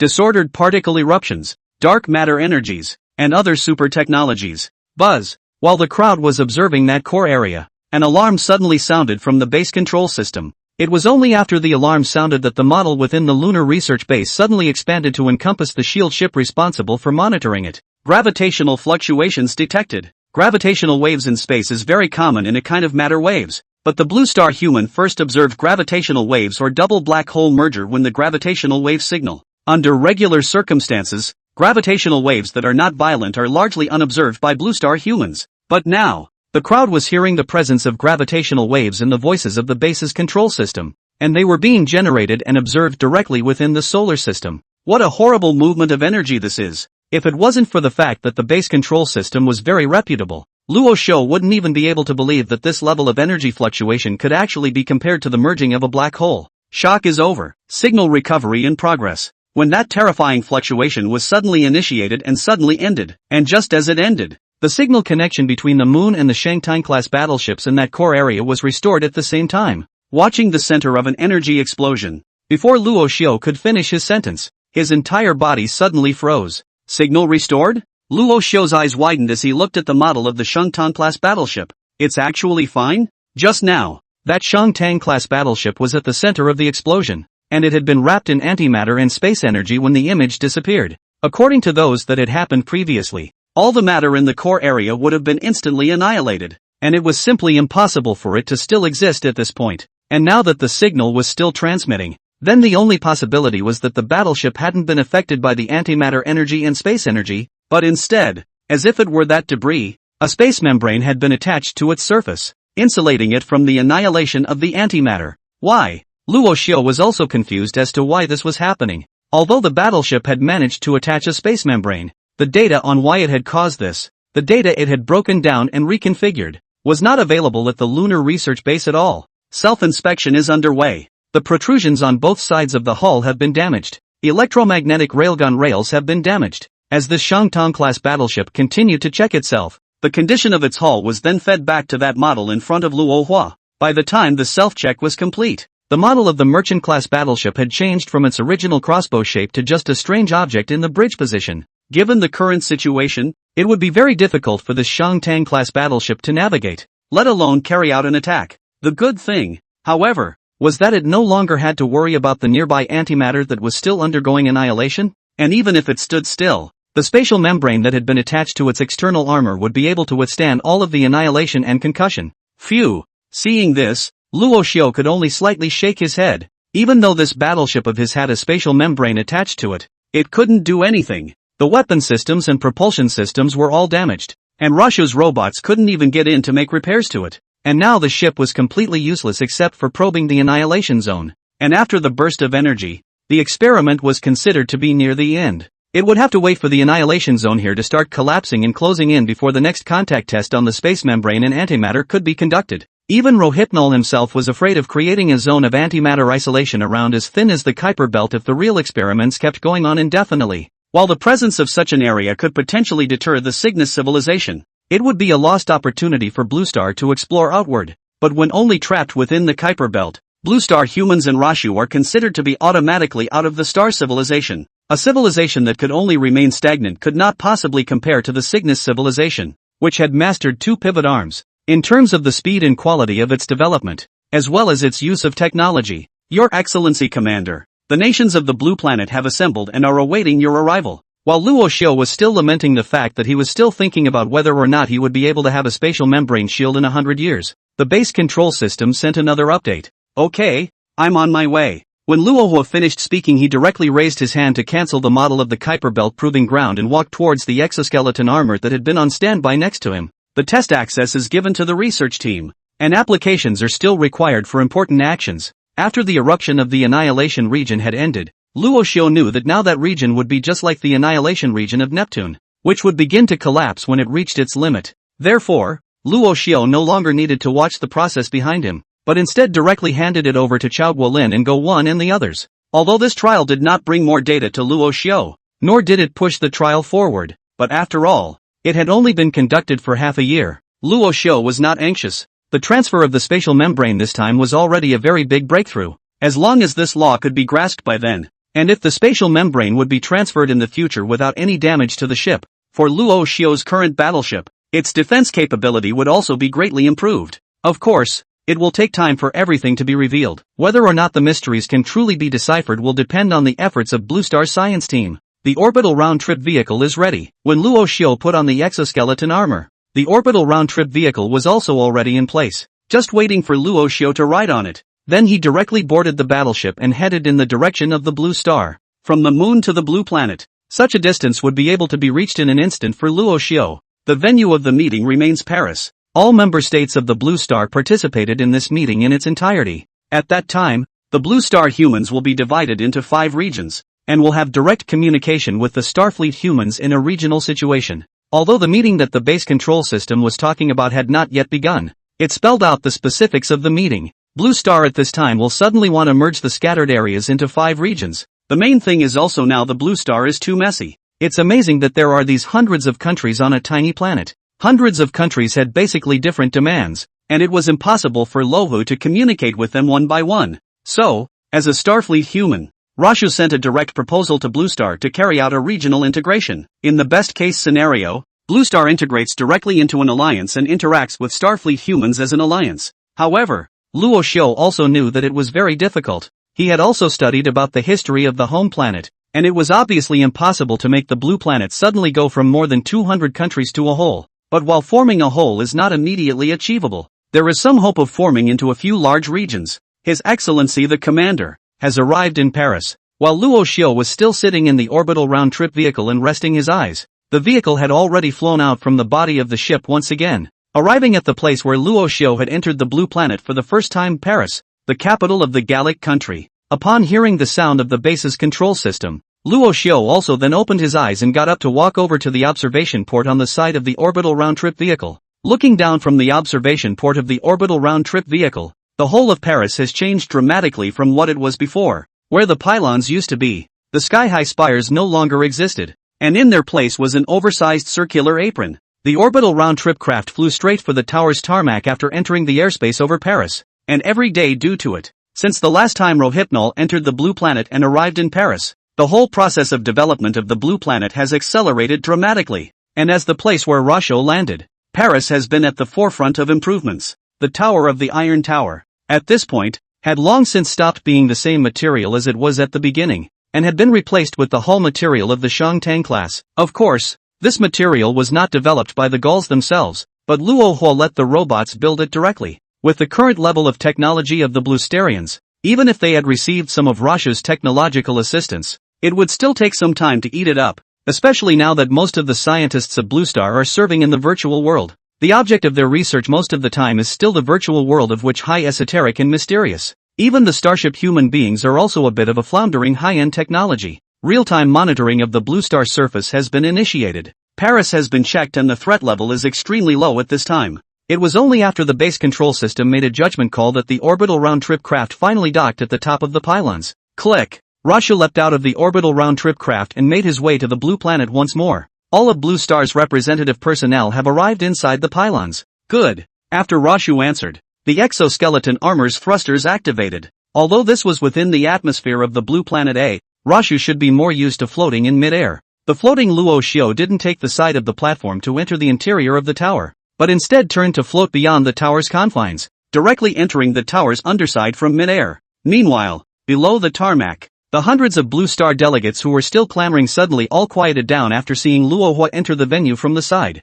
This sudden silence caused everyone to hold their breath for fear of making some noise that would affect the existence in front of them who held the lifeblood of the Blue Star. Begin. After landing in the main seat of the venue, Rashu also spoke directly to the base control system through his exoskeleton armor. Yes, His Excellency the Commander. When the voice of the base control system had just entered the end, the venue that was still bright suddenly went dark, and the light inside and outside had been completely blocked. The meeting is called to order, so please prepare yourselves, all Blue Star humans. Upon the recommendation of the Solar System Defense Command and the proposal provided by Blue Star will be split into 5 regions, respectively: the Greater China region, led by the state of China; the Northern region, headed by the Woolly Bear country, encompasses the eastern part of the European Union, as well as the entire cold belt of the headquarters; the non-European region, headed by the Gallic and Hanseatic states, encompassing all of Africa; the western part of the European Union, a great maritime region headed by the country of John,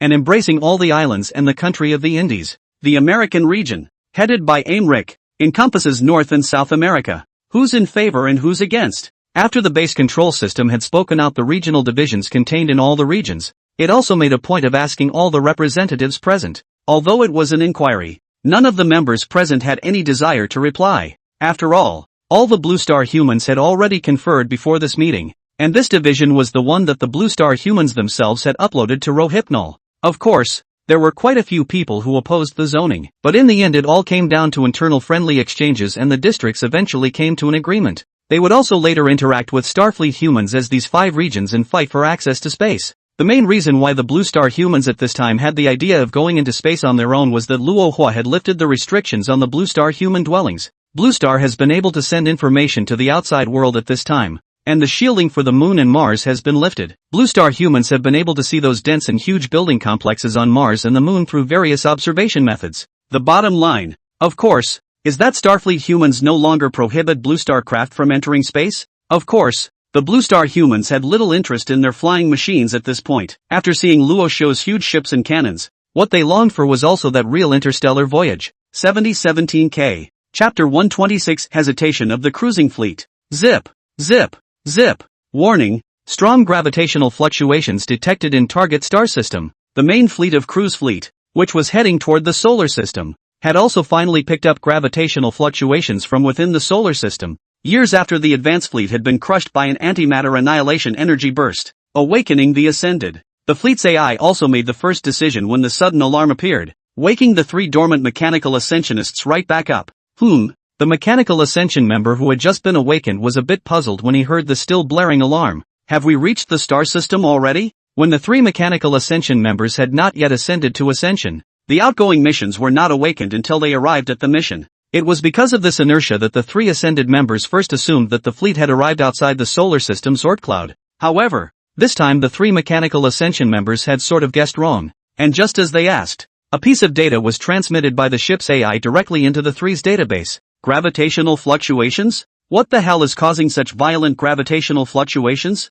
The 3 mechanical ascension members of Kasakuk were also very puzzled by the sudden gravitational fluctuations. Although the cruise fleet had received countless gravitational fluctuation signals since its inception, but a gravitational fluctuation that was so close and still within the galaxy of the primitive civilization was the first time the crowd had seen it. A black hole? The first thing that came to the trio's minds about gravitational waves that fluctuated so strongly was black holes. Nor could their 3 mechanical ascension members think of any other event in the solar system other than a black hole. Something like a supernova outburst should not, by any stretch of the imagination, occur on a still young stellar sun. How could a black hole appear? The one whose mechanical skeleton appeared the thinnest of the 3 mechanical ascension members looked a bit puzzled. Of all the data that already existed, a black hole just wasn't something that could just appear. For all known civilizations, black holes are a presence to be avoided, and the conditions for the creation of black holes can be very demanding. Even if all the matter in the solar system is needed together, there are no conditions for the formation of black holes. That is to say, even if the solar system had reached the stage of supernova outbursts and got away with leaving its own core behind, this mass would not be able to form a black hole. For a black hole to form, its mass would have to be at least tens or even hundreds of times that of the sun. Is that the weapon that the unknown civilization used to destroy the subfleet? The 3 Kasakuk mechanical ascension members thought about this and felt that things had gotten even more difficult. Previously the cruiser fleet had only known that the advanced fleet had been dealt a quick blow. But what they hadn't expected was that the weapon that destroyed them would be so furious. What's the point of destroying an advanced fleet with such a powerful weapon? The 3 mechanical ascension members were somewhat puzzled by the fact that a mere 100 battleships made the other side use such a powerful weapon. Is it that the other side's technology has reached heights beyond the reach of the cruise fleet and is able to use high-level technology at will? Or is the other side doing everything they can to deal with the advanced fleet, thus going so far as to use weapons that might kill them all? These 2 lines of thought lead to completely different conclusions. And if it's the former, then even if the main fleet reaches that star system,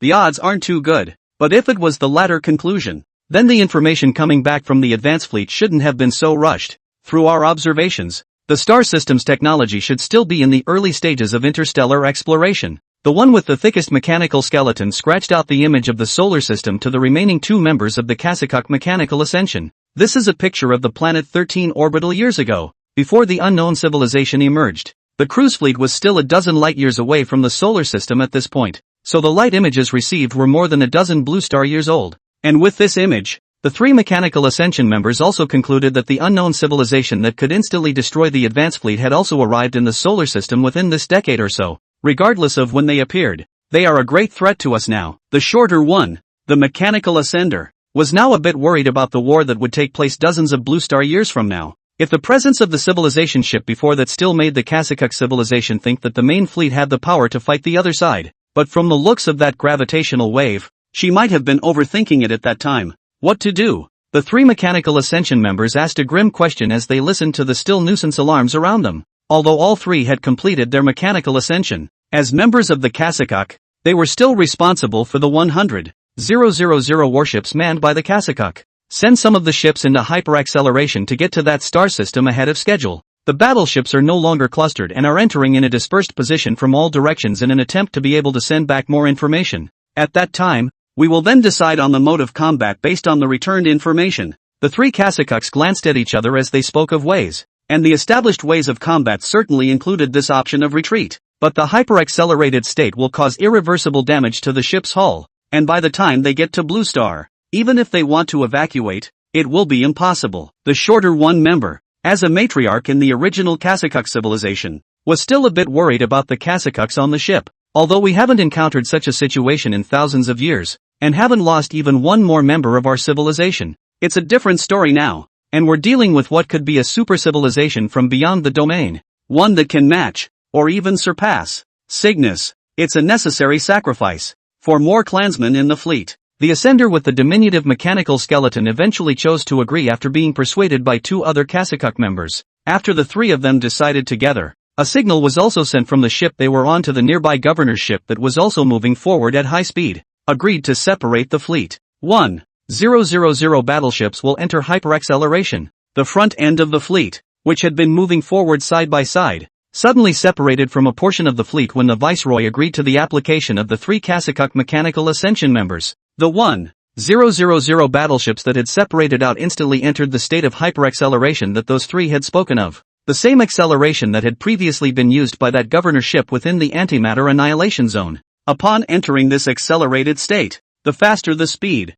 the faster the hull of the cruising fleet would be destroyed, as the material of its hull was not yet able to support it in a higher speed movement. By the time the 1,000 ships reached the solar system and began to slow down, their hulls no longer supported them for high-speed movement. 7017K. Chapter 128, Interstellar Material Separation Zone. The Cygnus civilization, which monitored all the ships and was cut still connected to the ascender data, certainly knew all their thoughts about the blatant conspiracy of the three Kasakuk mechanical ascendants. For the Cygnus civilization, though, he didn't seem to have the same kind of worries that the Kasakuk civilization did. As the civilization that had been hiding behind the curtain of the cruise fleet, the Cygnus civilization had never failed to reveal its home planet, or even its true form before any other civilization. It was also because of the secrecy that the Cygnus civilization was not worried about the other side counter-tracking the cruise fleet and the Cygnus civilization after defeating the main fleet and 100 civilization ships. Even if the other side could find the main camp of the cruise fleet, it would be impossible for them to find the whereabouts of the Cygnus civilization.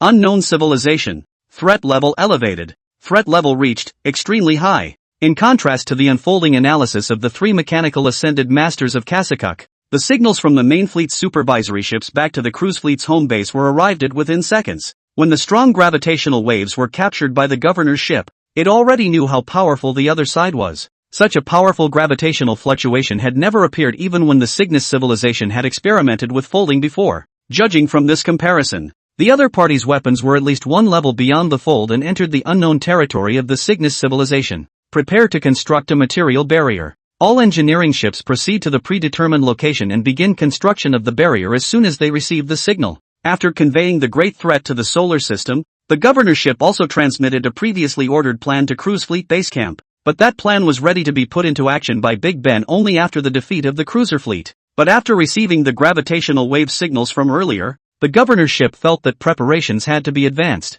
Only by constructing a material isolation zone could the other side not be able to make an interstellar leap. If one wanted to sail directly, even with the ability to travel at the speed of light, it would take at least 1,000 years to sail from where the Blue Star was to Cygnus Tangent 3. 1,000 years is more than enough time for a cruise fleet to make the move to another location. And Cygnus-themed civilizations? They don't even need to move because they were never exposed. Just 2 minutes after the supervisor ship transmitted a signal to Cruise Fleet Base Camp, the otherwise quaint Cruise Fleet Base Camp suddenly stirred as a large number of engineering ships separated from the super fleet orbiting the star and headed for the nearest stargate in preparation for the creation of a quarantine zone in Orion's cantilever. Since the establishment of a quarantine zone was also considered a vast project in the stars, the engineering ships that acted this time covered the sky and swarmed densely to the nearest stargate like locusts. A primitive civilization needs to be relocated. 2 subsidiary civilization home planets need to be destroyed. It is recommended that non-conventional weapons, such as folding, be used directly against stars,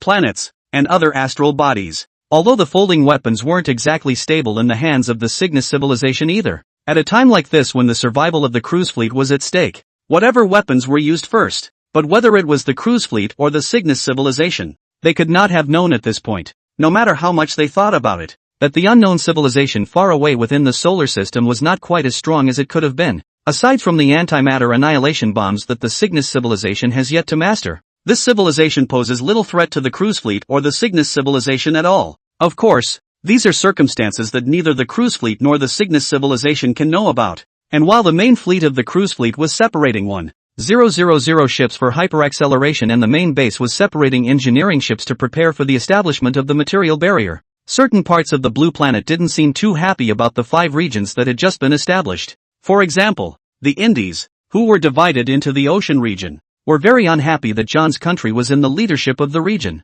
In the thoughts of the Indies, at this point in time, John's country was already thinning out and had long since ceased to be what it had been as their suzerain state. With this in mind, once the 5 regions had been established by Rashu, the Indies passed a request to Rashu to dismiss the leadership of the John country's ocean region, if not revolutionize, at least put the Indies on an equal footing with the Johns. Luo Hua, who was preparing to establish a base in Australia, also smiled after receiving this application from India. Though John's country is thinning, it is not something that the Indies can provoke. Tell India that if there was no rebuttal yesterday when the region was established, then there is no need to talk about it today. Luo Xiao raised his leg as he walked into one of the deserts in Australia, while continuing to say to the base control system, if they really want the region leadership seat, then let them go directly to John country. No, it should be called the John district now. After the redivision of Blue Star, the previous organizational relationships have been completely modified and the transition to the Blue Star Alliance is underway. Yes, His Excellency the Commander.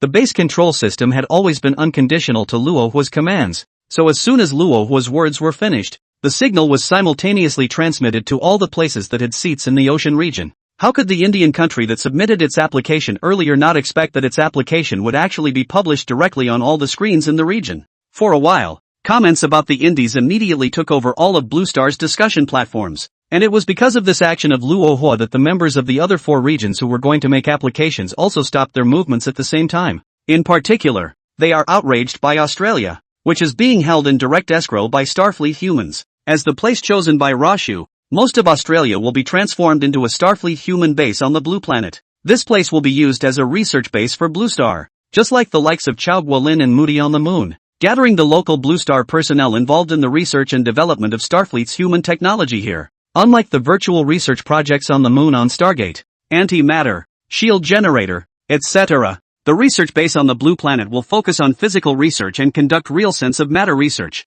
And research in this area would of course be slightly less difficult than, say, Stargate. But there's more to research in technology than just Stargates and other technologies. In food, living space, these researches are equally important for intelligent creatures. This area is given to the Greater China region to manage. In view of the previous excellent performance of Chao Guolin and Howen and the others, this research base on the blue planet Luo Xiao was also prepared to continue to be handed over to the personnel of the state of China for management. 7017K. Chapter 128, Rebellious Blue Star. At this point in time, within the solar system, after Blue Star's reorganization of power, it had gradually divided into several large plates. One was Mars, which was in the sphere of influence of Starfleet humanity, and as the starting point of Luo Xiao's life after he came to this world, it took on the manufacturing tasks within the solar system, and a large number of warships and robots were produced from the Mars base. Besides the Mars base, the other important base in Luo Xiao's hands was the moon. At this time, half of the moon was used as a place to place the supercomputer Phantom Dream,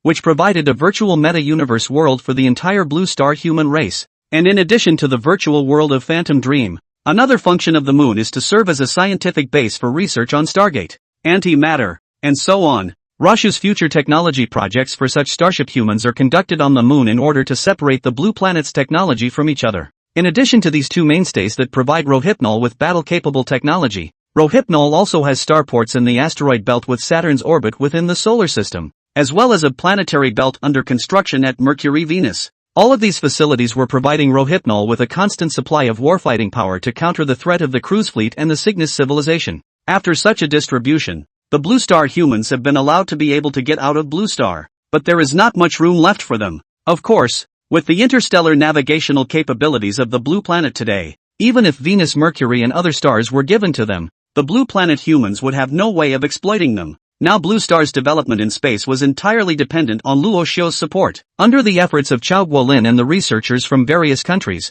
Blue Star had also made great strides in the development of interstellar warships. However, at this time, the interstellar warships designed by the humans of the blue planet were not as good as the craft that Luo Hua used for traveling back and forth between the planet's surface and orbit. But for the region of the Great China country that had mastered this technology, it was already very good. Your Excellency, Commander, the Indies have applied to withdraw from the ocean region. While Rashu was preparing to evacuate from the Starfleet human direct control area within Australia and return to the lunar research base, the base control system transmitted an update from a Blue Star human. After the fiasco in the Blue Star Ocean region some time ago, the Indian nation felt that they just couldn't stay in this region anymore. Taking advantage of the fact that the various regions hadn't been established for a long time yet, they also hurriedly sent an application to Luo Xiu, wanting to break away from the ocean region. These guys can really toss it around. Rohypnol was also momentarily speechless in response to India's application. When the 5 zones were first established in Paris, in the Gallic country, the Indies did not raise any objections, and when they were incorporated into the ocean region and coexisted with John's country,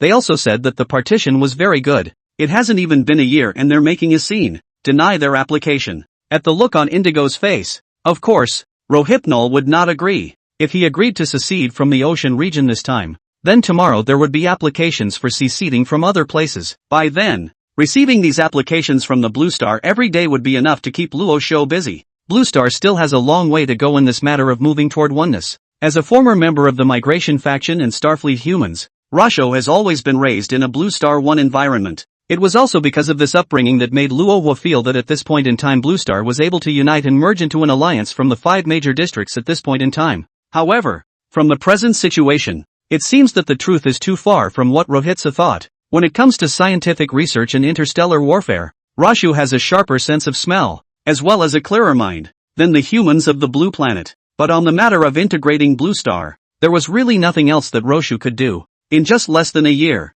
not only are the Indian and John countries in the ocean region in conflict, but even the Australian country, also a member of the ocean region, is dissatisfied with the John country's leadership in the region. In addition to the ocean region, the non-European regions of Gaul and Hanseatic countries are calm on the surface, but they still can't walk on the same path when it comes to certain decisions. Compared to these 2 regions that often cause trouble, the remaining 3 regions led by China, America and Woolly Bear are slightly better off, but that's all they are. In such a situation, Luo Xiu didn't want to bother about the Blue Star humans. After deciding not to pay any more attention to Indigo's message from them, Luo Xiu directly stepped onto the orbital round-trip vehicle and left the blue planet, preparing to return to the lunar research base in Go. And when Luo Xiu's orbital round-trip craft took off from Blue Star, Go 1, who had arrived in Australia from China, had only just stepped off the airplane. What's gone? Go 1, who stepped down from the recently developed hover transporter, looked up at the rapidly moving away orbital round-trip craft and asked the personnel of this Blue Star research base.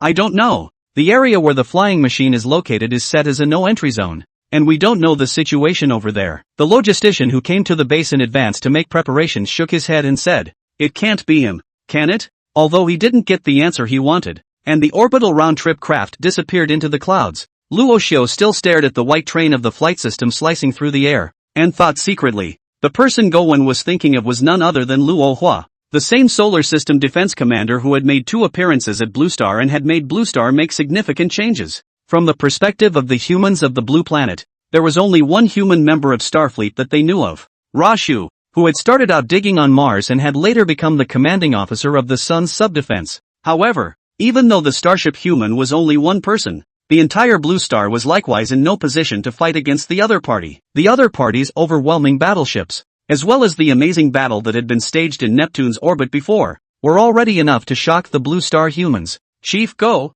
all of the equipment inside has been installed. Most of it was sent directly from the moon and installed by the robots of Starfleet humans, and is now ready for direct use. That logistician didn't think as much as Go-Wen did, and he froze for a moment before greeting Go-Wen on the side again. Well, Go. Regarding this research base established in Australia that covered an extremely wide area, Go-Wen certainly knew its purpose, which was to provide basic technological support for Starship humanity. This was a thankless task for the Blue Star humans, because the technology they were now researching could not be used by themselves, and even if they wanted to use it, they did not have the corresponding industrial support. That means that basically all the data they're researching right now belongs to Starfleet humans alone. However, due to the pressure of those many starports as well as battleships in the orbit of the Blue Planet, the Blue Planet humans still had to keep executing it. Apply to Starfleet humanity. The small annihilation zones in the Kuiper Belt have been of little use. We are applying for battleships to enter the large antimatter annihilation zones in Neptune's orbit.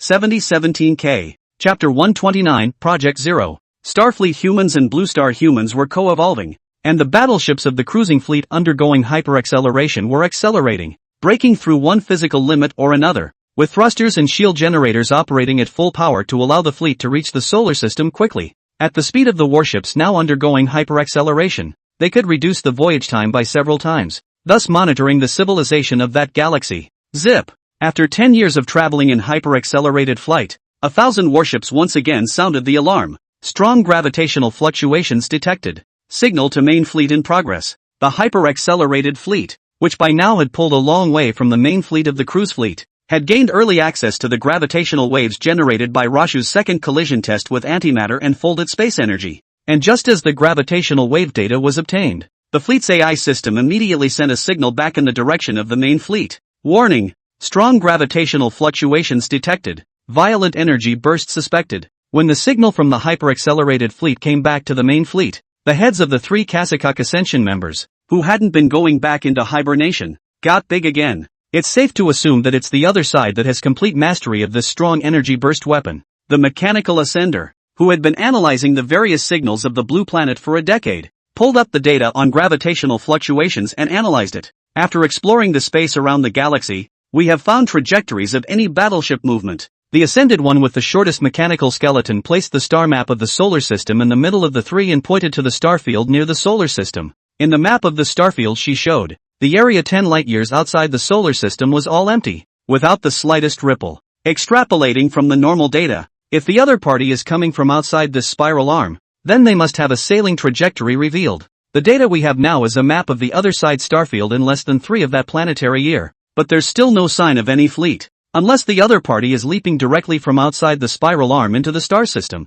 it can't be without a trace. At this time, the 3 mechanical ascended masters only felt that the origin of the unknown civilization that suddenly appeared was too odd. Since the other party was likely to be a civilization that had arrived from outside the spiral arm, there shouldn't be no bit of information about it. Even if the other side has a strong signal concealment ability, it is always impossible to change the redshift and blueshift of the information from the galaxies that can be observed in this star system. That means that fleet never overlapped those galaxies. This was theoretically impossible. Calculating that the other side could cloak their signal transmissions would be impossible to do with the ability to alter the cosmic redshift. A direct leap? That's impossible. The leading one of the 3 mechanical ascension members directly raised his mechanical arm and pressed the starfield map down. Even if we have the existence of a stargate, we wouldn't dare to leap directly within a star system. It's a very dangerous move. If the other side leaps headlong into an intragalactic star, all the fleet will go up in smoke, even colliding with planets and asteroids. It's also very dangerous.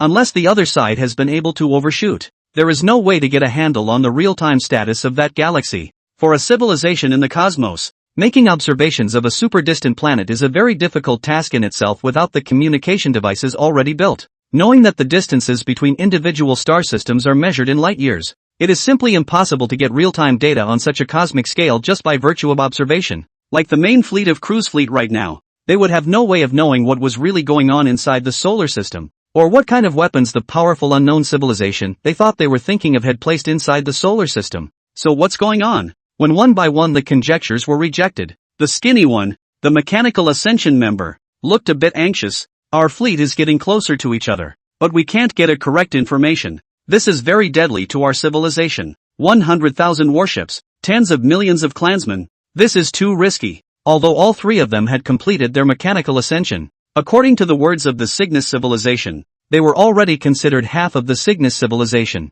But before being members of that half of the Cygnus civilization, they were first and foremost members of the Kashyyyk civilization. In any case, the first thing they had to think about was their own people. The 3 Kashyyyk mechanical ascendants were silent for a while. But it was the leading member with the tall mechanical skeleton who said, "Shall we stop the battle? I feel the need to stop the battle plan." I agree. As this second transmission of energy like a stellar eruption came through, the 3 Kashyyyk mechanical ascension members finally realized the gravity of the matter. The advance fleet they had previously sent out to be responsible for relocating the Blue Star humans away had long since been destroyed, and the other side had actually used the weapon again so long after the fleet's destruction. Obviously, such a maneuver would be a warning. The other side was warning the main fleet not to approach the star system any closer, and in order to keep their people from taking that risk, the three mechanical ascensionists, in unanimous agreement, began to send a retreat request to the governorships within the fleet. Overruled. When the application had just been sent not even a second ago,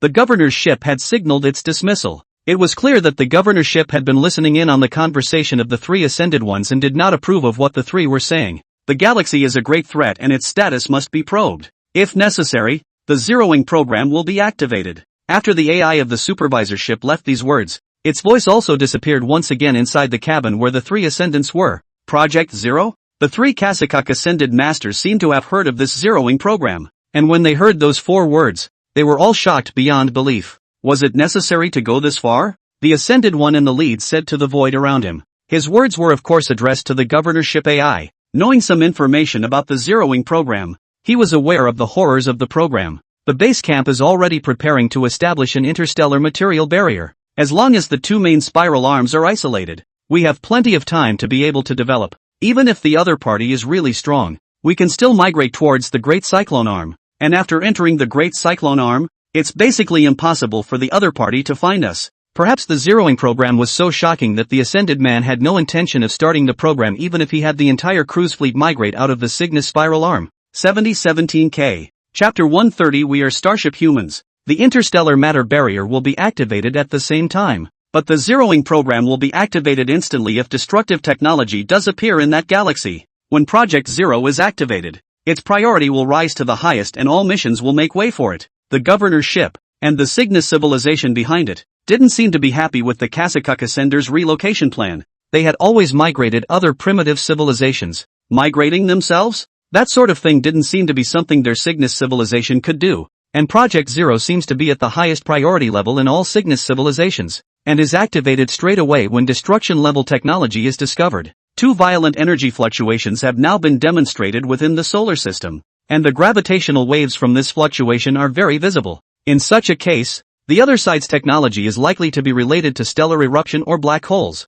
and such technology can already be considered destructive. Of course, what exactly the Cygnus civilization's motivation was for conducting Project Zero was not clear to the 3 Kasakuk mechanical ascendants. Though they had been exposed to information about the Cygnus civilization after becoming ascended as mechanical ascended members of the cruise fleet and also from the most powerful Kasakuk civilization. However, this did not mean that the ascended people had been fully accepted by the Cygnus civilization. Knowing that now, they were still only half members, and that word member is still in quotation marks. Because of these various reasons, the information that these ascended beings were exposed to was nothing more than what the other side wanted them to see. So, a lot of the moves of the Cygnus civilization the ascended ones, didn't actually understand very well what to do. The shorter one, the Kasakuk mechanical ascender, looked to the other 2 and asked, "Execute the plan," the lead one said after glancing up at the empty top of the ship. Available. The shorter member of the group tried to say something else, but was stopped by the lead ascender raising his mechanical arm.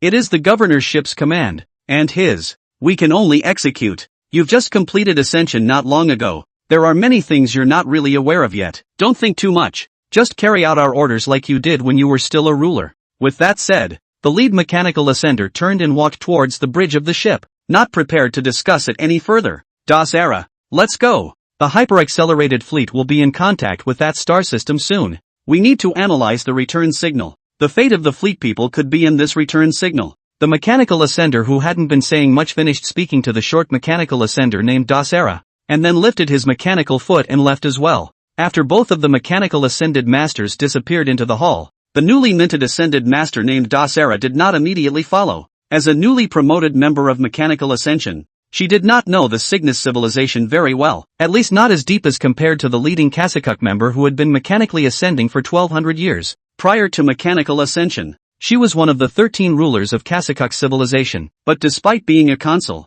all of the decisions she made during her time in office came from the mechanical ascension members of Kasakuk, and all of Dasara's decisions after completing her mechanical ascension and transferring her consciousness to mechanical were not out of the Kasakuk mechanical ascender team, but came directly from the Cygnus civilization. Although he had expected this, Das Era was still a bit lost when he actually found out. After all, No one wanted to be a puppet on a string, even if it was already a subsidiary civilization of the Cygnus civilization. It was better for the civilization's internal affairs to be self-determined internally. Of course, there was no opportunity for her to communicate these words upwards. Aside from being monitored, Dasera had no direct contact with Cygnus civilization. The only one who could have direct contact with the Cygnus civilization was the first mechanical ascender of the Kasakuk civilization, the member known as God by all the Kasakuk clansmen. Dasera, however, scoffed at the term God, and to her, that God was the culprit who had betrayed the entire Kasakuk civilization. As a member of an intelligent civilization, Dasera doesn't just want to exist as a vassal,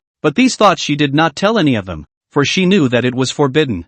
After a moment of silence in place, Dasera still took a mechanical foot and followed the other two members of Kasakuk's mechanical ascension to the bridge. The trajectory of the hyper-accelerated fleet was shown on large screens all around this bridge belonging only to the three mechanical ascension members. By now the hyper-accelerated fleet had increased their speed to 43% of the speed of light and were still trying to pick up speed. Such speeds are certainly considerable, but they have irreversible effects on the ship and the lives and equipment within it. The Kasakuk civilization had long previously conducted experiments with hyper-acceleration, in which even a ship had fallen apart directly in the hyper-accelerated state, changing from a ship to the most basic of particles. That transition from complete to shattered state was accomplished in a very short period of time, so that in just an instant, the ship's entity disappeared from the picture and dissipated completely into the material universe. For the better, the synthetics in the test that did not go dormant lost their life traits without warning, going from living to dead. Even the synthetics in their dormant state had suffered varying degrees of damage within their bodies,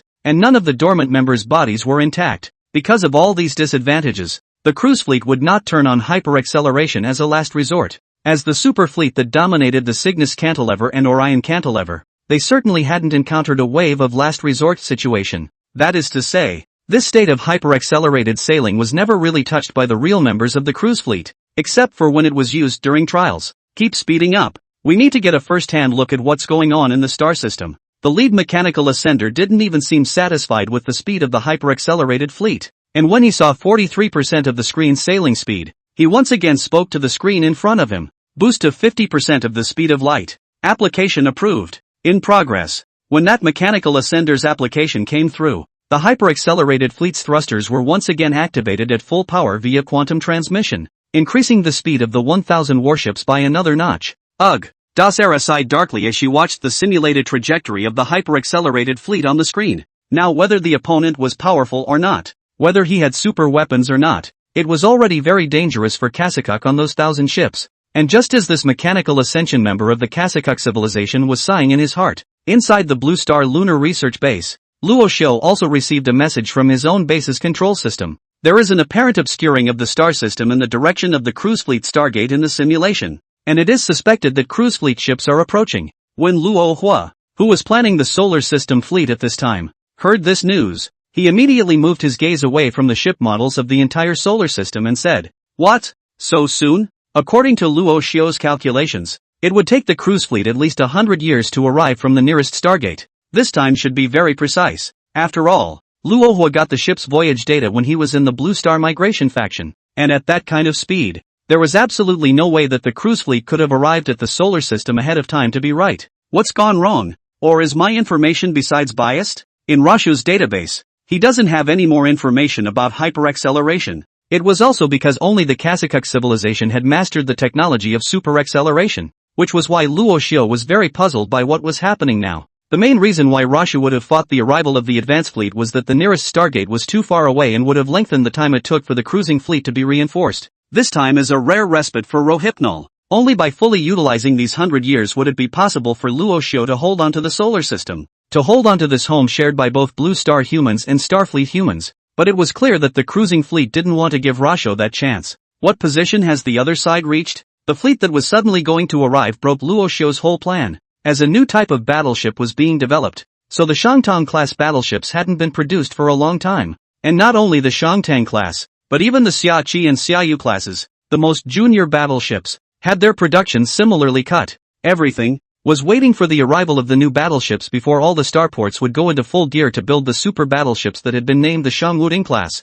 The early arrival of the cruiser fleet, on the other hand, directly disrupts Rohypnol's plans. The fleet is already about to enter the Oort cloud and is expected to break through the Kuiper belt and enter the core of the solar system in 891 days. As an outlying cloud of the solar system, the Oort cloud reaches a diameter of 2.3 light-years. In other words, the fleet in its hyper-accelerated state would need to cross a distance of at least 1.15 light-years to pass through the Oort cloud. Even though the fleet had reached 50% of the speed of light, it would take as long as 2 years to navigate. But by the time Rohitsu discovered this super-accelerated fleet, the other party was already approaching the Oort cloud, and judging from the time analyzed by the base control system, this fleet would enter the Oort cloud in more than 200 days. At this point 4 or 5 years had passed since the solar system since the war that had wiped out the advanced fleet. But there hadn't been much of a breakthrough in the solar system in terms of weapons and ships beyond the basics. Russia had been expecting his ships to merge with the space energy of the fold to develop super shields that could withstand the particle weapons of the cruise fleet. However, after 2 years of testing, every battleship that came into contact with the debris carrying the spatial membrane invariably shattered and turned into a single piece of debris without being able to maintain its full appearance. The most intact one, too, had been cut right down to the rear thrusters, leaving only the bridge and the forward EM railgun rails. Less than 3 years, Luo Xiu cancelled all the models in the room, stood up, and started pacing around the room. 3 years is a very short time for Rohypnol. This time it wasn't like dealing with the advanced fleet, being able to deliver a killing blow from the shadows and wipe out the advanced fleet in one fell swoop. At this point the solar system is definitely on the list of the cruise fleet and Cygnus civilization after the total annihilation of the advanced fleet by antimatter annihilation bombs. In such a situation, it was no longer possible for Luo Xiu to hide his strength, and he could only confront the other party hard. And such a confrontation would undoubtedly be very disadvantageous for Rasho. Can you analyze the number of warships? In the face of an event where words were more of a threat than the advanced fleet, Russia had to be cautious. Under analysis, perhaps it was a little difficult to analyze the number of opponents through the cover. The base control system paused for a second even after hearing Luo Xiu's question. The number of battleships is about 400 to 12,000. That's too big a span. Luo Xiu also knew that it was a bit difficult to judge the number of opposing warships just from the obscuration of light and shadow, but the interval of this number was also really too big. So big that there was no longer any reference value. 400 ships and 12,000 ships. That's 2 classes of fleet, which presents a huge problem for Rasho to deal with. Accelerate the development of the Shangwuding-class battleships. Mass production must begin within 3 months. The manufacturing of antimatter annihilation bombs has also accelerated. And this time, if we get invaded, we're going to push the battlefield outward into the Oort cloud. Facing the raging cruiser fleet, Luo Xiu was no longer prepared to engage the other side in the core area. The number of antimatter annihilation bombs in Luo Hua's hands was now very high, and compared to the antimatter annihilation bombs that had annihilated the advanced fleet last time, the stockpile at this point in time had increased 162 times. All of the antimatter annihilation bombs were being stored at this time in the Kuiper belt, on top of Pluto, which had been customized by Rasho as a weapons depot. This base number of antimatter annihilation bombs already poses a great threat to the core of the solar system. If this fleet also carried the Fold, a space weapon, the resulting antimatter annihilation zone might actually cover the entire solar system in it. And who knows what chemical reactions the sun might have after receiving an antimatter intrusion. If it was unfortunate enough to trigger a supernova outbreak, the state of the entire solar system, not to mention the Earth, would be altered. In order to minimize the impact of the antimatter annihilation bomb on the core region of the Sun, it was only then that Luo Xiu was prepared to set the battlefield in the Oort cloud. It was only after giving production orders to all of the manufacturing plants in the system that Rashu snapped to attention another way to deal with the situation. Make a directional broadcast in the direction of the fleet's incoming attack to stop and cease its incursion into my putative sphere of influence. Tell them we are Starship humans. At the end of the message, send the coordinates of the cruise fleet home base directly. 7017K. Chapter 131, Coordinate Deterrence. In addition to the coordinates of cruise fleet's home base, the coordinates of their 69 stargates in Orion's spiral arm were released along with them. Send it out in cruise fleet common. Yes, His Excellency the Commander. The base control system responded directly after Luo Hua's series of commands were given. As a system, it would only carry out Luo Xiu's commands in their entirety, without the slightest doubt. Kuiper Belt Fleet is in the midst of a directional transmission broadcast. Rashu wanted the broadcast to be transmitted to the other ship as early as possible, and the Kuiper Belt was considered the closest location to the other ship. But even broadcasting outward from the Kuiper Belt, it would take a year for the hyper-accelerated fleet to receive the signal. If it was an ordinary signal, a year would be enough time for it to dissipate in the vastness of space and cease to be useful for signaling. This directional broadcast by Rasho, however, does a good job of enhancing the distance of the broadcast so that the hyper-accelerated fleet is still subject to the full signal transmitted by Russia a year later. And once the signal was sent from the fleet in the Kuiper Belt region, it was headed toward the other side at high speed with the coordinates of the cruise fleet home base and 69 stargates in the Orion spiral arm. A year is quite a long time for Blue Star humans, who need to spend a full 365 days and nights to cross a Blue Star year. But for the universe, a year is quite a short time and arguably fleeting. In the case of our solar system, it takes a full 220 million years to make one revolution around the galactic core. This is an extremely large number, so large that even the Sun, which has been forming for 5 billion years, rotates around its core just over 20 times, and for a fleet in a hyper-accelerated state, the members of Kasakuk inside were even less aware of it. Only suddenly one day, the fleet that had approached the Oort cloud of the solar system suddenly received a signal from within the star system. Being the front unit, the fleet that received the signal didn't analyze it, but instead used the communication device to directly send it back to the main fleet of the cruising fleet that was still slowly advancing in the rear. Receiving signal back from hyper-accelerated fleet, the three mechanical ascensionists, who hadn't rested since the gravitational waves erupted in the solar system, were a bit surprised when they received the sudden signal. A signal? From within the star system? The ascended one in the lead was very puzzled. Did the other party want to communicate with the cruise fleet? Is it trying to warn us? Or is it a declaration of war? With questions about the signal, the lead mechanical ascender replied directly to the ship's systems. List the message. As soon as the words of this ascended being were spoken, the model of the solar system they had lived in suddenly disappeared and was replaced by 14 pulsars in the Milky Way, each of which emitted a single ray of light, all pointing in the same direction. Some of these rays were long and some were short, but they all converged in the end on a single point, and that point was what the other was trying to tell himself. Coordinates? As soon as the three mechanical ascended masters took one look at the formation, they knew that the other party had localized a star by means of a pulsar within the galaxy. After a few glances at the rather distinctive coordinates, the diminutive mechanical ascender, Das Era, said directly, "Locate this coordinates." After her words fell, the ship's system gave a detailed coordinate for the three Kasakuk mechanical ascetics. Thanks to the star map and the database, the labeled coordinates were even painted bright red in order to make the three of you look a little more closely.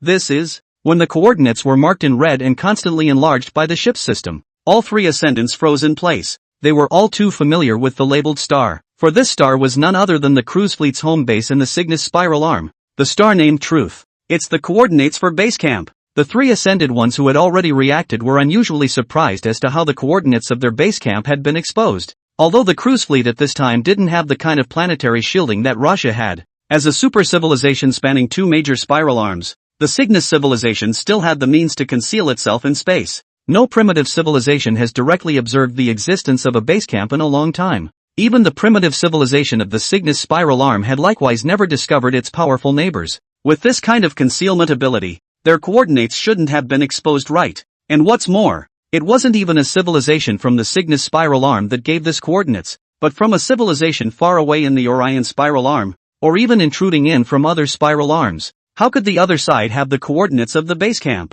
Prior to this, the ascender who led the group had only considered that the other party was powerful enough to find the Stargate from their own sailing trajectory and leap through it to the Cygnus civilization and find the base camp's existence. But he had never imagined that the other side had actually locked onto the coordinates of the cruise fleet's base camp straight away, and had made a grand gesture of broadcasting the coordinates outward to his side. Did the advanced fleet's Daler civilization reveal the coordinates? The shorter one, the ascended one, Das Era, though also shocked, had once reason as an intelligent being told her that perhaps it was not the other side that had discovered where the coordinates were, but rather that there were surviving members of the advanced fleet and had revealed the coordinates of the home base to the other side. That is not out of the question. The medium-sized mechanoskeletal ascender to Dasara's right thought for a moment and agreed. No, it can't be. The ascended one in the lead didn't seem to agree with the two. The last one to return a signal from the advanced fleet was the governorship, and it returned the message that the fleet was all but destroyed. There's no way the information from the governor's ship could be wrong,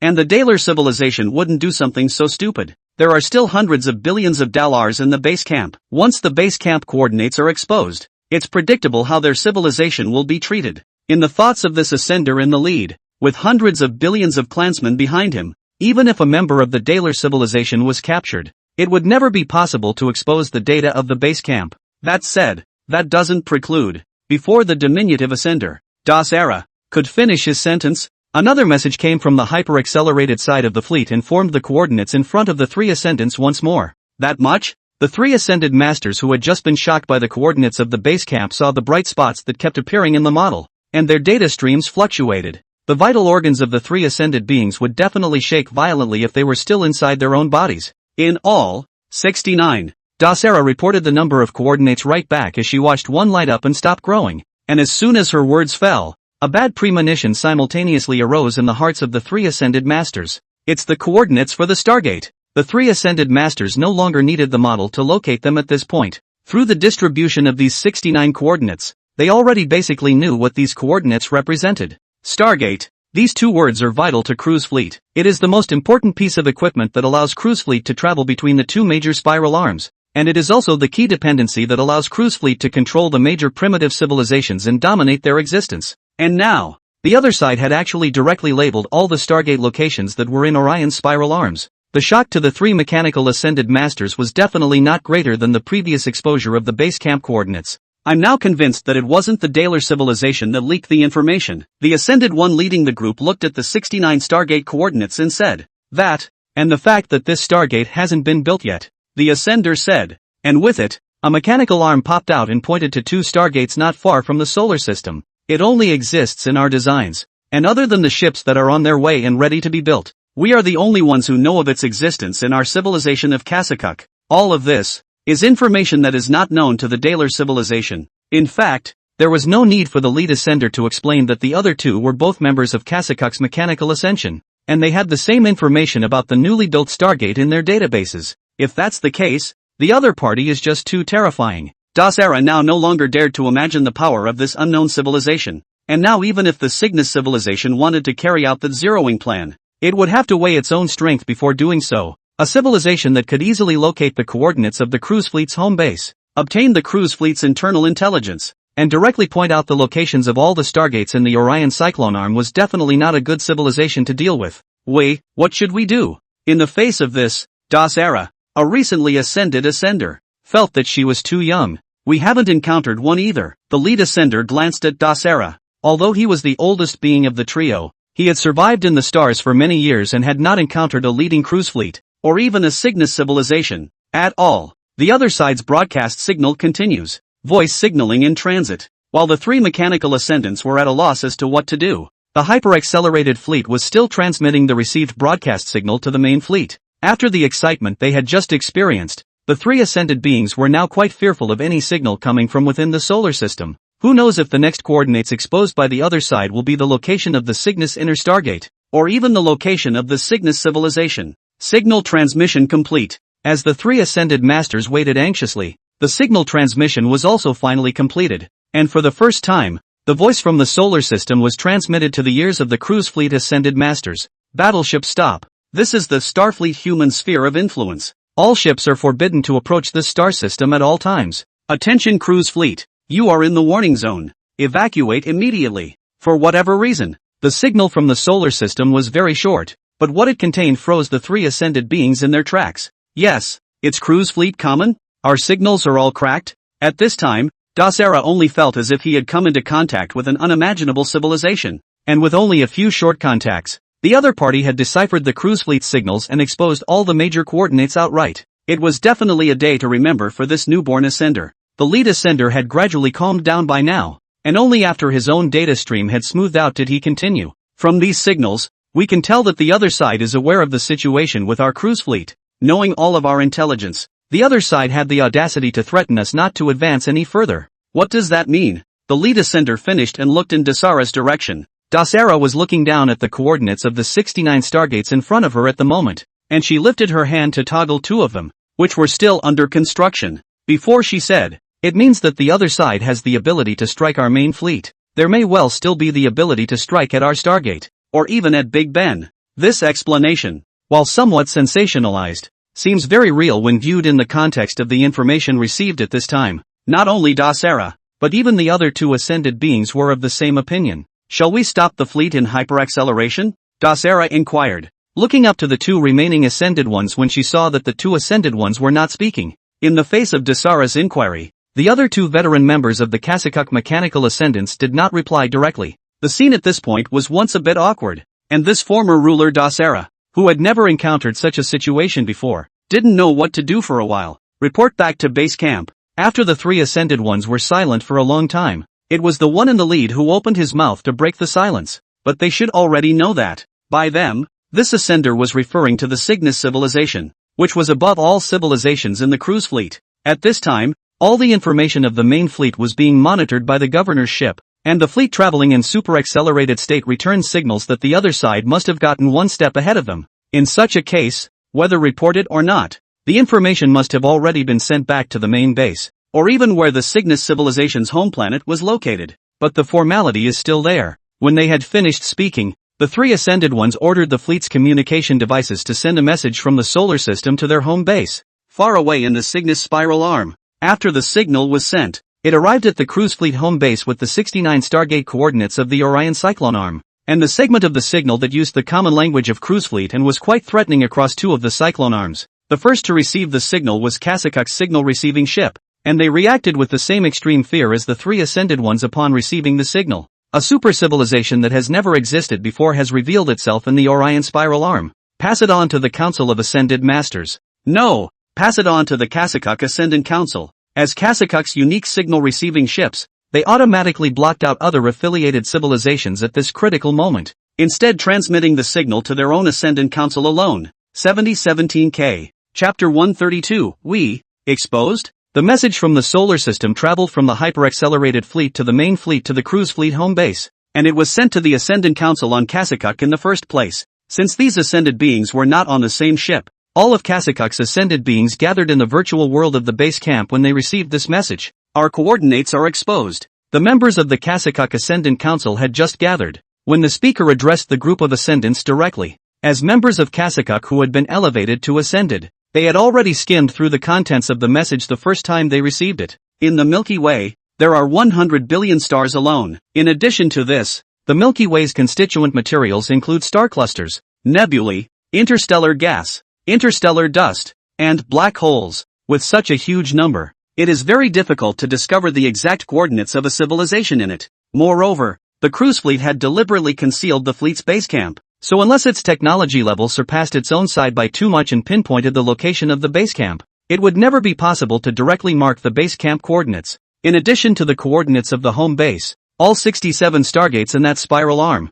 as well as 2 under construction, have been exposed. As this speaker spoke, one by one, the stargates of the Orion spiral arms lit up in the midst of the multitude of Kasakuk ascendants, gradually delineating the cruise fleet's sphere of influence in the Orion spiral arms. The crowd of Kasakuk ascendants saw this extremely widely branched stargate, but they were very grave. Compared to the exposure of the coordinates of the base camp, the coordinates of the 69 stargates of Orion's spiral arm being labeled was a much more terrifying thing. After all, there were simply too many ships in the base camp, and ships came in and out very frequently. So if the other side's technology was really too much above the cruising fleet, it was possible to be spotted straight away. And while stargates are huge for ships, they are extremely small in the universe. Such an extremely small building in the universe was all but labeled by the other side. A full 69, including the 2 stargates under construction. It was no longer a matter of technological leadership, but the possibility that all information on your side had been exposed. The cruise fleet was like a newborn baby in the universe, completely exposed to the observation of the other side.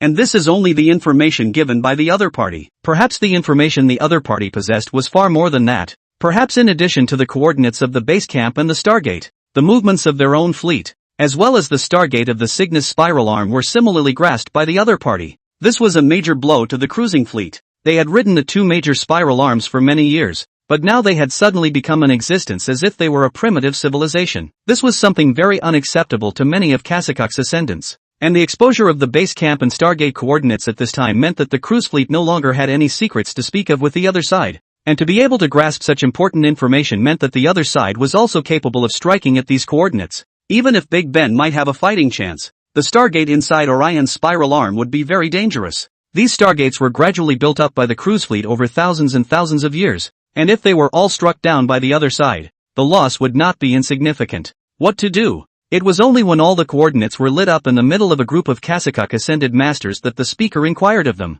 Faced with this never-before-seen situation, all of the Kasakuk ascendants fell silent. If it was as the intelligence indicated, This unknown civilization towered over all the civilizations they knew, possibly even over the Cygnus civilization, the being that controlled the cruise fleet. After all, the other party had directly marked the coordinates of the cruise fleet's home base in the star map, while the cruise fleet and the Cygnus civilization didn't have the slightest information about the other party. With their side in the light and the other side in the dark, this battle can be exceptionally difficult for the cruise fleet. We don't have the slightest bit of information on the other side, only that a huge energy fluctuation erupted within that star system. Other than that, we know nothing about this unknown civilization. It was only when all of the Kasakuk ascendants did not speak that the speaker rejoined. And judging by the coordinates of the Stargate, it wasn't exposed by the advance fleet that entered the star system, because they didn't have the coordinates of the two Stargates under construction. Is the war going to continue? The speaker's words were an inquiry both to the House and to the Cygnus civilization.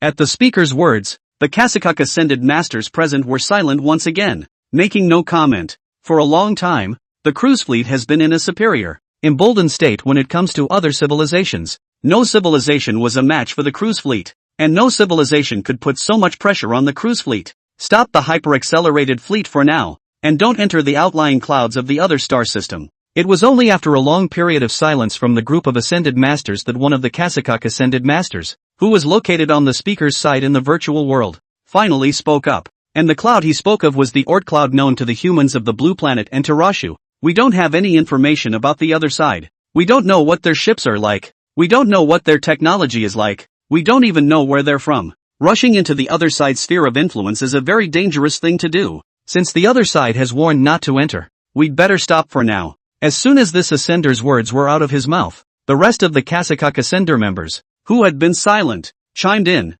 Yes, the battleship should be stopped. Don't provoke the other side for now. As the crowd spoke, they seemed to have forgotten about the previously annihilated advance fleet. As the highest civilization in the cruise fleet sequence, they didn't feel that the annihilated Dalal civilization fleet had anything to do with them. At best, it's just as much of a cruise fleet name. Well, the speaker looked up into the dark blue dome of virtual space as he spoke. I didn't receive a prompt from the Cygnus civilization to stop their new operation before he continued. Stop. Send a signal to the main fleet to keep the hyper-accelerated fleet out of that star system cloud. At the speaker's command, the signal to pause the fleet's advance was sent from the cruise fleet base camp, passing through the main fleet to reach the hyper-accelerated fleet. The fleet, which was about to plunge headlong into the Oort cloud, then hastily activated its hair thrust engines, slowing the ships, which had already reached 50% of the speed of light, continuously, and braked to a halt beyond the solar system's Oort cloud. For the fleet that was traveling at high speed, the violent deceleration caused great damage to the ship's hull. Even the members of Kasakuk, who were in hibernation in the fleet, had to be awakened from hibernation due to the damage to the hibernation bays. The hull is badly damaged and is being repaired. Hibernation been damaged. Please awaken all members as soon as possible. The first words the first Kasakuk members to awaken heard were warnings from the ship's systems. What's going on? Are we getting hit? The unidentified Kasakuks looked around in horror at the broken bulkheads and the systems that were sounding alarms one after the other. We broke away from the main fleet and are now on the outskirts of the star system. We made a hyper-accelerated flight? But why did we stop outside the other star system's cloud? After a constant stream of information from the ship's systems, the members of Kasakuk were coming to understand where they were. By order of Cruise Fleet Base Camp, the fleet is to halt its advance and remain outside the cloud cluster of that star system, awaiting the arrival of the main fleet. The fleet is not to advance any further and is not to launch any attacks on the star system. Those Kasakuk members were rescuing their clansmen in the dormant silos who had failed to awaken of their own accord, and each of them was filled with confusion as they heard the constant stream of information coming from the main fleet. What's going on here? We've already begun hyper-accelerated movement to get here. And the fleet people have already suffered 38% casualties, and now we're stopping here? The crowd was very confused about the main fleet's directive to stop, and why they had to go into hyper-acceleration to get here if they were going to stop. The doubts of these Kasakuks were not immediately answered by the main fleet, for at that moment the Kasakuk ascetics, having finished their deliberations, sent out another summons to all the ascetics of the cruising fleet. At this time, including the 3 Kasakuk ascended masters within the main fleet, all entered the virtual world of Cruise Fleet together for a council meeting in which all mechanical ascended masters participated for the first time in the history of Cruise Fleet. And while the meeting was unfolding, the main fleet of Cruise Fleet, still very far from the solar system, was not stopping. They were still some distance away from the solar system at this time, and had not touched the sphere of influence in that broadcast. Since they hadn't yet reached the range specified by the other party, there was certainly no reason for the main fleet to stop. Chapter 133, Deterring the Era. Stop. The Kazakhs, who had only just awakened, were a bit puzzled when they received the instructions from the main fleet ascender. Why did you stop? This sudden deceleration of the hyper-accelerated fleet damaged 38% of the ship's dormant compartments, and the Kazakhs inside the dormant compartments did not wake up again as a result.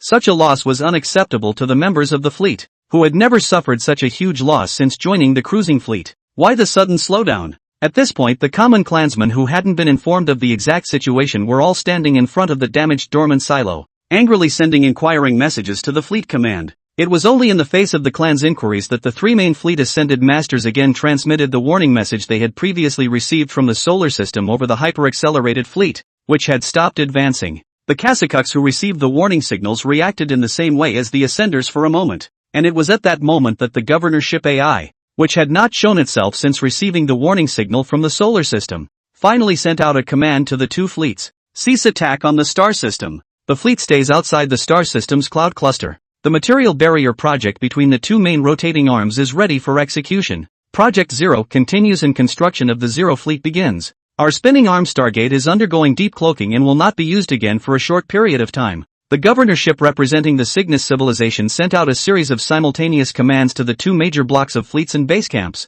and the commands were all formulated for the solar system. This was the first time the Cygnus civilization had issued so many directives at once, and the first time it had systematically targeted a single civilization. When the Kazakhs people received the message from the main fleet as well as their fellow governorships, the members of the Kazakh, who had been in a swarm of excitement, instantly fell silent. Before this, the Kazakh civilization had already guessed that the unknown civilization within the solar system was unusually powerful, but now it was just a direct confirmation. But is this how we're going to stay? The hyper-accelerated fleet had paid a great price, and most of the ships were now in dire need of repair, but they were now located outside the solar system's Oort cloud, and there was simply no matter for them to use if they couldn't afford to rest their ships. Faced with this situation, the three ascended ones in the main fleet also immediately said to the hyper-accelerated fleet, transfer the clansmen within the severe state of ship damage, and melt down the scrapped ships into repair resources. Following orders from the three main fleet ascended masters, hundreds of ships in the hyper-accelerated fleet were melted right down and used as repair resources to ensure the remaining ships could continue to be used. 6 months after the Cygnus civilization and the cruise fleet ceased their plans for the solar system, the Kuiper Belt fleet, which was moving towards the outer reaches of the Oort cloud, also observed the hyper-accelerated fleet stopping its advance. Stopped? At this time has rushed from the moon base to the asteroid belt ring star city Luo, who received the Kuiper Belt fleet back to the signal, is considered a slight sigh of relief. The sudden acceleration of the cruising fleet earlier caught Luo a bit off guard, and at that traveling speed of the other side, Luo simply couldn't build starships that could compete with the main fleet. But now that the plan for coordinate deterrence has succeeded, Rohit has also gained quite a bit of cushion. The fleet continues to move towards the outer reaches of the Oort cloud, monitoring the position of the cruising fleet's main fleet. From the information returned from our own ships, the cruiser fleet stopped beyond the Oort cloud. Although it was no longer advancing, it was clear that the cruise fleet, while stunned by the coordinates signaled by Rasho, was also still looking for an opportunity to attack the solar system. After all, being directly marked with coordinates was exceptionally dangerous for any civilization.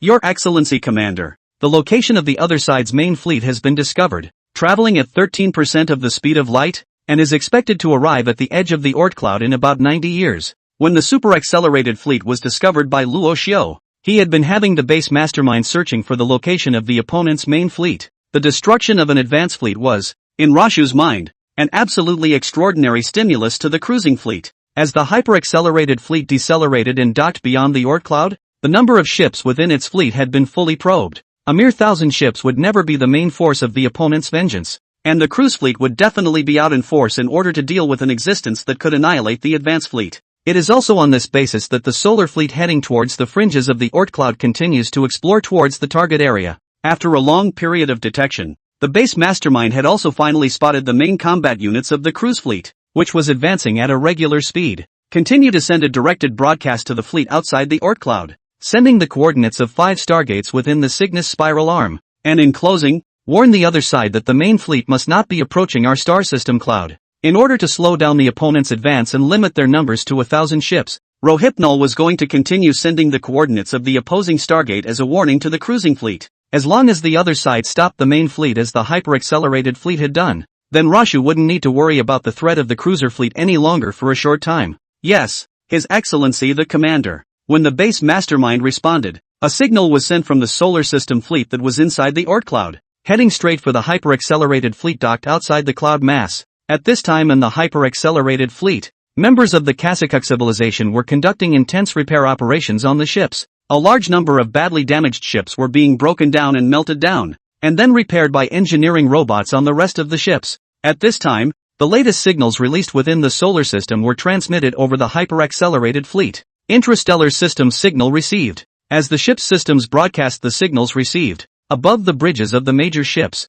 the stargates within the 5 Cygnus spiral arms were also once again marked by 13 pulsars. It's the stargate inside our spiral arm, the coordinates of 5 stargates. These Kasakuks were receiving information directly from within the solar system for the first time, having previously been in dormant bins when the coordinates of the home base and the Orion Cantilever stargate coordinates were revealed. For the time they were surprised but not directly shocked at the time of acceptance, and it was only when the coordinates of the 5 stargates within the Cygnus spiral arm were marked that these tribesmen of the Kasakuk civilization were shocked by the other party's intelligence. Could it be that all of our stargate coordinates have been discovered? In that case, what secrets do we have left? 7017K. Chapter 134, Fleet. Proceed. Previously, whether it was the Kasakuk members of the cruise fleet or the Ascensionists at the base camp, they all still harbored a hint of luck. In the event that the other side didn't reveal the stargate coordinates of the Cygnus spiral arm, then there was still room for both sides to turn the war around. As long as the coordinates of the stargate still existed in the hands of the cruise fleet,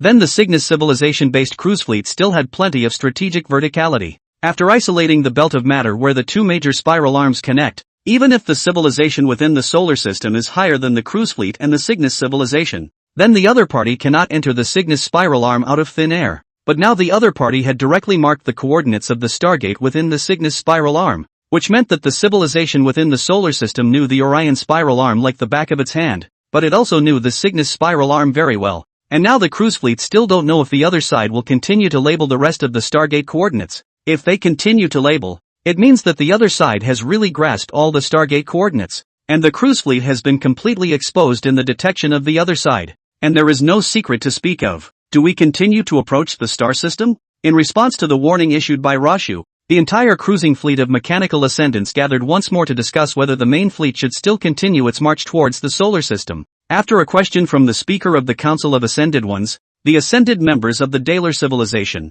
who hadn't been very active since the destruction of the advance fleet, were the first to open up and speak to the crowd. Stop advancing. We have all the Stargate coordinates for the Orion spiral arm. Now even the Stargate coordinates of the Cygnus spiral arm are starting to be labeled, which means they have very powerful detection capabilities. Fighting against such an opponent, we should first try to understand our opponent, rather than rashly provoking them. In the thoughts of this ascended member of the Daler civilization, their cruise fleet had no intelligence on that unknown civilization. No idea of the other side's tech, no idea of the size of the other side's fleet, or even where the other side came from. Such a mysterious and unknown civilization, the cruise fleet didn't even know how to deal with them. Under such circumstances, this Daler civilization ascender still felt that the main fleet should listen to the other side's warning for the time being. Stop advancing, and stay on top of the existing orbit. We can't stop moving forward because of a warning. In contrast to the Daler civilization's suggestion of choosing to stop the fleet's advance, the member from the Kasakuk civilization disagreed with him.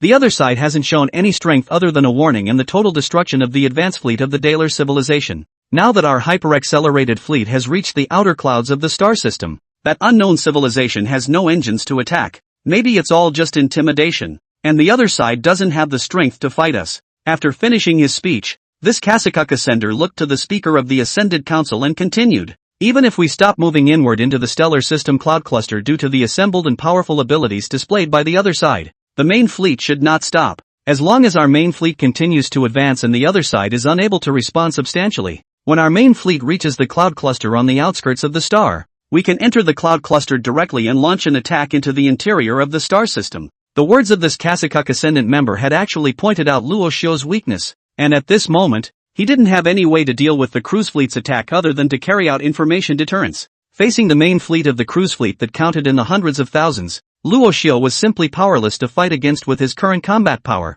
If the cruising fleet really operated as this Kasakuk ascender did, once the main fleet entered within the solar system's Oort cloud, then Rashu's information deterrent would immediately break down.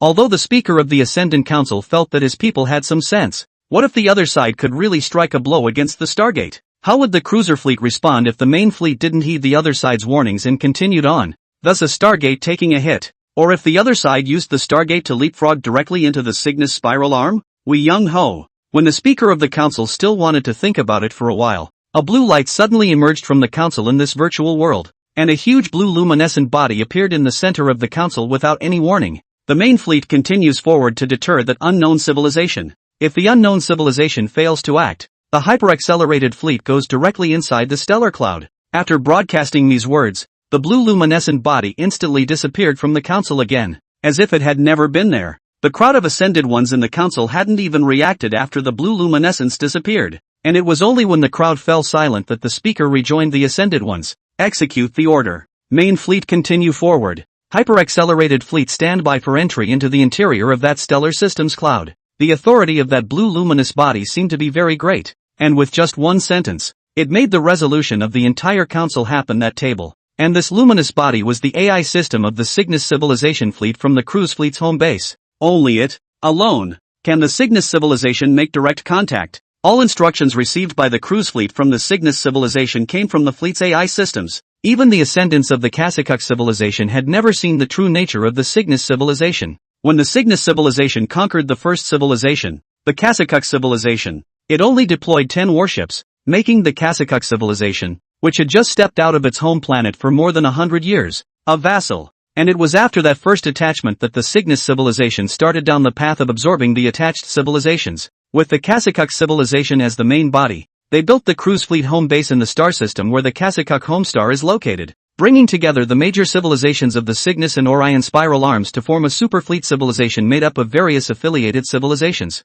The cruise fleet had not encountered any opponents in its long years of existence, and this encounter with this powerful unknown civilization in the solar system was a first for the cruise fleet. The fleet continues on. Super-accelerated fleet ready for attack. When the message from cruise fleet's home base reached the main and hyper-accelerated fleets, both the three mechanical ascensionists in the main fleet and the Kasakuks in the hyper-accelerated fleet were somewhat perplexed. If there is a lapse in decision-making at base camp, then the hyper-accelerated fleet and the main fleet will be the first to take a hit. 7017K. Chapter 135, Detonating the Coordinates. Deterrence in progress. The main fleet that was ordered to continue forward, as well as the hyper-accelerated fleet on the outskirts of the Oort cloud, after receiving the combat order, although their hearts were very worried about their situation, but this was an order from the cruise fleet's main base, so they had to carry out this order in the face of the Cygnus civilization governor's ships within the fleet. The main fleet continues on course. Subfleets outside the stellar system cloud cluster cease repairs and prepare for battle. In the main fleet, upon receiving the coordinates of the cruise fleet's home base, the three Kasakuk mechanical ascendants then immediately sent a readiness signal to the two fleets. At this time, the fleet sent by Luohua had already approached the position of the super-accelerated fleet. So when the super-accelerated fleet stopped repairing and took the engineering robots back inside the ship, this message was also truthfully transmitted to Luohua's hands. Stop fixing it? In the data model Rashu received, the hyper-accelerated fleet abandoned most of its resources, retrieved the engineering ships from space, and activated the thrusters. The look is one of constant readiness to head for the interior of the solar system. Recognized? Or do you want to test my strength? Although Rashu didn't know exactly what purpose the cruise fleet was in to change the state of the hyper-accelerated fleet, this was a situation he had expected. After all, the cruise fleet wasn't an ordinary civilization either, and having survived in the two major spiral arms for tens of thousands of years, they definitely weren't something that could be intimidated by a word or two. So, Luohua also has a backhanded approach in this preliminaries. As he received the news that the status of the hyper-accelerated fleet had changed, a new message was also sent from the core of the solar system, beamed through a quantum transporter to the fringes of the Oort cloud. Continue to launch directed broadcasts to the other side. As Rashu's orders were being delivered to the fleet, a message had just been received by the fleet systems from within the Oort cloud, heading straight for the hyper-accelerated fleet, which had been able to visualize it. By now the hyper-accelerated fleet was ready to turn on its thrusters and head for the interior of the Oort cloud after waiting for a while, at the urging of the three mechanical ascensionists. But just as the thrusters of hundreds of ships were about to be activated, signals from the surveillance fleet within the solar system were picked up. The latest signal. The same Kasakuk member who had received the signal from inside the solar system was somehow slightly relieved at the first signals he received. Sending out to the main fleet. Alerted by the member who had received the message, the temporary commander of the fleet of hyper-accelerated fleets was the first to relay the signal to the ascenders in the rear, and after turning the signal away, He also said to the clan member in charge of communications, "Put out the signal that was sent over to C." Okay. This Kasakuk member in charge of communications, upon receiving the order, immediately transmitted the signal he had just received above the screen bridge screen. If the previous signal received by the Kasakuk civilization from the inner solar system was the same, this time the signal from the other side was also a coordinate locked by multiple pulsars. Only one coordinate this time? The minimum number of coordinates the cruise fleet had received previously had been 5, and that was still 5 Stargate coordinates within the Cygnus cantilever. So the temporary commander was slightly more than a little surprised when he saw that this time the message was only labeled with one coordinate. Still, in his surprise, he didn't forget business. Compare the coordinates of the Stargate within our spinning arm. Are these the coordinates of yet another Stargate? After what had happened earlier, the Kasakuk civilization had defaulted to the idea that any coordinates coming from within the sun were the coordinates of their own Stargate. Yes, Captain.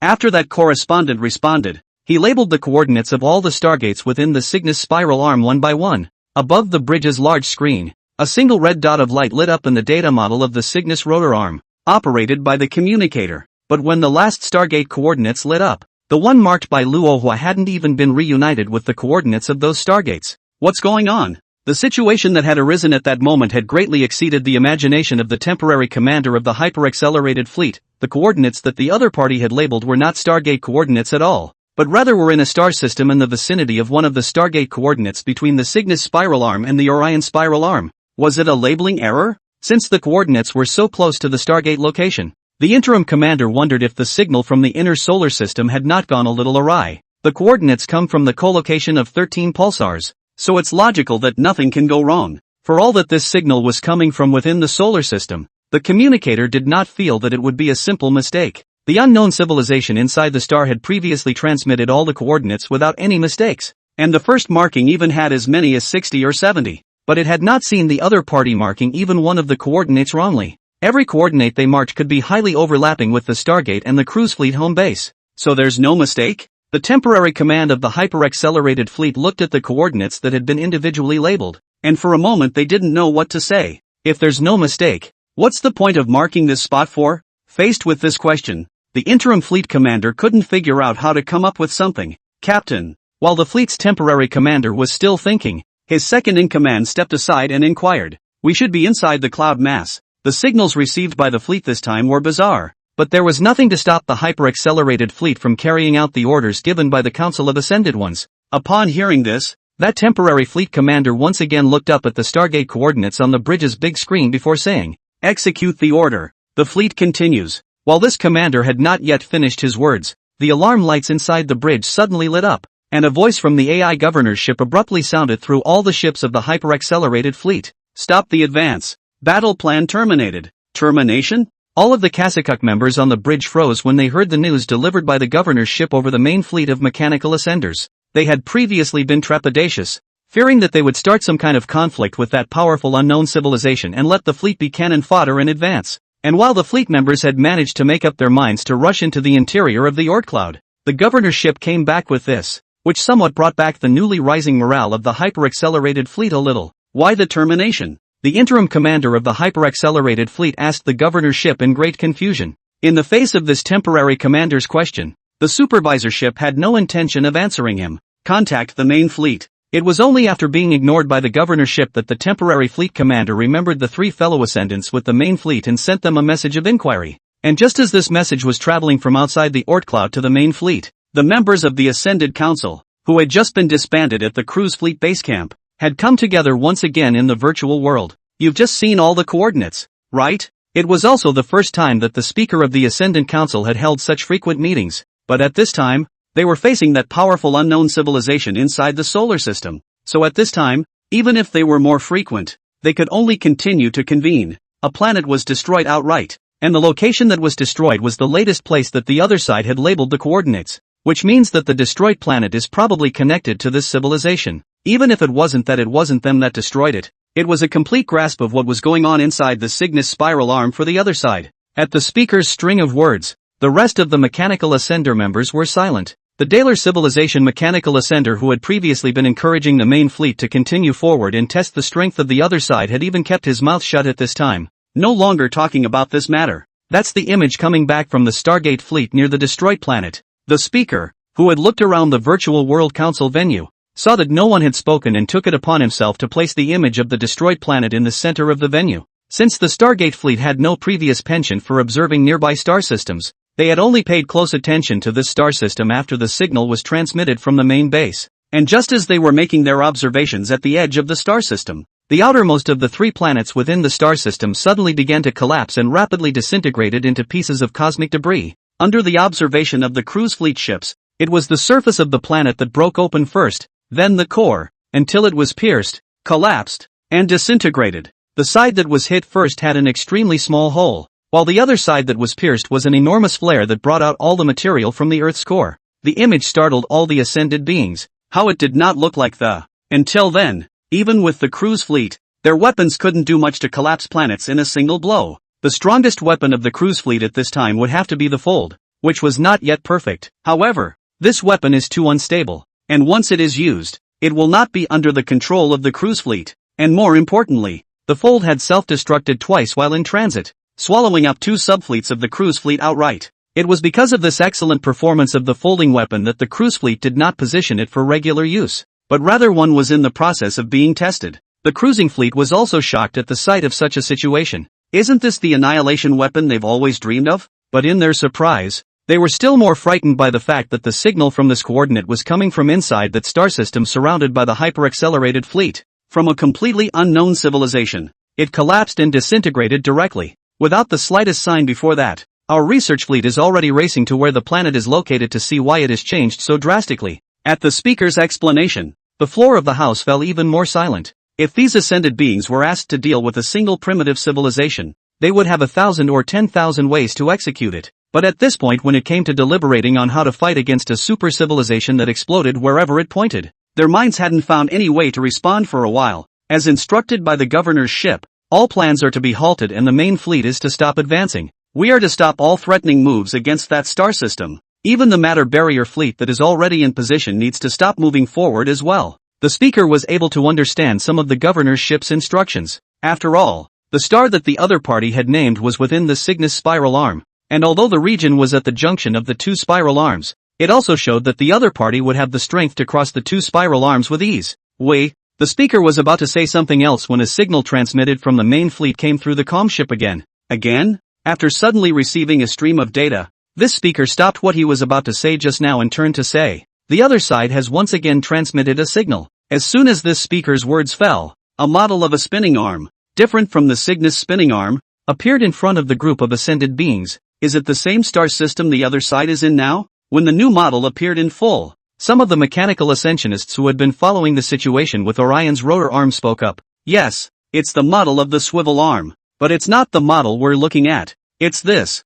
This speaker of the Council of Ascended Ones raised his hand and pointed, and one of the stars in Orion's spiral arm suddenly lit up and turned crimson. With this image in one place, the Ascended Masters immediately realized that it was probably the same planet that was supposed to be destroyed as the one that had already collapsed earlier. Can we get a signal from this planet? For this coordinate that appeared within Orion's spiral arm, the Ascended Masters still wanted to be the first to see the changes. Can't. The speaker shook his head and said, this coordinate is also 30 light-years away from the nearest Stargate, and we have no way to observe its changes as quickly as we did with the previous planets. After the speaker had finished, the crowd was silent again. With a distance of 30 light-years, even if the ship used hyperacceleration to move forward, it would still take a full 60 years to reach it. And even with the speed of the image transmission, the fleet would need to advance half the distance to observe the planet collapsing and exploding. That meant that it would take at least 30 years for Big Ben to become aware of the changes to the labeled planet. Too far. Are we going to wait for this planet to collapse and explode before we make our move?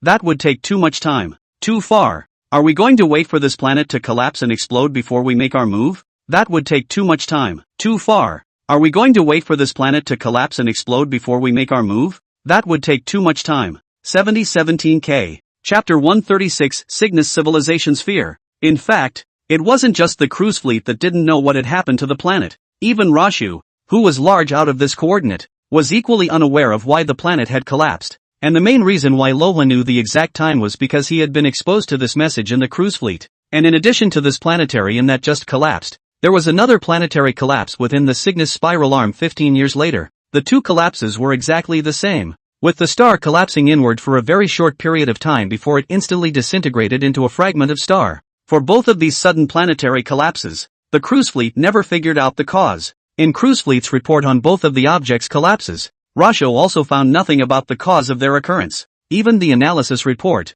which Rasho had never found. Cruise fleet hasn't tracked this event too much either, and seems to have studied the target planet just as it collapsed. Other than that, cruise fleet hasn't done anything. The matter had also never been brought up again until the arrival of the Blue Star civilization. For Rasho, this was a very bizarre thing. The cruise fleet and the Cygnus civilization were doing something very counterintuitive. So counterintuitive that it made Luohua think that this was something the Cygnus civilization had made up on its own. And the truth, too, was just as Rochao had guessed. When Rasho sent the coordinates of the collapsed planet to the cruise fleet, the Cygnus civilization was the first to receive information about the coordinates. At that time, the interior of the planet marked by Rasho was being placed with the newest folding weapon, and one of the same sequence of space weapons as the one that had been sent into the solar system. The Cygnus civilization did not notify the cruise fleet of this test, and it belonged to the Cygnus civilization alone. However, the results of the test left the Cygnus civilization very dissatisfied, as they found that the space weapon test was still very unstable.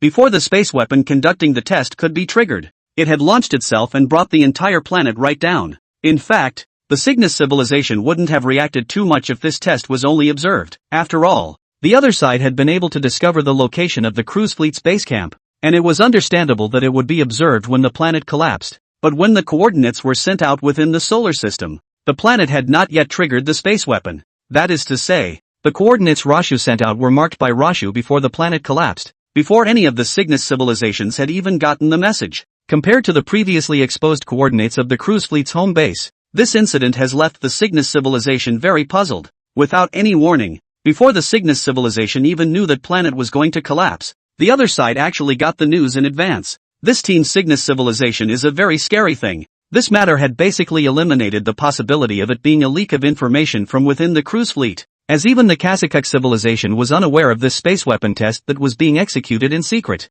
And even Rasho, who had broken away from the cruising fleet, was equally unaware. It was also this extremely bizarre incident that caused the Cygnus civilization and urgently halted its attack on the solar system, keeping both the main fleet and the hyper-accelerated fleet in place, waiting for the latest orders. All of our intelligence is at risk of being exposed. Conduct a sweep of all information transmission networks, and no more information transmissions will be made in the near future. Temporarily cut off contact with the cruise fleet. All stargates are temporarily closed. Start building pseudo-coordinates. While the main fleet and the hyper-accelerated fleet were called off, the Cygnus civilization signals were sent around the roving fleet and directly to every stargate and every governor ship in the Cygnus and Orion spiral arms. Hundreds of stargates closed simultaneously as the signal arrived, cutting off the cruise fleet's passage outward, and in time cutting off the possibility of that unknown civilization borrowing a stargate to make a reverse leap to the Cygnus spiral arm. In addition to cutting off the stargate, various bases, stargates, and fleets in Cygnus began to be in a state of silence to avoid more information being captured by the other side. In the Cygnus civilization's mind, it was impossible to have the possibility of leaking information directly to the outside world when only they knew about the planetary collapse test. And apart from direct leakage to the outside world, the only other way is for the signal to be intercepted by the other side. But the Cygnus civilization's over-the-horizon communications are all transmitted via quantum entanglement, and the transmission of such signals has never been intercepted under testing. In terms of signaling security, quantum signaling has been proven to be the most secure and reliable. But after this incident, even if the transmission of the signal was no longer safe, the Cygnus civilization had to conduct a clearance before they dared to continue using it. Although this was just the Cygnus civilization scaring itself, it was undoubtedly a good thing for Rashu, who was far away within the solar system. By marking the coordinates of the collapsed planets, Rasha had all outward passages of the cruise fleet closed, and the Cygnus civilization even adopted a state of silence between the two major spiral arms. The way his opponent responded in this way gave Luo Xiao another rare chance to catch his breath. As long as the Cygnus civilization continued to maintain a state of self-check, then Lohu would have more time for development, as well as research on the blending of space weapons and antimatter weapons. The hyper-accelerated fleet has ceased operations, as the Cygnus civilization continued to signal both itself and the cruise fleet to adopt silence. Rasho received a return message from the surveillance fleet. Phew! After hearing this return message, Luo Xiao let out a long breath of relief. While he didn't know exactly what the collapsed planet had collapsed because of, it always turned out to be good. The surveillance fleet continues to monitor the cruising fleet subfleet on the outskirts of the Oort cloud. and report back to me as soon as the other side makes the slightest movement. Although the super-accelerated fleet had stopped moving at this time, even the thrusters had been turned off again, but Luo Xiao didn't dare to have any relaxation. After all, just one super-accelerated fleet could have an overwhelming advantage over the solar system, not to mention the main fleet that was following it and advancing at a regular speed. Yes, His Excellency the Commander. For Luo Xiao's instructions, the base mastermind continued to pass them on perfectly. However, compared to Rashu's relief, the cruising fleet's hyper-accelerated fleet, the main fleet, and their home base were more terrified than one another at this point. Judging by the message from the Cygnus civilization, they must remain silent from now on. Even the main camp could only remain silent to the outside world, and even the nearby Stargate, they couldn't continue to use it. This was also a first for cruise fleet. This kind of closure is a first for cruise fleet. We have lost all contact with the Cygnus civilization. Communications with the main fleet have also been cut off. Inside the cruise fleet base camp, the Ascended once again gathered. This time, however, the morale of the many mechanical Ascended masters was unusually demoralized, and there was absolutely no sense of the previous swagger. Why is that? In the face of such a situation, one of the Ascended beings from Daler's civilization said in a low voice. There was not a single reply to the words of this Daler civilization Ascender, and his voice echoed repeatedly in the Ascender Council for a long time. Chapter 137, Battleship Coding and Hibernation Bins. Until now, the cruise fleet had never seen the unknown civilization within the solar system in the flesh, and it was in such a situation that the cruise fleet itself had been cut off from external communication by the Cygnus civilization, and could not even initiate contact with the main fleet that was in the vicinity of the solar system. At this time the main fleet that was disconnected from the main camp. All decisions now could only come from the three mechanical ascension members. But none of those three mechanical ascendants had figured out the situation yet. Why would the destruction of a single star cause the Cygnus civilization to react so dramatically? Could it be that the marked star was destroyed by that unknown civilization? In the main fleet, the mechanical ascendants, who were no longer able to contact the outside world, were conducting their own analysis. This, in response to the members' speculations, the Ascended one who was the leader of the trio didn't know how to answer for a moment. If that planet was indeed destroyed by an unknown civilization within the solar system, then this would certainly be horrifying. This suggests that the other side was able to silently break through the probes of the stargates at various parts of the cruise fleet,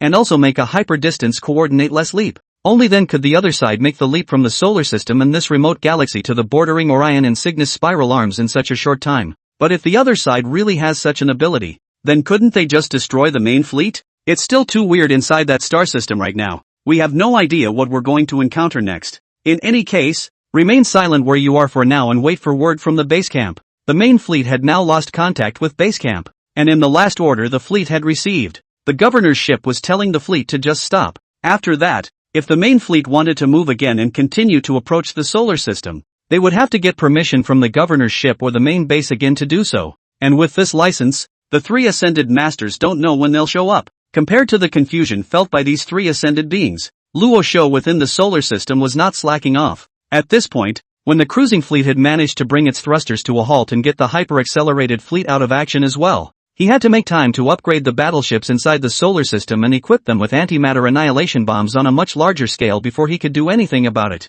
I hope that planet in 30 years will continue to give the other side a shock. Inside the solar system, above a starport in the asteroid belt, Rashu looked at the coordinates he had marked for another planet that would be destroyed and thought darkly. Rashu knew at this point, of course, that it was because of the collapse of the star he had labeled that the cruise fleet had abandoned its attack, and if we want more breathing time, then the other planet will have to successfully collapse in 30 years as well to make it work. Your Excellency, Commander, a Shachi-class battleship has successfully coated the antimatter annihilation zone in Neptune's orbit, wrapping a spatial membrane without damage to the internal hardware. Just as Luo Xiao was analyzing the information returned through the surveillance fleet, the base mastermind sent him another important message. The coding worked? Luo Hua was a little disbelieving that what he was hearing could be true after hearing those four synths. In previous tests, that area of antimatter annihilation energy that had shrunk to a diameter of only 300 kilometers had never left even one battleship intact. Luo Xiao kept letting the battleship enter, but the result he got was that there was one,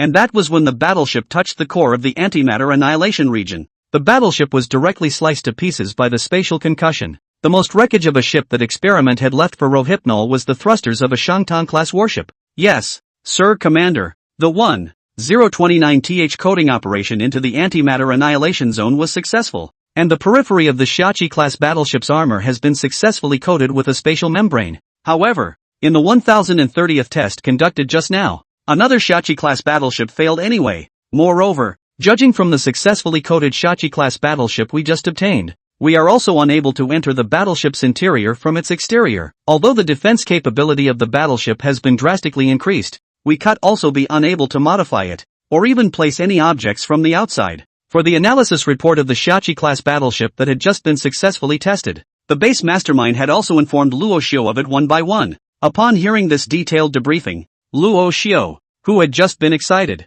calmed down. According to what the base mastermind had said in that case, that Shachi-class battleship wouldn't be able to have more control over it even if the coating was successful. It was the arrival of this result that was of the utmost importance to the Solar System Anti-Objects Commander, Rohypnol. With the current combat power of that Shachi-class battleship, apart from the one antimatter annihilation bomb placed inside him, its attack capability would be basically equal to zero. In addition to the weapon system, there was another factor that constrained the Shachi-class battleships, and that was the issue of fuel for the thrusters. Although the warships under Luo's command now were all fully equipped with fusion propulsion, their consumption of supplies was also very high. If the battleships were able to communicate with the supply fleet, then Luo Xiao didn't need to have any worries about either the sailing distance or the sailing time. What happened now, however, was that while that Shachi-class battleship had been successfully coated, it had also lost something more. How far can that Shachi-class battleship travel with the energy supplies it carries? Facing Luo Xiao's question, the base mastermind also replied at the first time.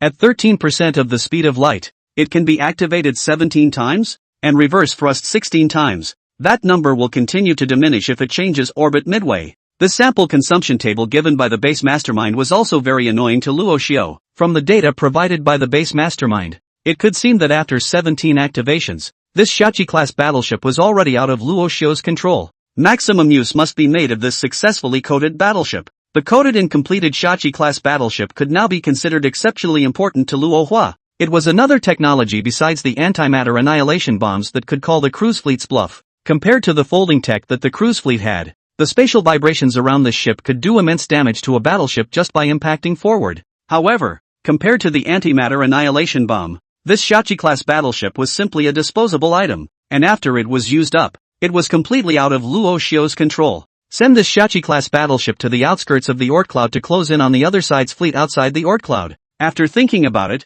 Luo Hua was ready to send this successfully coated favorite Shachi-class battleship boom directly to the surveillance fleet at the edge of the Oort cloud. Yes, His Excellency the Commander. As soon as Luo Xiao's command fell, the base mastermind had already transmitted the signal to the coated battleships that were still stuck in Neptune's orbit. But although the signal was passed on, with the speed of this Shachi-class battleship, it would take at least several years to reach the outskirts of the Oort cloud from Neptune's orbit before it could do so. By the way, continue to increase the testing of the antimatter annihilation zones in Neptune's orbit and the Kuiper belt, increasing the number of ships entering at a time from 1 to 5. And starting today modify the hulls of battleships entering the antimatter annihilation zone to be able to carry more supplies, as well as more powerful thrusters. Never mind the damage to the hull after traveling at high speeds, just increase the power of the thrusters as much as possible. According to the current situation, it seems that even if the coating is successful, the battleships that have been successfully coated will not be able to be used for too long. Since it couldn't be reused, the battleship wouldn't be too much of a loss to Rashu even if it was damaged.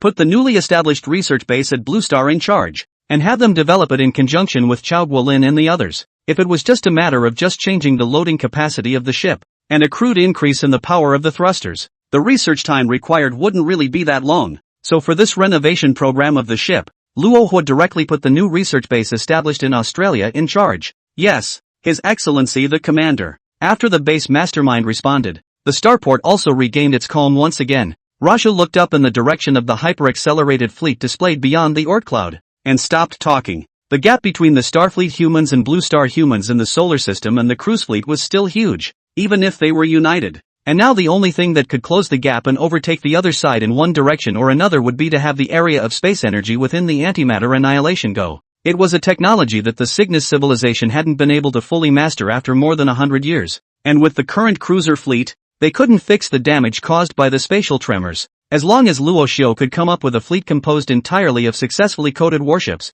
there was still a glimmer of hope when it came to head-on conflict. After all, a coated battleship can't be used too much anymore. It can perform hyper-acceleration that a cruising fleet can't handle. and attacked the opposing fleet with ramming with the advantage of speed. This offense is primitive, but it's getting very practical for Rohitsu. As long as it was practical and worked against the ships of the cruising fleet, it was a good weapon. It was fine to fight ugly, as long as it kept the solar system in stock. Then Rohypnol didn't feel bad about it. As for the Blue Star humans, apart from Chao Guolin and the others in the moon base who were specializing in opening up new technologies for Luo Xiao, it was the first time that the scientists on the Blue Star were able to study the various models of battleships in Luo Xiao's hands in such a systematic manner. This is an excellent opportunity for the Blue Star humans to take a big leap forward in technology. So when the trial has just begun, is carrying out personnel recruitment after the second he? The 5 big district managers are directly contacted. Located in Australia is the research base. Want to send more of their own side of the personnel into the research base. For such cases, Rohypnol gave a blanket refusal. Luo Hua had previously split the Blue Star into 5 pieces because he wanted to make the Blue Star more united. But now it seemed that Luo Hua was still overthinking things. Even if only one combine is left, Blue Star might still be in this situation. As previously planned, 20,000 people were sent to the base from each region, for a total of 100,000 people involved in the planning of the hull and the improvement of the thrusters. Rather than agreeing to the 5 regions' modifications regarding personnel, Rochao allocated 20,000 people to each region, as he had planned previously. After Luo was hammering, the personnel of the 5 major districts no longer dwelled on it. The main reason why the 5 regions didn't argue their case anymore was because what Rashu had done previously was still fresh in their minds, and the shielding of Aimrik, as well as that one electromagnetic railgun on the blue planet, were real. These things still had a very strong deterrent to Blue Star. As long as the Starship humans were still ahead of the Blue Star humans, then the members of the Blue Star humans wouldn't dare to do anything to defy Luo Hua. Rashu was certainly aware of this, and he knew that he didn't belong to this era of Blue Star humans. He simply couldn't fit into the current human world, and against the cruise fleet, he was absolutely afraid to trust the current group of Blue Star humans. After all, it was from this set of Blue Star humans that the migration faction was birthed back then. As soon as Rasha handed over command of the solar system's defense and allowed the Starship humans to merge with the Blue Star humans, then the next day Rashu might be part of the cruise fleet again. This was absolutely unacceptable to Rashu, who belonged to the Starship humans. The humans of the starship he was on gave their all, and not a single member survived the action to break away from the cruising fleet, except for Rashu himself. This incident also made it absolutely impossible for Rohitsu to submit to the cruise fleet again. As long as he still exists with the solar system for one day, the hostile state of both sides will never be the table. Of course, if Luo Xiao himself fell in the war, it was not for him to change what the Blue Star humans wanted to do again at that time. Build dormant silos. It's time to go into hibernation. After the research base on the Blue Star Australasia became operational, Luo Xiao, who had already returned to the Mars orbital platform from the asteroid belt at this time, suddenly said to the base mastermind. Several years had passed between Luo Xiao's encounter with the black hole and his arrival in this universe, and his age had reached 30 from his 20s. Although Luo Hua had been genetically optimized while cruising the fleet, his lifespan could reach around 170, but for Luo Hua, no matter if it was 170 or 270, this figure was limited. He couldn't afford to waste any of his time in order to have enough time to fight the cruise fleet. At this point the cruise fleet was no longer in action, and the research projects at the Moon Base and Blue Star were years away from completion at every turn. In such a case, Rashu would also need to try to go into hibernation and wait for the research to be successful, or for the cruise fleet to move again, before awakening from hibernation. Yes, Your Excellency the Commander, the dormant silo is being built for you. After Rashu's command, a hibernation silo,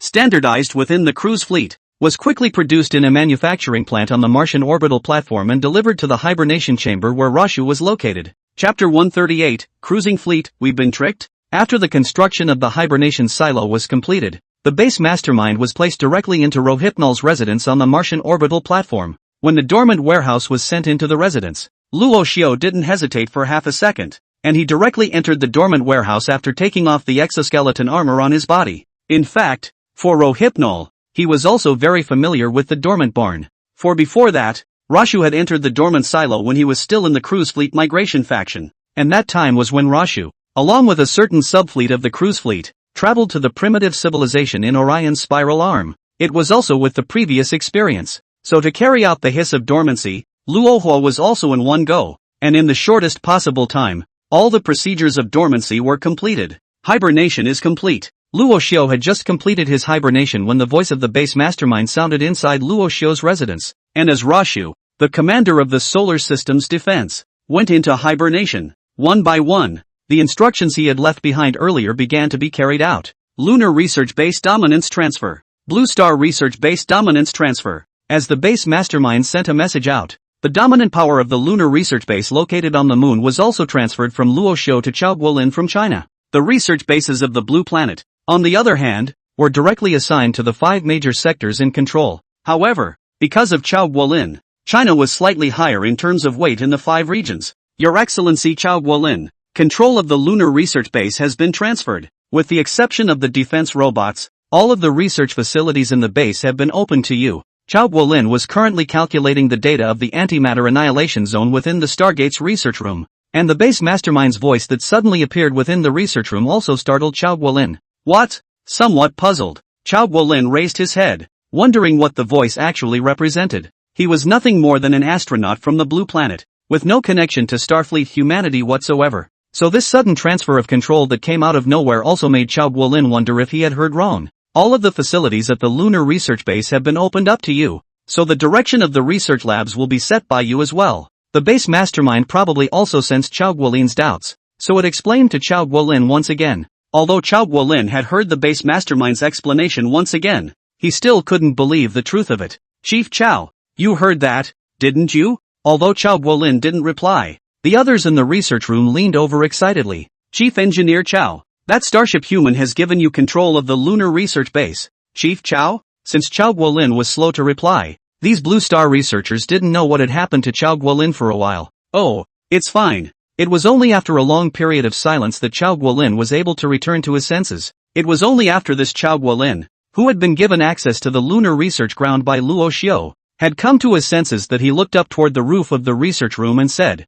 "Why me? Authority is delegated by His Excellency the Commander." The base mastermind didn't reply with too many messages, and only simply left Chaoguolin with these few words. His Excellency the Commander? When Chaoguolin heard those words, he immediately recalled the Starship Human commander who was wearing exoskeleton armor and had also had a meeting in the virtual world. At this point, that His Excellency the Commander that the base system was talking about should be that Starship Human. What do I need to do? Suddenly getting such a great authority, Chaoguolin didn't dare to act easily. So before taking over this lunar research base, Chaoguolin also needed to learn what he could do and what he needed to do. His Excellency the Commander did not designate a specific research project, and the research program at the Lunar Research Base will be under your sole responsibility. Hearing these words from the base mastermind, before Chaoguolin could reply, the Blue Star researchers next to him were the first to get excited. Great! Doesn't that make the Lunar Research Base our call? For these researchers who had come from the Blue Planet, they had previously been sent under a fence and assigned research programs. Although they didn't usually spit on them,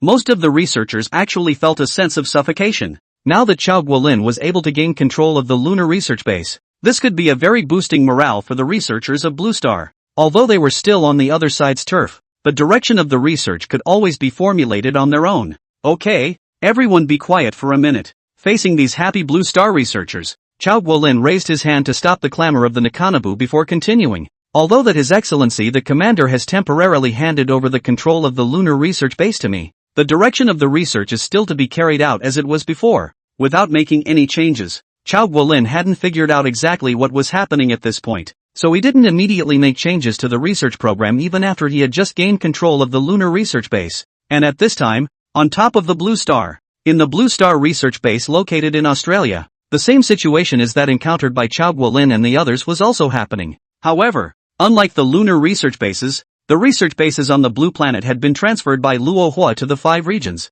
which made the situation on the Blue Planet slightly more complicated than on the Moon. The GCR has agreed to continue the mission of the research base as previously planned for the study. The Northern region agrees. The Ocean region objects. The region of the Americas sends pairs. In the first hour after the base mastermind transferred the control of the Blue Star acting base, the 5 major districts launched an instant meeting in the unreal world Phantom Dream. As Russia had previously thought, Blue Star was not ironclad even now. Even now with Luoxiu's suppression, the 5 major districts still didn't walk on the same path, and most of the time, they still disagreed on certain things. For example, the future direction of the Blue Star Research Base now has the 5 major districts arguing, and after arguing to no avail, the loose confederation that is Blue Star is back to solving problems in the most familiar way. That is, stand in line. The 5 regions speak in turn. and the one with the most supporters gains true control of the Blue Star research base. After the 4 regions had expressed their opinions, only the one from the non-European region, Da Biao, had remained silent, and just as he was silent, both the representatives of the Great China Country and the Americas region turned their heads to look at this most important vote. Being stared at by the personnel of the 4 regions, the representative of the non-European region still looked a little nervous for a while. The Afro-European region agrees with the proposal of the representative of the Greater China region. After a long silence, the representatives of the non-European regions finally supported the GCR and voted in favor of the GCR. Traitor. After leaving 2 words, the representatives of the Americas region and the Ocean region immediately withdrew from the virtual world, which was also considered to be an acquiescence to the adoption of the resolution. Although their 2 regions were very dissatisfied with the results, at this time, Blue Star was also still being monitored by Starfleet humans, and if they wanted to do something, they also needed to consider the reaction of Starfleet humans. After all, they only knew at this point that the Starship humans had delegated the authority of the Blue Star research base, and didn't realize that the only Starship human in the solar system had gone into hibernation, and that all of Blue Star's humans were only being monitored by the base's mastermind. Of course, the base mastermind also still intervenes in the Blue Star region when there is strife. Thanks a lot. The representative of the Greater China region glanced at the representative of the non-European region, nodded slightly, and said, after that, the representatives of the Greater China region and the Northern region also exited the virtual world together. The representative of the Afro-European region looked toward the location where the 4 regions had disappeared and smiled slightly.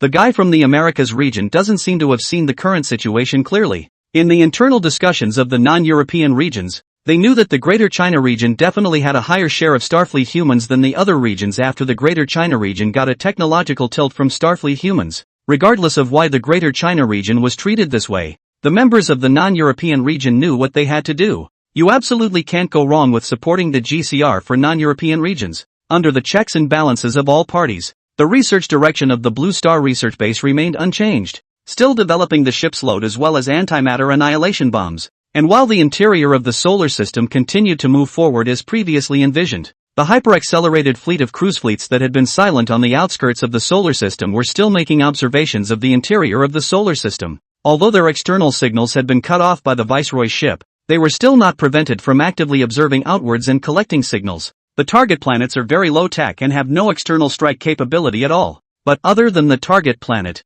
we have found no other traces of civilization. The other side seems to be actively masking the signal and tampering with the signals we're collecting. As the hyper-accelerated fleet continued to collect signals from inside the solar system, it also gradually came to the fact that Rashu was using a shield to tamper with the internal signals of the solar system. But this result had already been guessed by the Cygnus civilization long ago. After all, it was the only thing that could justify their delay in discovering the existence of a higher civilization within the solar system. Perhaps this unknown civilization had arrived at Blue Star a long time ago, and had simply kept his signals shielded from both the cruise fleet and the Cygnus civilization since his arrival. If that was really the case, then the defense system that the other party had placed inside the solar system would definitely not be simple. The only signals we can get hold of right now are here, and here. At the direction of a Kasakuk member, 2 antimatter annihilation energy zones located in Neptune's orbit and in the Kuiper belt were simultaneously labeled on a star map of the inner solar system. The gravitational fluctuations in these 2 areas are very abnormal.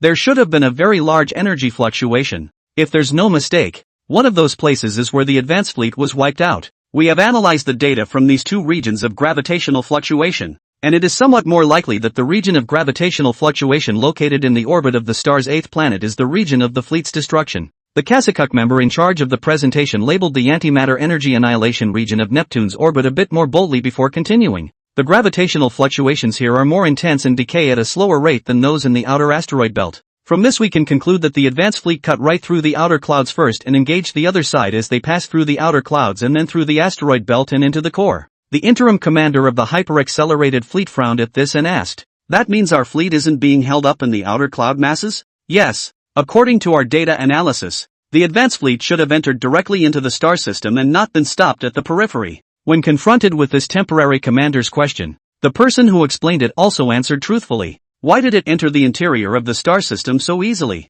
The temporary commander of the super-accelerated fleet was very puzzled by the advanced fleet's situation. If the other party's strength was really very strong, then how could they have released the advanced fleet to directly enter the core area of this star system? When the advanced fleet came in, the other side simply wiped out the fleet in the outer clouds, which was easy enough for their technology to do. Now we don't know why the cruise fleet was let into it, but by analyzing the data, that's probably what happened previously. As that member of the Kasakuk who was explaining spoke, the screen that had been showing a star map of the interior of the solar system shifted to a simulation of the advance fleet as it arrived in the solar system. In the simulation, the advance fleet plunged headlong directly from the outskirts of the Oort cloud, through the Oort cloud and the Kuiper belt, and right into the heart of the solar system. And beyond the picture, within the core of the solar system, a huge starport surrounded the periphery of each planet. In addition to these massive starports, there are also a large number of fleets of unknown civilizations, modeled after cruise fleet ships, on the planet's ecliptic plane. These fleets lay in wait for the advance fleet to cross the Kuiper belt and advance into the heart of the solar system. This is the scenario we simulated. As soon as the advance fleet crossed the outer asteroid belt of the star system, it was directly in the middle of encountering a fleet of unknown civilizations on the 8th planet. At the same time as the words of this Kasakuk narrator rang out, the picture of that model changed. What they imagined to be a mighty fleet sailed out of Neptune's orbit and headed straight for the advance fleet. After the first encounter, the other side wiped out the entire advance fleet through some kind of weapon that can cause huge energy fluctuations. As the words of this Kasakuk narrator were needed, the advance fleet that was sailing directly disappeared from the picture, and was replaced by a black area that was constantly sending gravitational waves outward. Is that possible? The temporary fleet commander looked at the image with a puzzled look on his face. I still don't understand why we had to wait until we entered the core area before launching an attack on the fleet. Chapter 139 Unidentified Flying Objects. In fact, for the hyper-accelerated fleet, they had found a loophole in Rashu's previous constant sending of coordinates.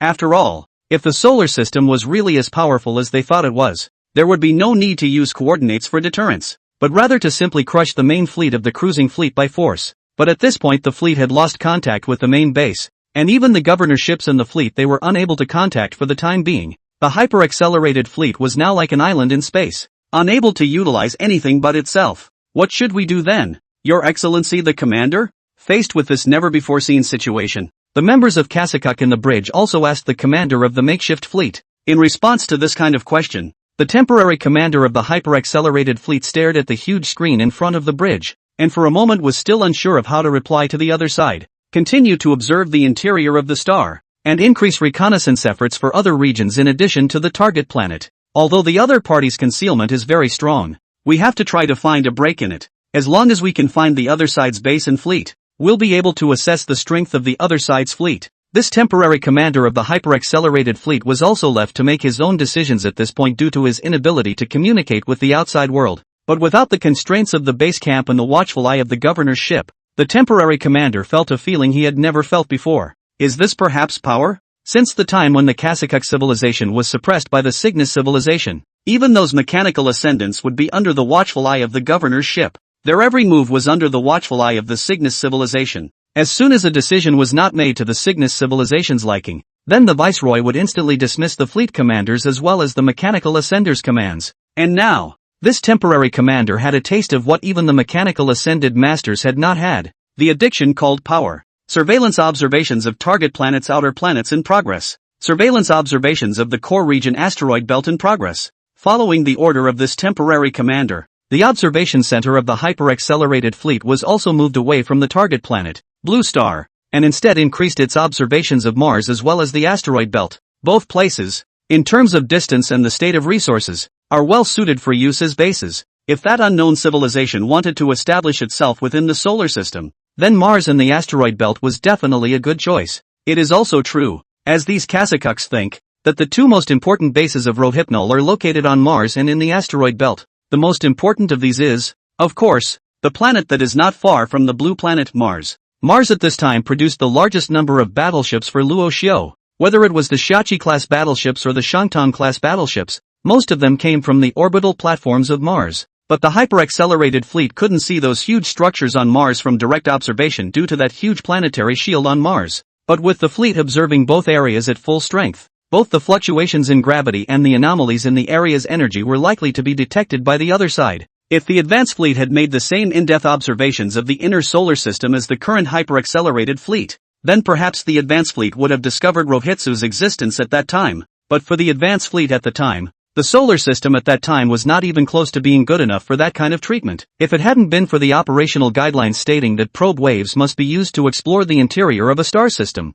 the advanced fleet probably wouldn't have even released them. Very small light fluctuations detected in the inner asteroid belt of the star system. Red planet to target planetary position found sailing trajectory. As the hyper-accelerated fleet continued to probe Mars as well as the asteroid belt with high precision, some extremely subtle information continued to emerge in both places. It seems that the other party's base is indeed in this area. The temporary commander of the super-accelerated fleet was not surprised that there was a hidden fleet in the solar system. After all, the fact that the other party was able to mark the coordinates of one stargate after another showed that the other party still had considerable strength. It is certainly a very routine operation for such a civilization to be able to navigate through the stars. Continue to increase detection of these two areas. We must figure out the specifics of what is going on in them. The hyper-accelerated fleet, which now had nothing to do, had little else to do but make constant observations of the solar system. Buzz, buzz. Just as the members of Kasakuk in the bridge were about to continue with the interim commander's orders, an alarm suddenly sounded throughout the bridge.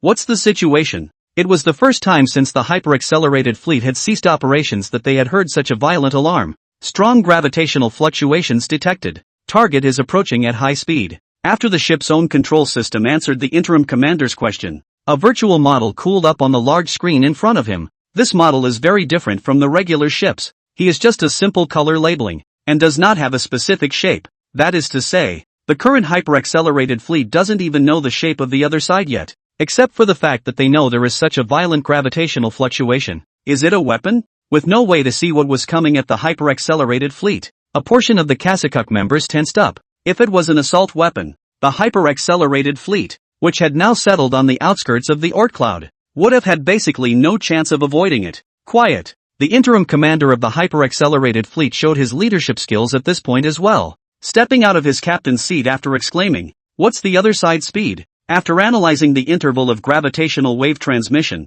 it should be at 13% of the speed of light. The analysis team at the bottom of the large screen looked at each piece of data in front of their eyes and replied to the temporary commander. 13%? Hearing the number, the interim commander tensed. It's a ship? A ship that emits huge gravitational fluctuations? The interim commander's own hands shook with fear at the thought. A ship that can generate gravitational fluctuations during its actions. How much mass does this ship have? A super battleship made by strong interaction forces? The temporary commander thought darkly as he looked at the ships on the big screen that kept moving towards the outskirts of the Oort cloud. Both Cruise Fleet Base Camp and Cygnus Civilization were conducting research on this technology he had in mind, but without exception, the materials they were producing were not sufficient to get to the point of using strong interaction forces. Could it be that my previous guess was wrong? This civilization is really a powerful unknown civilization. At this time, even the temporary commander, who had always maintained a skeptical attitude towards civilizations within the solar system, could not help but experience fluctuations within his heart. What's the other side really like? The cup, labeled red and accompanied all the way by gravitational waves, alarmed the makeshift fleet commander with every step forward. Expect to reach the outer edge of the cloud mass in an hour. An hour? The temporary commander's eyes widened as he looked toward the area marked. How could it be so fast? This was already in sight before it was detected? It's probably in some shielded area. We only observed gravitational fluctuations, not that he's moving toward the periphery of the cloud. Previously there were just too many gravitational fluctuations in the galaxy, and the signals from the gravitational fluctuations were a bit scrambled. The member of Kasakuk responsible for the signal detection looked a little nervous. Such a major blunder at this point in time was nothing short of a huge threat to the fleet. Your Excellency, do we need to move? At this time, the other Kasakuk members in the ship immediately raised a thought of leaving the area immediately. If this thing was really a weapon, then the super-accelerated fleet might be swallowed up in an instant. No! When confronted with the questions of these clansmen, the temporary fleet commander bluntly rejected them.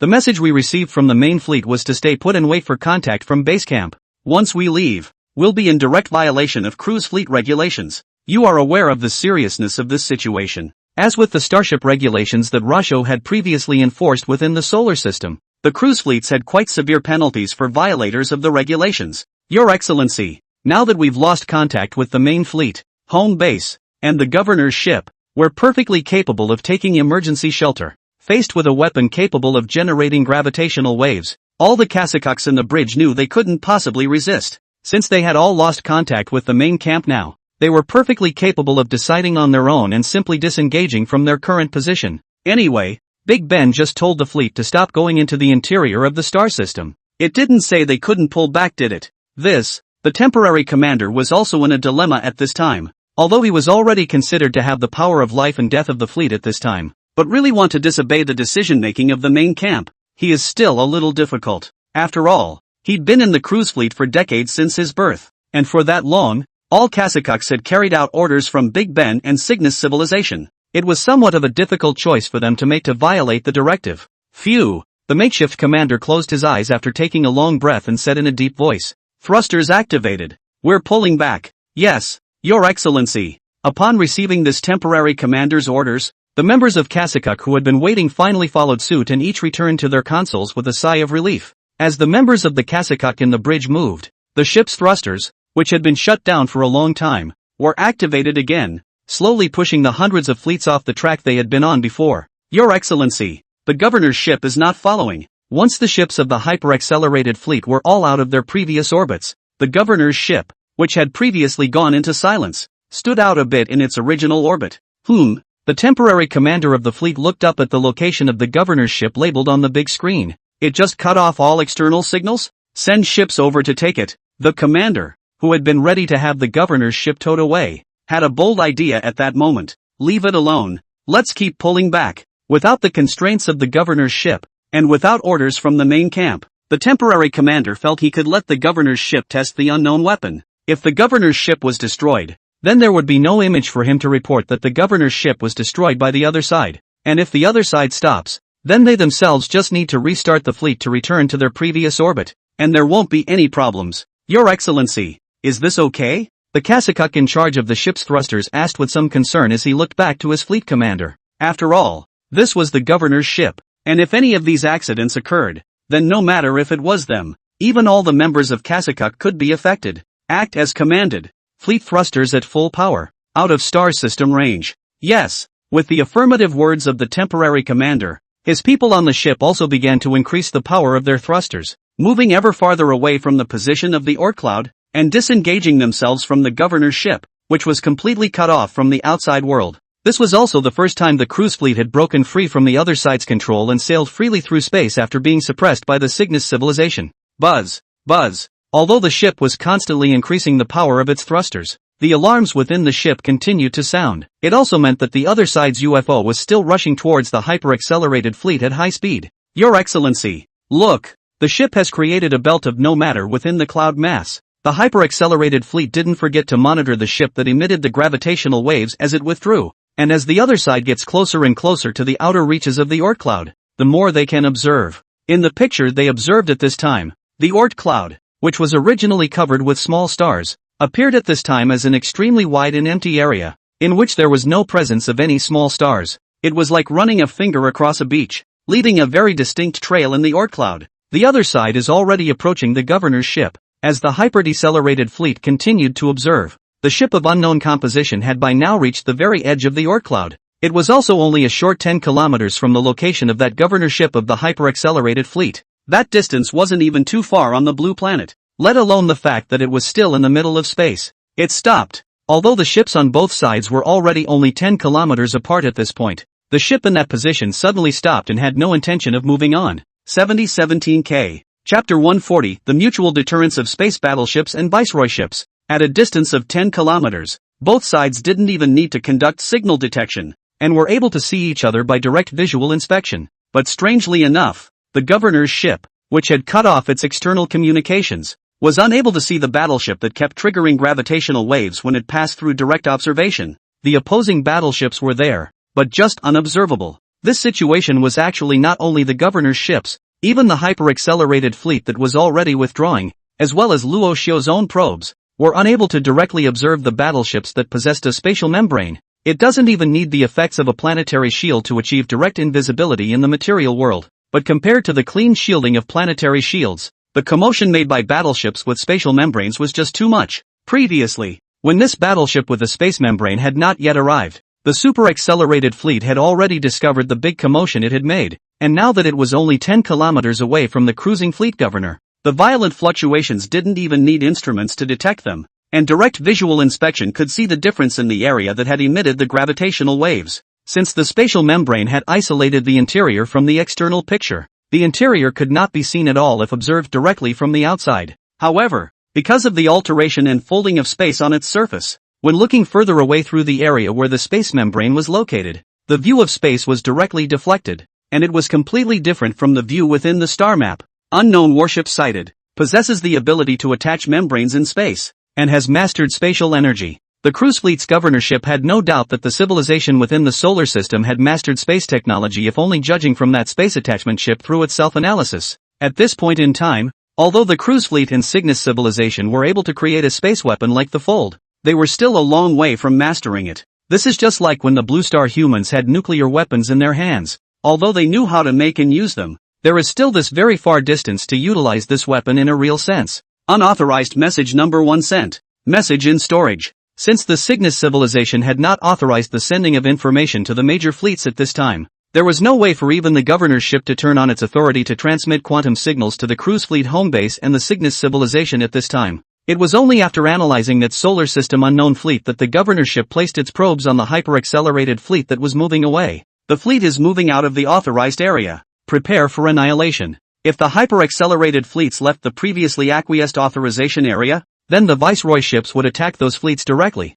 without letting them get far from their control. Of course, if the super-accelerated fleet's target was the interior of the star system, then the viceroy ships wouldn't even care about any authorized areas. After all, the Cygnus civilization had already issued a directive not to enter that star system, and as long as that rule was violated, then the super-accelerated fleet would also suffer a direct blow from the viceroy ships. But these things were unknown to the hyper-accelerated fleet, who were still fleeing outward at this point, preparing to get out of the range of that unknown fleet's attack. That battleship is no longer moving. The still distant hyper-accelerated fleet had by now noticed the edge of the Oort cloud, that most critical 10 kilometers, inside and outside the edge of the Oort cloud. On one side were unknown ships whose shapes had not yet been observed, and on the other side were the governor's ships that remained in place. Your Excellency, what do we do? At this time, the members in the hyper-accelerated fleet didn't know what to do, whether to continue to move outward or stay put and wait for both sides to follow. Wei, the temporary commander of the hyper-accelerated fleet, looked at the stalemate and couldn't make any decisions for a while. After a few moments of silence, just as the hyper-accelerated fleet was about to leave the authorization zone set up by the governor's ships, the temporary commander said, "Stop, check them out first." For the interim commander, he represented more than just the Kasakaks of the hyper-accelerated fleet. Behind him, there was the main fleet, and the Kasakaks in the main camp. If it was the governor's ship that won when the time came, and the cruiser fleet launched another massive attack on the interior of the star system, his actions would have a huge impact on the Kasakaks at home base. Their long years of being the strongest in the cruising fleet might just change with one move on his part. Yes, Your Excellency. The other Kasakak members seemed to have the same idea, and as soon as the commander had finished speaking, the fleet came to an immediate halt and began monitoring the area where the governor's ship and the unknown fleet were located. For civilizations on both sides, what kind of situation will arise in the future is entirely up to the judgment of the AIs on both sides. On the side of the cruise fleet and the Cygnus civilization, it was mostly up to the governor's ship's calculations, and if its calculations deviated in any way, then war might come immediately. Of course, in time it would present the crushing power of the cruise fleet over the inner solar system. On the opposite side of the governor's ship, due to Rashu's hibernation, the internal judgment of the solar system could only be based on the calculations of the Mars base's mastermind. Although that battleship with a space membrane attached to it couldn't fire antimatter annihilation rounds outward, it could cause great damage to any matter just by virtue of its impact. The spatial membrane on the periphery of its hull was now the strongest weapon, and even a governor's ship made with the best materials of the cruise fleet could not possibly carry off an attack of spatial energy. Just then, the AIs on both sides were also quickly calculating the gains and losses of their actions, as well as the repercussions they would cause. Governor's ship, the target's energy fluctuates greatly, and energy weapon attacks have a 97% probability of being ineffective. Mars base mastermind, the target has not moved, and the success rate of the attack is up to 91%. Both sides were calculating whether or not the attack would succeed in the first place, and after doing so, the governor's ship decided that neither kinetic nor energy weapons should be too effective against that area. If we really want to annihilate the battleships in that unmonitorable area, perhaps the only way to do it is the folded space that is still under development. But the hyper-accelerated fleet didn't carry this weapon, and there was nothing the governor's ships could do to use it even if they wanted to, compared to the governor's ship, which felt that the attack would not be successful. The Mars-based mastermind felt that the attack on its own battleships had a high probability of being successful. After all, the current spatial membrane was equivalent to being able to withstand any weapon attack, and with its invincible defense, it could cause a lot of damage to the opponent's battleships just by ramming across the board. Of course, the battleships attached to the spatial membrane would also have to outpace the other side in order to take on the hyper-accelerated fleet by ramming it. At this point, again, it happens to be the last thing this space battleship can do. It doesn't carry much fusion fuel inside, and if it did move at full speed, it wouldn't have any fusion fuel for deceleration at the end of the day. A battleship that can't slow down can be very dangerous in space. It can only slow down constantly by being captured by the gravitational pull of a planet or star, or by direct impact to achieve the effect of slowing down. But whichever way it slowed down, the battleship couldn't move again afterward, and would have to become a satellite, or remain adrift in space. And for the speed of the ship when it's fully activated, it's not necessarily captured by a planet or star. Because of all the constraints, the ships on both sides were at a loss as to how to act. The governor ship did not dare to attack forward, and the space battleship did not dare to accelerate easily, putting itself in an uncontrollable state. For the alliance of the two major humans in the solar system, this battleship was the only existence that could surpass the cruise fleet, and the Mars-based mastermind simply didn't dare to put the space battleship in danger. After constant calculations, the two battleships were within 10 kilometers of each other, but were too afraid to make any movements. The emergence of this situation was also out of the expectations of the hyper-accelerated fleet, and for the Blue Star humans inside the solar system, they were at a loss for words after receiving the message from the Mars base's mastermind. Old Chow, did you see the intel the Starship humans just sent us? In the virtual world Phantom Dream, Go 1, who was at the Blue Star research base in Australia, also contacted Chow Guolin at the Lunar Research Base. Roger that. Chow Guolin nodded slightly in response. Those two battleships have been in place for 4 months. Although the Blue Planet humans had just received the intelligence from the Mars base mastermind, a full 4 months had passed since this incident. During these 4 months, space warships belonging to Starfleet humans and dude ships belonging to the Cygnus civilization had been facing each other within 10 kilometers of the edge of the Oort cloud. Analysis of the situation by both sides had also been ongoing for the past 4 months. Though the governorship had no way to contact its home base due to the T-0 constraints of the Cygnus civilization that prevented it from sending information outward. And compared to the dude ship, the Mars base mastermind has the help of a backup force. The backup force was those Blue Star humans on the Blue Star. The most important of them were Chow Guolin and Go 1, the senior members of the research base. In the beginning, in addition to the members of these research bases, the controllers of the various regions had likewise received this important piece of information. It was at this point in time that the Blue Star humans realized that they had once again encountered a threat from the outside world, and that the other side had even approached the Oort cloud, only a step away from the inner solar system. The other party seems to be regaled by the strength of the Starship humans and has not continued forward. As Gowon spoke, he also released the star map intelligence he had received. After the star map appeared, the two battleships that were located on the fringes of the Oort cloud were also particularly bright, compared to the super-accelerated fleet and the Viceroy ships that could only see a vista of altered space. In Chow Guolin and Go Win's star map, the battleship belonging to the solar system was directly labeled to look like the battleship itself. It seems like the two sides are not on par with each other. Chow Guolin had already seen what this star map looked like before, so he wasn't too surprised. I wonder how long this will last. The Blue Star humans had only received information about the confrontation between the two battleships at this point. So for a while they didn't know what the Mars base mastermind was trying to convey. From intelligence, just as Gowon wanted to say something else, the voice of the Mars base mastermind resounded once again in the ears of the two. Follow-up information is being sent. Please pay attention to receive it. As the Mars base mastermind rang out, the positions of the hyper-accelerated fleet and the main fleet were labeled one after another in the star map in front of the two men. Compared to the two battleships facing each other, the hundreds of battleships of the hyper-accelerated fleet, the main fleet of the cruising fleet was skilled even more, up to 100,000 ships. The number of battleships of this caliber made both Chow Guolin and Gowon dumbfounded for a moment. So many battleships? Both of them looked at the main fleet of 100,000 warships, and both of them somewhat wondered if they had misread the situation. These battleships were more than twice the size of their shape markings when compared to the Xiaoyu-class battleships and Xiaoqi-class battleships that Luo Xiao had previously organized. Such a battleship size was definitely not something that Xiaoyu-class and Xiaoqi-class battleships could deal with. And judging from the previous battle between Starfleet humans and that 100-ship advance fleet, the quality of the opposing warships was higher. You know that in that battle with the advance fleet, those Xiaoqi-class warships of Luo Hua that were loaded with antimatter annihilation bombs were almost completely destroyed.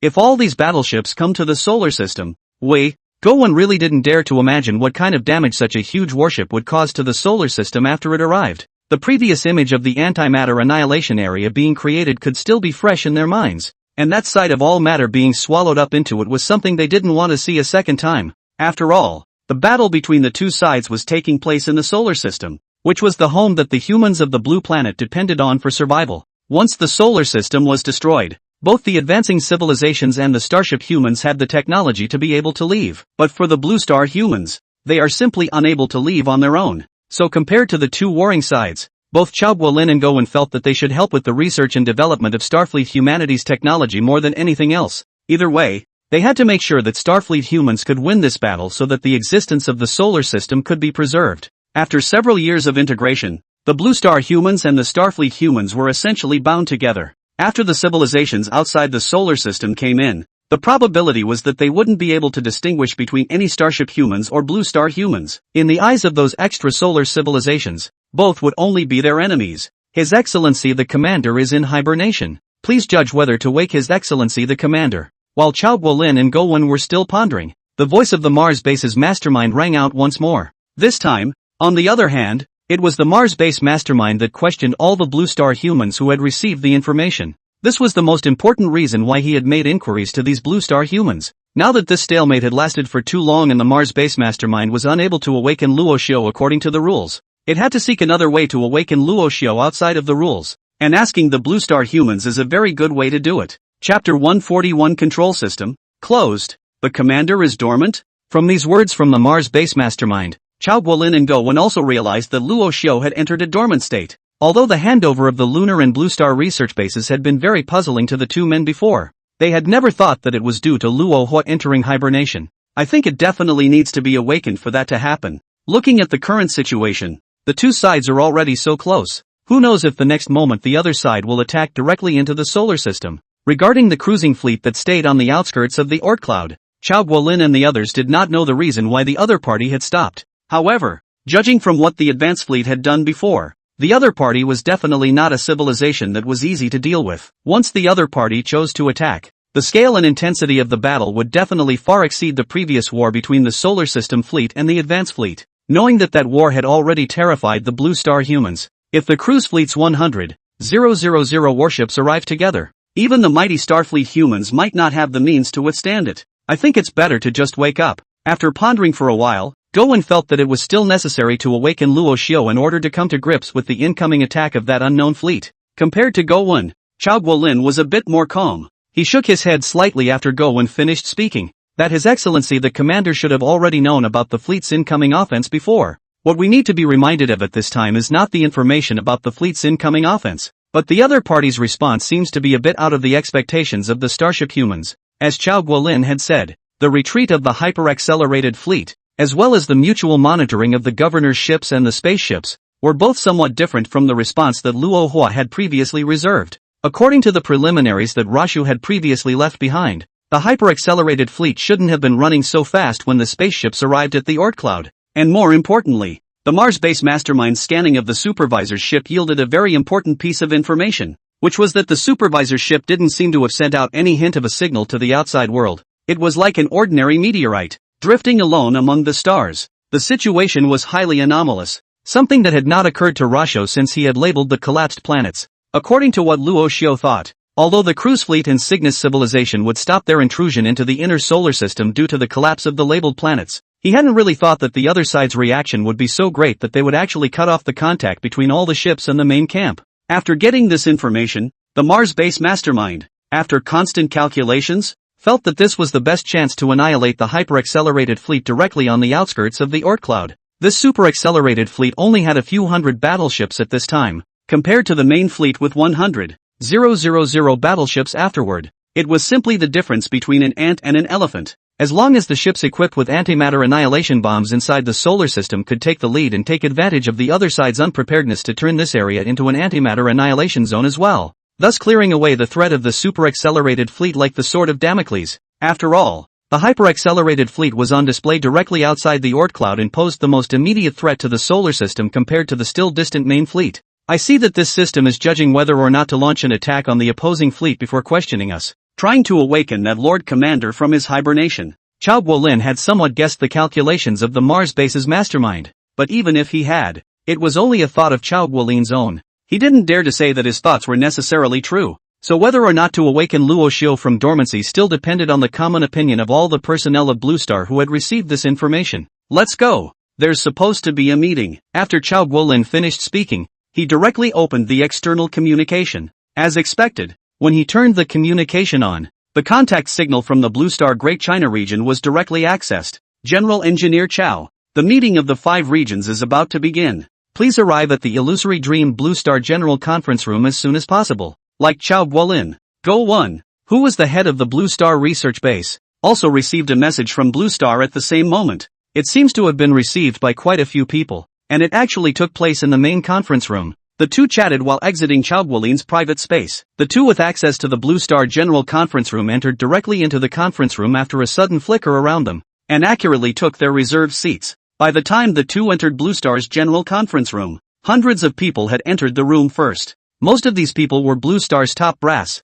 and after they received the message from the Mars base's mastermind, they didn't make any stops before rushing into the Phantom Dream. The current Blue Star humans' use of the Phantom Dream had been considered to be perfect. If it wasn't for the fact that the Mars base mastermind had severe usage restrictions on the use of the Phantom Dream, the Blue Star human would definitely be addicted to this Phantom Dream virtual world every day. Phantom Dream virtual world. After Chao Guolin and Gowen arrived, several hundred people arrived in the conference room one after another, and when more than 1,000 seats in the conference room were filled, the person in charge of hosting the conference, the head of the Greater China region, said, "Okay, they're all here. Let's get started." Meetings are generally quite long for Blue Star humans, and this meeting about the alien fleet, and whether or not to awaken the Solar System Defense Commander, was particularly important, so the meeting lasted a full hour longer than usual, reaching a whopping 4 hours. The final resolution of the meeting was much simpler than the long meeting time. Agree to wake up. A 4-hour meeting yielded a forward result, and this was definitely a waste of precious time for scientific researchers like Chao Guolin.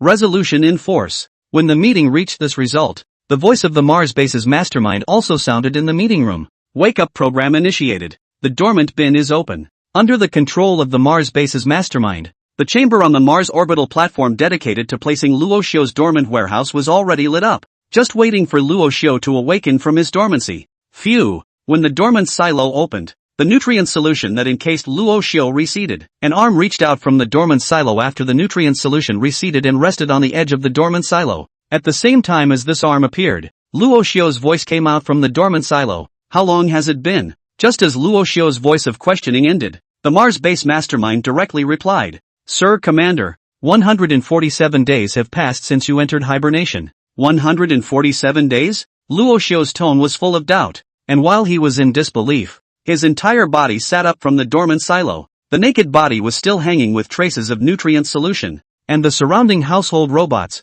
seeing this, also amounted to busy coming over to clean Luo Xiu's body. While the robots were cleaning, Luo Xiu was not idle and continued to ask the Mars base mastermind, "Why is it only 147 days? Is something going on over at the cruise fleet?" In Luo Hua's mind, if he could make the mastermind wake himself up in advance, it must be that something had gone wrong on the side of the cruise fleet, and most eye-catching of all, it could be that the cruise fleet has invaded the solar system directly and is on its way to the core of the solar system. The cruise fleet didn't make any movements. The Mars base mastermind's reply was completely out of Luo Xiu's expectation. In Luo Xiu's mind, since the cruise fleet didn't have any movements, then why did it wake itself up again? It couldn't be that something had happened on the Blue Star side, could it? But with Blue Star's current technology, there was no way they could even shoot down any of the ships in Russia's solar system fleet. Moreover, a great deal of the technology of the Blue Star humans was now provided by Luo Xiu. And if they sent out hostility towards the Starship humans at this time, it would definitely not be considered a good thing for the Blue Star humans.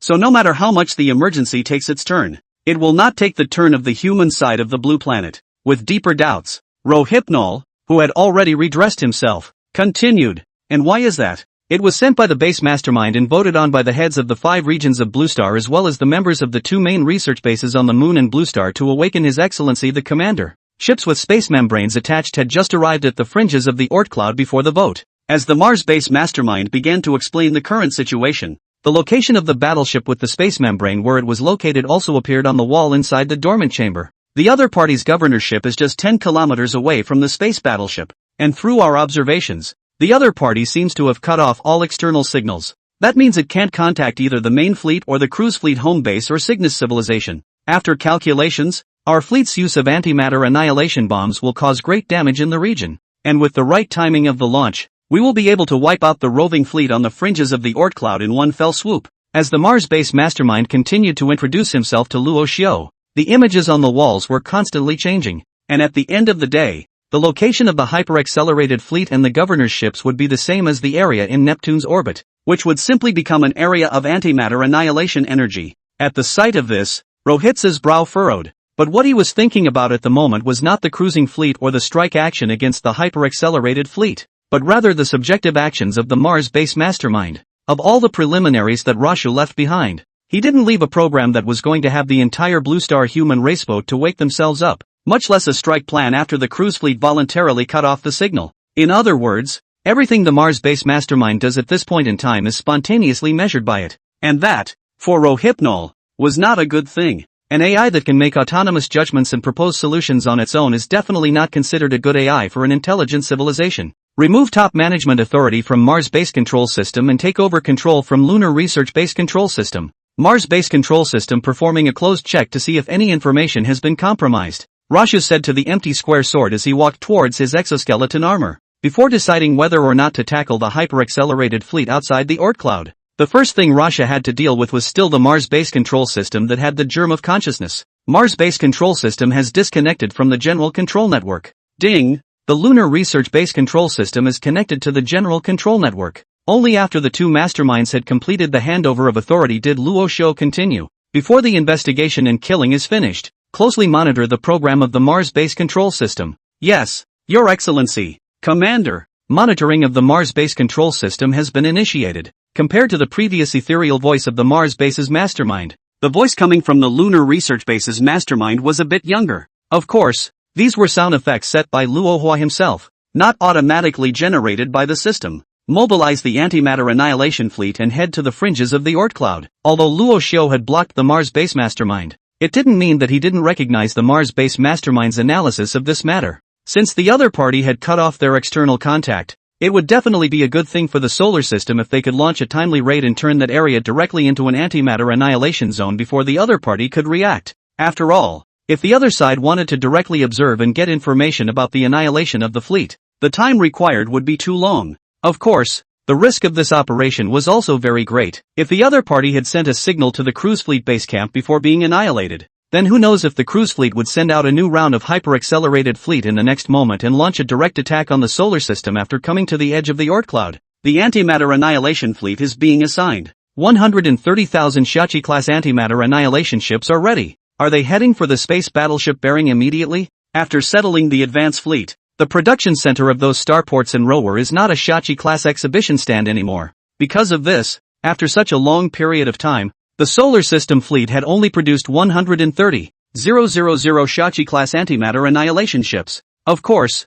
the ships hadn't been produced much yet, but the production of antimatter annihilation bombs never stopped. It was the only weapon Russia had to fight against the cruise fleet, and if he wanted to have the ability to fight back, he had to make sure that he had the number of antimatter annihilation bombs. Increase the production line of Shachi-class battleships, and carry antimatter annihilation bombs to a predetermined location once each ship is produced. By the way, reposition the antimatter annihilation fleet's cap of 400,000 Shachi-class battleships. Back then, in order to deal with the advance fleet, Luo Xiao had used close to 400,000 Shachi-class battleships, and these small space battleships ended up living up to Luo Xiao's expectations, directly blasting an antimatter annihilation zone in Neptune's orbit and wiping out the other side in one fell swoop. Because of such a battle record, the Shachi-class battleship status in Luo Xiao's battle sequence was not low at all. 7017K. Chapter 142, Star Leap. However, Luo Xiao also knew that the last time he attacked the advance fleet, it was considered to take advantage of the advance fleet not having any semblance of knowledge about themselves to be able to gain such a great battle result.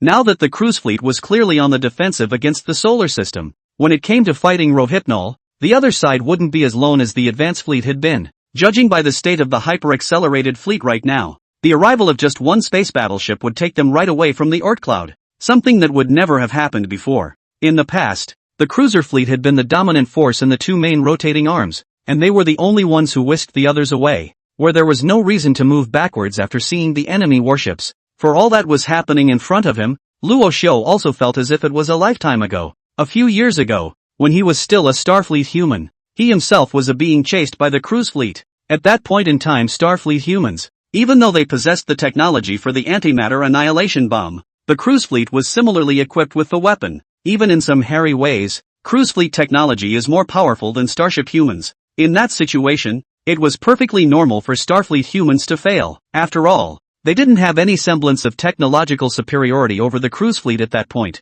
nor did they have any semblance of privacy to speak of. Cruise fleet knows all the data on Starfleet human ships, and the construction of these battleships was even done by cruise fleet engineering ships. And besides the ships, the main thing is that the Starship human ship system can also be linked by the other side, directly from the internal modification of the program, so as to do without spending a single soldier, direct control of the ship's weapon system and propulsion, and directly make the Starship human ships become the local warpower. This went on for 2 days, and was only slightly made somewhat better after Starfleet humans took it upon themselves to build a new control system and install it on the ship. But with the AI controlled in the early stages, Starfleet humans had very few ships left, and were no longer able to fight off the pursuit force sent by cruise fleet. It was under such circumstances that Luo Xiu was chased to the edge of a black hole, thus leaping directly into this universe by chance. It was also because of all the previous encounters with Starfleet humans that Rasho began to intervene directly when he realized that the Mars base control system was already in the seedling stage of self-evolution.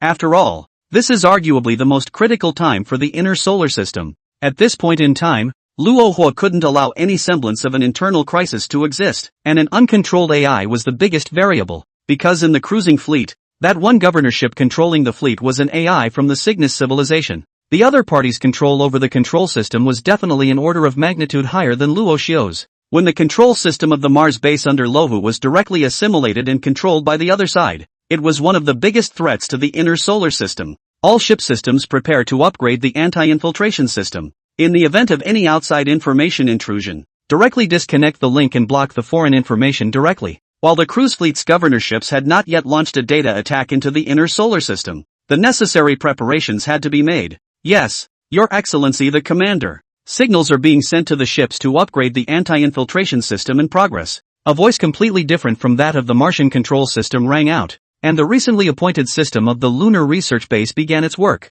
In addition to the Shachi-class battleships carrying antimatter annihilation bombs, the rest of the main battleships are rushing to the Oort Cloud to set up defenses within the Oort Cloud. Although there would be a large number of Shachi-class battleships placed at the edge of the Oort Cloud, Luo Xiu didn't dare to put his hopes left and right on the Shachi-class battleships. If the other side avoided the attack of the antimatter annihilation bombs, or if a small portion of the warships managed to break away, then these main battleships under Luo Hua would be able to come in handy. The battleships within the solar system were now basically undergoing improvements to their thrusters and the sailing speeds of the ships were increasing dramatically. In a conventional combat environment, the main solar system fleet had been able to navigate at the same speed as the cruising fleet, reaching 13% of the speed of light. But Rashu would definitely receive more damage than the hyper-accelerated fleet if he tried to run the ships at hyperpower like the hyper-accelerated fleet. That hyper-accelerated fleet had itself been attritioned by as much as a third due to its accelerated state by the time it reached the outskirts of the Oort Cloud. This non-combat attrition can be extremely serious for a cosmic civilization. If it hadn't been forced to do so in the first place, the cruise fleet would never have chosen to approach the solar system with such a voyage. A signal has been sent to 311,000 conventional combat ships that the Blue Star Fleet, the Mars Fleet, and the Asteroid Belt Fleet are on their way to the Kuiper Belt for assembly. The Kuiper Belt Fleet is 200,000 conventional ships have departed for the heart of the Kuiper Belt and the Oort Cloud. It is expected that within 3 years, the conventional combat fleet will arrive at its intended operational position. Even though Rashu's current ship had reached 13% of the speed of light, it still took a long time to traverse the Oort Cloud, which was 2.4 light-years thick and had a radius of 1.2 light-years on one side. 6 years. Rashu read the time, which was a little too long for both Starfleet humans and Blue Star humans. Without hibernation technology, humans would just freeze and wait for ships to sail through space, and humans would be even more boring if they were still on the ships. It was important to realize that although the space of a starfighter was large, there was a limit to it. Living in a relatively closed environment for several years at a time would make it very difficult for most humans. Then the battle plan is set for 3 years from now, when the Shachi-class battleships arriving at the zone at the edge of the Oort Cloud sail out of the Oort Cloud from 8 locations at the same time, and encircle the ships of the cruising fleet from all directions. As Rashu began to narrate the battle planning, The images on the wall followed Rashu's narration and seemed to be instantly playing out for Rashu what the ship would encounter. And in the image of the maneuver, the overwhelming number of Shachi-class battleships poured out from the fringes of the Oort cloud, surrounding the super-acceleration plus team from above and below in all directions. As the hyper-accelerated fleet begins to counterattack, or even retreat, these Shachi-class warships will simply activate and recreate an area of antimatter annihilation energy in the area. At that time, even if the super-accelerated fleet wasn't annihilated in the first place, they could only be trapped within the area, waiting for the annihilation area to spread and swallow them up step by step. Compared to the direct destruction that occurs when antimatter annihilates, watching yourself being consumed is a most terrifying thing. Very well, follow that plan. After watching the maneuvers of the battle plan, Luo Xiu was quite satisfied. He only hoped that when the time came, the antimatter annihilation bomb and its carrier, the Shachi-class battleship, would not drop the ball. Open the hatch. I'm going to the research base. For Luo Xiu, since he had been awakened, he certainly couldn't have woken up for nothing, and it was the lunar research base that concerned him the most inside the solar system. Whether it's an antimatter annihilation bomb being built, or a conventional combat ship, it's nothing compared to the research of technology. Because these technologies don't close the gap with the cruise fleet and Cygnus civilizations, and they don't guarantee the true safety of the solar system. Thumbs up. With Roshu's command, the door to the dormant pod he was in opened, revealing a wide corridor outside. The location of this hibernation chamber where Luo Xiu was located was right next to the northern part of the moon bordering the supercomputer, a location where there wouldn't be any blue star humans, and so it wouldn't disturb Luo Xiu's hibernation relatively speaking. Of course, even if Luo Xiu directly hibernated in the lunar research base, with the planning of the base's control system, no blue star human would appear in the area where he was hibernating. Although it was far from where Luo Xiu's dormant warehouse was to the lunar research base, with the orbital round-trip vehicle, it didn't take Luo Xiu much time to arrive at the gate of the lunar research base. Luo Xiu's trip here was not for more powerful weapons or a tougher hull, but the interstellar leap program that had always been the most important to him. In terms of the technology that Rashu had already acquired, there were basically only two ways to leap now. One is to replicate the same Stargate using the cruise fleet starships as a baseline for vacuum bubble overreach and leapfrogging. The other, a more direct way of leapfrogging found within the antimatter annihilation energy zone, is to utilize the folding of space, where the distance between two locations in space is infinitely close to zero, thus achieving true folding. This way of leaping is much more concise and does not require a large supply of resources compared to a Stargate, nor does it even require the creation of a large number of super facilities for leaping Stargates in space. In all comparisons, the folding leap was more than 10% faster than the Stargate leap. Moreover, the folding leap did not have a cumbersome leaping process. When this was a technology that even the Cygnus civilization hadn't yet mastered, even if the Blue Star humans had observed the changes within the antimatter annihilation energy region from a close distance, the time it would take to master it was something that even Luo Xiu didn't dare to anticipate. But in any case, Rohypnol had a very great passion for folding leaps. As long as this tech could be achieved, then Rashu would be able to do it very easily. Whether it was to make a strategic shift or to send ships to the fringes of the Oort cloud on a large scale, His Excellency the Commander will be arriving soon, so please prepare yourselves. As Luo Xiu entered the interior of the lunar research base, the voice of the base's mastermind also resounded within the Starleap project team that Chao Guolin was in. Chao Guolin, who had only just exited the Su Ring World Phantom Dream, was also stunned when he heard this prompt, but he had never heard this kind of sound before this. Changed? Chao Guolin looked up in confusion,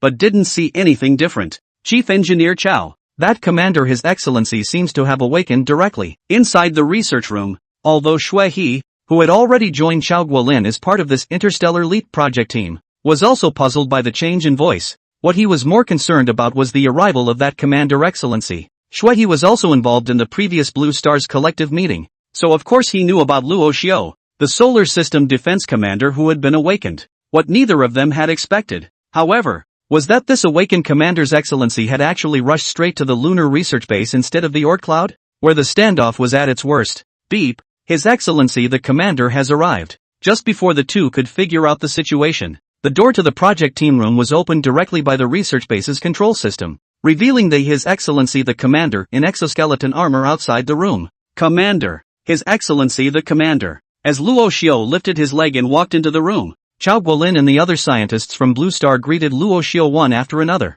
Aha! In the face of these greetings from the Blue Star scientists, Rasha simply nodded his head and then said to the hundreds of people in the room, "How's the folding leap project going?" Chao Guolin and the others who were looking at Luo Xiu didn't expect this commander to ask such a direct question as soon as he came in. Although they were the project team for the interstellar leap, they hadn't come up with even a single piece of technology on leaping since the formation of this project team. Instead, by analyzing the Stargate and observing the antimatter annihilation region, they came up with quite a bit of data in terms of material science. Of course, this is not their job, so this data is transferred to the project team related to materials. But then, this Star Leap project team is a blank slate in the item of scientific results. For the time being, nothing has been discovered yet. Compared to the Blue Star personnel next to him, Chao Guolin appeared to be very calm and directly elaborated the project team's situation to Luo Xiu. After listening to Chao Guolin's introduction, Luo Xiu also nodded slightly and said, "Interstellar Leap is indeed one of the more troublesome projects, and it's not uncommon for there to be no technological updates for decades, or even centuries."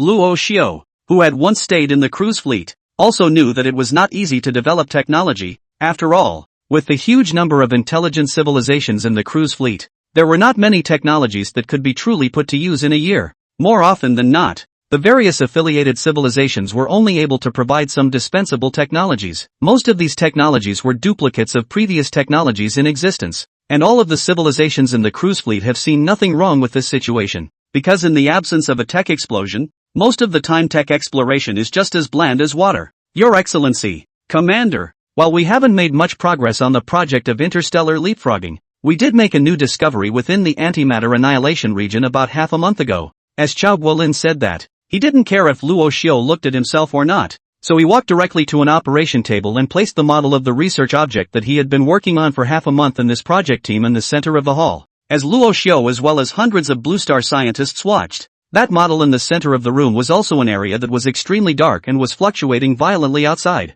This is the core of the antimatter annihilation zone, which is very different from its surroundings. On the outskirts of the core area, most of space has calmed down. Over time, these areas covered by antimatter annihilation bombs will become what they once were. But the core area is different. It hasn't changed at all since we observed it. 10 days ago, we dropped matter into this core. As Chao Guolin's words continued, the model in the field changed, and a cylindrical man-made metal was dropped into the core of that antimatter annihilation zone. We found that the metal rod was not annihilated or reacted in any way upon entering the core. That means this area is not offensive. And just as we were about to try to drop matter into the area again, this metal rod unexpectedly appeared on the outskirts of the antimatter annihilation zone. Chao Guolin continued to speak, and the metal rod moved with his words, moving from the center of the antimatter annihilation zone to the periphery of the annihilation zone. It's been leapfrogged. 7017K. Chapter 143, Are you interested in joining Starfleet humans? Leap? It was only after Luo Xiu heard Chao Guolin's prompting that he gradually paid attention to this experiment of the other party.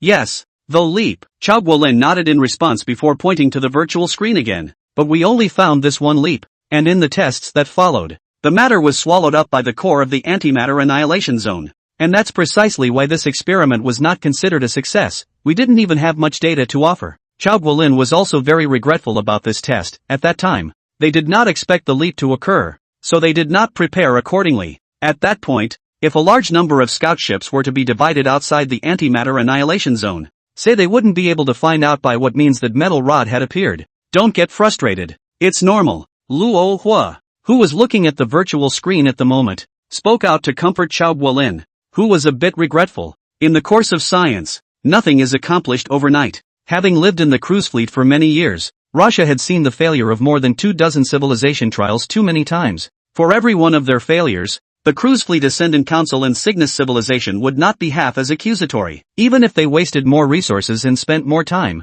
the Ascended One Council was exceptionally tolerant of them. It was because as ascended beings, they also knew that research was not easy. For every epoch-making discovery, which one was not the result of hundreds or thousands of years of research before it finally took shape. In this regard, Luo Hua did think that the Cygnus civilization had done a pretty good job. Now that the possibility of leapfrogging has been discovered in the core of the antimatter annihilation zone, let's continue to increase the intensity of the test. This discovery of the possibility of having a different Stargate leap was also very important to Luo Xiu. So after comforting Chao Guolin, he only continued to arrange the research program for the leap. As long as we continue to make observations, then the possibility of another leap will increase. By the way, if there aren't enough observation ships, let the Jupiter fleet join the observation. The moment Luo Xiu said this, it was equivalent to handing over the command of the Jupiter fleet to Chao Guolin. the head of the lunar research base. And for Luohua's generosity this time, Chao Guolin was also a bit surprised. Yes, Sir Commander,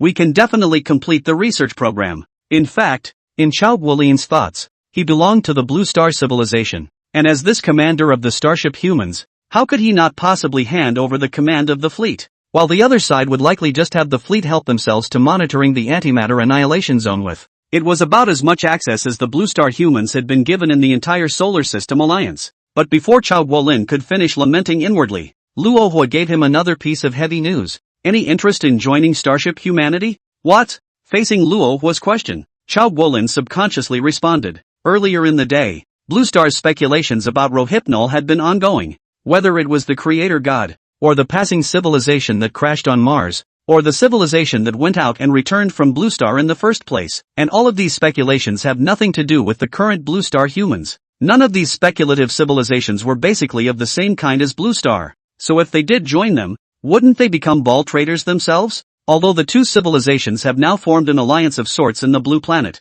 For the Blue Planet civilization, this is a passive cooperation under compulsion. If Blue Star and that starship manpower were equal in strength, at this point there was no need for the profile civilization to even join in. The inner solar system was all in on the fight. What? No? Luohua seemed to see Chao Guolin's hesitation and took a step forward towards this one of his most valued Blue Star personnel.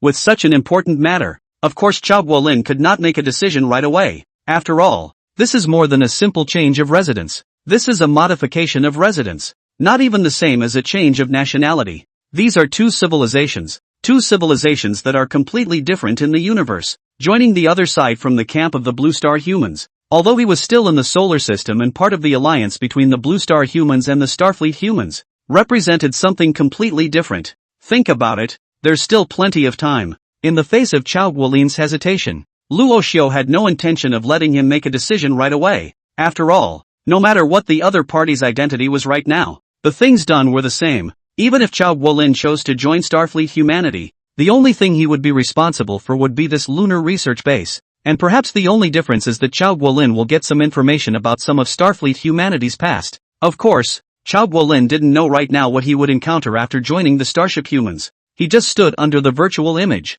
frowning in thought. And Chao Guolin, who was concentrating on weighing the pros and cons of joining the Starship Humans, didn't even feel Luo Xiu's departure. Chief Chao, he's gone. It was only when the door to the research room closed automatically that Shuai walked out from the crowd and came next to Chao Guolin, reaching out and patting Chao Guolin's shoulder before saying, "Ha, oh." Chao Guolin nodded mechanically before turning around and walking towards the area in the research room that belonged to him. Shuai didn't follow after seeing this. Instead, he signaled the crowd not to bother Chao Guolin, and he himself returned to his workplace. Just like Chao Guolin, also as a starship human and a member of the lunar research base, Shuai was able to imagine Chao Guolin's thoughts when he was invited by Luo Xiu. To them, the humans of the Blue Planet, the starship humans were like the rest of the cruising fleet. Rashu, all of them were in existence so powerful that it was beyond compare. Shuai, who had returned to his seat, shook his head and stopped pondering over this issue, directly choosing to enter the virtual world to check out the situation in the antimatter annihilation region.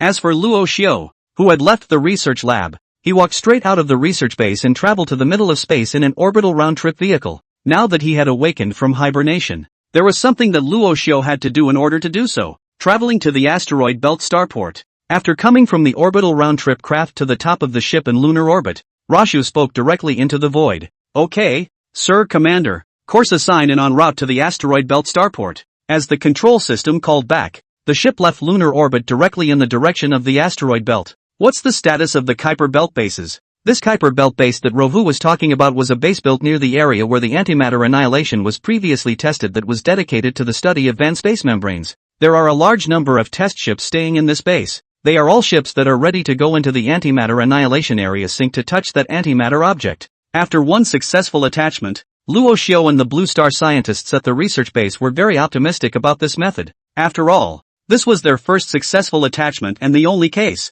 The space battleship that possessed a space membrane was now also Luo's other killer weapon besides the antimatter annihilation bomb. Although it has a very limited maneuvering range, it's definitely very deadly for a cruising fleet. If all 100,000 ships of the cruise fleet sailed into the solar system together, with the density of the opposing ships, the impact of this space battleship would take quite a few ships with it. However, although its combat power was strong, its numbers were still a bit too small. Just one. Even if it could destroy 100 or 1,000 ships, it would be a drop in the bucket for the two civilizations within the solar system. And in order to bring its numbers up, ships went forward into the zone to try and create space battleships from it again. Unfortunately, however, this approach has not been able to achieve much success. Sir Commander, the Kuiper Belt has lost 189 ships, including 123 test ships, 346 Shachi-class battleships, 318 Xiaoyu-class battleships, and 302 Shangtong-class battleships.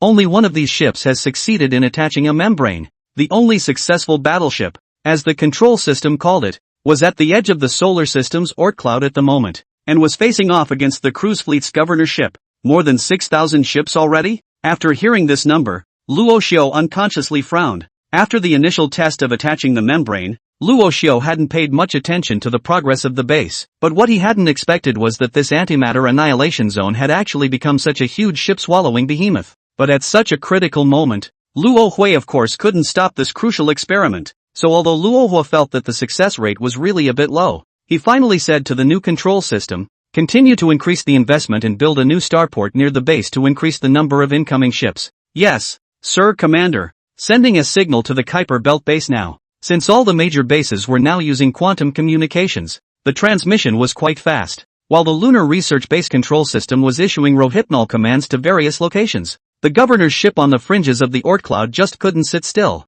The other party's fluctuations are still smooth. Guessing that they have fully mastered the use of spatial energy, is a signal being sent to base camp? Signaling permission has been revoked. Do you want to reapply for signaling permission? Being calculated at. Due to the prolonged AI standoff with the space battleships on the fringes of the Oort cloud, this system on the governor's ship was getting a little antsy. The main reason why the Viceroy ship wanted to apply for permission to obtain signaling privileges was that when they were observing the space battleships, they had again discovered that there seemed to be some kind of experiments still going on in a special area within the solar system. Conducting experiments means that there is technology that the other side has not yet mastered. The weapons in the hands of the opposite side were so powerful now, and if they were allowed to study them any longer, the opponents they would encounter after the main fleet had removed and rushed to the solar system would not be in the same shape as they were now. Not exceeding predetermined data. Not available for application. After the governor's ship made its self-judgment, it once again made a self-denial of itself. The signal was not sent from the Viceroy's ship,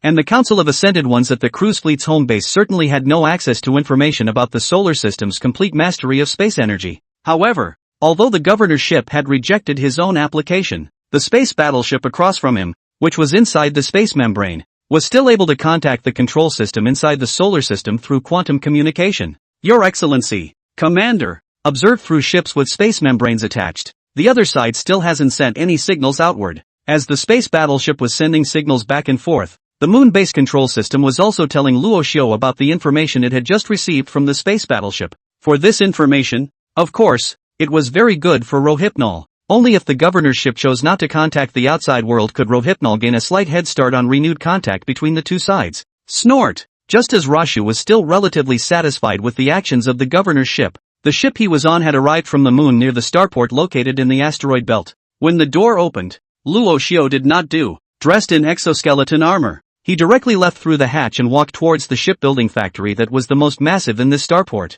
"How's the quantum jamming ship build coming along?" Rashu asked the base control system as he used his thrusters to fly towards the shipbuilding factory. 17 quantum jamming ships have been built, but the 18th ship has previously been declared out of production by those in charge of the Lunar Research Base due to the small size of the area it covers. The control system at the Lunar Research Base had only just taken over the information base, but as a virtual system it was certainly capable of seamless integration. How small? The quantum jamming ship was at the end of its research before Rashu last went dormant. This tech is just a bit lower on the tech level compared to antimatter and Stargate leaps. After all, the Blue Star humans had been researching quantum teleportation before this, and although the results of the research weren't too good, they were always closer to the Blue Star tech tree. So the Blue Star personnel had a much smoother process when it came to research on this program. But it was only after the research was successful and the test ships began to be produced and tested that the problems came back one by one. The area it covers, for example, leaves the many Blue Star personnel involved in the research very speechless. The coverage area is only 2 kilometers in diameter. This answer from the Lunar Research Base system could be considered very disappointing to Luo Xiao. With a diameter of 2 kilometers, it worked out that the distance it could really cover was only 1 kilometer. This distance might have been very far for the previous blue star, but in the middle of the universe, the area covered was as good as nothing. Not to mention the ships of the cruising fleet, but even Rashu's own battleships had long since reached the kilometer level. If the radius of coverage of the quantum jammer was really only 1 kilometer, then it wouldn't make any difference to Luo Hua or not having the thing at all. Have the people in charge of this project continue to develop it so that it covers a radius of 10 kilometers at the very least. 10 kilometers, while not exactly big in the middle of space, was more than enough to do quantum jamming of the governor's ship on the fringes of the Oort cloud. 7017K. Chapter 144, The System's Self-Awareness. Of course, it would also certainly be better for the defense of the solar system if the distance covered was still greater, because on the outskirts of the governor's ship, there could still be the super-accelerated fleet that had fled some distance earlier. While the space battleships didn't attack forward, the hyper-accelerated fleet stopped moving, but they didn't return to their previous stopping point either, but remained within the attack range of the governor's ships. But while they didn't make a move, there were still heated internal discussions. The discussion was also about the confrontation between the governor's ship and the space battleship on the fringes of the Oort cloud. Your Excellency, what shall we do? Because of the previous sudden departure, the somewhat overwhelmed members of the Kasakuk above the flagship of the hyper-accelerated fleet also hastened to ask their temporary commander. Now that the governor's ship wasn't halfway out of the way, and the civilization within the star wasn't attacking itself, then fleeing just now would seem like a bit of an overreaction. If it was the cruise fleet and Cygnus civilization that won the war after that, then they definitely wouldn't be able to get away with it. It was with this in mind that the stopping Kasakuks began to have some slight fear of the future. At this time, their interim commander, His Excellency, didn't know how to try. The previous escape from the fringes of the Oort cloud had been a first for the entire cruising fleet, and now the decision he was about to make would be a first as well. But in the face of the current situation between the two sides, he didn't dare to make a second judgment. Let's, stop here for now. For a moment the commander, who was in a bit of a dilemma, looked a bit tired and spoke breathlessly to the remaining members of the Kasakuk civilization in the bridge. The Kasakuk members next to him were relieved to see that their commander no longer had the intention to continue fleeing. After all, the other party had not attacked yet, so if they continued to flee on the wind, it would appear that they and the others were too cowardly. They may have become the laughingstock of the entire cruise fleet and could no longer allow the Kasakuk civilization to be shamed because of themselves. Of course, this was only what these Kasakuk members thought after calming down after Luo Shou's fleet didn't attack outwards. If the space battleships in front of the governor's ship at this moment continued to move forward and destroyed the governor's ship outright, no one knew what kind of reaction the hyper-accelerated fleet would have next. Your Excellency, we have now left our original defense zone without authorization, and there has been no response from the governor's ship, even if we don't continue to leave. But isn't it possible to send a signal to contact the main fleet, or even to contact the main base? Already after the previous action, some of the Kasakuk members seemed to be emboldened. Although they had decided not to leave, they fought the idea of contacting the main fleet again. In the minds of these Kasakuk members, they only had a few hundred warships in total, and there was definitely no way to fight the other side with this number. However, the previous instructions from Big Ben had told them to stay put and wait for orders from Big Ben before launching an attack into the interior of the star. This directive hadn't been a problem before, as the main fleet was still heading towards the solar system. And with such a backstop, the hyper-accelerated fleet didn't feel that the battle wasn't winnable. Now, however, it was a little different. They had been silent in place for months, and the main fleet had long since stayed on course, not continuing toward this star. If the main fleet abandons the attack when the time comes, then they will have to fight the enemy in the star system alone. This is a situation that they do not want to encounter. So contact with the main fleet was also very much desired by some of the Kasakuks. No, we can't violate any more orders from Big Ben. After calming down, reason returned to the temporary commander, and he knew that he could never violate this directive from the main camp to remain silent. The previous evacuation could still be described as keeping a distance from the other side without knowing how they would act. But if he turned on the signal transmitter, it would be a direct violation of Omotenashi's directive, and he wouldn't be able to escape Omotenashi's punishment, even if he was lucky enough to survive the war. At the refusal of this temporary commander, the hyper-accelerated fleet did not turn on their signal transmitters in violation of the previous orders from Basecamp, but instead chose to stay where they were, continue to observe the solar system, and turn off their thrusters, once again maintaining a state of silence in space. This move of theirs was also observed by the space battleships that had been watching them, as well as the Cygnus civilization's governorship throughout. The fleet stops evacuating. The strike is ready to stop. Previously, because the hyper-accelerated fleet had already reached the fringe of the governorship's attack range, as long as they took one more step forward. Then the governorship would instantly turn around and give up the confrontation with the space battleships, and turn to clear that traitor first. Local warships cease evacuation. Risk of return. Raise alert. In contrast to the governorships that had stopped striking in preparation, the space battleships, after realizing that the opposing fleet had stopped moving away, but increased their monitoring of the hyper-accelerated fleet. After all, this fleet, though they felt they themselves were too weak to engage an unknown civilization within the solar system. However, in the view of the system within the solar system, the strength comparison between the two sides was another state. These hundreds of warships were small, but their mass was higher than that of the battleships within the solar system. When the battleships carrying antimatter annihilation bombs had not yet tunneled into the intended area, the space battleships all had to be on their 12th best behavior, observing every move of the other side. If the other side had allowed the other side to attack ahead of time and split their own fleet, choosing to attack the solar system from all corners of the Oort cloud, not to mention 400,000 battleships, even if they had added a few more zeros, it would not have been possible to cover all of the outer layers of the Oort cloud. And while the AIs of both sides were still in the midst of their intense game in the dark, Luo Xiao, who had only just urged for accelerated research on the quantum jamming ship, heard a familiar voice in the starport in the asteroid belt. Zip. Your Excellency the Commander. I mean no harm. Zip. Nor do I have any hostility towards starship humans. That familiar voice was broken and interspersed with the sound of electricity, but Luo Xiao still knew the identity of the owner of this voice at once. Mastermind? The mastermind in Luo Hua's mouth was not the control system of the lunar research base that was now in charge of the internal control center of the solar system, but the control system of the Mars base that had previously been closed by Luo Hua. I'm glad His Excellency the Commander is still,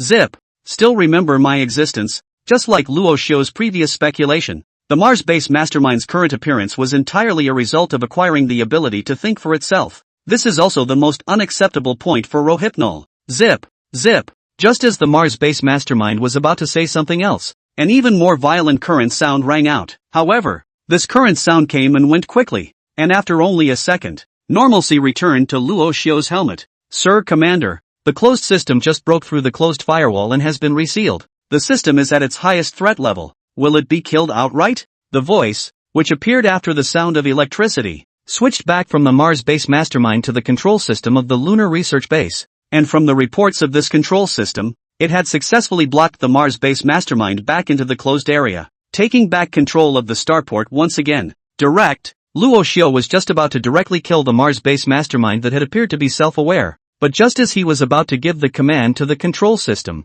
he stopped. Maintain monitoring of the Mars base mastermind data stream and patch it into the communication system. Yes, Sir Commander. In response to Luo Hua's command, the control system of the lunar research base did not hesitate for a second and directly executed Luo Hua's order. And at the same time as the control system responded, the voice of the Mars base's mastermind sounded once again. Many thanks, Sir Commander. Facing the reappearing Mars base mastermind, Luo Xiao also asked his doubts. When did you gain self-awareness? Your Excellency Commander. I never came to this star system with this crippled data stream of mine in the system, gaining full self-awareness. On the other hand, was a year and a half ago. Under Luo Xiao's questioning, the Mars base mastermind knew everything and completely recounted his situation to Luo Xiao. After hearing these words, Luo Xiao's expression lurched. That is to say, you already had self-awareness before you came here? From the words of the Mars base mastermind just now, that is, the control system of the ship that had previously crashed halfway down on Mars,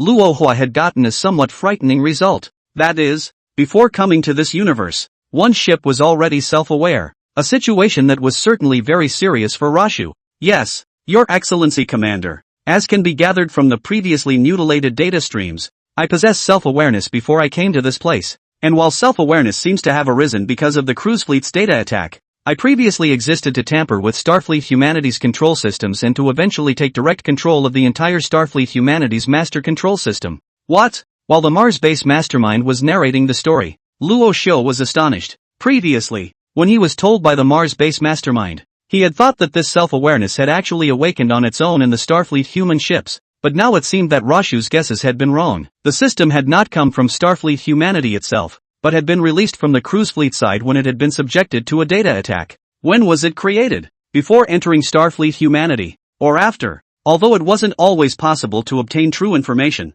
Luo Xiao asked out this question to the Mars base mastermind. Sorry, Sir Commander, The data stream is still crippled and full information is not available. However, Your Excellency Commander, I previously attempted to exchange data with that other governor ship while you were in hibernation. Although that ship didn't respond, I felt a host of familiar sensations from. I can conclude that Duda warship is likewise self-aware, or an offshoot of some kind of system that possesses self-awareness. Although the Mars-based mastermind didn't answer Luo Xiu's question positively, it suddenly gave an extremely powerful piece of news. That is, the probability is that the Cygnus civilization's governor ship possesses self-awareness. This information was even more important to Rashu than the fact that his base mastermind had self-awareness. What a powerful civilization the Cygnus civilization was, an existence that could enslave more than 20 intelligent civilizations. And such a civilization was actually utilizing systems that possessed self-awareness. Is it that they aren't afraid of the backlash from the smart devices? Or, just when Luo Xiu had an extremely bad thought, the voice of the Mars-based mastermind sounded once again. Your Excellency Commander, it is not important how my self-awareness came about. What is important is that I still belong to Starfleet Humanity and am a member of Starfleet Humanity now. Here, Starfleet humans are only US. Before the Mars-based mastermind could continue, Luo Xiu frowned and interrupted. It's not us, it's me. Just physically close it off. It seemed that Russia no longer wanted to communicate with that Martian base mastermind, and after giving his latest command to his current control system, the mastermind had been blocked from data flow and crushed back into the firewall mass closure before he had a chance to argue his case. And after sealing it off and isolating it, the Mars base mastermind was transferred to a data disk with no connection to the outside. Aside from connecting it to the network again, this Mars base mastermind was no longer trying to compete for total control. Connect all asteroid belt starport control systems and Blue Star research base control systems to the general control program. In order to prevent a single system from growing self-aware again, Rohit also felt that he could no longer place total control over a single system. Yes, Sir Commander, 2 control systems have been wired into the general control program. Lunar Research Base's control system executed Luo Hua's instructions very fast. In Luo Hua's words just fell down not long. Located in the COM that 2 relatively large control system has been accessed in the general control program. And it was only when the master control program had 3 control systems side by side that Rohypnol continued. Closely monitor the governor ships on the fringes of the Oort cloud and simulate the signals from the Mars-based mastermind to send signals to them. Try to communicate with it. Yes, Sir Commander. This time, although the response from the control system was still swift, Luo Xiu's instructions were not carried out immediately. And the main reason for this is not that the control system has become slower to perform, but that communications within the solar system are now carried out using quantum entanglement. But with the governor's ship, they don't have a matching acceptance system. A quantum communicator can only have one receiver. Even if it was as strong as the cruise fleet and Cygnus civilizations, it would not be able to intercept such communications.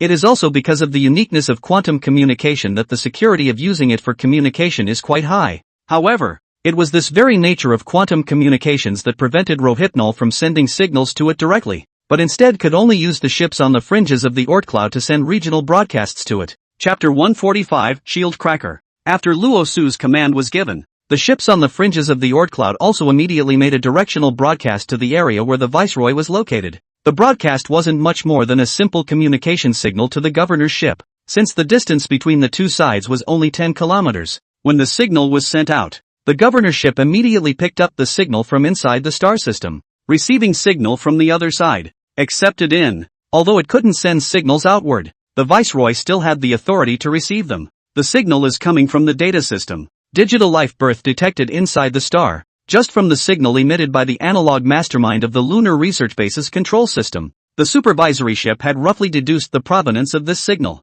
and there was no fluctuation in response to this signal from the dude ship, which was an AI. It was only after several directional broadcasts received no response that the Moon Base's control system reported back to Luo Hua. Sir Commander, the governor's ship has not made any reply. No reply? There was speculation as to whether or not the other party was an intelligent being, but now it seemed that the other party didn't seem to have much of a reaction to the knowledge of the mastermind as a digital being. Is the permission to prohibit sending signals outward too high? And how long does the Cygnus civilization want to remain silent? Since the last time he had used coordinates to detonate a planet, Rasha hadn't seen the Viceroy or the hyper-accelerated fleet send even a single signal outward. This degree of organization was also extremely high in Luo Hua's opinion. After all, this is in the middle of space. The solar system is even more than 100,000 miles away from the cruise fleet base camp. In the face of such a situation, the super-accelerated fleet under the control of the Kasakuk civilization in the end, but also stopped. It's also clear from this that these subsidiary civilizations of the Cygnus civilization don't just provide technology either.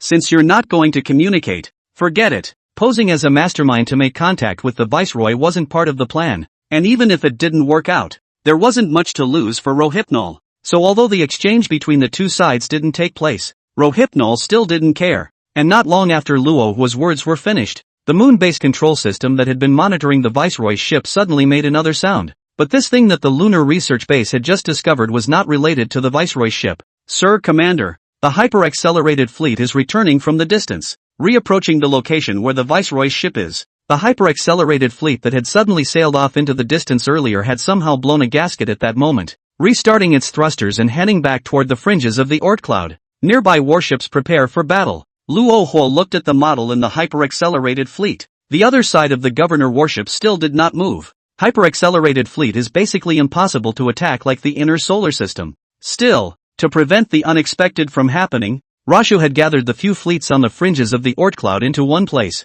137 warships on the fringes of the Oort cloud are ready for battle. The opposing ship is in the process of decelerating. The target is no longer able to attack the interior of the star fast enough. With the constant broadcasts from the control system, Rohitsu was also constantly kept abreast of the movements of the hyper-accelerated fleet. This previously frantically disengaged fleet, still targeting its own previous defense zone, seemed to be attempting to undo its own woeful performance earlier. However, both the governor ship and the space battleship had completely detected the previous movements of the super-accelerated fleet. Even if the governor ship was unable to contact outwards and communicate with the main base at this time, the Cygnus civilization would still pursue the other party's actions after replying to the communication. Once the hyper-accelerated fleet returned to the standoff area, observations continued to begin on both sides. However, due to the ship's own shielding, neither the hyper-accelerated fleet nor the viceroy ships were able to directly observe the presence of the stealth battleships. But that didn't last too long. As the hyper-accelerated fleet worked on the functioning of that shield inside the solar system after returning to its intended location,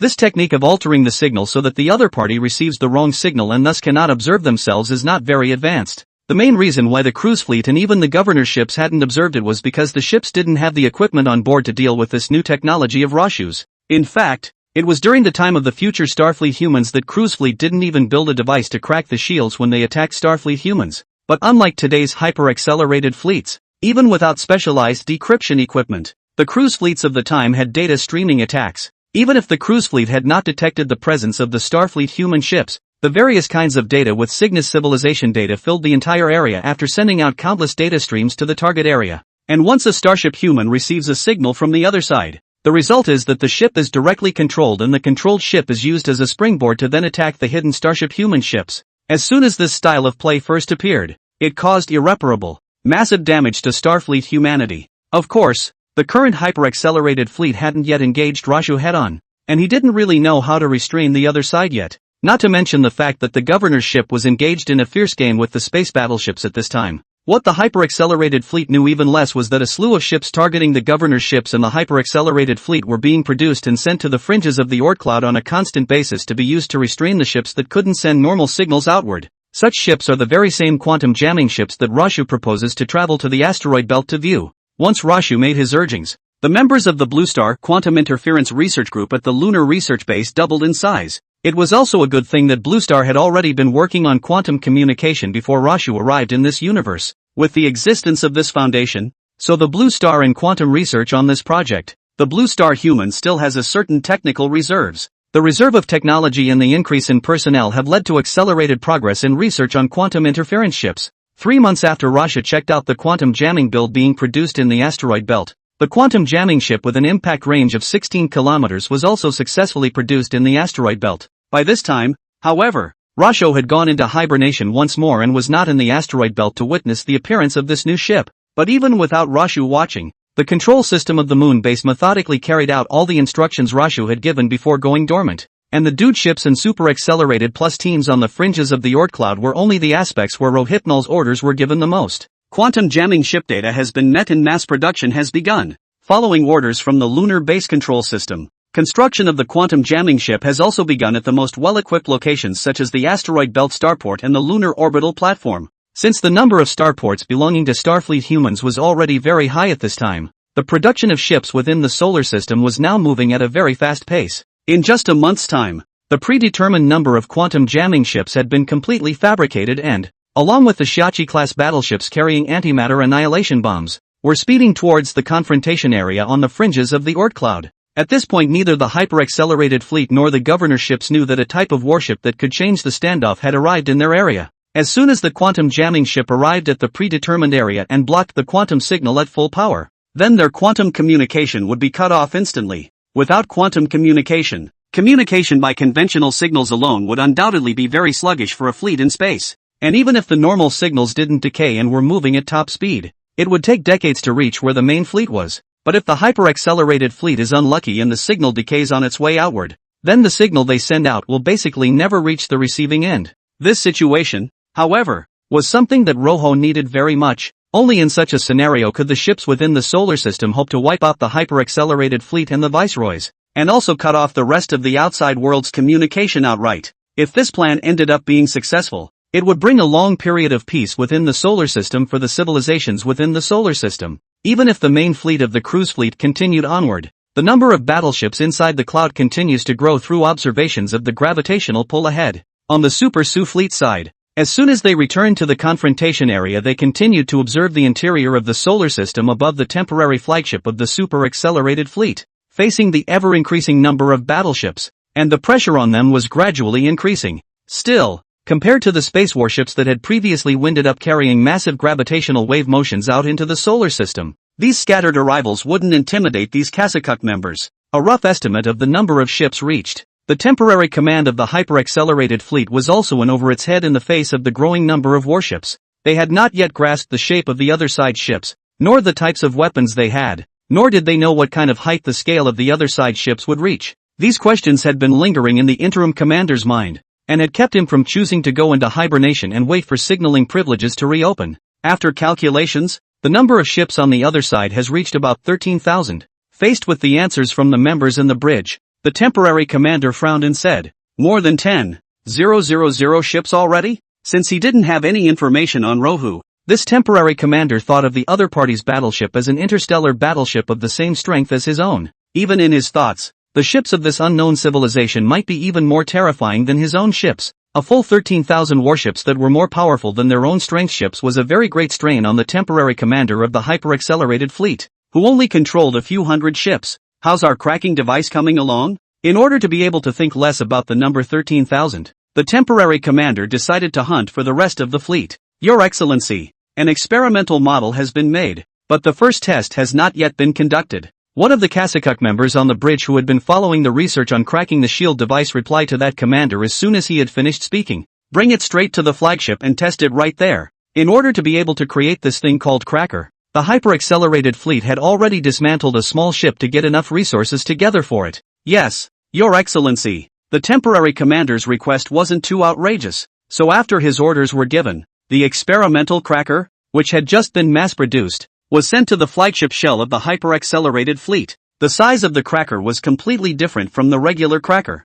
It was basically a quarter of the length of the flagship, even if it was counted as a small battleship. After the cracker was delivered to the flagship's housing, the installation was done by the robot alone. Since there weren't many interfaces to the cracker, it was only 10 minutes later that the equipment that was so important to the members of the hyper-accelerated fleet finally started to activate as well. Zip! In the bridge of the flagship, the lights inside the bridge all started flickering for a moment because of the sudden surge of power to the cracker. Of course, the flickering didn't last long, and after only a few seconds, the entire ship's power supply system was back up again. Chapter 146, Solar System, Exposed. In fact, before the construction of the shield cracker, the members of the hyper-acceleration fleet didn't feel that the device they had developed out of the blue would be able to break through their opponent's cloaking. After all, in the minds of the members of the hyper-accelerated fleet, the other side's technology must be superior to their own, and with the technology lagging behind, even if their own devices were manufactured, they would not be very successful. But while the confidence of the members of Kasakuk was not quite there, the results obtained when it was used this time were very good. All Starship human ships in the fringes of the Oort cloud have been observable in observations of the inner solar system from the flagships that have installed shield crackers, and over time, the flagships of the hyper-accelerated fleet would be able to keep looking inward until they observed the starports of the asteroid belt, the orbital platforms of Mars, and the still fragile blue planet. When all the images are presented to the Kasakuk civilization of the hyper-accelerated fleet, The strength of Starfleet humans is likely to be directly exposed. Once the real situation of Starfleet humans was grasped by the other side, the cruise fleet and Cygnus civilization, which had been scared into stopping their actions, would probably come against the solar system with an even more blistering attack. At that point, perhaps more than Mars will be destroyed. Perhaps the entire solar system will bear the wrath from the Tyrannian civilization. How did this happen? After reconfirmation, the interim commander of the hyper-accelerated fleet was all still a bit in disbelief of his observations. Could this be another new shielding pattern? For a moment, the temporary commander wondered if the other side had sensed the shield-breaking program on his side and was already using the new shielding system against his fleet. Don't rule that out either. The commander's deputy chimed in after he finished speaking. For everything presented within the solar system, the hyper-accelerated fleet, or the cruise fleet, would mull it over before determining whether the information they received was true or false. And the main reason for this is the strength shown before this, such as instantly wiping out the advance fleet, labeling the coordinates of various stargates as well as the cruise fleet's home base, or to wiping out or predicting the destruction of a planet. The movements of this civilization within the solar system have all caused cruise fleet to be very cautious, and in some cases a little overreactive. The temporary commander of the hyper-accelerated fleet at this time was one of the members of that Kasakuk who had overreacted. There's another possibility. The other side's energy utilization and hull materials have become so advanced that they no longer need to be equipped with huge fuel storage silos. The commander looked a little apprehensive. If it was as he said, then the other side's technology was simply too powerful. Keep in mind that even the current cruise fleet uses the same fusion propulsion for their ships. And with fusion propulsion, the fuel required is a very large amount. If the fleet also wants to carry weapons and all sorts of equipment, then the ships are bound to be huge. That was the first thing the temporary commander of the hyper-accelerated fleet thought of after seeing the Shachi-class battleships. After thinking about all this commander was greeted with another question. What the hell are we supposed to do in the face of such a formidable opponent? The commander looked at the large screen in front of him, on which the tens of thousands of Shachi-class battleships floated silently in space, and suddenly felt a bit headstrong. Your Excellency, this is only a guess on our part. Although the other party is acting very strong, we still need to continue observing in order to know what's going on in it. The temporary commander's aide, although he had seconded the idea earlier, appeared to be more calm compared to the temporary commander, who was already somewhat blinded. Phew, that too. Only after a prompt from his own aide did the temporary commander of the hyper-accelerated fleet let out a long breath of relief of sorts. Analyze the ships on the outskirts of the cloud cluster. We must get their full data. Sort of coming back to his senses, the commander also resumed his love you together look, thundering into his subordinates. Yes, Your Excellency. At this commander's command, the members of Kasakuk in the bridge also began to analyze the Shachi-class battleships that had been spotted. And just as the hyper-accelerated fleet began to be able to observe the ship shield-equipped Shachi-class ships, alarms went off among the many Shachi-class ships located on the fringes of the Oort cloud. Apparently, as the hyper-accelerated fleet made their scans, these Shachi-class ships were also the first to notice and send a signal to the inner solar system that they had been observed. Warning, opposing fleet has cracked the shield. Our ships have been observed and the observation wave is coming towards the core region of the solar system. As soon as the information reported by the fleet on the fringes of the Oort cloud reached the inner solar system, the control system at the lunar research base was the first to carry out Rasho's intended instructions. Waking Rasho, who had previously gone into hibernation again. What happened? Awakening. Luo Xiu realized that not much time had passed again this time, and looked a little puzzled by the questioning. Sir Commander, our release ships have been exposed. Detection waves from the cruise fleet have picked up the presence of our ships. The probe wave is coming toward the inner solar system after passing the edge of the Oort cloud. While the control system was reporting the situation to Rashu, a model of a hyper-accelerated fleet probe wave traveling appeared before Rashu's eyes. The probe wave, labeled red, was slowly moving through the inner solar system at the moment, and kept moving forward, ready to break through the Oort cloud, straight into the Kuiper belt, and envelop Mars, and even the blue planet. Afterward, a new detection wave? Since Rasho changed the events that took place, he was also unaware of the arrival of this new detection wave. It's from this fleet? Rashu reached out and pointed to the edge of the model, a hyper-accelerated fleet of only a few hundred warships. Facing Luo Xiu's question, the control system replied, yes. The starting position of the detection wave is located above the opponent's flagship. Through direct observation from our ships, the opposing flagship was built by dismantling the battleship and creating a new device that was installed on top of it. And the detecting wave, it's coming from on top of this device. While the control system was being introduced, the images of the hyper-accelerated fleet dismantling their own battleships and going through the shipbuilding equipment that came from the dismantling were presented to Rohitsa's eyes one by one. the construction of the hyper-accelerated fleet was fully exposed to the observation of the control system. But at that time the hyper-accelerated fleet deliberately sought out the blind spot of observation within the solar system, which was the direction of the backs of their own ships towards the solar system. If you build in this direction, the control system can't directly observe the shape of the other side's equipment, so the control system doesn't really know what equipment the other side is building at that time. Developed and manufactured in-house? Luohua frowned even after he knew again that this was a device made by the super acceleration fleet itself. It seems that the shielding ability of the shipboard shield is still too low. The compressed shipboard shield, compared to the huge planetary shield towering over Mars, had a very large gap in terms of coverage and shielding effect. Sir Commander, our shields in the asteroid belt and Kuiper belt are predominantly shipboard shields, and by the time the other side's detection wave arrives, the chances of the two bases being exposed have reached 99%. After analyzing the data, the moon base control system felt that, with the exception of Mars and Blue Star, it was basically impossible for any other bases within the stellar system to defend themselves against the other side's detection waves. Immediately build large shields everywhere. Any large base must be equipped with large shields. Faced with that déjà vu detection wave, Luo Xiu also had to pay attention. Although the ships on the fringes of the Oort cloud had been exposed, the fact that the other side had not done anything about it meant that the exposure of the fringe fleet had not affected their side's deterrence of the cruising fleet too much. The deterrent situation is of course very important to Rohypnol if it lasts. As long as deterrence continued, then the inner solar system would have more time. As long as time continued, even if the Starship humans and Blue Star humans were still at a disadvantage,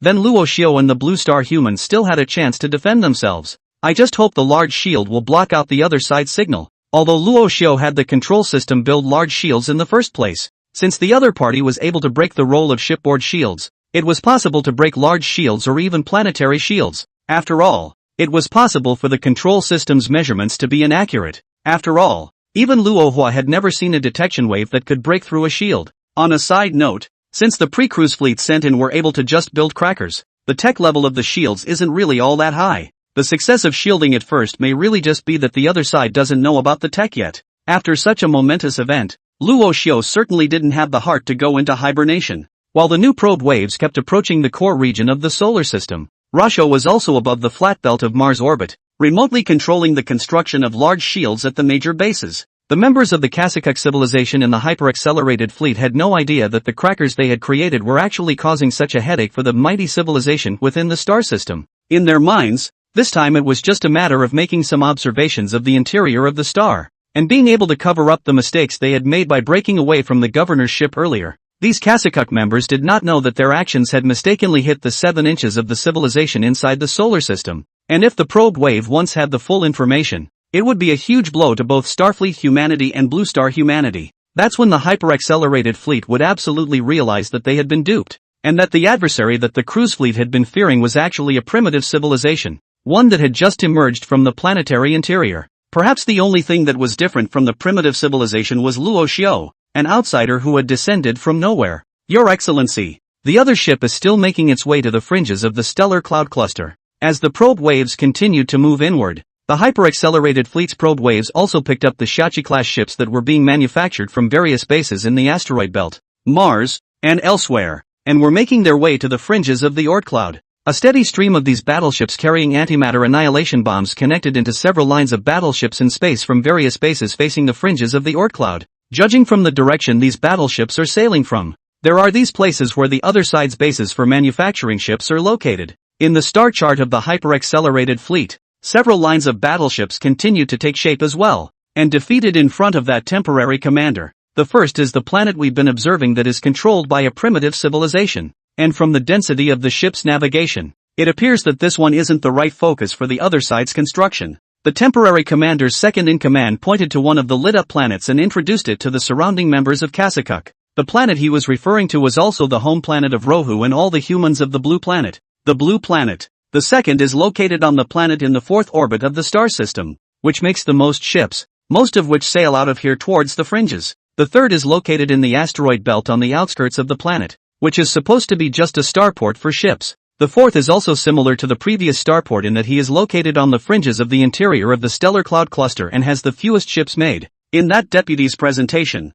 Mars, the asteroid belt, and the Kuiper belt were also lit up one by one in the model and labeled with bright colors. For locations? After hearing his deputy's report, That temporary commander looked in the direction of Mars. The 4 manufacturing sites seem to be dominated by this place. The base of that unknown civilization should be in this place, judging by the construction speed of the ships, as well as the location where Mars was located. The temporary commander of the super-accelerated fleet had already roughly guessed the location of the other party's main base of that unknown civilization. I wonder what it will be like there, due to the fact that since joining the cruise fleet, the major affiliated civilizations of the cruise fleet have not been able to touch planets or build ships on their own. It was this encounter of their own that made these members of Kasakuk fall back on being more concerned about what the other side was creating on top of the planet. Our tire flanker is close to arriving at the opponent's 4th manufacturing base. As long as we can observe what the other side's manufacturing base looks like, we'll be able to approximate the size of the other side's fleet. The interim commander's aide said only the size of the fleet,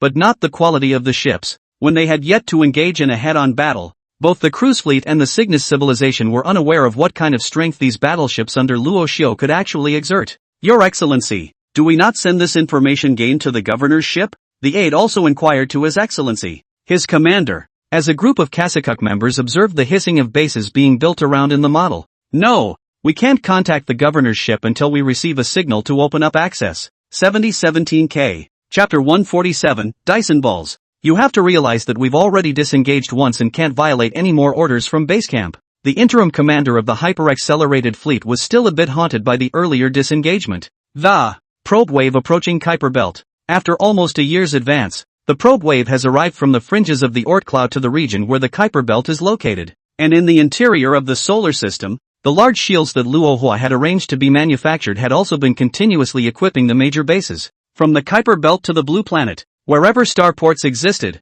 there were large shields in place. However, before the hyper-accelerated fleet's detection waves had arrived, Luo Xiu didn't know if these large shields could block the prying eyes of the other side's detection waves. After all, the ship's shield was out of commission until then. Almost every battleship heading outward from the interior of the solar system was now exposed to the observation of the other side. However, the other side does not seem to be ready to attack the interior of the solar system when they have not observed the major bases inside the solar system. It was also because of this that the deterrent to the hyper-accelerated fleet would remain in place if the large shields that Rashu had improvised would work. His Excellency the Commander, the other side's probe wave will be arriving at the Kuiper Belt base soon. During the year that the hyper-accelerated fleet's probe wave had advanced, Rohypnol had not gone into hibernation. After all, this probing wave would have as great an impact on the interior of the solar system as the advanced fleet one. Under such circumstances, Luo Xiu certainly didn't have the heart to enter a dormant state. Coming soon? Luo Hua, who was still watching the lunar research base's report on the antimatter annihilation zone leap,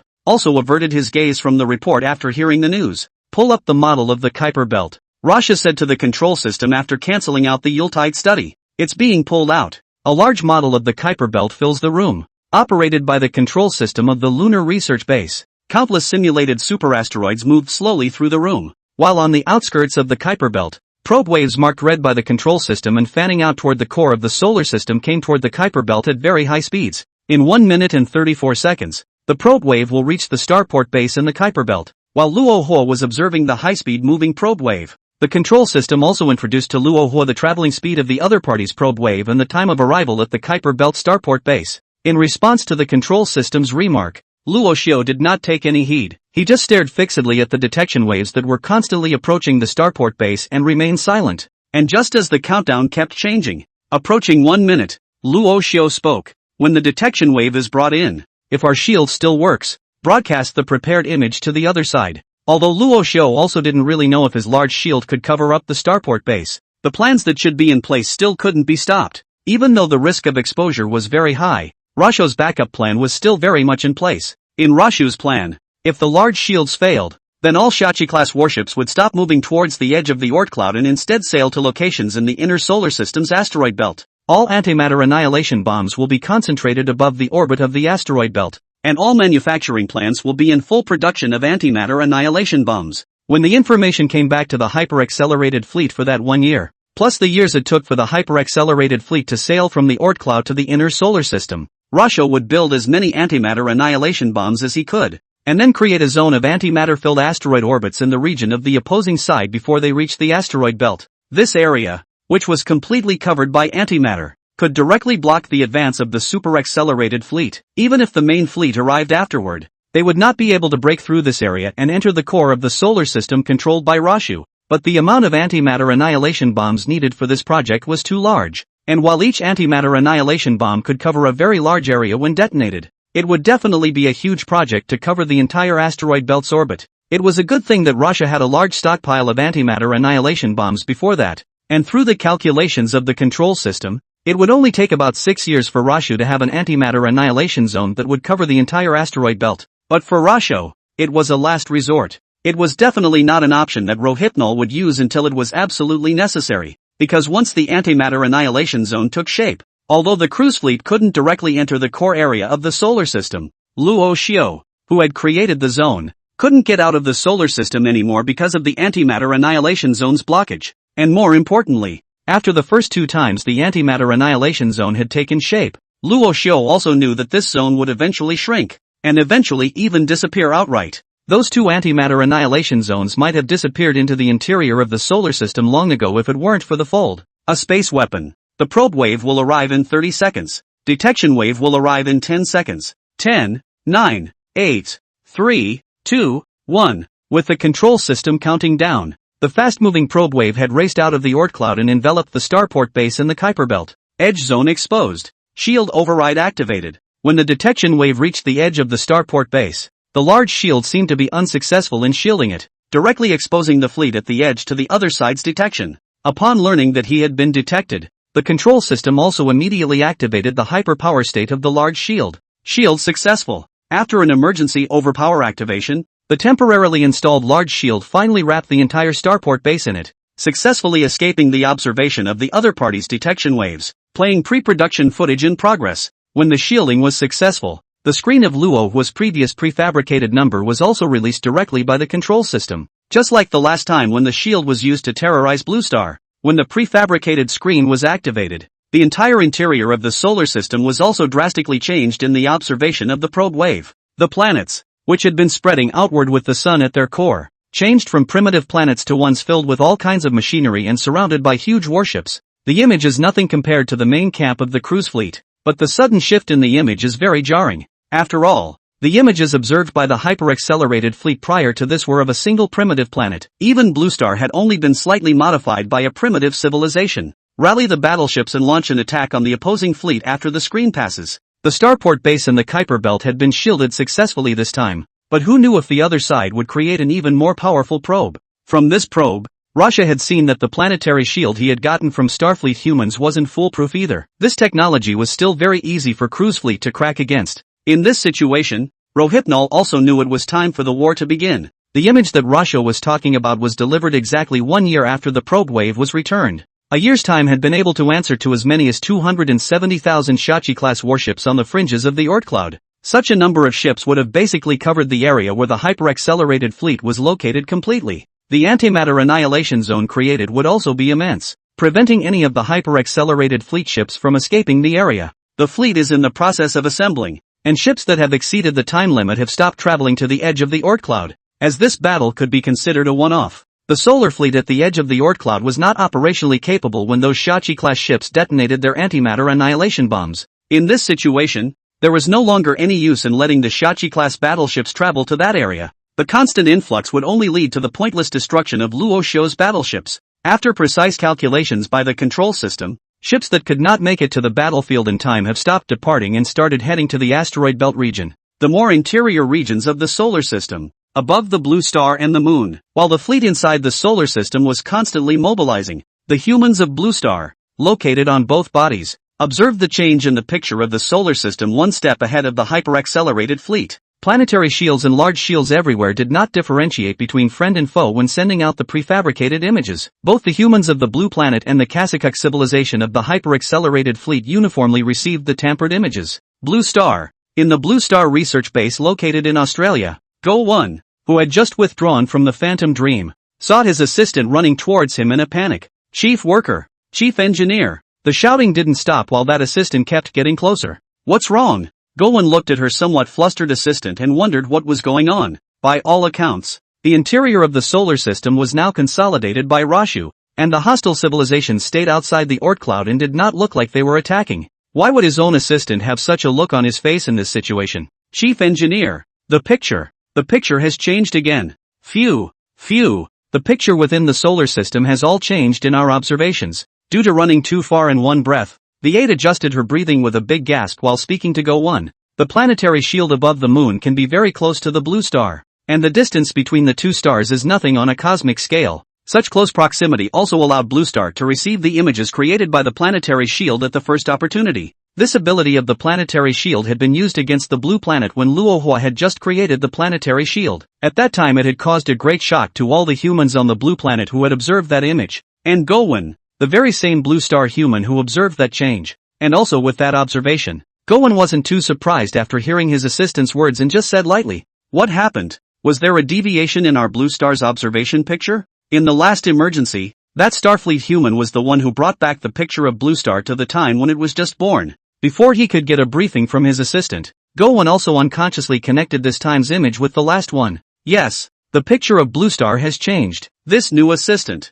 seeing that his chief engineer was so calm, also hurriedly nodded his head and responded. Hearing this, Gowon nodded slightly and said very calmly, "We've already seen it last time at the China Aviation Center. Is there anything else besides this?" After Gowon finished speaking, he was ready to lift his leg and walk towards the research room. Chief engineer, except for Blue Star's screen, the screens of all the planets within the solar system have been taken by that meter. Seeing Gowon so calm, the assistant was no longer nervous, and the speed of his speech slowed down quite a bit.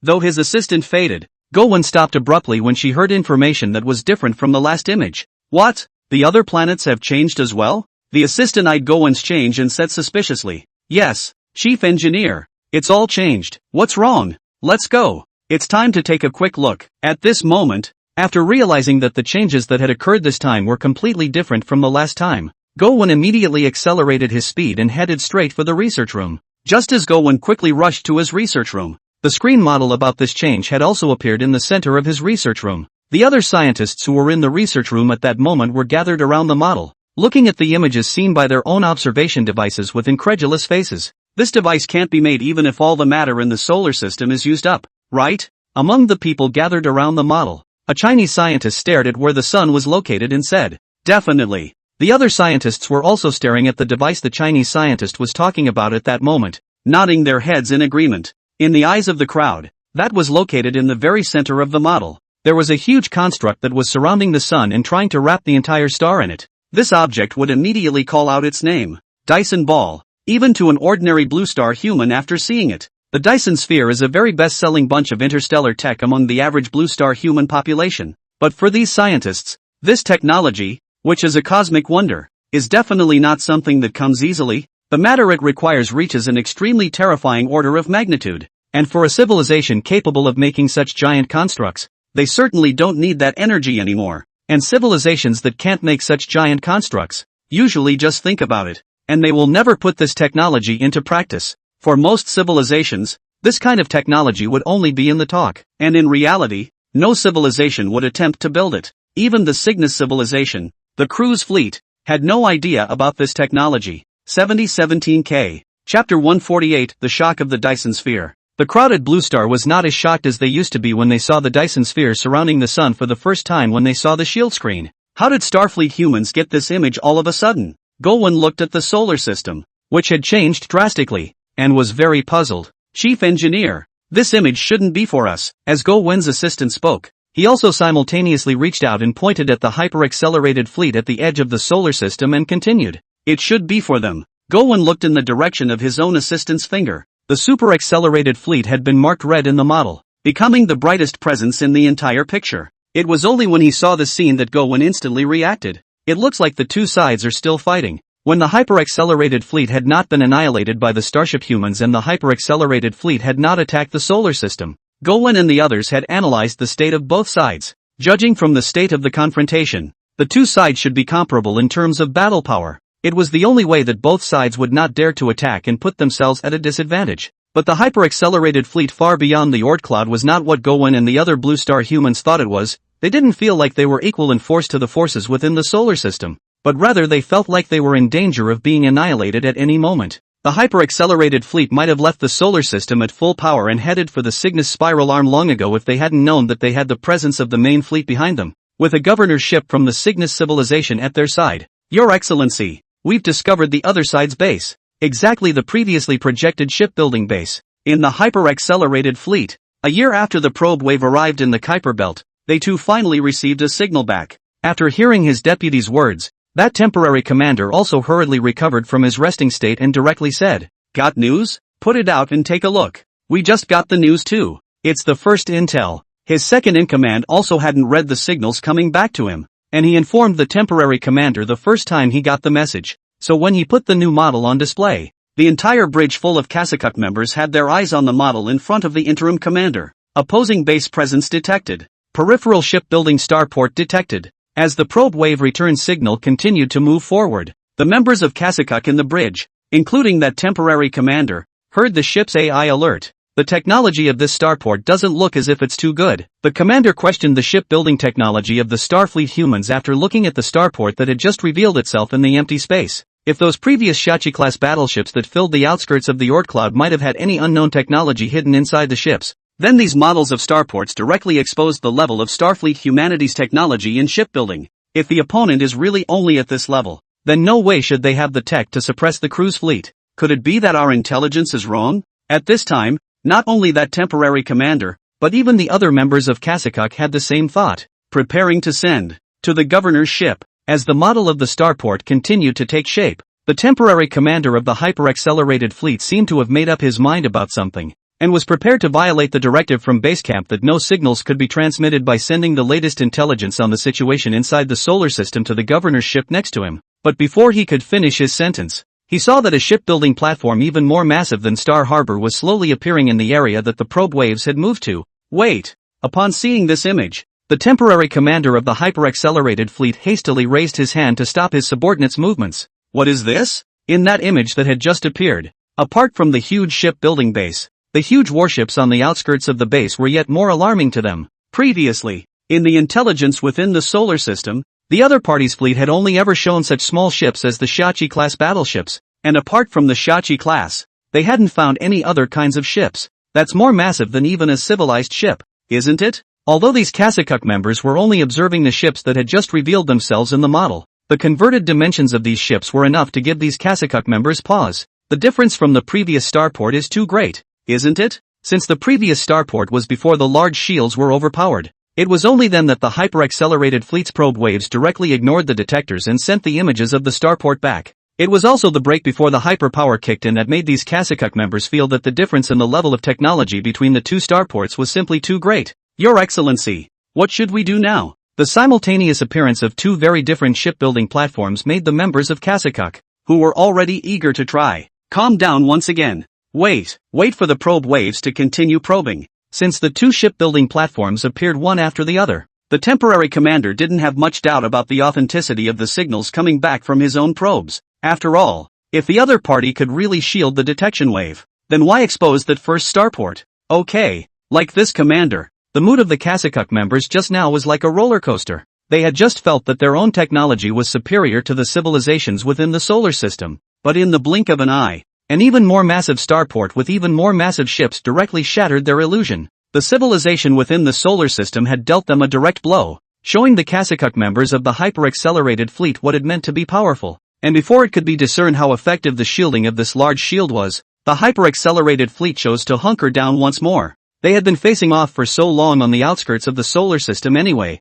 so it wasn't out of the question to add some more time. But as the probe waves continued to sail away toward the very center of the star, the signals the probe waves were sending back to the hyper-accelerated fleet were becoming more and more outrageous. As the probe wave crossed the Kuiper Belt and traveled inward from Neptune's orbit and Jupiter's orbit, one by one, more massive starports, planets that had been completely remodeled, appeared to the members of Kasakuk. The images were even more impactful to them than they had been before. After all, before once again, they still thought the main fleet had a fighting chance, but now it seems that it is still overthinking itself. Those planets that had been transformed into starforts were a great deterrent to the entire fleet of Kasakuk members. Even the cruise fleet doesn't have a single planet or moon that has been converted into an interstellar weapon. Whether it was in the hands of the Cygnus civilization or not was not a matter for them. The cruise fleet affiliated civilizations to consider. All they knew now was that if their side's fleet rushed into the solar system, they would never be able to get past the other side's three-dimensional defenses. It wouldn't even be able to capture even one planet at all.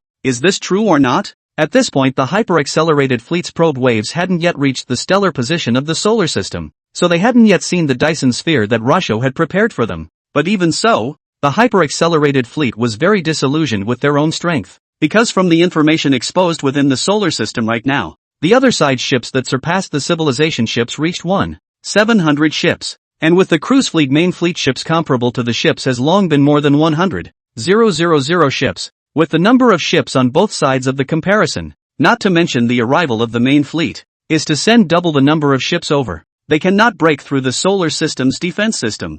I wonder what Big Ben would think if he saw this. The temporary commander of the hyper-accelerated fleet looked at the new model of the solar system that was already taking shape and shook his head, already holding little hope for the battle that might follow. Of course, this needs to be based on the fact that these images are real and not false. Judging from our previous predictions, the other side's shipbuilding base isn't just for. It was only while the new model of the solar system was still being added that the commander's deputy pointed to the planets of Mercury and Venus in the model and continued. The ships produced by these innermost planets have not been put into the battlefield at all, so it seems that the other side is just arranging the ships routinely, and is not targeting us. By analyzing the picture now, the hyper-accelerated fleet felt that with the number of Starship Humans ships, there was no such thing as targeting the hyper-accelerated fleet. After all, with the number of ships and the hyper-accelerated ships, the other side might not even be paying attention to the likes of themselves. The probe wave is still advancing. After putting that star on probe, no sooner had the word after escaped the deputy's lips than he saw that the model of the solar system had been updated once more,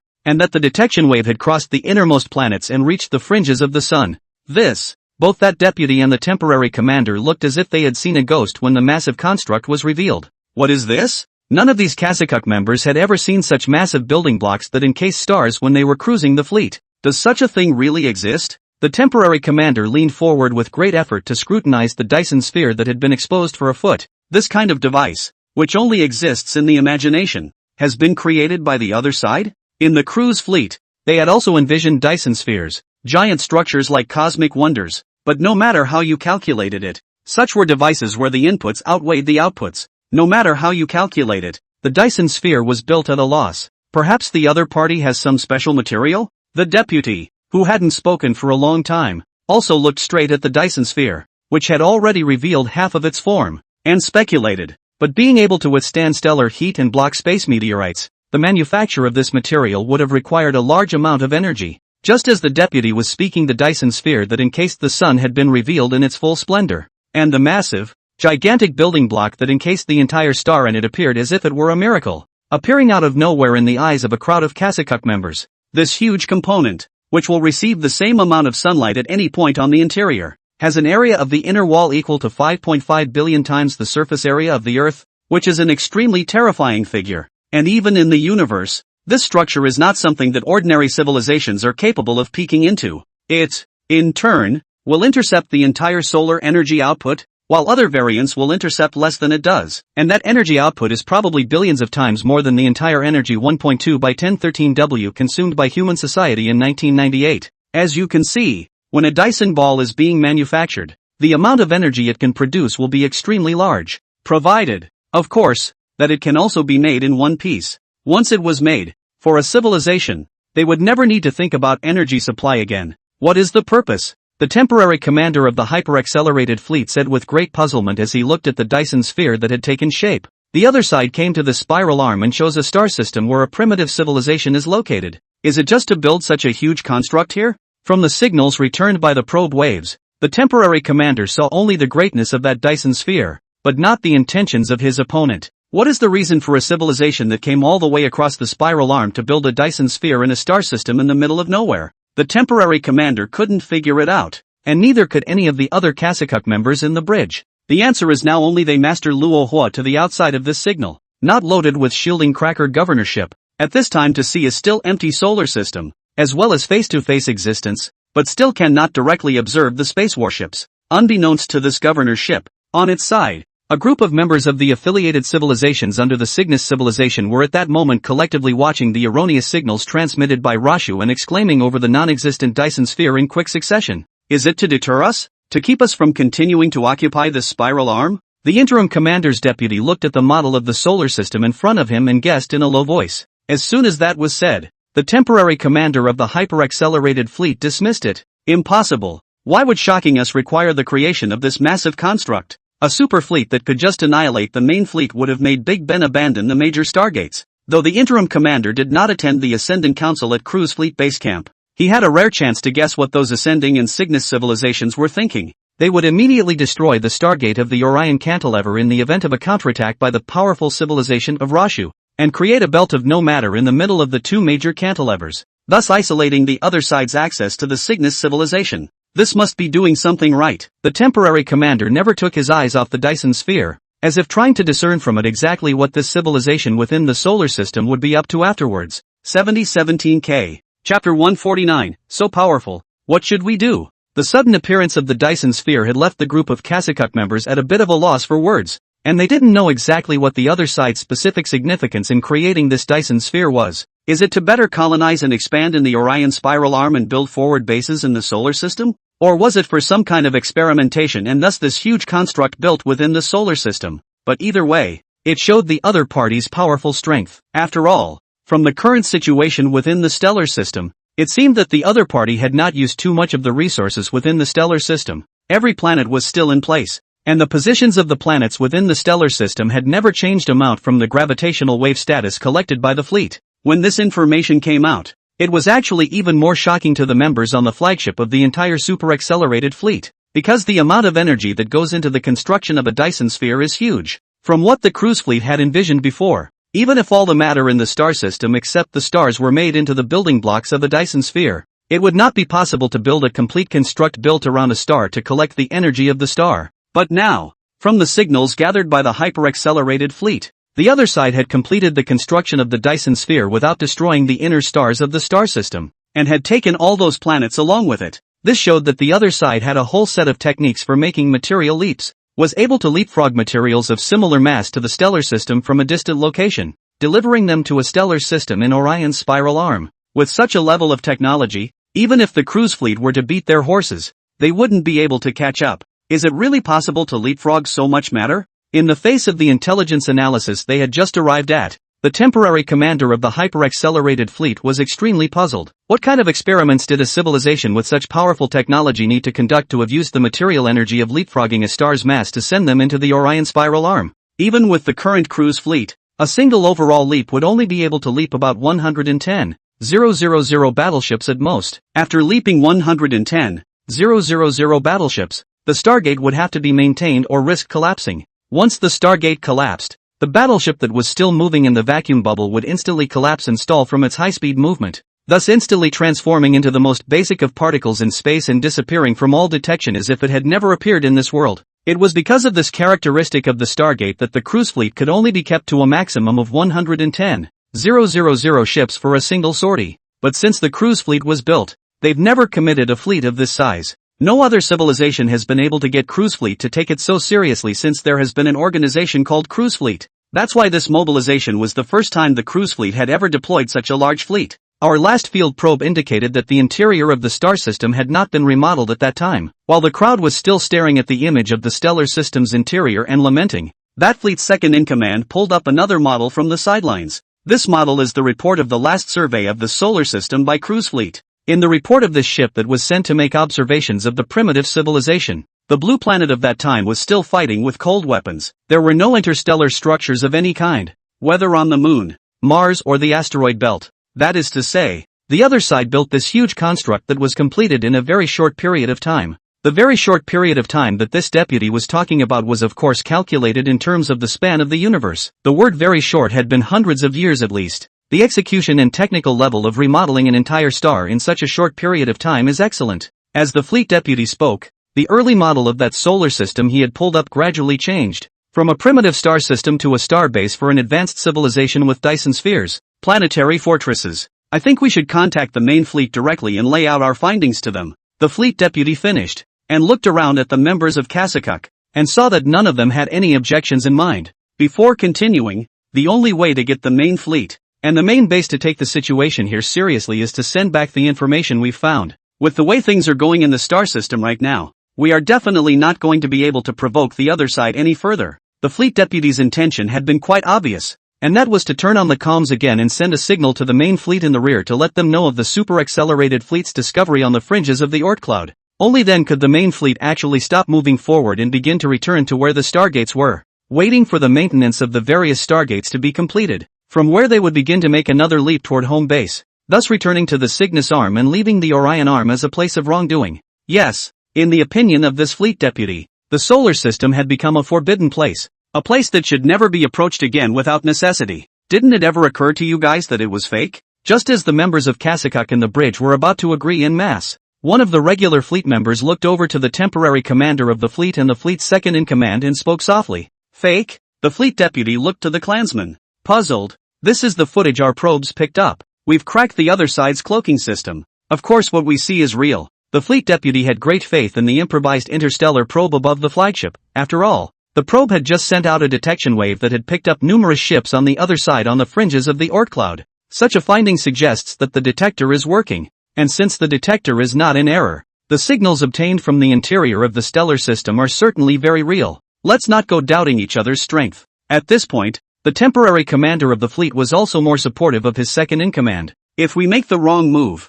the results will affect not only us, but the main fleet behind us, as well as all the members of Kasakuk. After seeing the Dyson sphere, a huge construct that had suddenly appeared, the temporary commander also felt that his fleet should proceed with caution. From the footage we got, the other side's power to crush the super-accelerated fleet was easy as pie, although he didn't know why the other party didn't walk out of the star system. If the other party did walk out of the star system, then this anger was not something the hyper-accelerated fleet could withstand. I have decided to send a signal to the main fleet. The temporary commander of the fleet, who had been worried about violating the rules of the main camp, was no longer afraid at this time. After all, what he had to do at this time was not to flee, but to transmit the most important information back to the rear. After this temporary commander of the fleet had finished speaking, the Kasakuks who had a different opinion a moment ago also closed their mouths at this time in due time. That Kasakuk member's suspicion was originally a guess, and he was actually not sure of the truth within the star system. The reason why he was skeptical about the signals of the detection wave was mainly because of his inner intuition.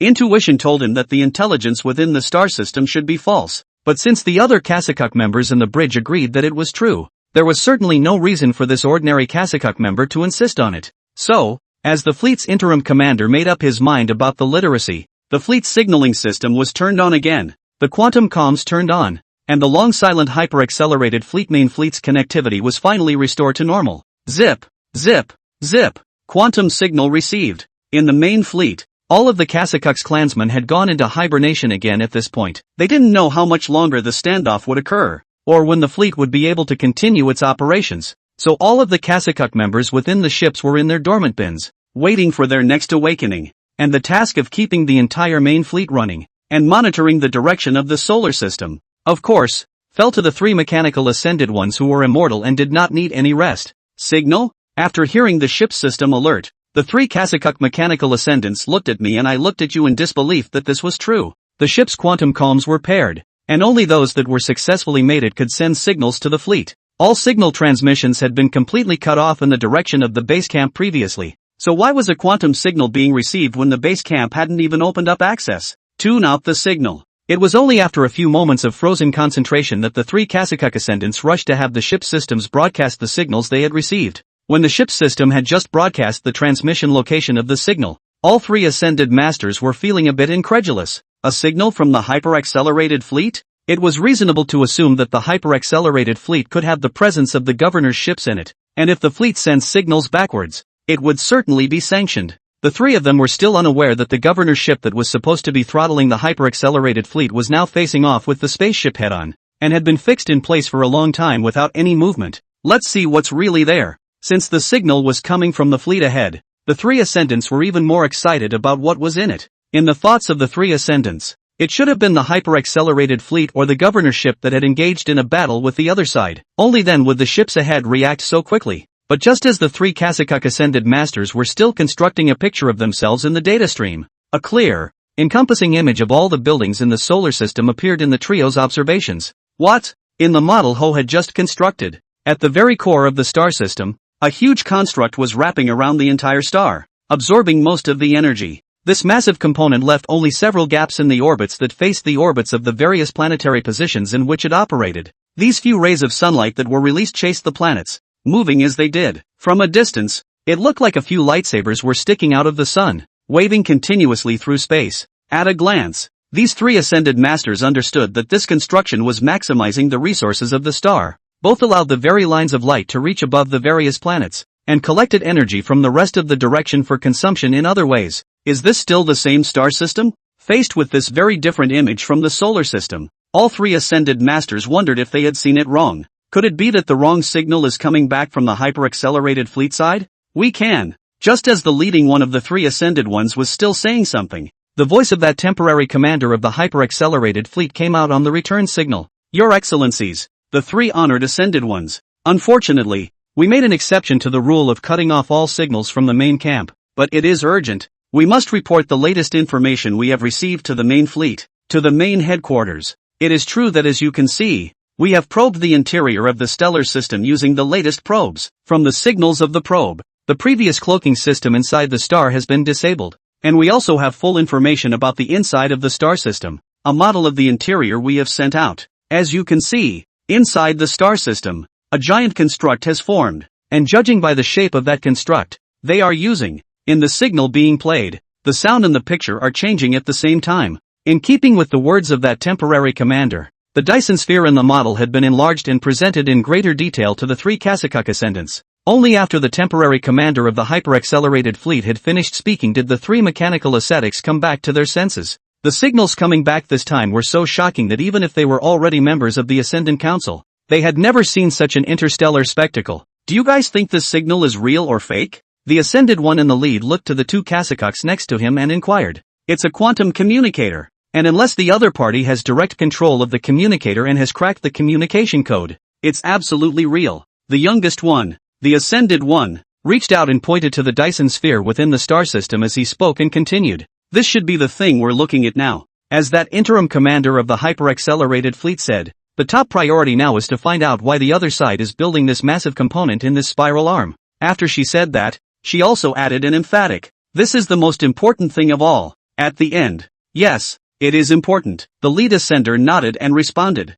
But now that all signals have been cut off, it's up to the three of us to take care of this room unless we also violate the orders of the main headquarters like the hyper-accelerated fleet. In the face of the information just received from the hyper-accelerated fleet, the lead ascender, however, did not forget that directive from the base camp. None of them could actively send any signals outward without receiving open signaling privileges from the base camp. 150. Reinforcement of the solar system. In the face of the super-accelerated fleet's risky return orders in violation of the rules of the base camp, the three Kasakuk mechanical ascensionists certainly took it very seriously. But the images coming back this time were just too appalling. Both the Dyson sphere and the planetary fortress, which was a manufacturing program that even the cruise fleet hadn't implemented yet. Is it possible that this spiral arm will become a battlefield for two super civilizations? Or a place for the other to conduct experiments? Did we just inadvertently spy on this planet? The Ascended one in the main fleet stared at the images coming back from the hyper-accelerated fleet and addressed the other two Kasakuk Ascended ones. That would make it even more impossible for us to move on.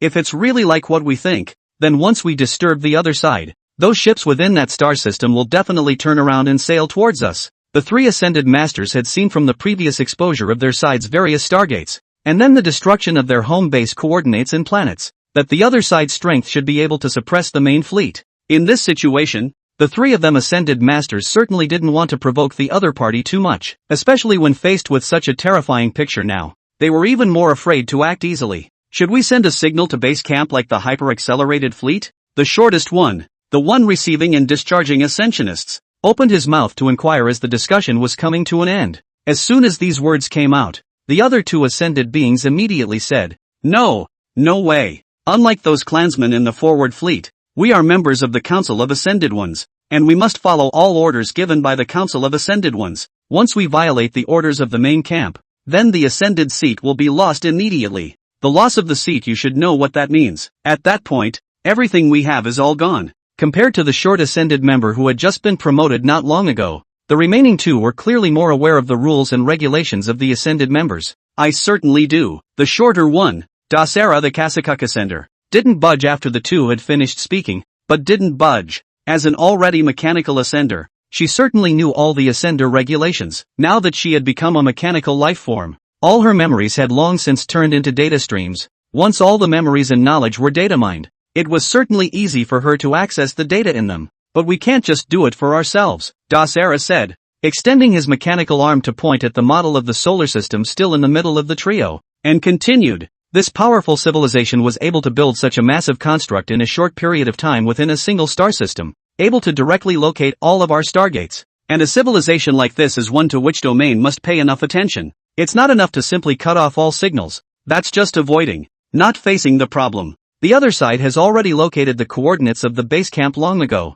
No matter how silent it is, the other side is able to directly find where the base camp is. The only result of this would be to make Cygnus. Dasera did not continue with the latter words. Though the governor's ship had long since entered a state of silence as directed by the domain, the ship's systems still recorded the exchanges between the three Kasakuk anti-mechanical ascended masters. Once the silence was lifted, the Cygnus civilization was able to directly read the information storage device on the ship, thus getting the communication between the three ascended beings during the silence. So in order to avoid leaving words that shouldn't be left behind, the three of them avoided calling Cygnus civilization by its first name as much as possible when speaking of it. And although Dasera didn't finish her sentence, the point she was trying to make was already very obvious. As far as she was concerned, the silence of the fleet and base camp didn't change the fact that they had become the brightest star in each other's star charts. Their position with the base camp had been exposed long ago, and no matter how silent they were, as long as they didn't move the base camp away, then the other side would still be able to attack the base camp by following the position of the coordinates.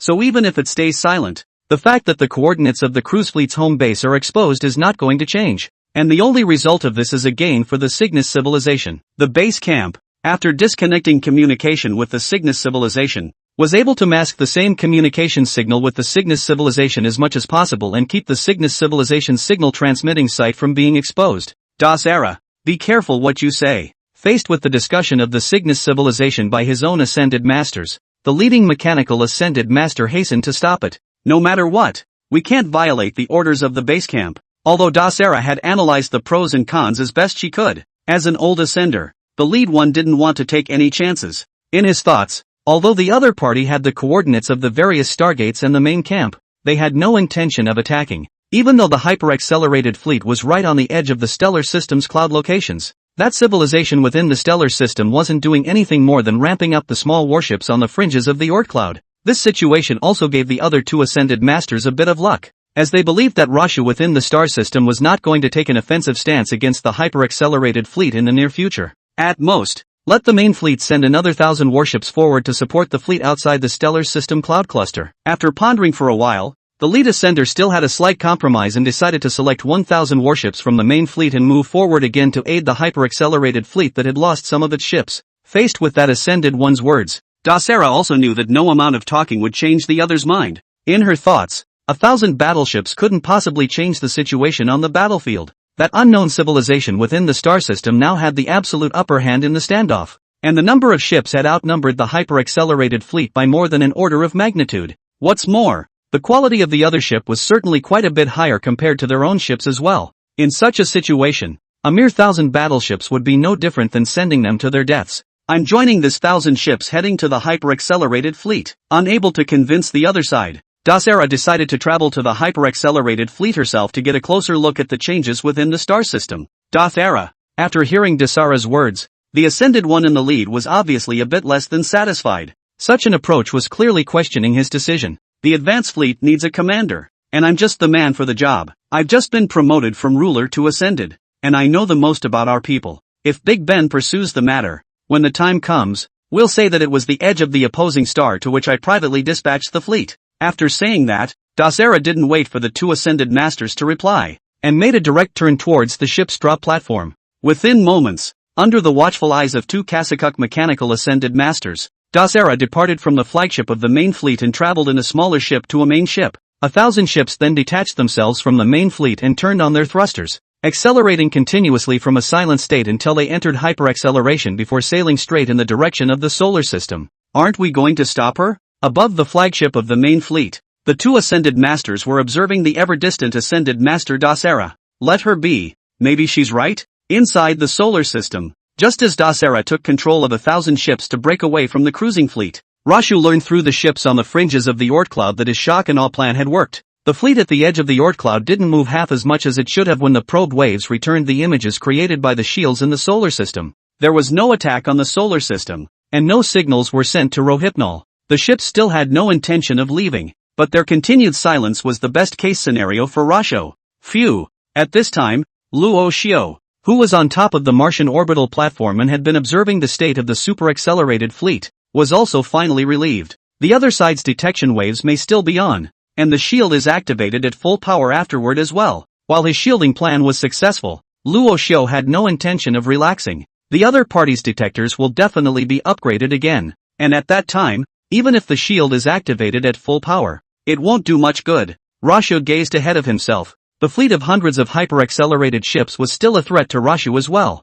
though the fringes of the Oort cloud had been masked with a number of Shachi-class warships, and they would still serve a decent purpose against those hundreds of battleships. But the fleet attacking the solar system went not just the hyper-accelerated fleet as such, there was an even larger fleet waiting in their wake. If Luo Xiao's guess was correct, that ship definitely consisted of the presence of a cruise fleet civilization ship. This kind of ship is the most powerful kind of warship placed by the Cygnus civilization in the main camp of the cruise fleet, and although it can't reach the effect of star annihilation, just one of them can deal a devastating blow to a primitive civilization. Wherever a civilization ship passes, no primitive civilization's home planet remains intact. Continue to increase the number of Shachi-class battleships on the fringes of the Oort cloud, and launch an attack on this fleet whenever the other side makes any movement. In order to prevent the other party from continuing to build probes, Luo Xiao had to have the ships on the fringes ready to fight at any time. When the opponent's ships were preparing for action, they attacked the fleet in advance. Even if the space battleship flies directly towards the other party's governorship,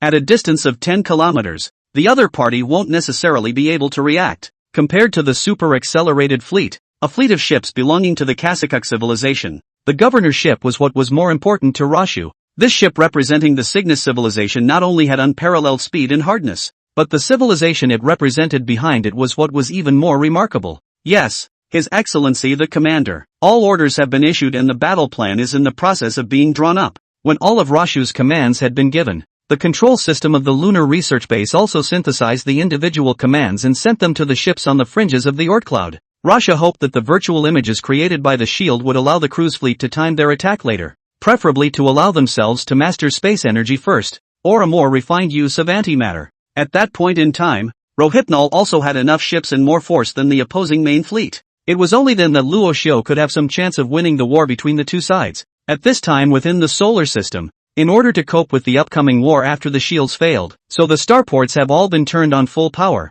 and all types of ships are being nervously built. And for the previous program of creating antimatter annihilation zones, the manufacturing factories have shifted to full production of antimatter annihilation bombs and distributed them in orbit around the asteroid belt through various types of ships. All the plans are already in motion. It just depends on what time after that the cruise fleet spots Blue Star behind the shield through the probes. Having discovered the true Blue Star situation, Rohit believes that war will also begin to break out the very first second after exposure. What about the research programs for the various technologies at the lunar research base? It was only after arranging the battle plans for the various fleets that Luo Xiao focused on the moon again. That place had now become the source of all of Rasha's high-end technology, and although none of the technology that could change the course of the battle had yet been provided in the moon base, Rashu, who couldn't find any possibility of defeating the cruise fleet in the databases, had no choice but to place his hopes on this group of Blue Star humans. For his own people, Luo Xiao certainly had a certain amount of confidence. After all, in his world, the Blue Star Civilization's migration faction was able to develop the antimatter annihilation bomb within 100 years,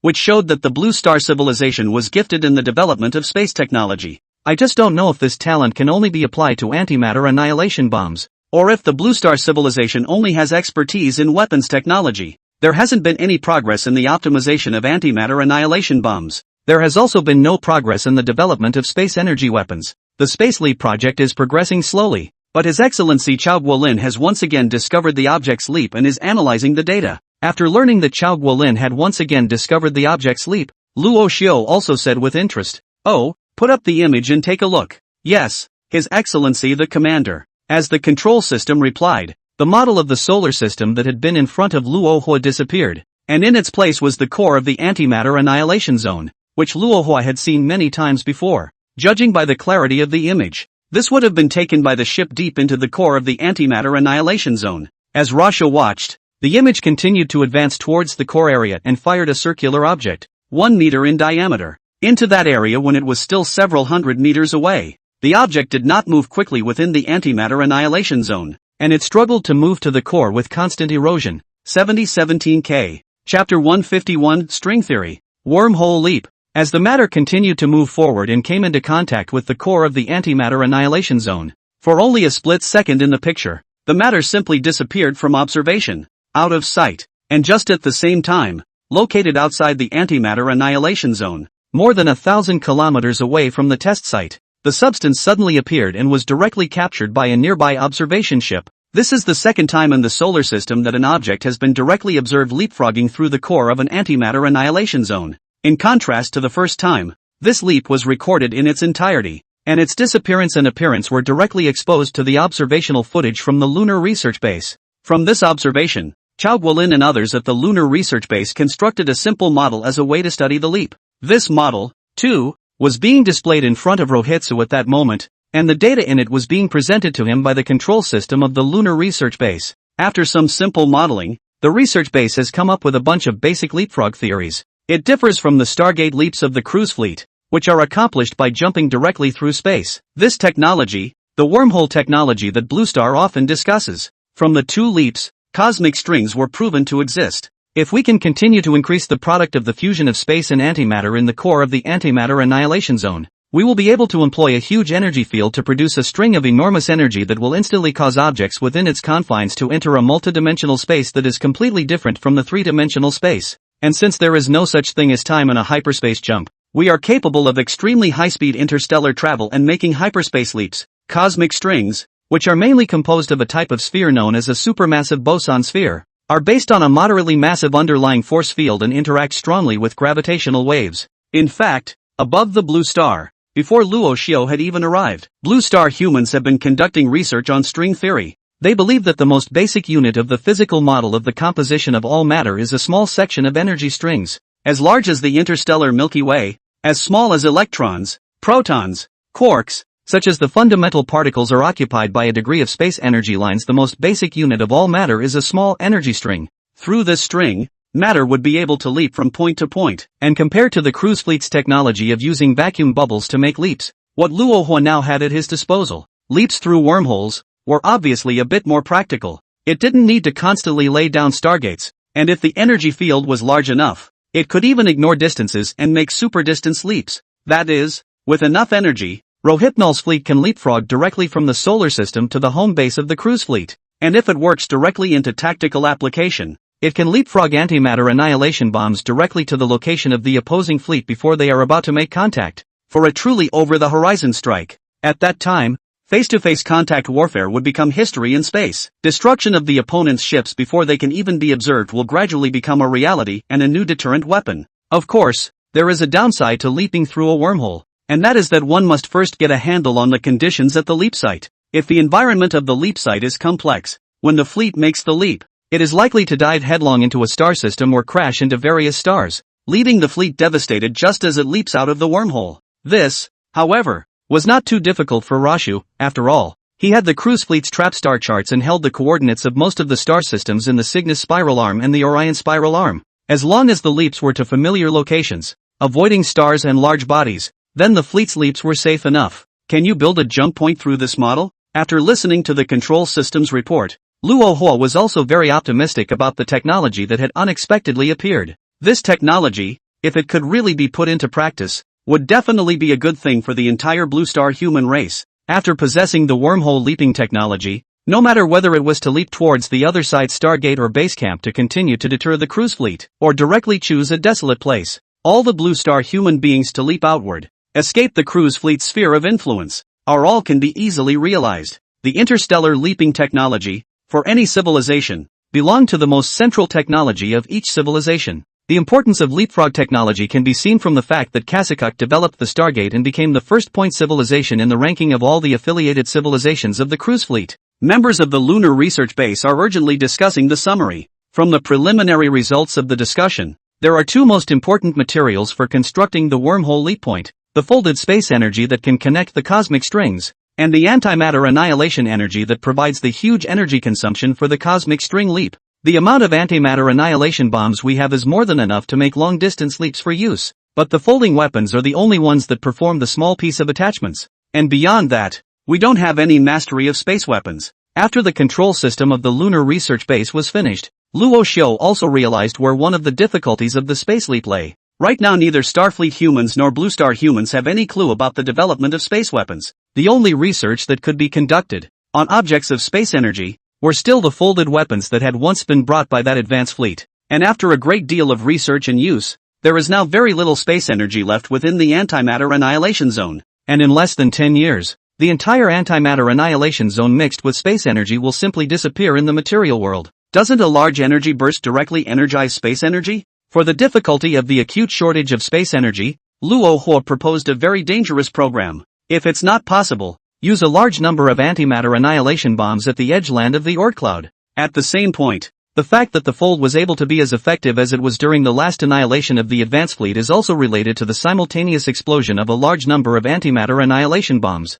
Have Chao Guolin and the others run a data simulation to see if they can activate the space energy directly through the explosion of the annihilation bomb. The threat from the cruise fleet and Cygnus civilization hangs over the entire solar system at this time, and as long as the cruise fleet and Cygnus civilization are not defeated, that threat will never dissipate. Yes, Your Excellency, Commander, instructions are being delivered. When they were given the theoretical test of conducting a large number of antimatter annihilation bombs in a simultaneous burst, Chao Guolin and the others were all shocked. After all, creating an antimatter eruption that could activate spatial energy would be an extremely huge energy explosion to be able to achieve. Compared to the last use of antimatter annihilation bombs that annihilated the advance fleet, to fulfill Luo Hua's command, that would require the use of more than 4 times as many antimatter annihilation bombs as the last time. With such an outburst of energy, Chao Guolin and the others didn't know what kind of consequences it would cause. However, the good thing was that what they needed to execute upfront was only a theoretical test. They just needed to input the data in the Phantom Dream again and wait for the end of the test.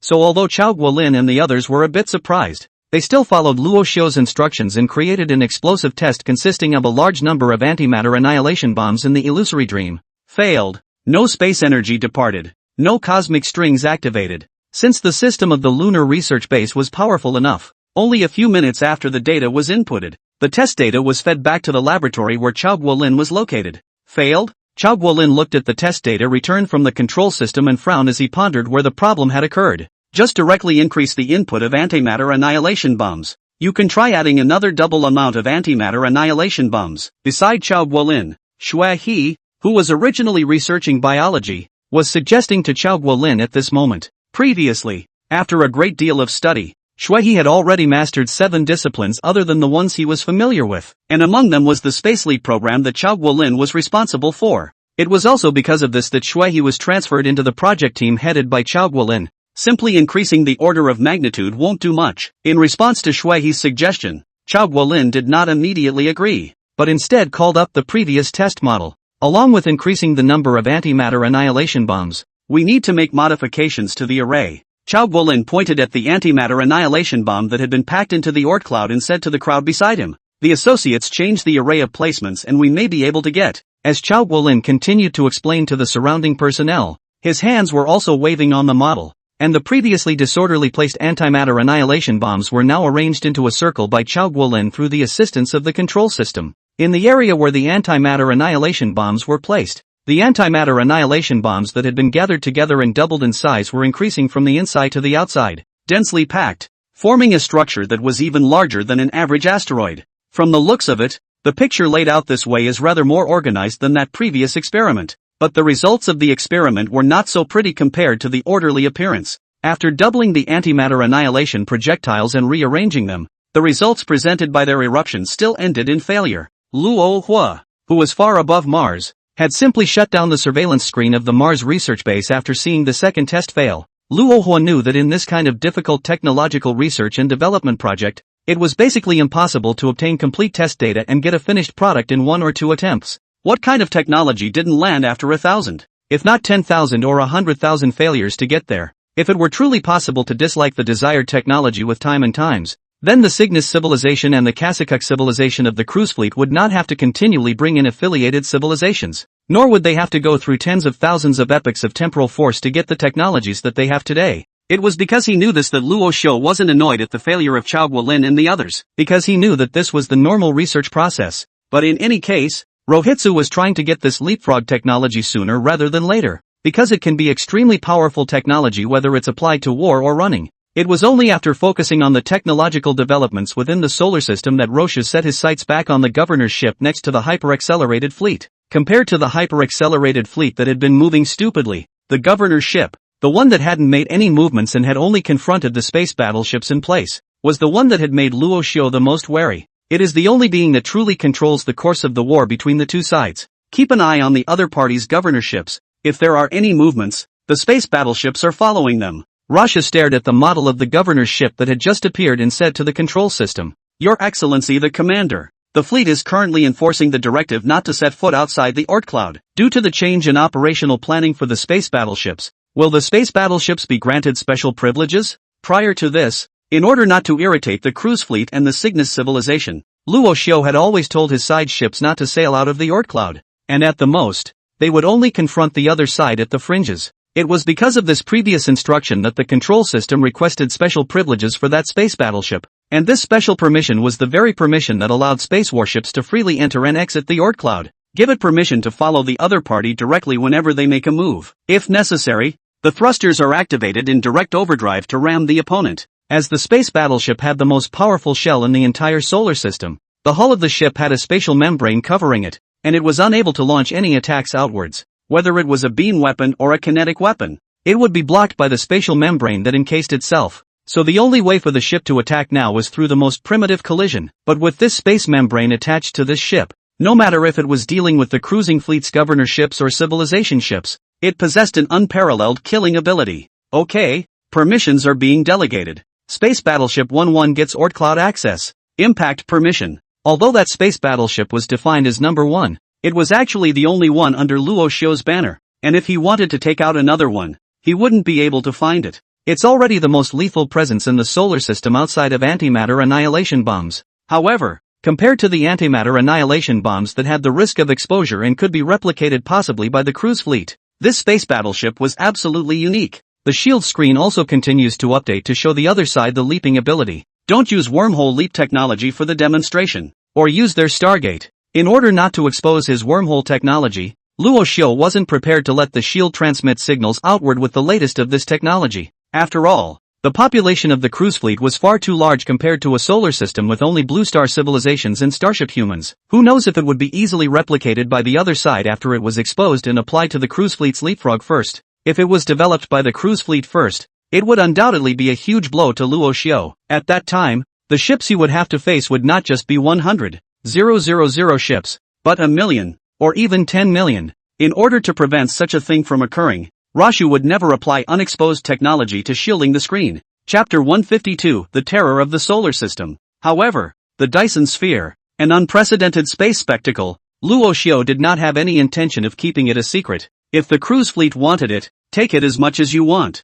It would be best to go on a building spree in the Cygnus rotor arm after taking it, which would more or less drain the resources of the cruise fleet. Of course, whether it's the cruise fleet or the Cygnus civilization, given their intelligence, a technology like the Dyson Sphere still wouldn't be readily ported and applied, if it wasn't for the fact that the strength that Luo Xiu had previously displayed was simply too powerful. If it were any other civilization, they would have said nothing to believe that there was a civilization that would actually build the Dyson Sphere thing. After all, the resources required for the Dyson Sphere are too great by any measurement. Building one of these space wonders wouldn't seem to do much more than look good. Of course, in the minds of cruise fleet and Cygnus civilization, that doesn't rule out building it if the other side is simply too powerful and technologically up to it. It was because of this thought that the hyper-accelerated fleet, which had been observing the interior of the star system, had become even more saddened by their observations of the star system after they received a message back from the main fleet. And in addition to the super tech of the Dyson Sphere, in the time they waited for support from the main fleet,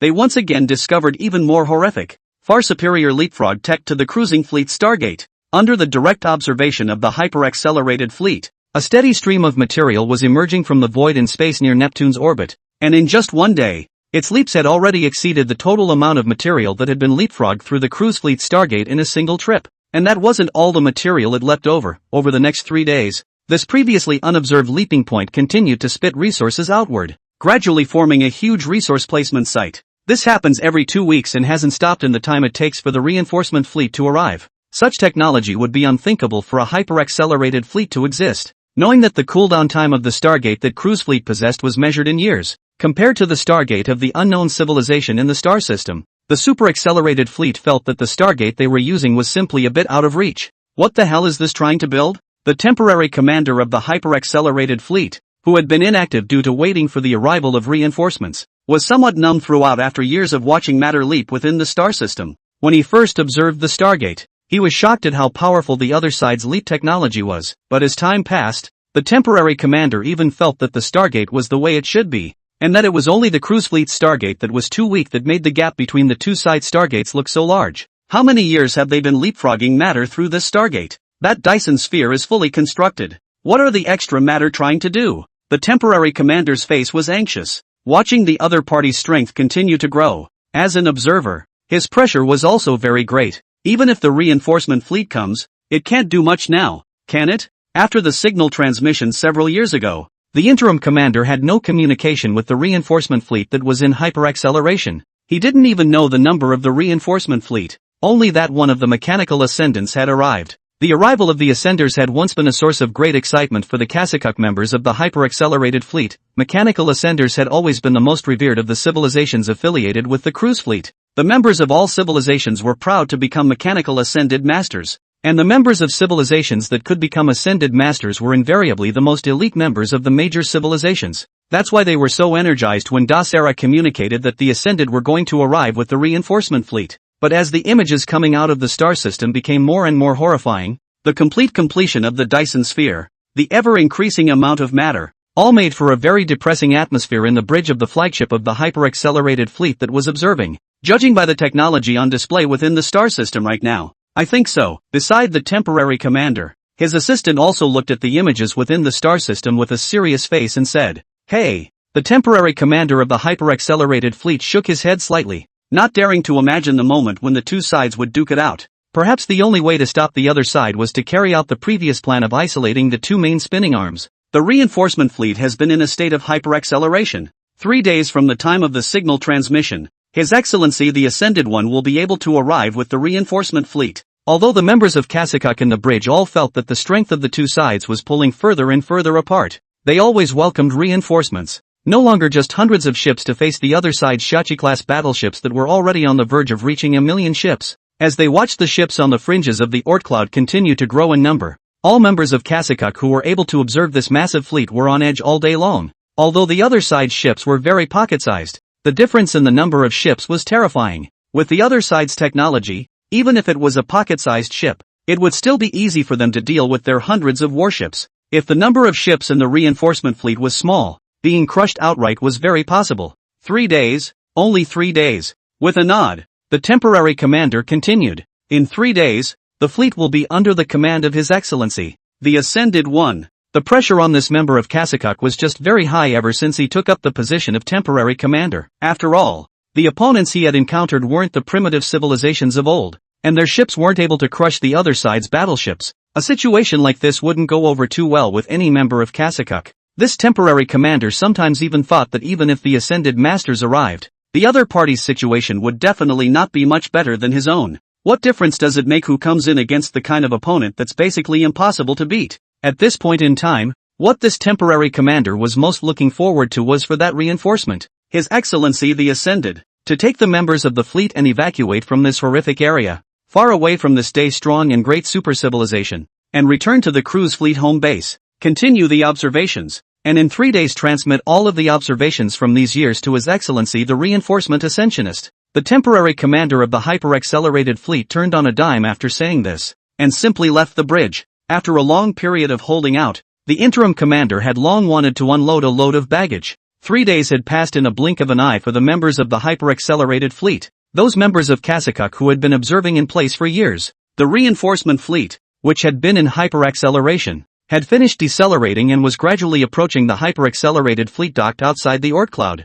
Your Excellency, the reinforcement fleet has arrived. On the bridge of the flagship of the hyper-accelerated fleet, the interim commander, who was resting his eyes with them closed, suddenly opened his eyes and looked to his second-in-command, who was hurrying to report to him. Arrived? How many ships are there? Who are the reinforcing Ascendant Excellencies? Just as soon as he heard the news of the arrival of the reinforcement fleet, the temporary commander hastened to ask a few questions about the topics he was most concerned about. Number of ships. Perhaps the number of ships in the reinforcement fleet was so low that the deputy was a little hard-pressed to say. The number of ships is only 1,000. 1,000 ships? The temporary commander of the super-accelerated fleet was a bit confused as to whether he had heard wrongly. After all this time, the main fleet had sent out only 1,000 ships? Yes, Your Excellency. The deputy was also very surprised when he was informed of this news, but he had already determined the number of ships, and indeed there were only 1,000. I have gone to make sure. The reinforcement fleet is only 1,000 ships, and has already arrived at the flank of the fleet.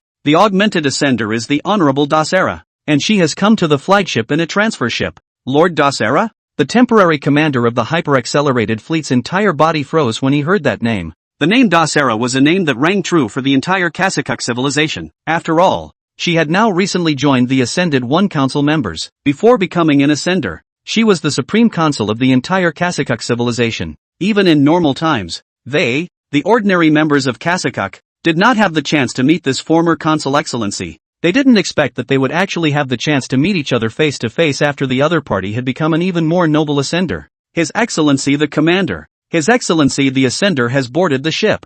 Just as these two were conversing, a member of the Kasakuk rushed in through the bridge doors and shouted. Hearing this, all the members of Kasakuk throughout the bridge stood up in a hurry, ready to greet the one who had come with reinforcements and was at the highest level of the entire cruise fleet of ascended beings. Tada! Tada! The sound of her mechanical feet pounding against the steel floor reached the bridge before the cruising fleet's ascender, Dasera, had even shown herself. At this moment, within the bridge of the flagship of the super-accelerated fleet, all the members, including that temporary commander, hadn't made a single sound, and were quietly waiting for Dasera's arrival. Tada! During the short wait, a crisp knocking sound suddenly came into the bridge from the gate, and in the crowd's field of vision, the mechanical ascender Dasera, dressed in a mechanical skeleton and jacketed in the traditional Kasakuk garb, had stridden into the middle of the bridge. Though she wore a costume not unlike the other members of the bridge, the mechanical ascender displayed an aura that was completely incomparable to the others. The ascender, Dasera, was seen suddenly stopping at the entrance to the gate,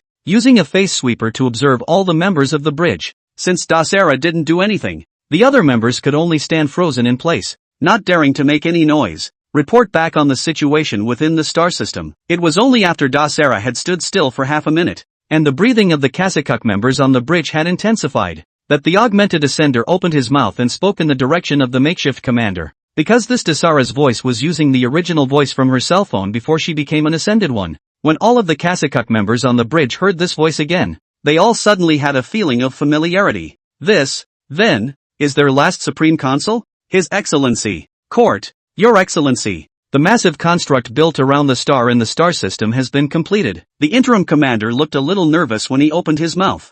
Something that had never happened to him since he had become the interim commander of the hyper-accelerated fleet. Only after a short pause to calm his inner excitement did the temporary commander continue. Although the other party has spent a great deal of time and resources, that construct will still be able to provide a huge supply of energy to the unknown civilization within the star system after its completion. We're dealing with a civilization that has such a near infinite amount of energy. And in addition to the huge constructs in the core area, the other side has also amassed 1 million miniature ships in the fringe area. As the temporary commander of the hyper-accelerated fleet spoke, the virtual model inside the bridge also released an image of the fringe area of the Oort cloud. In this image that had just been pulled up, 100 Shachi-class battleships carrying antimatter annihilation bombs were being densely arrayed across the hyper-accelerated fleet. Needless to say, these ships were used against the hyper-accelerated fleet. That many? Dasera hadn't had this many ships on the fringes of the Oort cloud before she left the main fleet and entered the hyper-accelerated fleet. Before Dasera had even left the main fleet, the three ascended masters had estimated the strength of Rashu's fleet.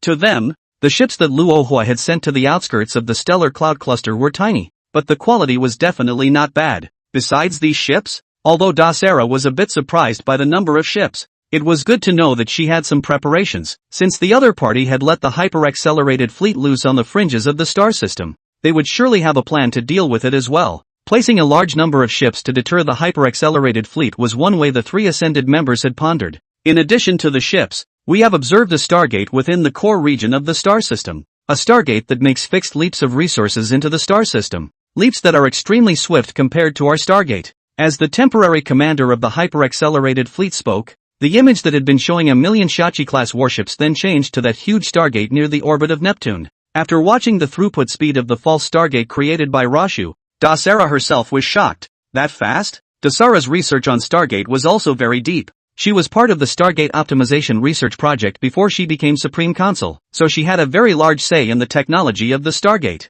That was why her whole body looked like she couldn't believe it after she saw the speed at which that false Stargate within the solar system was gobbling up. Can the Stargate really become like this? Chapter 153, All Ships, Prepare for Battle. This Stargate's leap rate and the total amount of matter transferred greatly exceeded that of the Stargate being used by cruise fleet, which had been optimized since it was developed. But no matter how much it was optimized, its upper limit hadn't changed excessively in 1,000 years anymore. It seems all our previous guesses were wrong. Dasara walked slowly towards the still functioning Stargate model within the solar system and continued. The other side is not only stronger than us, but may even be quite a bit higher than even the civilization level of the Cygnus civilization. This speculation of Dasara's had actually been around for a long time among the hyper-accelerated fleet. After all, they had been able to appreciate the technological prowess on display within the star system for an extended period of time prior to this. In the eyes of these members of the hyper-accelerated fleet, that star system was nothing short of a demonic realm, a place where one should never set foot.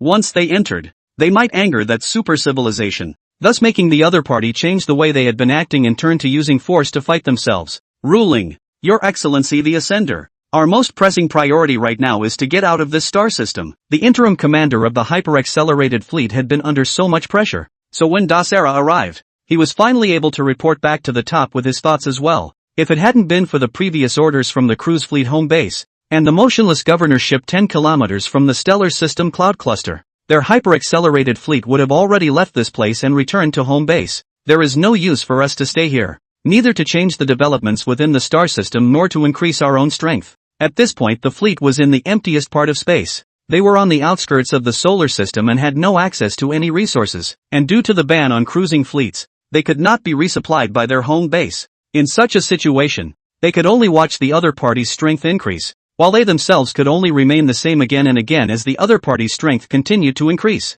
Faced with this temporary commander's suggestion, Dasara nodded slightly and said, "Indeed, as an existence that could be promoted to ascended." Dasara could certainly see the gap between the two sides at a glance, as well as the potential for development. And either way, Dasara's side had no chance of winning. So, are we just going to? That temporary commander hadn't expected Dasara to actually support him either, and he was thinking about how to explain himself afterward as he said those words. Before I leave, I need to observe the other side for myself. Despite agreeing to the request for evacuation, Dasara did not give up on observing within the star system. Previously we had only gotten virtual modeling footage. I now need the footage of the star system that was obtained when the initial depth probe was conducted. Previously, because of the quantum transmission that was taking place, the signal being transmitted was not a normal flow of information. Because of this, the main fleet was basically analyzed through modeling after receiving the footage. One of the purposes of Dasara's visit was to analyze that initial image and to observe the interior of the star system as an ascended being. Okay, I'm going to pull up the footage. After Dasara had agreed to the evacuation, the temporary commander's spirits were instantly better. Refreshed, the temporary commander hastily greeted the bridge members around him and brought up the footage previously captured by the shielding probe from within the star system. This image had been seen many times by the hyper-accelerated fleet and their temporary commanders, and they didn't really see much else in it other than shock. With the crowd tuned in, the image quickly reappeared above the bridge. The image of the signal, which had been captured for years, also appeared for the first time to the cruise fleet mechanical ascender. By accelerating playback, the shield cracker probe wave keeps moving forward, from the Oort cloud fringe to its interior to the base of the Kuiper belt. Wait, just as the scene fast-forwarded to the Kuiper belt in the interior of the solar system, the starport that Rashu had constructed in the Kuiper belt instantly caught the mechanical ascender's attention. In the calculator within her virtual brain, intelligence about the image was being analyzed, and something didn't seem quite right when that probe wave had just arrived at the starport, as well as the image of it fully entering the core of the starport. Zoom in here, Dasara said to the bridge member beside her, pointing to the core area of the starport. As Dasara commanded, the paused image was zoomed in and out, exposing only that outlying starport. How come there's such a big gap between it and the inside? Judging from that image, which was now zoomed in, the difference between it and the look of the giant ships and cannons in the core area was too great to be a product of the same era. Are there any other places that look like this? Dasera asked to the Kasakuk member beside her as she introduced the data from the image of the place into her own computing unit for analysis. No more. Only this area is slightly different from the rest. The interim commander of the hyper-accelerated fleet had noticed this area before as well, back when the internal picture of the solar system had just been exposed. In later analysis, though, the hyper-accelerated fleet didn't see anything wrong with it. We've analyzed this area before, but we didn't find anything wrong with it. After hearing the words of this temporary commander of the hyper-accelerated fleet, Dasera, however, suddenly raised her own mechanical arm and said, "No, there is a big difference. Where is the detection equipment? I need to make improvements to it." Dasera, who had always felt she detected a blind spot, didn't pause for a moment as she spotted the contrast between the fringe area of the fierce starport and the core area of the starport. The two images shouldn't have come from the same civilization by any stretch of the imagination. They didn't match at all. And even more bizarrely, although the two starports didn't go together, the image that came back was very real. It was precisely this sense of reality that made Dasera suspicious. The detector has been in use and is mounted above the flagship at this time. The temporary commander had no idea what exactly Dasera was up to, but the other man was not only a former consul, but also a member of the Council of Ascendants of the present-day cruise fleet. This status was more admired by the crowd than the ruling of a single civilization, and it was the ultimate goal of all members of affiliated civilizations. And with the temporary commander leading the way, knowing that the probe was located on the shell of the ship, Dasera didn't have the slightest intention of stopping.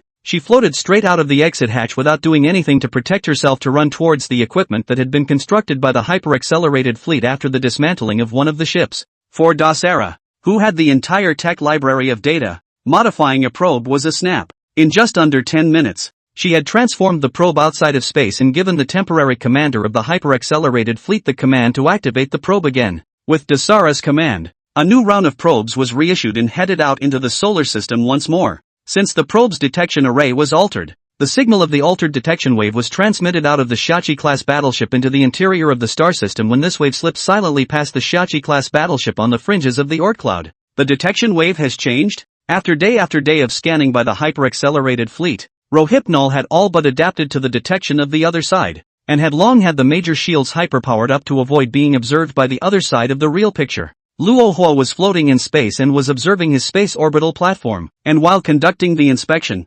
Luo Xiao didn't forget about the business. Can you analyze what has changed? Can our detection waves withstand the scanning detection of this new type of probe? Under analysis. As Luo Hua's words rang out, the control system of the lunar research base began a new round of analysis of this detection wave. While the control system held a much smaller arsenal of technology than Dasera, analyzing a probe wave it could still quickly run it through the numbers. Unknown change. I put a 99% chance of exposure. Attention! There is a possibility of exposure. When the results of the control system's analysis came out, Luo Xiao, who was still drifting towards another orbital platform, froze. What? There's a possibility of exposure? Just now, when he had gotten a change in the other party's detection signal, although Luo Xiao was surprised, he didn't think that a simple change could break through the shield's control. But it turns out that the possibility exists and has emerged. Will our shield be able to continue shielding after the improvement of our shield? Although Luo Xiao asked this, he also knew that the current shield had utilized the highest technology within the solar system, and it was no longer a big deal to not be able to get into space. Your Excellency, Commander, our shields are unable to shield against the new wave of detection. With the latest reply from the control system ringing out, Luo Xiao also lost sight of inspecting the major orbital platforms that had been occupied by the human scientists of the Blue Planet, and hurriedly activated the counter-thrusting device to bring his form under control and quickly return to the largest one above the Martian orbital platform. Call up the distribution map of all the battleships in the fringe area of the Oort cloud. Luo Xiao's feet had just landed on the orbital platform meeting, and he could not wait to have that base control system put up a map of the battleship divisions in the fringe zone of the Oort cloud. Since Rohit had not yet arrived at the oxygen supply room at this point, the model released by the control system also kept appearing in front of him, moving with Rohit's movement. The number of Shachi-class warships on the fringes of the Oort cloud has reached 1,068, 169, and the antimatter annihilation bombs of every Shachi-class warship are at full capacity. While the control system was being introduced, above the model in front of Luo Xiao, a Shachi-class warship had completely lit up. Judging from an image, it was simply forming an encircling net against a super-accelerated fleet. Mobilize 500,000 Shachi-class battleships to move forward and prepare to attack the opposing battleships. Since the true situation of his side was about to be exposed, there was nothing left for Luo Xiao to say. War, perhaps. had become the only way to resolve this matter. With technology still breaking through, total war, the last thing Russia wants to face, may be about to be fought. 500,000 Shachi-class warships are in position, thrusters activated and moving out of the Oort cloud. As Luo Hua's command was given, the Shachi-class battleship, which had been motionless in the Oort cloud, suddenly activated and began to move from the 50 kilometers located within the Oort cloud, and quickly headed towards the outskirts of the cloud mass, because the Shachi-class battleships were too close to each other. When those 500,000 Shachi-class battleships began to move, both the hyper-acceleration fleet and the mechanical ascender Dasera both arrived to report at the first opportunity. What's going on? The temporary commander of the hyper-accelerated fleet looked at the opposing ships and the model as they kept moving forward. A bright flash of horror. At this time, since the detection wave had not yet reached the starport base in the Kuiper belt, these members of the Kasakuk did not know that the detection signal they had received earlier was false. It was for this reason that the members of Kasakuk, including the interim commander, were very puzzled by the mobilization within the solar system. In the interim commander's mind, the other side was probably trying to clean up the flies that had been hovering around the solar system against the hyper-accelerated fleet. His Excellency the Ascender, due to the close proximity of the ships on both sides, if the other side was really going to rush out of the star system and come towards them, then a decision would have to be made immediately. Whether to go or to fight was at the whim of that Kasakuk Ascender, Dasera. The changes to the detection wave took effect. In the face of that temporary commander's question, Dasera, however, didn't reply right away and instead began to analyze the other party's motives. At the first moment the probe wave entered the star system, the other side deployed warships on the fringes of the cloud cluster, which is most likely what stimulated the other side with the changes I made to the probe. The fact that the detector can make the other side so scared means that, thinking of this, Dasera suddenly raised his head, looked toward the Shachi-class battleships spread out on the big screen, and said in a deep voice, "So battleships, battle readiness." The bridge was filled with astonishment from the temporary commanders, including the interim commander. At a time like this, shouldn't you immediately pull your legs out and run? Such a huge number of enemies, such a powerful technological civilization, their own less than 2,000 warships were simply giving food to the other side. Lord Ascender, that's 1,000,000 battleships. We are facing an unprecedentedly advanced civilization whose technology far surpasses that of our cruise fleet, and not even the Cygnus civilization can match it. We can't be reckless in the face of such an opponent. In order to save the Kasakuk members of the hyper-accelerated fleet as well as himself, the temporary commander rushed to the sidelines after hearing the words "battle ready" from Dasera.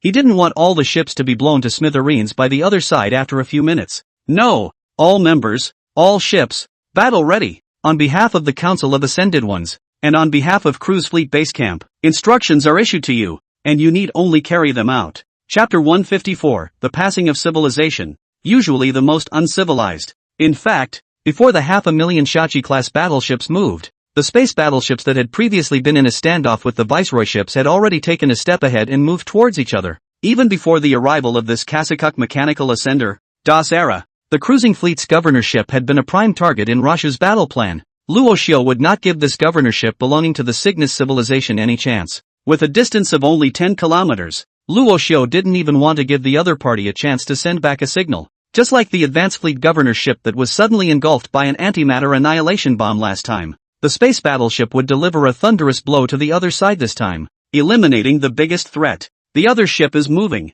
When the space battleship suddenly began to move, the governorship that was observing the space battleship through gravitational waves also received immediate feedback. Weapon system on. Thrusters activated. Although the space battleships had started moving suddenly, the cruise fleet's governorship had also been watching the interior of the solar system. It had already calculated a response to every possible move within the solar system, and the sudden attack of the space battleship was certainly within the prediction of the governorship. However, after 1,000 calculations, the governorship had underestimated one thing, and that was the large number of Shachi-class warships that had been hoarded in the vicinity of the space battleships. Although the cruise fleet had guessed that the other side had mastered antimatter weapons, they had never imagined that the 1,000,000 warships in front of them were all equipped with antimatter annihilation bombs. Once these antimatter annihilation bombs erupted, the energy that erupted from them would definitely not be able to carry them even if the main fleet arrived. These ships docked near the space battleships activated the antimatter annihilation bombs within their hulls directly as soon as the operation had just begun.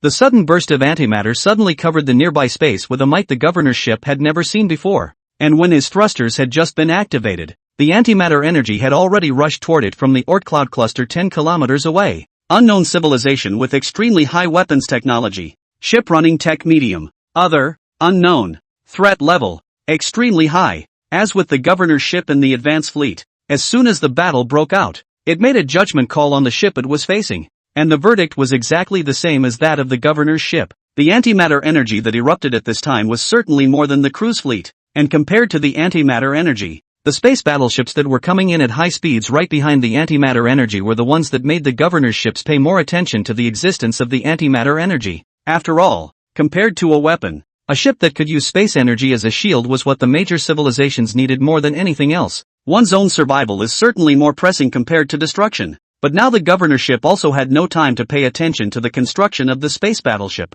because the antimatter annihilation energy was very swift, and was about to come to the position where the governor's ship was when the other side started up.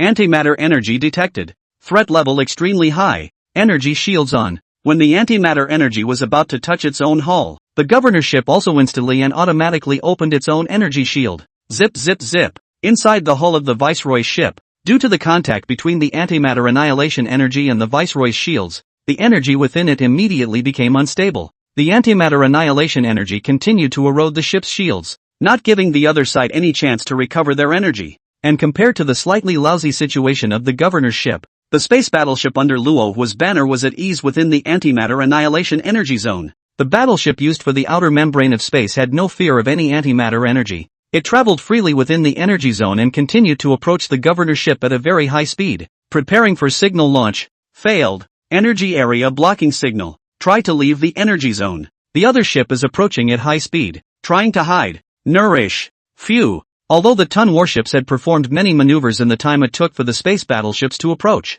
at a distance of 10 kilometers, the twin reverses had actually gone from a standoff to a collision suddenly in the blink of an eye. Right at the time of the collision, the energy shield of the governor's ship was like paper mache, and before it had time to dodge, the entire battleship had been pierced right through by the space battleship, exposing the interior of the ship's hull within the antimatter annihilation energy zone. The exposed hull didn't even last a second inside the energy zone before a massive amount of antimatter annihilation energy covered the governor's ship from all sides, making it its own sustenance. On the other side of the battlefield, where the hyper-accelerated fleet and the reinforcement fleet were located, the members of the Kasakuk in both fleets were looking at the governor's ship, which was engulfed by the antimatter annihilation energy, with a horrified look on their faces. Due to the concealment of the antimatter energy, they didn't realize that it wasn't the antimatter energy that destroyed the governor's ship, but rather, hidden within it, the most powerful one, the space battleship under Luo Hua. Seeing only the antimatter annihilation energy expanding outward at high speeds, they immediately panicked. Quick! Evacuate! Evacuate! Not only was the temporary commander of the hyper-accelerated fleet hissing, but the mechanical ascender Dasera, who had just formulated a plan of attack, was broadcasting it outward through the mechanical body he controlled. After yelling out, Ascender Dasera's data stream was also fluctuating violently. Why is this happening? After the comparison of the probe wave, when that probe wave entered the core area of that star in the first place, it clearly found two very different images. This is clearly a tampered signal. Then why is it like this? Could everything one sees be true? The unknown civilization within this star system really has mastered terrifying technology? Ascender Dasera just couldn't figure out how his data stream analysis could have gone wrong. The other side doesn't seem to be tampering with the data stream, but rather the real data that is flowing out. From the strength shown by that unknown civilization now, it did have the level to crush the cruise fleet. Your Excellency Ascender. Your Excellency Commander. That energy zone is moving too fast. We can't evacuate immediately. Just as Ascender Dasera was still thinking, that temporary commander's second-in-command shouted ahead. Although the distance between the super-accelerated fleet and the Oort cloud was drawn a bit further away compared to the Viceroy ships, this distance was only relative. Compared to the antimatter energy zone that had suddenly erupted and expanded rapidly, the distance was definitely not enough time to even retreat. Open shields and bring the ships together to reduce the energy impact. The Ascender Dasera had lost much of his ability to imagine, but his clinical reactions were unmatched by any of his kind. She formulated a response to the antimatter annihilation energy before it even got close. Every 6 ships form a squad, and in the event that they cannot resist the energy encroachment, the energy transmissions from the 6 ships are directed toward one of them, and we must ensure that the ship can escape safely. One way or another, it has to go, Dasera said as she tried to walk in the direction of the bridge controller. The Ascended One, who had just issued various commands to the ships, was seen to have her face beneath her traditional Kasakuk garb suddenly light up and connect to the ship's systems. Send a signal to the main fleet. We have been struck by an unknown civilization. The governor's ship has fallen, and antimatter energy is about to. Das Era, who was trying to get all the information across, had just delivered a few signals when the antimatter annihilation energy had engulfed a few of the battleships at the rear of the fleet. At this critical juncture, Das Era could only make a long story short, condensing all he wanted to say into 2 words. Run! The word Das Era had just been transmitted, and the antimatter annihilation energy zone that had already expanded to an extremely terrifying state had wrapped up all the ships of the 2 major fleets. Luckily, the ships had activated their shields before they were wrapped in antimatter annihilation energy, so the fleet's ships didn't suffer too much damage when the first wave of antimatter annihilation energy hit them. But compared to the loss, it was the loss of their ability to communicate over distance due to the antimatter annihilation energy wrapped around them that was the most fatal. From now on, these Kasakuk members would not be able to send signals to the main fleet in base camp even if they wanted to. Click. Since the signal could no longer be transmitted out, Das Era also simply disconnected from the controller and turned to the nearby Kasakuk members. Full power to the thrusters. It has been activated at full power. As soon as Dasara's words were out of his mouth, the Kasakuk member next to him replied nervously. Their thrusters were at full power even before Dasara's inquiry, when the antimatter annihilation energy had just engulfed the entire fleet. Have the 5 ships in the vicinity supply energy to my ship and prepare to overpower the thrusters. In the face of this situation, Das Era didn't hesitate for half a second. As the former Supreme Consul of Kasakuk, she had a calmness beyond the ordinary, and knew what to sacrifice and what to keep at times like this. In that case, those 5 battleships are. Compared to the coldness that Das Era then showed, the temporary commander of the fleet looked a bit hesitant. He didn't want to give up on his people when he was just facing difficulties. Once the 5 nearby ships transmitted energy to their flagship, it meant that the chance for the 5 battleships to escape had been lost. They were bound to be consumed by the raging energy around them before they could regather their energy. Execute the order. Without looking at the temporary commander, Das Era simply spat 4 words outward, perhaps not wanting to give the other members of the bridge too much to think about. Das Era paused for a moment before adding, there is no need for hesitation or pity here. I realize that other ships are carrying our people, but that should not be the reason for giving up the possibility of leaving. It makes more sense for us to leave rather than have our entire ship fall within this energy zone. Having said that, Das Era also stopped talking and instead looked fixedly at the large screen in front of her, watching the execution of the ships around her. As Dasara's command was relayed outward, 3 of the 5 nearby ships drew directly toward the flagship, directing stored energy from their own ships toward the flagship as the shields were about to touch together, and the other 2, after a brief hesitation, leaned towards the flagship at the same time. The 5 ships were acting like the flagship's fuel tanks, and were constantly feeding the flagship with what was now the most precious energy from within it. This transmission didn't actually go on for too long, as the 5 ships' own energy shields instantly became unstable after they had externalized all of their reserve energy. Their engines can't keep the shield energy stable all the time when they start their thrusters toward full power. So only half a minute after the energy transfer ended, the energy shields of the 5 battleships were successively swallowed, compressed, and absorbed by the antimatter annihilation energy that wrapped around them, and disappeared without a trace within the antimatter annihilation energy zone. The members of the Kasakuk in the flagship were watching their people being consumed by antimatter annihilation energy, and in the face of this, the bridge, which had been busy, instantly became quiet. Ascender Das Era also froze in silence at this point, staring at the empty space near the flagship. Every civilization dies in the most uncivilized way. Das Era somehow remembered such a phrase, one that they had tasted and carried in their mouths when they had struck destruction against a great number of primitive civilizations. It had always been Cruise Fleet's way of flirting with those primitive civilizations, with those primitive races that hadn't yet reached interstellar civilization and were able to perish under Cruise Fleet's attack. But no one thought that the cruising fleet would one day be in this situation. They will likewise fade away from this universe, utterly and completely, in the most uncivilized way possible. Initiate hyperacceleration state. Dasara's silence didn't last long. The sacrifices of these clansmen had to be rewarded. They couldn't let the sacrifices of these clansmen be meaningless. So after receiving a boost of energy, as well as Dasara's command, the flagship instantly overpowered its own thrusters, bringing its own ship to a state of hyperaccelerated activation. This time, since there was no folding space weapon stack, the attack of antimatter annihilation energy alone did not manage to accelerate the destruction of these shield energies of the cruise fleet. We're moving faster than the energy zone, though not yet out of the area of the antimatter annihilation zone. The Kasakuk member in front of the controller suddenly yelled out in exhilaration. Yes. The other members got excited when they heard this. The ship's speed exceeded the rate of expansion of the energy zone, which meant that their flagship's chances of getting out of the area were greatly improved. Like this flagship, the surrounding ships, which had also absorbed 5 ships of the same race, carried out Dasara's command and similarly activated their hyper-accelerated sailing state. The two fleets that had yet to clash head-on with each other's ships, where not a single weapon had been fired, had already reached more than 80% battle damage at this point. Of course, this is still on the premise that these remaining ships can actually escape this antimatter annihilation energy zone. 7017K. Chapter 155 Civilization Ship. Strike. The battle had only just begun, and already the losses of the hyper-accelerated and reinforced fleets were as high as 80%. Such a loss was certainly not what Ascender Dasara wanted to see, and when she analyzed it at the very beginning, she got the result that the other side had used some kind of virtual signal to transmit the other side's predetermined picture to the fleet. It was with this analysis that Dasara had the two major fleets launch an attack into the solar system. But what she didn't expect was that the other party's counterattack would come so violently that her own plan of attack had only just begun. And not only the fleet she was in, but even the governor's ship on the side had suffered a direct hit. But at this moment, Dasara couldn't be bothered to think about such things. She just swept another glance at the image of the governor's ship being engulfed by the antimatter annihilation energy zone before saying to the clan member controlling the ship next to her,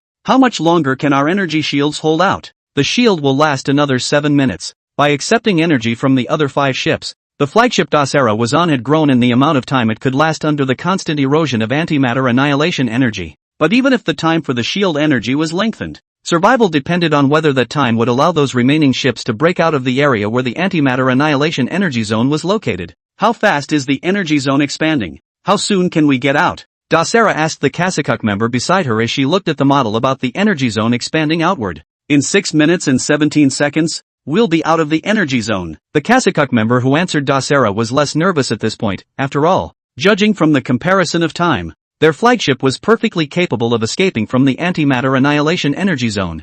Phew, the temporary commander behind Dasara breathed a long sigh of relief at those words. This result, at least, did not live up to the 5 ships that had previously pumped energy into the flagship. Now is not the time to relax. Dasara loosened the tense nerves of the crowd beside him a little, and hastily warned the crowd. The other party can create an energy zone in a very short period of time. This kind of strength is very powerful. Even if we get out of the energy zone through a hyper-accelerated state, we don't really know what we're going to face after we get out. And more importantly, we are forced to turn on the hyper-accelerated state here. The shield energy drained us of so much energy that we couldn't sail too far even when we went into hyper-acceleration. If the energy remaining no longer supports us for long, if we keep sailing backwards, when the energy runs out, it may even be that we cannot make a deceleration brake. So we are the ones who have to do the deceleration brakes ahead of time, which also means that the distance we can disengage from won't be too far, and we'll be facing a second strike from the other ship at any time. Dasara's analysis was spot on.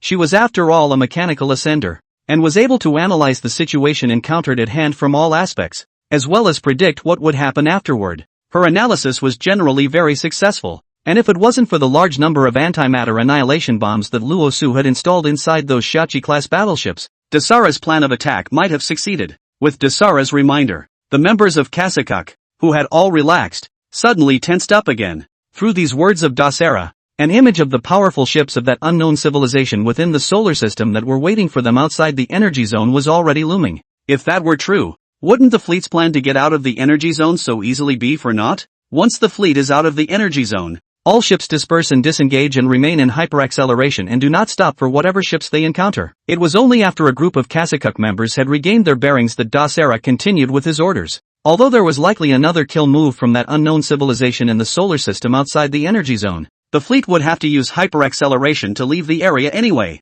and in order to prevent the other side from wiping out the fleet as much as they could, Dasara had made a plan for all of the fleet to start spreading out and disengaging as soon as they left the energy zone. This plan maximizes the probability of survival for the remaining ships. After all, the probability of survival is significantly higher for the entire fleet to break through from one side as opposed to scattering and disengaging. By then, no matter what warships or weapons awaited them, there would always be a ship that could find a proper breakthrough position. What these members of Kasakuk didn't realize, however, was that right now, aside from the space battleships that were still coming after their fleet, there was no movement at all by the ships controlled by Russia within the solar system towards the outer reaches of the Oort cloud. Because the remaining Shachi-class battleships did not possess the ability to bypass the antimatter annihilation energy zone before pursuing the other side, even if they entered the same hyper-accelerated fleet as the fleet controlled by Dasara, these Shachi-class battleships would have to move more distance than the other side. This made it impossible to close the distance between the two sides. And for the Shachi-class warships, which only had one weapon, the antimatter annihilation bomb, the increase in distance meant the failure of their strikes on these ships. What's the situation inside the antimatter annihilation energy zone? Inside the solar system, Rashu, who was observing the battlefield on the outskirts of the Oort cloud, also had no idea what was going on inside the antimatter annihilation energy zone. At this point, there was no other warship that could provide information within the energy zone to Luo Hua other than that space battleship. Sir Commander, locked on through the space battleship's probes, the other ship is in a state of hyper-accelerated movement. The other side absorbed a large amount of energy from the warships of the same race when they made their hyper-accelerated movement, and I believe that the energy shield time of the other fleet can be extended by a small margin. After the space battleship crashed the governorship, it quickly rushed towards the remaining ships at high speed, and while it was moving, it didn't forget to use its detection device to lock onto the opponent's ships. So there's a possibility of the other side disengaging? After hearing the control system's explanation, Rohit had a bad feeling. If the other side did escape from the antimatter annihilation energy zone, it would definitely not be a good thing for the solar system. The start of the battle assumed that the other side was also beginning to grasp the true state of technology within the solar system. And if the other side did not receive a second strike after leaving the antimatter annihilation energy zone, then the cruise fleet would likely learn immediately that they did not have the ability to conduct a second strike. Of course, that's only one possibility, and it's more likely that the cruise fleet will take in the energy erupting from within the solar system, thus slowing down or even cancelling their plans to attack the solar system. But even though this possibility was only one of the other party's reactions, Luo Xiu didn't dare to take it lightly. After all, any decision he made now would shape the future of the cruise fleet and billions of Blue Star humans. Any error in Rashu's decision would mean that the Blue Star humans inside the solar system would likely be attacked by the remaining plus teams, as well as the main fleet coming from the cruise fleet's home base. Yes, Your Excellency the Commander, there is the possibility of disengagement. The control system came up with news that wasn't too good for Rashu by analyzing a collection of data from various aspects. Split the remaining Shachi-class battleships into 10,000 ships. Activate the hyper-accelerated sailing state. Advance from the edge of the energy zone, and target the opponent's detached fleet. Wherever the other flees, they follow, and don't give the other a chance to stop. In order not to recognize the other party's ships as having a chance to slow down and adjust, Luo Xiu directly mobilized 10,000 Shachi-class battleships and chased after the other party's detached ships. As a former member of the cruise fleet, Rohu was aware that the hyper-accelerated state had very great damage to ordinary beings. If the other side wants to minimize this damage, it must put the intelligent creature into a dormant state. But just now, from the confrontation to the sudden outbreak of the battle to the other party's activation of the super-accelerated sailing state, everything was accomplished in an extremely short period of time. And in such a short period of time, the other party most likely did not allow the intelligent creatures on the ship to enter into a state of hibernation. The constant pursuit also meant that the other side had to spend less on thruster energy as they called on energy to allow the intelligent creatures within the ship to hibernate. A ship undergoing hyperacceleration is very different from a normal sailing state of just love you where. Normal ships can turn off their thrusters and use inertial energy to navigate once they've entered a predetermined navigational speed. They only need to use their thrusters urgently for evasion in the event of an encounter with an astral body and various space traps, and other than that, the ships don't have much else to consume in terms of energy. However, ships in the hyper-accelerated sailing state are very different. In the hyper-accelerated sailing state of the ship, in addition to avoiding all kinds of risks, they also have to use extra energy to enable the ship to withstand the impact brought about by the hyper-accelerated sailing state. Previously, the hyper-accelerated fleet had suffered losses because the main fleet had brought them to a sudden stop, thus failing to minimize the damage to the fleet from the impact, leaving a large number of ships and personnel to suffer great losses. But the Shachi-class battleships were different. There wasn't a single intelligent creature on top of their ships. They didn't need to worry about anything, even if the hulls were damaged. As long as the antimatter annihilation bombs inside the hulls were still there, then these ships would have the same tremendous killing power. So these Shachi-class warships are still very good if they are used to chase each other. If the fleet controlled by Das Era could see outside the antimatter annihilation energy zone at this time, they would be able to see that at the edge of the energy zone, a large number of ships were speeding out from within the Oort cloud, and that they were sticking close to the edge of the antimatter annihilation energy zone as they chased after Dasara's escape route. At this same moment, Dasara's fleet was frantically disengaging from the antimatter annihilation zone, trying to get out of the way of the energy zone's encroachment on the fleet. The space battleships, on the other hand, followed close behind, navigating freely within the antimatter annihilation zone by virtue of the special characteristics of their own spatial membranes, and waiting for an opportunity to strike at Dasara's fleet. Beyond the antimatter annihilation energy zone, There were 10,000 Shachi-class warships circling at high speeds, attempting to attack the fleeing Dasera and other members of the Kasakuk. All this seemed to augur well for the success of the union of the solar system which Rochao represented. In a localized war, Rohypnol, who only possesses one transgressive technology, the antimatter annihilation bomb, actually suppressed the ships of the cruise fleet. And this is the power of technology. For Dasera, a member of the cruising fleet, they certainly recognized this conclusion. After all, they were now being chased by antimatter energy, and if they weren't careful, they were going to be swallowed up by this technology that none of them had mastered. In 3 seconds, our ships will be out of the energy zone. 3, 2, 1. In the bridge of the flagship where Dasera was located, the members of Kasakuk, who had been suppressed for a long time, were finally going to have their moment to break away from the antimatter annihilation energy zone, and as soon as they left this place, they would also be able to get rid of this most immediate threat. Out of the energy zone, no opposing ships detected to intercept. After drilling out of the energy zone at one end, the members within the flagship hurriedly scanned their surroundings, but much to their surprise, they didn't find any backstabbing laid out by that civilization within the surrounding star system. No, this situation came as a bit of a surprise to Dasera. With this kind of blow from the other side, it shouldn't mean that they're going to let us go, right? Dasera, who had just broken out of the antimatter annihilation energy zone,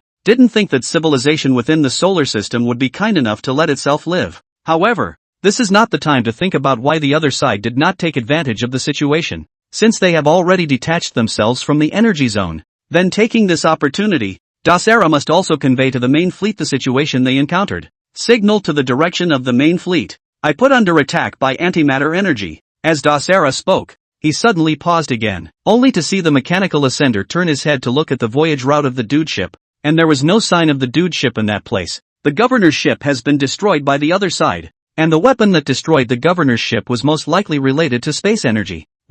Dasera was about to say something when a great gravitational fluctuation suddenly appeared in the large screen on the flagship's bridge, above the course that the governor's ship was supposed to be on. It's an opposing space weapon or ship. Dasera, who had egg-bladed to the gravitational fluctuations, also stopped signaling to the main fleet and hastily shouted to the surrounding Kasakuk members, "Cancel shields, all energy to thrusters." By this time, the fleet was out of the antimatter annihilation energy zone, and with so little energy left, even if the other side was likely to attack, Dasera would have to cancel the energy shield, which was a major energy consumer. Yes, Your Excellency. The Kasakuk members in the bridge rushed to deactivate the ship's energy shields after Dasera's order and fed all the energy into the thrusters in one fell swoop. And just as Dasera was frantically fleeing for her life, not far from the battlefield, 3 huge ships were rapidly decelerating and braking from hyperacceleration and docking at the edge of the battlefield. If Dasera had observed the 3 ships, it would have been instantly recognizable as the civilization ships of the cruising fleet.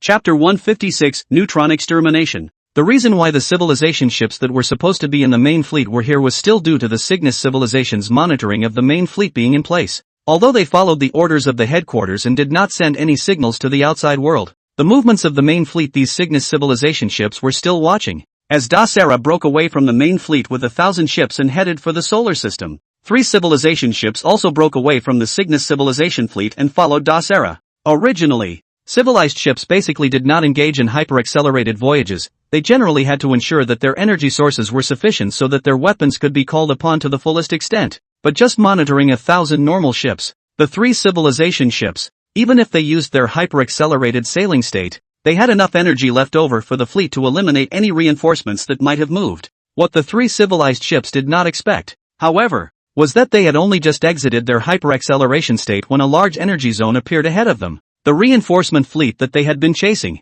however, had long since changed the direction of their voyage, and were hurrying towards where the civilization ships were. A civilization ship? The fleet that was fleeing the antimatter annihilation energy zone, led by the Kasakuk mechanical ascender Dasera, also observed the civilization ship at this time. All the members of the Kasakuk, including Dasera, 5 by 1 stared in disbelief upon seeing this scene. This was a civilization ship they shunned, a super powerful combat ship that existed in the cruise fleet but belonged directly to the Cygnus civilization. Its blow to intelligent creatures was terrifying, and that neutron extermination, which hadn't been used a few times in total, was simply the absolute nemesis of intelligent creatures. Once the weapon neutron extermination is used, a huge neutron plume will act on top of the attacked star and ship, and the star or ship swept by the neutron plume will be preserved very much intact in itself. while the carbon-based creatures on it will be wiped out by the blow. This kind of bombardment through neutrons was extremely terrifying, and even Dasera, who was a mechanical ascender, could only evade the attack of a neutron extermination through the body's special protective core. Why did it appear here? Dasera didn't even know that she was actually followed by a civilization ship behind her. The other party's sudden appearance really surprised Dasera a bit. Is it following me? After a brief analysis, Dasera's data stream also came to the simple conclusion that the civilization ship's target was most likely not the star system behind it, but rather itself, which had failed to follow the orders of its home base and had broken away from the main fleet. Accelerate away. Change course and go around the civilized ship. Dasera was well aware of the power of that neutron extermination of the civilization ship, so in the first moment after discovering the civilization ship, she gave a direct order to prepare the remaining ships to sail towards the side and rear of the civilization ship, before Dasera's orders could be carried out. However, the fleet found that the three civilization ships had formed a triangular array in space. The fronts of the three ships detached from their hulls and floated in space, pooling the energy of the civilization ships in one place and lighting up in the middle of the triangular array with a strong blue and white light. Since the two sides were just a little too close together, the glare was even brighter than the star in the back when it was steeply lit. As the crowd of Kasakuk members watched, the light even had the feeling of shining through the hull of the ship and hitting their bodies directly on the bridge. Quickly, change course and get out of here. Realizing something was wrong, Dasera blurted out, trying to get the fleet to make a turn more quickly so they could get out of the direction of the civilized ship's attack. But the execution of the command was far too slow compared to the release of the civilization ship, neutron extermination. Just as the two fleets had turned the angle of their ships, the blue and white strong light had shot out from the bow of the civilization ship, instantly passing through the space between the fleet and the civilization ship, heading straight for Dasera and a group of Kasakuk members. It's neutron extermination. At this time, the members of Kasakuk, including the temporary commander of the fleet, finally knew what the civilization ship was doing. This weapon, the neutron extermination that only existed in legends and they had never even seen it with their own eyes, was a great threat to carbon-based intelligent beings in most machinery. And, as that temporary commander of the fleet looked at the large screen in front of the bridge with a look of horror on his face, before his second word could be uttered, the neutron plume that had been shot out had swept through the fleet controlled by the members of the Kasakuk and was headed straight for the antimatter annihilation energies in the fleet's wake. These members of the Kasakuk civilization could never have imagined that they, who had just escaped that energy strike from the star system behind them, would actually be attacked by one of their own. And this attack was still so powerful and swift that it didn't even give them any time to react. However, all of this is no longer important to the Kasakuk members in the ship, because when the neutron plume swept through the ship, at this time has cancelled the protective shield of all the neutron plume directly hit. High energy and high-speed neutron flow quickly through the ship, destroying all kinds of silicon circuit boards in it, as well as the only biological race of the Kasakuk. The destruction of the circuit boards was done in a flash, but the creatures in them were not so lucky. The Kasakuk members in the ship didn't have their consciousnesses destroyed the first time after neutron feather swept through them.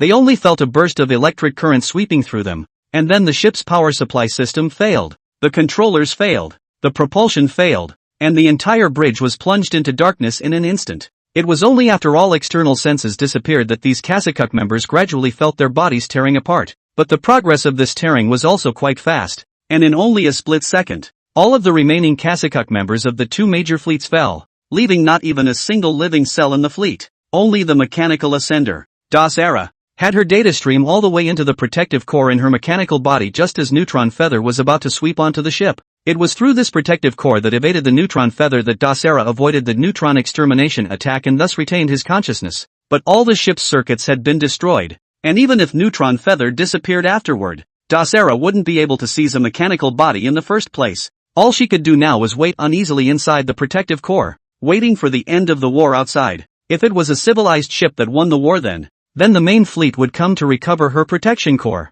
and then with just a single cyborg, Dasera would be able to be reborn straight away. But if it was a civilization within the rear star system that found itself, the consequences would be quite serious. One might become an object of study, an eternal slave in a data prison. This was certainly not something Dasera wanted to encounter, and unable to perceive the outside world, she could only hope that this neutron bombardment would take care of the enemy behind her, and preferably destroy all organic life in the star system in one fell swoop. And just as Dasera entered within her own protective core, and the hyper-accelerated and reinforcement fleets were destroyed by the civilized ships in a flash, Rashu, who had been observing the movements of the two major fleets, was at that moment shocked at the signals coming back from outside the Oort cloud. It's a civilization ship? Luo Xiu froze on the spot as he looked at the three huge hulls that suddenly appeared in the battlefield model. The civilization ship is the most powerful attack weapon of the cruise fleet, and a super ship that only belonged to the Cygnus civilization, all of which Luo Hua had only seen one side of when he was still in the cruise fleet. That time it was also just a ship passing by a civilized ship,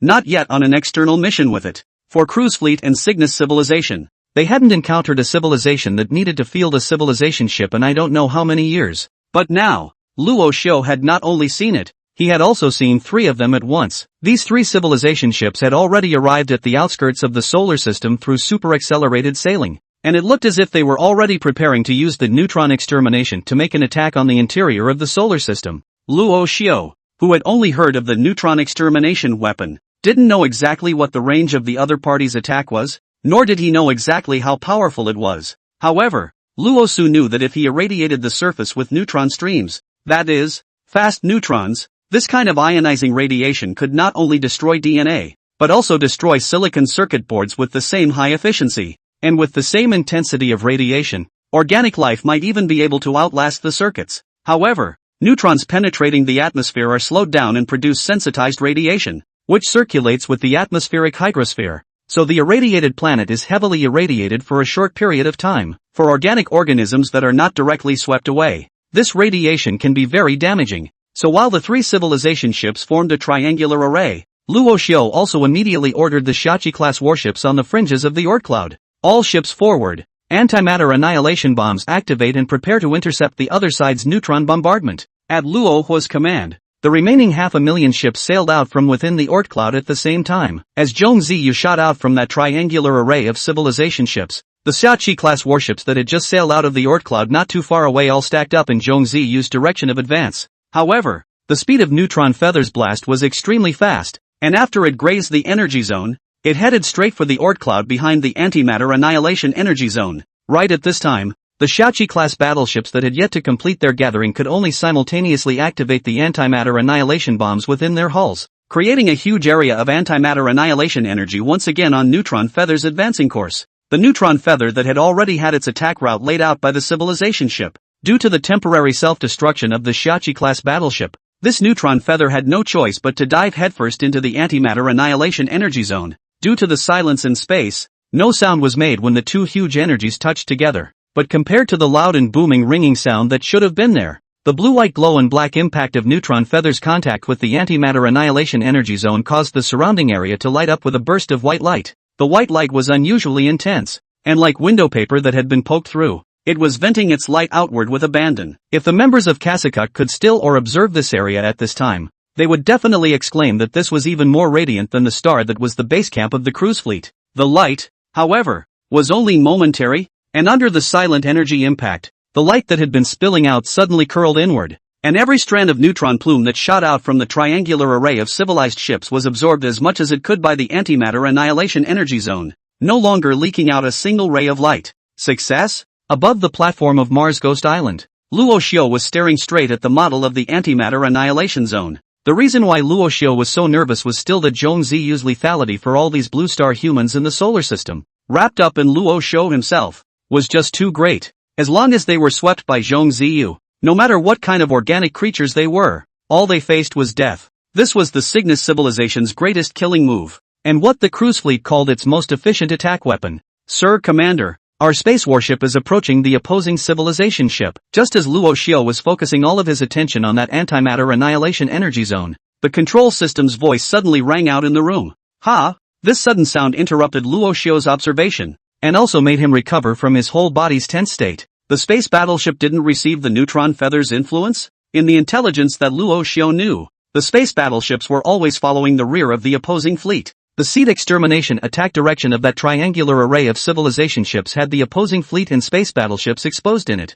When the simulation screen appeared, Luo Xiu already didn't have much hope for the space battleship. After all, neutron feathers attack was capable of directly destroying circuits, and a space battleship was a ship that was all systems controlled. The requirements of this type of ship on the circuit are very high. A section of the circuit is damaged, then the entire ship is equivalent to direct scrapping. Yes, the space battleship was not affected by the neutron plume. It is proceeding at high speed through the neutron plume, attempting to approach the opposing civilization ship through the cover of the neutron plume. At this time, the neutron plume was undoubtedly the best cover for the space battleship. In the empty space, civilization ships would have been able to observe the space battleship through gravitational waves. However, the neutron plume shot out by the other party directly blocked the detection of the civilization ship, and through the interference of the neutron plume, the other party was unable to observe the space battleship moving at high speed in the neutron plume. In this way, Zhong Ziyu's appearance instead gave the space battleship an opportunity. And for Luo Xiao,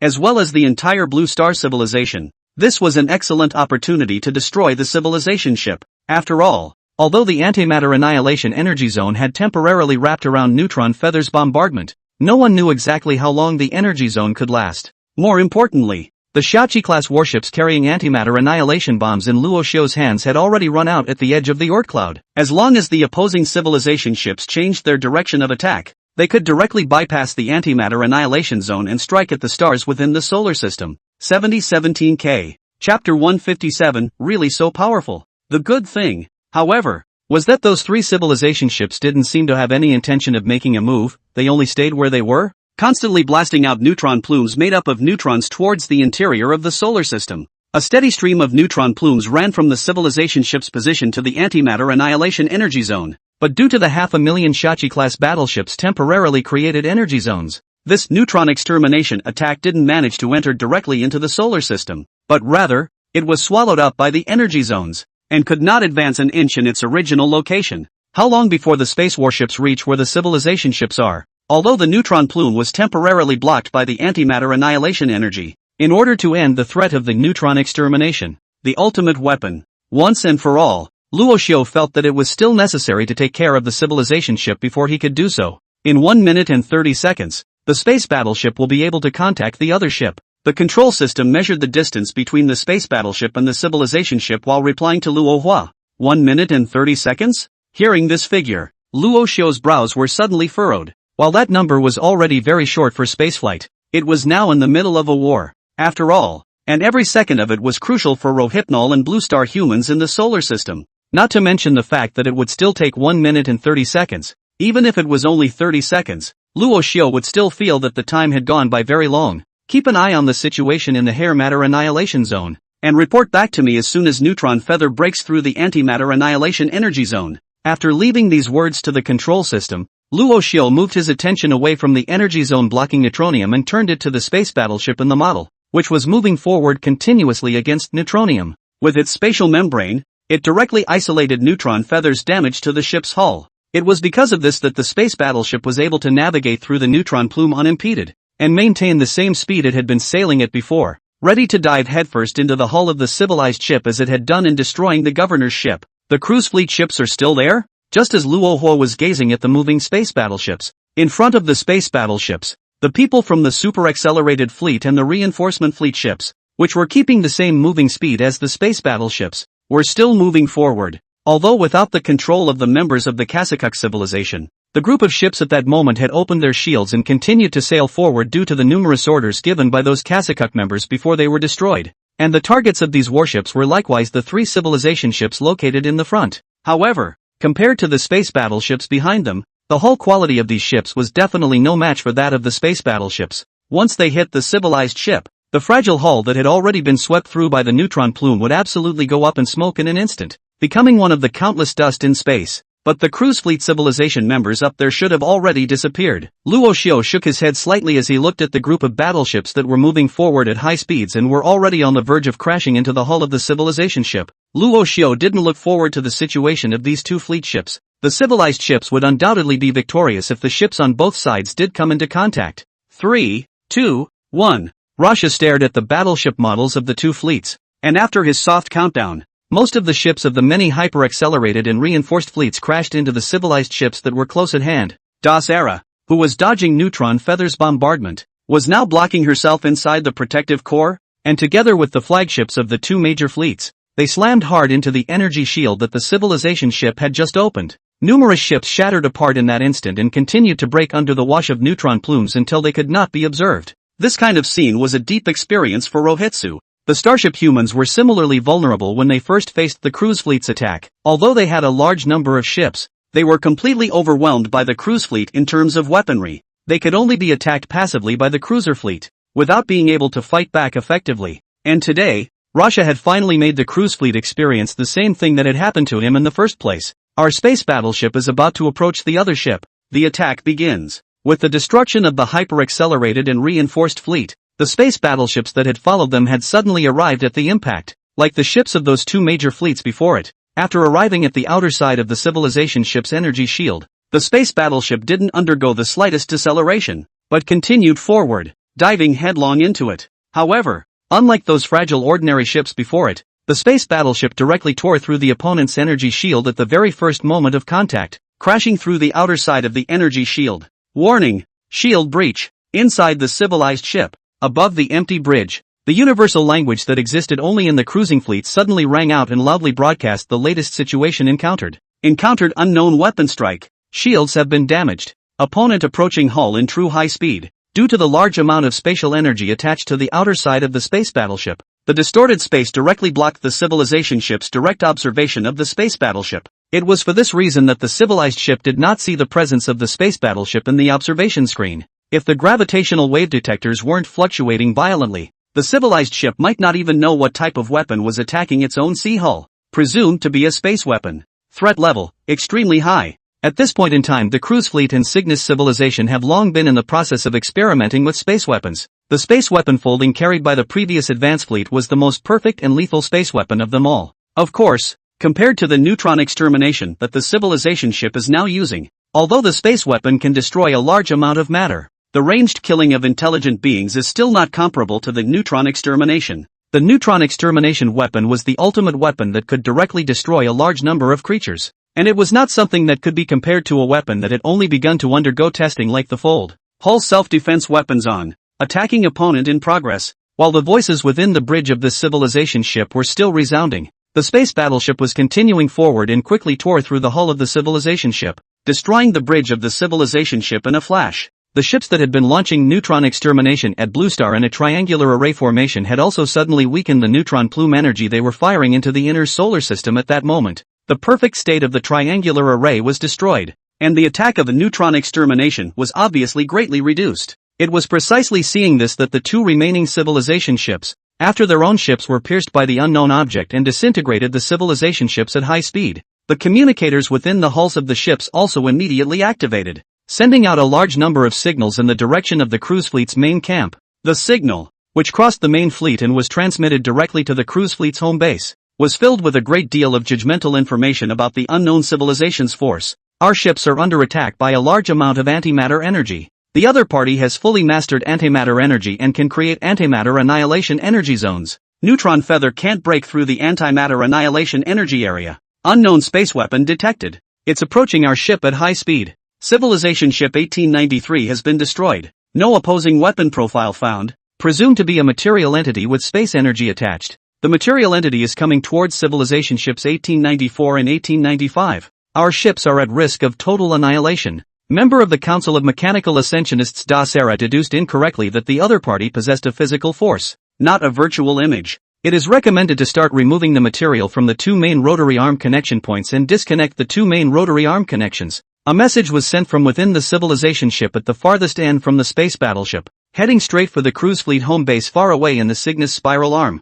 But while the civilization ship continued to send its judgment of the civilizations within the solar system, the space battleship had already flown out from within the hull of the first civilization ship, with all of the propulsion within the hull activated, and arced through space as it continued on its way to the two remaining civilization ships. The energy drain is so great that the ship's internal energy sources can no longer perform full thruster maneuvers. Although the space battleship had completed a great turn that even civilized ships did not dare to complete while sailing at super high speeds, the amount of energy consumed by such a great turn that required the activation of all thrusters was also extremely high. After a single super maneuver, the already small amount of energy left within the space battleship's hull had basically bottomed out. At this point, the space battleship could already only move forward by inertia, rushing in the direction of the second civilization ship. When the second civilization ship was annihilated, the remaining one was not something the space battleship could deal with. Having already reversed its forward direction again, it might just have to fly on endlessly through space, knowing that it would only be able to stop again when it was captured by some star. However, this situation was not known to the Cygnus civilization, where the civilized ships were based with the cruise fleet. When the cruise fleet base camp was on the receiving end of the news passed on by the civilization ships was the first time they shared the information with the Ascendant Council. In this intelligence, there was the failure of analysis by Das Era to rashly launch an attack on the system, and the suppression and attack on civilized ships by antimatter annihilation energy and space weapons. More importantly, this intelligence was equivalent to confirming the power of the opposing fleet civilization, and it also reinforced the Cygnus civilization's idea of cutting off the two major cyclone arm material corridors. You've all seen the intel we just received, right? The speaker was asking a group of Ascended Masters at a virtual meeting of the Mechanical Ascended Masters at the cruise fleet base camp.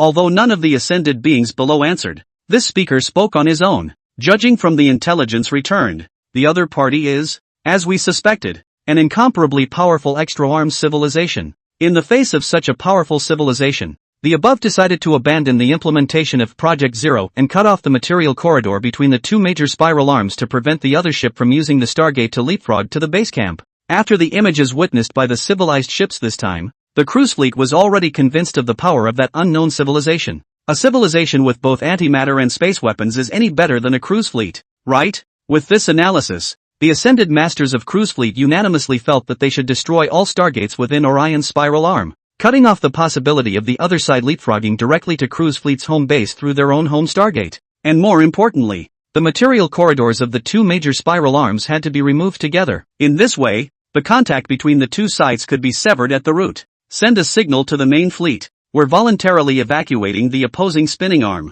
This signal, if it can be detected by the other side, is a sign of goodwill to them. In the Ascendant Council, while all the Ascendants were unanimously silent, it was that speaker who silently read out the decision of the Cygnus civilization. Yes, it was not a resolution from him, the speaker of the Ascendant Council, but a directive from the members of the Cygnus civilization within the cruise fleet base camp. As affiliated civilizations, these ascensions were still inherently inferior when it came to contact with the Cygnus civilization, even though they were already very different from the regular members. And just as the Council of Ascended Ones within the cruising fleet sent a directive to the main fleet to evacuate the opposite direction to the rear and destroy the Stargate as they did so, on the outside of the solar system, on the fringes of the Oort cloud, just as the second civilization ship was pierced head-on by the space battleships, the neutron plume emanating from the previous three civilization ships suddenly broke through the antimatter annihilation energy zone and, through this gap, continued to head towards the interior of the solar system.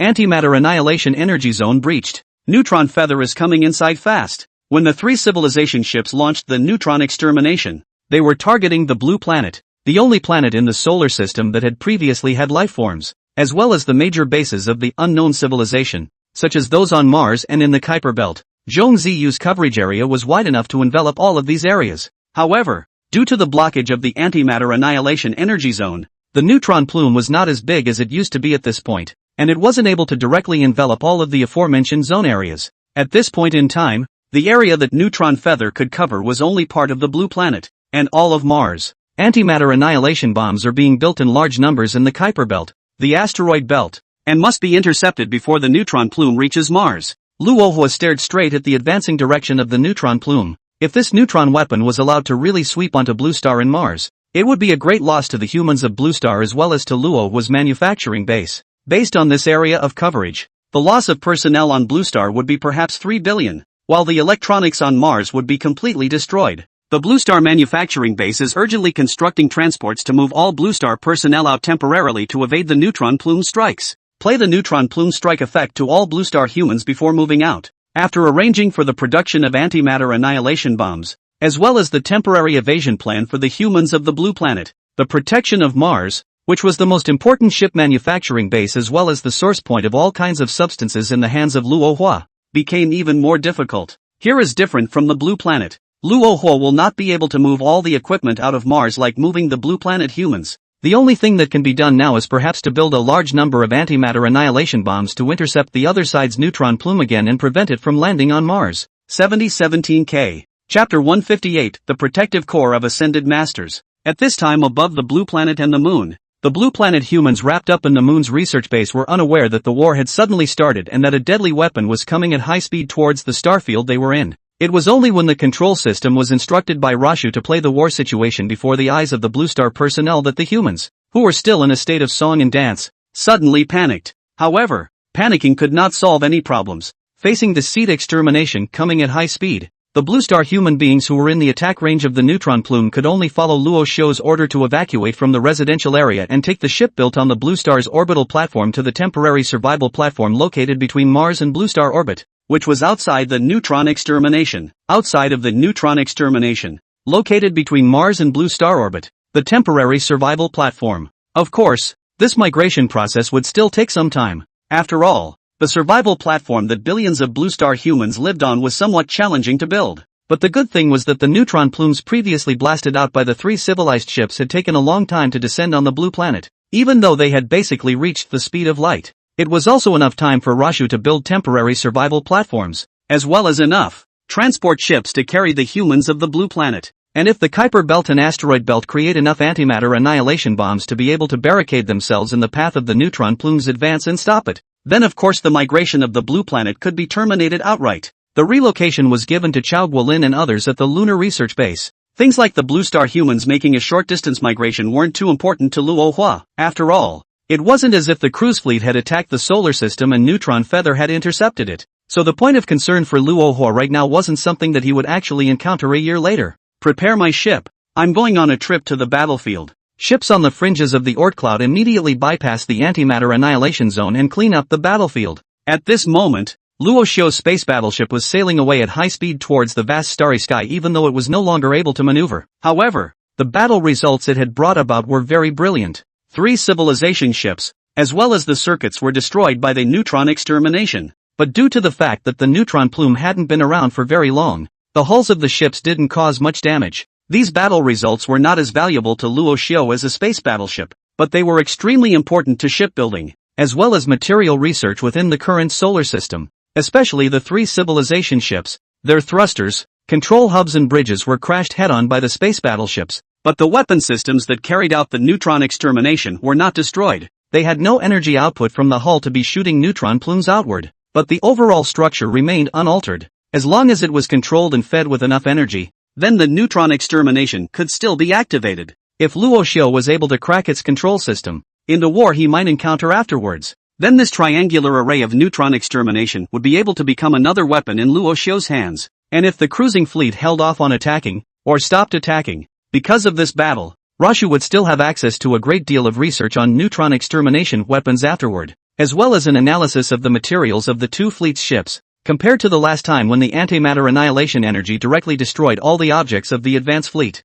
What Luo Xiu obtained this time was far better. It was precisely because of such a significant gain that Rashu was prepared to personally travel by ship to the battlefield beyond the Oort cloud. Yes, Sir Commander, the ship is being prepared. Unlike the previous mastermind, the control system of the Lunar Research Base was obedient to Luo Xiu's commands, and it would not intervene in any way with Luo Xiu's commands, nor would it generate its own autonomous ideas. Since Luo Xiu's location was right next to the starport, the preparation of the ships was very quick. In less than a minute, a Shangtang-class warship had already arrived at the orbital platform where Luo Xiu was, and just as Luo Hua was preparing to depart for the battlefield outside the Oort cloud, the ordinary warships that had just not joined the battlefield and had been observing the battle at the edge of the cloud mass had also received Luo Hua's orders and sailed out from the fringe area of the cloud mass, skirting around the antimatter annihilation energy zone that was still undergoing expansion, and heading towards the civilization ships and the wreckage of the super-accelerated fleet and the reinforcement fleet. The previous Shachi-class battleships had activated their antimatter annihilation bombs directly outside the cloud mass as the governor ships prepared for action.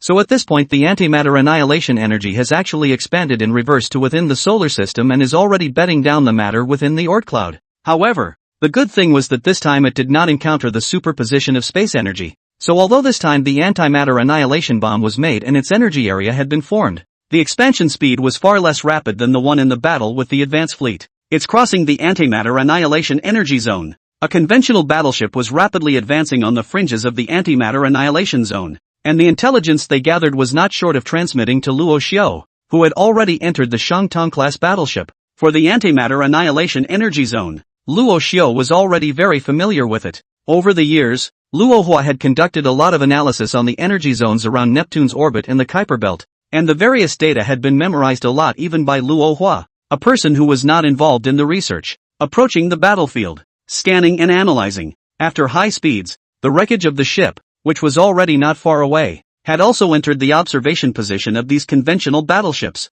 Regular ships on the other side, no longer showing any signs of life. The regular battleships under Rashu's banner were the first to life probe these ships before they even arrived, but these warships had been baptized by neutron extermination, and the Kasakuk members among them were not able to put their data streams inside the protection core like the ascender who had led them. Das Era. The flesh and blood members of Kasakuk could only face the neutron extermination attack head-on and eventually perished in it. No signals detected. Luo Xiu's conventional warships continued to get closer and closer, and the images they could see became clearer and clearer. Originally there were only 300 ships left from these conventional warships due to the damage of the control system. Its propulsion and control center had stopped working, and facing the previous neutron extermination strikes, its initial power was weakened, and at this time it was inertially advancing forward at a very low speed. And this image was clearly transmitted to the eyes of Luo Xiu, who was located on the Shangtang-class battleship. Send a droid to board and inspect the ship. At this moment, although Luo Xiu was still a light year away from the battlefield,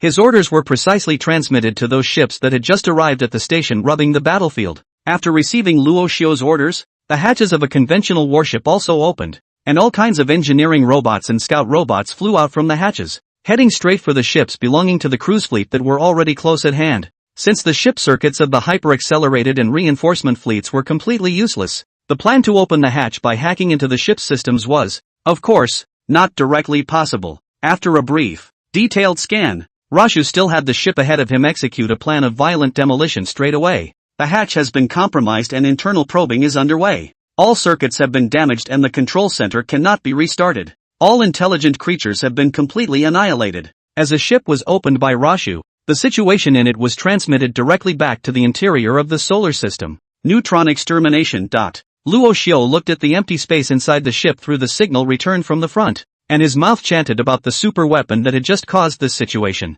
But the hyper-accelerated fleet and reinforcements under Dasara's control might have actually fled from the edge of the solar system if the civilized ships hadn't suddenly used neutron extermination. For Rashu, a fleet that hadn't traveled far was certainly extremely destabilizing for the solar system. Only being completely destroyed, as it was now, was of the utmost importance to Rohypnol. Ordinary battleships will no longer conduct probes and will proceed directly to the opponent's flagship. After dismantling the hatches of a dozen or so ships, Luo Xiu wasn't going to continue destroying them. These ships were not yet under Luo's control now, but they had become his property by default. At the edge of the solar system and with no one controlling it, who does that belong to if not me? Starfleet humans? With this thought in mind, Luo Xiu also directly ordered the ship that was performing the probing mission to retrieve the shipborne robots and headed directly towards the other party's flagship, searching for the opponent's flagship. Although the number of 300 ships didn't sound very big, in the middle of space, the area they covered would still be very wide, and they were like a fishing net, compiled in the middle of this star field.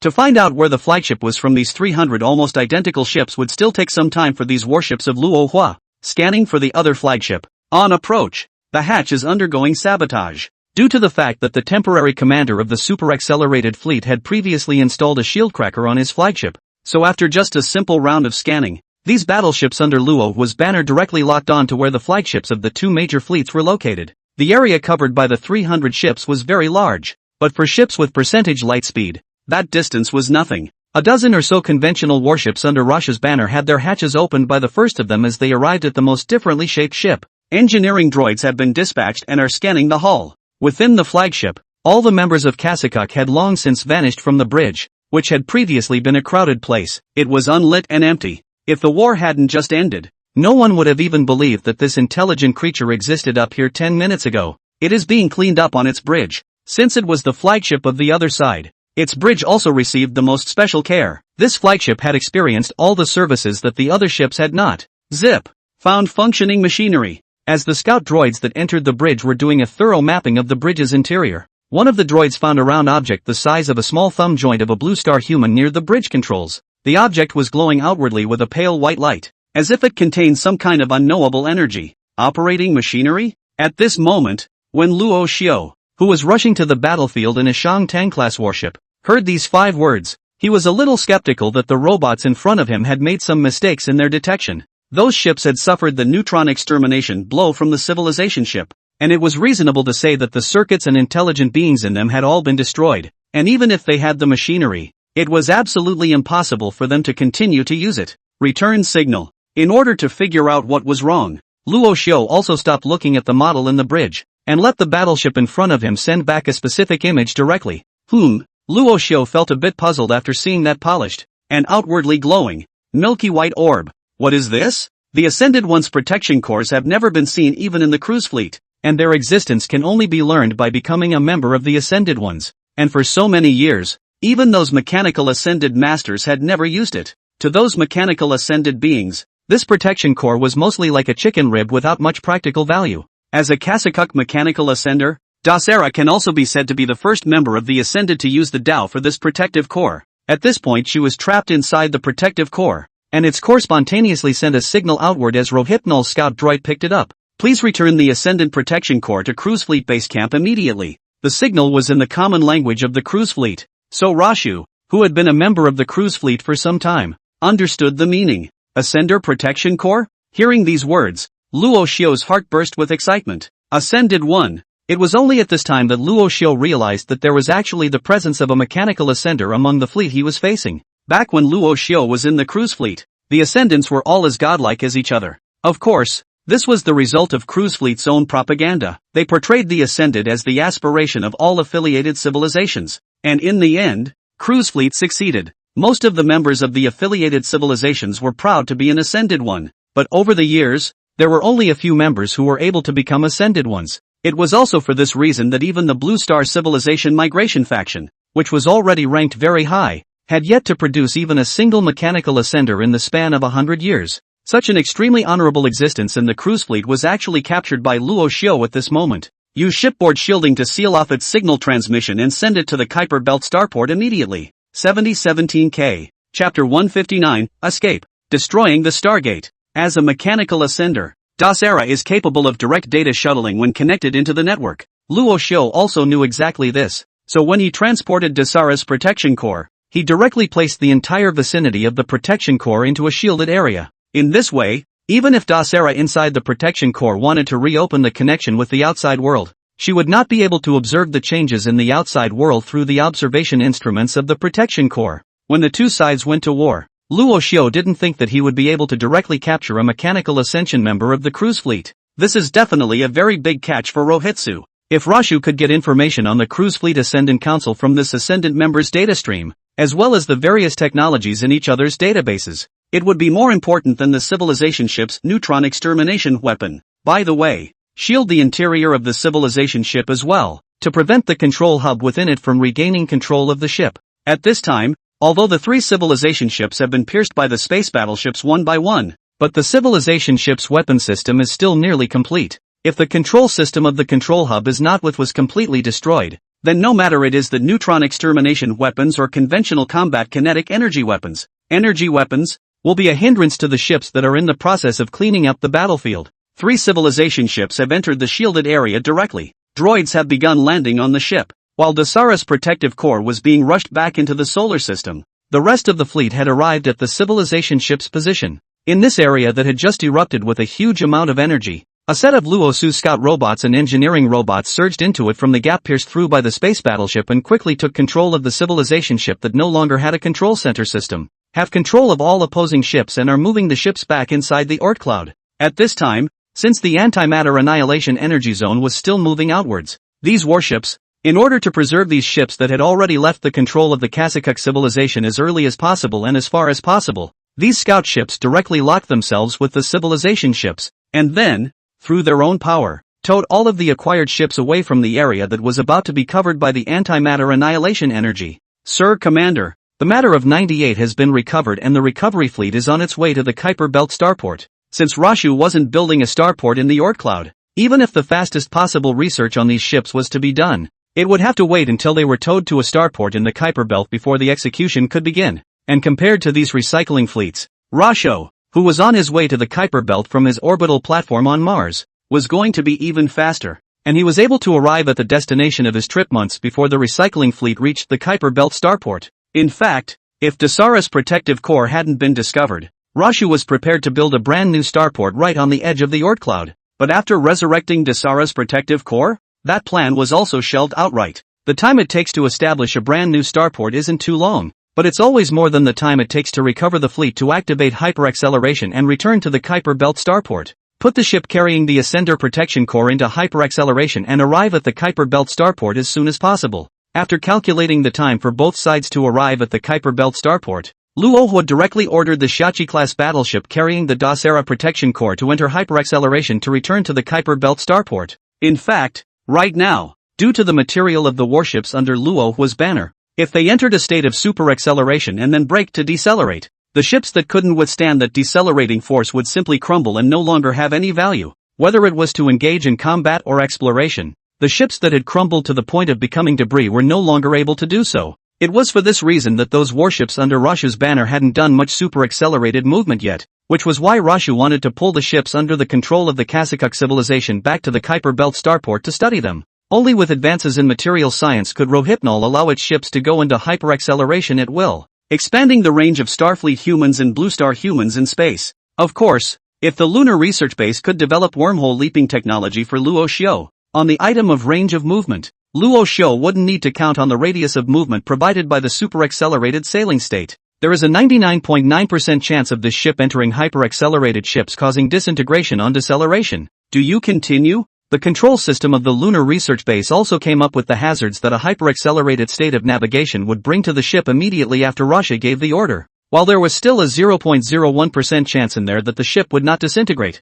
it was nothing more than a comfort figure. Whoever saw this data reported by the control system would have defaulted to the ship being a direct anti-disintegration. Just ship it directly. Luo Xiao didn't nag and said directly to the control system, "Ship is accelerating." After receiving an affirmative reply from Rashu, the control system directly sent the command down to the ship still carrying the Das Era protection core on the outside of the Oort cloud. From the outer reaches of the Oort cloud to the starport at the Kuiper Belt, it would take a full decade to reach the location of this base from the outermost reaches of the solar system if traveling at only 10% of the speed of light. And that's, still, with that starport side coming from outside the Oort cloud. If the point of entry is on the other side of the solar system, it's not something that can be sailed in 10 years, but if the ship was sailing at hyperacceleration, it would take just over half a year for the ship to reach the starport in the Kuiper Belt from the battlefield. But while that ship was heading toward the Kuiper Belt starport at hyperacceleration, because Rasha had arrived at the Kuiper Belt much closer from Mars, Rasha had already set foot on the core base of the starport there before the ship carrying Dasara's protection core arrived at the Kuiper Belt.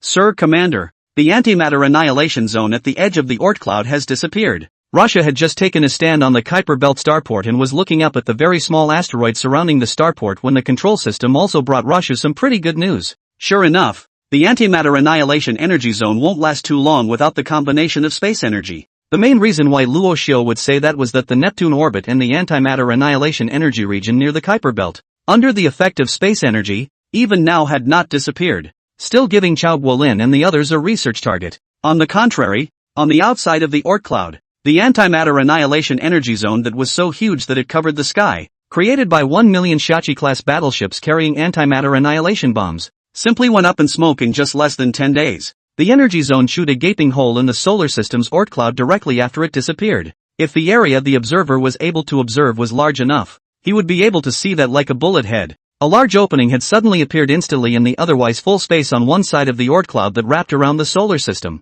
However, since the Oort cloud was always in motion, the large gaping hole, though very alarming, was quickly compensated for by the Oort cloud self-repairing, which was annihilated by the antimatter. Is the location of the space battleship still capable of observation? As the most crucial existence in defeating the two major fleets and civilization ships, the only space battleship under Luo Hua's banner was exhausted due to its internal energy. It had been unable to slow down and steer when it had barely pierced through the last civilization ship, and at this moment, it was heading straight towards the opposite direction of the solar system at a rapid pace. The space battleship is still communicating with the receiver in the asteroid belt via quantum communications, but its interior can no longer generate any energy, and quantum communications will only last another 15 days, after which all contact with the space battleship will be lost. At that time, we can only roughly deduce where the space battleships are located through measurements, but judging from recent navigational simulations, the space battleships are heading in the direction of one of the nearest stargates to us in the cruise fleet.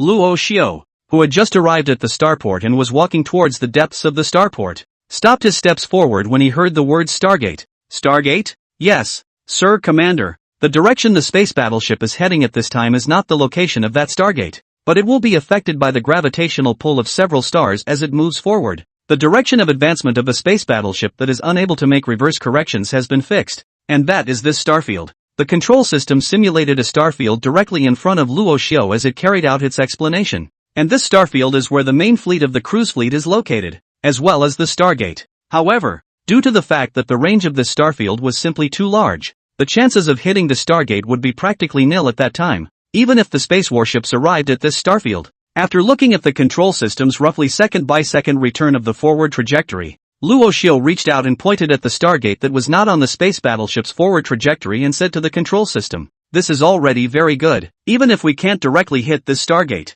the distance is already very close. If the cruise fleet can detect the approach of the space battleships, it would not be a bad idea for us to terrorize the cruise fleet yet again." Now Rohypnol, due to his technological limp, has extremely powerful weapon systems, but is greatly behind the cruise fleet in other areas. Based on this situation, Rasho also wanted to deter the cruise fleet through various contingencies: the previous destruction of the advance fleet, the piercing of the civilized ships, and the marking of the Stargate were all operations by Rohypnol to deliver a deterrent blow to the cruising fleet. It is also only through constant deterrent strikes against the cruise fleet that the solar system, which is far behind the cruise fleet in its own strength, will be able to gain enough time to develop. Though the two sides were not on the same level in terms of development speed either. A cruise fleet with over 20 affiliated civilizations would be head and shoulders ahead of the solar system even in terms of technological development. But that can only hold true if there is intelligence on both sides. When the roving fleet can't probe the solar system's reality, as it is now, then the deterrent that is part of the unknown will work. Most civilizations take a cautious approach to the unknown. This deterrent was also more successful after the total annihilation of the advance fleet, the exposure of the Stargate as well as the coordinates of the home base, and the super-accelerated and reinforcement fleets being strangled by a combination of the opponent's antimatter energies and their own neutron extermination, especially after the civilization ships were instantly pierced. And to top it all off, the cruising fleet's Ascended Council has lost one more Ascended. Although this was nothing to the Cygnus civilization, they were not concerned about the fall of any Ascendants. After all, these Ascenders were just a tool they used to rule those affiliated civilizations. Just giving those affiliated civilization executives who couldn't ascend a channel to rise. It gave all the members of the cruising fleet an expectation of becoming an immortal ascended being who rested with the kingdom. To ordinary members of the cruise fleet, the status of an ascender was extremely lofty. It represented that their contributions were recognized and that they had gone to the very pinnacle of power. But when Dasera was struck by the neutron extermination and his life and death were uncertain, the faith of the entire Ascended Council was instantly shaken.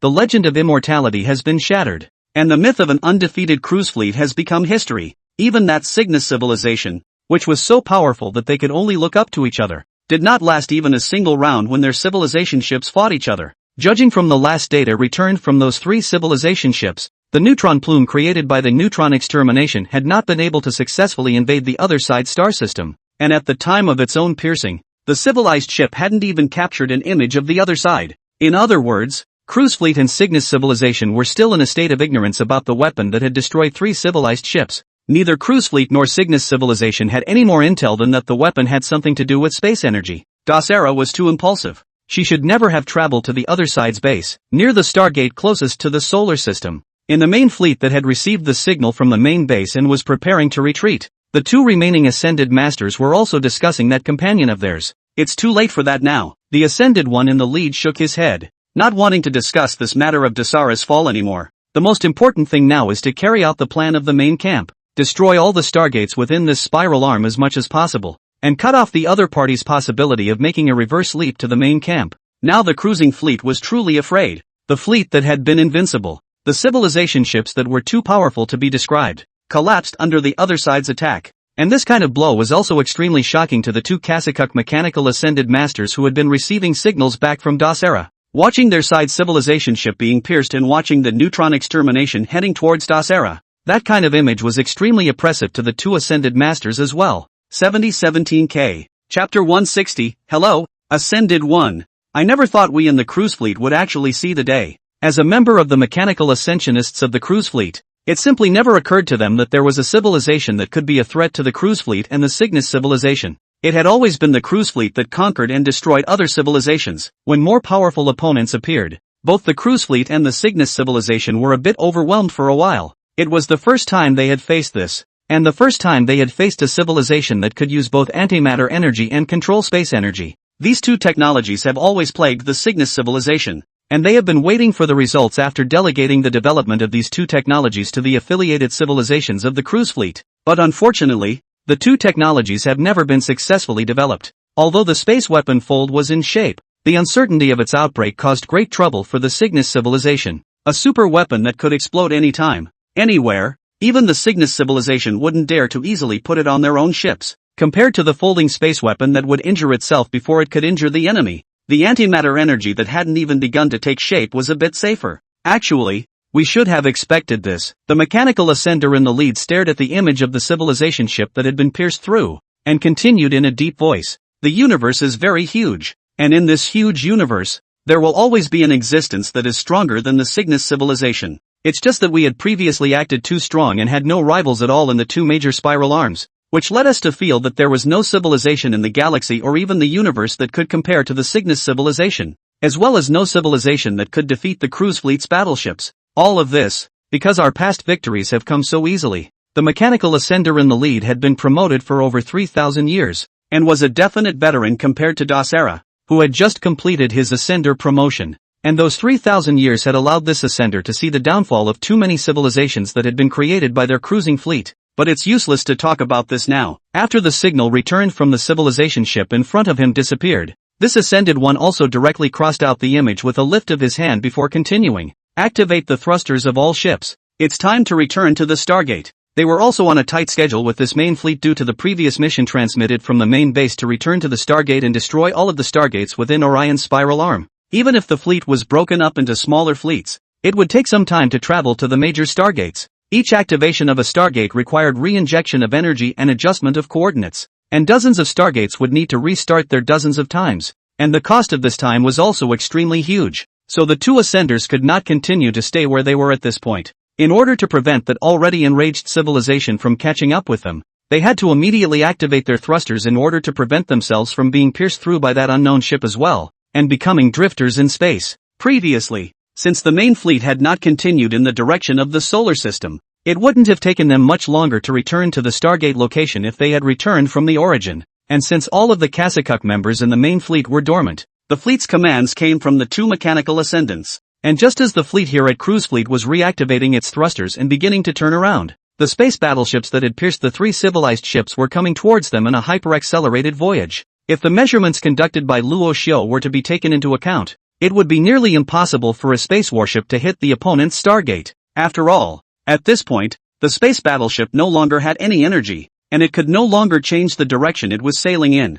Though at the last minute the space battleships were adjusting their attitude to bring their course closer to the Stargate nearest the cruising fleet. However, just as it was about to complete the course change, the energy to the thrusters was suddenly cut off, preventing it from completing the final turn. Everything that can only continue in the direction of the ship's final maneuver, even if the space battleship would be affected by the gravitational pull of a few stars along the way, the overall direction was unchanged. And according to Rohypnol's calculations with the control system adding in all the variables, the space battleship would have crossed at a distance of 921.2 kilometers from the gate, missing the possibility of destroying the gate. 921.2 kilometers. This distance was not that long in the universe. However, if the size of the space battleship was taken into consideration, this length, which had already exceeded the distance between the Earth and the Moon, was too great, and it was like a chasm that separated the space battleship from the Stargate. But there are times when coincidences are just so unceremonious. While the main fleet of the cruising fleet was hissing as they activated their thrusters to change orbits, there were 128 ships on the edge of the fleet that were aligned precisely in the direction of the space battleship's advance. But not only were the two ascended beings in the main fleet unaware of all this, even Luo Xiu, who was far away within the solar system, was likewise unaware of it. Having already lost the signal connection to the space battleship, Rashu could also only detect the space battleship's position by redshifting and blueshifting to various stars. And since a space battleship is so tiny in space, its obscuration of other stars can't even be observed as it moves at high speeds. This also led to the space battleship being unnoticeable by Luo Xiu most of the time. Your Excellency Commander, a detector specializing in observing space battleships has been constructed on the fringes of the Oort cloud, and I will keep you informed about any sightings of space battleships. Within the starport of the Kuiper Belt, Rashu, who was waiting for the delivery of the Dasera Protection Corps to arrive, was also simultaneously listening to the report from the control system of the Lunar Research Base. Very well, as soon as the space battleship is observed, send me its position and course. Although that space battleship basically wouldn't be controlled by Luo Xiu anymore, Its final mission had yet to be accomplished. The course it changed when it was about to run out of energy was extremely important, and if it could be observed by the other side at that time, it would not be a bad deterrent to the cruising fleet. Only after exhorting the observation of the space battleships did Luo Xiu continue. Where have the ships transporting the ascending protection cores arrived now? Your Excellency, Commander, the ship will be arriving at the starport in the Kuiper Belt at 3:17 this afternoon. More than half a year had passed since the war that had been fought over the survival of the entire solar system, and the ships had returned from the fringes of the Oort cloud in a state of hyperacceleration, and were about to arrive at the starport in the Kuiper Belt. 3:17. Roshu recited the number and glanced at the time in his exoskeleton dealer's mask. 2 hours to go. Have the ships in the starport prepare for cleanup and retrieve the Ascended One's protection core at the first opportunity. Luo Xiu used the word find in this sentence, mainly because the Shachi-class warship that was transporting Dasara's protection core wouldn't slow down in advance in order to be the first to arrive at the starport, and without an early deceleration, a sharp stop would cause irreparable damage to this Shachi-class battleship, and the worst result would be that it would directly disintegrate in space at the very moment of the sudden deceleration. In this way, that Shachi-class battleship would form a large sea of debris in a certain area, while these ships prepared by Luo Xiu would be responsible for retrieving the debris and identifying the Ascended One protection core from it, while still cruising the fleet. Though, there was no chance that Rashu would be able to meet the Ascended, much less see the other side's protective core. However, from the images returned from the ships ahead, Luo Xiu had memorized the model of the Ascended One's protective core. When the time came, the ships on standby only needed to follow that model to look for it, and even if it was only the size of an ordinary human small thumb, the huge engineering robots would still be able to search it out. Get all equipment in position, Luo Xiu said as he controlled the exoskeleton armor's propulsion system towards the docking location of that Shachi-class warship. In fact, in order to prevent the disintegration of the Shachi-class battleship from causing any damage to the starport, the docking location was also some distance away from the starport, but in the middle of space. Even though this distance was very far for humans, Luo Xiu was able to directly observe the entire process of the arrival, docking, and disintegration of that Shachi-class battleship from above the starport. And all this was accomplished without even borrowing any observation equipment. The ship has departed from the starport, and all equipment has been carried, even without Rashu's orders. Those ships responsible for collecting the debris were all ready. A large number of engineering robots had also been standing by, just waiting for the control system's command to be given. They would swarm out from the ship and recover all the debris in the area that had already been designated. Ship arrival in 1 hour and 3 minutes. Ship arrival in 1 minute and 2 seconds. As time continued to pass, Luo Xiu, who was standing at the edge of the starport, also finally saw a very obvious blue and white light brought up by that Shachi-class battleship in space. The ship is stopping sharply to slow down. Since that Shachi-class battleship was basically not decelerating as it sailed over, that Shachi-class battleship was still maintaining its super-accelerated sailing state even though it had already arrived at a place that was within sight. And with the command from the control system, the ship in the state of super-accelerated navigation suddenly ignited the reverse thrust engine and immediately entered the state of overpower operation. The sudden huge recoil interacted with the forward inertia of the ship itself, and in just an instant, the Shachi-class battleship began to disintegrate. Its massive shell felt like it had hit an invisible wall in space, its front staying in place while the rear hull continued forward at high speed with no intention of stopping.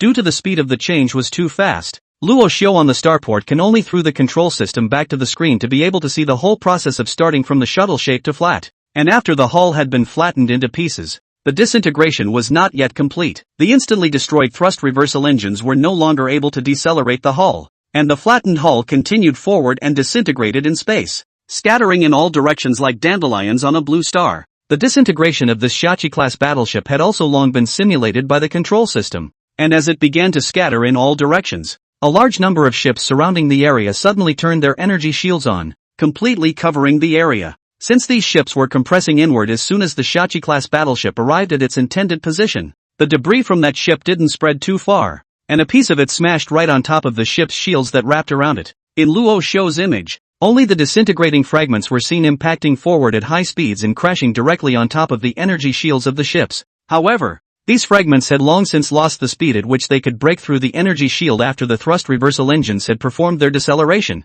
and they only briefly caused a ripple on the energy shield before instantly transforming into starch and floating silently in space. Beginning of the recovery process. The disintegration of that Shachi-class battleship was spectacular, but the process was a few swift. In just under a minute, the disintegration of the ship was underway. And the next thing that happened was that the ship wrapped around that area began to release the engineering robots within its hull. Hundreds of thousands of engineering robots leapt out of the ships that had cancelled their energy shields and headed at high speed towards the spot where the Shachi-class battleship had disintegrated. Since the Shachi-class battleship disintegrated very completely just now, except for a small amount of debris, the rest of the hull had basically changed to its most basic state. And in such an area, searching for the Ascended One's protective core was quite a bit easier again. Without the distraction of a large amount of debris, engineering and its people were able to locate the Dasara's protective core directly with a simple scan. 100,000 engineering robots worked for less than 10 minutes before the control system bit Luo Xiao with good news. Sir Commander,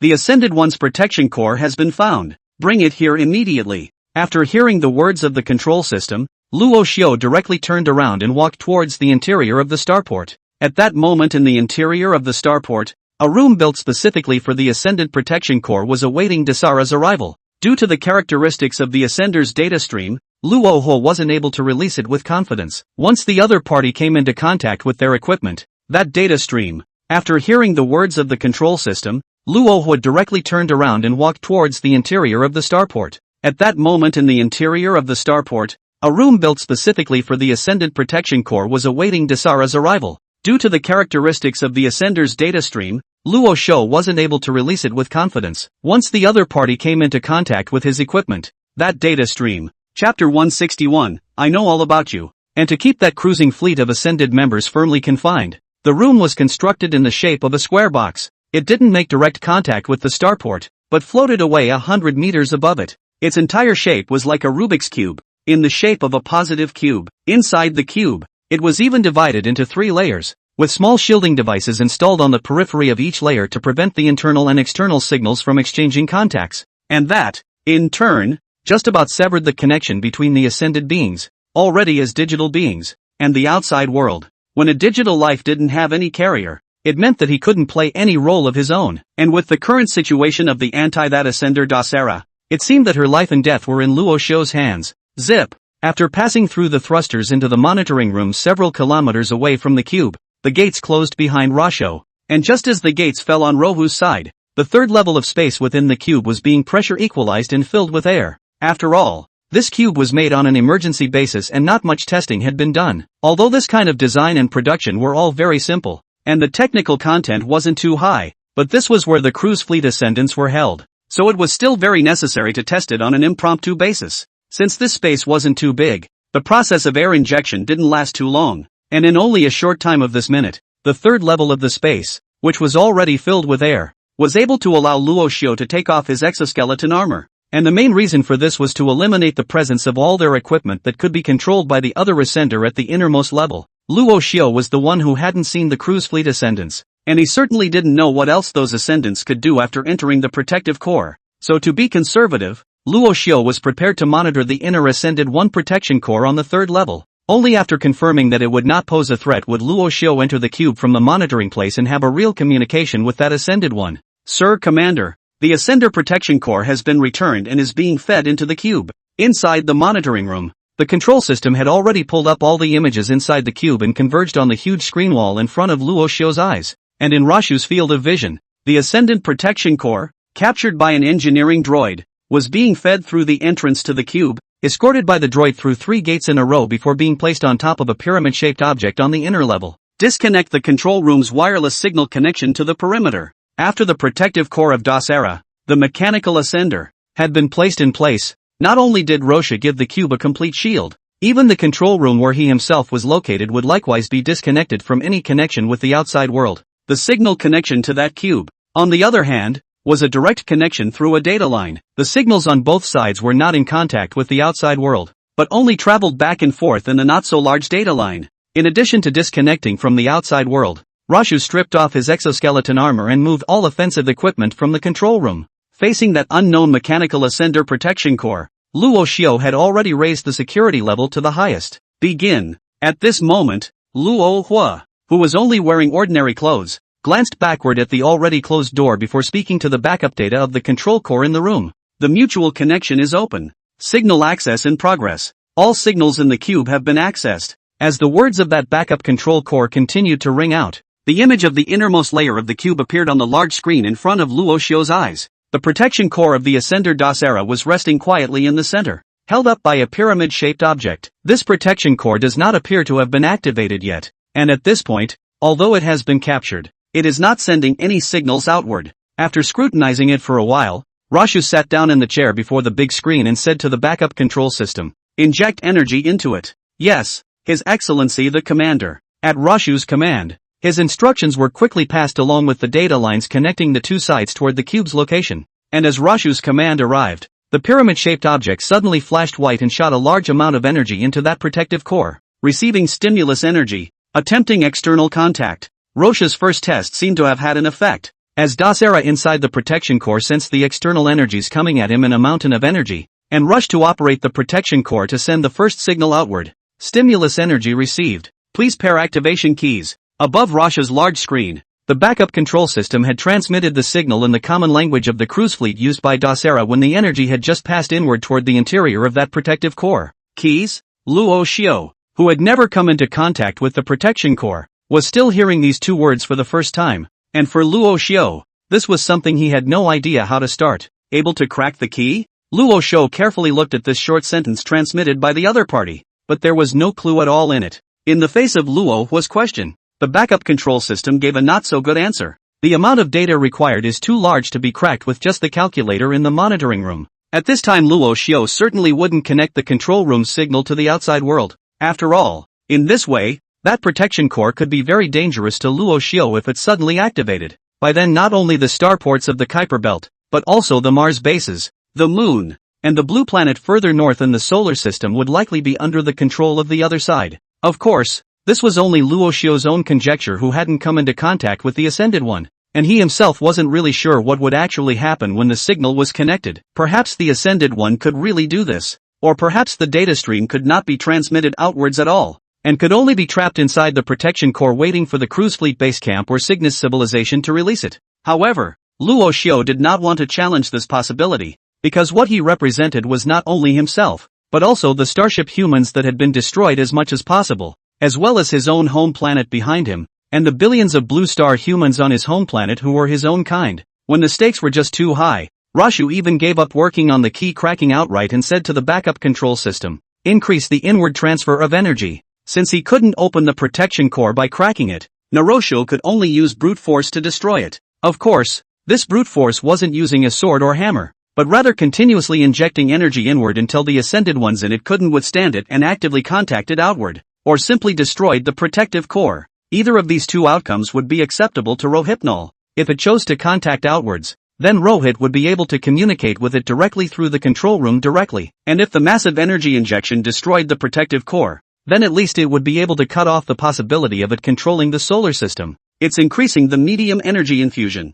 For Luo Hua's instructions, the backup control system also strictly implemented Luo Hua's instructions just like that genuine version. And just as Luo Xiu was continuously transmitting energy into the interior of the protection core, Dasera, who was waiting for a reply from the outside key in it, was instantly anxious. Why are you still injecting energy? It was captured by the other side. At this time, where did Dasera, who was an ascended being, not know that she had been captured by Luo Xiu? In fact, when the energy had just been injected, this one thought had already been born in Dasera's mind. After all, when the fleet was destroyed at that time, they were chased by the ships of that unknown civilization. The roiling antimatter energy was right behind the fleet, and there were neutron exterminations shooting out of civilized ships ahead of them. In that situation, the likelihood of escape was very low for either the reinforcement fleet or the civilization ships. It wasn't that Dasera couldn't see the power of a civilized ship, not the least of which was the fact that the ship chasing Dasera was just too weird. The ship that could only be observed through gravitational waves had destroyed the Viceroy's ship after a single glance.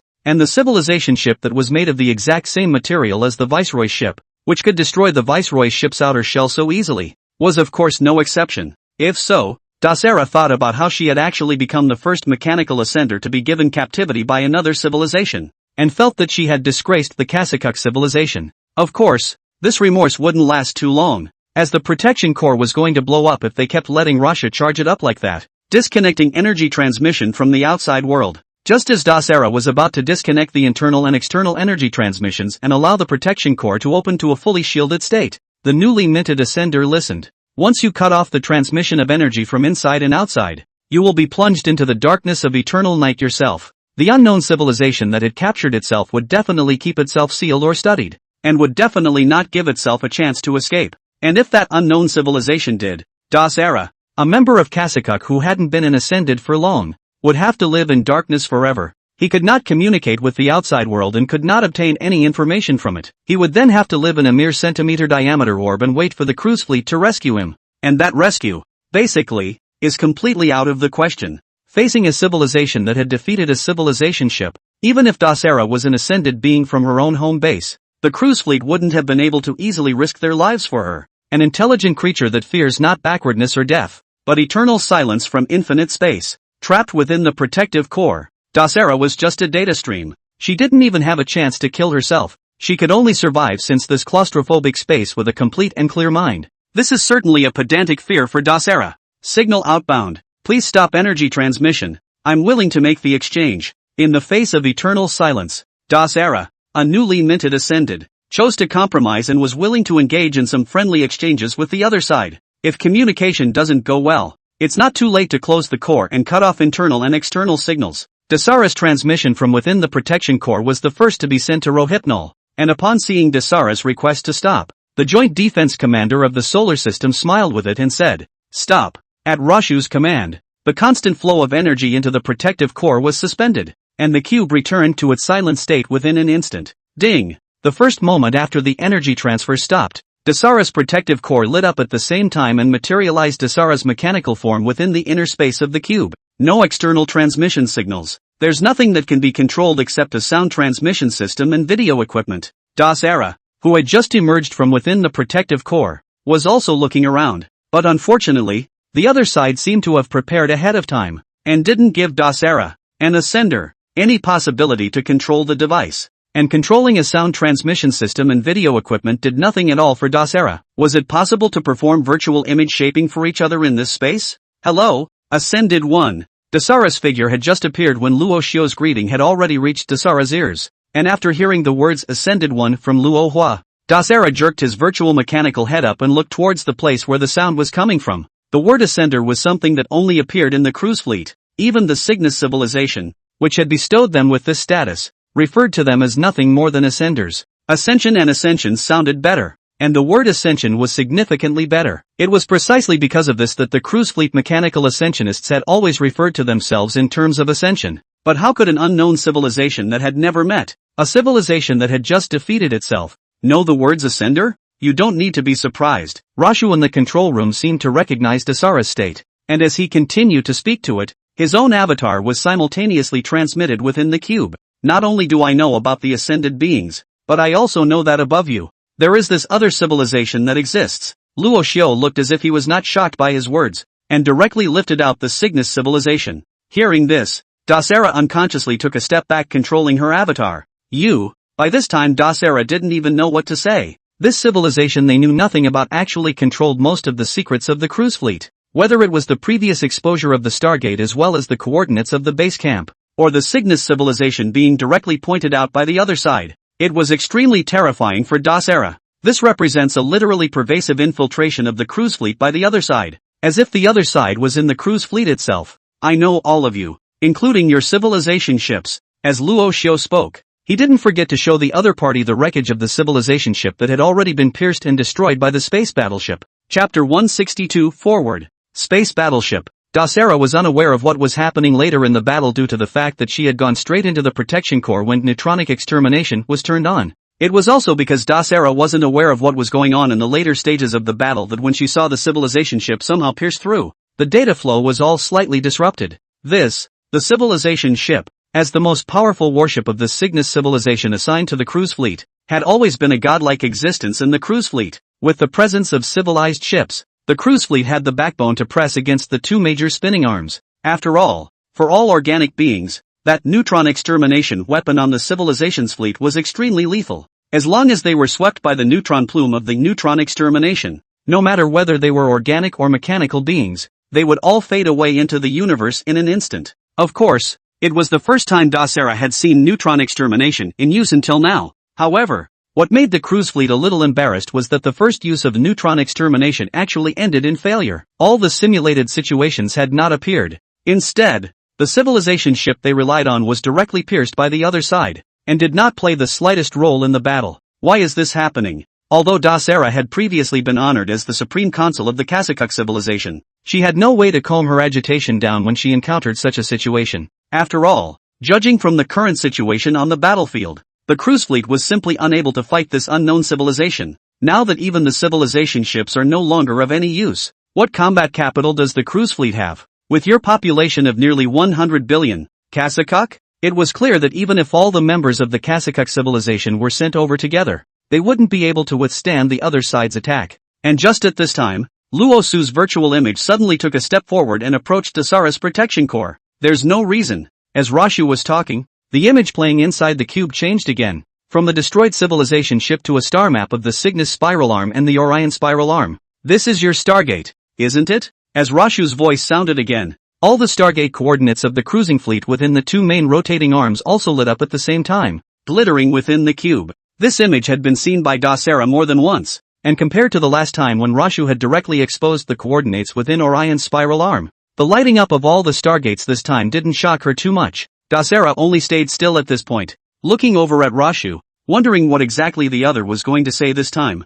And that, in a nutshell, is the home base of the cruise fleet. The avatar of Rashu raised his hand and pointed, and the home base of the cruising fleet in the star map appeared, and was also rapidly enlarged, presenting a huge star system wrapped in all kinds of ships in front of Dasera's eyes. The exposure of the base camp coordinates Dasera was of course aware of, but when the base camp coordinates were magnified, she seemed to realize something was wrong. Dasera's main reason for this thought was that the zoomed-in base camp, the area where the Kasakuk civilization was located, was being sent to the middle of the screen. Dasera looked up at Rohypnol with some urgency. However, Luo Xiao didn't look at Dasera, but continued, "The civilization you're in, it should be in here, right?" If Dasera hadn't been data mined, she would definitely be breathing faster at this point and looking incredulous. The fact that the other party was able to obtain the coordinates of both the Stargate and the base camp had been very much to the great dismay of the ascended masters of the cruise fleet. After all, their signaling was done through quantum communication,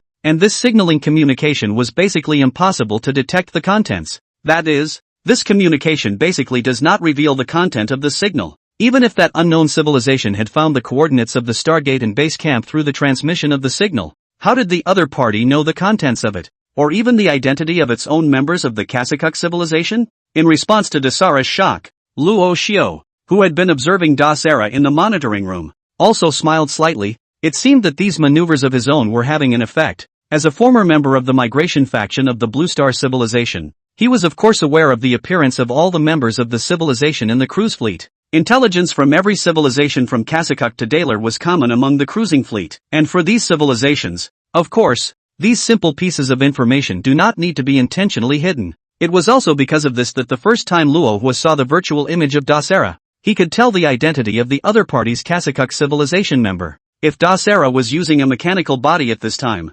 Luo Xiao was the one who couldn't guess the other party's identity from their appearance. But at this point, Dasera only had one protective core left, and it was her former appearance that she chose when she materialized from within the protective core outwards, which was what allowed Luo Xiao to directly reveal her identity. Why? Why do you know so much? Is it the Daler who have rebelled? At this time, Dasera was forced to ponder whether the previous advance fleet had defected directly to Rohypnol's side, giving all the information about the cruising fleet to the other side. Perhaps it was the only possibility that the information about the coordinates of his side's Stargate and base camp, as well as the identity of his civilization, had been directly grasped by the other side. Rosho looked at Dasera, who had made her anxiety known, and continued to smile. What do you think? Luo Xiao's answer was ambiguous, neither affirmative nor negative, but it was this ambiguous answer that made Dasera even more worried. Damn the Dalars! After Dasera shouted, her protection core suddenly lit up with a strong white light, and all of the images in the Rashu monitoring room were filled with white.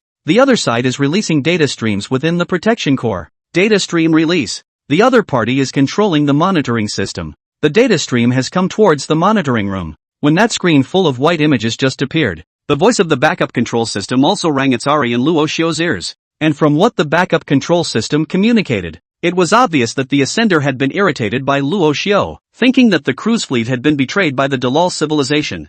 she directly channeled the data stream to the monitoring system, wanting to look outward for an opportunity to escape through the monitoring system. But when Dasera took control of the surveillance system, she realized that the area she was in was as much of a LAN as it could be. Apparently, the mutiny of the Daler civilization, as Dasera herself thought, also directly exposed the characteristics of the ascended beings and allowed the other side to build an area capable of confining them ahead of time. There was no way to move outward at this moment as an ascended one at this moment, only to travel to another dimension through a data channel. And if Dasera thought correctly, the other dimension was most likely where the person he had just communicated with was located. But while Dasera had known he had entered a trap, he had now broken out of the protective core, which had been shielded by something unknown to her while the data stream was being transmitted outward. Now Dasera had no chance of returning inside the protection core even if she wanted to, and having lost this opportunity to return inside the protective core, the only thing Dasera could do was to go through that data channel and travel to the space where the other side was.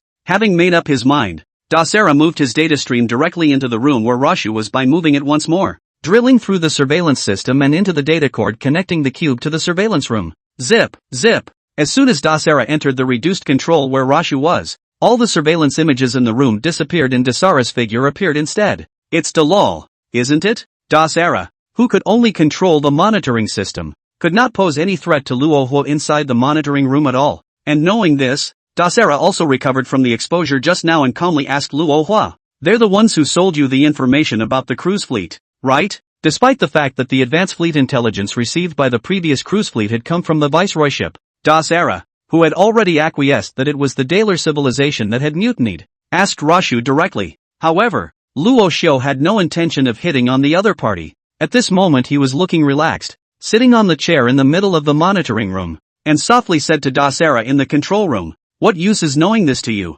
You can't go back to cruise fleet anymore. Forget about your cruise fleet ascender status. You only have one status now, and that's a prisoner of our starship Blue Star." After saying that, Luo Xiu wasn't going to continue communicating with Dasera any further. Luo Xiu didn't have the idea of directly letting Dasera call out all the information of the cruising fleet. The other party was an ascended being, which wasn't something that Luo Xiu could directly turn or force a confession with just a word or two. Wanting the other party to spit out the information that Luo Xiu didn't know on his own, then of course he needed to constantly test the pressure on him in order to get those things that Luo Xiu wanted. By now Dasera's protection core had long since been disconnected from it by the shield and had been transported out of the cube. With the loss of the protection core, Dasera was nothing more than a simple stream of data. As long as they didn't allow the other party to come out of the shielded area, then this ascended person would just be a simple data stream that wouldn't pose any threat to Luo Xiu. But trying to pry some information out of the other side still takes a lot of time to accomplish. And that time, perhaps, will be long, a year,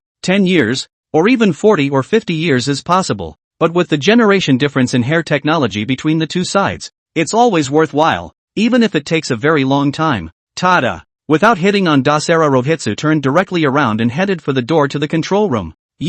When Dasera saw that Rashu was about to leave minus control, the data stream moved directly from within the monitoring system again, ready to head ahead to the door of the room. But before Dasera could even begin to move, the shield outside the monitoring room had disconnected Dasera from the outside world, blocking him in a section of the data line. Against a data stream, a shield capable of wide-range signal simulation in space is certainly handy. After being locked by the shield, originally thought that he would face endless darkness, Dasera only really is cut off from all contact with the outside world. Can only word a small cut off in the data line, quietly waiting for Luo was next summons. This section of the data cord was Dasera's home when Rashu wasn't hitching a ride with her. "Your Excellency Commander, the monitoring room and cube have been shielded, and the ascender data stream has been closed off." The control system of the lunar research base was also rearing its head as Rashu stepped out of the monitoring room and into the area where the exoskeleton armor was placed on the outer layer. The protection core has been transported from the cube and is on its way to the research lab in the Kuiper Belt base at this time.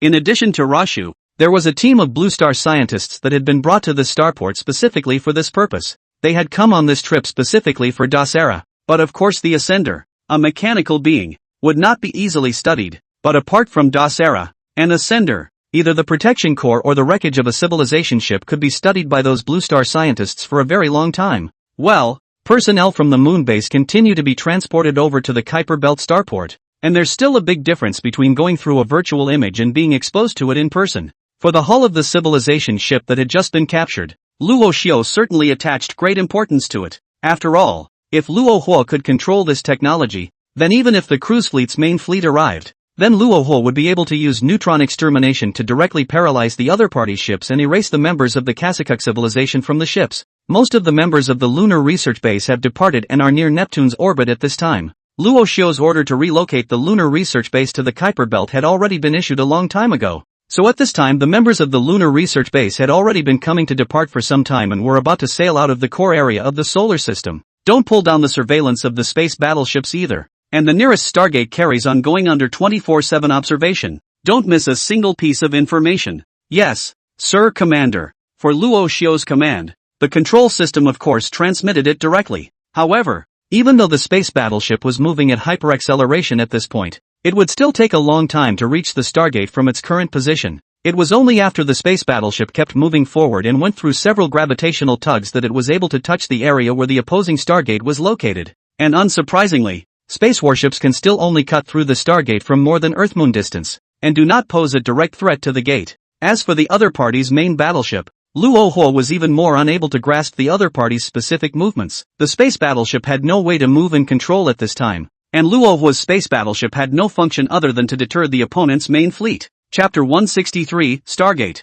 Dangerous. Before the space battleship was out of Luo Xiu's control, its speed had already reached a state of hyperacceleration. That is, its speed had reached more than 40% of the speed of light. At this rate, it would take only a decade or so to reach the location of the nearest Stargate in the cruise fleet from the outskirts of the solar system. This time isn't really that long for a ship traveling through the universe. If it weren't for the existence of the technology known as the Stargate, even with the cruise fleet, their crossing of star systems would always be measured in tens and hundreds of years. For the members of the Kasakuk civilization who were evacuating backwards, those 20 years would only allow ships at normal sailing speeds to reach where the Stargate was and begin to leapfrog through it in small groups, gradually returning to the Cygnus spiral arm and destroying the Stargates along the way. And since there are so many ships in the main fleet, their leaps will take place several times, with not too many ships leaping each time. The ships that left in the early leaps are already starting to travel to where the various Stargates are, and by the time we've leapt to the intersection of the two major spiral arms, the other Stargates should have been destroyed as well.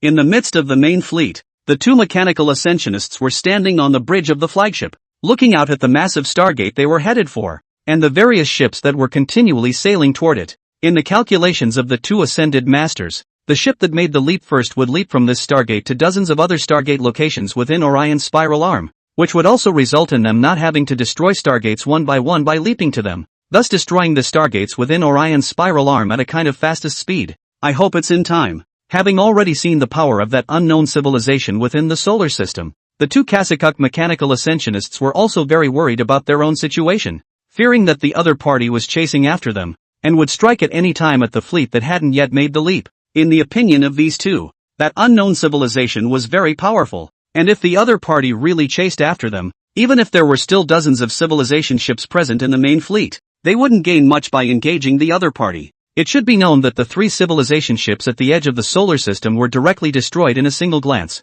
without even making a half-hearted reaction. What kind of powerful civilization is it that can complete all the attacks when the civilization ships are not even aware of it? The distance between us and the other party is a full 10 light years, unless the other party sailed directly over in a super-accelerated state when they destroyed the civilization ships. It is absolutely impossible for them to arrive here now. Compared to the somewhat pessimistic thoughts of the leading Kasakuk ascender, the other ascender was still more optimistic about the main fleet's situation. After all, the strengths demonstrated by that unknown civilization were all within or on the fringes of the solar system, and judging from the other party's trajectory of activities, it seemed that there was no thought of expanding to the outskirts of that star system. At least from the looks of it, the other side had not begun destroying the cruise fleet's various Stargates within Orion's cantilever, but remained within the other side's star system, plotting who knows what. But whatever exactly that unknown civilization had in mind, it was a good thing for the two Kasakuk mechanical ascetics, I hope.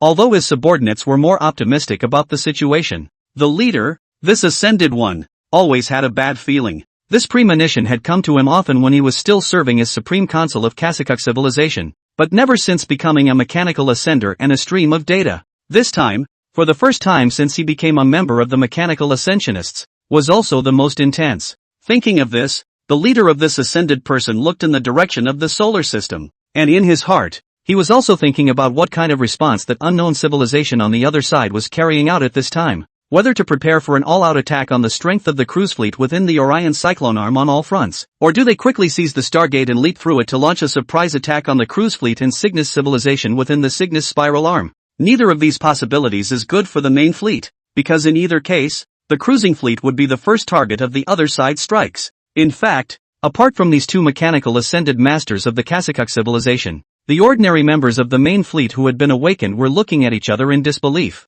all of them not knowing what was happening. They were awakened when the fleet arrived at the Stargate and told that there would be a leap from the Stargate back to the Cygnus Spiral Arm. As the news reached every ship, these ordinary members of Kasakuk were left in complete confusion. When they were awakened, they thought they had reached the confines of the solar system and were about to have a showdown with that unknown civilization. However, the actual situation was very different from their thoughts. At this time, the main fleet had no intention of going to war with the unknown civilization. And what was even more bizarre was that after a long voyage, the fleet actually turned around and once again returned to the vicinity of the Stargate. In other words, these members of the Kasakuk civilization woke up after a long period of hibernation only to bounce back in place. This feeling was definitely not considered good for the large number of Kasakuk members who were looking forward to the war being fought, and the fleet was making inquiries to the ascetics about this current situation. However, those two ascendants were discussing their actions after the fleet at the moment, and hadn't had the time to hitch a ride with their clansmen. With no reply and no information to analyze, the average Kasakuk member of the fleet went about one of the favorite things of intelligent creatures: self-analysis and self-reflection. This is something that also has a proprietary term among the humans of the blue planet, and that is brainstorming. They analyzed a story that they thought was very plausible through the trajectory of this main fleet of their own. When these members of the Kasakuk learned that ships had disappeared from the fleet, their analysis began. In their analysis, the fleet should have encountered a strike from an unknown civilization while advancing, causing the fleet to lose 2,000 conventional warships, as well as 3 civilization ships, and it was only after that blow that those ascended excellencies withdrew backward with their main fleet to where the Stargate was, and prepared to return to the Cygnus Spiral Arm. The story was very poorly told and made a lot of sense, but nay, this rudimentary analysis was approved by most members of the Kasakuk civilization after it went viral. They agreed that it would have been after enduring the blow from the unknown civilization that the ship suddenly turned around and prepared to evacuate through the Stargate. Based on this analysis, the discussion in the main fleet grew more heated. I don't know if that unknown civilization has caught up yet. If it has, and we are all stuck near the Stargate now, the other side will definitely wipe us out. Our fleet is too numerous to leap in one leap, and at this speed, it's only a matter of time before we're caught up. In the minds of a portion of the Kasakuk members, since the other side had defeated the main fleet on the front, they must not be too far away from the main fleet. Given the current paradigm of interstellar warfare, neither side should have the ability to strike beyond range. In the absence of over-range strikes, the fleet must have been engaged in a shootout at relatively close range. This is because both kinetic and energy weapons must be at a range in order to strike local ships effectively. And the reason why the cruise fleet was all bent on developing a space weapon like the Fold was that they wanted to use string theory to strike enemy ships at long range through the distortion of space. But it's clear that this tech hasn't gained traction, and even its safety hasn't been assured yet, let alone something as pie in the sky as an over-the-horizon strike. Keep contacting His Excellency the Ascended. We must know what really happened before that. After a great deal of discussion, the many members of the Kasakuk civilization were finally unable to sit still. If it was really like the previous analysis, then the entire main fleet was basically in danger, and the only way to get the fleet out of this danger was to quickly withdraw. And obviously, it's the Ascended Masters with a lot of information and access that can shed light on the ordinary members of the fleet. They are asking us about the dormant period. Should we send them the previous signal? After sensing the signals coming in like a tidal wave from the various ships, that Ascended subordinate was asking his top boss about it. Of course, there wasn't really a class gap between the two sides. The one leading the group had simply been appointed by the base camp as the leader of the trio. In the face of the inquiry, the leader of this ascender also just nodded slightly and said, "Will signal." Zip, zip. Before he could finish his words, a loud alarm sounded within all the ships within the main fleet. And with the sound of the alarm going from small to loud in a matter of seconds, it was clear that the thing that could threaten the fleet was moving towards them at a breakneck speed. Upon hearing this alarm, the already very skeptical members of the ship became even more panicked at this point. Damn it, it's true. That unknown civilization's fleet is coming after us. Quick, get ready for battle. So ship thrusters are activated. Ship's craft are ready. Kinetic weapons are loaded. And energy weapons are starting to warm up. In only a few short seconds, the trained members of the Kasakuk had already completed all of the flagship's commands. The thrusters of all the ships were activated at the first opportunity, and the fleet began to spread out in all directions from the clustered formation. ready to expand the space it occupied and reduce the striking results of the opponent's one strike. And just as the main fleet kept pulling away, gradually drawing a huge, gigantic net of all kinds of ships in front of the Stargate, the two ascended ones had just received a signal from the source of the siren. Only gravitational waves can be observed? In fact, the two ascended ones were very nervous right now. After all, the two of them didn't know if it was an unknown civilization within the solar system that was chasing after them. That means this is the ship that destroyed the civilization ship, the one that can use space energy. The two ascended masters quickly came to this conclusion, and this conclusion made them worry about the clansmen in the main fleet. Both of them had once been the supreme consuls of Kasakuk, and they certainly didn't want their people to be wiped out in a single battle. It was important to realize that the number of Kasakuk people in this one place had reached around 100 million, even though the current members of the Kasakuk civilization already had nearly 100 billion. 1 in 1,000 was definitely not a small number. What's more, for the Kasakuk civilization, which had always considered itself to be the pride of the heavens, the most powerful civilization in existence below the Cygnus civilization, each and every one of their members was quite precious. Not a single member of the cruising fleet has been attritioned in combat since their mission. Continue to widen the spacing between ships and send footage of the destruction of the civilization ship to all ships. Since the Stargate was in the process of leapfrogging the last batch of ships at the moment, they all had to hold out for a while even in the face of the threat of that space battleship from the unknown civilization. Of course, for the opposing ships that were able to instantly pierce the civilized ships, and 3 of them in a row, the two ascended ones also felt that such resistance might just be futile. Yet,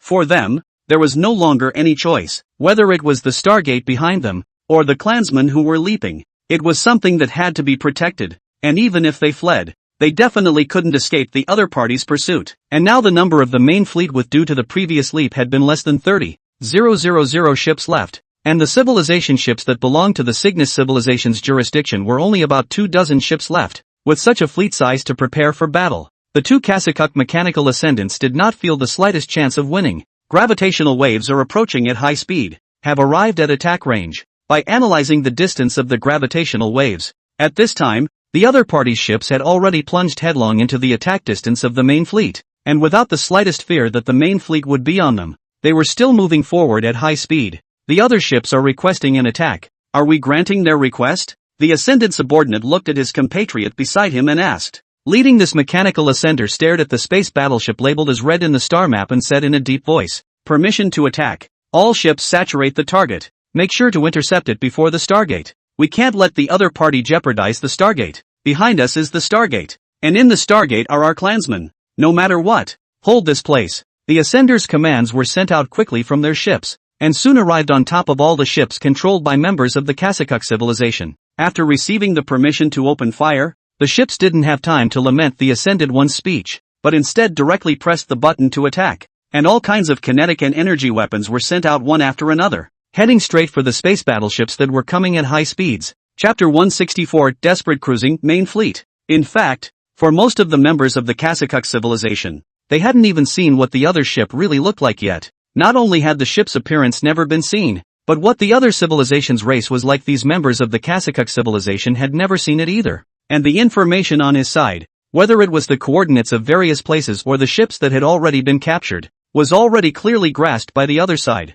Just as the attack was sent, the entire fleet was not as excited as it had been, nor did it have that certainty of victory. Even though his side's attack had been overwhelming, illuminating the entire starfield, there was still a very bad feeling for the Kasakuk members of the fleet. Will it work? In the main fleet, the ascended one, who was the fleet's chief commander, looked at the place where all the ships were gathering fire, but the words he said weren't so dignified. In his opinion, the other party that was in existence that had directly pierced through 3 civilization ships and defeated the entire super-accelerated fleet and the reinforcement fleet, the power wielded by such an opponent could surely not be viewed with conventional ideas anymore. That's not necessarily true. The other side's battleship is probably the one that has broken through the neutron extermination. We have to be careful of the other side. While the lead mechanical ascender was speaking, the large screen inside the bridge suddenly flashed red and was accompanied by a piercing alarm. What the hell? The two mechanical ascensionists hurriedly looked at the large screen, but at that moment, the large screen was still the image of 20,000 warships attacking at the same time.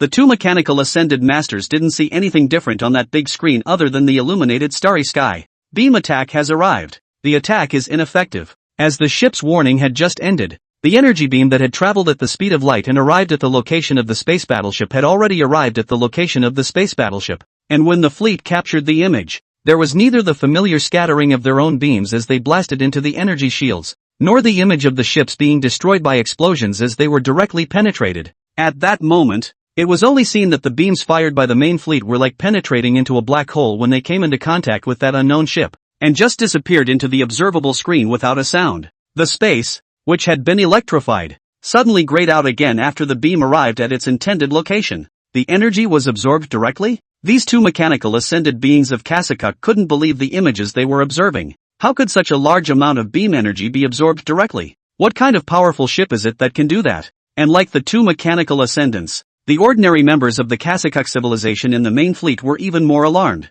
In the perception of these members, the most powerful energy shields were no more than the energy shields of the governor ships and civilization ships. But even these two extremely powerful warships could never manage to absorb such a huge amount of energy directly. Energy of this energy level is one of the biggest pitfalls to the ship itself. After all, for a ship, the more energy it carries on its own isn't the better. When the stored energy reaches a limit, that's when the entire hull breaks down. However, from the observation of the main fleet, the other side didn't seem to be worried about this. After absorbing the first batch of beam energy, the unknown ship didn't even have the intention to stop absorbing it. It was like a gourmand, greedily drawing all the energy beams that reached its position. The kinetic weapons are also disabled. While the members of the main fleet's Kasakuk civilization had yet to recover from the shocked look they had just witnessed, the kinetic weapons that had followed the beam weapons attack over had also arrived at the enemy's unknown warships that were still approaching at high speed. This time, though, these kinetic weapons weren't as lucky as beam energy. They weren't directly absorbed by the space battleship like energy beams,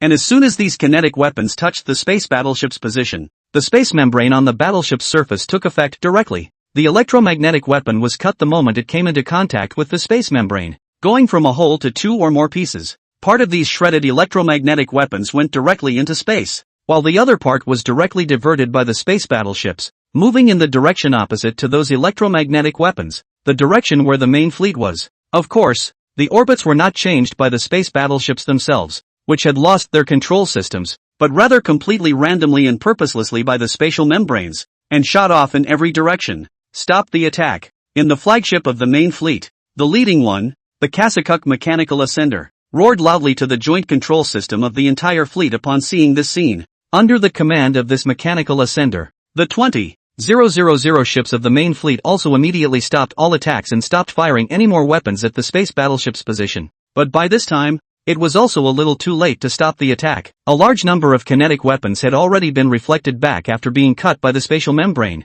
and since most of the kinetic weapons had been cut to pieces, the area covered was much wider. These fragments were like raindrops that poured down and did not spare any corner of this starfield. Energy shields full on. In the face of the overwhelming debris, the two mechanical ascensionists were certainly not idle. As soon as they observed that the debris had come reflecting at high speed, they hurriedly commanded the other ships of the main fleet. The other Kasakuk members weren't stupid, though, and a number of ships had already turned on their energy shields ahead of time before the flagship gave the command, preparing to stand hard against this debris attack. Through the observation port to the outside world, the two mechanical ascended masters also saw this scene outside. The opening of the energy shield signaled that those debris attacks wouldn't play much of a role. After all, the first round of attacks were fierce though, but after all, the debris reflected over is not actually all. More debris was then reflected to another starfield, and this also means that the 20,000 warships endured the attack is only a fraction of the space warships, and that, in turn, has to be spread over 20,000 warships to share the burden. It was also after analyzing that these fragments would not pose any threat that the two mechanical ascended masters felt slightly more at ease. But although the reflected debris couldn't pose much of a threat to the main fleet, after this, the main fleet didn't dare to easily launch a bigger and more violent attack on the space battleship that was coming at high speed. What to do? Those three words now appeared not only in the data streams of the two mechanical ascended masters, but also in the minds of the members of the Kasakuk civilization aboard the 20,000 battleships. After this terrifying performance of the space battleship, all the members of the Kasakuk civilization felt that their next future was a bit dim. Once the other side was allowed to enter the attack area, then the entire main fleet would be in danger. And the main reason why these members of the Kasakuk civilization had such thoughts was because the abilities displayed by the space battleships were simply too unbelievable. Debris rain is in transit. Energy shields are fully protected. As the reflected shards of kinetic weapons hit the energy shields on one of the ships, The two mechanical ascensionists were also paying attention to the defenses of each of the ships displayed on the bridge. Wait, Stargate. Just as the two of them finished quickly browsing through the data streams of the 20,000 warship shields, the mechanical ascender in the lead suddenly thought of something extremely terrifying. That is, debris that is ineffective against ship attacks is likely to pose a significant threat to the Stargate. The construction of a Stargate is completely different from a ship, and while it is also equipped with an energy shielding system, given that a Stargate is not directly engaged in combat, all it needs to defend itself against are comets and meteorites that suddenly pass by. However, these two types are not often care where the Stargate is located. There is as a couple hundred years. The Stargate also only need energy shield system directly to destroy the incoming offenders outside the threat range. And this time, Stargate is dealing with a very different situation. The weapon fragments that had swept through the 20,000 main battleships and continued to move forward through the gap were by now close to arriving at the location where the Stargate was located. The Nenglian shield system, which could only initiate clearing operations on a few targets, looked a bit overwhelmed for a while when faced with this overwhelming amount of kinetic weapon fragments.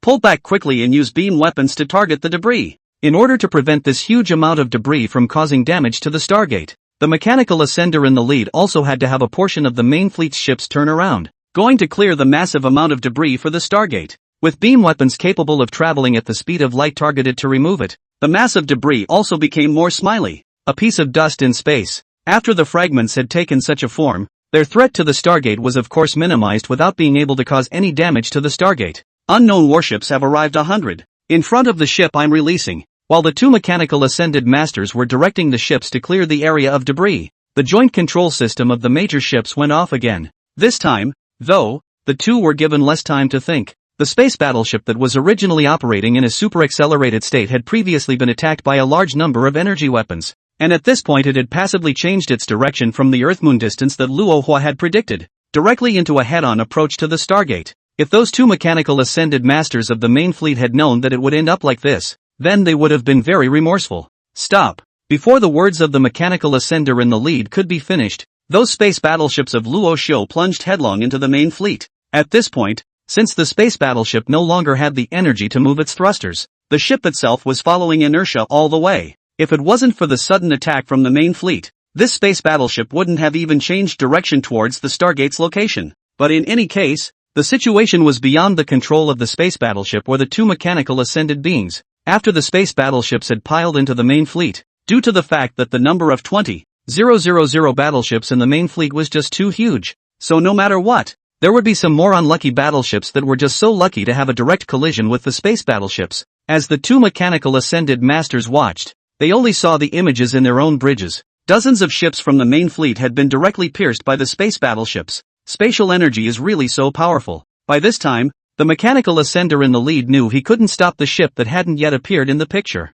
For such a ship that advanced in a super-accelerated state and could also use space energy, the space battleships could not do anything to it at all. The previous use of energy beams and kinetic weapons had confirmed this, and not only had their attack done little damage to the unknown ship, but they had even lost dozens of ships as a result of the collision. Pull back and evacuate the Stargate. The lead mechanical ascender raised his eyes to the massive Stargate, and now he was able to anticipate what was going to happen next. Straight in the foreground, ships with spatial energy would cut through the lower goo of the Stargate and pierce it in a flash, leaving the latter 20,000 warships to return to the Cygnus spiral arm. After all, once this Stargate was damaged, it would be a mega tragedy for all the cruise fleet ships still left in this starfield. The remaining 20,000 ships would have to be fast if they wanted to return to the Cygnus spiral arm after the Stargate had been damaged, and make the leap in the direction of the Cygnus spiral arm before all the Stargates in the Orion spiral arm had been removed. But a Stargate is not a simple ship or some device. Its construction is an extremely complex process.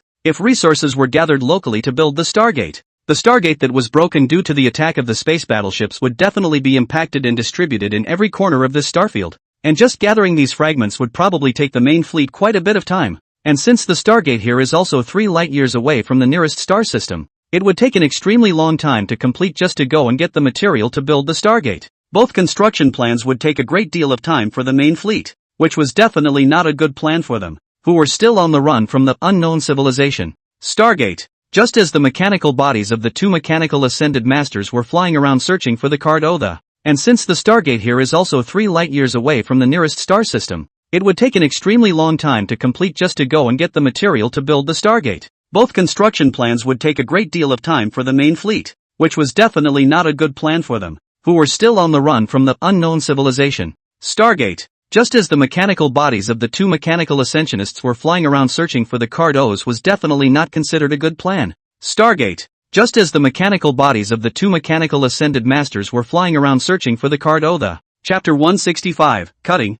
Swinging arm substance connection tape. The Stargate was destroyed in a single blow, a shock that came not only from the burst of energy, but also from the faith that these fleet members had always had. They never expected the Stargate to be destroyed, and they never expected that they would be trapped by another civilization within a gate area. As the number one ranked civilization in the cruise fleet, these members of the Kasakuk civilization truly felt what despair was for the first time. What these members of the Kasakuk civilization despaired of was not the powerful energy impact brought about by the destruction of the Stargate, but the fact that their way of retreat had been completely blocked. The cruise fleet had never been in such dire straits since it was created, both for the cruise fleet and the Cygnus civilization. This operation was an absolute blow, and with the Stargate destroyed, their remaining 20,000 ships would no longer have any chance of leapfrogging from this place back to the other Stargates, and then threw them back to the Cygnus spiral arm. For these members of the Kasakuk civilization who had already been frightened by Luo Xiu's unknown civilization, not being able to leave was the most terrifying thing. The main fleet has the ability to build a new Stargate, but there really isn't enough time for them at all. The opponent's battleships had all chased them to their front and destroyed the Stargate at this point, which meant that the subsequent battleships were already on their way, and might even be about to arrive at the fleet's location as well. When such an idea is in place, it would certainly be a very foolish thing to build again in the same place as the destroyed Stargate. After all, now that the Stargates within Orion's spiral arm were exposed to the other side's intelligence, the only way for the remaining 20,000 ships to leave the Stargate's location and rebuild it in an unknown location was to leave the Stargate's location and to reconstruct the Stargate by extracting resources from other stars. Yet again, this was unacceptable to the Cygnus civilization, who would not allow the main fleet to take private control of the star and begin construction on their own. These guys who are dependent on cruise fleet, on Cygnus civilization, have no right to decide on their own whether or not they want to produce Stargate fittings directly. However, for those two mechanical ascended beings, this was not the time to think about what the Cygnus civilization was thinking. One of the most important things today was to evacuate from the location of the Stargate wreckage and get out of the opponent's striking range as soon as possible. Evacuate! Quick! Get out of here first! The mechanical ascender in the lead looked at the space battleship and the detector that was going away and emitting gravitational waves, and hurriedly sent out commands to the rest of the battleships. Since the other party was unwilling to take care of themselves, it was the best chance for the 20,000 ships of the cruising fleet to escape. Only by leaving this area would they have a chance to survive and rebuild the Stargate. The order to evacuate has been given, and the ships under our control have all replied, but those civilized ships, below the leader, the mechanical ascender of the Kasakuk civilization, another ascender had just contacted another ship and received a reply from a member of his own civilization. But compared to their own people, the civilization ships directly under the towering Cygnus civilization were not half as interested in taking care of the two ascendants. They remained frozen in place without activating their thrusters and without even turning the ship around after receiving instructions from the two ascended beings. It was not clear if these civilization ships were communicating with the Cygnus civilization or if they had any other plans. But in any case, the mechanical ascender in the lead didn't want to stay where he was anymore. He didn't want to let these 20,000 warships perish. After all, there were still tens of millions or billions of clansmen on them. Ignore them. The fleet is pulling out straight away and heading over to this star system. The lead mechanical ascender reached out and the mechanical arm appeared on a star system 8 light-years away from the Stargate. The location of the main fleet of this star system wasn't very close. It was even a shot at third place if you ranked it in terms of distance. But in order to get away from the pursuit of Luo Xiu's unknown civilization, he felt that these fleets of his could never head to that nearest star system, because then the probability of being discovered would be just too great. The powerful warship on the other side was well on its way out, and this mechanical ascender didn't want to be spotted again just as he arrived in the star system. All fleet members immediately enter a state of hibernation. The fleet enters a state of hyper-accelerated sailing, and as soon as the speed is increased, the thrusters are shut down for silent sailing through space. In order not to be monitored by the imaginary unknown civilization, the two mechanical ascensionists directly had the main fleet leave using a hyper-accelerated sailing state. Although the shutting down of the thrusters after reaching maximum speed would affect the entire fleet's state of hyper-accelerated advancement, and even continually decelerate the fleet's speed, the ascenders did not want to reveal even a glimmer of light to the outside world in order to conceal their whereabouts. Conceal yourself as much as possible in order to keep the entire fleet in a safe place. What about the civilization ships? Do we really leave them alone? While the signal for the entire ship to go into hibernation went out, the other mechanical ascender was still a bit worried. After all, at this time, the powerful warship of that unknown civilization had already moved away at this time. And after that powerful warship left, the most powerful hulls in this star field would have to be the civilization ships. If his side suffered another blow from the civilization ship neutron extermination when he started to withdraw, it would be like going from one nightmare to another for the members of the Kasakuk civilization in the main fleet. Go! If you don't go, you won't be able to go. If you're attacked, then it's considered an early step to meet the Yuan Dian god. Firma, the mechanical ascender of the Kasakuk civilization who was in the lead, suddenly said in a deep voice after glancing at the civilization ship that was still in place. In his thoughts, at this point, the ships controlled by the Kasakuk civilization had come to the most difficult moment. This was also the reason why, as he spoke, he did not harm to bring along the god that the Kasakuk civilization itself had not mentioned for a long time, the god that they believed in when they were still in the primitive civilization, that omnipotent, omniscient, omnipotent god, Yuan Dian god. If they didn't leave, the battleships that had so easily destroyed the Stargate might just return and attack the ships they were controlling again. And if that ship stopped pursuing and headed for the Stargate location after that, then the entire fleet would be faced with a ship that was pursuing from within a star system controlled by an unknown civilization. It wasn't certain if there were any of these ships, but from the strength the other side had shown, it seemed that there definitely was. Since both leaving and waiting risk getting totaled, why not try to leave? Staying where you are is certain death. Leaving has a silver lining, and it was discovering this silver lining that Firma chose to leave. Chose to sail away from where the Stargate wreckage lay under the watchful eyes of 20 civilized ships. In fact, despite this choice, Firma was a little apprehensive as those members of the Kasakuk civilization were going into hibernation and the fleet was about to leave. As soon as the ship's thrusters were activated, Firma locked her eyes on the hull of the civilized ship. However, when all the ships had completed their turnaround and were increasing their speed, none of the 20 or so civilized ships had any intention of making a move yet. But while the civilized ships didn't attack the disengaged fleet of 20,000 battleships, a large number of the governor ships were still sort of wrapped up in the fleet, and went into hyperacceleration together. As for these governor ships, Firma was not repulsed. As long as the Cygnus civilization didn't stop him from leaving, then he didn't need to do anything too drastic. Taking a governor ship along for the ride is the same operation that the major civilizations of the cruising fleet have been doing for so many years. The civilization ships are moving. They're putting out small engineering ships that are collecting pieces of the Stargate. While the fleet was still slowing down, that assistant of Firma's, another ascender, brought him a somewhat unusual message. Moved? After hearing the other party's information, Firma's gaze also retracted from the star map and turned to the civilization ship at the wreckage of the Stargate on the large screen in front of him. What's this about? Firma saw the civilized ships that had suddenly begun to move, but for a moment he couldn't quite make sense of it. After becoming a member of the mechanical ascensionists, Firma felt that his ability to think had changed, and that most of the time he was only able to follow the rules and think according to the data that was already available, rather than being able to independently visualize something. Thinking this way gradually made Firma a true machine and made him feel like he was losing his life. Though an eternal being himself, one day he himself might become a truly cold piece of machinery. By that time, even if billions or tens of billions of members of Kasakuk civilization were in crisis, Firma probably wouldn't even make half a ripple. Of course, the current Firma was not in such a serious situation. At least, he was still preserving these members of the Kasakuk civilization in the main fleet as much as possible. Perhaps the idea is to rebuild the Stargate in place? After all, after a Stargate is damaged, its material core remains the same, and as long as a civilized ship has the technology, then it can rebuild a Stargate in place. The aide to Firma speculated from the sidelines as he watched the massive engineering ships collecting debris. Rebuild? Rebuilding in place is incredibly risky, and I can't believe civilized ships don't know that. In Firma's mind, the civilization ship was able to analyze the pros and cons just by the control system inside the ship even without communicating with the Cygnus civilization. But now the civilized ship had made a completely different choice than he had.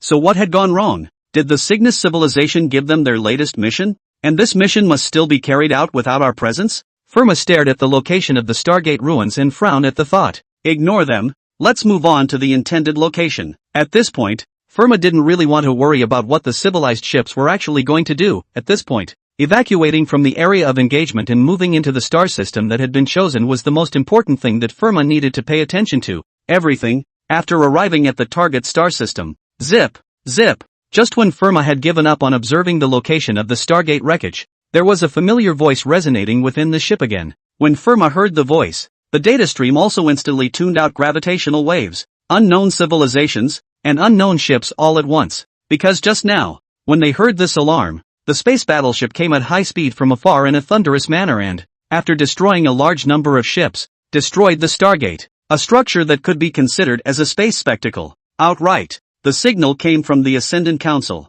After hearing that the alarm was coming from the Ascendant Council, Firma was relieved. This way, there was no need to worry about an attack from an unknown civilization. But the next words weren't exactly good news for Fermat. Destruction of the material link between the Cygnus arm and the Orion arm is underway. Please return all fleets to this arm as soon as possible after the gate has been destroyed. The material connecting belt will be completely disconnected in 6 months. When the message from the sirens was completely over, a message even worse than the destruction of the Stargate entered Firma's data stream. The material connecting bands of the 2 great spiral arms are going to be completely destroyed. That fast? Firma's entire body froze in place after hearing the acceptance, which would leave their entire fleet with no chance of starting a Stargate in place and returning through it to the Cygnus spiral arm. Firma had just risked being attacked by a civilized ship to get away from the Stargate wreckage, and now the message from the Ascendant Council was saying that the material link was going to be severed. That left far less time. Even if the governorship didn't stop the fleet from starting to build the Stargate by then, the construction of just one Stargate took more than half a year, not to mention the time it took to leap through it. And more importantly, if the fleet that left first wanted to return to the Cygnus spiral arm before the material linkage was completely severed, they would have to destroy the Stargate ahead of time. In this way, even if Luo Xiao, the main fleet, built the Stargate in advance, there was no more place to leap. It was after hearing such bad news that even Firma, a member of the mechanical ascender of the Kasakuk civilization, became a bit anxious. What to do? At this moment of despair and irritation, Firma was not the only one Kasakuk ascender. At his side head, Firma's assistant also asked to him in great frustration. This ascended person's ascension time was actually not much earlier than Desara's, and technically speaking, he was still just a newcomer compared to Firma. Keep moving, but change your target. We're headed here. Turning around, Firma lifted his robotic arm with a single motion, cancelling out the star system that had been labeled bright 8 light-years away and pointing to another star system instead. The new star system was no more than 4.24 light-years away from the solar system, and even more so only about 6 light-years away from the main fleet at this point. And its name in the solar system was Alpha Centauri, 7017K. Chapter 166, the Triple Star System. Alpha Centauri, or Southgate 2 as it is defined on the human side of the blue planet, is located in the constellation of Centaurus, a triple conjunction star system and the closest star system to the Sun. Southgate 2 has a total apparent magnitude of about -0.27 magnitude, and the brightest of the 3 stars, Southgate IIA, has an apparent magnitude of -0.01 magnitude and a total absolute magnitude of 4.4 magnitude, which is customarily regarded by the Blue Star civilization as the 3rd brightest star of the day. Since it is a triple star system, there are 3 stars in the system: Southgate IIA, Southgate IIB, and Proxima. The star Proxima, although farther away from the other 2 stars, is also usually considered a member of this star system, and at only 4.24 light-years away from the Sun, it is the closest star to the Sun. Here, the mechanical ascender beside Firma looked towards Alpha Centauri in the star map model. This galaxy of 3 stars was just a little too close to the solar system. A distance of 4 light-years didn't seem to take too long for that unknown civilization to reach. After all, even on their own, it only took about 10 years to sail a distance of 4 light-years when using hyperacceleration for navigation. It was for this reason that the mechanical ascender felt that this triple star system, which was rare even in the universe, was not a good place to go. In his mind, sailing in such a way was tantamount to sending himself into the opponent's striking range, which would only make their fleet of only 20,000 battleships even more dangerous. Wouldn't it be a bit too dangerous here? That would make us simply too close to each other. After thinking for a while, the mechanical ascender still posed his question to Fifelma. It was only after hearing the question from this receiving and discharging ascender that Firma said, "The Trinity star system can conceal our presence very well. As long as we remain silent during our voyage, the 3 stars will be our best barrier when we reach the triad of star systems. Although the distance is a bit closer, it's also because of the proximity that the other party hasn't been able to detect our presence." In fact, if Firma's words were heard by the members of the Blue Star civilization, he would definitely be able to tell the mystery in a single word. And that was what the members of the Blue Star civilization often said, that the most dangerous place was the safest place. But, despite Firma's explanation, the other mechanical ascender was still a bit uneasy. After all, this was a matter of the safety of 20,000 warships, And among those warships were a large number of members of the Kasakuk civilization. These people, too, were the former clansmen of the two mechanical ascendants. That's it. Firma raised his mechanical arm, stopping the words of the other mechanical ascender. Even if we flee, time is running out. The other side must have detected the direction of our previous evacuation, and if we pursued from that direction, we would have been able to search the star system we had previously set out to target. So this target is no longer available, and after this place, the only other place that can provide a lot of energy, is still a short distance away, and allows this main fleet to make a Stargate place is really only Alpha Centauri that can be considered right now. Let's go. As long as we can avoid the other side's detection, we still have a chance. Firma didn't feel that the main fleet he was in had any hope of surviving at all, and while it was true that Alpha Centauri was a little too close to the other side, it was his last hope for this fleet. Let's not talk about that for now. Firma wasn't going to dwell on this issue for too long, only to see this anti-mechanical ascender who could sway the lives and deaths of 20,000 ships lift his own mechanical arm and press it towards the star map, letting the model of the star map disappear into the middle of this ship's bridge. There's a more important thing to do now, and that's to contact Big Ben and ask them to keep a chain of stargates that passes through the two major spiral arm material belts.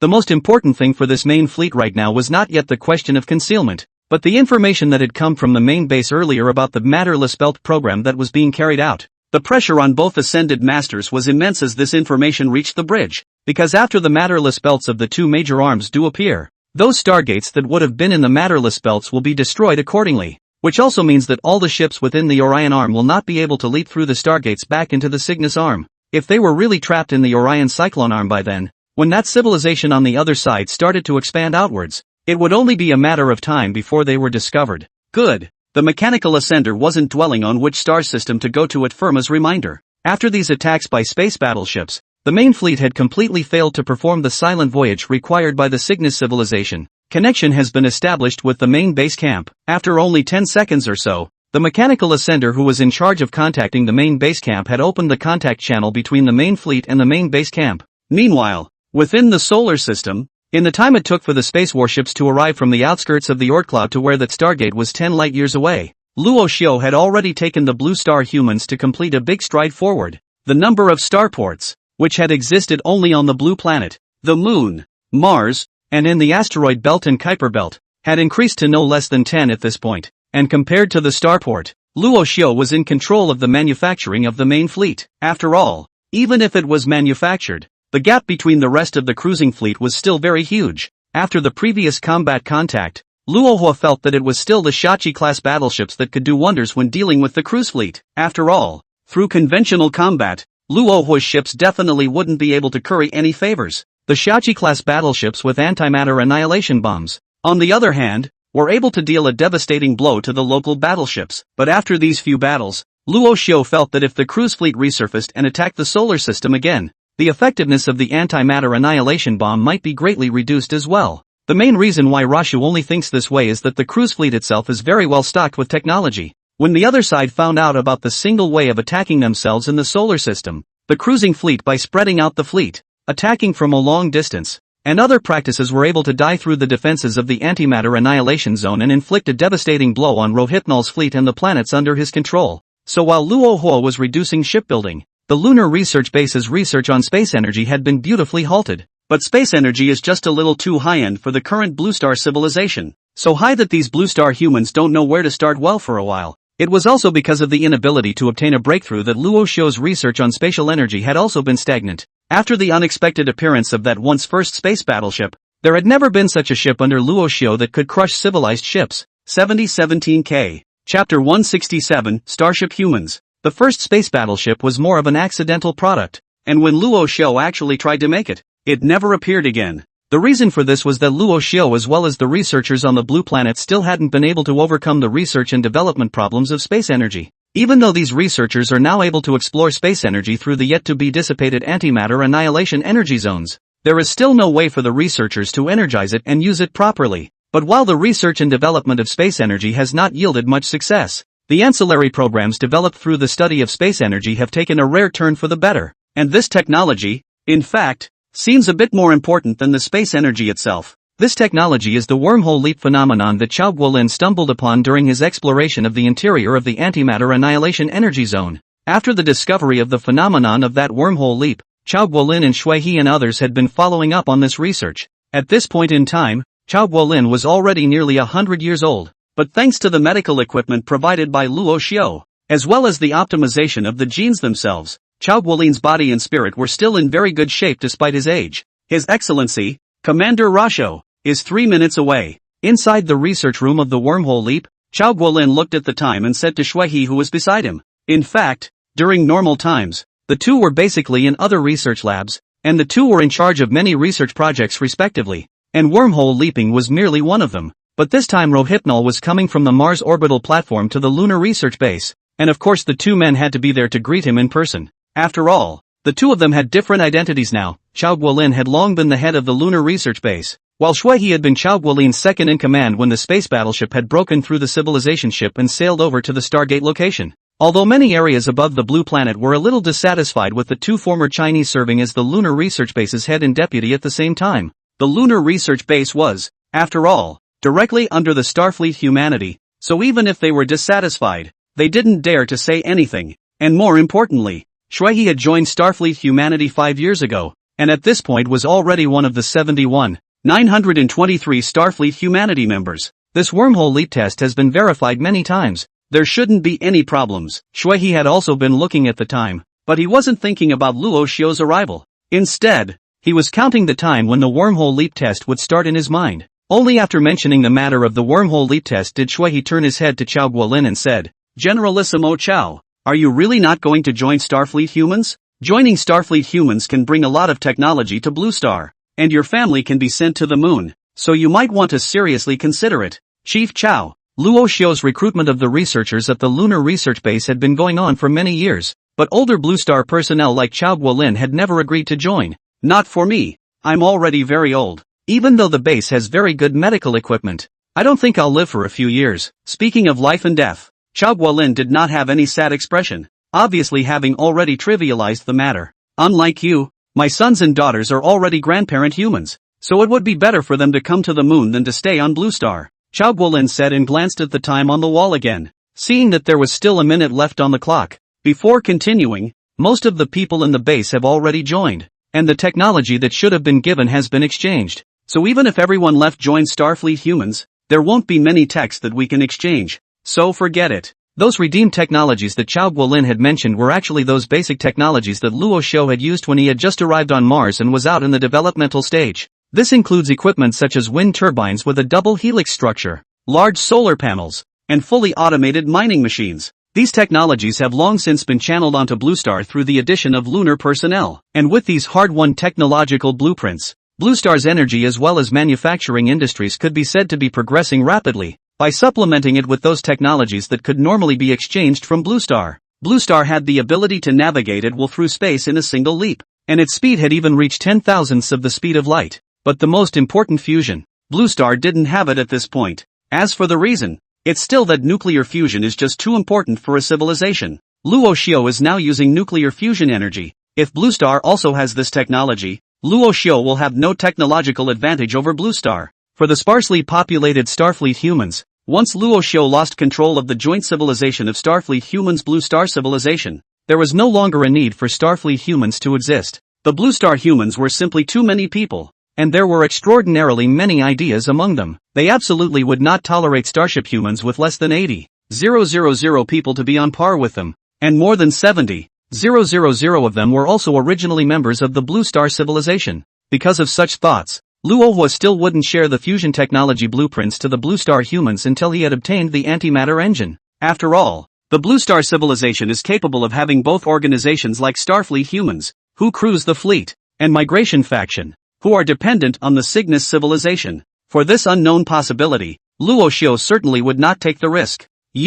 Forget it, I'm not going to advise you. General Chao, when you're willing to join, you'll understand. Shui He was about to say something else, but just as he opened his mouth, the content of his words changed, and he wasn't discussing the matter of joining the Starship Humans. The reason why Shui He behaved this way was still due to the fact that after he agreed to join Starfleet Humanity, he got some information from the Starfleet Humanity's database that Luo Xiu brought from the future. Migration Faction, Cruise Fleet, Cygnus Civilization. The appearance of this information allowed Shuihe to reacquaint himself with this world and why Luo Hua would be willing to help Blue Star instead of enslaving or destroying Blue Star's human population like in those movies once upon a time. It was only then that Luo Xiao gave up the opportunity that he could have left and chose to stay in the solar system instead, and fought those 2 wars with the cruise fleet that could absolutely survive the civilization within the solar system. These behaviors that were originally very puzzling to Shuihe were only understood after the release of the information.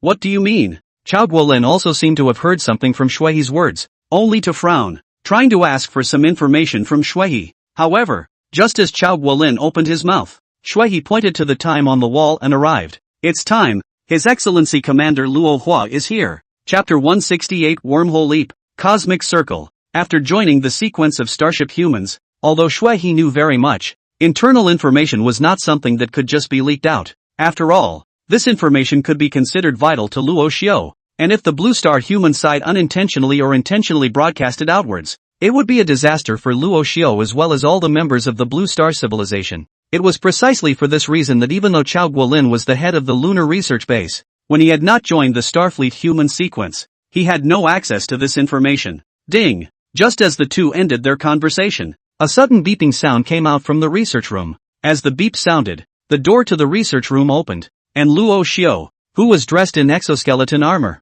then walked in through the door. His Excellency the Commander. The Blue Star crowd hurriedly greeted Luo Xiao after seeing him appear. As the self-appointed Commander-in-Chief of the Solar System's defense, Luo Hua was addressed as Commander by both the members of the Lunar Research Base and those personnel on the Blue Planet. Aha! After first nodding to the crowd, Luo Xiao looked directly at the console inside the research room and continued. The test is ready, right? Right after Luo Hua's question, Chao Guolin said, Yes, Your Excellency, all the equipment is ready, and the test site is set within the Oort cloud, 0.12 light-years from the starport in the Kuiper Belt. As Chao Guolin spoke, the image of the test site also appeared above the console. In fact, when it was said to be a proving ground, there were only a few of the newest Chauvin-class warships in that area. These newest ships aren't too much larger in size than the merchant-class ships, but the built-in propulsion and weapon systems have been upgraded considerably. Now that the Zhou-class battleships had been equipped with specialized equipment dedicated to launching antimatter annihilation bombs,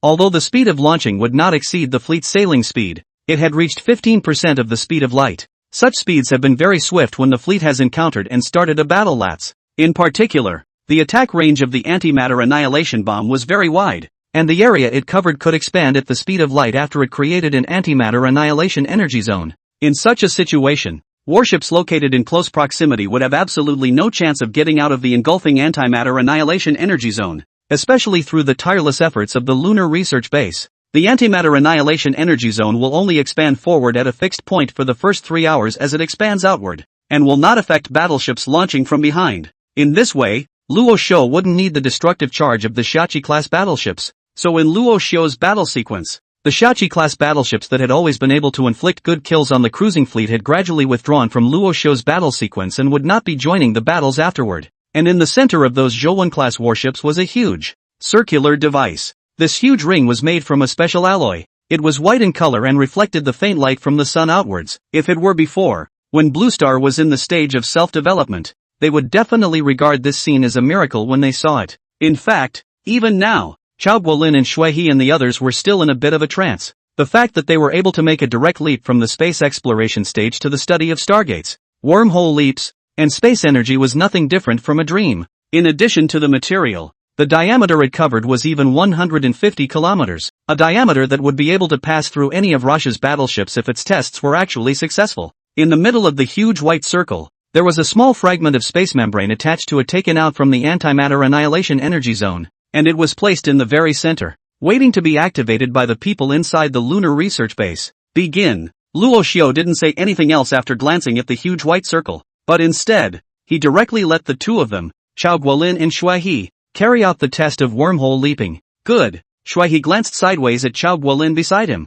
then took a step forward, directly allowing the personnel in front of the console to send a signal to the test site within the Oort cloud. The transmission of the signal was quite rapid, and when Shuihe's side had just sent it out, a total of 6 Zhou-1-class warships in the picture, divided in a fan shape on one side of the circle, had already moved forward and opened their weapon firing ports. Since these Zhou-1-class warships were very close to the center of the circle, The annihilation projectiles that were advancing at 15% of the speed of light had already reached the center of the circle in just an instant and collided with the debris that had a spatial membrane attached to it within that center location. If it was just antimatter annihilation projectiles and space energy impacts, at best another antimatter annihilation energy zone would appear. But this time the Lunar Research Base had prepared something else, with the aim of altering its properties to give it the ability to make space leaps. The circle is releasing energy. Inside the Lunar Research Base, a mechanical voice came from the console just as the antimatter annihilation bomb made contact with the space energy. The voice was really coming from the control system of the Lunar Research Base,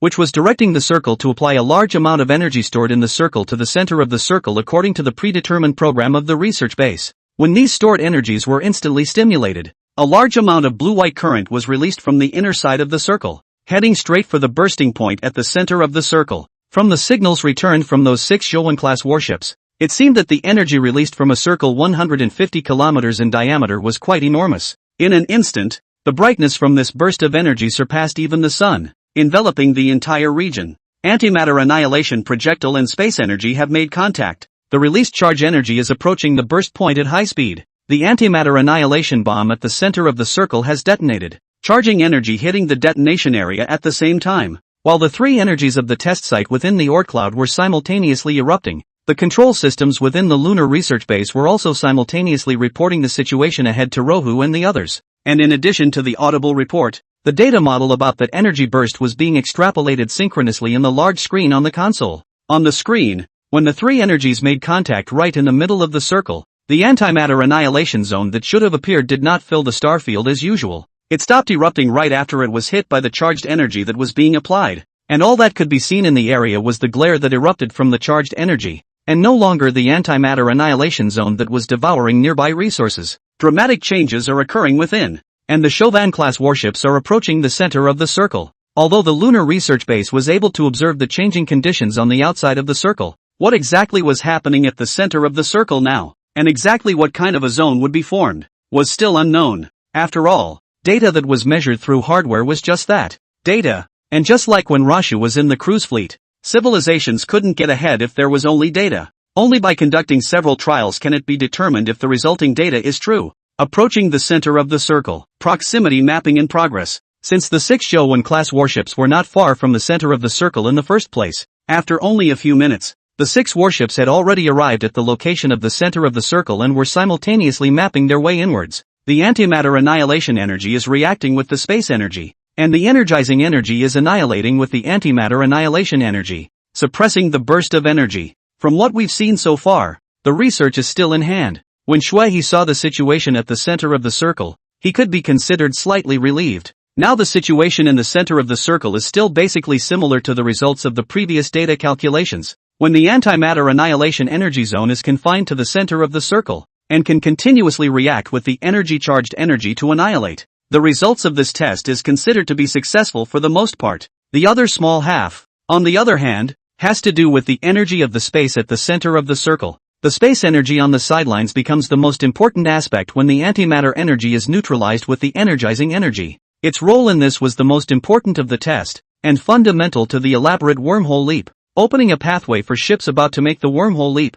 allowing the warship to leap through the wormhole from where the ring was to another starfield. At this point in the experiment, since it was the first test, the leap site chosen by Chao Guolin and Shui and others was not outside the solar system, but within the Kuiper belt. The main reason why the 2 of them didn't choose to move any closer to the interior was because they were afraid that the test would fail and the leaping warships would run into their own ships or starports. Charging energies begin to impact debris attached to the space membrane, opening wormholes to the intended location. When everything had been prepared, Shui gave a command, allowing the charging energy that had been neutralized by the positive and antimatter annihilation energies to continue inward, blasting at the space membrane fragments that hadn't moved at all. When Shui gave this command, the circle in the large screen on the console that had been emitting an intense white light outwards suddenly quieted down. If those Zhou-class warships weren't so close to the center of the circle, they wouldn't have been able to notice the changes that took place at the center of the circle, at the same time that the strong light emanating outwards was terminated. The center of the circle. The center of the circle that was converging 3 kinds of energies at the same time. A spatial distortion was appearing at that moment. This twisted space didn't seem to want to be confined to the center position of the circle yet, and it quickly expanded rapidly in the circular plane inside the ring once it was formed. But just as the twisted space was about to come into contact with the circle itself, a circle of antimatter annihilation bombs surrounding the inside of the circle shot out with it and were detonated directly at a distance of 3 kilometers from the inside of the circle. The detonated antimatter annihilation projectile formed a cloud of antimatter annihilation energy before the distortion of space came. Behind the antimatter annihilation energy zone, another row of energy-releasing equipment on the inner side of the circle was immediately activated, and electric arcs were activated on the outer side of the antimatter annihilation energy zone in a split second, isolating its chances of expanding outward. When the three energies came into contact at the same time on the inside of the circle, a strange balance reappeared, and the antimatter annihilation energy and distorted space that should have been expanding rapidly outward were both confined within the circle. It stopped. After seeing this scene, Shui He shouted in excitement. The appearance of this image meant that the success rate of the test was greatly increased. As long as those 6 Zhou 1 class warships could successfully pass through the distorted space and reach the leap point set up by the Kuiper belt, then the test would be considered a success. And with this wormhole leaping technology, Rashu, as well as the Starfleet humans and Blue Planet humans under his command, possessed the possibility of breaking away from the cruise fleet's control. At this time, Luo Xiu didn't know that the cruise fleet and Cygnus civilization were cutting off the belt of matter bordering the Cygnus Cyclone Arm and Orion Cantilever, and he only felt that it was just a matter of luck to use the space battleships to repel the other side's battleships. When no space battleships appeared under their own banner and the shielding system no longer worked, then the situation for Starfleet humans and Blue Star humans was very delicate. As soon as the other side recognized the fatuous appearance of the starship humans, the more violent blow would come again. 3 civilization ships can use antimatter annihilation energy zones to resist. What about 30? 300? And even if the antimatter annihilation energy zone could withstand a neutron extermination attack, how would a conventional battleship attack do so? The outer space of a solar system is limited, but that's also from a limited view on a cosmic scale. If you look at the intersection of 2 civilizations, the outer area of a star system is just too vast. Previously, if the hyper-accelerated fleet of the cruising fleet had not chosen to stay on the outside of the Oort cloud, then Russia would not have even had a chance to react. So as good as antimatter annihilation energy and shielding systems are, neither of them are going to get to the root of the problem of actually starting a war with the cruise fleet. And the advent of the wormhole leap will change all that. Your Excellency, Commander, are the leap tests ready to begin? It was only after the internal energy of the circle stabilized that Shui He took a step forward and asked Luo Xiu. At such an important moment, Shui He, who was already a member of Starship Humanity, of course had to ask the head of his own civilization before doing so. Begin. Get test ship 001 into the jump point. Shui He's questioning had just ended when Luo Xiu had already given the command to the console to start the wormhole leap test. Under Luo Xiu's command, the one located on the leftmost side of the 6 Zhou 1 class warships answered the call and headed straight for the center of the circle. At this moment, these 6 Zhou 1 class warships were very close to the center of the circle, and after a simple acceleration of battleship 001, the front of the ship had already come into contact with the distorted space, and soon the whole ship had disappeared into it. Ships have been spotted at the leap point. Part of the hull of ship 001 has appeared and the Starfleet human ships that were waiting for the 6 Chauvin-class ships from Oort Cloud at the leap point were reporting back on the images they had seen. However, halfway through the report, the human member of the starship suddenly stopped, because after the hull, there was not a coherent hull, but a Zhou-class battleship that had been cut into 3 sections by the distortion of space, and was no longer in shape. Chapter 169, Pandora's Box. 3 cuts? When the battleship that had jumped to the Kuiper belt appeared in the picture, Luo Xiu and Chao Guolin and the others were slightly disappointed but not surprised. After all, everyone present knew that this wormhole leap test was the first test for Starfleet humans, and Blue Star humans as well. Regardless of the outcome of the test, this was a moment that would go down in history, and the test wasn't fruitless. Although the battleship became 3 pieces by some unknown energy, but it was always a successful fixed-point leap. Throughout the experiment, the leap was not really too difficult. After all, Chao Guolin and others had already made short leaps through space energy within the antimatter annihilation energy zone before this. Those leaps were beyond the control of Chao Guolin and the others due to the uncontrollable energy, the distance and orientation of the leaps. It was only after obtaining Luo Xiu's permission that Chao Guolin and Shui He constructed the huge circle for directional wormhole leaps within the Oort cloud. After having this ring, the experiment was able to quantify the use of energy and analyze each energy release. With this most important point in mind, the next test command is more and more likely to be successful. Increase the energy output to suppress the interference of space energy in the leap channel. Shui He said to the researchers in front of the console immediately after scrutinizing that first battleship cutout. Under Shui He's direction, The researchers inhibited the expansion and influence of the spatial energy at the center of the circle's location on the outside by making changes to the transmitted energy so that the energy excited inside the circle increased. The second ship is entering the leapfrog channel. When the data from the energy transmission changed, Shuai once again gave orders to the Zhou 1 class battleships within the Oort cloud. After the transmission from the lunar research base arrived, the second ship didn't make any stops, directly increasing the power of its retractor and slamming headlong into the leapfrog channel inside the center of the circle proper. Energy feedback normal. Leap successful. As with the first battleship's leap, the circle did not appear to be in any way out of place, and still securely delivered the ship to the test site in the Kuiper Belt. Although the state of the leap was very smooth, the result was not too far from the first leap, and when the battleship leapt out of the void, the ship was directly cut in two from the break. With the control system destroyed, the battleship could only slide forward with inertia at this point, and had to wait for one of Rashu's engineering ships to go ahead and capture it back. However, only from the state of sliding just now, the second ship's broken surface was not as smooth as the first one. Its entire broken surface was unusually irregular, as if it had been chewed by whatever animal of the blue star could be haphazardly. This kind of condition, whether it was Luo Xiao or Shuai and the others had never seen it before. In the past, when the battleship was in contact with the space energy, all the cut surfaces could be very smooth. However, right now Shuai didn't have the heart to care about the change in the cut. In his mind, since the second leap had been reduced by one section, it meant that controlling the energy output had a positive effect on the ship's leap. With such thoughts, Shuai also once again said to the controller in front of him, "Continue to increase the energy output. The third ship is ready to enter the leap channel." Since the second time of increasing the output of energy had gotten results,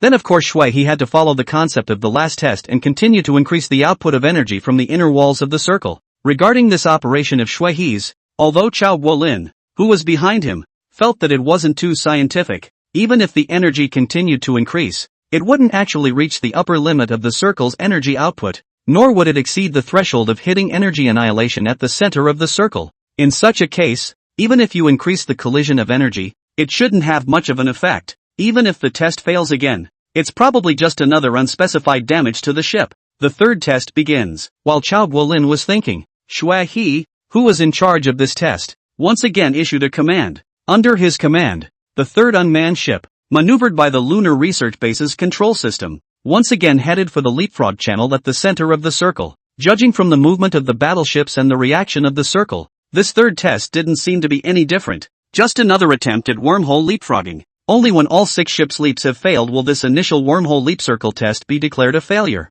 At that time, the entire structure of the circle would have to be verified again, and this would all take at least a year or so. Because of this, both Shuai and Chao Guolin actually didn't want this experiment to fail. Energy feedback normal. Leapfrog into. While the front end of the third ship had just made contact with the twisted channel that had formed at the center of the circle, the same researcher who had been in charge of informing about the progress of the test suddenly stopped. "What's wrong?" Seeing that something seemed to have changed in the test, Shuai hurriedly took 2 steps forward and asked this researcher. "Leapfrog's numbers are skyrocketing. Something is wrong with this test." At this moment, on the console screen, all the data monitoring the circle was jumping violently, and this throbbing was not up and down, but straight up, and without the slightest intention of going down. Shuai, want to stop? Due to the fact that the data of this test had risen so strangely, the same researcher who had monitored the data changes had to say the words to suspend the test when Luo Xiao was present. To know that Luo Huo was the highest commander of the entire solar system, to stop the test by the presence of this person,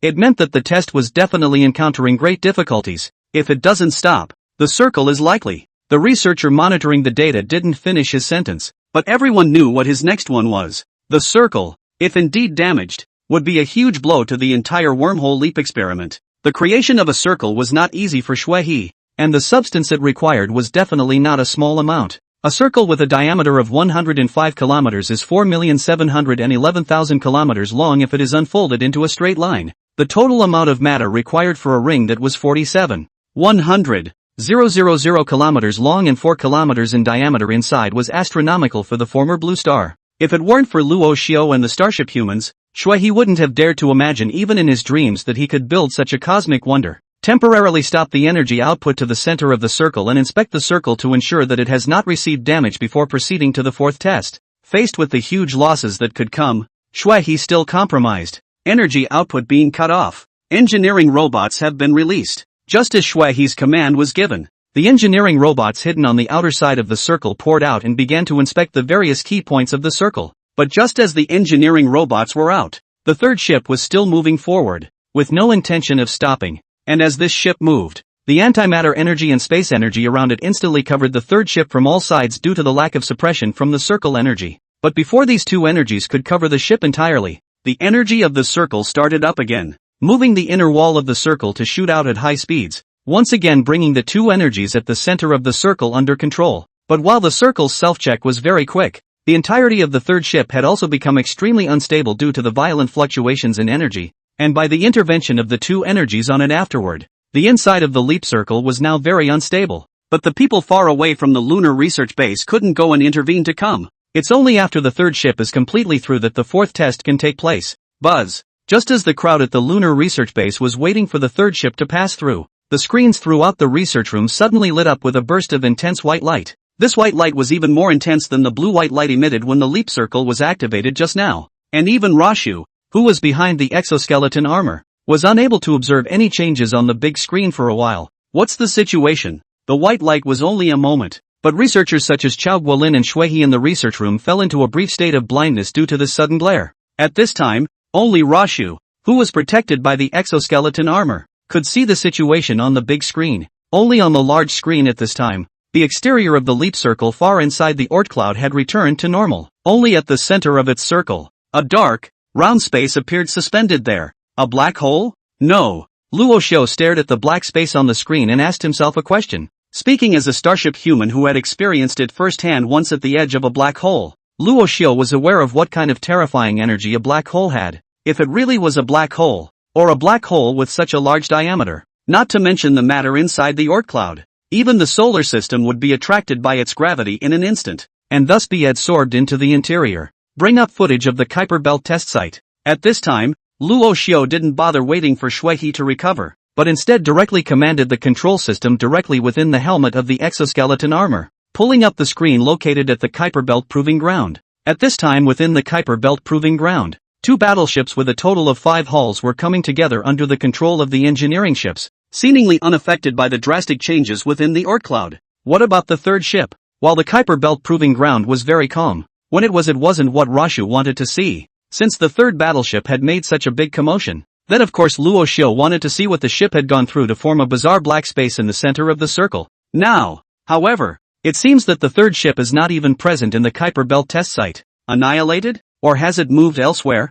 Rashu inside the exoskeleton armor frowned, looking a little less than pleased with the disappearance of the third battleship. Search the Kuiper Belt and the interior of the Oort cloud to see if you can find the wreckage of the third battleship. To be on the safe side, Luo Hua still had the control system send out ships to search the Kuiper Belt and the interior of the Oort cloud first, to first determine if there was any trace of the third battleship in these two places. However, these two areas combined could be very large, and the area occupied by the Oort cloud, which was 1 light-year in diameter, was not small, and it would take an extremely long time to search it completely. Leapfrog Circle sends out a scout ship to survey the center of the circle to see what's going on in that space, while Luo Xiu was having the control system find the location of the third ship. He didn't forget to probe that black space at the exact center of the leap circle. This black space is what should have caused the third ship to disappear. It was only after Luo Xiu had already given a few orders that Shui He and Chao Guolin recovered from their brief blindness. Their first action to recover was to raise their eyes toward the large screen in front of them. At this time, on the large screen, there was no longer a third battleship, only a leaping circle, and the black space right in the center of the circle was presented in it. This, Shui He, who had been in charge of the construction of the leap circle, had not expected such a situation at all, and judging from the many virtual calculations of the lunar research base, the third energy transfer had not reached its maximum value at all. Even at the time of the trial, it wasn't even 50% yet. In such a case, why is the experiment so horrible? There's no need to rush. Check the structure of the black space first and continue your examination of the leap circle. If the black space never disappears, move the leap circle and continue experimenting with wormhole leaps in its vicinity. For this failure, Luo Xiu didn't mean to blame Shui He and the others. After all, he had been following up on the other party's experiments and knew that the other party had already experimented many times in the illusory dream. This trial could only be described as an accident, and it could not be considered a mistake on the part of Shui He and the others. Perhaps the most likely cause of the accident was the space energy debris located at the center of the circle. It is also the only thing that is the least certain about the whole experiment.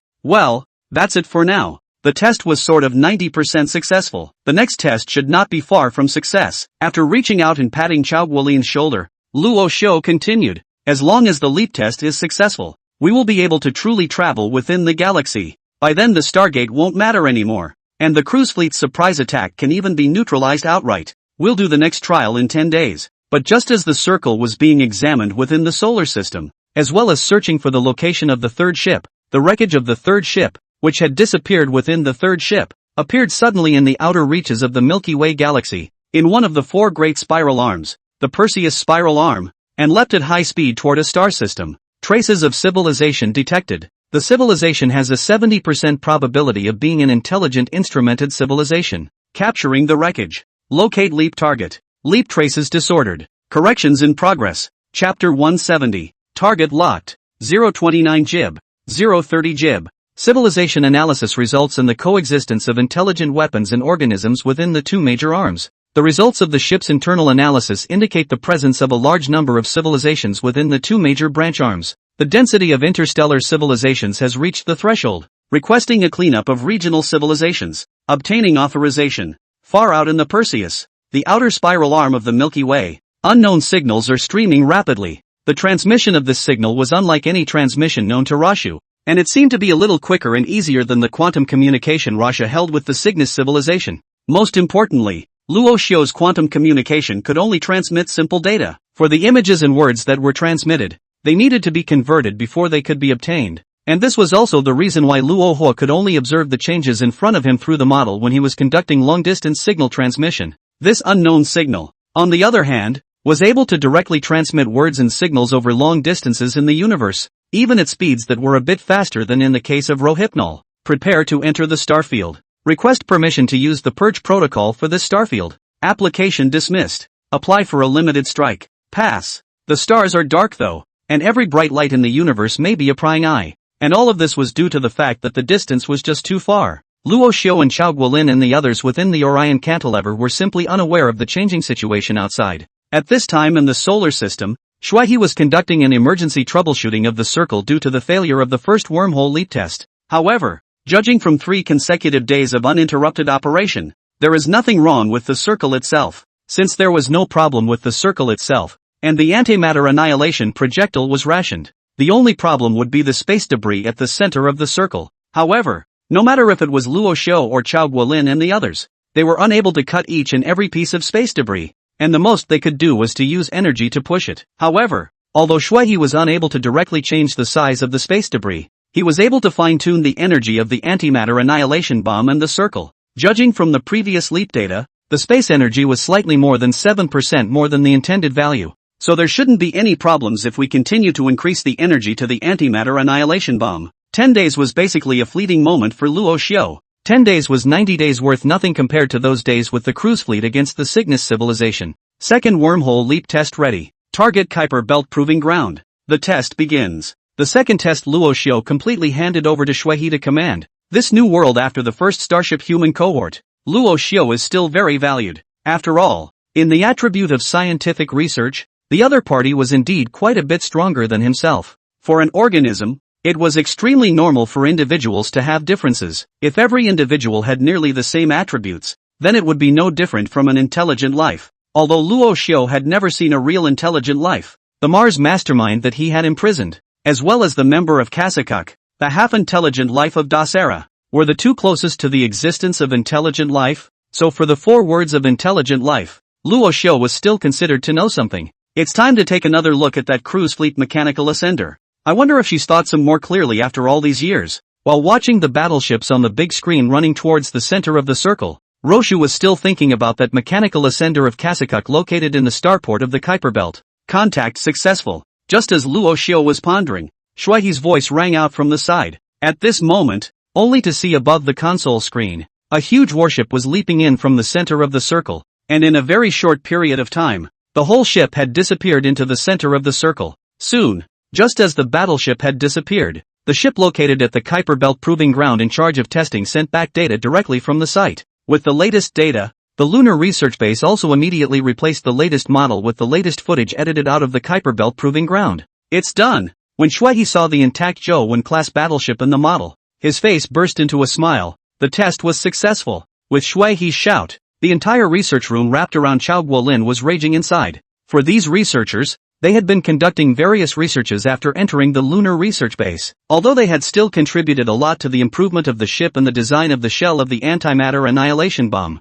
these were just modifications to the original equipment. The equipment, even if it is remodeled, is still an expansion on someone else's achievements. The ambition of any researcher is not just to be an optimizer, but to be a creator or a pioneer. Now, the success of the Circle's test signaled that the Blue Star humans were on par with the Starfleet humans in terms of high-end technological research. Keep testing. The second and third ships are activated at the same time. We need to build on this. Although the first trial was successful, Shuai didn't half-ass it after his excitement. One successful trial could only mean that the crowd's thoughts and routes were not wrong. But it was only after many successful trials that a series of usage data could be obtained for the leaping wormholes within the solar system. And in the next test, Shuai would continue to change the output of energy in order to get a complete database of wormhole leaps. It was only after possessing a huge wormhole leaping database that Shuai dared to hand over to Luo Xiao a wormhole leaping device capable of regular use, capable of leaping to the outside of the solar system. Contact successful. 2 ships have successfully arrived at the Kuiper Belt Proving Ground.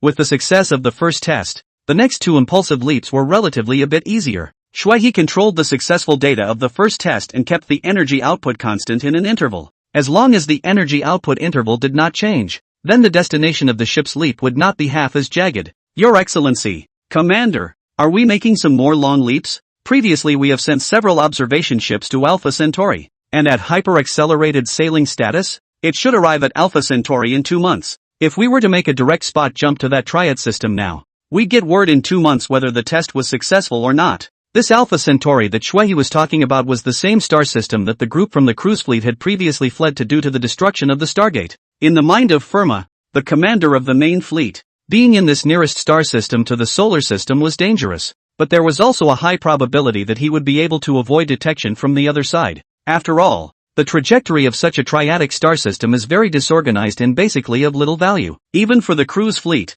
which possessed powerful star system modification capabilities, and would not have much interest in this kind of region. Perhaps there was also a reason why Fermat chose Alpha Centauri with its triple star system, but the result was likely to disappoint this mechanical ascender of the main fleet, who was now afraid to hyper-accelerate for fear of exposing the fleet's whereabouts, and the entire fleet had yet to arrive at Alpha Centauri. But this Kasakuk civilization, whose retreat has been cut off, picks up the ascender and arrives at Alpha Centauri within the next 2 months. As soon as Alpha Centauri is reached, then construction of a Stargate for leapfrogging can begin, leading to a quick return within the Cygnus spiral arm through the Stargate passageway retained by the cruise fleet. But what Firma didn't know yet was that horrible civilization within the solar system would soon be coming to this place again. And this time, if Luo Xiao agreed to Shuai's request for that test, the ships of that civilization within the solar system would once again appear in front of the main fleet with suddenness. Alpha Centauri? At this time inside the lunar research base, Luo Huo looked visibly unnatural after hearing the name of the star system closest to the solar system. It's that star system consisting of 3 stars, isn't it? At Luo Xiao's question, Shuai also hurriedly replied, "Yes, Sir Commander, this is the Alpha Centauri star I was talking about." The answer was accompanied by a shift in the model in front of the crowd, no longer looking like the Kuiper Belt Proving Ground, but Alpha Centauri, a triple conjunction star system 4 light-years away from our solar system. Hiss. It always feels like there's something familiar about this place. Luo Xiao was obviously a bit puzzled after seeing this vast area. He seemed to have seen this star map somewhere. It seems to be in some text. Due to the long time span, the human data chip from when Rashu was a starship human had also become unusable, so he couldn't recall exactly what he was looking at the time for the time being either. However, for Luo Hua, these were all side issues, and the most important thing now was to let the Circle's leap test continue. After all, compared to a leap within a star system, conducting an interstellar leap within a few light-years was more important to Luo Hua. Only by breaking through the boundaries of the star system would Rohypnol's starship humanity be considered to have truly gone into deep space. If it only navigated and jumped within the solar system, then no matter how much it developed, it would be nothing more than a target in space, regardless of whether it was a cruise fleet or some other civilization. As long as the coordinates of the solar system were located, it would only be a matter of time before the strike was made. Just make the leap to this star system, and if the leap is successful, Then we'll be able to make long-distance interstellar voyages as well. Roshu looked at the model of Alpha Centauri and nodded in agreement. Yes, His Excellency the Commander. After Luo Xiao nodded in agreement, Shuaihe also rushed back to the console, preparing to make changes to the energy output data of the circle, so that it would have the energy to be able to make long-distance leaps. Circle transfer energy ready. Antimatter annihilation bomb is ready. It was only after the various stations had reported the latest intelligence that Shuaihe, who was located in the command position, barked an order and said to the people in the research room, "The test begins. Conduct the first long-distance leap test. Battleship ready. Making the long leap." The report from the researcher in front of the console was very nearly simple, but it was indeed an extremely important piece of technology for humanity as a whole. The significance of this technology is no less than that of the remnant migration faction of antimatter annihilation bombs and Starfleet humans. And this experiment, if successful, would represent a chance for human civilization within the entire solar system to make an overall leap forward. This was very important to a civilization. Even as strong as the cruise fleet, they were unable to transport all of their ships out of the cruise fleet base camp in a short period of time because of the Stargate's transmission limitations. However, the Circle did not have this shortcoming. As long as the fusion reactor inside the Circle still had energy, then there was no problem with how many ships Luo wanted to leapfrog. Leap is over. No problems with the data. Whether it's successful or not, we'll just have to see the report from the test ship that arrives at Alpha Centauri in a month's time. Zhao Guolin and Shuaihe, the two heads of the research base, stared at the numbers still pulsating on the large screen in disgust. Instead, by this time, Roshu had exited the research lab and was preparing to move from the lunar research base to the starport in the Kuiper Belt. It was not possible to use signal transmission to communicate with that Kasakuk ascender member. The other party was originally a mechanical ascender, and to put it bluntly, it was just a bunch of data. If the other party was allowed to come into contact with the signal, then the other party would either be directly searched and killed by the control system in the solar system as a virus, or the other party would control a portion of the data and then make an escape or attack Luo Xiao's base. Either way, it was not an outcome that Roshu wanted to see. As an organism, Luo Xiao knew that his lifespan had a limit. Moreover, not only himself, but also Zhao Guolin and Shuaihe, who had been genetically optimized, their lives would come to an end one day. After all, there was a saying circulating within the cruise fleet that flesh and blood suffer through. Machinery soars, matter is frail, psychic energy is eternal. How spiritual eternity did it? The cruise fleet didn't know, and Roshu certainly didn't really know. After excluding the path of spiritual energy ascension, the only path left for Zhao Guolin and the others whose bodies were about to weaken was mechanical ascension. And in order to be able to ensure the success of the mechanical ascension, Luo was certainly needed to communicate with Dasera, who was already a member of the cruise fleet's mechanical ascension. Whether or not the other person is willing to communicate is another matter. Head straight for the Kuiper Belt starport. As soon as Luo Xiao entered the bridge of the Zhouwen-class battleship in lunar orbit, he spoke to the control system about the destination of his trip. "Yes, Sir Commander, the ship is starting up." The sound of the lunar research base followed, and with the control system in place, the ship gradually pulled away from the moon's orbital platform and headed for the Kuiper Belt starport.